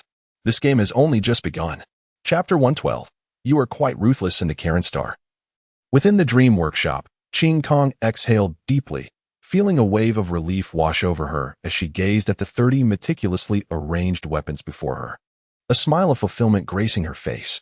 To her left lay 15 melee weapons, their blades glinting menacingly, while to her right stood 15 firearms of various designs, exuding a palpable aura of lethality. 30 weapons. A full 30. She had not only completed her task, but had exceeded it. Moreover, she felt an unprecedented ease in her work this time. Her control over force and rhythm had reached an entirely new level. In the process of crafting, she had even faintly brushed against a spark of inspiration. Qing Kong blinked in disbelief. Could it be that my mechanical skills have improved once more?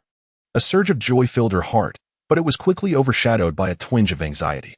Would the boss think that I completed the task too swiftly and had cut corners? After all, an excessively rapid completion could lead to doubts about its quality.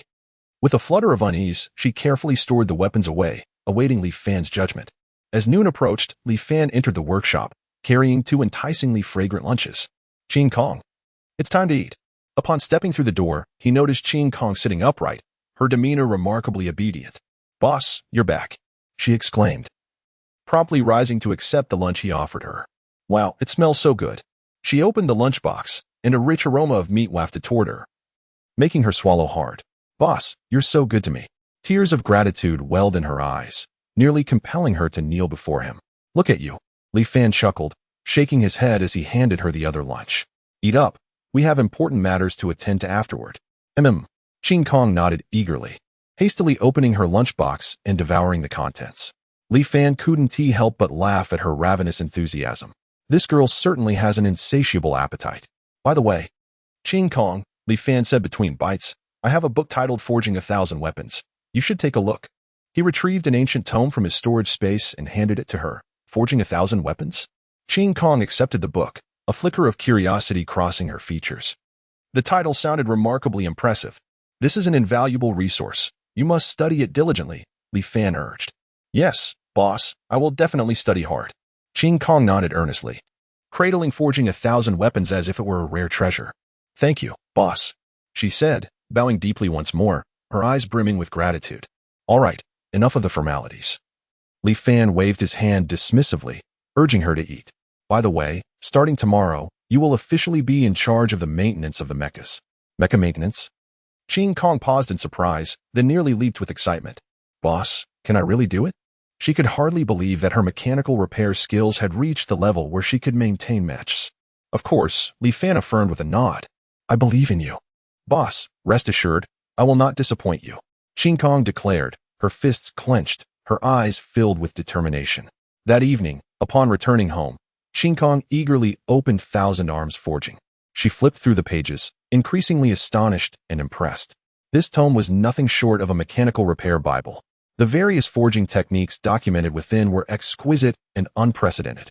More importantly, the philosophies embedded in the book far surpassed what Qing Kong had learned, even exceeding the depth and foresight of her school curriculum. Could this truly have been written by her boss? A wave of shock washed over her. Just what level had Li Fan's mechanical skills attained? The thought was almost unfathomable. At that moment, her respect for Li Fan reached its zenith. This batch of weapons is quite impressive, Li Fan remarked as he entered maintenance bay number 10, surveying the 30 newly refurbished weapons with satisfaction. Qing Kong's progress had exceeded his expectations. It seemed that providing her with Thousand Arms Forging as an employee benefit was not a loss after all, Li Fan mused. After all, for him, it was merely data. If it could motivate employees and enhance productivity, why not? Boss, what do you think? Qing Kong's voice came from behind, laced with a hint of anticipation and nervousness. Li Fan turned to see her cautious demeanor and couldn't help but smile. Very good, even better than I had anticipated, he generously praised. Really? Qing Kong's eyes lit up, a joyful smile gracing her face. Absolutely, Li Fan affirmed with a nod. Qing Kong, you possess great talent. Keep up the hard work. Your future is limitless. Yes. Qing Kong nodded vigorously, her eyes brimming with determination. Boss, I will strive even harder. Oh, and boss, she suddenly recalled, I looked at Thousand Arms Forging last night. But there were many concepts I didn't understand, she admitted shyly. Not understanding is perfectly fine. Take your time to learn, Li Fan replied with a smile. This book was never intended for beginners. Qing Kong was momentarily taken aback. Then why did you give it to me? Because I believe in you. You have the potential. Li Fan replied earnestly, gazing at her. Qing Kong, you are the most talented mechanic I have ever encountered. I am confident that you will become a top-tier master in mechanical repair. Boss. Qing Kong felt tears welling up, deeply moved. Rest assured. I will not let you down. Yes, I believe in you, Li Fan nodded with a smile. Now, let's change the subject.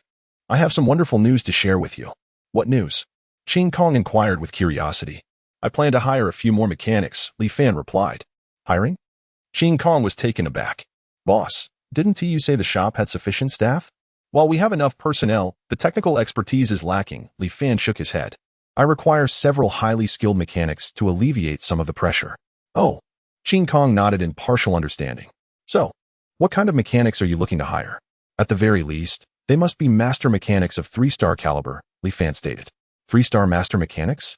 Qing Kong exclaimed. Boss, they are quite difficult to recruit. I am aware of that, which is why I intend to employ some unconventional methods, Li Fan replied with a mysterious smile. What methods?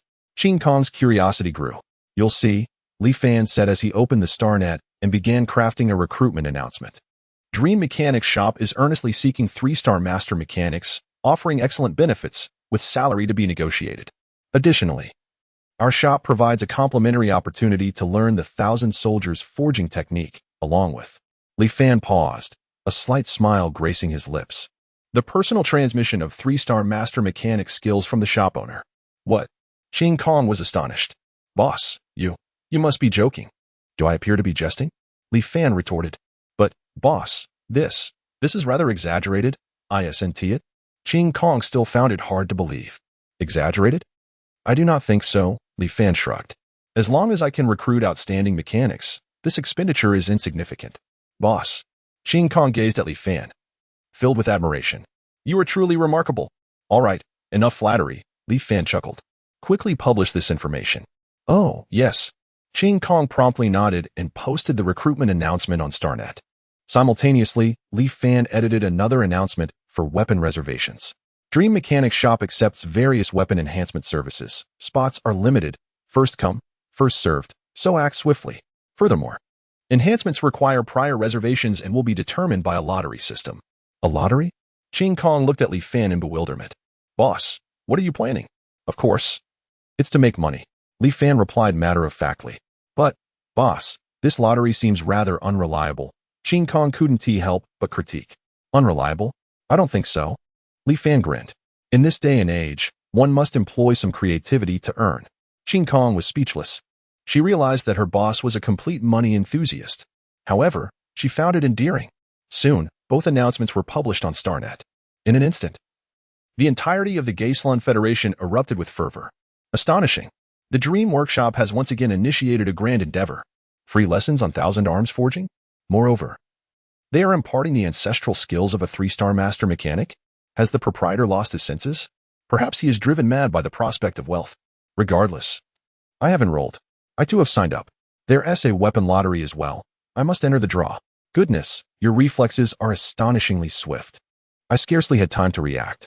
In just a few fleeting minutes, the number of registrants for the lottery soared beyond 100,000, and this figure continues to ascend. Boss, your strategy is rather ruthless, is it not? Chi Kong gazed in astonishment at the frantically fluctuating data on the back end. Ruthless? I beg to differ. Li Fan replied with an air of calm. In this day and age, one must adopt a shrewd and merciless approach to profit. Ching Kong was rendered speechless once more. She was thoroughly impressed by her employer. The methods of generating revenue were simply endless and utterly unpredictable. Nevertheless, she held a deep-seated admiration for Li Fan.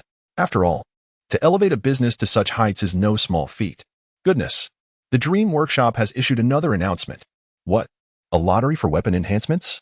Is this proprietor unhinged? Unhinged? I suspect you are merely envious. The owner possesses remarkable skill and can conduct affairs as he pleases. Indeed, if you have the capability, open your own establishment and let everyone participate in a lottery. On Kalenstar, countless individuals fixated on the latest updates from the StarNet, engaging in animated discussions. A lottery, indeed. The proprietor truly knows how to entertain. I am intrigued. A young man rubbed his hands together, eager to partake. Humph. What is so impressive about that? It's merely a lottery. I'm exceptionally lucky. I shall surely win. A burly man scoffed, yet he quietly clicked to enroll. Oh no. With so many participants, my chances are surely slim. A youth resembling a student gazed despondently at the ever-increasing numbers on the screen. Brother, don't lose heart. What if you win? A companion patted his shoulder in consolation. Win? Do you believe that is possible? This is more challenging than winning the lottery.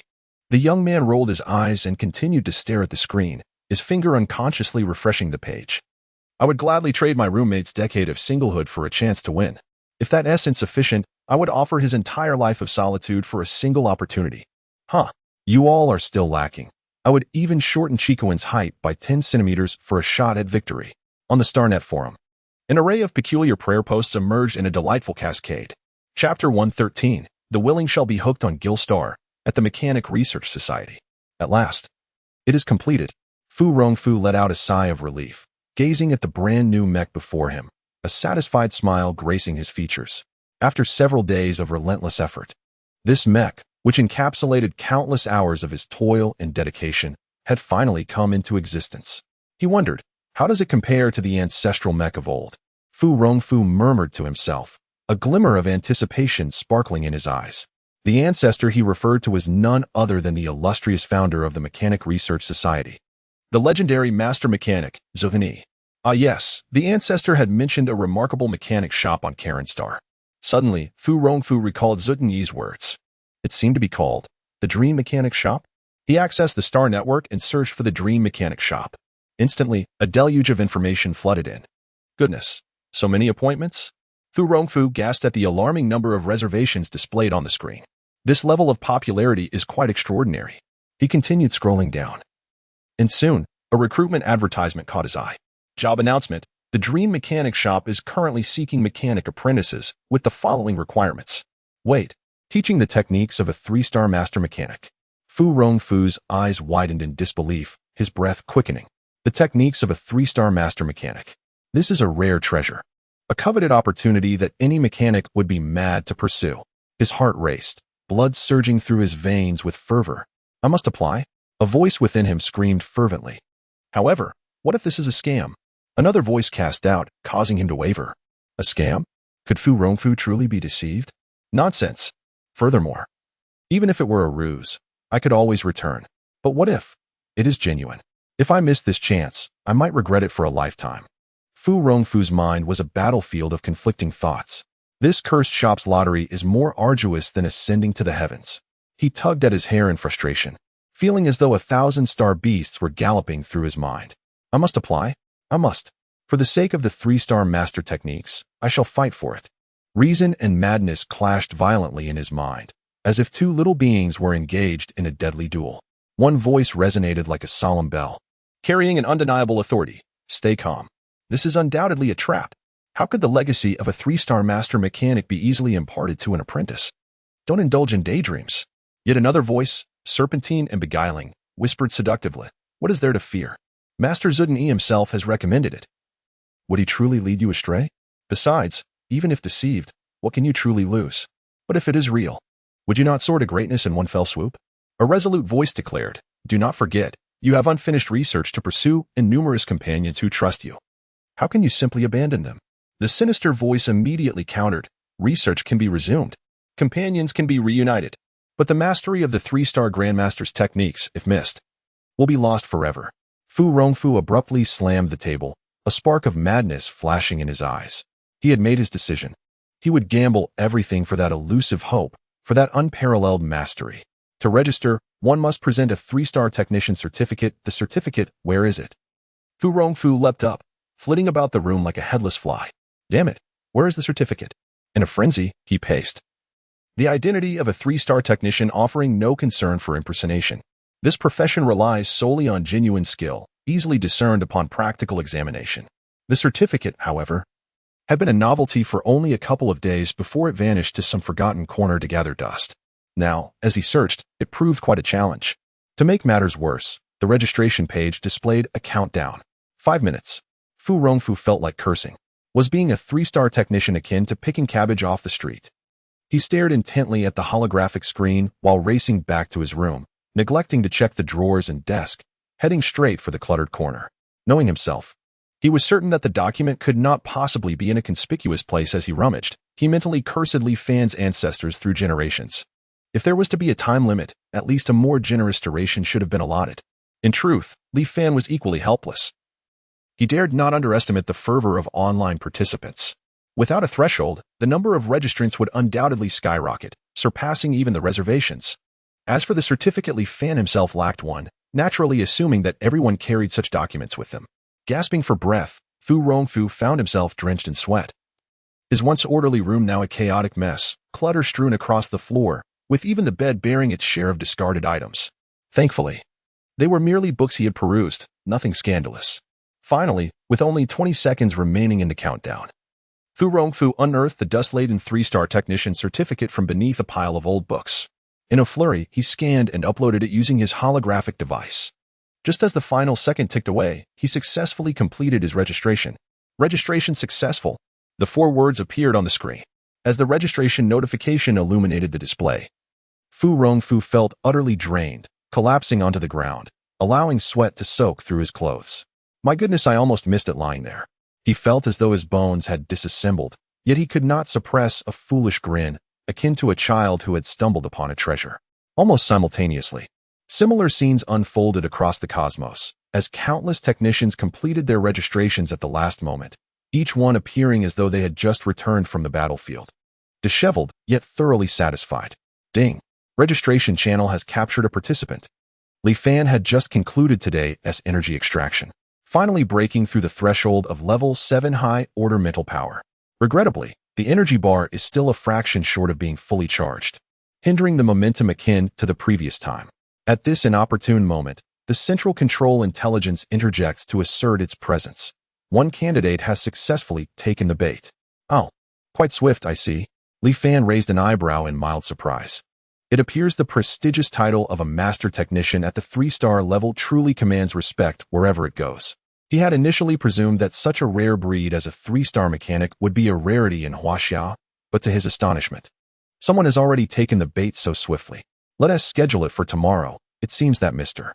Mu and the others will likely come to join the fray as well, providing ample activity for the day. Li Fan pondered for a moment and decided to invite this gentleman named Fu Rongfu to make his appearance tomorrow. As long as he possesses commendable character, a prompt decision to hire will be made. Should there be any moral shortcomings, however, he would choose to observe further.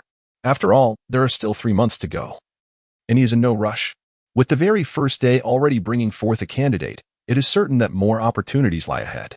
Li Fan promptly instructed the Central Control Intelligence to send a notification for the interview. Having settled these matters, he did not linger in the shop, but returned home directly. Previously, it had been tolerable, yet now he found the store to be excessively spacious, and sleeping alone felt rather unsettling. Chapter 114. I see her as a spy. You have successfully passed the preliminary review. Please attend the interview at Dream Mechanic Shop tomorrow. Gazing at the information projected by his light brain, Fu Rongfu's facial muscles twitched uncontrollably, and even the fingers twisting his braids froze in place. Wait, preliminary review? What on earth is this? Am I not the only one who applied? Staring at the large numeral 1 next to the applicant count, he felt a bit dazed.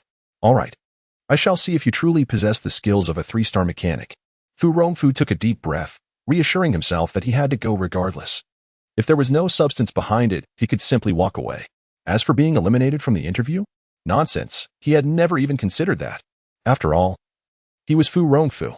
How could anyone possibly reject him? With this commotion, he no longer had the heart to admire his illustrious achievements.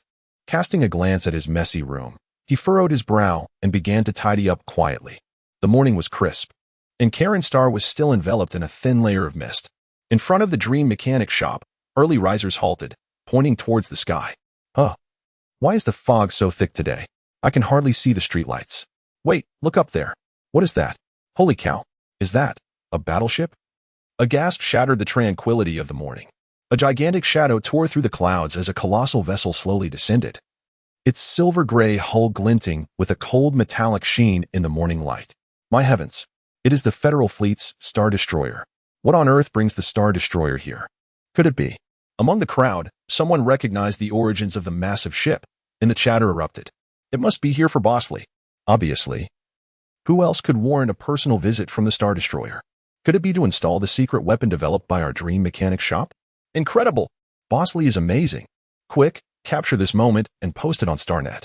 Excited onlookers hastily pulled out their light brains to document this historic moment. Meanwhile, some individuals turned pale and quietly slipped away from the crowd. Damn, why would the Star Destroyer come here? Have they discovered something? A lurking figure gazed fearfully at the sky, then turned and darted into an abandoned alley, vanishing into the darkness. The man in black felt cold sweat soaking through his back. Even though he had previously witnessed the arrival of the transport ship Long, the fears surged like a tide at this moment. That is a Star Destroyer, an ultimate weapon capable of altering the tides of interstellar warfare. Moreover, it is the flagship of the Federal Fleet, the Star Destroyer. What secrets lie hidden within this humble Dream Mechanic Shop that could attract such a formidable presence from the Federation? This situation is amiss. It has completely exceeded our control. Immediate return and report. The situation within the Geisluan Federation may be undergoing significant changes. The deployment of the Star Destroyer, could our whereabouts have been compromised? It shouldn't be. To deal with us, there would be no need to mobilize a Star Destroyer at all. Regardless, let us first retreat and then deliberate, maintaining a low profile during this period. The emergence of the Star Destroyer has completely disrupted their formation. A group of individuals, in a state of panic, fled into an abandoned factory on Karen Star. The Star Destroyer. Qin Tianhao abruptly raised his head, his pupils dilating in shock, his voice trembling slightly. Old Qin, did you not mention that Bosley has powerful backers? How is it that the Star Destroyer has arrived? Zhang Xihai was equally startled. Stammering his inquiry, the two hurriedly made their way to the Dream Repair Shop, their minds swirling with various speculations. Could it be that old Mu does not trust me? Is that why he dispatched the Star Destroyer? The more Qin Tianhao pondered, the more he felt a sense of unease, his countenance darkening ominously. Meanwhile, above the Dream Repair Shop, the enormous starship maintenance base slowly opened, resembling the gaping maw of an abyss that devoured the morning light. A figure descended first from the maintenance bay, landing firmly on the ground. It was Wei Xiang. He gazed skyward, his expression revealing a lang of emotions, reverence, gratitude, and an ineffable sense of shock. K1 assault, Wei Xiang murmured, recalling the harrowing battle that still haunted his thoughts. Taking a deep breath, he turned his gaze toward the entrance of the repair shop, adjusted his military uniform, and stepped forward. "Good morning, Boss Lee." Wei Xiong stood at attention, his voice resonant. "On behalf of the Second Fleet, I extend our heartfelt thanks for your assistance." Li Fan stood at the entrance, smiling kindly at him. "Captain LV, you are too polite. It is merely a standard transaction." At that moment, Mu Chanchi's figure also emerged from the maintenance bay, descending gracefully. "Grandfather." Fan Lily's complexion turned ashen, her lips trembling as she struggled to believe her eyes. Mu Chanchi paid her no heed, walking directly to Li Fan and inclining his head slightly. "Boss Li, it has been a while. Old Mu, what brings you here in person?" Li Fan inquired, somewhat taken aback. "I came to visit an old friend and, incidentally, to discuss a business deal," Mu Tianchi replied with a knowing smile. Qin Tianhao arrived shortly after, witnessing the congenial exchange between Mu Tianchi and Li Fan, his heart racing with anxiety. "Old Mu, you are here too." Mu Tianchi cast a sidelong glance at him, replying indifferently, "General Qin, there is no need for concern. My purpose here is to enhance our weaponry." "Weapon enhancement?" Qin Tianhao was momentarily taken aback, but then realization dawned upon him, a flicker of ecstasy crossing his eyes. "Are you implying that, Boss Li?" Mu Tianchi did not articulate his response but merely nodded slightly.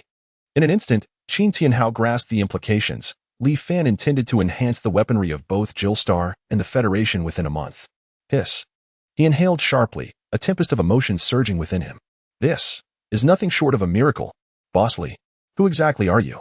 "Grandfather, you attend to your matters. Lily and I will arrange for the unloading." Wei Xiong respectfully addressed Mu Tianchi, then exchanged a knowing glance with Fan Lily. Understanding the cue, Fan Lily promptly signaled to the members of the Federation fleet to commence the unloading of the weaponry. "Very well, proceed," Mu Tianchi replied. Mu Tianchi nodded and shifted his gaze to Li Fan. "Shall we converse in Repair Bay 1, Mr. Li?" he inquired politely. Li Fan gestured invitingly, and the two men strolled side by side towards the repair bay, leaving Qin Tianhao and Zhang Sihai exchanging bewildered glances. "Old Qin, could it be that Mr. Li is the nephew of Old Mu?" Zhang Sihai asked cautiously, swallowing hard. Qin Tianhao, equally perplexed, had no inkling of the connection between Li Fan and Old Mu. He had previously assumed that Old Mu had sent the starship to surveil him due to a lack of trust, but now it seemed he had been completely mistaken. Who knows? Qin Tianhao shook his head, his heart filled with mixed emotions. Meanwhile, Wei Xiong was directing his subordinates in the careful handling of weaponry. "Be cautious. These are precious items. Can you afford to damage them?" he bellowed, anxious that these clumsy individuals might ruin the equipment. "Boss, don't you think we're moving faster than those fellows from Jillstar last time?" one soldier boasted proudly. "Indeed. Just look at who we are. The elite among the elite of the Federation fleet." Another soldier chimed in. Wei Xiong smiled with satisfaction, just about to offer praise, when he heard Qin Tianhao's voice cutting through the air. "Humph. Is this the speed of the Federation fleet? Slower than a tortoise." Qin Tianhao scoffed, clearly displeased with their efficiency. "Look at the Jillstar fleet. Now compare it to you lot. You've brought shame upon the Federation. From today onward, everyone's training regimen is to be doubled, especially the enforcement team. I want you to train rigorously." Zhang Sihai stood to the side, wearing a wry smile. "Old Qin, please calm down. I promise to urge them more diligently," he thought to himself, lamenting the sudden increase in workload. "Boss, do you think that old man has some grievances against us?" a soldier whispered. "Shut your mouth. That's Minister Qin. Do you want to get yourself in trouble?" Wei Xiong shot him a glare. "By the way, boss, didn't you serve on the starship? Could you share your experiences with us?" a soldier asked curiously. Yes. Boss, regale us with tales of the starship's grandeur." Others chimed in eagerly. Surrounded by his comrades, Wei Xiong's face bore a hint of pride. "Back in the day, I had the honor of serving alongside Old Mu on the starship. What a sight it was." He cleared his throat, reminiscing. "The Interstellar War 20 years ago was truly brutal. Nothing like today." Wei Xiong sighed, lamenting that today's youth had never faced true warfare and thus did not appreciate the value of peace. "Boss, stop teasing us. Please share your story," the soldiers urged, unable to contain their excitement. Just as Wei Xiong was about to continue, he suddenly felt a chill down his back. Turning around, he found Fan Lily standing a short distance away, her gaze icy as she fixated on him. "The Star War from 20 years ago, huh?" she scoffed, a cold glint flashing in her eyes. Chapter 115. Additional training. What connection does this mechanic surnamed Li have with Mu Tianchi? Fan Lily's heart raced. She initially believed it to be merely a transaction, with Mu Tianqi valuing Li Fan's goods. However, it now appeared that the situation was far more intricate than anticipated. The recent developments had left her anxious and eager to communicate with the outside world, yet Mu Tianqi's stringent surveillance rendered her powerless. Even during this trip to Kalenstar, Mu Tianqi had forcibly brought them along, clearly harboring suspicions. In this precarious situation, she felt as though she were walking on thin ice. Any misstep could lead to dire consequences. Observing Li Fan respectfully address Mu Tianqi as Uncle Mu as he descended the stairs, her suspicions deepened. The relationship between the two was evidently not one of mere buyer and seller. Mu Tianqi's concern for Li Fan seemed to carry deeper implications. Uncle Mu, Li Fan called out with utmost respect, though he was acutely aware that the old fox was clearly worried about him. Mu Tianqi nodded slightly, yet his gaze fell upon Fan Lily. Li Fan caught a glimpse of Fan Lily's delicate, albeit slightly pale, visage, causing him to frown involuntarily. Why had she come along? And with such an expression? One might mistakenly think he had wronged her. Li Fan, this lady is. Mu Tianqi feigned ignorance, his eyes scanning Fan Lily as if attempting to see through her.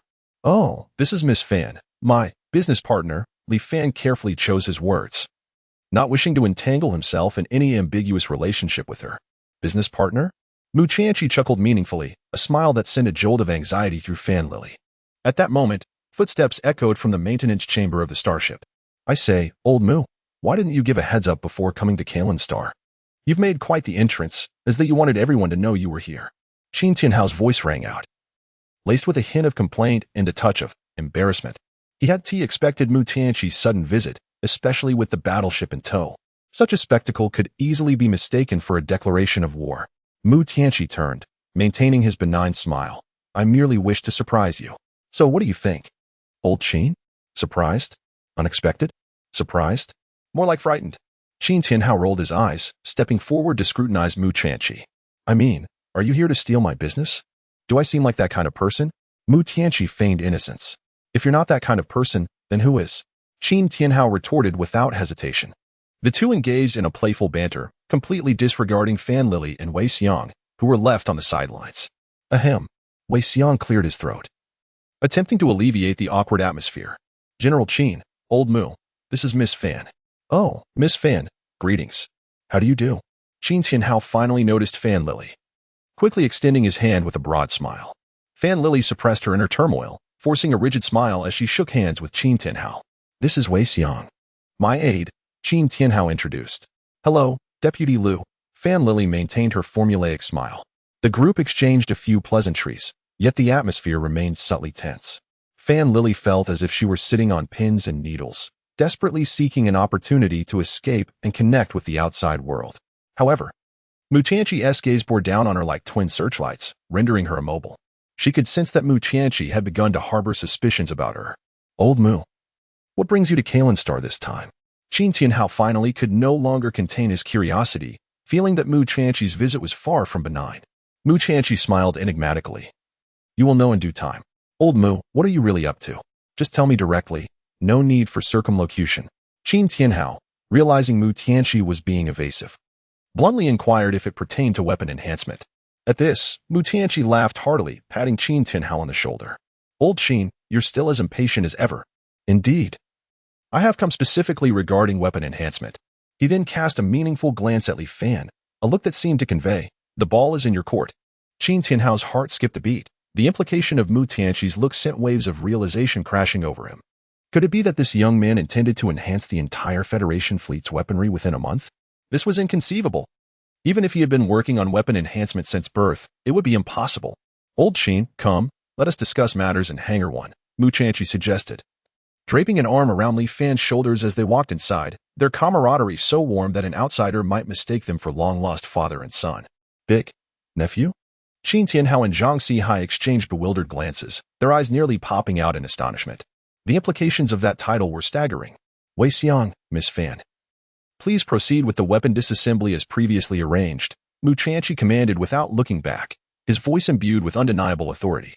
Fan Lily felt a wave of relief wash over her and quickly nodded. Understood, old Mu. She yearned to distance herself from this contentious environment. As for the weaponry, she thought, let others handle it. Wei Xiang was left utterly perplexed, feeling like an outsider in this unfolding drama.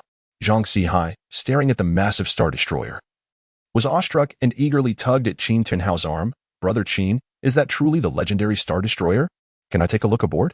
However, Qin Tianhao's expression suddenly darkened, and he slowly shook his head, an expression of profound sorrow and anguish reflected in his eyes. The Star Destroyer. I once fought aboard her. During the battle at Yaoguang Star, we suffered immense losses, and many old friends are no longer with us. Realizing he had misspoken, Zhang Xihai quickly fell silent, sensing the weight of Qin Tianhao's sorrowful heart. The Star Destroyer is not merely a starship. It embodies the memories and sacrifices of countless individuals.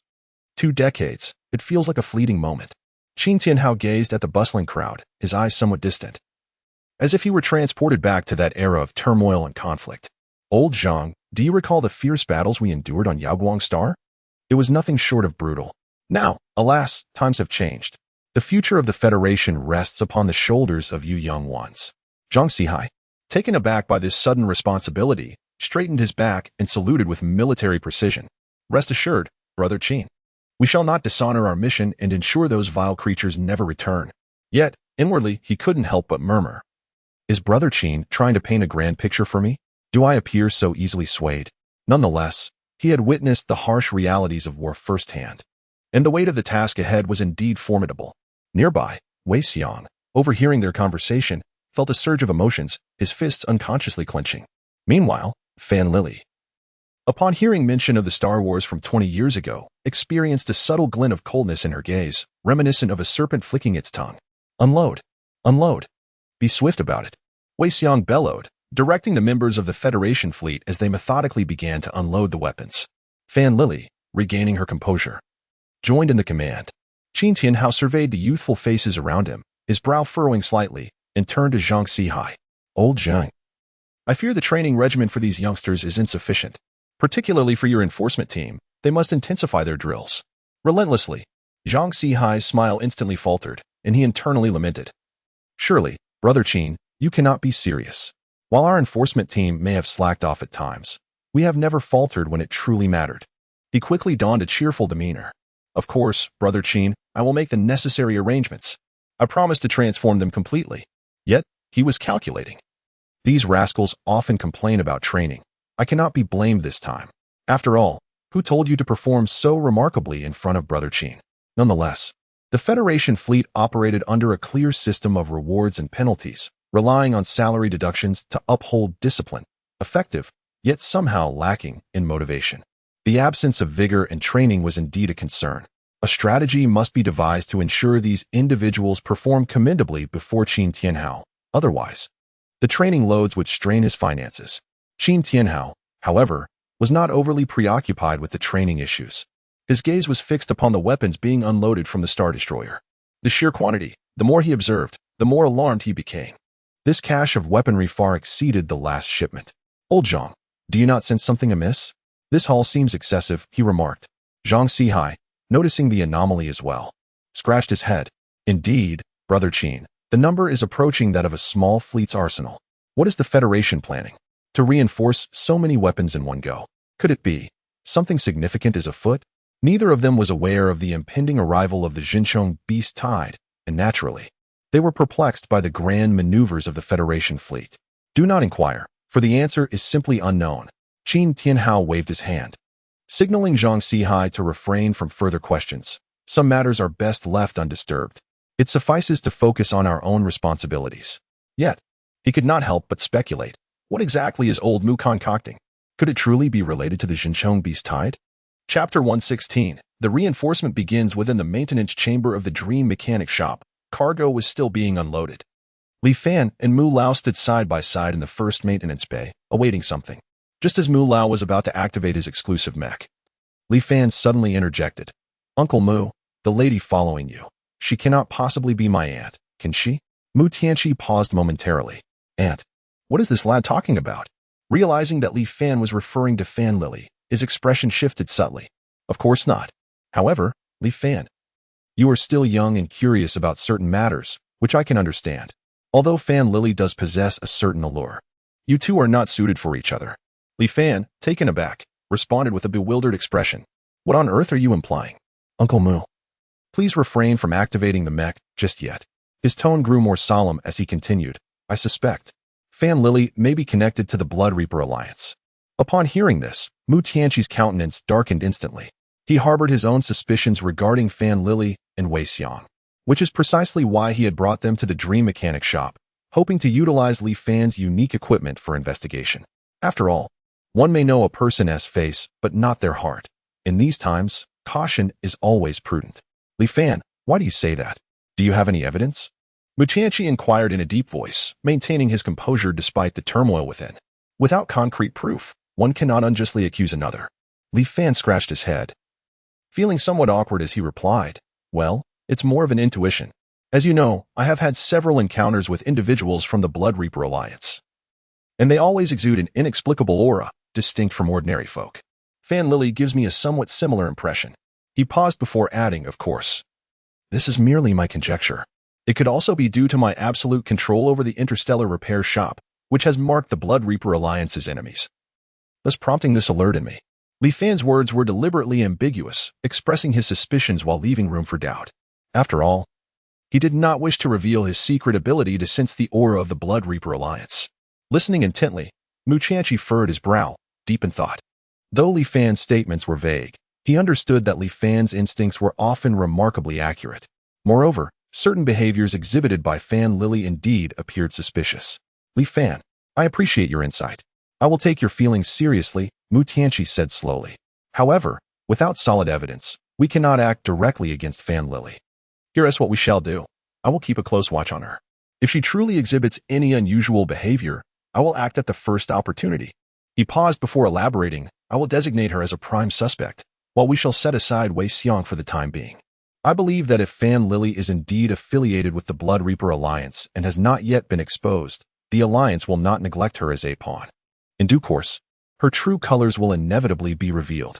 Mu Tianqi patted Li Fan on the shoulder, expressing his gratitude. Li Fan, I owe you for this timely warning. If Fan Lily's identity is confirmed, you should take the credit.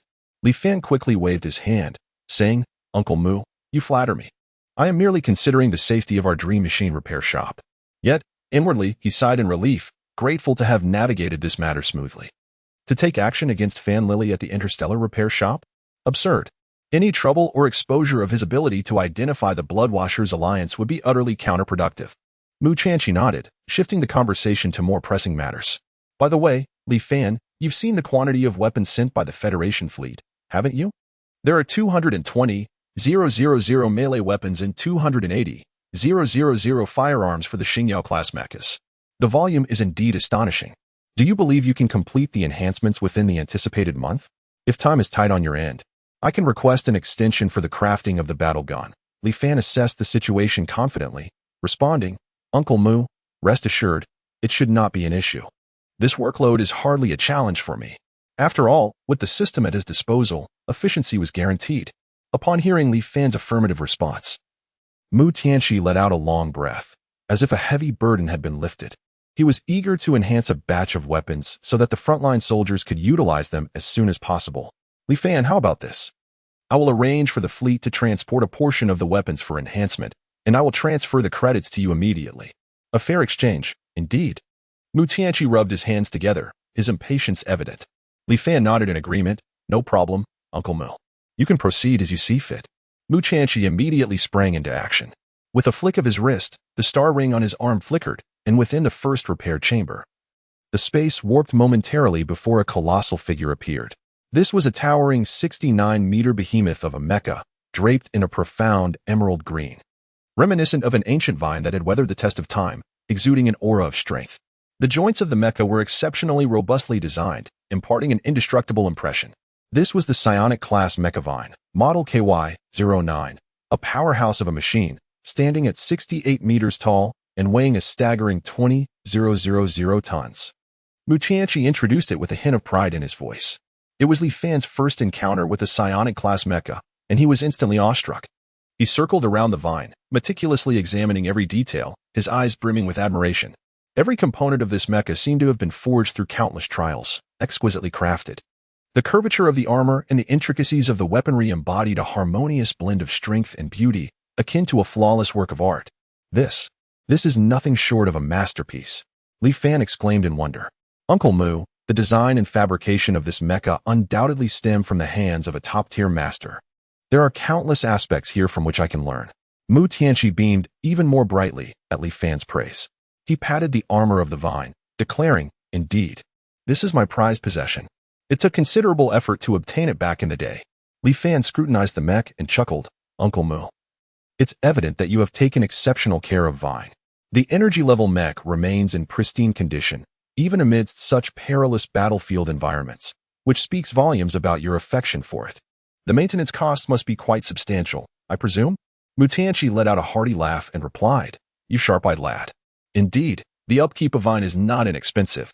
However, ensuring it remains in optimal condition is well worth the expense." At that moment, a notification chimed in Li Fan's mind. Ding. The host is about to initiate a 4th-tier enhancement on the energy-level mech Vine. Following the enhancement, the mech will awaken the earth-shattering martial skill Earthquake and acquire 2 passive attributes, Mighty Strength and Resilience. Additionally, a rare armor modification opportunity will be granted. Startled by the system's announcement, Li Fan found himself momentarily speechless. Star-level martial skills? Rare armor modifications? A tempest of excitement surged within him. Previously, he had only enhanced mechs to initial, intermediate, or advanced martial skills. Yet, the earth-shattering martial skill was legendary, almost never witnessed on Blue Star. According to the system's elaboration, beyond the advanced level, martial skills are divided into 4 stages: Star, Annihilation, Universe Quake, and Cosmos Destruction. Each stage signifies an immense chasm in power. Rare armor, 2, possesses star patterns and unique properties. Star patterns significantly bolster armor's defensive capabilities, while unique properties allow the mech to unleash formidable skills in battle without depleting its star energy. This could undoubtedly be the turning point in a bloodbath. After confirming the formidable effects of the 5th-tier enhancement, Li Fan took a deep breath to steady his racing heart and addressed Mu Tianqi, "Uncle Mu. The 5th-tier enhancement for Vine will require 14 billion credit points." Upon hearing this, Mu Tianqi's brow furrowed slightly. That price was indeed steep. However, recalling the tens of billions Li Fan had charged for enhancing Mu Mingyue's stellar mech, the enhancement cost for this energy-level mech didn't seem outrageous by comparison. In reality, Li Fan's current quote was a staggering 14 times higher. Nevertheless, it could still be considered a fair price. If he made his enhancement abilities public, not only 14 billion, but even 30 billion would likely attract eager buyers. Mu Tianqi calculated briefly and said, "Including the costs of those previous weapons, the total comes to 46 billion credit points, correct?" Li Fan nodded in affirmation. "Indeed, Uncle Mu, the total is 46 billion. Without further hesitation, Mu Tianqi promptly signed an electronic contract and transferred 46 billion credit points to Li Fan's account via the star ring. Ding. You have received a transfer of 46 billion credit points. As the notification resonated, Li Fan's account balance soared. Immediately after, the system's notification chimed again. Ding. The host's credit point value has surpassed 5 billion. The system is commencing an upgrade. Li Fan, winky face, no way? Oh, dear system. Your timing for this upgrade is rather unfortunate, isn't it? Chapter 117. Uninstallation complete. At this moment, Li Fan's emotions were akin to an ant on a hot skillet, filled with restless anxiety. He was acutely aware that the formidable weapons he had previously empowered, as well as the Vine mech he was about to enhance, were far beyond the reach of his own abilities. All of this relied on the immense power of the mysterious system. However, at this critical juncture, the system unexpectedly announced an upgrade. This sudden turn of events left Li Fan at a loss. He recalled the countless novels he had read in the past, where system upgrades often took an eternity, frequently lasting 10 days to half a month, or even longer. What was he to do? He couldn't possibly have Fleet Admiral Mu Tianqi of the Federation's fleet waiting idly for 10 days or half a month, could he? Perhaps. There was not entirely a lack of room for maneuver. After all, this enhancement pertained to a psychic-level mech, which was of great significance. Thus, a longer enhancement period seemed somewhat justifiable. Uncle Mu, the enhancement of Vine will require some time. I cannot specify exactly how long, but I will notify you once it's complete. Would that be acceptable? Li Fan carefully chose his words, aiming to reassure Mu Tianqi for the time being. He had no clear understanding of the specific duration of the system upgrade, and could only take it one step at a time. Yes, I understand. When Vine ascended to a psychic-level mech, I also waited for over a month, Mu Tianqi replied, displaying no surprise. The disparity between psychic-level mechs and mechanical arms, as well as stellar-grade weapons, was vast, and the difficulty of enhancement could not be compared. Although Li Fan had previously demonstrated astonishing enhancement speed, Mu Tianqi did not expect him to complete the enhancement of Vine instantaneously. Nonetheless, given the current pressing circumstances, Mu Tianqi could not afford to wait indefinitely. After a moment of contemplation, he inquired, "Will it be completed within a month?" Li Fan calculated silently in his heart. While he could not predict the specific duration of the system upgrade, a month should be ample time. It should be feasible, but I cannot guarantee 100% completion. Li Fan ultimately refrained from making absolute promises, lest he be unable to meet the deadline and inadvertently delay Mu Tianqi's important matters. As for the stellar-grade weapons, he had been diligently researching them in recent days and had gleaned some insights. Although he could not achieve the same speed and efficiency as the system, he could manage a rudimentary enhancement. The key lay in resolving the issue of the circuit boards of the stellar-grade weapons being unable to conduct electricity in a titanium environment. He planned to closely integrate the material of the circuit boards with titanium metal and then employ the density compression technique from ripple weapon forging. Perhaps success could be achieved. However, this approach would demand even more mental and physical exertion. Very well, conduct your research carefully. If you cannot ensure completion within a month, we shall pause this enhancement, and I will come to retrieve Vine, Mu Tianqi responded, not pressing further. He simply advised Li Fan that if he could not guarantee completion within a month, he should suspend the enhancement and inform him to collect Vine.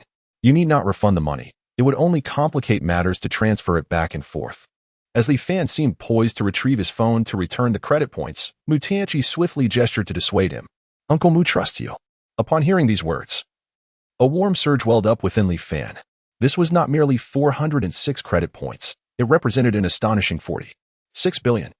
The profound trust bestowed upon him left him both touched and somewhat overwhelmed. He nodded earnestly and replied, Uncle Mu, rest assured. I will do everything in my power to accomplish this as swiftly as possible. While he refrained from making a definitive promise, he was resolute in his commitment. Particularly regarding the enhancement of weaponry, he would not allow himself even a moment's complacency. Simultaneously, he silently prayed for the system to expedite its upgrade, providing him with the necessary assistance. He fervently hoped it would not hinder Mu Tianqi's pressing matters. Mu Tianqi had repeatedly emphasized the significance of the one-month deadline. And even Li Fan, despite his usual naivety, could sense the gravity of the situation. A major operation was likely looming for the federal fleet in just a month's time. Otherwise, Mu Tianqi would not be so eager to enhance their overall combat capability. Every element, from Mu Tianqi's mech to the 1000K-1 assault units, as well as all the stellar-grade mech weaponry, pointed towards an unavoidable conclusion. The Federation was on the brink of a significant conflict, facing an exceptionally formidable adversary. One so daunting that even a top-tier mech master like Mu Tianqi, at the pinnacle of the 10th tier of psychic energy, found it challenging. Could it be the Bloodbath Alliance? Yet, they seemed lacking in such power, at least from Li Fan's perspective. Their strength did not appear imposing. What threat could such an organization pose to Mu Tianqi? However, apart from the Bloodbath Alliance, he could conceive of no other potential dangers. Puzzled, Li Fan decided to set his uncertainties aside for the moment. His sole focus now was to diligently pursue the enhancement of weaponry while hoping for a swift upgrade of the system to aid him in fortifying his mech. Although he was already an 8th tier stellar mech master, facing an opponent deemed troublesome even by Mu Tianqi would likely result in his demise. Even if he were to ascend to the 9th tier, he doubted he would be able to match such an adversary unless they voluntarily walked into the Dream Mech repair shop to offer themselves up. Do not place undue pressure on yourself. Without you, we would not even be able to enhance these weapons. Everyone has their limitations. Do not push yourself too hard. Otherwise, when your master returns, he will surely hold me accountable. Mu Tianqi seemed to perceive Li Fan's anxiety and gently patted his shoulder in a gesture of comfort.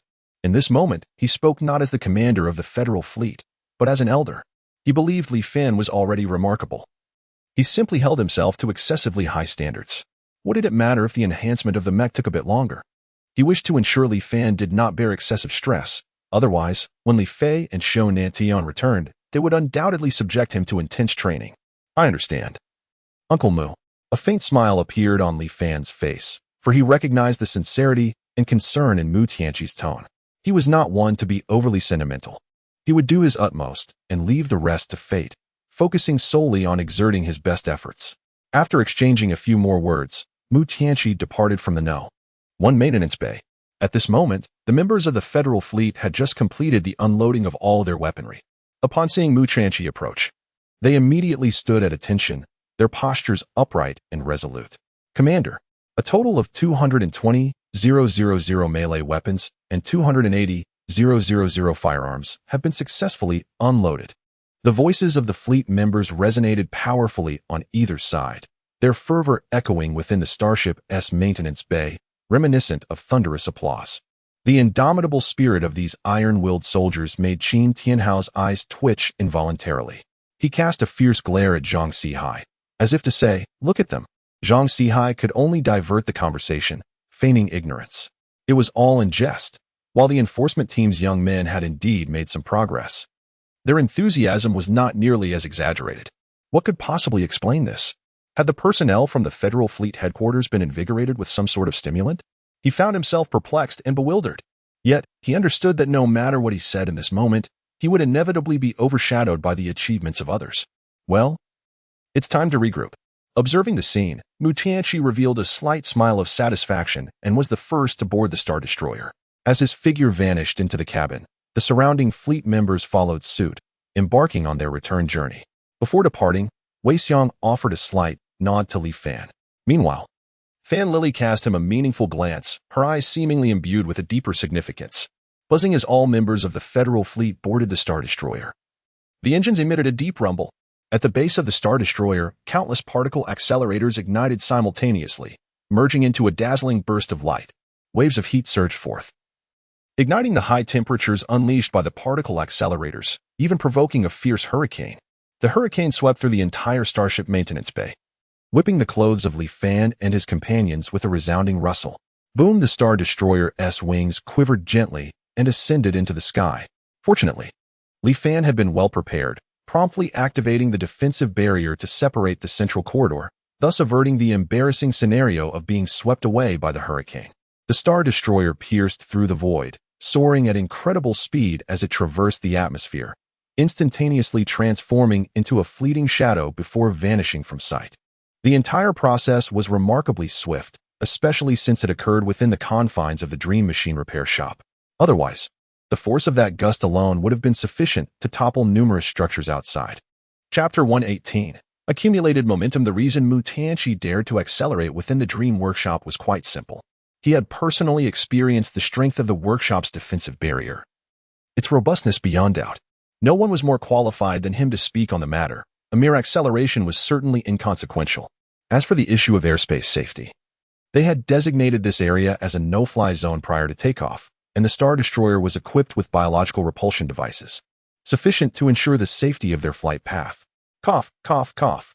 Nevertheless, due to the excessive speed, remnants of high-temperature exhaust inevitably surged into Zhang Sihai's mouth and nose. Unfortunately, among all present, he was the weakest.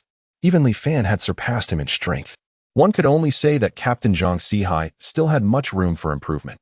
Fortunately, as a stellar-grade mech engineer, he quickly regained his composure.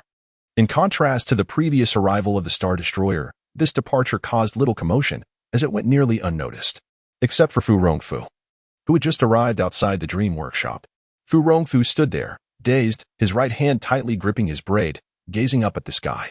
He had just witnessed a colossal object shoot out at an unbelievable speed. For that brief moment, the ground around him was completely shrouded in shadow.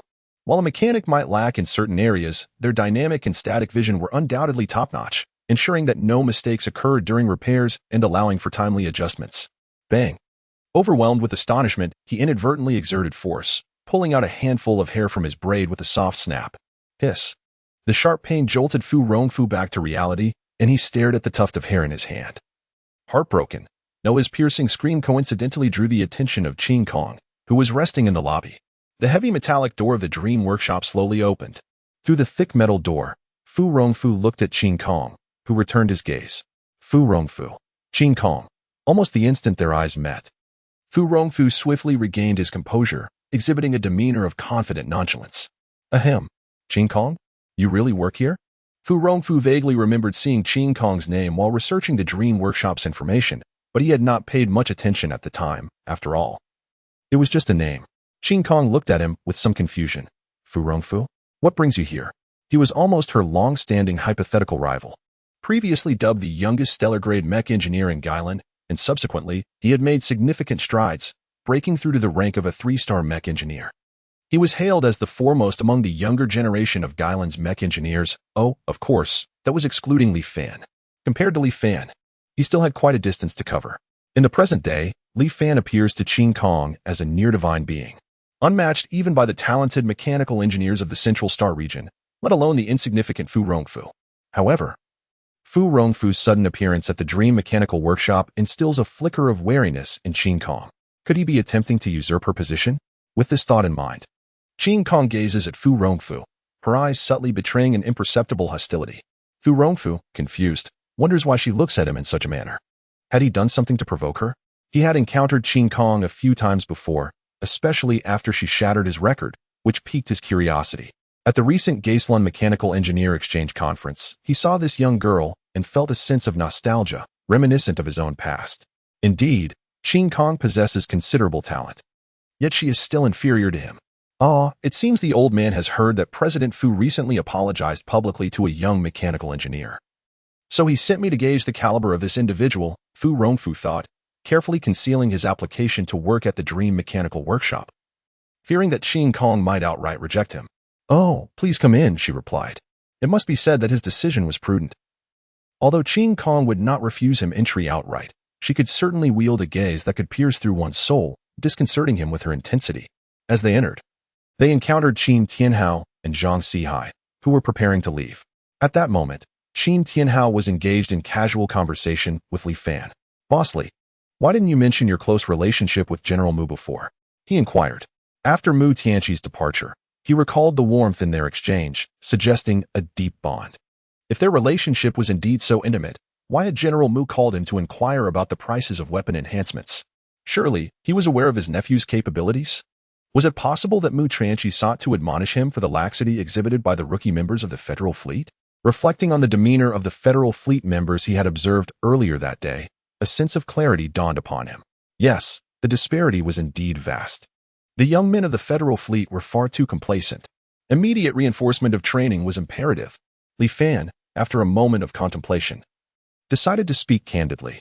"Uncle Mu and my father seem to have been longtime friends, though they had not been in contact for quite some time. I only learned of this recently." He felt no need to conceal this information, as it bore no significance of confidentiality. "Ah, I see," Qin Tianhao replied, relieved to hear this. Given these circumstances, General Mu's inquiry seemed reasonable. It was indeed due to his own influence that Mu Tianqi arrived at the Dream Mechanical Workshop and recognized Boss Li. Could it be that he had inadvertently contributed to a positive outcome? With this realization, Qin Tianhao's spirits lifted considerably, and he turned to Zhang Sihai, saying, "While we must enhance our training, let us not overexert ourselves. Ha ha ha. Balancing work and leisure is the very essence of our federation." Zhang Sihai. He was eager to record Qin Tianhao's previous words on his mobile phone, hoping to preserve them as evidence. This was to prevent any future claims that the Federation fleet was too lax and inadequately trained. Unfortunately, he could only entertain these thoughts internally, if he truly recorded it. The image was too beautiful, and he dared not imagine the consequences. The three of them chatted leisurely as they made their way to the hall, where they fortuitously encountered Fu Rongfu and Qin Kong. Fu Rongfu. Zhang Sihai immediately recognized the man before him, as his distinctiveness was undeniable. That iconic little braid stood out remarkably in this era. "Ah, Director's son, good day to you, my friend." Fu Rongfu greeted Qin Tianhao and Zhang Sihai with a simple nod. Regrettably, while Zhang Sihai knew him, he remained an unknown to Fu Rongfu. Zhang Sihai felt a pang of disappointment in his heart. After exchanging pleasantries with the two, Fu Rongfu shifted his gaze to the side, landing on Li Fan. In fact, he had noticed Li Fan's unusual demeanor at first glance. He could keenly sense that there was an unspoken hierarchy with Li Fan as the apparent leader among Qin Tianhao and the others. Though subtle, their instinctive positioning, standing slightly behind him, hinted at this dynamic. There was no need for further contemplation. This individual was undoubtedly the store manager, right? Store manager Li Fan. Fu Rongfu toyed with his braid while casting a probing glance at Li Fan. Something seems off about this person. Li Fan nodded, scrutinizing Fu Rongfu in return. Gazing at the little braid that curled around his fingertip, Li Fan's impression of this newcomer, who had just arrived for an interview, had already diminished. Upon confirming Li Fan's status as the store manager, Fu Rongfu's eyes gleamed, and with a slight toss of his head, he flung his iconic braid behind him, puffed out his chest, and introduced himself in a resounding voice. I am Fu Rongfu, the very one of if the heavens do not give birth to me, Fu Rongfu. The art of machine repair will remain an eternal night. His self-assured declaration echoed throughout the dream machine repair shop, resonating endlessly.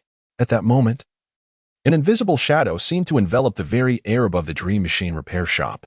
Chapter 119. The trial. A solitary black crow silently glided across the sky, leaving behind an inexplicable trail of ink-like spots, as if it were whispering some unspoken tale.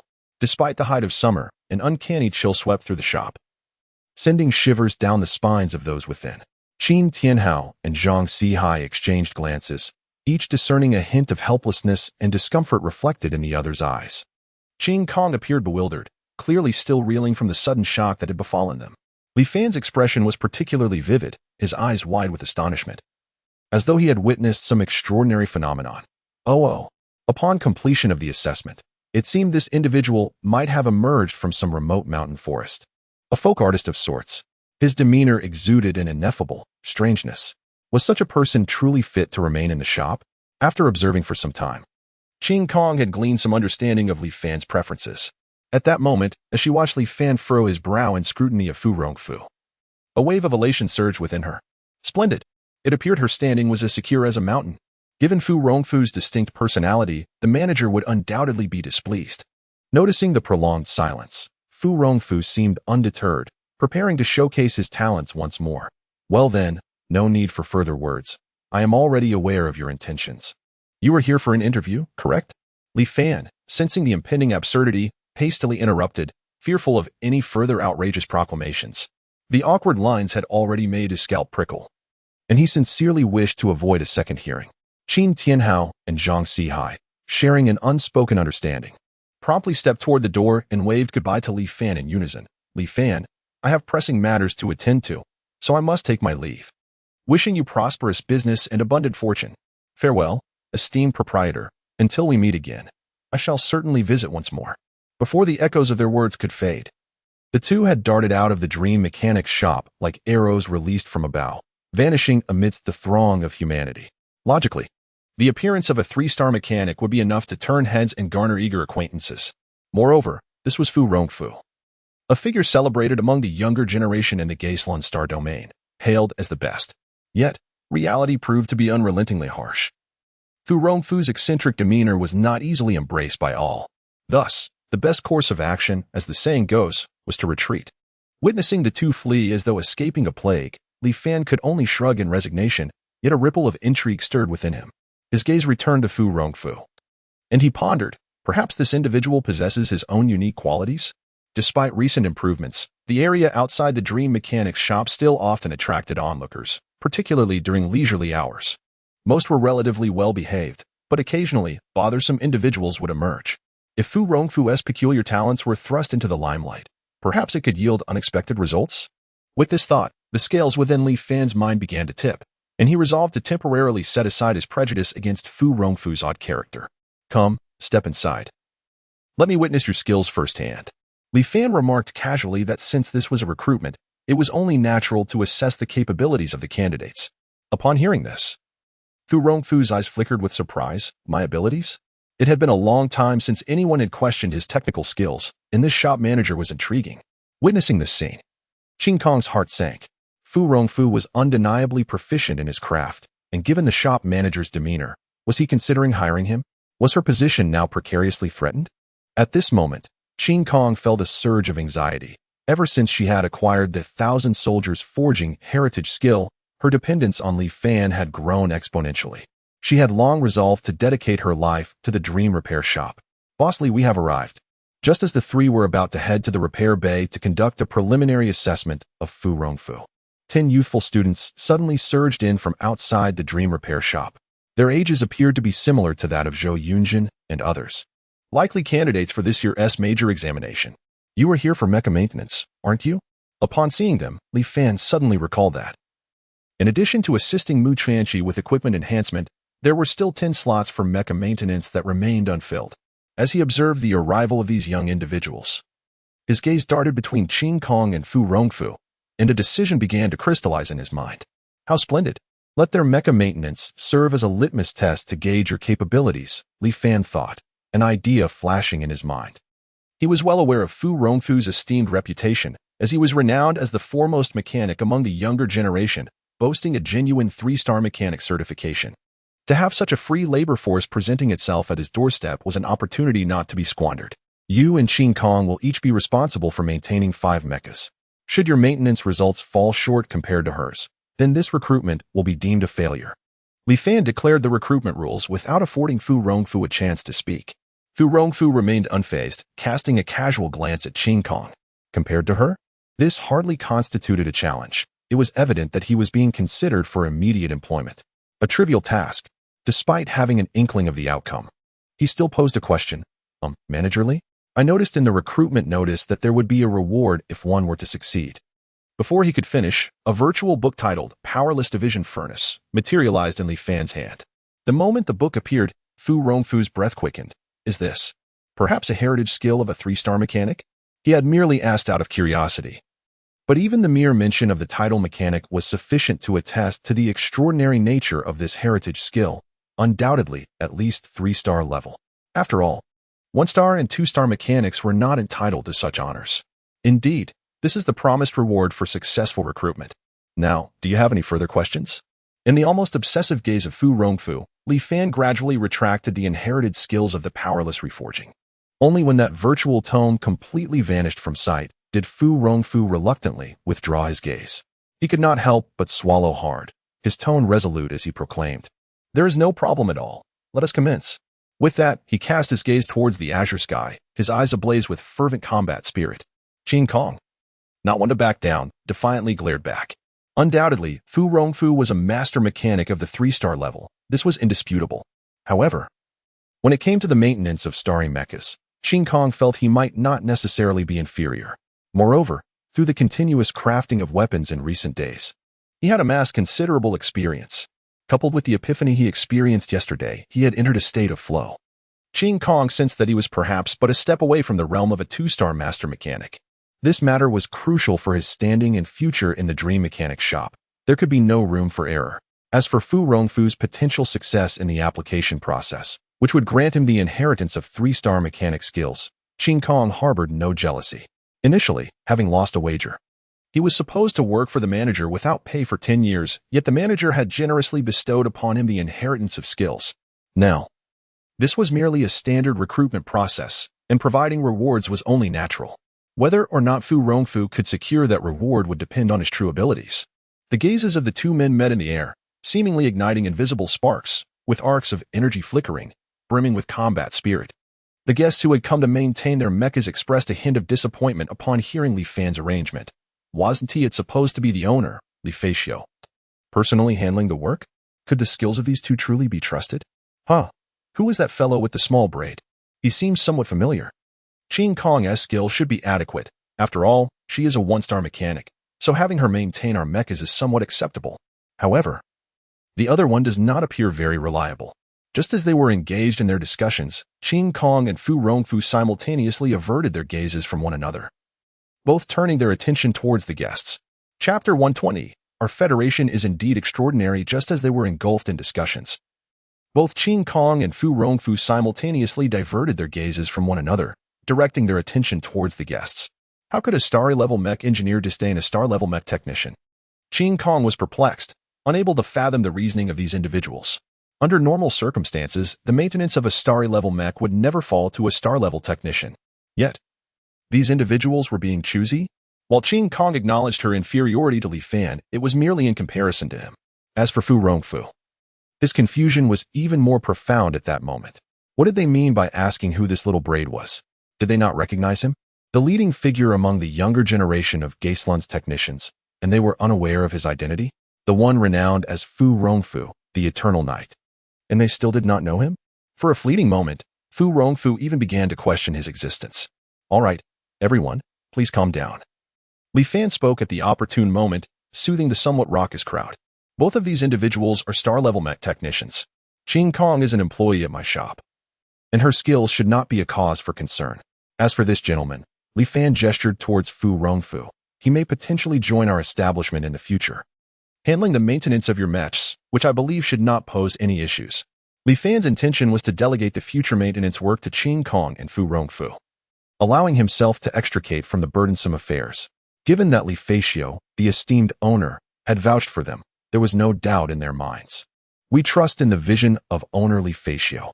They echoed in agreement. We understand, and we wholeheartedly support you. Upon hearing Li Fan's words, the initially skeptical guests felt reassured. Setting aside all else, Li Fan's life-saving grace was sufficient for them to trust him unconditionally. If Li Fan asserted there was no problem, then these two technicians were undoubtedly competent. Moreover, they were, after all, star-level mech technicians, an existence that was typically elusive. It could only be said that the appetites of these guests had been spoiled by Li Fan. They had become so discerning that even star-level technicians did not suffice. It is worth noting that in the past, not to mention a 3-star technician like Fu Rongfu, even a 1-star technician like Qing Kong was a rarity throughout the Federation. Observing the stark contrast in attitudes among the crowd, Qing Kong remained remarkably composed. After all, it was Li Fan speaking. The effect was naturally extraordinary. Fu Rongfu, on the other hand, wore an expression of disbelief. These people not only failed to recognize him, but even after learning he was a star-level technician, they required Li Fan's endorsement to accept him?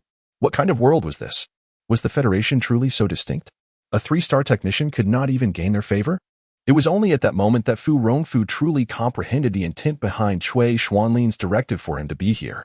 Indeed, our Wasteland Federation is remarkable, and the enigmatic figure before them, dishonorably, was even more unfathomable. Subsequently, the group followed Li Fan to the maintenance chamber. The 10 mechs consist of 4 miscellaneous types, for turbo models, and 2 elite soldiers, all embodying a standard design without any extraordinary specifications. This mirrors the reality for most individuals, as those who possess unique mechs are indeed a minority.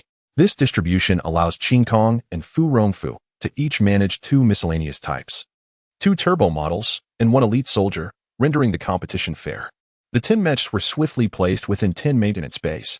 Due to the presence of vines in the first maintenance bay, Li Fan opted not to utilize it for the contest.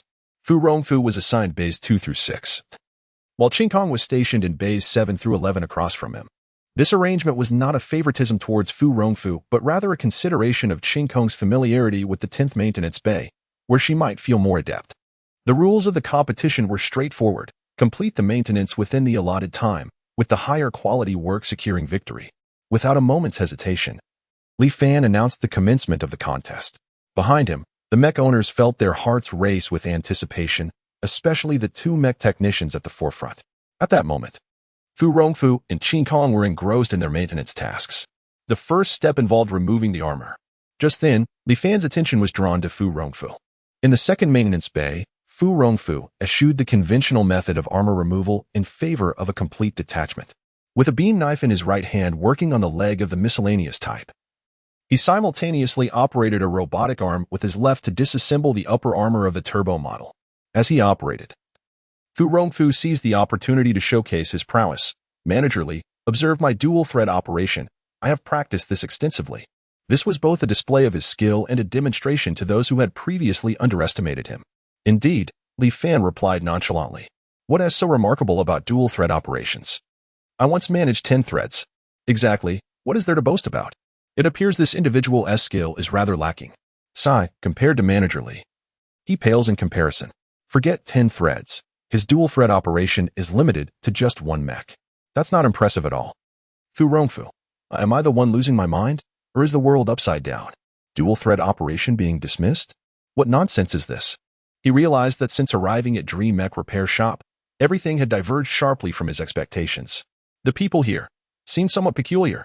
It is essential to note that throughout the entirety of Guyland, fewer than 10 individuals beneath the rank of a 3-star mech technician could accomplish such precise dual-thread operations. And this isn't considered impressive?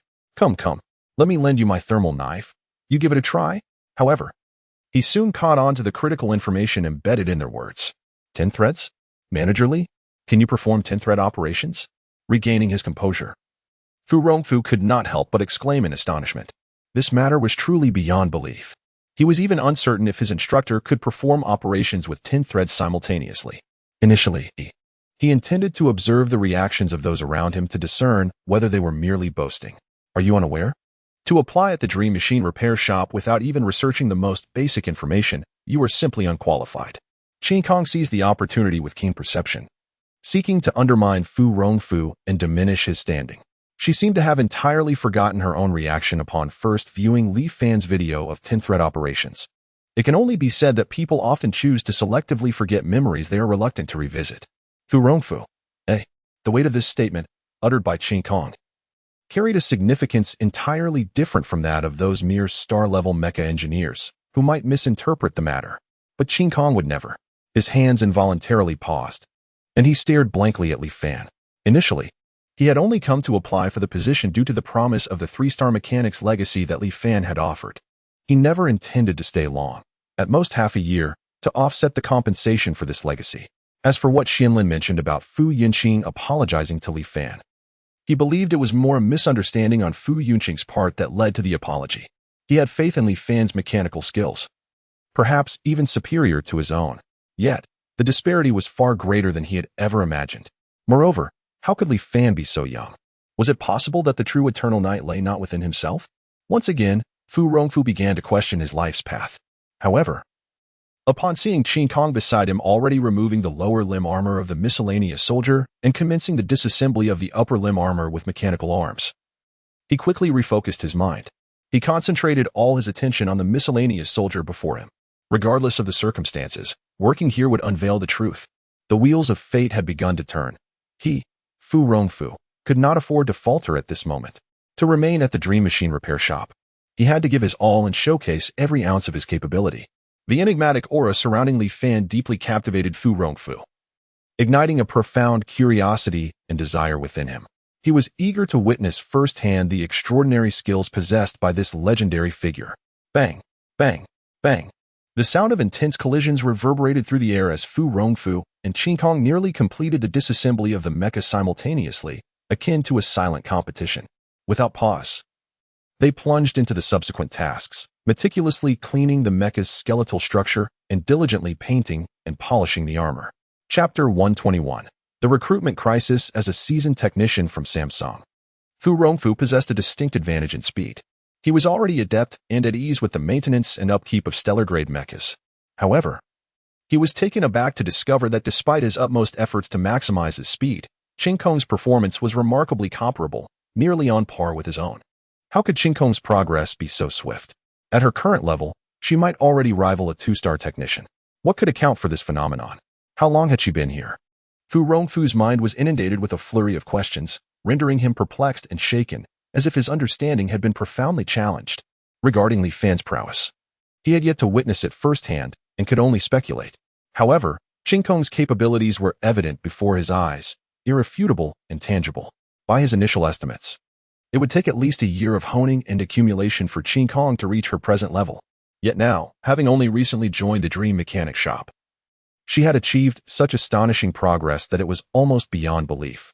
In that moment, Fu Rongfu seemed to realize that within this enigmatic workshop lay treasures more valuable than the inherited skills of a 3-star technician.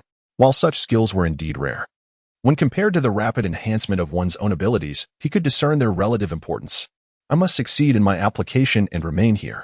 Qin Kong's rapid advancement instilled in Fu Rongfu a tremendous sense of pressure. Although he had become a 1-star technician 5 years later than her, he was confident that he would eventually shine through accumulated experience. He had initially estimated that the time required for Qin Kong to ascend to the rank of 3-star technician would not differ significantly from his own journey. It was likely that their paths would parallel one another.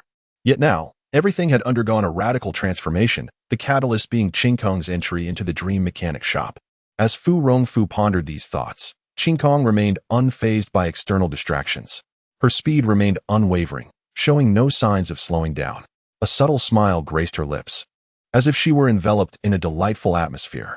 It had been a long time since she had so intimately engaged with a mecha, savoring the cold yet familiar metallic texture. Whether during her days at the Federal Mechanics Research Society or since coming to work with Li Fan, she had spent most of her time interacting with textbooks or crafting mecha weaponry. While those tasks held their own significance, they lacked something when compared to the genuine experience of maintaining a mecha. At this moment, Qin Kong felt particularly elated. She immersed herself fully in her work, seemingly entering a wondrous state of flow. The thermal knife and pulse hammer in her hands appeared to meld seamlessly with her body, becoming an extension of herself. Actions that typically required substantial effort now felt effortless and fluid.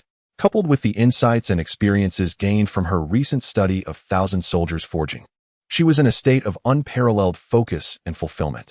In the present day, she has skillfully applied her knowledge to practical operations. The pulse hammer fell rhythmically from her hands, producing a steady sound, while beads of sweat formed on her forehead. Yet, unbeknownst to her, her pace gradually quickened.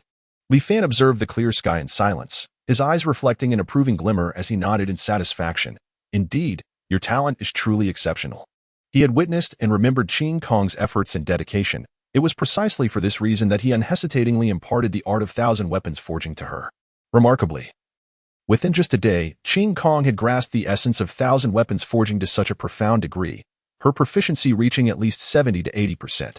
This accomplishment was undoubtedly aided by her prior experience, but more significantly, it was evident that she had exerted tremendous effort and was wholeheartedly devoted to learning. As the maintenance work continued, the Mech engineers, who previously harbored some regrets, now directed their attention to their mechs, eagerly anticipating their rejuvenated appearance. Especially those engineers who had completed their maintenance, had it not been for Li Fan's presence. They would have been unable to contain their eagerness to pilot their mechs and relish the long-awaited thrill. Now, their mechs had undergone meticulous maintenance, and the minor issues that had previously existed were thoroughly resolved. The entire mech appeared as if newly manufactured, emanating a captivating luster. This exemplifies the prowess of a star-level mechanic. In the outside world, even the most seasoned senior mechanics would find it challenging to achieve such results. To ascend to the status of a star-level mechanic, one must possess a profound understanding of mechs, reaching a new pinnacle with unique insights and skills. Bang! With the final strike of the hammer, Fu Rongfu ultimately completed all maintenance work, albeit by a mere fraction ahead of Qin Kong. He wiped the sweat from his brow, overwhelmed by an exhilarating wave of emotion. Since becoming a standout among the younger generation, he had not experienced such a thrilling, intense feeling in a long time during competitions with his peers.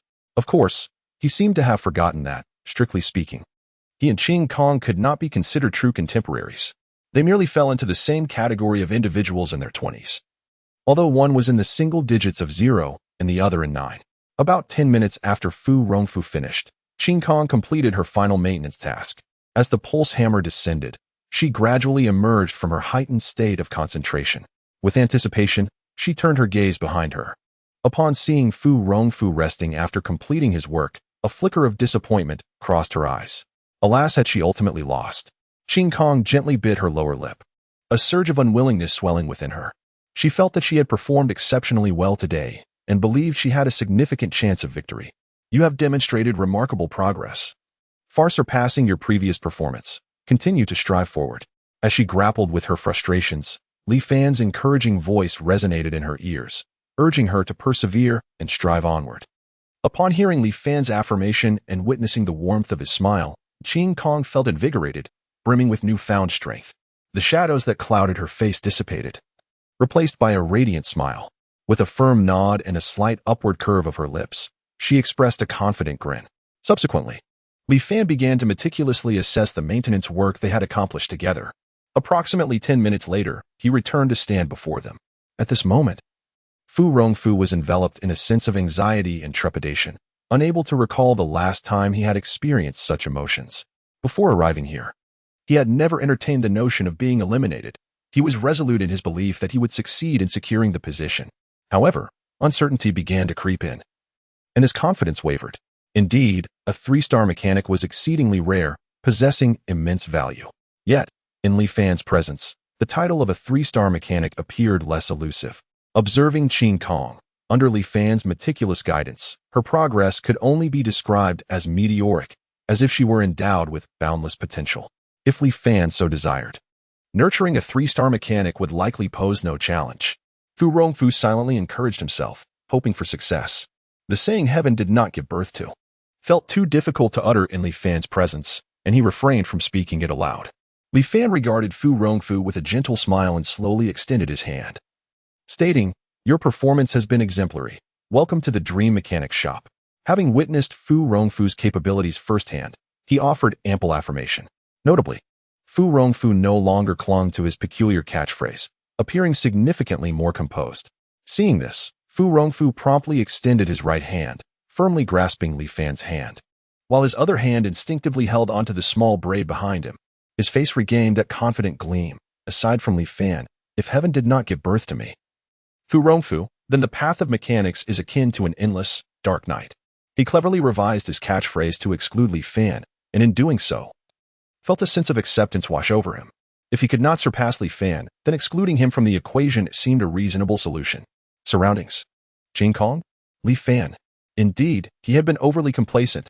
Chapter 122, the upgraded system now.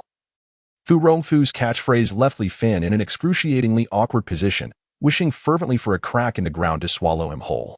Although his previous sayings were also hard to accept, at least they did not bear his name. But now, he had the audacity to prepend his name. What did this signify? Were they to face social demise together? In the future, when others mentioned Fu Rongfu, would they say, "Do you know Fu Rongfu?" Of course. He is that individual whose mastery of mechanical repair is as bleak as a starless night, save for Li Fan. This was a veritable social death, an embarrassment beyond measure. Li Fan longed to retract his outstretched hand and rescind the recruitment decision he had just made, wishing to send Fu Rongfu away to a cooler place. However, once spoken, words cannot be taken back. The die was cast. To retract now would only render him fickle, a loss of the store manager's dignity. Beside them, Qin Kong gazed on with envy, her eyes fixated on the handshake between the two. As for Fu Rongfu's cringeworthy catchphrase, she could scarcely afford to dwell on it at that moment. Quietly, she bolstered herself in her thoughts. The store manager has never welcomed me with such grandeur. No. I must strive harder and not be outdone by this newcomer. Initially, after receiving Li Fan's praise, Qin Kong's spirits soared like the sun, and she sensed that she was on the cusp of achieving the threshold of a 2-star mechanical repairer, an exhilarating double fortune that filled her with delight. Yet, upon witnessing Fu Rongfu's successful entry into the dream repair shop, accompanied by Li Fan's handshake of welcome, her spirits plummeted, and her earlier joy dimmed into obscurity. Haha. Boss Li, we have already transferred the money, and we will definitely return next time. When the weapon drawing occurs, I hope to be among the chosen. I am your loyal fan and shall never give up. Indeed. Boss Li, could we perhaps negotiate a slight increase in the number of weapons available? With only 20 winners each time, the odds are rather disheartening, and it's simply insufficient. As they conversed, they had silently edged their way to the entrance of the dream repair shop. Such was Fu Rongfu's influence, capable of rendering one desperate to flee the very planet. Fortunately, they remembered their purpose, pausing momentarily at the threshold. After successfully recruiting Fu Rongfu, Li Fan spoke candidly. There is no need for everyone to be anxious. In due course, the available slots should increase, so please stay tuned. Really? My goodness. This is magnificent news. Is Boss Li about to distribute benefits? Fantastic. Boss Li, could you perhaps give us a hint? What is the maximum number of slots we might anticipate? They had initially planned to take their leave, but upon hearing Li Fan's words, their legs felt as if they were weighed down by lead, immobile and firmly planted in place. It should provide everyone with an opportunity, Li Fan replied, offering no specific numbers, merely smiling enigmatically, leaving them in suspense. However, the seemingly casual remark made by Li Fan resonated with them like a celestial melody, each word imbued with hope. It is well known that although Boss Li does not take on many orders, he is a man of his word and never deceives his customers. This implies that a forthcoming era of universal weapon enhancement is on the horizon. Thank you. Boss Li, we shall return to inform our comrades to prepare their funds post-haste. Indeed, such a rare opportunity must not be squandered. It would be a pity to have a spot, but lack the means. We are truly grateful to Boss Li, and we will be back shortly. With that, they departed, eager to share this splendid news with their companions. Although competition existed among them due to the limited availability, Boss Li's assurance of equal opportunity compelled them to share this joy with their close friends. Perhaps they might even indulge in a grand feast together. As the crowd gradually dispersed, the Dream Machine repair shop returned to its usual tranquility. Given that this maintenance work was concurrently undertaken by Qin Kong and Fu Rongfu, there remained some time before the customers selected for the purchase of weapons would arrive. Li Fan was not in a hurry. He retrieved a pre-prepared contract from his drawer and handed it to Fu Rongfu. By signing this contract, you will become a formal employee of the Dream Machine repair shop. Of course, after 6 months, you may choose to stay or leave at your discretion. Fu Rongfu accepted the contract, swiftly perusing its contents, and without a moment's hesitation, inscribed his name upon it. Subsequently, Li Fan presented him with the precious, powerless division furnace. As Fu Rongfu gingerly accepted this book of 3-star inherited craftsmanship, he cradled it as if it were an exquisite treasure. So, what task should I undertake today? Having received such generous remuneration, Fu Rongfu was eager to demonstrate his worth. Moreover, he was intensely curious about the secret behind Qin Kong's rapid advancement. Upon hearing this, Li Fan turned to Qin Kong. Have you completed your weapon crafting tasks for today? Qin Kong shook her head. She had finished most of it, but during a break, she had encountered Fu Rongfu, leading to a friendly competition between them. Now, approximately 12 or 13 weapons remained to be completed. Then go and craft weapons alongside Qin Kong. Li Fan nodded, assigning Fu Rongfu his task. Today should be the final day they would work together on weapon crafting. Wait. Li Fan suddenly remembered that the system was still undergoing an upgrade. Signing the contract with Fu Rongfu now. What if the task became void post-upgrade? Surely it couldn't be that disappointing. Li Fan took a deep breath, striving to calm his anxious heart, and silently opened the system panel. Ding. System upgrade complete. At that moment, as he activated the panel, the system's notification tone chimed again, as if perfectly timed. Li Fan? Although the completion of the system upgrade brought him joy, the swiftness was rather astonishing. He blinked, meticulously examining the system page, confirming the details repeatedly. Li Fan silently scoffed to himself, pondering the upgrade, which seemed hardly different from its predecessor. Indeed, after scrutinizing it for quite some time, he failed to discern any notable enhancements within the system. Fortunately, the system soon responded, and a prompt window materialized before him. Following the system upgrade, star energy can now be exchanged not only for credit points but also for materials of equivalent value, power sources, and rare metals. Moreover, the enhancement feature has been expanded to allow for bulk enhancements. Li Fan exclaimed in astonishment. While he had anticipated the former functionality, after all, utilizing credit points as a measurement unit becomes excessively cumbersome once a certain threshold is reached. The prospect of bulk enhancement was a delightful revelation he had never even dared to dream of. He promptly delved into the details of the bulk enhancement feature. Bulk enhancement. The host can enhance multiple weapons, mechs, or starships within the same vicinity simultaneously, deducting the corresponding amount of star energy.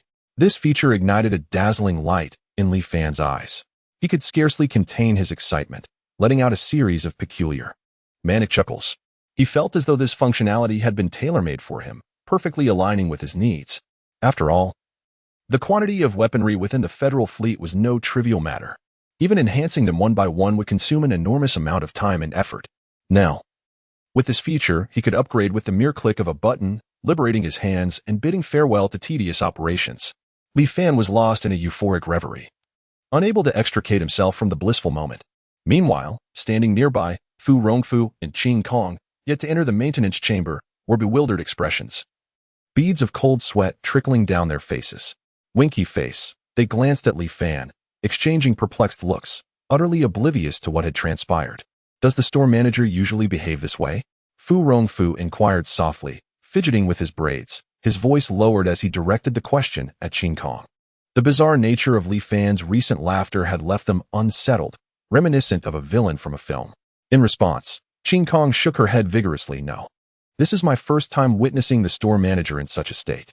Her mind was equally clouded with confusion. Could it be that the manager, realizing this, she cast a wary glance at Fu Rongfu. The store manager usually exhibited a rather normal demeanor, yet ever since Fu Rongfu's arrival, there had been a notable shift in his behavior. Perhaps it was Fu Rongfu's influence that had caused this change. No, I must maintain my distance and ensure my safety. Cautiously, she ventured. Boss? Chapter 123. Arrogance through the ages. Immersed in euphoria, Li Fan was abruptly roused by Qin Kong's call. He quickly composed himself, concealing the smile that had graced his face, and resumed his usual demeanor of nonchalance. Silently, he clasped his hands behind his back, feigning indifference. The sudden influx of joy had momentarily caused him to forget both Qin Kong and Fu Rongfu. He meticulously recalled the prior moments, confirming that he had not uttered anything inappropriate. It's nothing. You may return to your work, he stated, as if everything remained tranquil, as if nothing had transpired. Qin Kong inquired, Ward Fa? Fu Rongfu added, Ole shy? Really, did nothing happen? The two exchanged glances, their expressions laden with uncertainty, yet they felt powerless. for Li Fan had issued an unequivocal dismissal. Fu Rongfu had no choice but to accompany Qin Kong to the number 10 maintenance bay.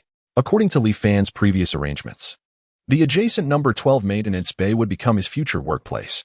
To forge stellar-grade mecha weapons? Is that to be my occupation?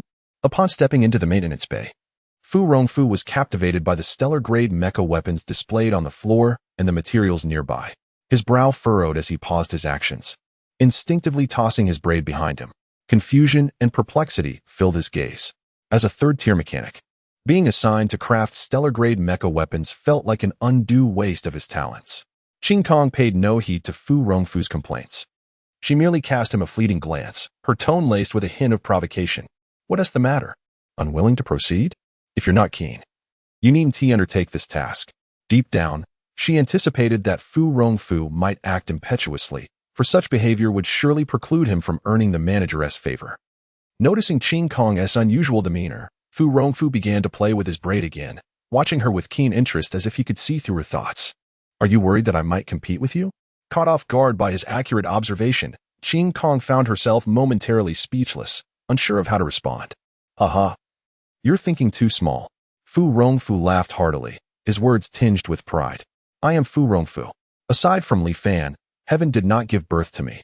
Fu Rongfu, mechanics are but shadows in the long night. Would I ever contend for such a trivial position as a mere staff member? Fu Rongfu spoke truthfully. Despite his awareness that Li Fan's mechanical prowess might surpass that of the ordinary, he had never contemplated squandering his life in a mere repair shop. His aspirations lay firmly in the resplendent sea of stars, in the distant central star region. Once he had acquired the necessary skills, he would depart without hesitation. To spend one's life in a small repair shop? What future could possibly await him there? Qin Kong, upon hearing this, narrowed her eyes slightly. This scene struck her as oddly familiar, as if she had witnessed it somewhere before. Did you craft these weapons? Fu Rongfu's gaze fell upon a battle blade, and upon closer inspection, he immediately discerned its unique attributes, superb craftsmanship infused with distinct design principles. With such ingenuity, why waste it on stellar-grade weaponry? He felt quite perplexed. The starry weapon was merely a common item, and a skilled mechanic would typically refrain from investing excessive effort into it. If one were to delve into research, it would be prudent to select titanium weapons rather than these mundane objects. This is my freedom, is it not? Qin Kong, disinterested in engaging further with Fu Rongfu, was confident that time would reveal all truths. Following the methods imparted by Li Fan, she gently tapped the central control screen, allocating half of the materials. With Li Fan's authorization, her commands elicited a response from the central control system. The window on the side of maintenance bay number 10 gradually opened, and a mechanical arm swiftly seized half of the materials, transferring them through the window to the adjacent maintenance bay number 12. The entire mechanics shop employed a fully automated central control AI? Fu Rongfu raised an eyebrow at this sight. He was not unfamiliar with such intelligent AI. However, the AI systems he had encountered were typically confined to localized areas. After all, the costs associated with such technology were exceedingly high. To see a mechanics shop of such vast expanse employing this intelligent AI throughout was astonishing, and the expenses must be staggering. Yet, he was curious about the specific computational power of this system. Fu Rongfu had always harbored a grand vision: to endow neural link technology with autonomous AI consciousness, enabling it to iteratively record and familiarize itself with all genetic sequences, thus eliminating the need to replace the neural link to change the mech's owner. Unfortunately, existing AI technology had yet to achieve such formidable computational capabilities. Merely recording and linking a genetic sequence and synchronizing it with a mech was already the limit of current technology. Could this be the handiwork of manager Li Fan? Witnessing such an expansive central control AI system elevated Li Fan's mechanical prowess in Fu Rongfu's estimation. However, thus far, he had yet to witness Li Fan's capabilities firsthand, relying solely on conjecture. He shook his head and stepped toward maintenance bay number 12, pondering that there would be ample opportunity in the future to behold Li Fan's true form. After Fu Rongfu departed, Qin Kong also calmed her thoughts, exhaling a breath of pent-up air. Although Fu Rongfu claimed he would not linger at the dream mechanics shop, Qin Kong firmly believed it was because he had yet to appreciate manager Li Fan's true strength. Otherwise, he would surely reconsider. She must secure her position as the top employee of the dream mechanics shop before he awakens to this realization. With this in mind, Kong immediately immersed herself in the crafting of weapons, focusing intently and daring not to slacken in her efforts. Meanwhile, the two were each preoccupied, leaving Li Fan alone in the spacious hall. He glanced at the time. It would still be a while before the customers arriving to purchase weapons would arrive. Thus, Li Fan silently entered the starship maintenance bay. He did not rush to experience the functions of batch enhancement, for in comparison to the impending grand event, those seemed trivial. Rubbing his hands vigorously, he directly accessed the task interface. The host successfully recruited a master-level mechanic, taking 7 days, and is now awarded a prize. Task reward: High Precision Workshop X1. Would you like to claim it? Claim, do not claim. Without hesitation, Li Fan chose to claim it. Immediately, a blueprint of the dream repair shop materialized before him. Please designate the placement of the High Precision Workshop. This time, Li Fan fell into deep contemplation. In his initial plan, the rear area of the repair shop was entirely partitioned for the starship maintenance bay. However, he had subdivided the maintenance bay into a larger and a smaller section. After witnessing the grandeur of the Star Destroyer, he had contemplated merging the two maintenance bays into one to accommodate potentially larger starships in the future. Otherwise, the dream repair shop would likely struggle to accommodate them. In the front area of the repair shop, aside from the maintenance bays, most of the space had been allocated for showrooms. Now, it seemed feasible to adjust the positions of these showrooms to free up some space for the high-precision workshop. He did not intend to alter the front maintenance bays, as that was the area customers first encountered upon entering the repair shop. Placing such a core technological facility in a prominent location seemed rather inappropriate. Ultimately, he gently moved his finger and designated the rightmost showroom at the back of the repair shop as the placement for the high-precision workshop. Ding. Insufficient storage space. Li Fan. Winky face. Chapter 124. Such a significant change, is it possible that a single exhibition hall is insufficient? Each of his exhibition spaces has been meticulously designed for the display of mechs, and considering the height of the Dream Mech repair shop, it should ostensibly accommodate the majority of the machinery and equipment. Yet, the system now indicates a lack of space. Just how expansive is this high-precision workshop? It appears that the only solution is to reorganize several of the rear exhibition halls, relocating the starship maintenance bay forward and creating an independent space at the back. Li Fan contemplated for a moment before arriving at a resolution. For an ordinary repair shop, this would undoubtedly be a monumental task. However, within the Dream Mech repair shop, such a feat is far from daunting. This is due to the fact that the metal partition walls between each maintenance bay and exhibition hall can be flexibly adjusted via the central control system. With the slightest inclination, he could even transform the entire repair shop into a colossal starship maintenance bay. This explains why the maintenance bays and exhibition halls are distributed on either side of the shop, with an unusually spacious corridor in between. By merely instructing the central control system to remove the metal panels from the central corridor and replacing them with iron bars while dismantling the metal partitions, a wide starship corridor could be created. Without hesitation, Li Fan issued the command, adjust the layout of the repair shop. The central control system swiftly responded, merge the 4 rear exhibition halls into the starship maintenance bay, and advance both maintenance bays by the distance of 4 exhibition halls. As soon as the words left his lips, a low rumble resonated, as the metal walls of the 4 exhibition halls near the starship maintenance bay gradually descended into the ground. Subsequently, the heavy doors of the maintenance bay began to slowly open, extending outward while advancing forward smoothly. Li Fan's figure appeared at the entrance of the starship corridor. Witnessing this remarkable transformation, simultaneously, the ground ahead also began to shift, with metal panels retracting to either side, revealing a brand new starship corridor that gradually emerged and extended forward. This corridor continued until it reached the foremost exhibition hall, seamlessly connecting with the advancing doors of the starship maintenance bay. At its terminus, the doors of the maintenance bay rose with a thunderous sound before abruptly slamming shut. Li Fan gazed contentedly at the expanded starship maintenance bay. Nodding slightly, relocate all weapons to the new maintenance bay. He issued another command, and the central control system immediately summoned robotic arms to commence the transfer of the weapons that had previously been stored within the maintenance bay. Amidst the clattering sounds of mechanical operation, the robotic arms adeptly grasped the neatly arranged Starshine-class mech weapons on the ground and swiftly and orderly relocated them. The sheer volume of 500,000 weapons is staggeringly vast, and even under robotic control, it would require a considerable amount of time to complete the task. Glancing at the clock, Li Fan estimated that customers would soon arrive, so he chose not to linger in the starship maintenance bay. Instead, he turned towards the main hall.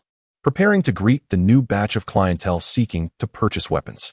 On his way, he passed by maintenance bays number 10 and number 12, where he observed Fu Rongfu and Qin Kong deeply engrossed in the crafting of weapons.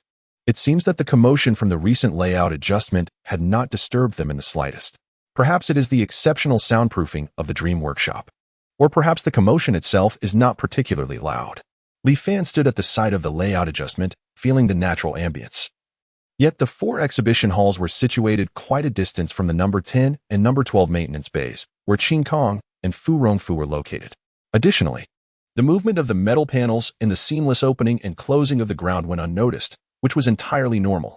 Li Fan merely cast a fleeting glance at the two before striding directly into the hall. He had already prepared the weapons for the anticipated customers.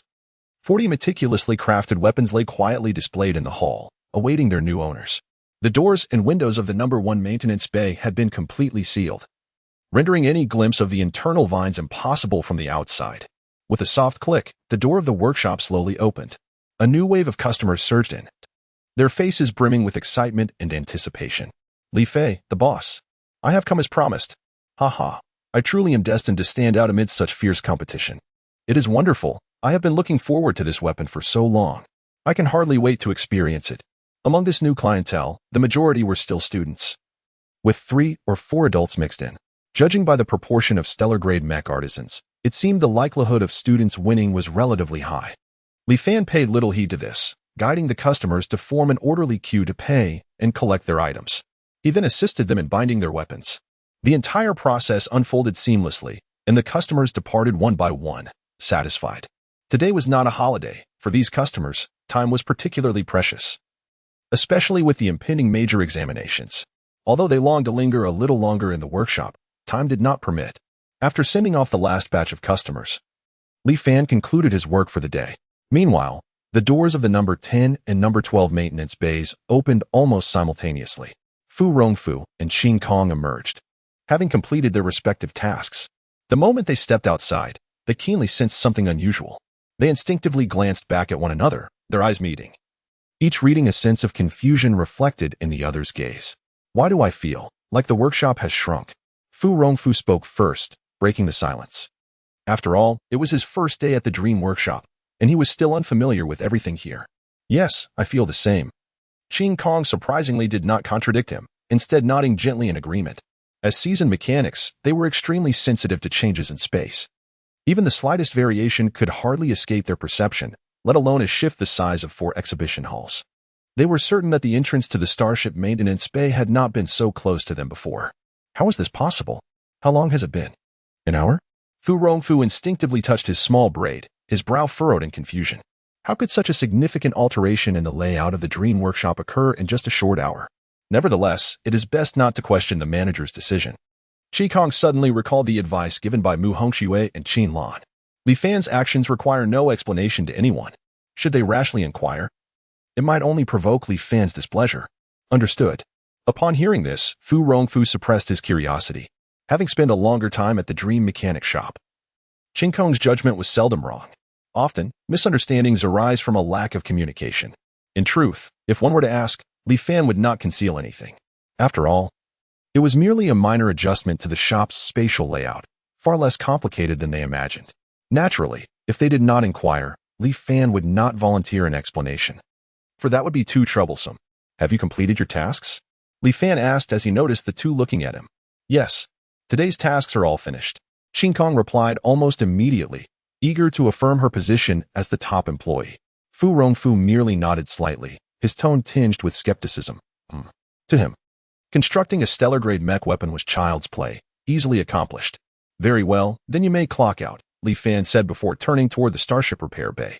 Qin Kong, accustomed to Li Fan's manner of operation, showed no hesitation and prepared to leave the mechanic shop. However, Fu Rongfu stood frozen in place. Is there no accommodation provided here? This was the first time he encountered such a situation. As a 3-star mechanic, he would typically expect lodging and meals provided, whether at the Imperial Mechanic Research Society or elsewhere in his work or studies, often receiving the highest standards of hospitality.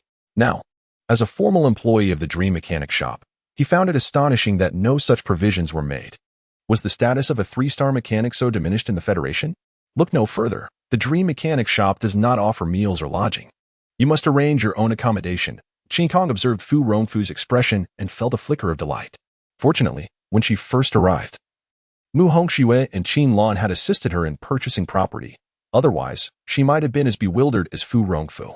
With that, Qin Kong paid no further attention to Fu Rongfu and departed the Dream Mechanic shop.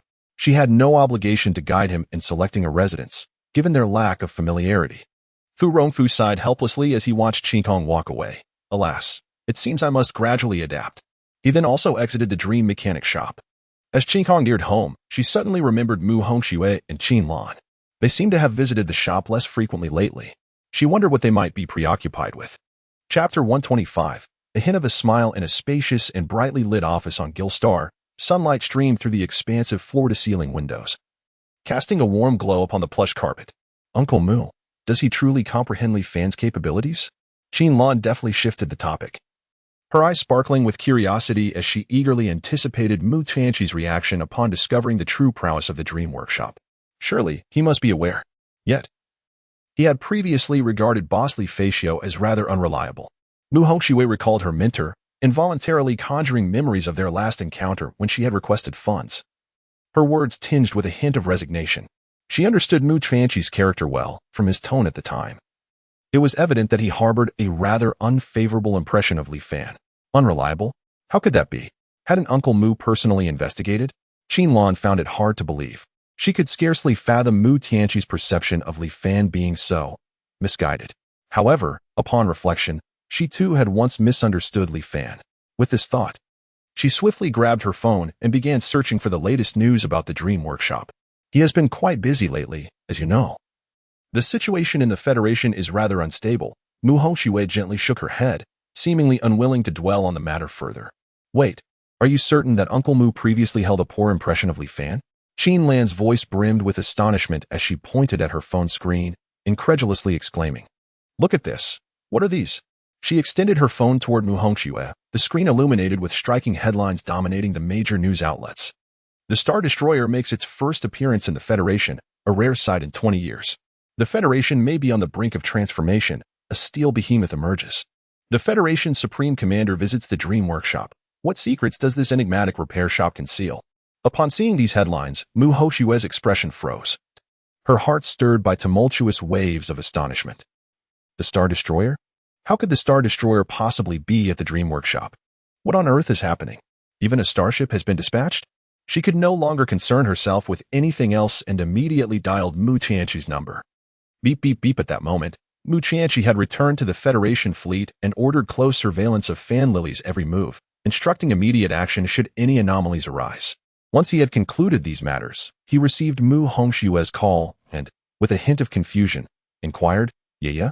What is the matter? Why are you piloting the Star Destroyer to the Dream Workshop? Have you perhaps taken some action against Boss Li Fatio?" Although such a possibility seemed remote. Given Mu Tianqi's regard for her, Mu Hongxue could not help but feel a pang of worry. After all, the involvement of a starship is no trivial matter. Mu Tianqi found himself momentarily at a loss for words, sensing that his daughter seemed rather not particularly astute. Setting aside whether he would take any action against Li Fan, even if such a course were necessary, was it truly warranted to mobilize a starship? However, as someone who has experienced similar situations, he quickly discerned Mu Hongxue's thoughts. This must be what they refer to as concern leading to confusion. With this realization, a slight smile of relief graced Mu Tianqi's lips. Indeed, it seemed that this arranged marriage held promise. Just as Mu Tianqi began to envision the future, even contemplating names for his future grandchildren, a chilling voice emerged from the phone, laced with unwavering resolve. If anything were to happen to Boss Li Fatio, I will never return home. This was a threat, an unabashed threat. Mu Tianqi's smile instantly froze, and beads of sweat formed on his forehead as he hastily explained, "Rest assured. How could I ever wish harm upon Li Fan? He is, after all, my nephew." Mu Hongxue was momentarily taken aback, utterly perplexed by Mu Tianqi's words. Nephew? What nephew? Hadn't she only met Boss Li Fatio for the first time during the Mech enhancement process? Nephew? Unable to contain her curiosity, Mu Hongxue inquired further. Mu Tianqi's assertion was simply too astonishing. Ha ha ha, it's nothing really. In truth, I have been a long-time friend of Li Fan's father, Mu Tianqi elucidated with a smile. You wouldn't know this, as he had already departed by the time you were born. Departed? Mu Hongxue was once again stunned. She had never imagined that Li Fan's background could be so tumultuous. A wave of inexplicable emotion surged within her, compelling her to embrace him with her not-so-broad heart and offer warmth. Meanwhile, Qin Lan was attentively straining to catch the conversation, her curiosity piqued by Mu Hongxue's fluctuating expressions. Unfortunately, Mu Hongxue's phone was equipped with advanced anti-peeping and anti-eavesdropping features, unless she pressed her ear closely against the device. She could glean nothing of the dialogue between Mu Hongxue and Mu Qianqi. Thus, she could only speculate based on Mu Hongxue's fragmented remarks. But, nephew, departed. Who could fathom what they were discussing? Mu Qianqi, oblivious to the oddity in Mu Hongxue's tone, continued, You two truly seem fated. Had it not been for your visit to him for enhancement, I might never have had the chance to recognize my nephew. In any case, I hope you both get along well. I shall refrain from meddling in the affairs of the young. Oh, and don't forget about returning home. Your grandfather. Oh, understood, Mu Hongxue replied, her mind occupied with thoughts on how to comfort Li Fan. When she heard Mu Qianqi mention returning home again, she casually dismissed it, saying, All right, if there is nothing else, I'll hang up now. Beep beep beep as the sound of the call disconnecting echoed from the other end. Mu Qianqi shook his head in resignation. Sigh. Resolving Ye's emotional turmoil was indeed no easy task. Caught between his father and his daughter, Mu Qianqi found himself in a difficult position. Though he had not been present at the time, he had since learned the details of the situation. When it came to determining who was right or wrong, Mu Qianqi believed the fault lay with himself. Had it not been for his own mission outside the Wasteland Federation back then, perhaps those misunderstandings would never have arisen. It is likely that Ye has come to terms with this matter over the years, yet she remains unable to overcome the emotional barrier within herself. Mu Qianqi sighed softly. Choosing to set this issue aside for the moment, the most pressing concern now is to resolve the current crisis. Fan Lily has already been identified, and her threat can be temporarily disregarded. However, the enhancement of weapons and mechs is crucial to achieving victory at the least cost. I hope Li Fan can complete the enhancements in time.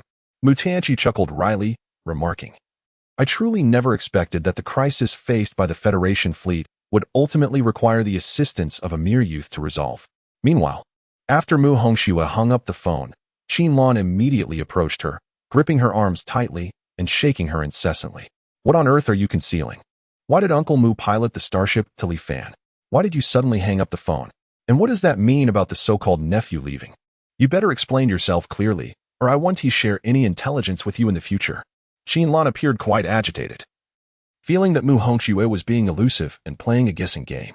Stop shaking me, my arms are about to fall apart. Mu Hongxue forcefully brushed aside Qin Lan's persistent hands, stating, My father said it's nothing. As for why you went to the Dream Machine repair shop, he didn't elaborate. However, you did mention that he is an old acquaintance of Li Fan's master, and Li Fan is his nephew. Are you satisfied now? Like Mu Hongxue, Qin Lan was left bewildered after hearing this explanation, utterly perplexed. Wait a moment. Let me sort this out. Are you saying Li Fan is Uncle Mu's nephew? Then doesn't that mean you and Li Fan can be considered long-lost siblings? Mu Hongxue replied. What absurd logic is this? Do you understand the concept of old acquaintances? What long-lost siblings? By that reasoning, you would be my sister now, and I shall protect you. Qin Lan seemed to be convinced by her own convoluted reasoning. She stood on her toes, striving to meet Mu Hongxue's gaze, and then patted her shoulder. At this, Mu Hongxue couldn't help but twitch her lips, feeling her earlier frustration dissipate somewhat due to Qin Lan's words. She swatted away Qin Lan's persistent hand that continued to pat her shoulder, saying, Don't think you can confuse our identities this way. She decided to temporarily ignore this uniquely logical individual. Chapter 126, Enemy attack. The starship descended from the heavens, landing upon the earthly realm. A scene that reverberated deeply within the hearts of countless individuals. In the Wasteland star domain, public opinion surged like boiling water, with discussion surrounding the Dream Workshop sweeping through every corner. Have you heard? The Star Destroyer has astonishingly made its appearance at the unremarkable Dream Workshop. How could this be possible? What merit does a mere repair shop possess to attract the favor of a starship? Reports from the Federation suggested it was there to equip some advanced weaponry. Weapons of a starship? Surely, this just has gone too far. Which repair shop possesses such capabilities? Yet the truth stands before us. Aside from this explanation, what other could there be? Moreover, do not underestimate this establishment. I have heard that the proprietor of the Dream Workshop is a master mechanic of remarkable skill. A master mechanic? Surely you jest. Do you truly believe such claims? Do you doubt it? Look, even President Fu Yuqing of the Mechanics Guild has personally apologized to him. The status of this master is acknowledged by none other than President Fu himself. What? Such a matter exists? I have never heard of it. This video cannot be found here. A classmate of mine from my studies in the Federation downloaded and saved it, specifically sending it to me. Hiss. The video has been concealed. It appears this matter is far from baseless. Sometimes, events unfold in such wondrous ways. Had the video been made public, there might have been skepticism regarding its authenticity, with accusations of forgery.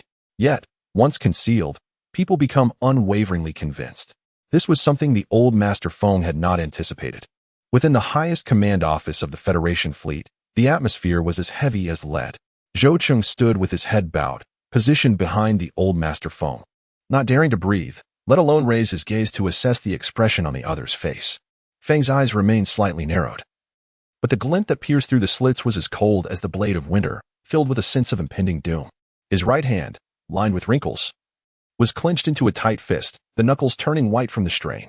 His slightly stooped frame trembled slightly from overwhelming anger, and after a long pause, he emitted a low, thunderous roar from deep within his throat. Who has bestowed upon him such audacity? Mu Qianqi, what is he truly attempting to achieve? The arrival of the Star Destroyer on the surface is no trivial matter. Indeed, as the Commander-in-Chief of the Federation fleet, Mu Qianqi possesses the authority to mobilize the Star Destroyer, even without prior consent. However, as his mentor and superior, it is inconceivable that he would not even communicate beforehand. Over the years, their exchanges have been scant. Even during the Wasteland conference, their conversations were merely perfunctory. Yet, for such a significant issue, could they not have conferred in advance? Previously, he managed to suppress information regarding the Dream Workshop and Li Fan, keeping it from becoming widely known. Now, with the Star Destroyer having descended, how can he possibly suppress it any longer? Since the morning, Hai Dongyan had received countless phone calls, filled with inquiries, skepticism, and probing, rendering him utterly exasperated. Alas, it has come to this. The matter regarding the Dream Workshop must now be made public. The voice of Hai Dongyan was filled with helplessness and fatigue. Continuing to conceal the truth had become utterly futile. Whether they could withstand the mounting pressures from all sides now rested upon the capabilities of that young lad, Mu Qianqi. Alas, the burden would fall heavily upon him. With a deep sigh, Hai Dongyan acknowledged the inevitability of the situation. It was no longer possible to suppress what had transpired. Instead, it might be wiser to publicly disclose the circumstances surrounding the Dream Workshop.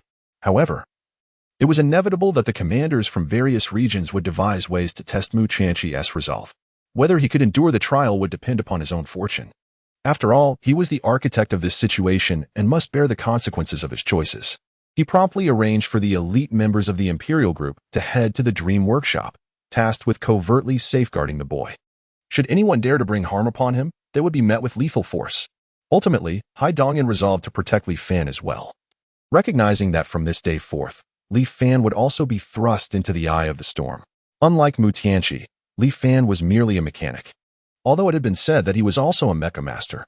Yet, at such a tender age, how formidable could his prowess truly be? The fact that Mu Qianqi had brought the Star Destroyer to his workshop indicated that Li Fan's mechanical talent was far more profound than it appeared on the surface. Such a prodigy, whether out of altruism or selfishness, must not be allowed to falter. Indeed, Zhou Cheng promptly replied, voicing no objections to Hai Dongyan's decision. Given Hai Dongyan's current state of mind, he dared not express any dissent. After silently exiting the office, Zhou Cheng quickly relayed the orders, a bitter smile curling his lips. Brother, your sun shines brighter than you did in your youth. He wondered what the second senior brother was thinking. To have even mobilized a starship. In the outskirts of the Federation, within the dimly lit basement of an abandoned factory, the atmosphere was heavy with despair. Every member of the Bloodbath Alliance stationed in the Federation had gathered here, none absent. Among them was Li Simong. The air was thick with cries of anguish, echoing with desperation and fear. I can no longer endure in the Federation. One cried out. Me too. Another echoed. With the starship deployed, how can we continue to play this game? It's terrifying. You haven't seen it. But even a single weapon from that Star Destroyer could easily reduce us to cosmic dust. I never imagined I would witness a starship descending to the surface in my lifetime. What kind of enchantment does this insignificant Kalan star possess? Murmured another. This news has likely spread. I suspect Her Majesty will return soon. I have no concern whether Queen Kira returns, but I must leave the Federation, declared one. Beside EC, a group of minor leaders from the Bloodbath Alliance expressed their desire to flee the Federation. What a joke, collectively. They could not withstand even a single blast from the Star Destroyer. They were grateful that they had evacuated all personnel surrounding the Dream Workshop early on. Otherwise, today could have meant total annihilation. Listening to their complaints, EC felt a throbbing headache. He could not fathom how everything had seemed so fine just moments ago. Why? Just as Her Majesty the Queen entrusted the weighty responsibility of governance to me, has the Federation been beset by an unrelenting series of bizarre occurrences? The unusual movements of the Federation fleet could be overlooked, but now, even the starships have been deployed. This is utterly merciless. What? You propose to engage them in a fight to the death? Do not jest. They will likely be reduced to ashes long before they approach the Dream Mechanic Shop. In his mind, the Dream Mechanic Shop has become synonymous with those cosmic forbidden zones, belonging to the same tier of existence. Any member of the Bloodbath Alliance who dares to venture near there is surely doomed. Yu Ming observed all of this, her astonishment matching that of the others. Yet, she found herself bewildered by Li Fan's antics. Did he not think the situation in the Federation was already convoluted enough to involve starships as well? Even more perplexing was the fact that the commander of the Federation fleet was actually indulging in his folly. Can starships simply descend upon the surface at will? Bang! As panic engulfed the crowd, a black energy projectile sliced through the air like lightning, striking precisely at the head of the raucous little chief who had been clamoring to leave the Federation. Thud. The man collapsed, his eyes wide open, reflecting an incredulous terror. Enemy attack. All units, be on guard. Quickly, enter combat mode.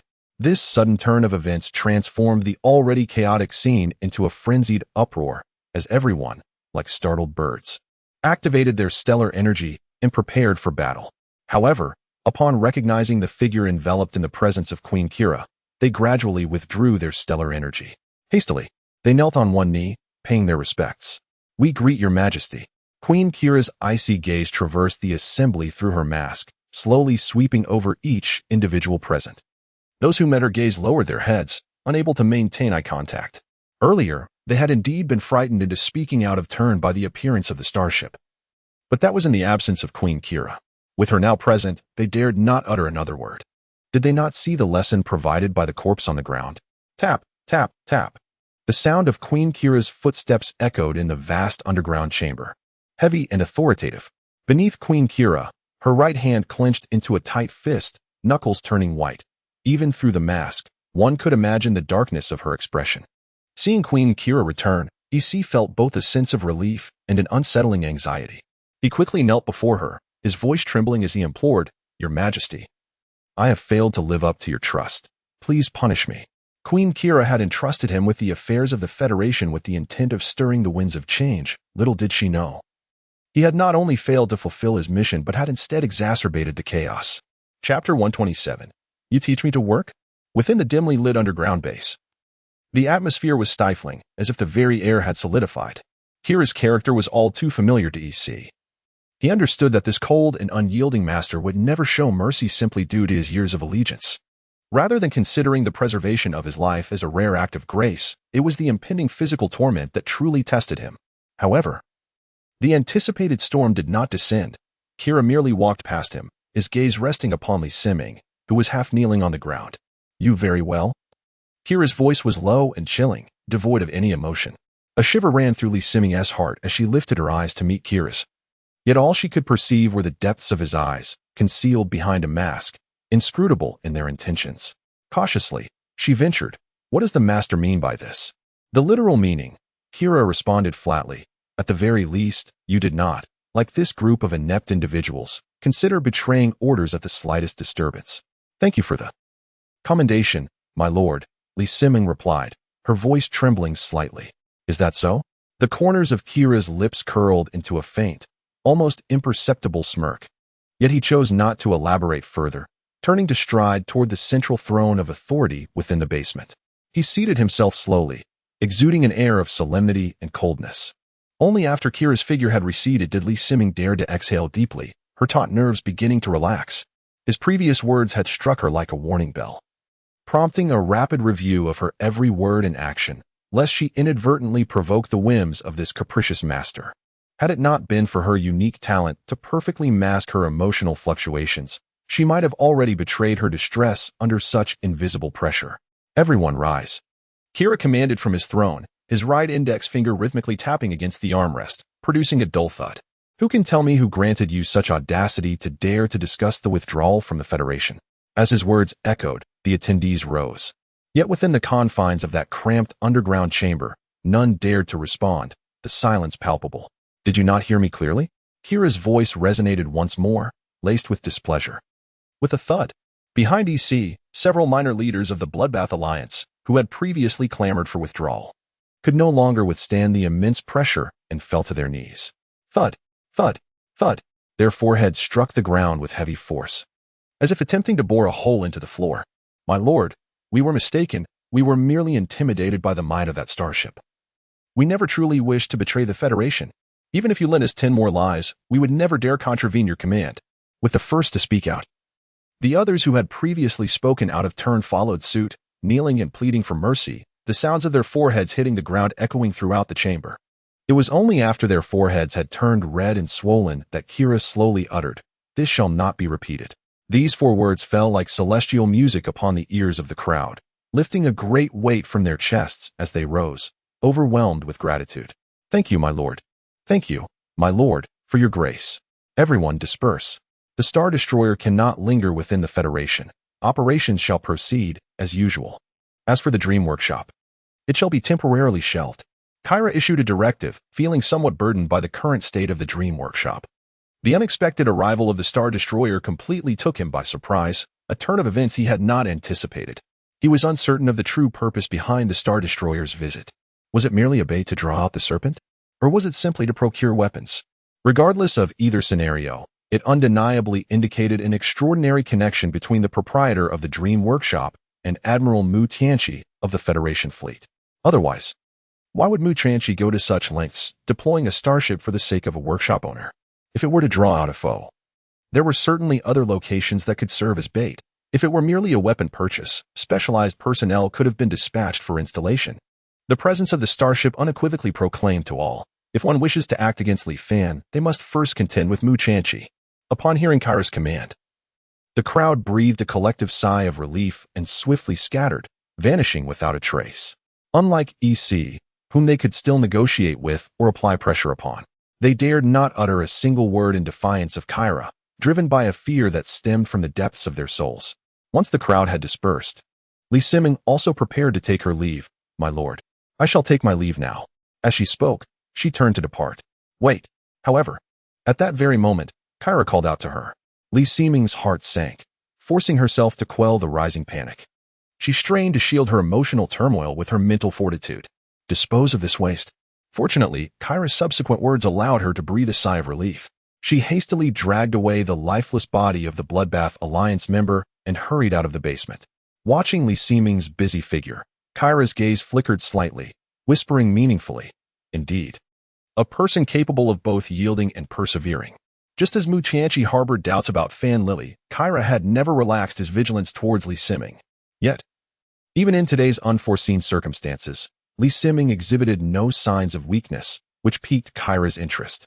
Though revered as my lord by EC and others, managing the affairs of the Federation and surrounding star systems, the Bloodbath Alliance was not solely his domain. Even Fan Lily held a certain parity with him. Li Siming was a representative sent from above, and he could not dispose of her at will. It was only after Li Siming's figure vanished from sight that EC cautiously inquired, "My lord, such trifles as disposing of that body could be entrusted to subordinates." With the Federation experiencing a series of troubles under his command, EC felt a gnawing anxiety, fearing the loss of Kyra's trust. Thus, he was eager to demonstrate his loyalty. Kyra cast a dispassionate glance at him. "Are you instructing me on how to act?" EC was instantly rendered speechless, cold sweat beading on his forehead. He shook his head repeatedly, anxiously defending himself. "I would never dare, never dare." How could a subordinate question the Lord's decisions? Observing EC's demeanor of trepidation, Kira shook his head in resignation. The individual he trusted most turned out to be such a simple-minded fellow. Yet, upon reflection, it seemed quite rational. Had EC possessed the cunning of others, he likely would not have earned Kira's trust. As for Li Siming, you need not involve yourself. You are not her match. Instead, focus on consolidating your combat capabilities. Ultimately, Kira entrusted EC with the task he excelled at, for indeed, such labor that required little intellectual engagement was EC's forte. Very well, EC replied, though internally he felt a twinge of discontent as he perceived that during this period, he had been manipulating Li Si Ming effortlessly. However, this was Kira's command, and he dared not defy it, so he acquiesced and turned to leave the basement. Having been cooped up in that dimly lit underground space for so long, he indeed needed to breathe fresh air. Once everyone had departed, Kira slowly withdrew his hand from the armrest. He crossed his arms before him, his gaze shimmering with a sharp intensity.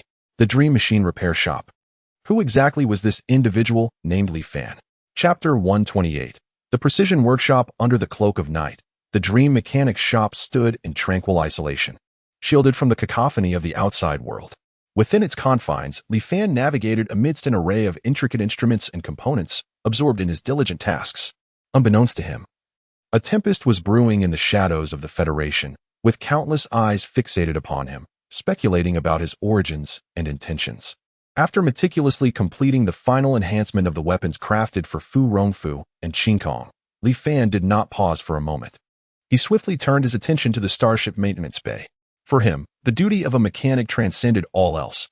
Every component and circuit deserved his utmost dedication. Upon finishing the upgrades for Fu Rongfu and Qing Kong's weapons, he returned to the starship maintenance bay, following a series of adjustments. The maintenance bay had expanded to encompass the area equivalent to 4 exhibition halls.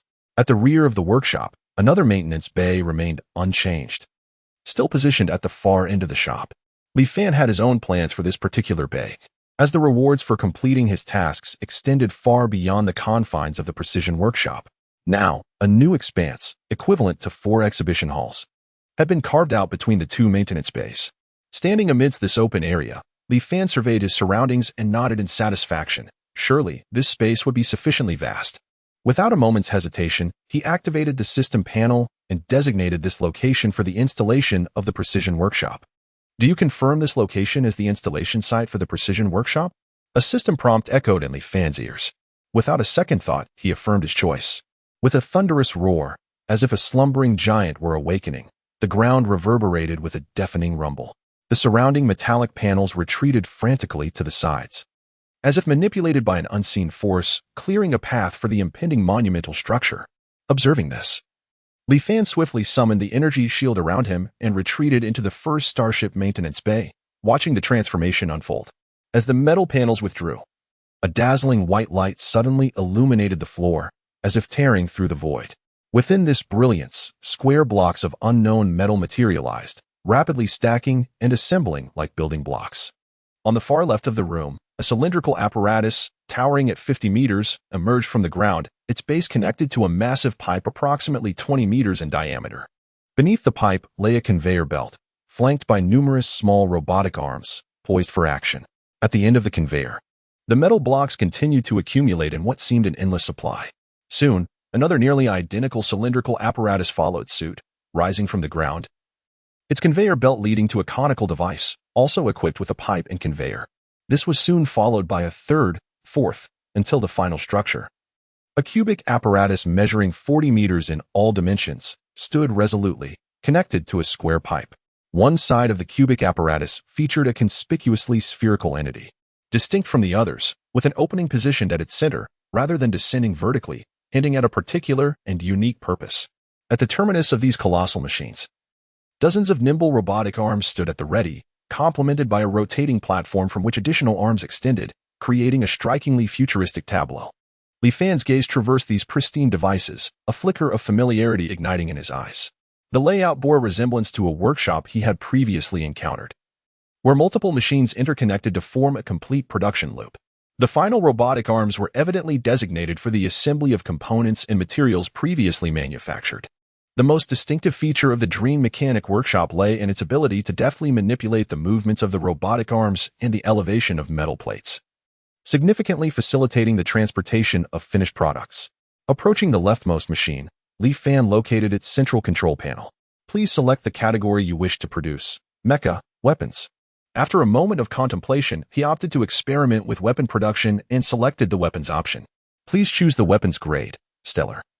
Riftbreaker, Star Shatter grade, and above are currently unsupported in this workshop. Upon encountering this option, a smile involuntarily crept across Li Fan's lips, his eyes betraying a hint of uncontainable excitement. Although weapons of Star Shatter grade and above could not be produced at this time, this surpassed his expectations by far. He had initially thought that being able to manufacture stellar-grade mechas and weapons would be impressive, yet he was astonished to discover the possibility of producing Riftbreaker-grade items. It is worth noting that even within the Central Star region, only stellar-grade mechas and weapons could be mass-produced. Truly, the quality of this system was exceptional. Li Fan selected the Riftbreaker-grade mecha weapon, specifically opting for firearms. After a series of straightforward operations, he set the target and transmitted the necessary materials through the central control system into the machine. Clunk, clunk, clunk. The machine before him immediately sprang to life, emitting a deep and rhythmic roar. Soon, precision components erupted from the conduits, gradually conveyed along a transport belt to the next machine. Thud, thud. The small robotic arms above the belt swiftly and accurately commenced preliminary assembly of these components. Subsequently, new parts would be produced in the next machine, subject to further assembly by the robotic arms during transit. This cyclical process unfolded, and within mere minutes, a Riftbreaker-grade mecha weapon fashioned from titanium materialized before Li Fan. He grasped the titanium electronic gun, examining it closely, a glimmer of satisfaction crossing his features. While it did not quite compare to weapons meticulously crafted by top-tier mechanics, it had certainly met the standards for usability. After all, this was a product of the workshop's assembly line. Some discrepancies in detail were inevitable when juxtaposed with weapons refined by skilled artisans. However, its advantage lay in the fully automated production process, which drastically reduced time and enabled large-scale manufacturing, achieving a commendable quality that left Li Fan thoroughly content. Next, he decided to test the mecha. With the weapon's performance proving satisfactory, Li Fan returned to the initial machine and selected the mecha option. However, it left him with a hint of regret that only generic mech options were available. Was it not possible to design according to his own imagination? Li Fan found himself somewhat perplexed. The host could import the blueprints of generic mechs into the workshop.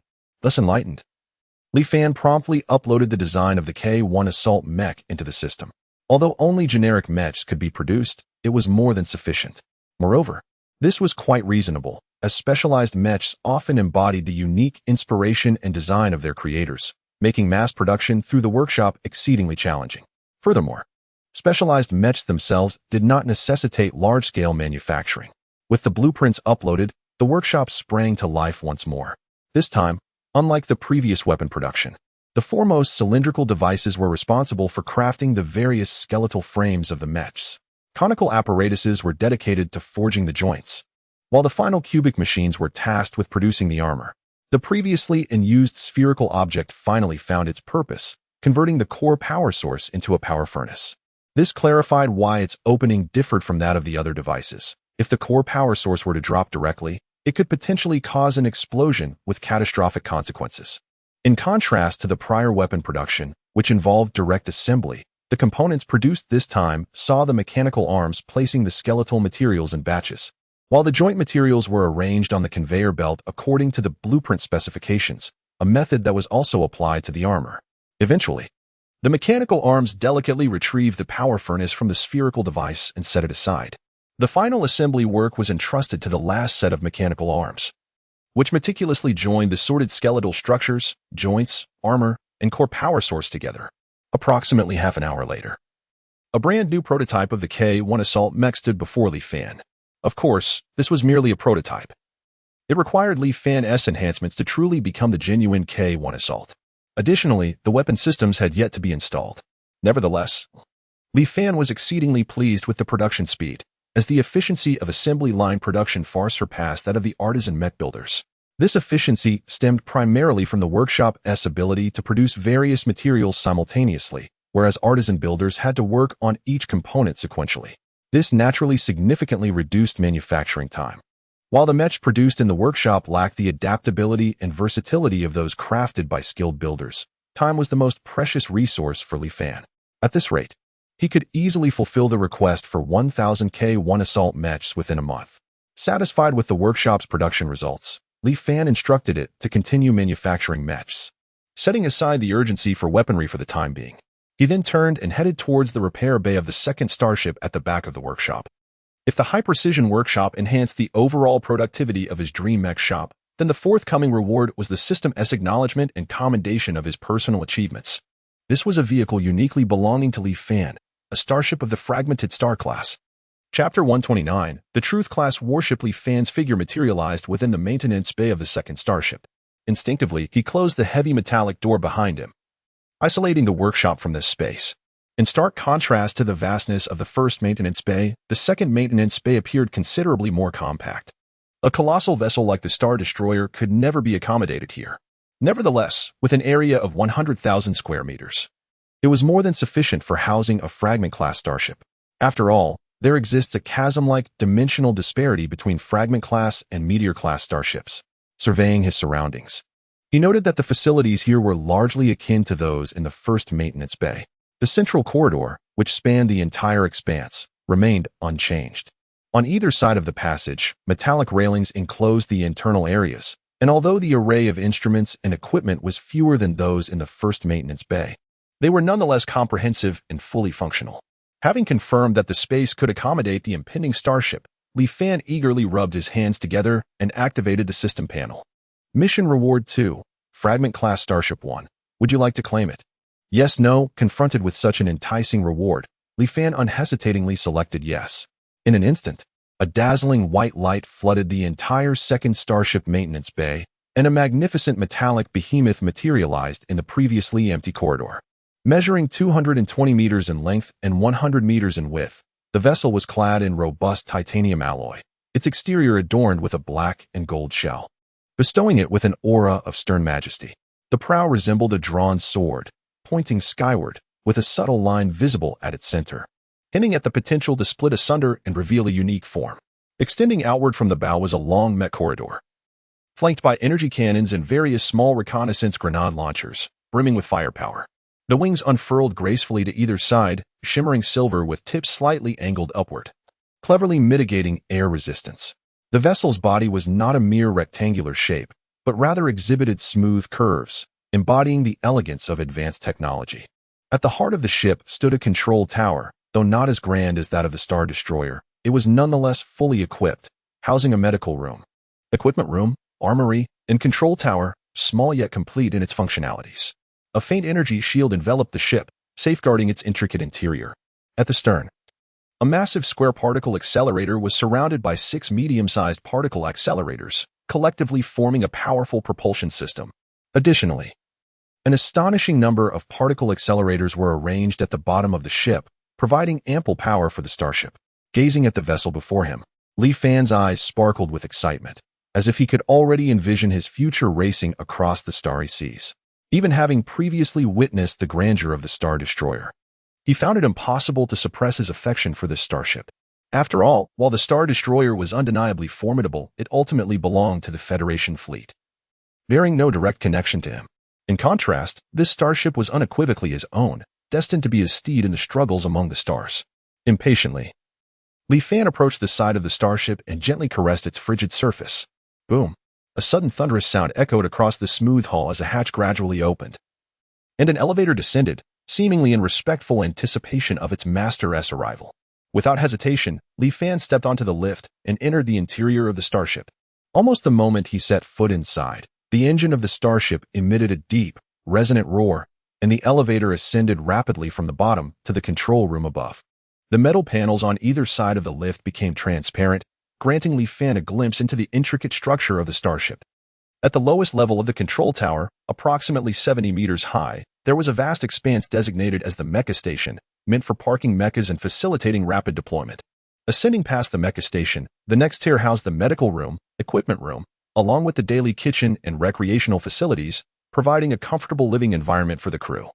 Above this, there were compact living quarters where crew members could rest and dwell during lengthy interstellar voyages. As the elevator proceeded beyond these living areas, its speed gradually diminished. Ultimately, he arrived at the control room situated at the pinnacle. Upon entering, the lights within the control room illuminated automatically, casting a soft glow throughout the space. Encircling the room was a band of luminous screens, displaying various operational data of the starship alongside external environmental information. At the center of the control room stood the captain's command seat, facing two pilot stations adorned with an array of activation buttons and dashboards, revealing crucial information such as the starship's speed and heading. Flanking the command seat on either side were rows of control stations, designated for managing various weapon systems and monitoring the surrounding environment. The quantity of these control stations suggested that the control room of a Fragment Star-class starship could accommodate approximately 25 personnel, including the captain. When considering the entirety of the lower space, the Fragment Star-class starship could accommodate around 500 combat personnel, a scale comparable to the standard configuration of the Federal Enforcement Corps and aligned with the usual organization of contemporary interstellar fleets. Li Fan meticulously observed the array of instruments within the control room. Their craftsmanship mirrored that of the equipment within the starship maintenance facility, embodying the pinnacle of current technology. Truly, as expected from the system, the quality was exceptional. Satisfied, Li Fan nodded in approval and proceeded directly to the captain's seat, where he settled down. At the moment he sat, a light screen promptly emerged beside him, and a virtual orb appeared before him, projecting a beam that swiftly scanned his entire being. Confirmation of Captain's identity is accurate. Please name the starship, as naming it will activate all functionalities and grant the authority to assign boarding personnel.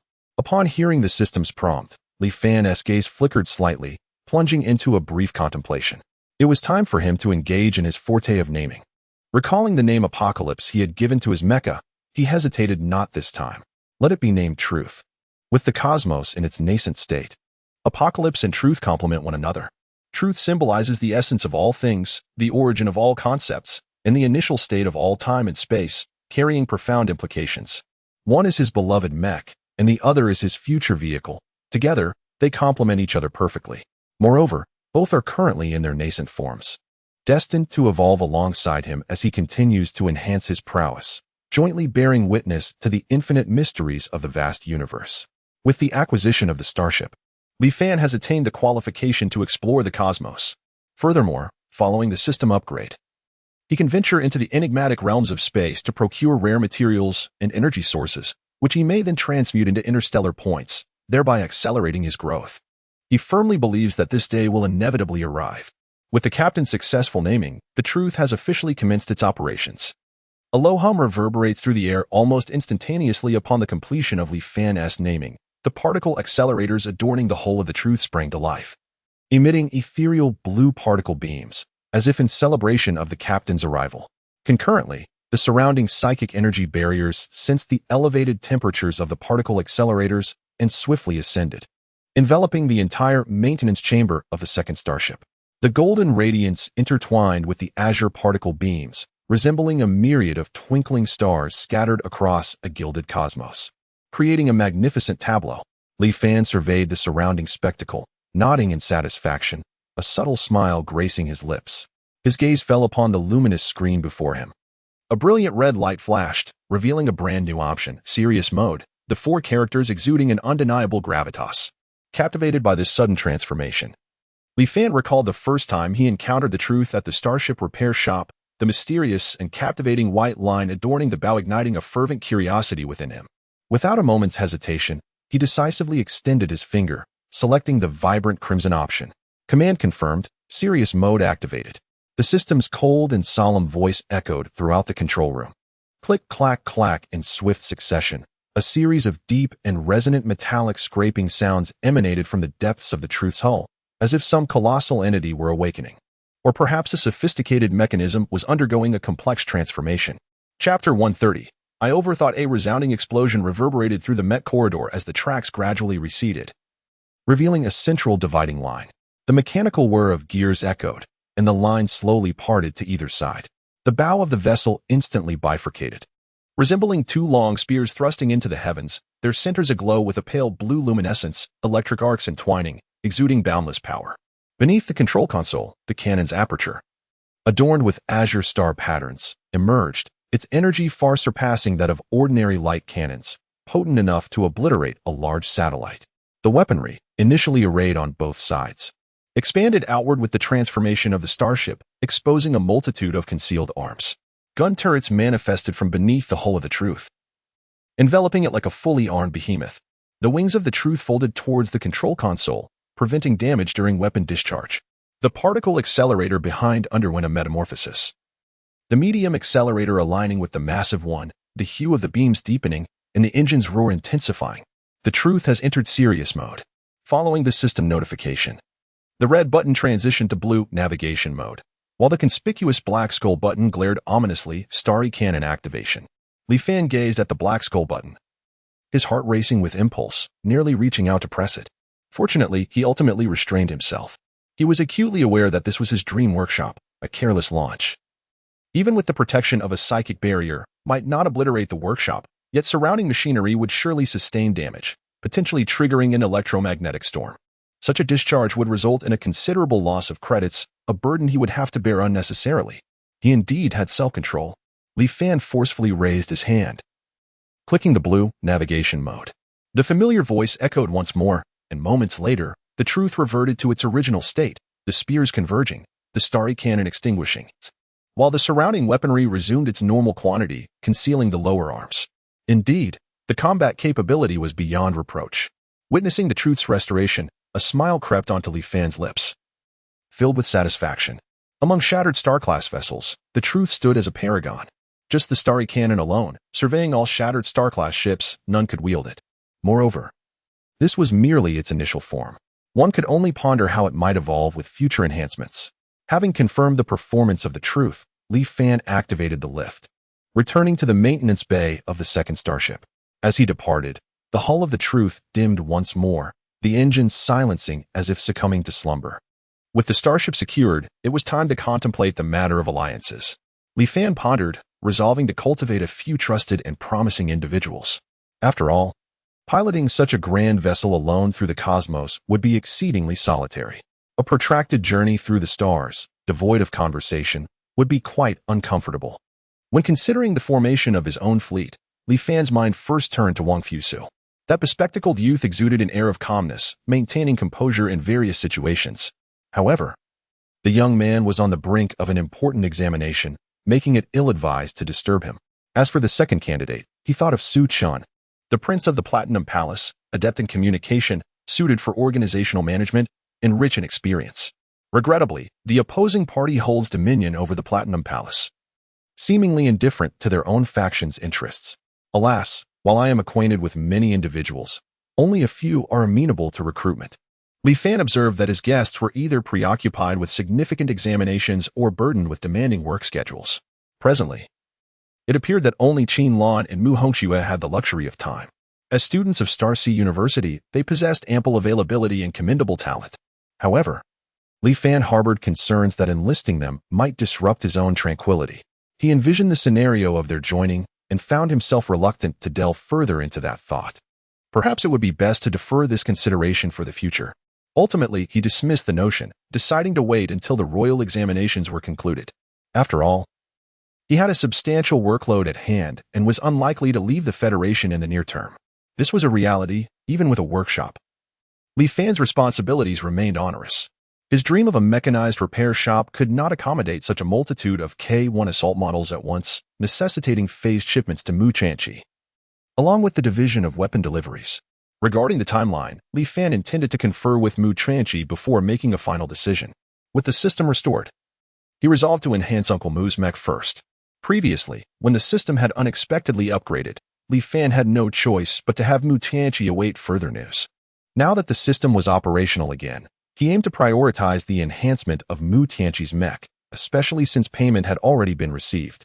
Exiting the No. 2 Starship maintenance chamber and passing by the workshop, Li Fan confirmed that the production of K-1 Assault was ongoing and proceeded directly to the No. 1 maintenance chamber. Upon entering, he was greeted by the imposing presence of the Vine, which, even in its dormant state, imparted a profound sense of awe. However, it paled slightly in comparison to the starship. Approaching the Vine, Li Fan extended his right arm and gently touched the brown crystal located on its leg. This marked his inaugural attempt at enhancing a psychic-level mech, and moreover, one at the pinnacle of psychic levels. He was uncertain of the enhancement's effects. Gazing at the Vine, Li Fan recalled Mu Tianqi's extraordinary talent. With an S-grade talent for the Vine of all things, he could manipulate wood-based energy, causing even iron trees to bloom. During previous encounters against defensive barriers, hints of this ability had already emerged. Within the Dream Repair Shop, Muqianchi had conjured plant growth to form a wooden shield, effectively deflecting the attacks of the barriers. The appearance of the vine also hinted at the nature of his talent. With the talent confirmed, Li Fan's focus for the enhancement naturally gravitated towards wood-based attributes. After establishing his enhancement direction, he commenced his actions, initiating 5th-level enhancement. As Li Fan's hand made contact with the vine, he activated the 5th-level enhancement. With the initiation of the enhancement, the green crystal on the vine shimmered, and the brown crystal at the joints responded with radiant light, transforming the entire maintenance chamber into a verdant jungle. A vibrant green luminescence and the essence of life surged forth, teeming with vitality. Even a phenomenon of blooming flowers and rampant weeds emerged, casting shadows of green grass upon the metallic floor, imbued with the essence of spring soil.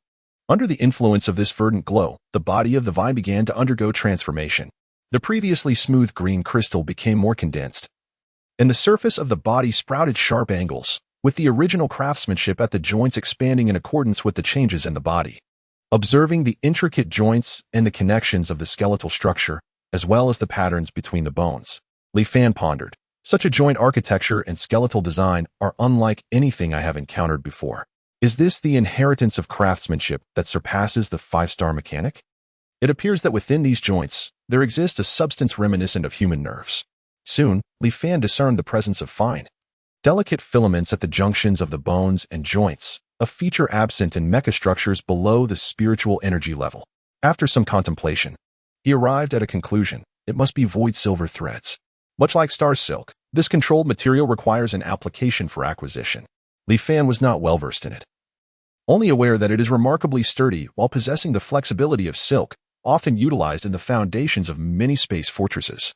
It now seemed that its applications extended beyond that, as it also appeared in spiritual energy level mechas. In addition to the void silver threads, Li Fan noticed the unique characteristics of the vine skeletal structure. Its bones were not merely a single layer. Through the luminescence, he could clearly see an even more robust inner skeleton beneath the outer exoskeleton. This was likely intended to enhance the load-bearing capacity of the bones. Considering the formidable offensive power of spiritual energy level mechas, the radiance continued to spread, and the skeletal joints of the vine were fortified. Subsequently, the armor upon its form began to transform. The 2 elongated appendages at the back grew thicker and more vibrant green, once as slender as tendrils. Now comparable in thickness to the arms, seamlessly connecting with the shoulder armor, quietly cascading behind. Although the material remained as green crystal, its density was far beyond that of ordinary green crystal. The armor's composition also underwent a change. The sharp edges made Li Fan hesitate to approach, even enveloped in starlight. The 2 green crystal armor plates, previously criticized, began to slowly shift backward and converge towards the center, resembling 2 barbed spikes embedded at the rear of the head. Simultaneously, the fearsome visage of the mask, resembling a malevolent spirit, slightly retracted its fangs, becoming less terrifying, though its eyes bulged slightly, exuding an intense gaze. If the earlier vine resembled a demon, it now bore an even closer resemblance to a 4-armed, wrathful deity. At last, the enhancement of the vine was complete. A star brilliance surged forth. On its right arm, a hint of green emerged, followed by a pitch-black armament that swiftly enveloped it, adorned with intricate patterns, sparkling with starlight, harmonizing perfectly with the vine. At the moment the armament materialized, a faint glimmer flickered in the eyes of the unmanned vine.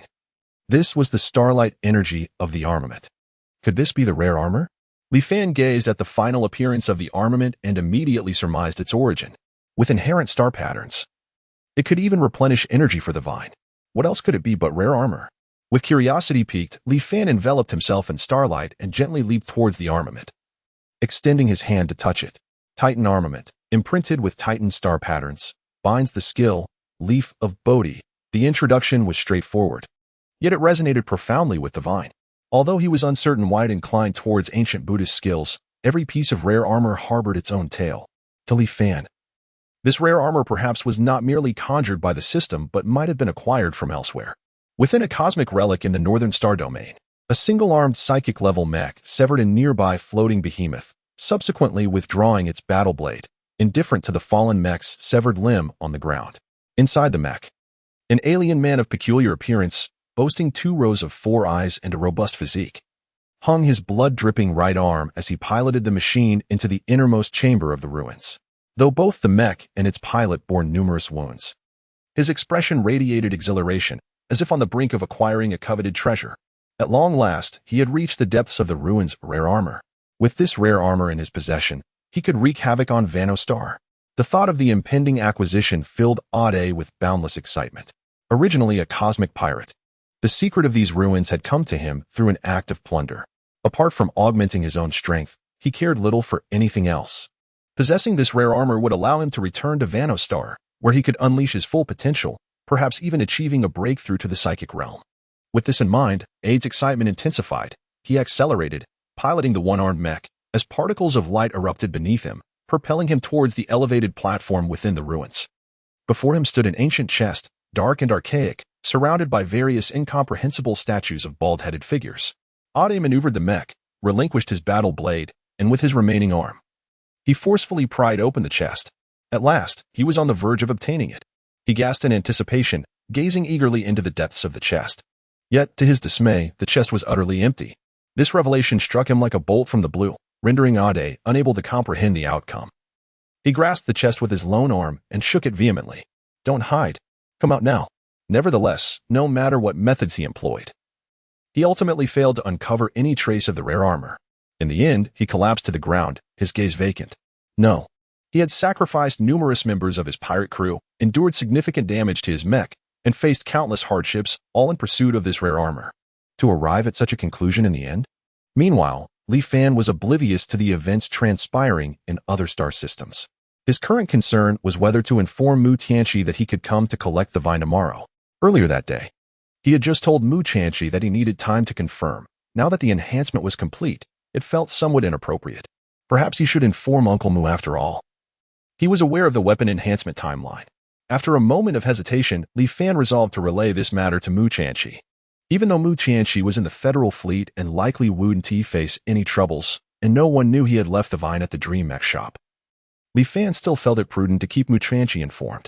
Firstly, if he encountered danger, being without a mech would pose significant issues. Secondly, leaving the vine at the Dream Mech shop was not a viable solution. The first maintenance bay was his most frequently used, and if it remained closed, both Qing Kong and Fu Rongfu might grow suspicious, necessitating explanations, which would be quite troublesome. Li Fan took out his phone and dialed Mu Tianqi. Beep beep beep, hello? Li Fan? I presume the enhancement of the vine cannot be completed within a month, correct? Mu Tianqi answered the call, inquiring first and foremost. At this juncture, Li Fan's phone call to him was likely regarding the matter of the vine. He anticipated the outcome. Presuming that Li Fan would be unable to complete the enhancement of the vine within a month, especially considering it was a psychic-level mech, a task not easily accomplished. However, to his surprise, Li Fan calmly stated, "The vine has been successfully enhanced. Uncle Mu, if you are free tomorrow, do come to collect it." On the other end of the line, Mu Tianqi's voice abruptly ceased, and Li Fan seemed to hear something fall. Li Fan waited patiently, but when no response came from Mu Tianqi, he cautiously inquired, "Uncle Mu?" A sudden fit of violent coughing erupted from the phone. In his office, Mu Tianqi, startled by Li Fan's words, sprang to his feet, knocking his chair to the ground. Only after hearing Li Fan's call did he snap back from his shock, exclaiming, "What did you say?" In that fleeting moment, Mu Tianqi thought he might have misheard. He was aware of Li Fan's rapid enhancement capabilities, yet those pertained to stellar-level mech weaponry, incomparable to his own vine. Moreover, during his visit to the Dream Mech repair shop that day, Li Fan had appeared somewhat hesitant, uncertain about the duration of the enhancement. Could it be that Li Fan intended to surprise him and was deliberately withholding information? Unable to comprehend, Mu Tianqi instinctively asked, "How did you achieve this?" "Never mind. Perhaps it is better not to inquire further." Yet, he soon relinquished the thought of pursuing the matter. Everyone harbors their own secrets, and Li Fan's were particularly astonishing. As Li Faxio's apprentice and his own nephew, Li Fan's willingness to share the true pace of the weapon enhancement was a testament to his trust. There was no need for further questioning. Mu Tianqi was confident that Li Fan would not wield his powers for nefarious purposes against Gaislan. Furthermore, should this information come to light, it could attract the attention of all psychic-level mech masters, potentially bringing trouble to both himself and Li Fan. Not to mention, it could also alert the Bloodbath Alliance, whose members might stop at nothing to eliminate Li Fan, leading to catastrophic consequences. Well then, when shall I come to collect it tomorrow? Mu Tianqi no longer pressed for details, and naturally, Li Fan had no intention of elaborating. He simply informed Mu Tianqi that the vine was ready for collection, which also served as his way of communicating the successful enhancement. All right. I will find a suitable time to come by. Mu Tianqi readily agreed without hesitation. After Mu Tianqi's affirmation, Li Fan hung up the phone. After a moment of silence following the call, Mu Tianqi, a peak psychic-level powerhouse, struggled to regain his composure. Once the shock dissipated, an overwhelming sense of anticipation took hold. The enhancement was complete. He wondered about the efficacy of the enhancement. Both Hong Er and Qin Tianhao had sung Li Fan's praises regarding his enhancements. And considering he had crafted the epic, making K1 assault mech, the enhancement results could only be exceptional.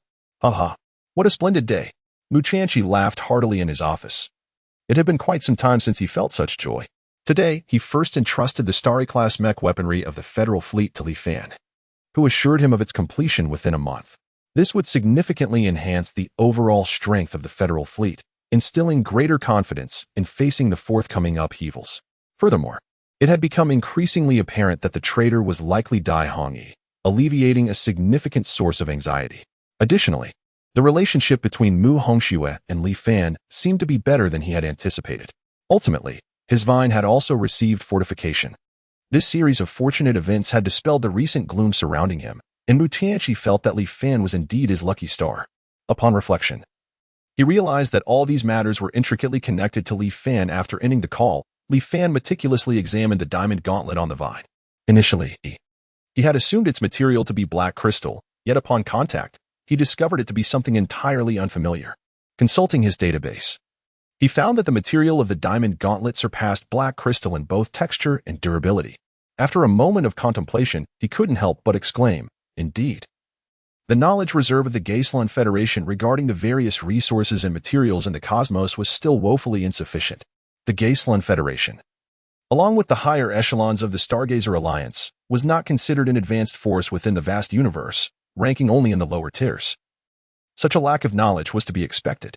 Otherwise, there wouldn't be so many mechanics risking their lives to venture into the Central Star region and other developed areas. At least for now, this was a reality Li Fan could not alter. I've overthought this. Li Fan shook his head with a light chuckle. These matters were not within his purview at the moment.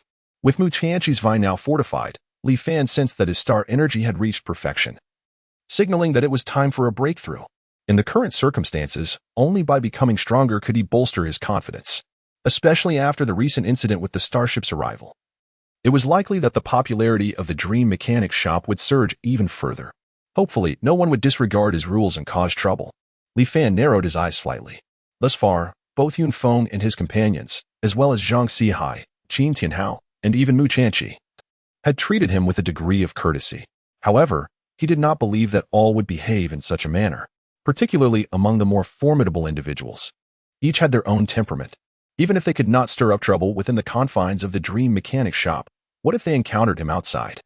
Or what if a powerful member of the Bloodbath Alliance launched a sudden attack? Only by possessing sufficient strength could he free himself from such concerns. Gazing at the sky, it seemed that yet another night would be spent at the Dream Mechanics shop. He first organized the workshop, then checked on the status of the truth, and finally assisted Mu Tianqi in fortifying the vine. Li Fan had certainly accomplished a great deal today, which naturally consumed his time. Exhaling a deep breath, he felt the changes of the third layer of meditation, closing his eyes tightly. Two tides materialized instantaneously between his palms, which he gradually drew closer together. As the two streams of stellar energy drew near their closest proximity, their operations ceased, distorting their original contours and causing the energy to surge upwards, manifesting an irregular shape reminiscent of an asteroid belt. With a resounding boom, the once orderly tides halted their rotation, engaging in a tumultuous tug-of-war. The central band of stellar energy, influenced by their mutual gravitational forces and repulsions, began its relentless ascent, shifting its position. Ultimately, it settled abruptly beneath the chest and above the abdomen, coalescing into a singular point of light. An incessant flow of stellar energy converged upon this luminescent focal point. The metallic panels of the mechanics workshop quivered slightly under the weight of this force. Fortunately, the psychic defense barrier contained the ensuing ripples. Moments later, a third stellar tide materialized, establishing a triadic equilibrium with the 2 points in the palms. Chapter 131. Fairness? Boom. Following this, the stellar energy erupted, illuminating the entire training ground with a brilliant radiance. This light coalesced into a dazzling blade of starlight, seemingly cleaving the very heavens as it surged skyward. The inky darkness of the night was sliced open by this radiant trajectory, lingering long after its passage. Chu Chun and young Master Lu, ensconced within their respective mechs, were momentarily stunned by the awe-inspiring spectacle before them. Their eyes wide with disbelief as they beheld the surging stellar energy emanating from Li Fan. In unison, they turned to exchange glances. Acutely aware of the flickering lights within the electronic eyes of their mechs, Sakura Fall and Tyrant Dragon. Clearly, their emotions were far from tranquil at that moment. How? Am I now qualified to be your opponent? A light-hearted chuckle escaped Li Fan's lips, shattering the silence of the training ground. His desire to spar with the two was an impulsive thought that had suddenly arisen within him. Previously, while enhancing the apocalypse, he had felt a twinge of regret. Despite possessing formidable mechs, opportunities to truly engage in battle had been scarce. Now, with the apocalypse recently fortified and 2 stellar mech pilots before him, Li Fan found himself itching for a challenge. Typically, seeking out stellar mech pilots for practice was no simple task. He could hardly approach Captain Qin Lan and brazenly request, "Captain, would you indulge me in a duel?" Such an action would not only be awkward, but also contrary to Li Fan's character. While he would gladly seize an opportunity to showcase his skills, instigating a challenge felt exceedingly cumbersome, as Li Fan truly revealed the prowess of a stellar mech pilot. Young Master Lu and Chu Chun found their minds rendered blank, utterly paralyzed by the revelation. Within the cockpit of the Tyrant Dragon, Chu Chun blurted out, "How is this possible? How can a mechanic possess such potent stellar energy?" Almost immediately, he dismissed his own thoughts, exclaiming, "No, wait. How old is Li Boss? He is already a stellar-level mech pilot?" He then questioned again, still not right. "Are you truly Li Fan?" In that moment, his words tumbled forth in disarray. The impact of Li Fan being a stellar mech pilot was overwhelming for him. He would have preferred to believe that Li Fan was a super mechanic with extraordinary skills, capable of creating mechs that did not require stellar energy to operate. However, upon reflection, that notion seemed even more absurd. Regardless, the mere fact that Li Fan could pilot a mech was already astonishing. Li Boss is truly a hidden gem. It is no wonder the team leader holds you in such high regard. I initially thought. It seems my perspective was rather narrow. At that moment, young Master Lu's voice, tinged with complex sentiments, echoed through the air. Her astonishment and reflections regarding Li Fan's demonstration of stellar mech pilot abilities rivaled that of Chu Chun. Yet, apart from feeling somewhat embarrassed about her earlier address of him as sister, young Master Lu maintained a relatively composed demeanor. Considering the level of attention bestowed upon Li Fan by her superiors, she found it hard to believe yet reluctantly accepted the reality that he was both a mechanic and a starry sky mech master. However, deep within her heart, she harbored a more intriguing possibility, that Li Fan's identity as a mechanic was merely a fade. His true identity might very well be that of an unparalleled prodigy secretly nurtured by the Wasteland Federation, an extraordinary talent. After all, achieving the status of a starry sky mech master at such a young age was unprecedented, if not impossible to replicate in the future. It is worth noting that she, once hailed as a genius, had only managed to break into the ranks of the starry sky mech masters at the age of 30. According to incomplete statistics, the youngest starry sky mech master before her had also succeeded only after the age of 28. Yet, judging by the scan information they possessed, Li Fan appeared to be no older than 25. Reflecting on the arduous efforts and lengthy time she had invested to attain the status of a starry sky mech master, Lu Gongzi felt a deep sense of despair at the vast chasm that sometimes separated individuals. As for Chu Chun beside her, he was actually a few years her senior. The reason he referred to her as Gongzi Jia was solely due to her superior strength. If Lu Gongzi were aware that Li Fan was barely shy of 20, he would likely question the very nature of existence. A starry sky mech master under the age of 20?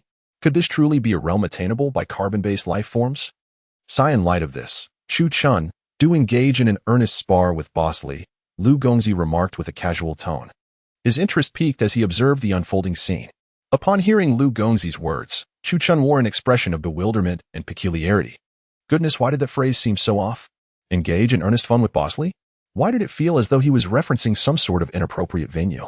Regrettably, such audacious thoughts were ones he dared not voice aloud.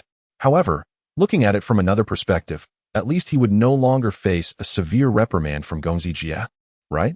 With that thought, Chu Chun instantly perked up, turning eagerly towards Tanchi, seemingly anxious that Lu Gongzi might change his mind, and hastily exclaimed, "Let us go, Boss Li. Let us have some fun." Upon hearing Chu Chun's proclamation, Li Fan felt something amiss. as if those words echoed phrases he had encountered in some rather dubious literature.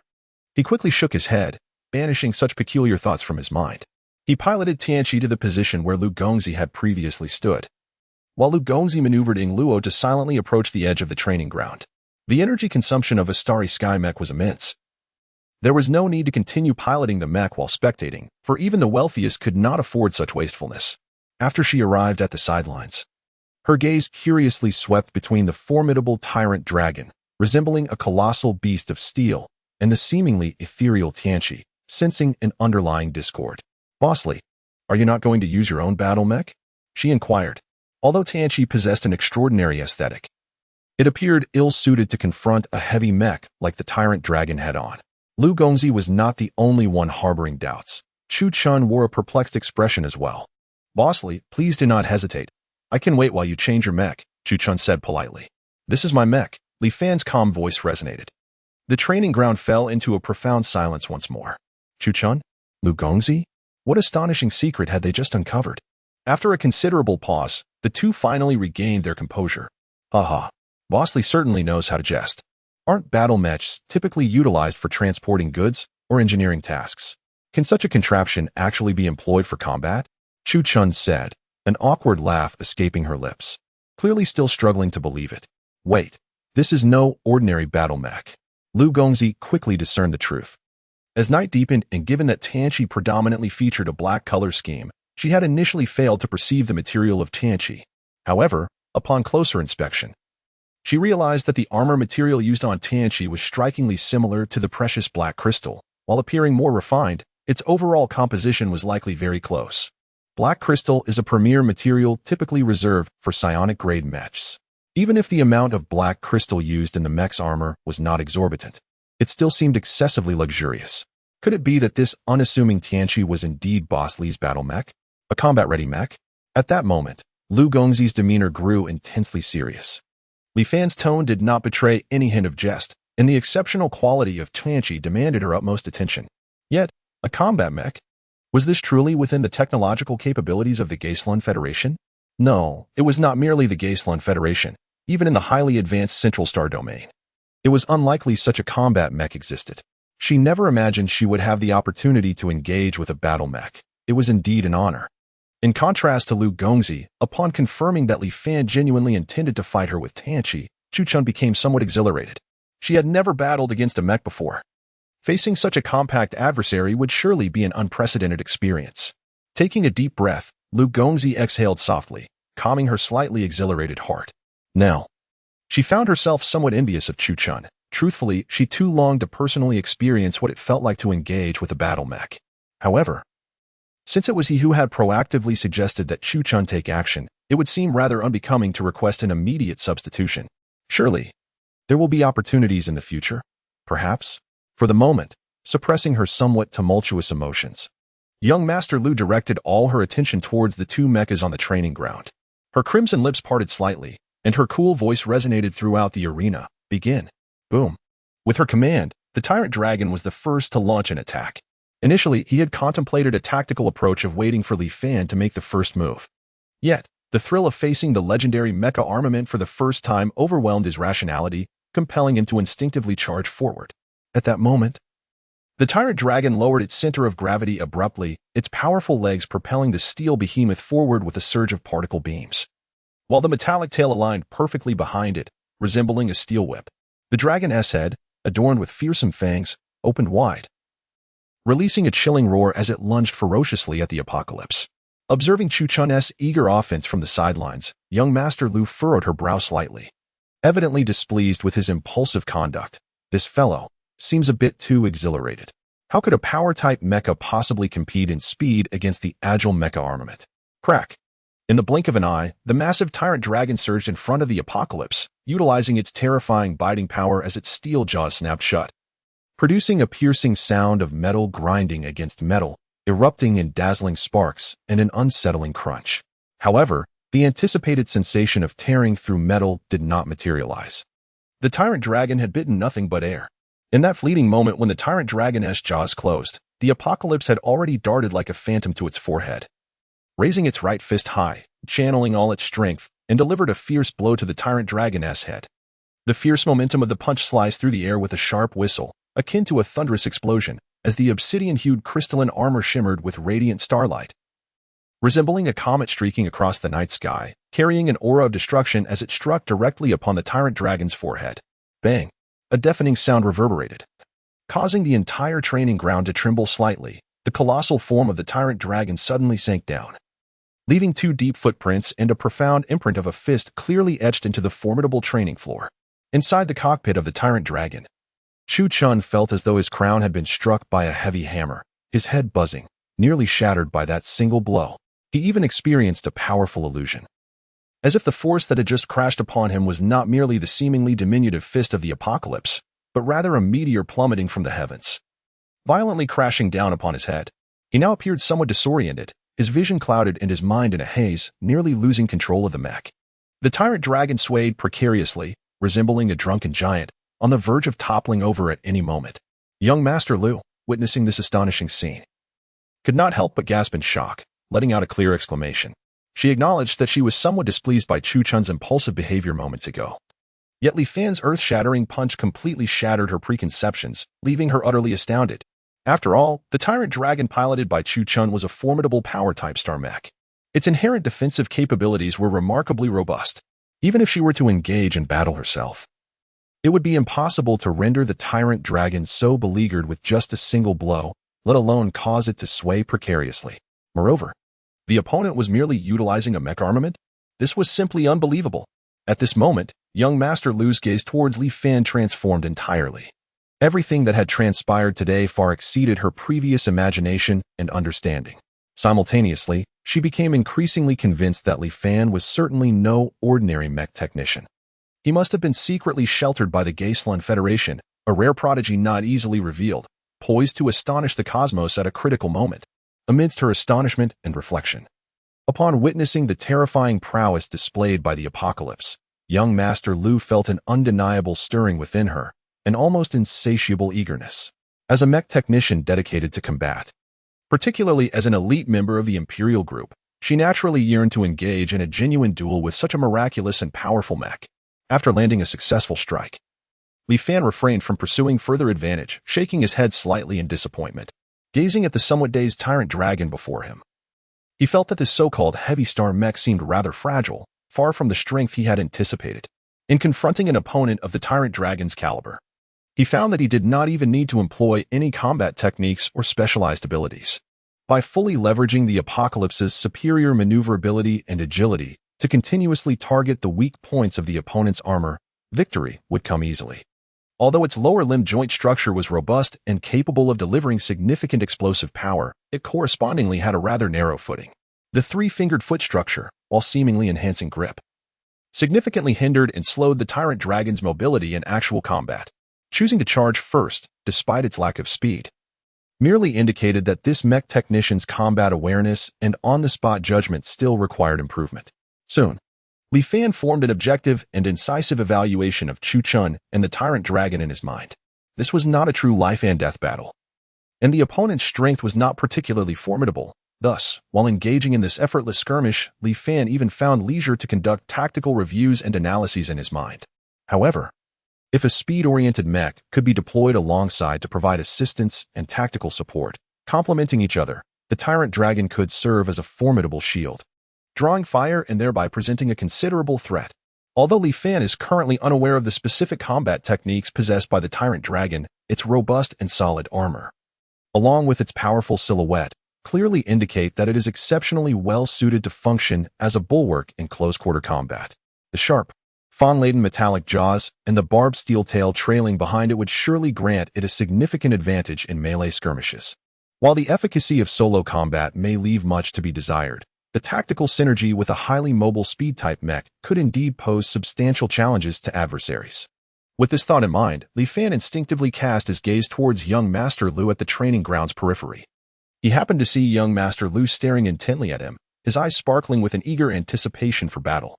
From the depths of her gaze, Li Fan unmistakably detected an unabashed fervor for combat.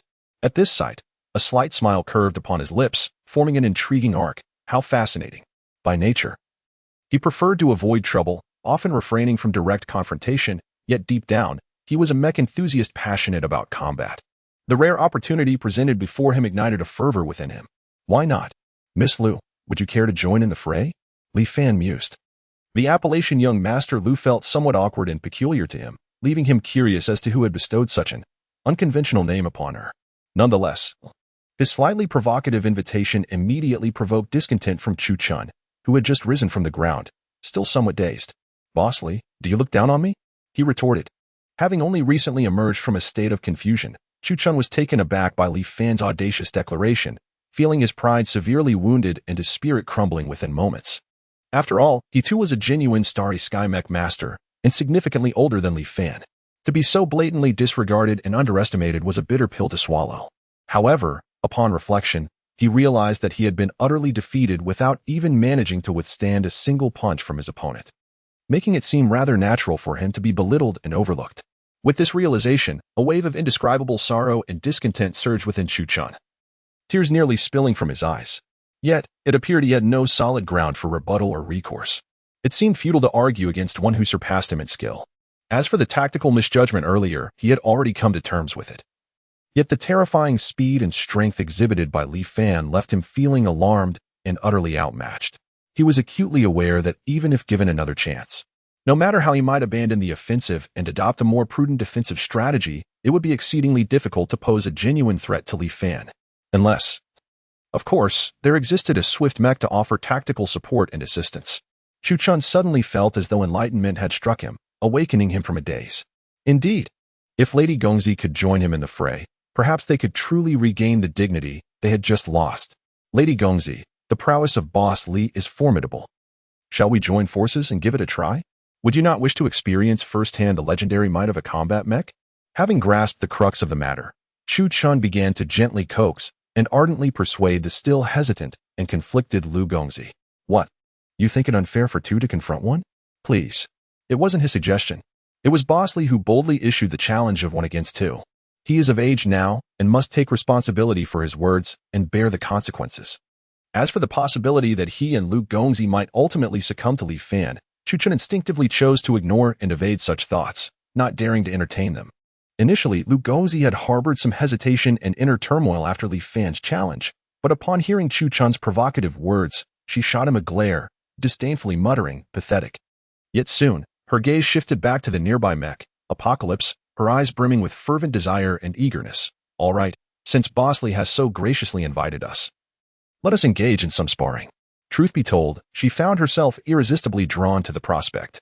After all, a combat mech, characterized by its agile and versatile design, mysterious performance, and one she had never even heard of before, had now appeared right before her. As an individual possessing an almost fervent obsession with mechs, who could resist such a tantalizing temptation? Having made her final decision, Lu Gongzi ceased her hesitation and directly activated the mech summoning program by lightly touching her personal terminal. With a soft hum, accompanied by a slight spatial fluctuation, the streamlined silver mech, Cherry Blossom, materialized in the training ground. Its elegant and technologically advanced contours reflecting a metallic sheen under the lights, resembling a magnificent work of art. Upon the arrival of Cherry Blossom, a surge of stellar energy cascaded from within the mech, enveloping its form, and the mech's electronic eyes illuminated, glinting with a sharp brilliance. Lu Gongzi moved with a ghostly swiftness, instantly leaping into the cockpit of Cherry Blossom, guiding the mech to rise gracefully. With a resonant and powerful engine roar resonating in the air, Sakura gracefully approached the Tyrant Dragon's side, moving with the elegance of a dancer, and stood shoulder to shoulder with Chu Chun, gazing at the two imposing steel behemoths before him, each exuding a formidable aura yet differing in style. Li Fan's lips curled upwards, revealing a glimmer of anticipation. In the center of the training ground, the solitary Tianqi appeared diminutive and fragile compared to the colossal Tyrant Dragon and Sakura. This time, without the presence of young Master Lu to announce the beginning of the contest, a countdown display imbued with a sense of advanced technology abruptly materialized before Li Fan, Chu Chun, and young Master Lu. 5, 4, 3, 2, 1, 0. At the very instant the countdown reached its conclusion, the Tyrant Dragon and Sakura activated almost simultaneously, one to the left and the other to the right. Akin to two torrents of steel, launching a synchronized assault towards Tianqi positioned at the center of the training ground. unlike their previous reckless sprint. The Tyrant Dragon had evidently learned from past experiences, controlling its speed within a more reasonable range to avoid the awkwardness of diminished maneuverability due to excessive velocity. Although its form retained a slight forward lean, its steps were decidedly more stable, each firmly planted upon the ground. The robust hind legs propelled with a subtle blue tail flame emitted from the particle accelerator, providing continuous thrust.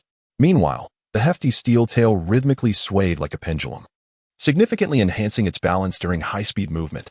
To the right of the Tyrant Dragon, the silver-white Sakura maintained an almost identical speed, keeping pace alongside its counterpart, executing a coordinated strategy.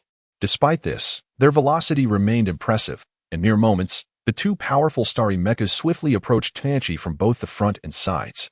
Suddenly, the Tyrant Dragon halted momentarily, planting its sturdy left leg firmly to stabilize its center of gravity.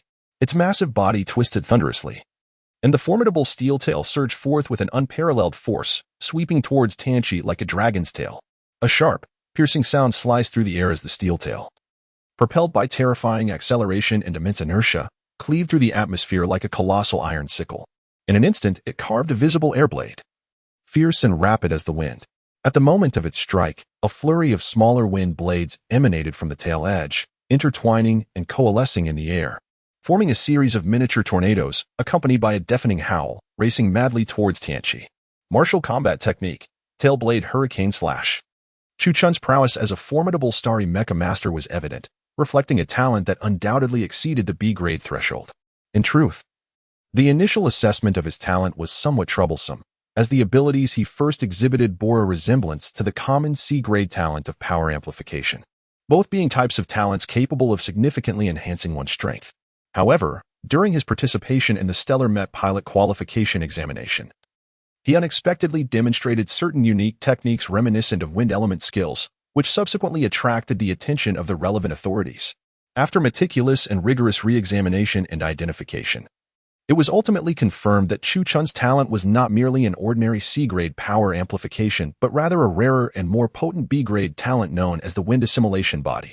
Though its external manifestation bore some similarity to typical physical enhancement talents, it possessed the ability to manipulate and control a limited degree of wind elemental power through the physical body.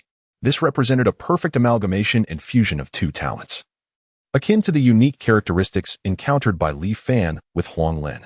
A ferocious tornado, accompanied by a flurry of slicing wind blades, surged forth, seemingly poised to engulf Tanchi entirely.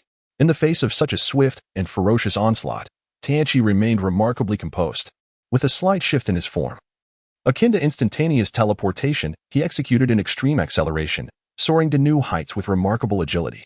Li Fan had no intention of confronting the Tyrant Dragon's powerful strike head-on, instead opting to replicate his previous strategy against the creature, leveraging his significant advantage in mobility to continue to toy with his opponent. The piercing wind blades struck the energy shield of the training ground with a shrill whistle. The furious winds howled, and the turbulent air currents generated a powerful shockwave that spread like a tsunami in all directions. In the blink of an eye, Tanchi, like a phantom, deftly maneuvered to a vantage point high above the Tyrant Dragon. From his back, a burst of particle beams erupted, unfurling like a pair of resplendent fiery wings, gently swaying in the tempest, exuding elegance and agility. With his right fist clenched tightly, Tanchi's arm muscles tensed instantaneously as he concentrated all his strength at the tip of his fist, descending with tremendous force upon the somewhat dazed head of the Tyrant Dragon. However, at that critical moment, the training ground was suddenly filled with swirling cherry blossoms. Countless pink petals materialized, dancing gracefully in the air like ethereal sprites. Within the blink of an eye, the crystalline petals coalesced into an expansive sea of pink resembling a long whip, enveloping Tanchi's petite figure in a vast, delicate prison of blossoms. Tanchi, summoning all his strength, delivered a forceful punch aimed at the whirling cherry blossom petals, expecting to shatter the seemingly fragile petals into countless fragments. To Li Fan's astonishment, those seemingly delicate cherry blossom petals, upon receiving Tanchi's full force strike, suffered no damage whatsoever, continuing to flutter gracefully in the air as if protected by some mysterious power. Li Fan felt as if his punch had vanished into the abyss, leaving no tangible effect on the delicate cherry blossom petals, merely striking emptiness. The martial technique, Cherry Dance Whip, is one of young Master Lu's renowned skills in the signature combat technique of the Sakura Mecha. When used against ordinary starry mechas, it manifests as an energy whip, conjured from the essence of cherry blossom petals, akin to the size of a whip. However, given Tianqi's diminutive stature, this technique appeared to him as an overwhelming sea of blossoms, an endless expanse with no refuge or concealment, suspended gracefully in midair. Approximately 20 to 30 meters away from Tianqi, Sakura effortlessly hovered while young Master Lu, with a serious demeanor, controlled the mecha. One hand firmly grasped a cherry blossom petal, resembling a grip on the end of a long whip, while the other hand had stealthily withdrawn an exquisitely designed energy gun. At its muzzle, a dangerous accumulation of energy sparked ominously, pulsating with an increasingly intense glow, ready to unleash its formidable force at any moment. In the next instant, a dazzling blue beam erupted from the energy gun, tearing through the air with ferocity. The blue light became the predominant hue of the training ground, its blinding brilliance eclipsing even the illumination above. The energy cleaved to the skies, carrying an unparalleled and terrifying might, directly striking the sea of cherry blossoms that ensnared Tianqi. What initially appeared soft and graceful transformed under this newfound energy, enveloped in a resplendent coat of light energy, rendering it unassailable. At the epicenter of countless petals, where energy converged most intensely, an explosion erupted instantaneously. Boom! The deafening roar of the explosion reverberated throughout the training ground, as a colossal mushroom cloud of energy surged upward, with the terrifying shockwave crashing against the energy barrier of the training arena, sending ripples through the air. "Young Master, we've succeeded," came the exhilarated shout from Chu Chun within the Tyrant Dragon's cockpit. This was a tactical synergy gradually honed by him and young Master Lu during their collaborative assaults. Typically, he would pilot the Tyrant Dragon to confront the enemy head-on, unleashing a full-force offensive to draw the brunt of enemy fire, intentionally presenting vulnerabilities. Meanwhile, young Master Lu would seize the fleeting opportunity when the enemy prepared a fatal strike or diverted their attention, launching a decisive counterattack in that critical moment. They aptly named this tactical collaboration Sakura Wind Duet. Oh no, it seems I may have been overly earnest. What a disaster. Did I exert too much force just now? This is our crucial objective that we need to protect. However, the anticipated response from the esteemed Lu Gongzi, filled with approval and relief, did not materialize as expected. Instead, from the cockpit of Ing Luo, a voice emerged, tinged with frustration and concern. Deep within her heart, she felt a twinge of regret and self-reproach. After witnessing Li Fan's formidable prowess, she instinctively regarded him as an adversary, unleashing her full strength without hesitation. She had even resorted to the very trump cards that she and Chu Chun wielded against their foes, completely forgetting that he was the one she was meant to protect. She had held nothing back in her attack. Both the Sakura Whip and the energy cannon had been unleashed at maximum stellar energy output without the slightest restraint. Chu Chun's heart sank at her words. Setting aside the possibility of any connection between Li Fan and the team leader, the very fact that Li Fan had managed to ascend to the ranks of a star mech engineer at such a young age spoke volumes of his terrifying talent. Should anything go awry, bang! Yet before he could contemplate the potential ramifications of the situation, an overwhelming force surged towards him, and the familiar sensation of dizziness washed over him once more. No, this time it was far more brutal. The Tyrant Dragon Mech crashed violently to the ground, plunging Chu Chun into darkness as he lost consciousness. The impact raised a cloud of dust, and this sudden turn of events tightened Lu Gongzi's chest with trepidation. Hastily, she retracted her Sakura long whip. However, as she drew her hand back, the whip hurtled directly towards her, compelling her to cease channeling her stellar energy. "Both of you are rather careless," Li Fan's voice echoed behind her like a devil's whisper. Lu Gongzi quickly maneuvered Ing Luo, pivoting on her left foot while forcefully striking forward with both arms. Crack! The sound of their palms colliding reverberated. Lu Gongzi thought to herself, "This is bad." Just as she prepared to create distance, a pitch-black gun barrel was suddenly aimed at Ing Luo's forehead. Looking into the muzzle, she saw dark energy swirling menacingly. As black as ink, Ing Luo quickly raised her hands in surrender. Almost instantaneously, as her words left her lips, the dark energy cannon in Tianqi ceased its operation, dissipating as its stellar energy was reclaimed. As the dust settled, Lu Gongzi emerged from Ing Luo, her face contorted with confusion. Meanwhile, Chu Chun, having piloted Tyrant Dragon back to its feet, was frantically twisting the dragon's head, surveying his surroundings in utter bewilderment. He had no idea what had just transpired. Not only was Chu Chun lost, but Lu Gongzi was equally perplexed. She was certain that her Sakura Whip had struck Li Fan and that the subsequent energy cannon had indeed detonated. How could he have escaped unscathed while simultaneously launching a counterattack against both of them? Their combined efforts rarely faltered. and she even worried that she had struck Li Fan too forcefully. Yet, not only had there been no collateral damage, but Tianqi bore not even a singe mark.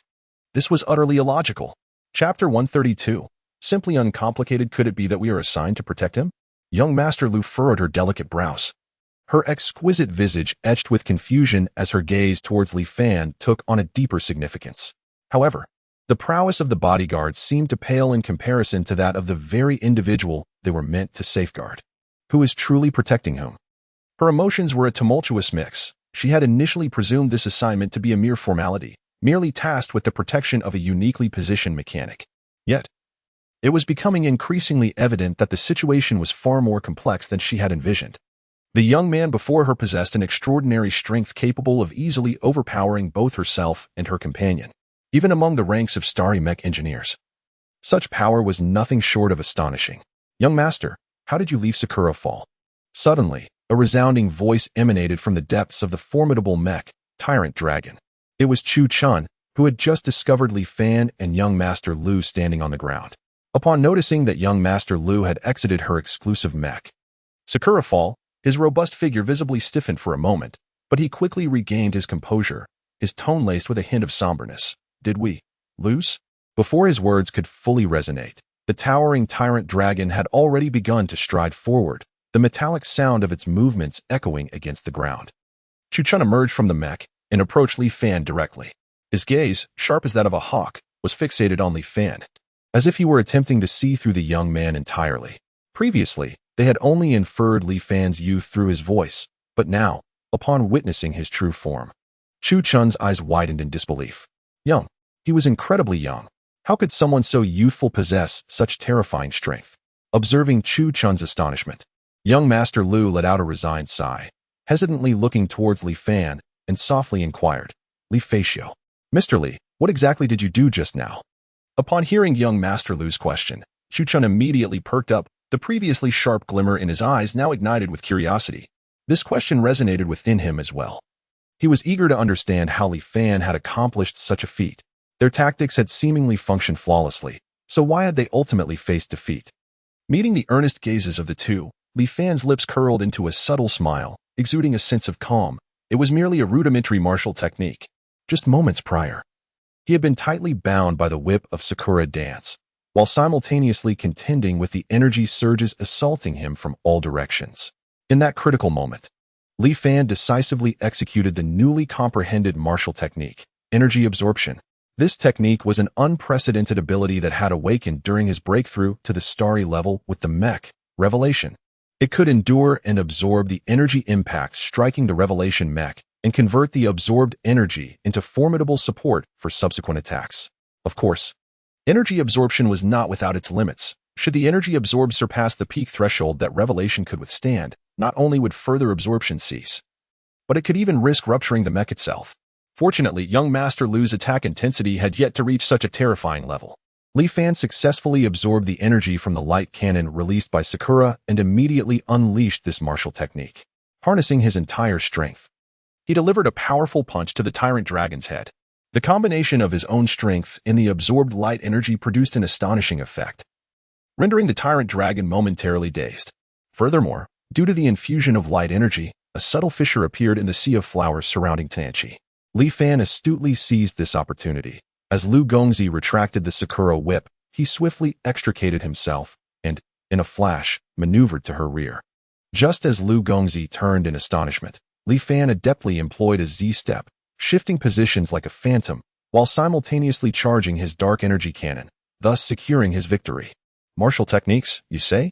Upon hearing Li Fan nonchalantly attribute his reversal of fortune to martial prowess, Lu Gongzi wisely refrained from probing further into the details.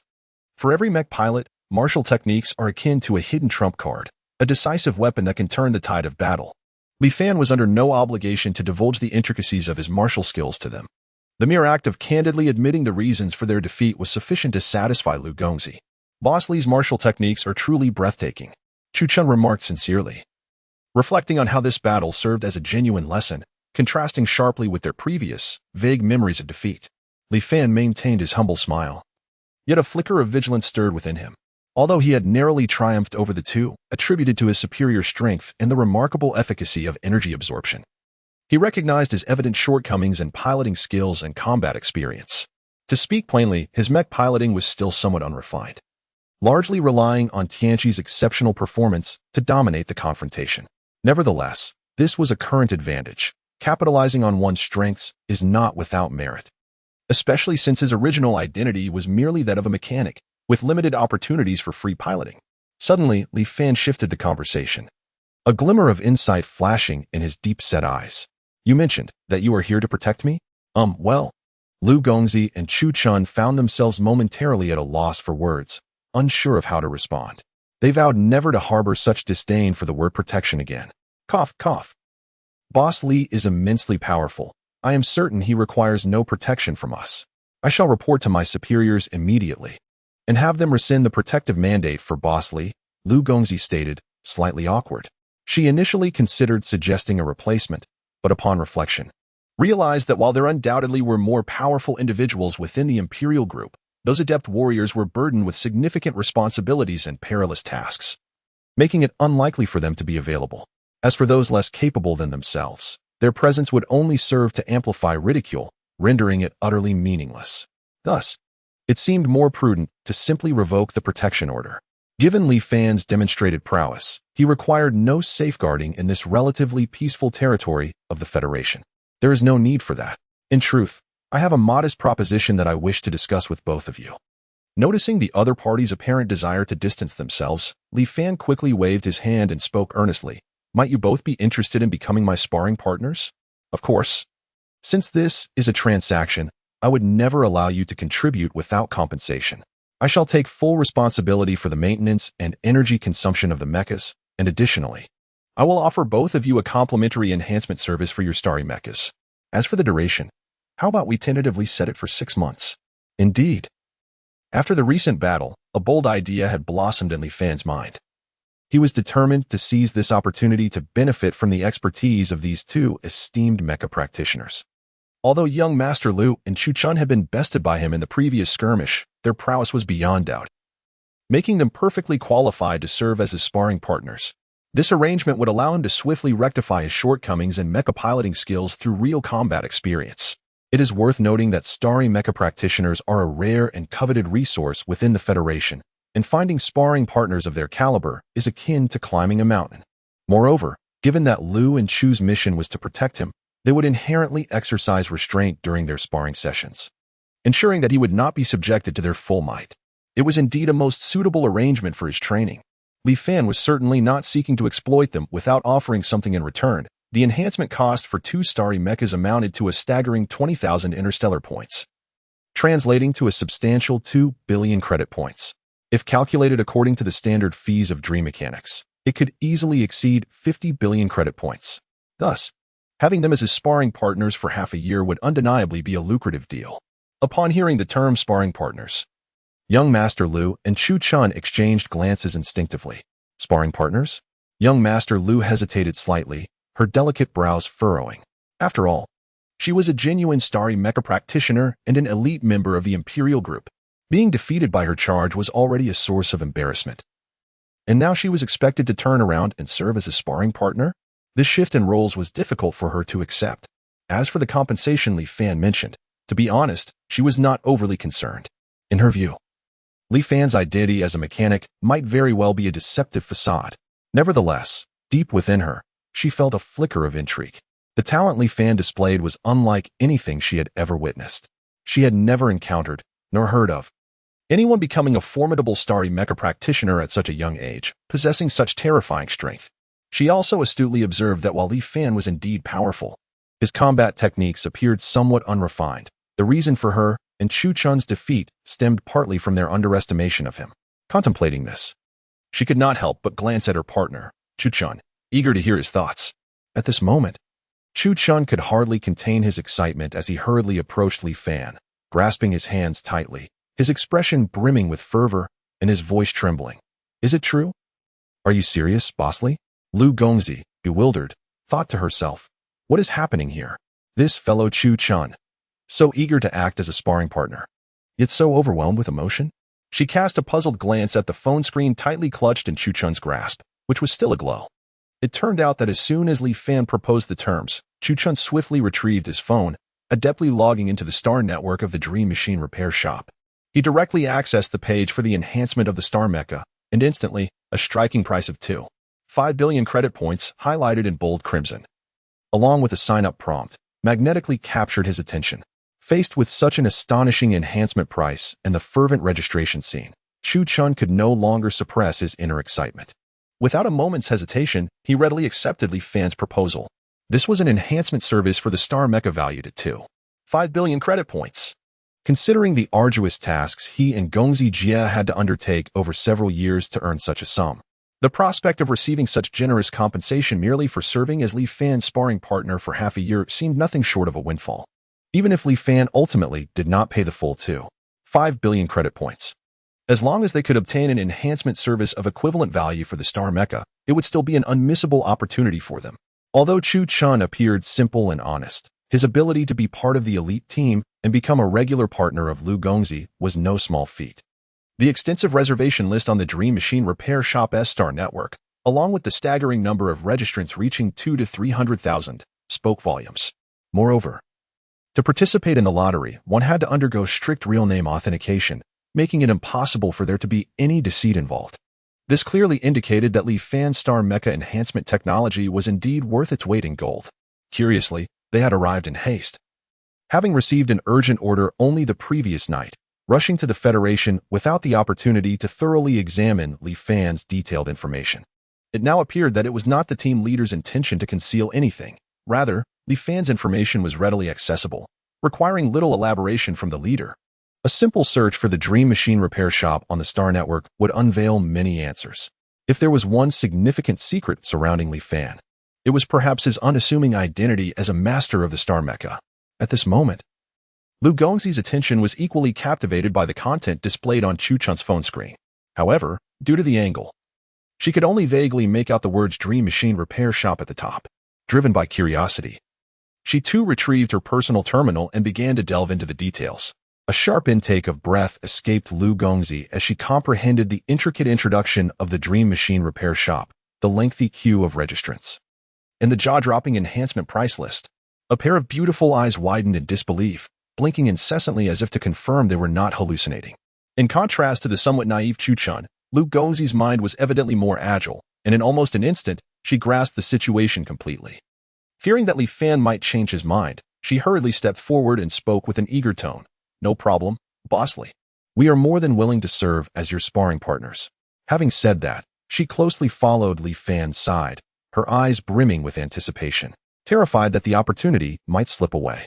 Li Fan's gaze shifted back and forth between Chu Chun and Lu Gongzi, and he found it quite intriguing that these two could become such a harmonious duo, which was surely not mere coincidence. They usually appeared to be of contrasting personalities, seemingly ill-matched, yet when faced with crucial matters, their responses were astonishingly in sync. Could this be what they referred to as synergy? "Since both of you are agreeable, let us proceed with signing the contract." Observing their enthusiastic consent, a slight smile of satisfaction graced Li Fan's lips as he gestured towards the nearby entrance of the Dream Workshop. As a competent businessman, his sense of security was always paramount. Any verbal agreement was as insubstantial as a castle in the air. Only through the signing of a legally binding contract could the efficacy of their agreement be truly ensured. Of course, he was also aware that this contract might not hold much binding power for the members of the Imperial Group. Moreover, even without signing a contract, given their identities and reputations, it was unlikely they would easily retract their commitment. Nevertheless, a sense of ritual was still essential. Lu Gongzi? Chu Chun? At that moment, it was as if a bolt from the blue had struck them, leaving their minds in a state of utter bewilderment. A contract? What contract? When did the illustrious starry mech master need to sign a contract to agree to serve as a sparring partner? They had not encountered the term contract in ages. Feeling both foreign and novel, everything that transpired today completely overturned their previous understanding. Li Fan's image in their minds grew increasingly enigmatic. Gongzi Jie. Could this be Boss Li's peculiar preference? I have heard that geniuses often possess some eccentricities. Chu Chun cautiously leaned closer to Lu Gongzi, whispering softly. Remarkably, Lu Gongzi did not react negatively to the term Gongzi Jie. Instead, she nodded thoughtfully. That seems likely. Li Fan. Hey. You too. Have you forgotten that I am a bona fide starry mech master? with senses far surpassing those of ordinary individuals, at such close proximity. Do you think I cannot hear your whispered conversation? And what is this about peculiar preferences? Well, I suppose signing contracts could be considered one of my minor quirks. But what on earth is this talk of eccentricities? I, Li Fan, am a paragon of virtue. Certainly not those villainous characters who frequently emit sinister laughter. Clearly, Boss Li has conveniently chosen to forget his past actions. Gentlemen, please come in. Li Fan shook his head helplessly, extending his right hand in a formal gesture of invitation, interrupting the whispered conversation between the two. Without a moment's hesitation, Lu Gongzi and Chu Chun stepped into the dream mechanic shop. What a jest! Regardless of any peculiar preferences, it was merely a contract. Even if Li Fan were to propose they sign a bond of servitude, well, that would certainly be out of the question. In any case, they had firmly committed to the role of sparring partners. Upon entering the dream mechanic shop, the futuristic decor immediately captured their attention. However, being elite mecha engineers of the Imperial Group, they had encountered the most opulent mechanic shops within the Star Alliance, so they did not display excessive astonishment. Soon enough, Li Fan drafted an electronic contract and sent it via his personal terminal to Lu Gongzi and Chu Chun. The two of them scarcely glanced at the specific terms of the contract before signing their names directly on the document. What a farce. How could someone of Li Fan's immense potential engage in any petty tricks? Such a notion was utterly preposterous. Once confirmed that both had signed the contract, Li Fan nodded in satisfaction, his gaze softening as he addressed them gently. Very well. The matter of enhancing the star mechas will be postponed until tomorrow. What do you gentlemen think? No problem at all. You should rest early, Boss Li. Lu Gongzi and Chu Chun expressed no dissent. Indeed, it was already quite late. Night had fallen, and it was now the witching hour, a time for repose. After exchanging a few pleasantries, the dream mechanic shop returned to its tranquil state. Seconds turned into minutes, and before long, several minutes had elapsed. Observing that the two remained steadfastly in place, showing no inclination to depart, Li Fan felt a twinge of confusion. Gentlemen, aren't you going to rest? Li Fan cautiously inquired. Oh, Boss Li, please do not mind us. Our duty is to serve as your personal bodyguards, and we must remain at your side, so you may consider us as though we do not exist. Rest assured, we are professionals, Chu Chun replied, standing tall with his hands clasped behind him, his voice robust. Though they had signed a contract for sparring, this was merely a private agreement. Their primary role remained that of bodyguards dispatched by the Imperial Group.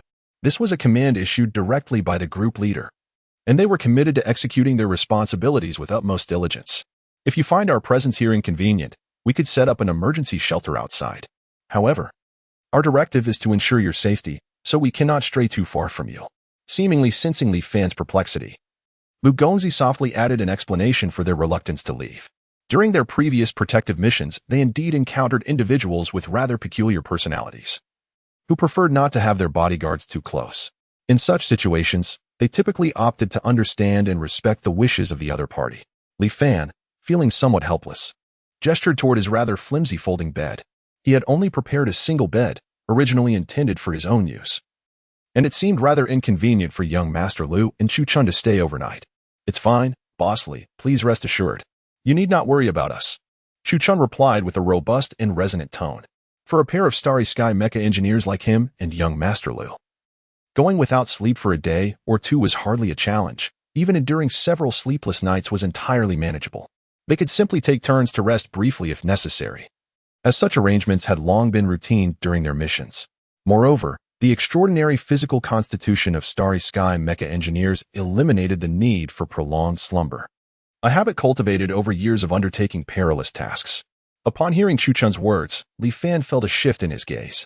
Setting aside his own discomfort regarding being closely protected, he discerned a hint of nonchalance in Chu Chun's seemingly casual remarks, as if they had become accustomed to a life of hardship and constant readiness.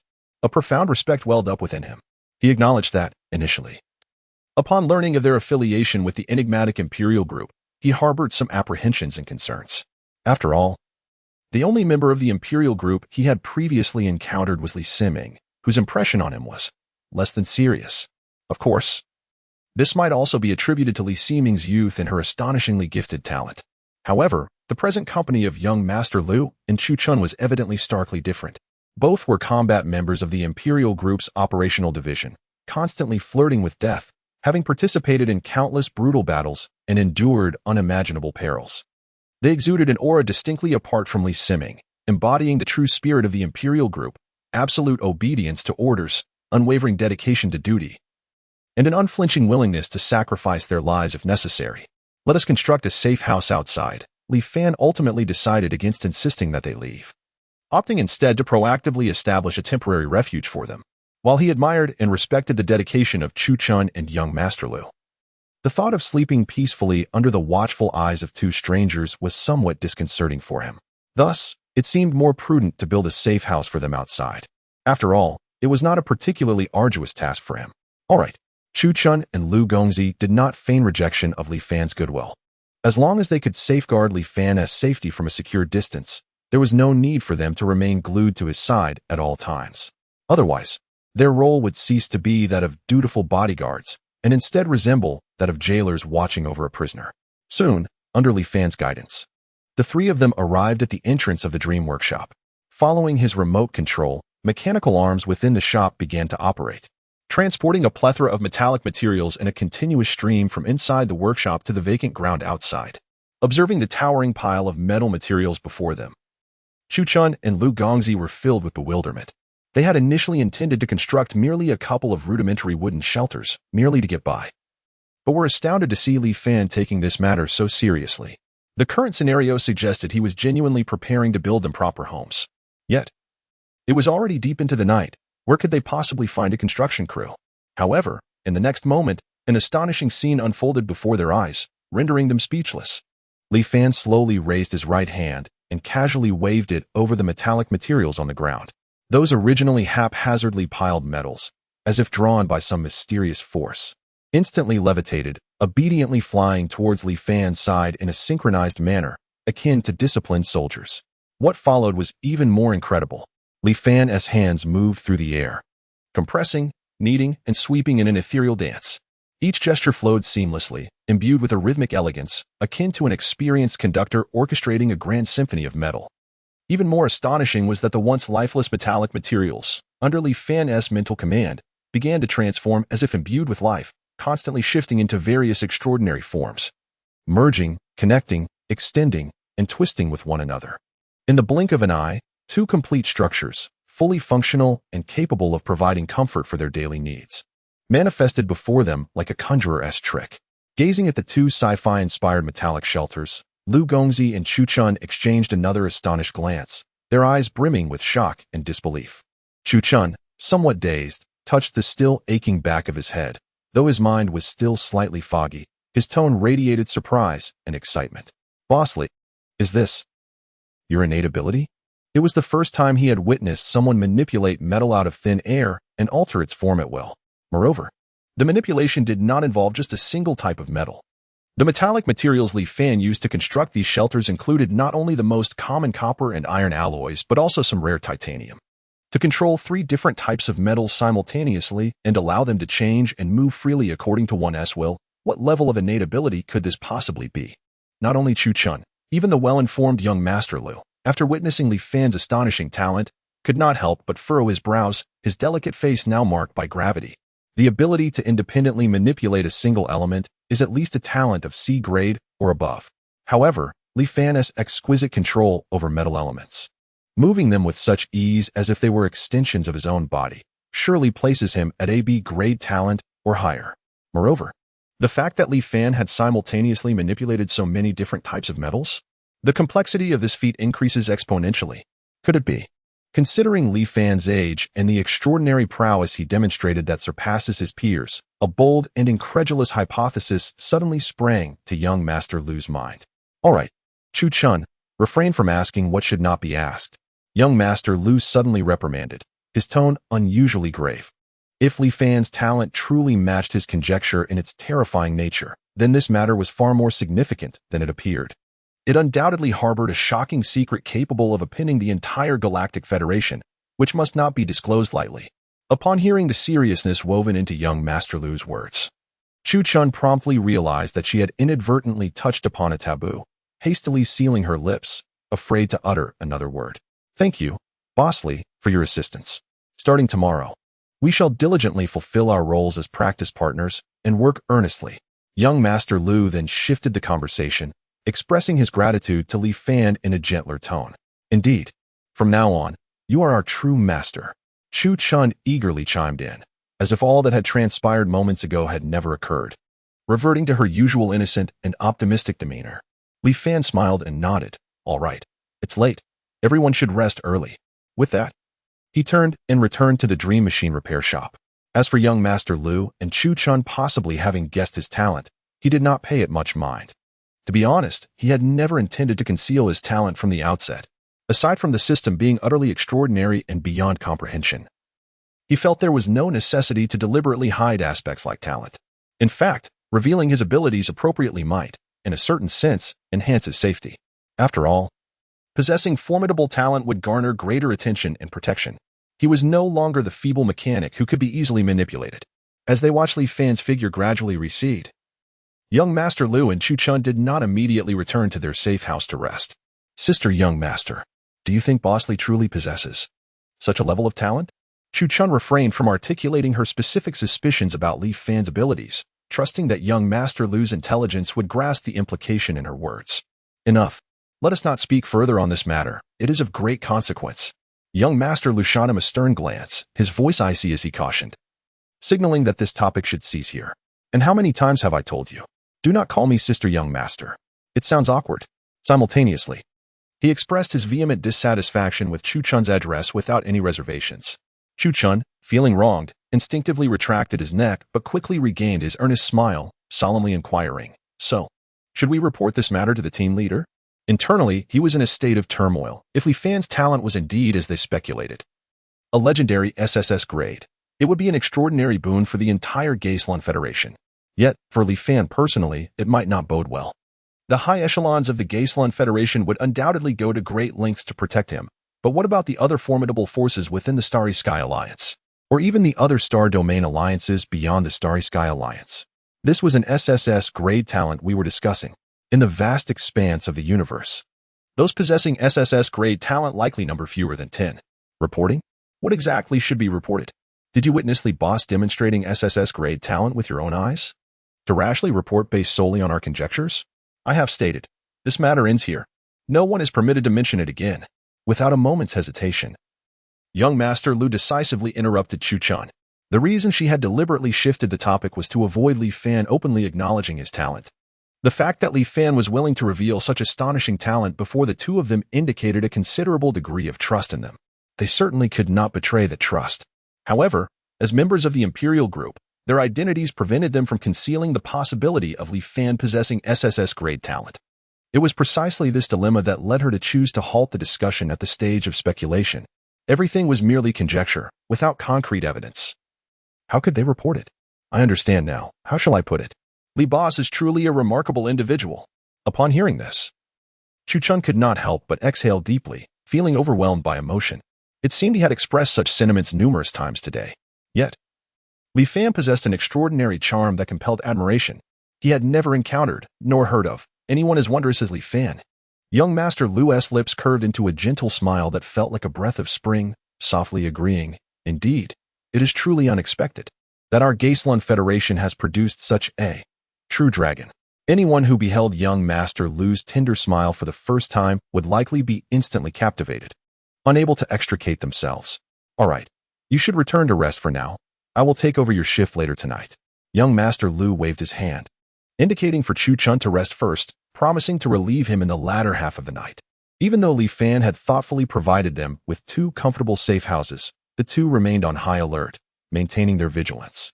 Especially after witnessing Li Fan's unfathomable strength and the potential of his astonishing talent, they dared not let their guard down in the slightest. Perhaps, given the capabilities of the two, it is unlikely that they could ensure Li Fan's absolute safety. Yet, they possess an unwavering resolve to protect him at all costs. Li Fan holds immense significance for the Geisler Federation. It is not an exaggeration to assert that he embodies the very essence of the Federation and represents its future and hope. His safety is paramount. Upon returning to the Dream Mechanical Repair Shop, Li Fan, though not intentionally eavesdropping on the conversation between young Master Lu and Chu Chun outside, found his senses remarkably heightened, far surpassing those of ordinary individuals. Coupled with his innate talent for comprehending the myriad of thoughts, he possessed an extraordinary sensitivity to metallic substances, even from a distance. He could distinctly perceive young Master Lu's somewhat solitary figure beneath the night sky outside the shop. He could not help but softly muse. Is he from the Imperial group? It seems that my previous understanding was somewhat one-sided. As a native resident of the Geisler Federation, an ordinary citizen, Li Fan led a mundane life before awakening his abilities. With a modest amount of money, he lived without worry. His greatest aspiration being to dream of becoming a powerful mecha engineer. Unfortunately, faced with the harsh realities of life, he was mercilessly deemed a talentless individual incapable of awakening his gifts, shattering his childhood dreams. Thus, he reluctantly embarked on the path of a mechanic, becoming an obscure entry-level technician. Talent is a curious and enigmatic phenomenon. While it is not entirely influenced by hereditary factors, in most cases, the offspring of the strong tend to inherit some degree of innate gifts. However, the intensity of these gifts may vary. Typically, the talents of the next generation may not surpass those of their predecessors. For instance, Mu Hongxue and Mu Chanqi. Mu Chanqi's talents are slightly superior to those of Mu Hongxue. Yet, there are rare instances where the disciple surpasses the master, as seen with Qin Tianhao and his daughter Qin Lan, whose talents evidently far exceed those of her father. Nonetheless, these patterns are not absolute. The universe also harbors exceptionally rare situations where both parents are formidable mecha engineers, yet their offspring tragically remain ordinary individuals unable to awaken any talents. Such cases, while exceedingly scarce, do exist, as exemplified by Li Fan himself and the unfortunate Su Bei, whom he met during his time at the academy. Chapter 133. The prodigy of old friends. Li Fan was fortunate. He had acquired a system that granted him the opportunity to become a mecha master, thereby unveiling a world previously unknown to him. The Federal Fleet and the Federal Enforcement Team, organizations he once perceived merely as gatherings of formidable mecha masters, were, in reality, fervently dedicated to safeguarding the Federation and protecting the countless ordinary people devoid of combat capabilities. Beneath the facade of a tranquil daily existence, turbulent currents surged, with the Bloodwashers Alliance posing a significant threat. Moreover, there existed the enigmatic Imperial Group, whose reputation remained obscure yet whose diligence was undeniable. Chuckling softly, Li Fan realized his thoughts had wandered far afield. He shook his head and succumbed to slumber. Unbeknownst to him, their efforts were indeed aimed at protecting all beings, and the enhancements he provided them were, in essence, a means of safeguarding these very individuals. That night appeared calm, yet beneath the surface lay turmoil. At least within the abandoned factory, the figure cloaked in black was anything but tranquil. 2 Starry Sky Mecha Masters? Were they from the Imperial group? He scrutinized the intelligence in his hand, his brow furrowing in concentration. The presence of 2 Starry Sky Mecha Masters represented a force capable of shifting the tide of battle for the Federation. At this pivotal moment, the entrance of these 2 Mecha Masters into the Federation raised questions about their true intentions. The Dream Mecha Workshop. Once again, the name echoed in his mind. The eyes behind the black mask gleamed with madness. The Dream Mecha Workshop had become a recurring theme in his thoughts. What was most alarming was that this workshop seemed to have materialized from thin air, previously obscure, but now astonishingly prominent. It appeared as though the entire Federation revolved around it. He had initially contemplated visiting the Dream Mecha Workshop to uncover Li Fan's true identity, but now hesitated. Was it a trap? The glimmer in the black-cloaked figure's eyes flickered with uncertainty. He even speculated that their plans might have been exposed, rendering all of this a trap set by Mu Chanqi.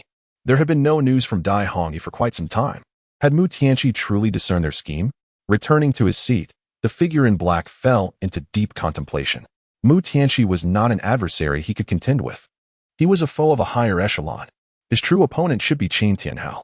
However, it was no longer a matter of whether he should provoke Mu Chanqi, but rather that this federal commander seemed to have set his sights on him. This realization left the cloaked figure feeling as though he were sitting on needles. The sole consolation was that he had been absent when Mu Tianqi last visited the Federation. Otherwise, he might have suspected that the visit was orchestrated specifically for him. This predicament was indeed troublesome. No, the current military strength was insufficient to threaten the Federation. More resources were imperative. The news of 2 Starry Sky Mecha Masters arriving in the Federation compelled the black-cloaked figure to take it seriously. Even after the CF family's annihilation, he had not experienced such distress. He understood that their military strength still held the upper hand. But now, the situation had changed. The addition of 2 Starry Sky Mecha Masters could very well jeopardize his plans. After much deliberation, he ultimately resolved to seek assistance. Knock, knock, knock. The figure in black rapped upon the wall of the basement. With a sudden crack, a previously seamless wall revealed a fissure, while a massive stone, akin to a doorframe, gradually shifted backward, unveiling a pitch-black void within. A profoundly ominous aura wafted from the room, causing even the cloaked figure to feel an unsettling tension. He cautiously stepped inside, approaching a sheet of obsidian glass. "Master, I beseech your assistance," he uttered, his voice trembling as he knelt before the floor. His hands spread in supplication, pressing his forehead to the ground. An ancient, resonant voice emanated through the peculiar mirror, blurring the lines between reality and illusion. "The Federation's combat strength may be lacking. 2 more starry mech warriors have arrived." The cloaked figure laid bare the situation, feeling compelled to divulge every detail in the presence of this entity. Yet, he still dared not lift his gaze, afraid to confront the reflection within the glass. "Take it." After a moment of silence, the venerable voice spoke again, and a metallic tube containing a pale yellow elixir fell, rolling to the cloaked figure's side. Upon sensing the arrival of the metallic tube, the cloaked figure's tone became fervent. "Thank you for your generous gift, Master." As he spoke, the aura within the glass dissipated, and everything seemed to revert to its original state. The dark luminescence faded, and the noxious miasma began to permeate the dimly lit chamber once more. With the metallic tube in hand, the cloaked figure rose slowly and exited the room, returning to the basement. He furrowed his brow as he gazed at the tube. Such a wealth of elixirs. Even 5 starry mech warriors would be of little use. The glimmer behind his mask flickered, a subtle smile gracing his lips. The sense of crisis that had surged with the arrival of the 2 starry mech warriors evaporated instantly. After all, regardless of Mu Tianqi's intentions, with a master present, they could not stir up any turmoil. Gently shaking the metallic tube, the yellow liquid inside clinked against the walls. The elixir is precious and should not be used carelessly. Should I offer it to Zhouwen? No. With Zhouwen's intellect, he would likely lose his wits upon injection. Very well. Let them first consolidate their combat strength, and then select a few to utilize it. These elixirs are sufficient for 5 individuals. The cloaked figure returned to his seat, his gaze once again deep and contemplative. As a night passed, the undercurrents of the Federation remained unbeknownst to Li Fan. The following morning, Qing Kong was the first to arrive at the Dream Mechanic shop. However, she was immediately intercepted by Lu Gongzi and another. "Who are you?" Lu Gongzi inquired sternly, scrutinizing Qing Kong, feeling a sense of familiarity about the young girl. She appeared delicate and fragile, with long limbs that suggested little combat prowess, and she radiated no energy fluctuations. A mechanic? Assessing that Qing Kong posed no threat, Lu Gongzi withdrew his hand and asked casually. Startled, Qing Kong had not anticipated an interception so early in the morning at the Dream Mechanic shop. For a moment, she feared something had happened to Li Fan, her face etched with anxiety. Is there an issue with the Dream Mechanic shop?"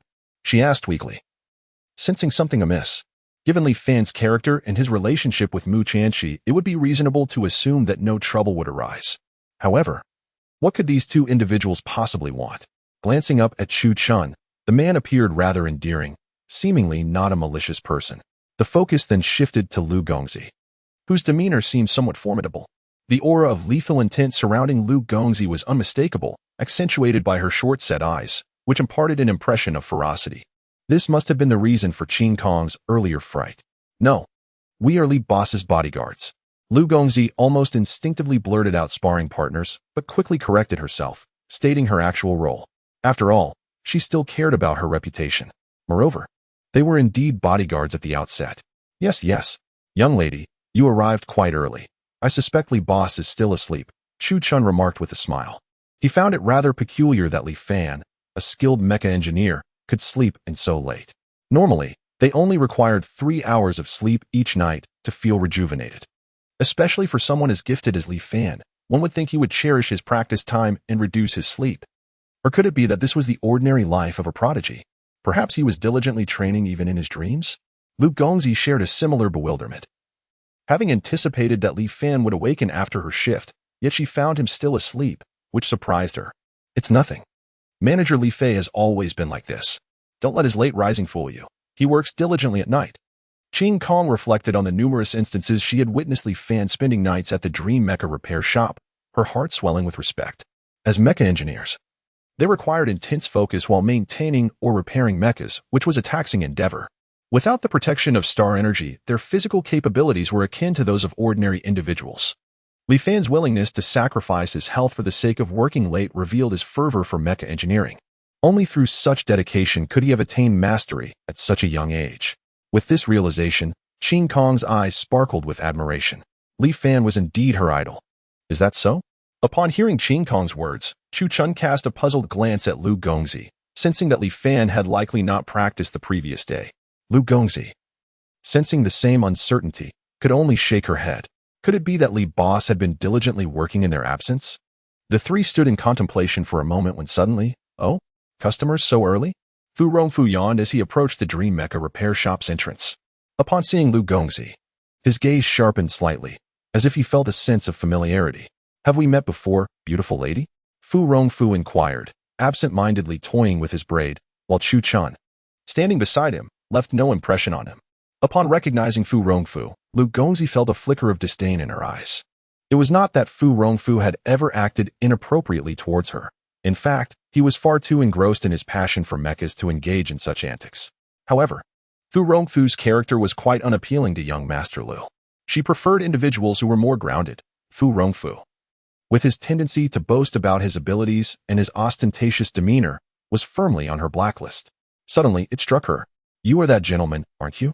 At that moment, Fu Rongfu also noticed the change in young Master Lu's expression and instantly recalled his identity. Feeling somewhat embarrassed by Lu's evident disdain, Fu Rongfu wished to distance himself. It was rare to encounter someone as candidly expressing their aversion as young Master Lu, which was why he left such an impression on him. Young Master Lu. Well, why are you in the Federation when you are not at the capital's Mechanic Research Society? Lu couldn't help but feel a tinge of doubt upon contemplating the prices for enhancing mechs at the Dream Mechanic shop. Could it be that Fu Rongfu was the primary mechanic responsible for the enhancements? Surely, he would not be assisting us with the upgrades. Although Fu Rongfu was a 3-star mechanic, he was evidently not qualified to enhance the Starry Sky mech. Has President Chui also arrived? Young Master Lu inquired directly. While Fu Rongfu could not enhance the Starry Sky mech, Master Chui Xianlin presumably could. It was likely that the responsibility for enhancements at the Dream Mechanic shop rested with Master Chui Xianlin. As for why he was invited by Li Fan to serve as the lead mechanic, it must stem from an awareness of Li Fan's talent. Perhaps as a means of investment, or perhaps it was an arrangement from above. Only in this manner could the mechanic's identity at the Dream Mechanic shop be solidified while redirecting the focus onto someone else. For the sake of such a mech prodigy, it was indeed worth the investment. Fu Rongfu was utterly bewildered by this. He could not fathom why his teacher would come simply because he was present. His teacher was, after all, the one publicly closest to being a master mechanic and the president of the capital's Mechanic Research Society. No, I came alone. I am currently an employee at this Dream Mechanic shop. Fu Rongfu flicked his braid behind him, gazing at young Master Lu with a peculiar expression. Although he was unaware of Lu's specific identity, it was clear that someone who could attend such venues must possess a remarkable status. What could this individual possibly want at the Dream Mechanic shop? The two continued to probe each other, exchanging subtle hints. At that moment, the grand doors of the Dream Mechanic shop swung open. Li Fan, rubbing his bleary eyes, looked at the 4 individuals at the entrance and blinked in surprise. To the eyes of Qin Kong and Fu Rongfu, he appeared as though he had not had enough rest. At this moment, Fu Rongfu felt an added respect for Li Fan. He had not expected him to be so diligent. No wonder he achieved such a high level of mechanical skill at such a young age. The manager's dedication truly commanded my admiration. Aside from Li Fan, the heavens did not give birth to anyone like Fu Rongfu. Mechanics are eternal like the long night. I, Fu Rongfu, willingly bow in respect. When someone possesses greater talent and works harder than oneself, Fu Rongfu felt no resentment. Qin Kong felt similarly and, at this moment, she also chose to overlook Fu Rongfu's exaggeration. With admiration, she gazed at Li Fan. Manager, you are indeed a paragon for our generation of mechanics. I will strive to emulate the manager. I will work diligently. In the eyes of Chu Chun and young Master Lu, it was evident that someone had overslept and was still in a daze. The two exchanged glances, their lips twitching uncontrollably. What an absurd notion of covert training. This was hardly the demeanor of someone training in secret. They wished to reclaim their astonishment. Little did they expect that despite having overslept, Li Fan had still reached heights they could scarcely aspire to. It could only be said that, talent allows for such audacity? Overwhelmed by shock, they subconsciously disregarded the words of Fu Rongfu and Qin Kong. Ahem. Stop standing there. Come inside. Hearing the two, Li Fan was now fully awake. Coughing to mask his embarrassment, he admitted that Qin Kong and Fu Rongfu had perhaps exaggerated a bit, considering there were outsiders present. This was inappropriate. Upon Li Fan's command, the four entered the Dream Machine repair shop. At the moment they stepped inside, a cloaked figure, sneaky and disguised, also entered the establishment. Upon seeing this familiar attire, Li Fan and Qin Kong remained unfazed. In an instant, young Master Lu and Chu Chun positioned themselves protectively in front of the three. Beads of sweat dotted their foreheads as their expressions grew grave.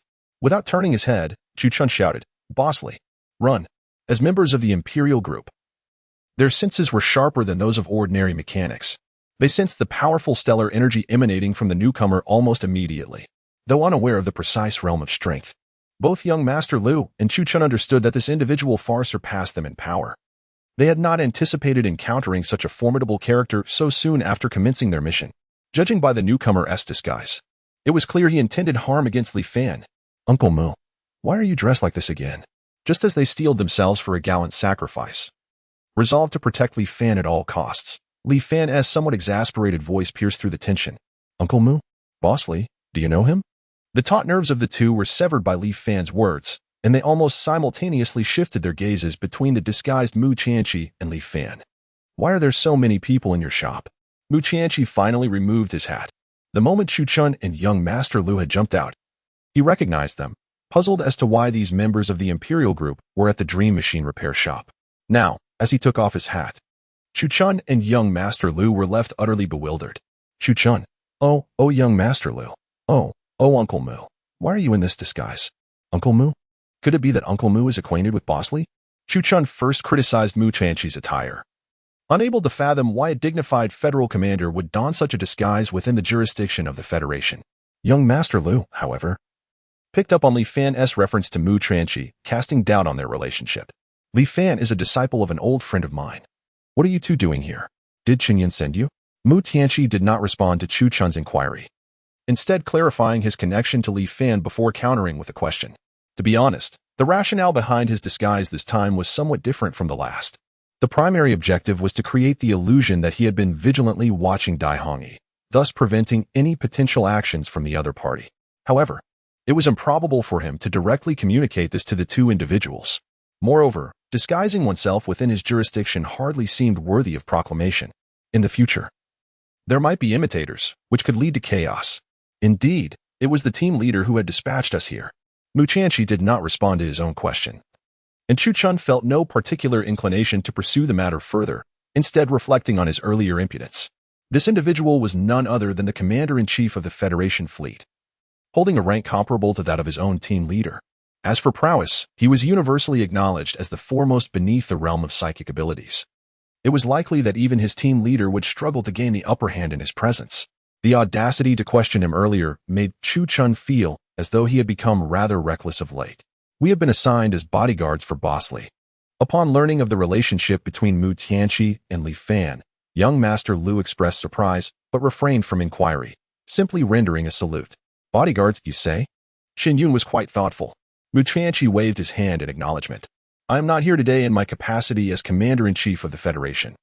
I am merely an ordinary customer. You need not report this matter nor elaborate upon it." With a shift in tone, Mu Qianqi directed his gaze toward young Master Lu and Chu Chun. Although his demeanor was not harsh, the underlying authority was unmistakable and left no room for refusal. Upon hearing this, young Master Lu and Chu Chun shivered and promptly acquiesced. Though Mu Qianqi appeared somewhat amiable, he was notoriously temperamental in the past. It was said that he had once pulled out all of Vice Commander Reno's hair during a disagreement. They dared not disobey Mu Qianqi's orders, silently reciting in their minds, "What is improper to see, let it not be seen. What is improper to hear, let it not be heard. What is improper to speak, let it not be spoken." Regardless of what they might witness thereafter, it must remain locked within their hearts. "Very well, Uncle Mu, the vine has been waiting for some time now."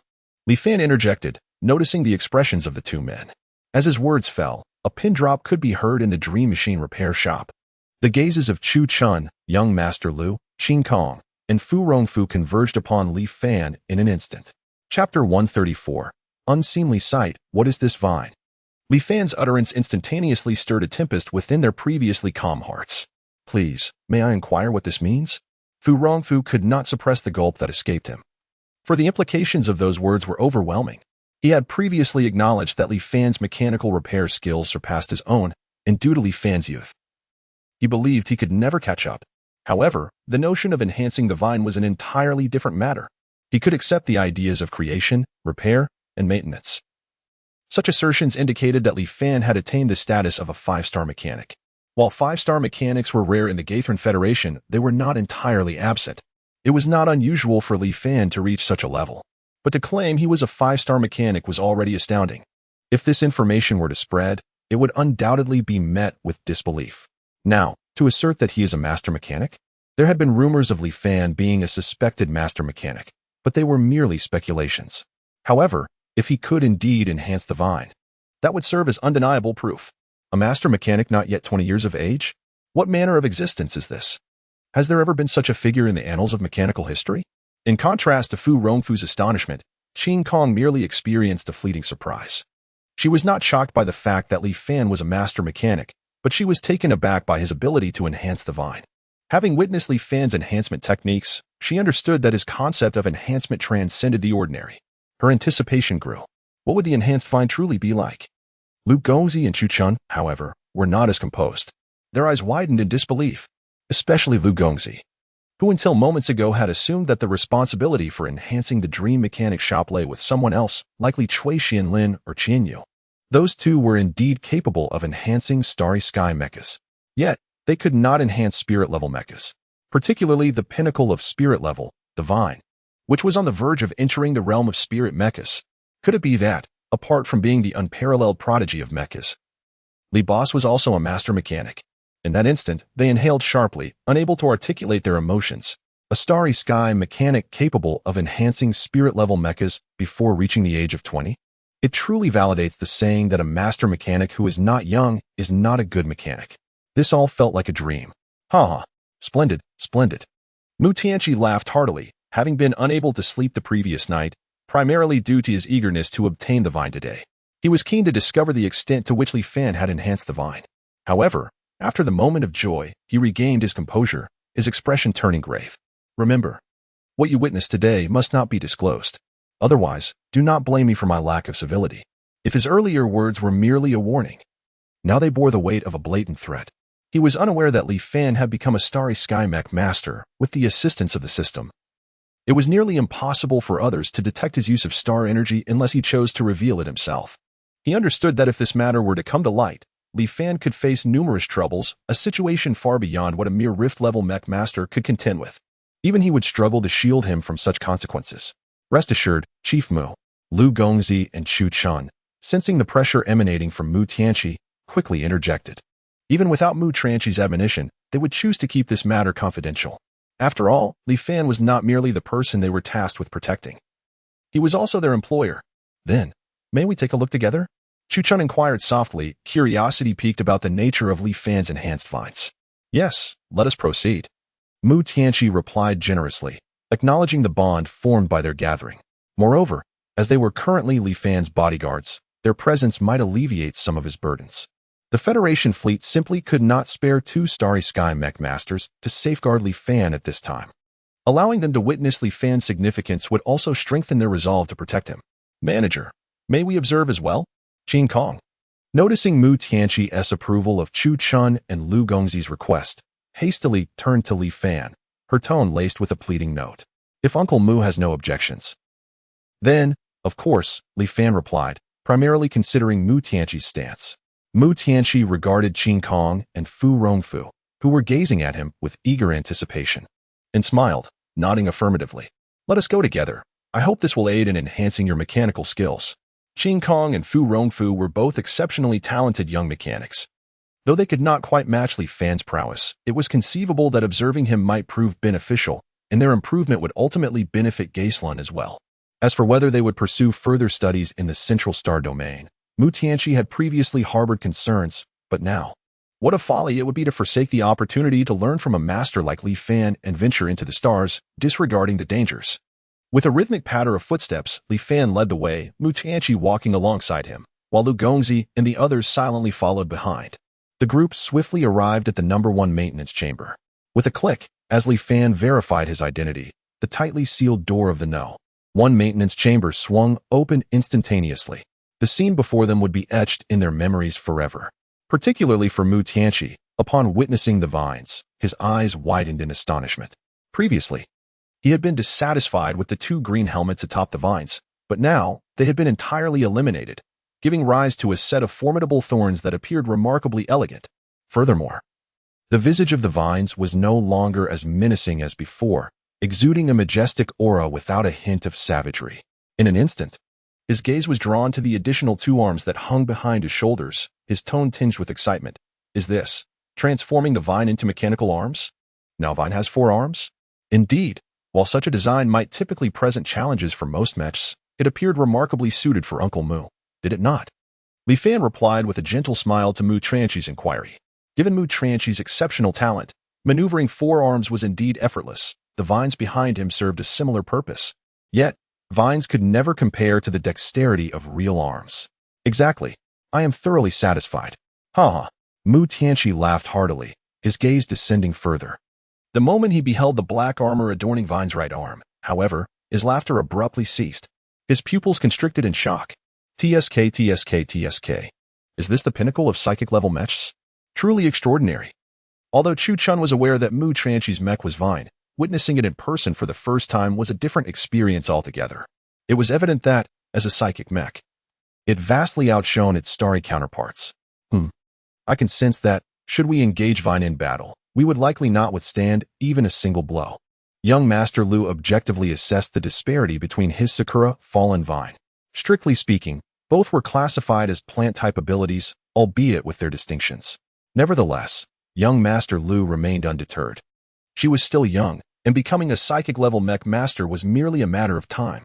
Furthermore, having witnessed Vine firsthand invigorated her resolve. While they continued their assessment, Mu Tianqi beside them suddenly began to breathe heavily. This left the two perplexed. The esteemed Federal Chancellor, a master of the pinnacle of psychic-level mechs, had witnessed countless scenes. How could he exhibit such a loss of composure? However, when they followed Mu Tianqi's gaze and beheld the obsidian armor, they were instantly rendered speechless. In contrast to their reaction, Qing Kong and Fu Rongfu, upon encountering the black armor, immediately furrowed their brows. Qing Kong, can you discern what material this is? Fu Rongfu paused his playful twirling of his hair to ask Qing Kong. He realized he could not identify the material of the dark armor, which unsettled him. It doesn't seem like black gold, nor is it black crystal, yet it feels stronger than both. Qing Kong's gaze remained fixated, scrutinizing the black armor repeatedly.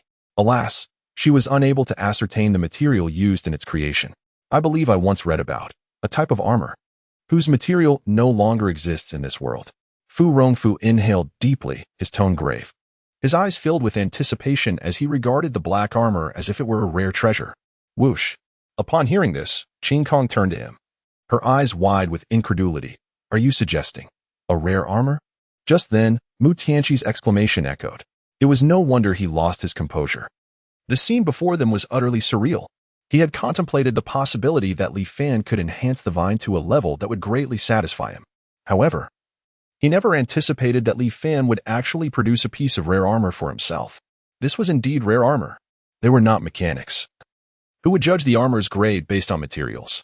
Whether it was Mu Tianqi, Lu Gongzi, or Chu Chun, the moment they laid eyes on the formidable armor, they recognized the intricate and perplexing star patterns adorning it. These star patterns were the emblem of rare armor. Li Fan, this cannot be accepted. This is rare armor, far too precious. No, it should be said that it is beyond valuation. The credit points I have given you would likely not be enough to purchase even a single piece of rare armor. Mu Tianqi felt a weight in his heart. This gift was rather overwhelming for him. As for the value of the rare armor, he truly could not assess it, because those who possess it would never consider selling it. In his view, Li Fan should keep it for himself to use in the future, rather than giving it away. Uncle Mu, this formidable armor is not suited for me. As for the reason, you will understand once you try it. Li Fan replied dismissively to Mu Tianqi's words. To be honest, he had already earned quite a lot. Moreover, the rare armor was bestowed upon him by the system, and he had not paid any price for it. Furthermore, at the moment the enhancement was completed. Li Fan had experimented and found that the formidable armor seemed to have fused with divine, rendering it impossible to remove. This revelation provided him with a newfound understanding of rare armor. He wondered, who could have crafted such items? Upon hearing Li Fan's words, Mu Qianqi took a deep breath. Very well, I shall remember this favor. He had always regarded Li Fan as a junior. A closer junior who had the potential to become part of the family in the future. However, now, Li Fan was no longer merely a junior. He had rendered Mu Qianqi an incredible favor. Rare armor was something that even energy-level mech engineers and spiritual mech engineers would scramble to acquire. The fact that Li Fan had gifted it to him was immensely significant. He had to remember this kindness. Boom. Mu Qianqi enveloped himself in star energy and instantly entered the vine. The moment he entered and established a neural connection, an ancient and profound aura erupted from the vine. Perhaps it was just an illusion, but the four individuals, aside from Li Fan, suddenly felt an overwhelming urge to kneel. It was as if what lay before them was not merely a mech, but the very embodiment of a divine being in the eyes of those who worship Buddhism. The intricate star patterns on its arms began to shift. Ultimately, they transformed into a golden swastika imprint. In an instant, melodious Buddhist chants filled the air, permeating the entire repair bay. Upon hearing the soothing chants, the four felt as if they were basking in a gentle spring breeze, their inner turmoil significantly easing. Moreover, Lu Gongzi and Chu Chun felt relief from some of their chronic ailments, their hearts filled with astonishment. Sister Gongzi, did you feel that? Chu Chun whispered close to Lu Gongzi's ear. Indeed, young Master Lu nodded, feeling as if a warm current nourished her, bringing her both comfort and ease. Suddenly, this sensation vanished in an instant, leaving the group with a sense of regret. At that moment, Mu Qianqi had already departed from the vines, swiftly storing it within the star ring. Approaching Li Fan, he embraced him tightly, declaring, "From now on, your affair shall be mine. You are my esteemed apprentice. Do not hesitate to ask for anything." Upon sensing the stellar technique radiating from the adamantine armament, Mu Qianqi realized Li Fan's intentions. This truly was the rare armor best suited to him. Suppressing the urge to further indulge in this newfound experience, Mu Qianqi forcibly withdrew from the vines and directly approached Li Fan. There was no alternative. With the acquisition of the rare armor, his strength surged dramatically. He felt a twinge of concern that this power might be detected. He was unperturbed himself, for even if the old man appeared now, he could still engage in a contest of strength. However, Li Fan was not so fortunate. Even if he were to experiment, it must never occur within the confines of the Dream Machine repair shop. "Ah, Uncle Mu, you are overly gracious." Li Fan quietly extricated himself from Mu Qianqi's embrace, the corners of his mouth twitching slightly. While he was touched by Mu Qianqi's affection, the title of esteemed apprentice was perhaps excessive. His own unreliable father was quite enough. The bond they shared as brothers and close friends was likely not far off from that.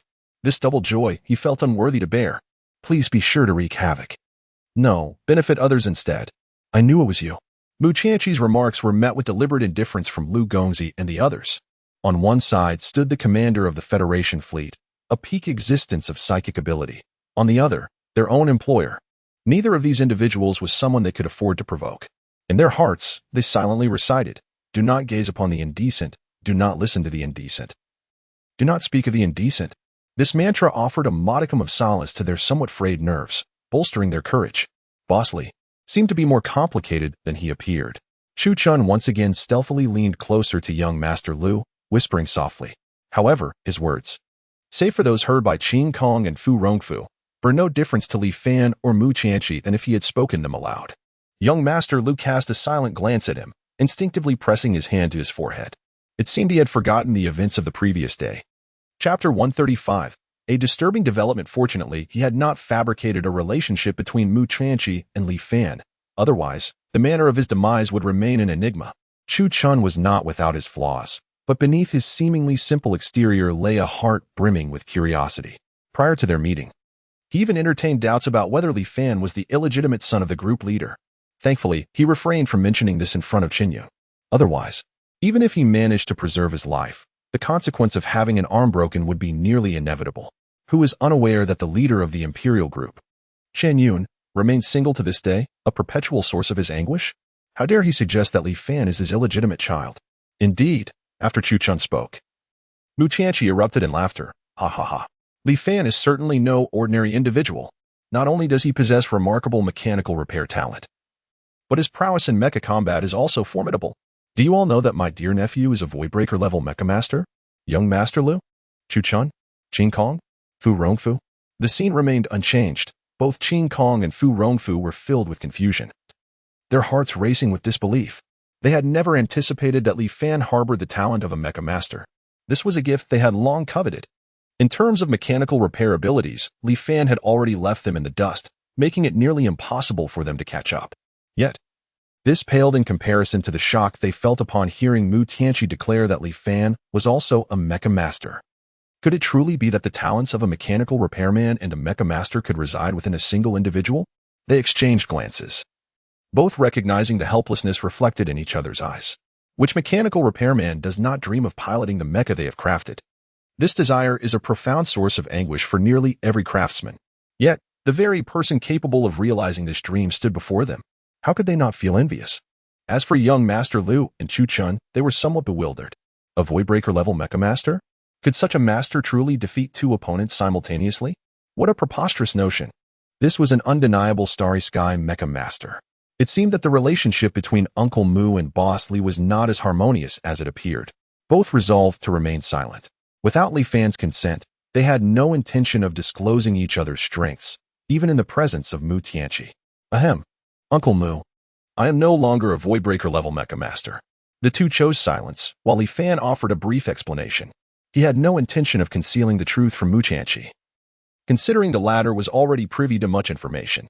You have advanced to a Starbreaker level Mecha Master? Upon hearing this, Mu Tianqi raised his eyebrows slightly, a look of delight gracing his face as he gazed at Li Fan with surprise. I never imagined. Your talent is truly astonishing. To achieve the rank of Starbreaker level Mecha Master at such a young age is exceedingly rare in Gailan. Even within the Gailan Federation, one would be regarded as an absolute prodigy. Haha. Li Fei Xiaonan and has indeed taken on a remarkable apprentice. As Mu Tianqi spoke, he patted Li Fan on the shoulder, his spirits exceptionally high that day. Not only had Vine been strengthened, but he had also acquired rare armor.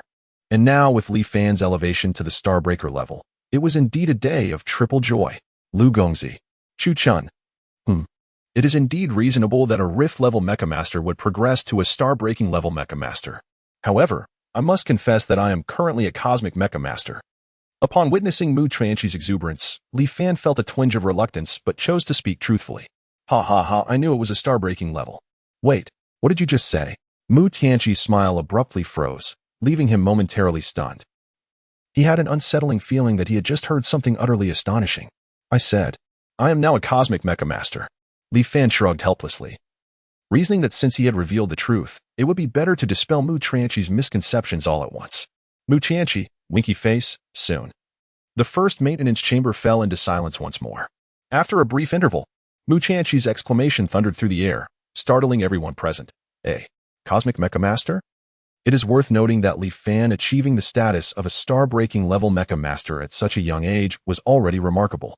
But if he were indeed a Cosmic Mecha Master, that would transcend mere marvel and venture into the realm of the extraordinary. At the very least, he had never heard of anyone breaking through to Cosmic Mecha Master at such a tender age. This level of talent, observed across the cosmos, was unparalleled. Are you serious? Mu Tianqi struggled to regain his composure, his gaze fixed intently on Li Fan, reflecting on the prior intelligence regarding Duan Han's demise. Could it be that Li Fan had already attained the status of star-breaking level Mecha Master at that time? Moreover, a high-ranking one? Only in that case could he have possibly advanced to Cosmic in such a short span, right? How is that even conceivable? He recalled how long it took him to ascend from the pinnacle of star-breaking level to Cosmic, an entire year. Yet now, since Duan Han's assault, it had barely been a month. In less than a month's time, Li Fan had shattered the confines of his former limitations and ascended to the Cosmic stage. And this was under the assumption that he was already at the pinnacle of star-breaking level. What if, at that time, Li Fan was not merely at the pinnacle of star-breaking level but rather at 7 or 8 stars? Would that not imply that he had achieved 2 or 3 breakthroughs in such a brief period? How could it be that cultivating star energy is not significantly more challenging than drinking water or eating? Uncle Mu? Indeed. Boss Li is a Cosmic Mecha Master. Yes. Yesterday, both young Master and I were defeated by him in tandem. Boss Li's prowess is exceptionally formidable. Lu Gongzi and Chu Chun hurried to testify on behalf of Li Fan, feeling a shared sense of astonishment akin to Mu Tianqi's own. They had already been left in once yesterday. Their amazement was not lesser than Muchanchi's. Furthermore, today they were once again struck by Li Fan's mechanical skills. They had grown accustomed to the wonders Li Fan evoked. They proclaimed, of course, had they known that just recently, Li Fan had been an ordinary mechanic devoid of talent, their perceptions would likely have shifted. Did Mu Tianqi not express such shock at Li Fan's rapid 2- or 3-star breakthroughs? If he were to learn that Li Fan transitioned from an ordinary individual to a cosmic mecha master in merely 1 month, what expression would he wear then? The morning sunlight streamed through the metallic dome of the repair shop, casting its warm glow upon Li Fan. He stood within the cockpit of the truth, his fingers gently caressing the azure star patterns on the control panel. Suddenly, a system alert echoed, and a line of small text appeared in the holographic projection. Anomalous fluctuations detected in the starship's core energy. Immediate maintenance is advised. Here we go again, Li Fan thought, shaking his head in resignation. Ever since the truth's last transformation, the system had been prone to peculiar energy fluctuations at the break of dawn. As if the starship possessed a will of its own, he accessed the maintenance log, discovering that all data appeared normal. Yet his intuition suggested that matters were far from straightforward. Boss, breakfast is ready. The voice of Qin Kong chimed through the communicator. Li Fan turned to exit the cockpit, only to collide with the hurried Lu Gongzi at the door. Bossly, urgent news from the Federal Fleet, Lu Gongzi said, his expression grave. Commander Mu requests your immediate presence at the fleet headquarters. Upon arriving at the Federal Fleet headquarters, Li Fan found Mu Tianqi standing before the holographic star map. His brow furrowed in concentration. The map flickered with a multitude of red dots, one massive energy reaction zone expanding rapidly. This is the unknown energy source that appeared 3 days ago at the edge of the Wasteland star region, Mu Tianqi pointed out. It is consuming the surrounding asteroids, and the energy level is approaching that of psychic mechas. Li Fan leaned in for a closer look, realizing that the shape of the energy source bore an uncanny resemblance to the main cannon of the truth after its transformation. Is this a residual energy signature of a starship-grade weapon? Mu Tianqi nodded. We suspect this is an experimental weapon from some faction in the Central Star region. Worse still, remnants of the Bloodbath Alliance seem to be converging there. At that moment, a frantic aide rushed in. Report, Commander. The Empire has sent word that Kyla has been sighted in the Northern Star region. His personal mecha has detected anomalous energy fluctuations. Mu Tianqi turned sharply. Notify Chen Yun. Initiate maximum alert. Li Fan, return to the repair shop immediately and prepare to activate the truth. Back at the Dream Repair Shop, Li Fan discovered Chu Chun staring blankly at a star map. Boss, I can't shake the feeling that this energy source's location is familiar, Chu Chun remarked, scratching his head. It seems to overlap with the route of the Federal Research Fleet that went missing 3 years ago. Li Fan felt a jolt of alarm and pulled up the Federal Archives from 3 years prior. Indeed, the last communication record from the missing research fleet indicated they were studying a device known as the Starcore Furnace, and the energy source's location matched their final coordinates. Boss, the system indicates that the starship's core energy is fully charged. Qin Kong's voice resonated from the maintenance bay. Li Fan hurried over, only to find the truth's main cannon emanating an eerie blue glow.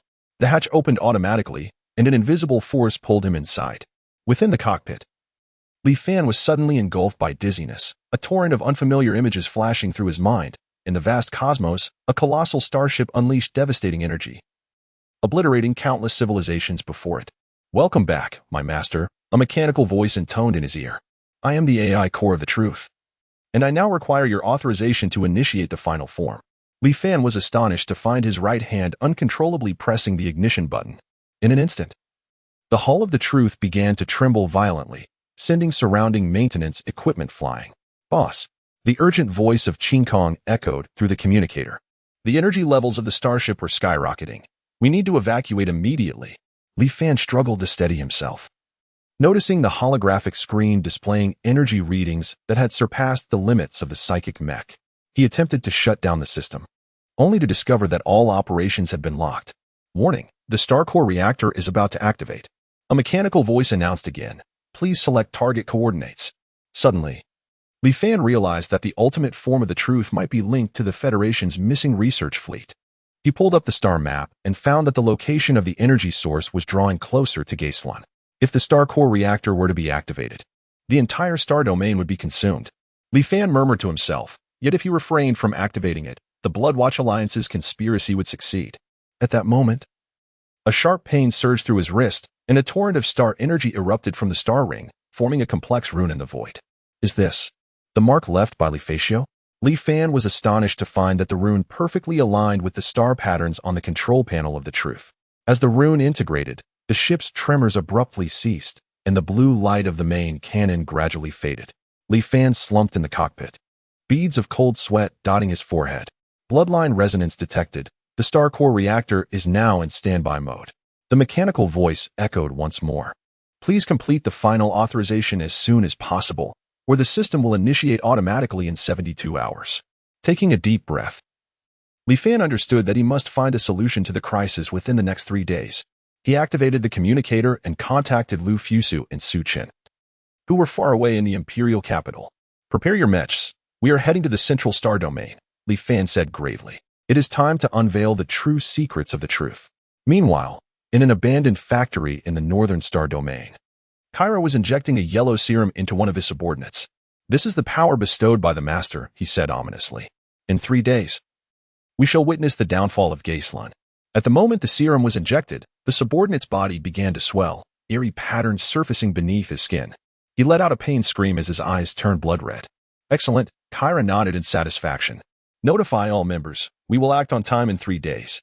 As night descended, Li Fan stood atop the repair shop's rooftop, gazing at the starry sky. He knew that a battle determining the fate of Wasteland was imminent, and he would be the key to this confrontation. Regardless of the outcome, he whispered, I will not allow innocents to be harmed. In the starry expanse, the silhouette of the truth flickered, as if responding to his resolve. An epic confrontation spanning across the star domains was quietly unfolding. Li Fan, accompanied by Lu Fusu, Su Qin, and the young Master Lu and Chu Chun, piloted their respective mechs, following the truth towards the central star domain. Throughout the journey, the atmosphere among the group was notably heavy. They were acutely aware of the arduous nature of their mission, which entailed not only uncovering the secrets of the truth but also thwarting the nefarious schemes of the Blood Reapers Alliance to rescue Wasteland.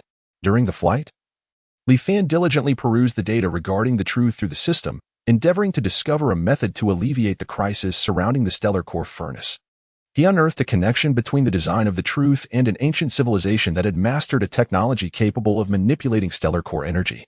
However, the overwhelming power of this technology had precipitated a cosmic imbalance, ultimately leading to the civilization's demise. The truth, it seemed, was likely a remnant of this lost civilization, discovered and researched by the Federation's scientific fleet, inadvertently triggering the present crisis. At long last, they arrived at the fringes of the central star domain, enveloped in dense energy turbulence, with powerful energy fluctuations intermittently buffeting their mechs. As they cautiously advanced, they encountered a mysterious force that sealed off the expanse ahead, impeding their progress. This force was peculiar, reminiscent of an ancient defense mechanism, as noted by Lu Fuxue through the communication channel. Observing closely, Li Fan discerned that the energy fluctuations of the blockade bore a striking resemblance to the star patterns aboard the truth. He attempted to connect with this force using the seal left by his father, and to his astonishment, the seal resonated with the blocking energy, gradually unveiling a passage. Upon entering the passage, the group was greeted by the sight of a colossal cosmic relic, radiating a mysterious glow, surrounded by an array of bizarre energy fields. Could this be the destination of the missing scientific fleet? Su Qin exclaimed in astonishment. Li Fan nodded. It is highly probable. We must proceed with caution. This place is fraught with unknown dangers. While they were engrossed in exploring the relic, a swarm of mechanical beings suddenly materialized. These mechanical entities, with their fearsome visages and glowing red eyes, launched an assault on the group.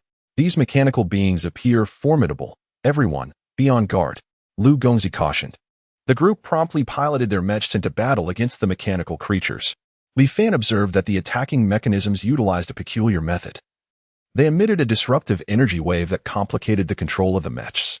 We must not allow them to interfere with us, Li Fan declared, maneuvering the Apocalypse Mech to employ an energy absorption martial technique, siphoning the energy waves released by the mechanical beings, converting them into his own strength, and subsequently retaliating. Under Li Fan's leadership, the group gradually gained the upper hand. After an intense skirmish, they finally repelled the mechanical horde. Delving deeper into the relic, they arrived before a grand palace. The colossal doors stood firmly shut, adorned with enigmatic symbols and star patterns.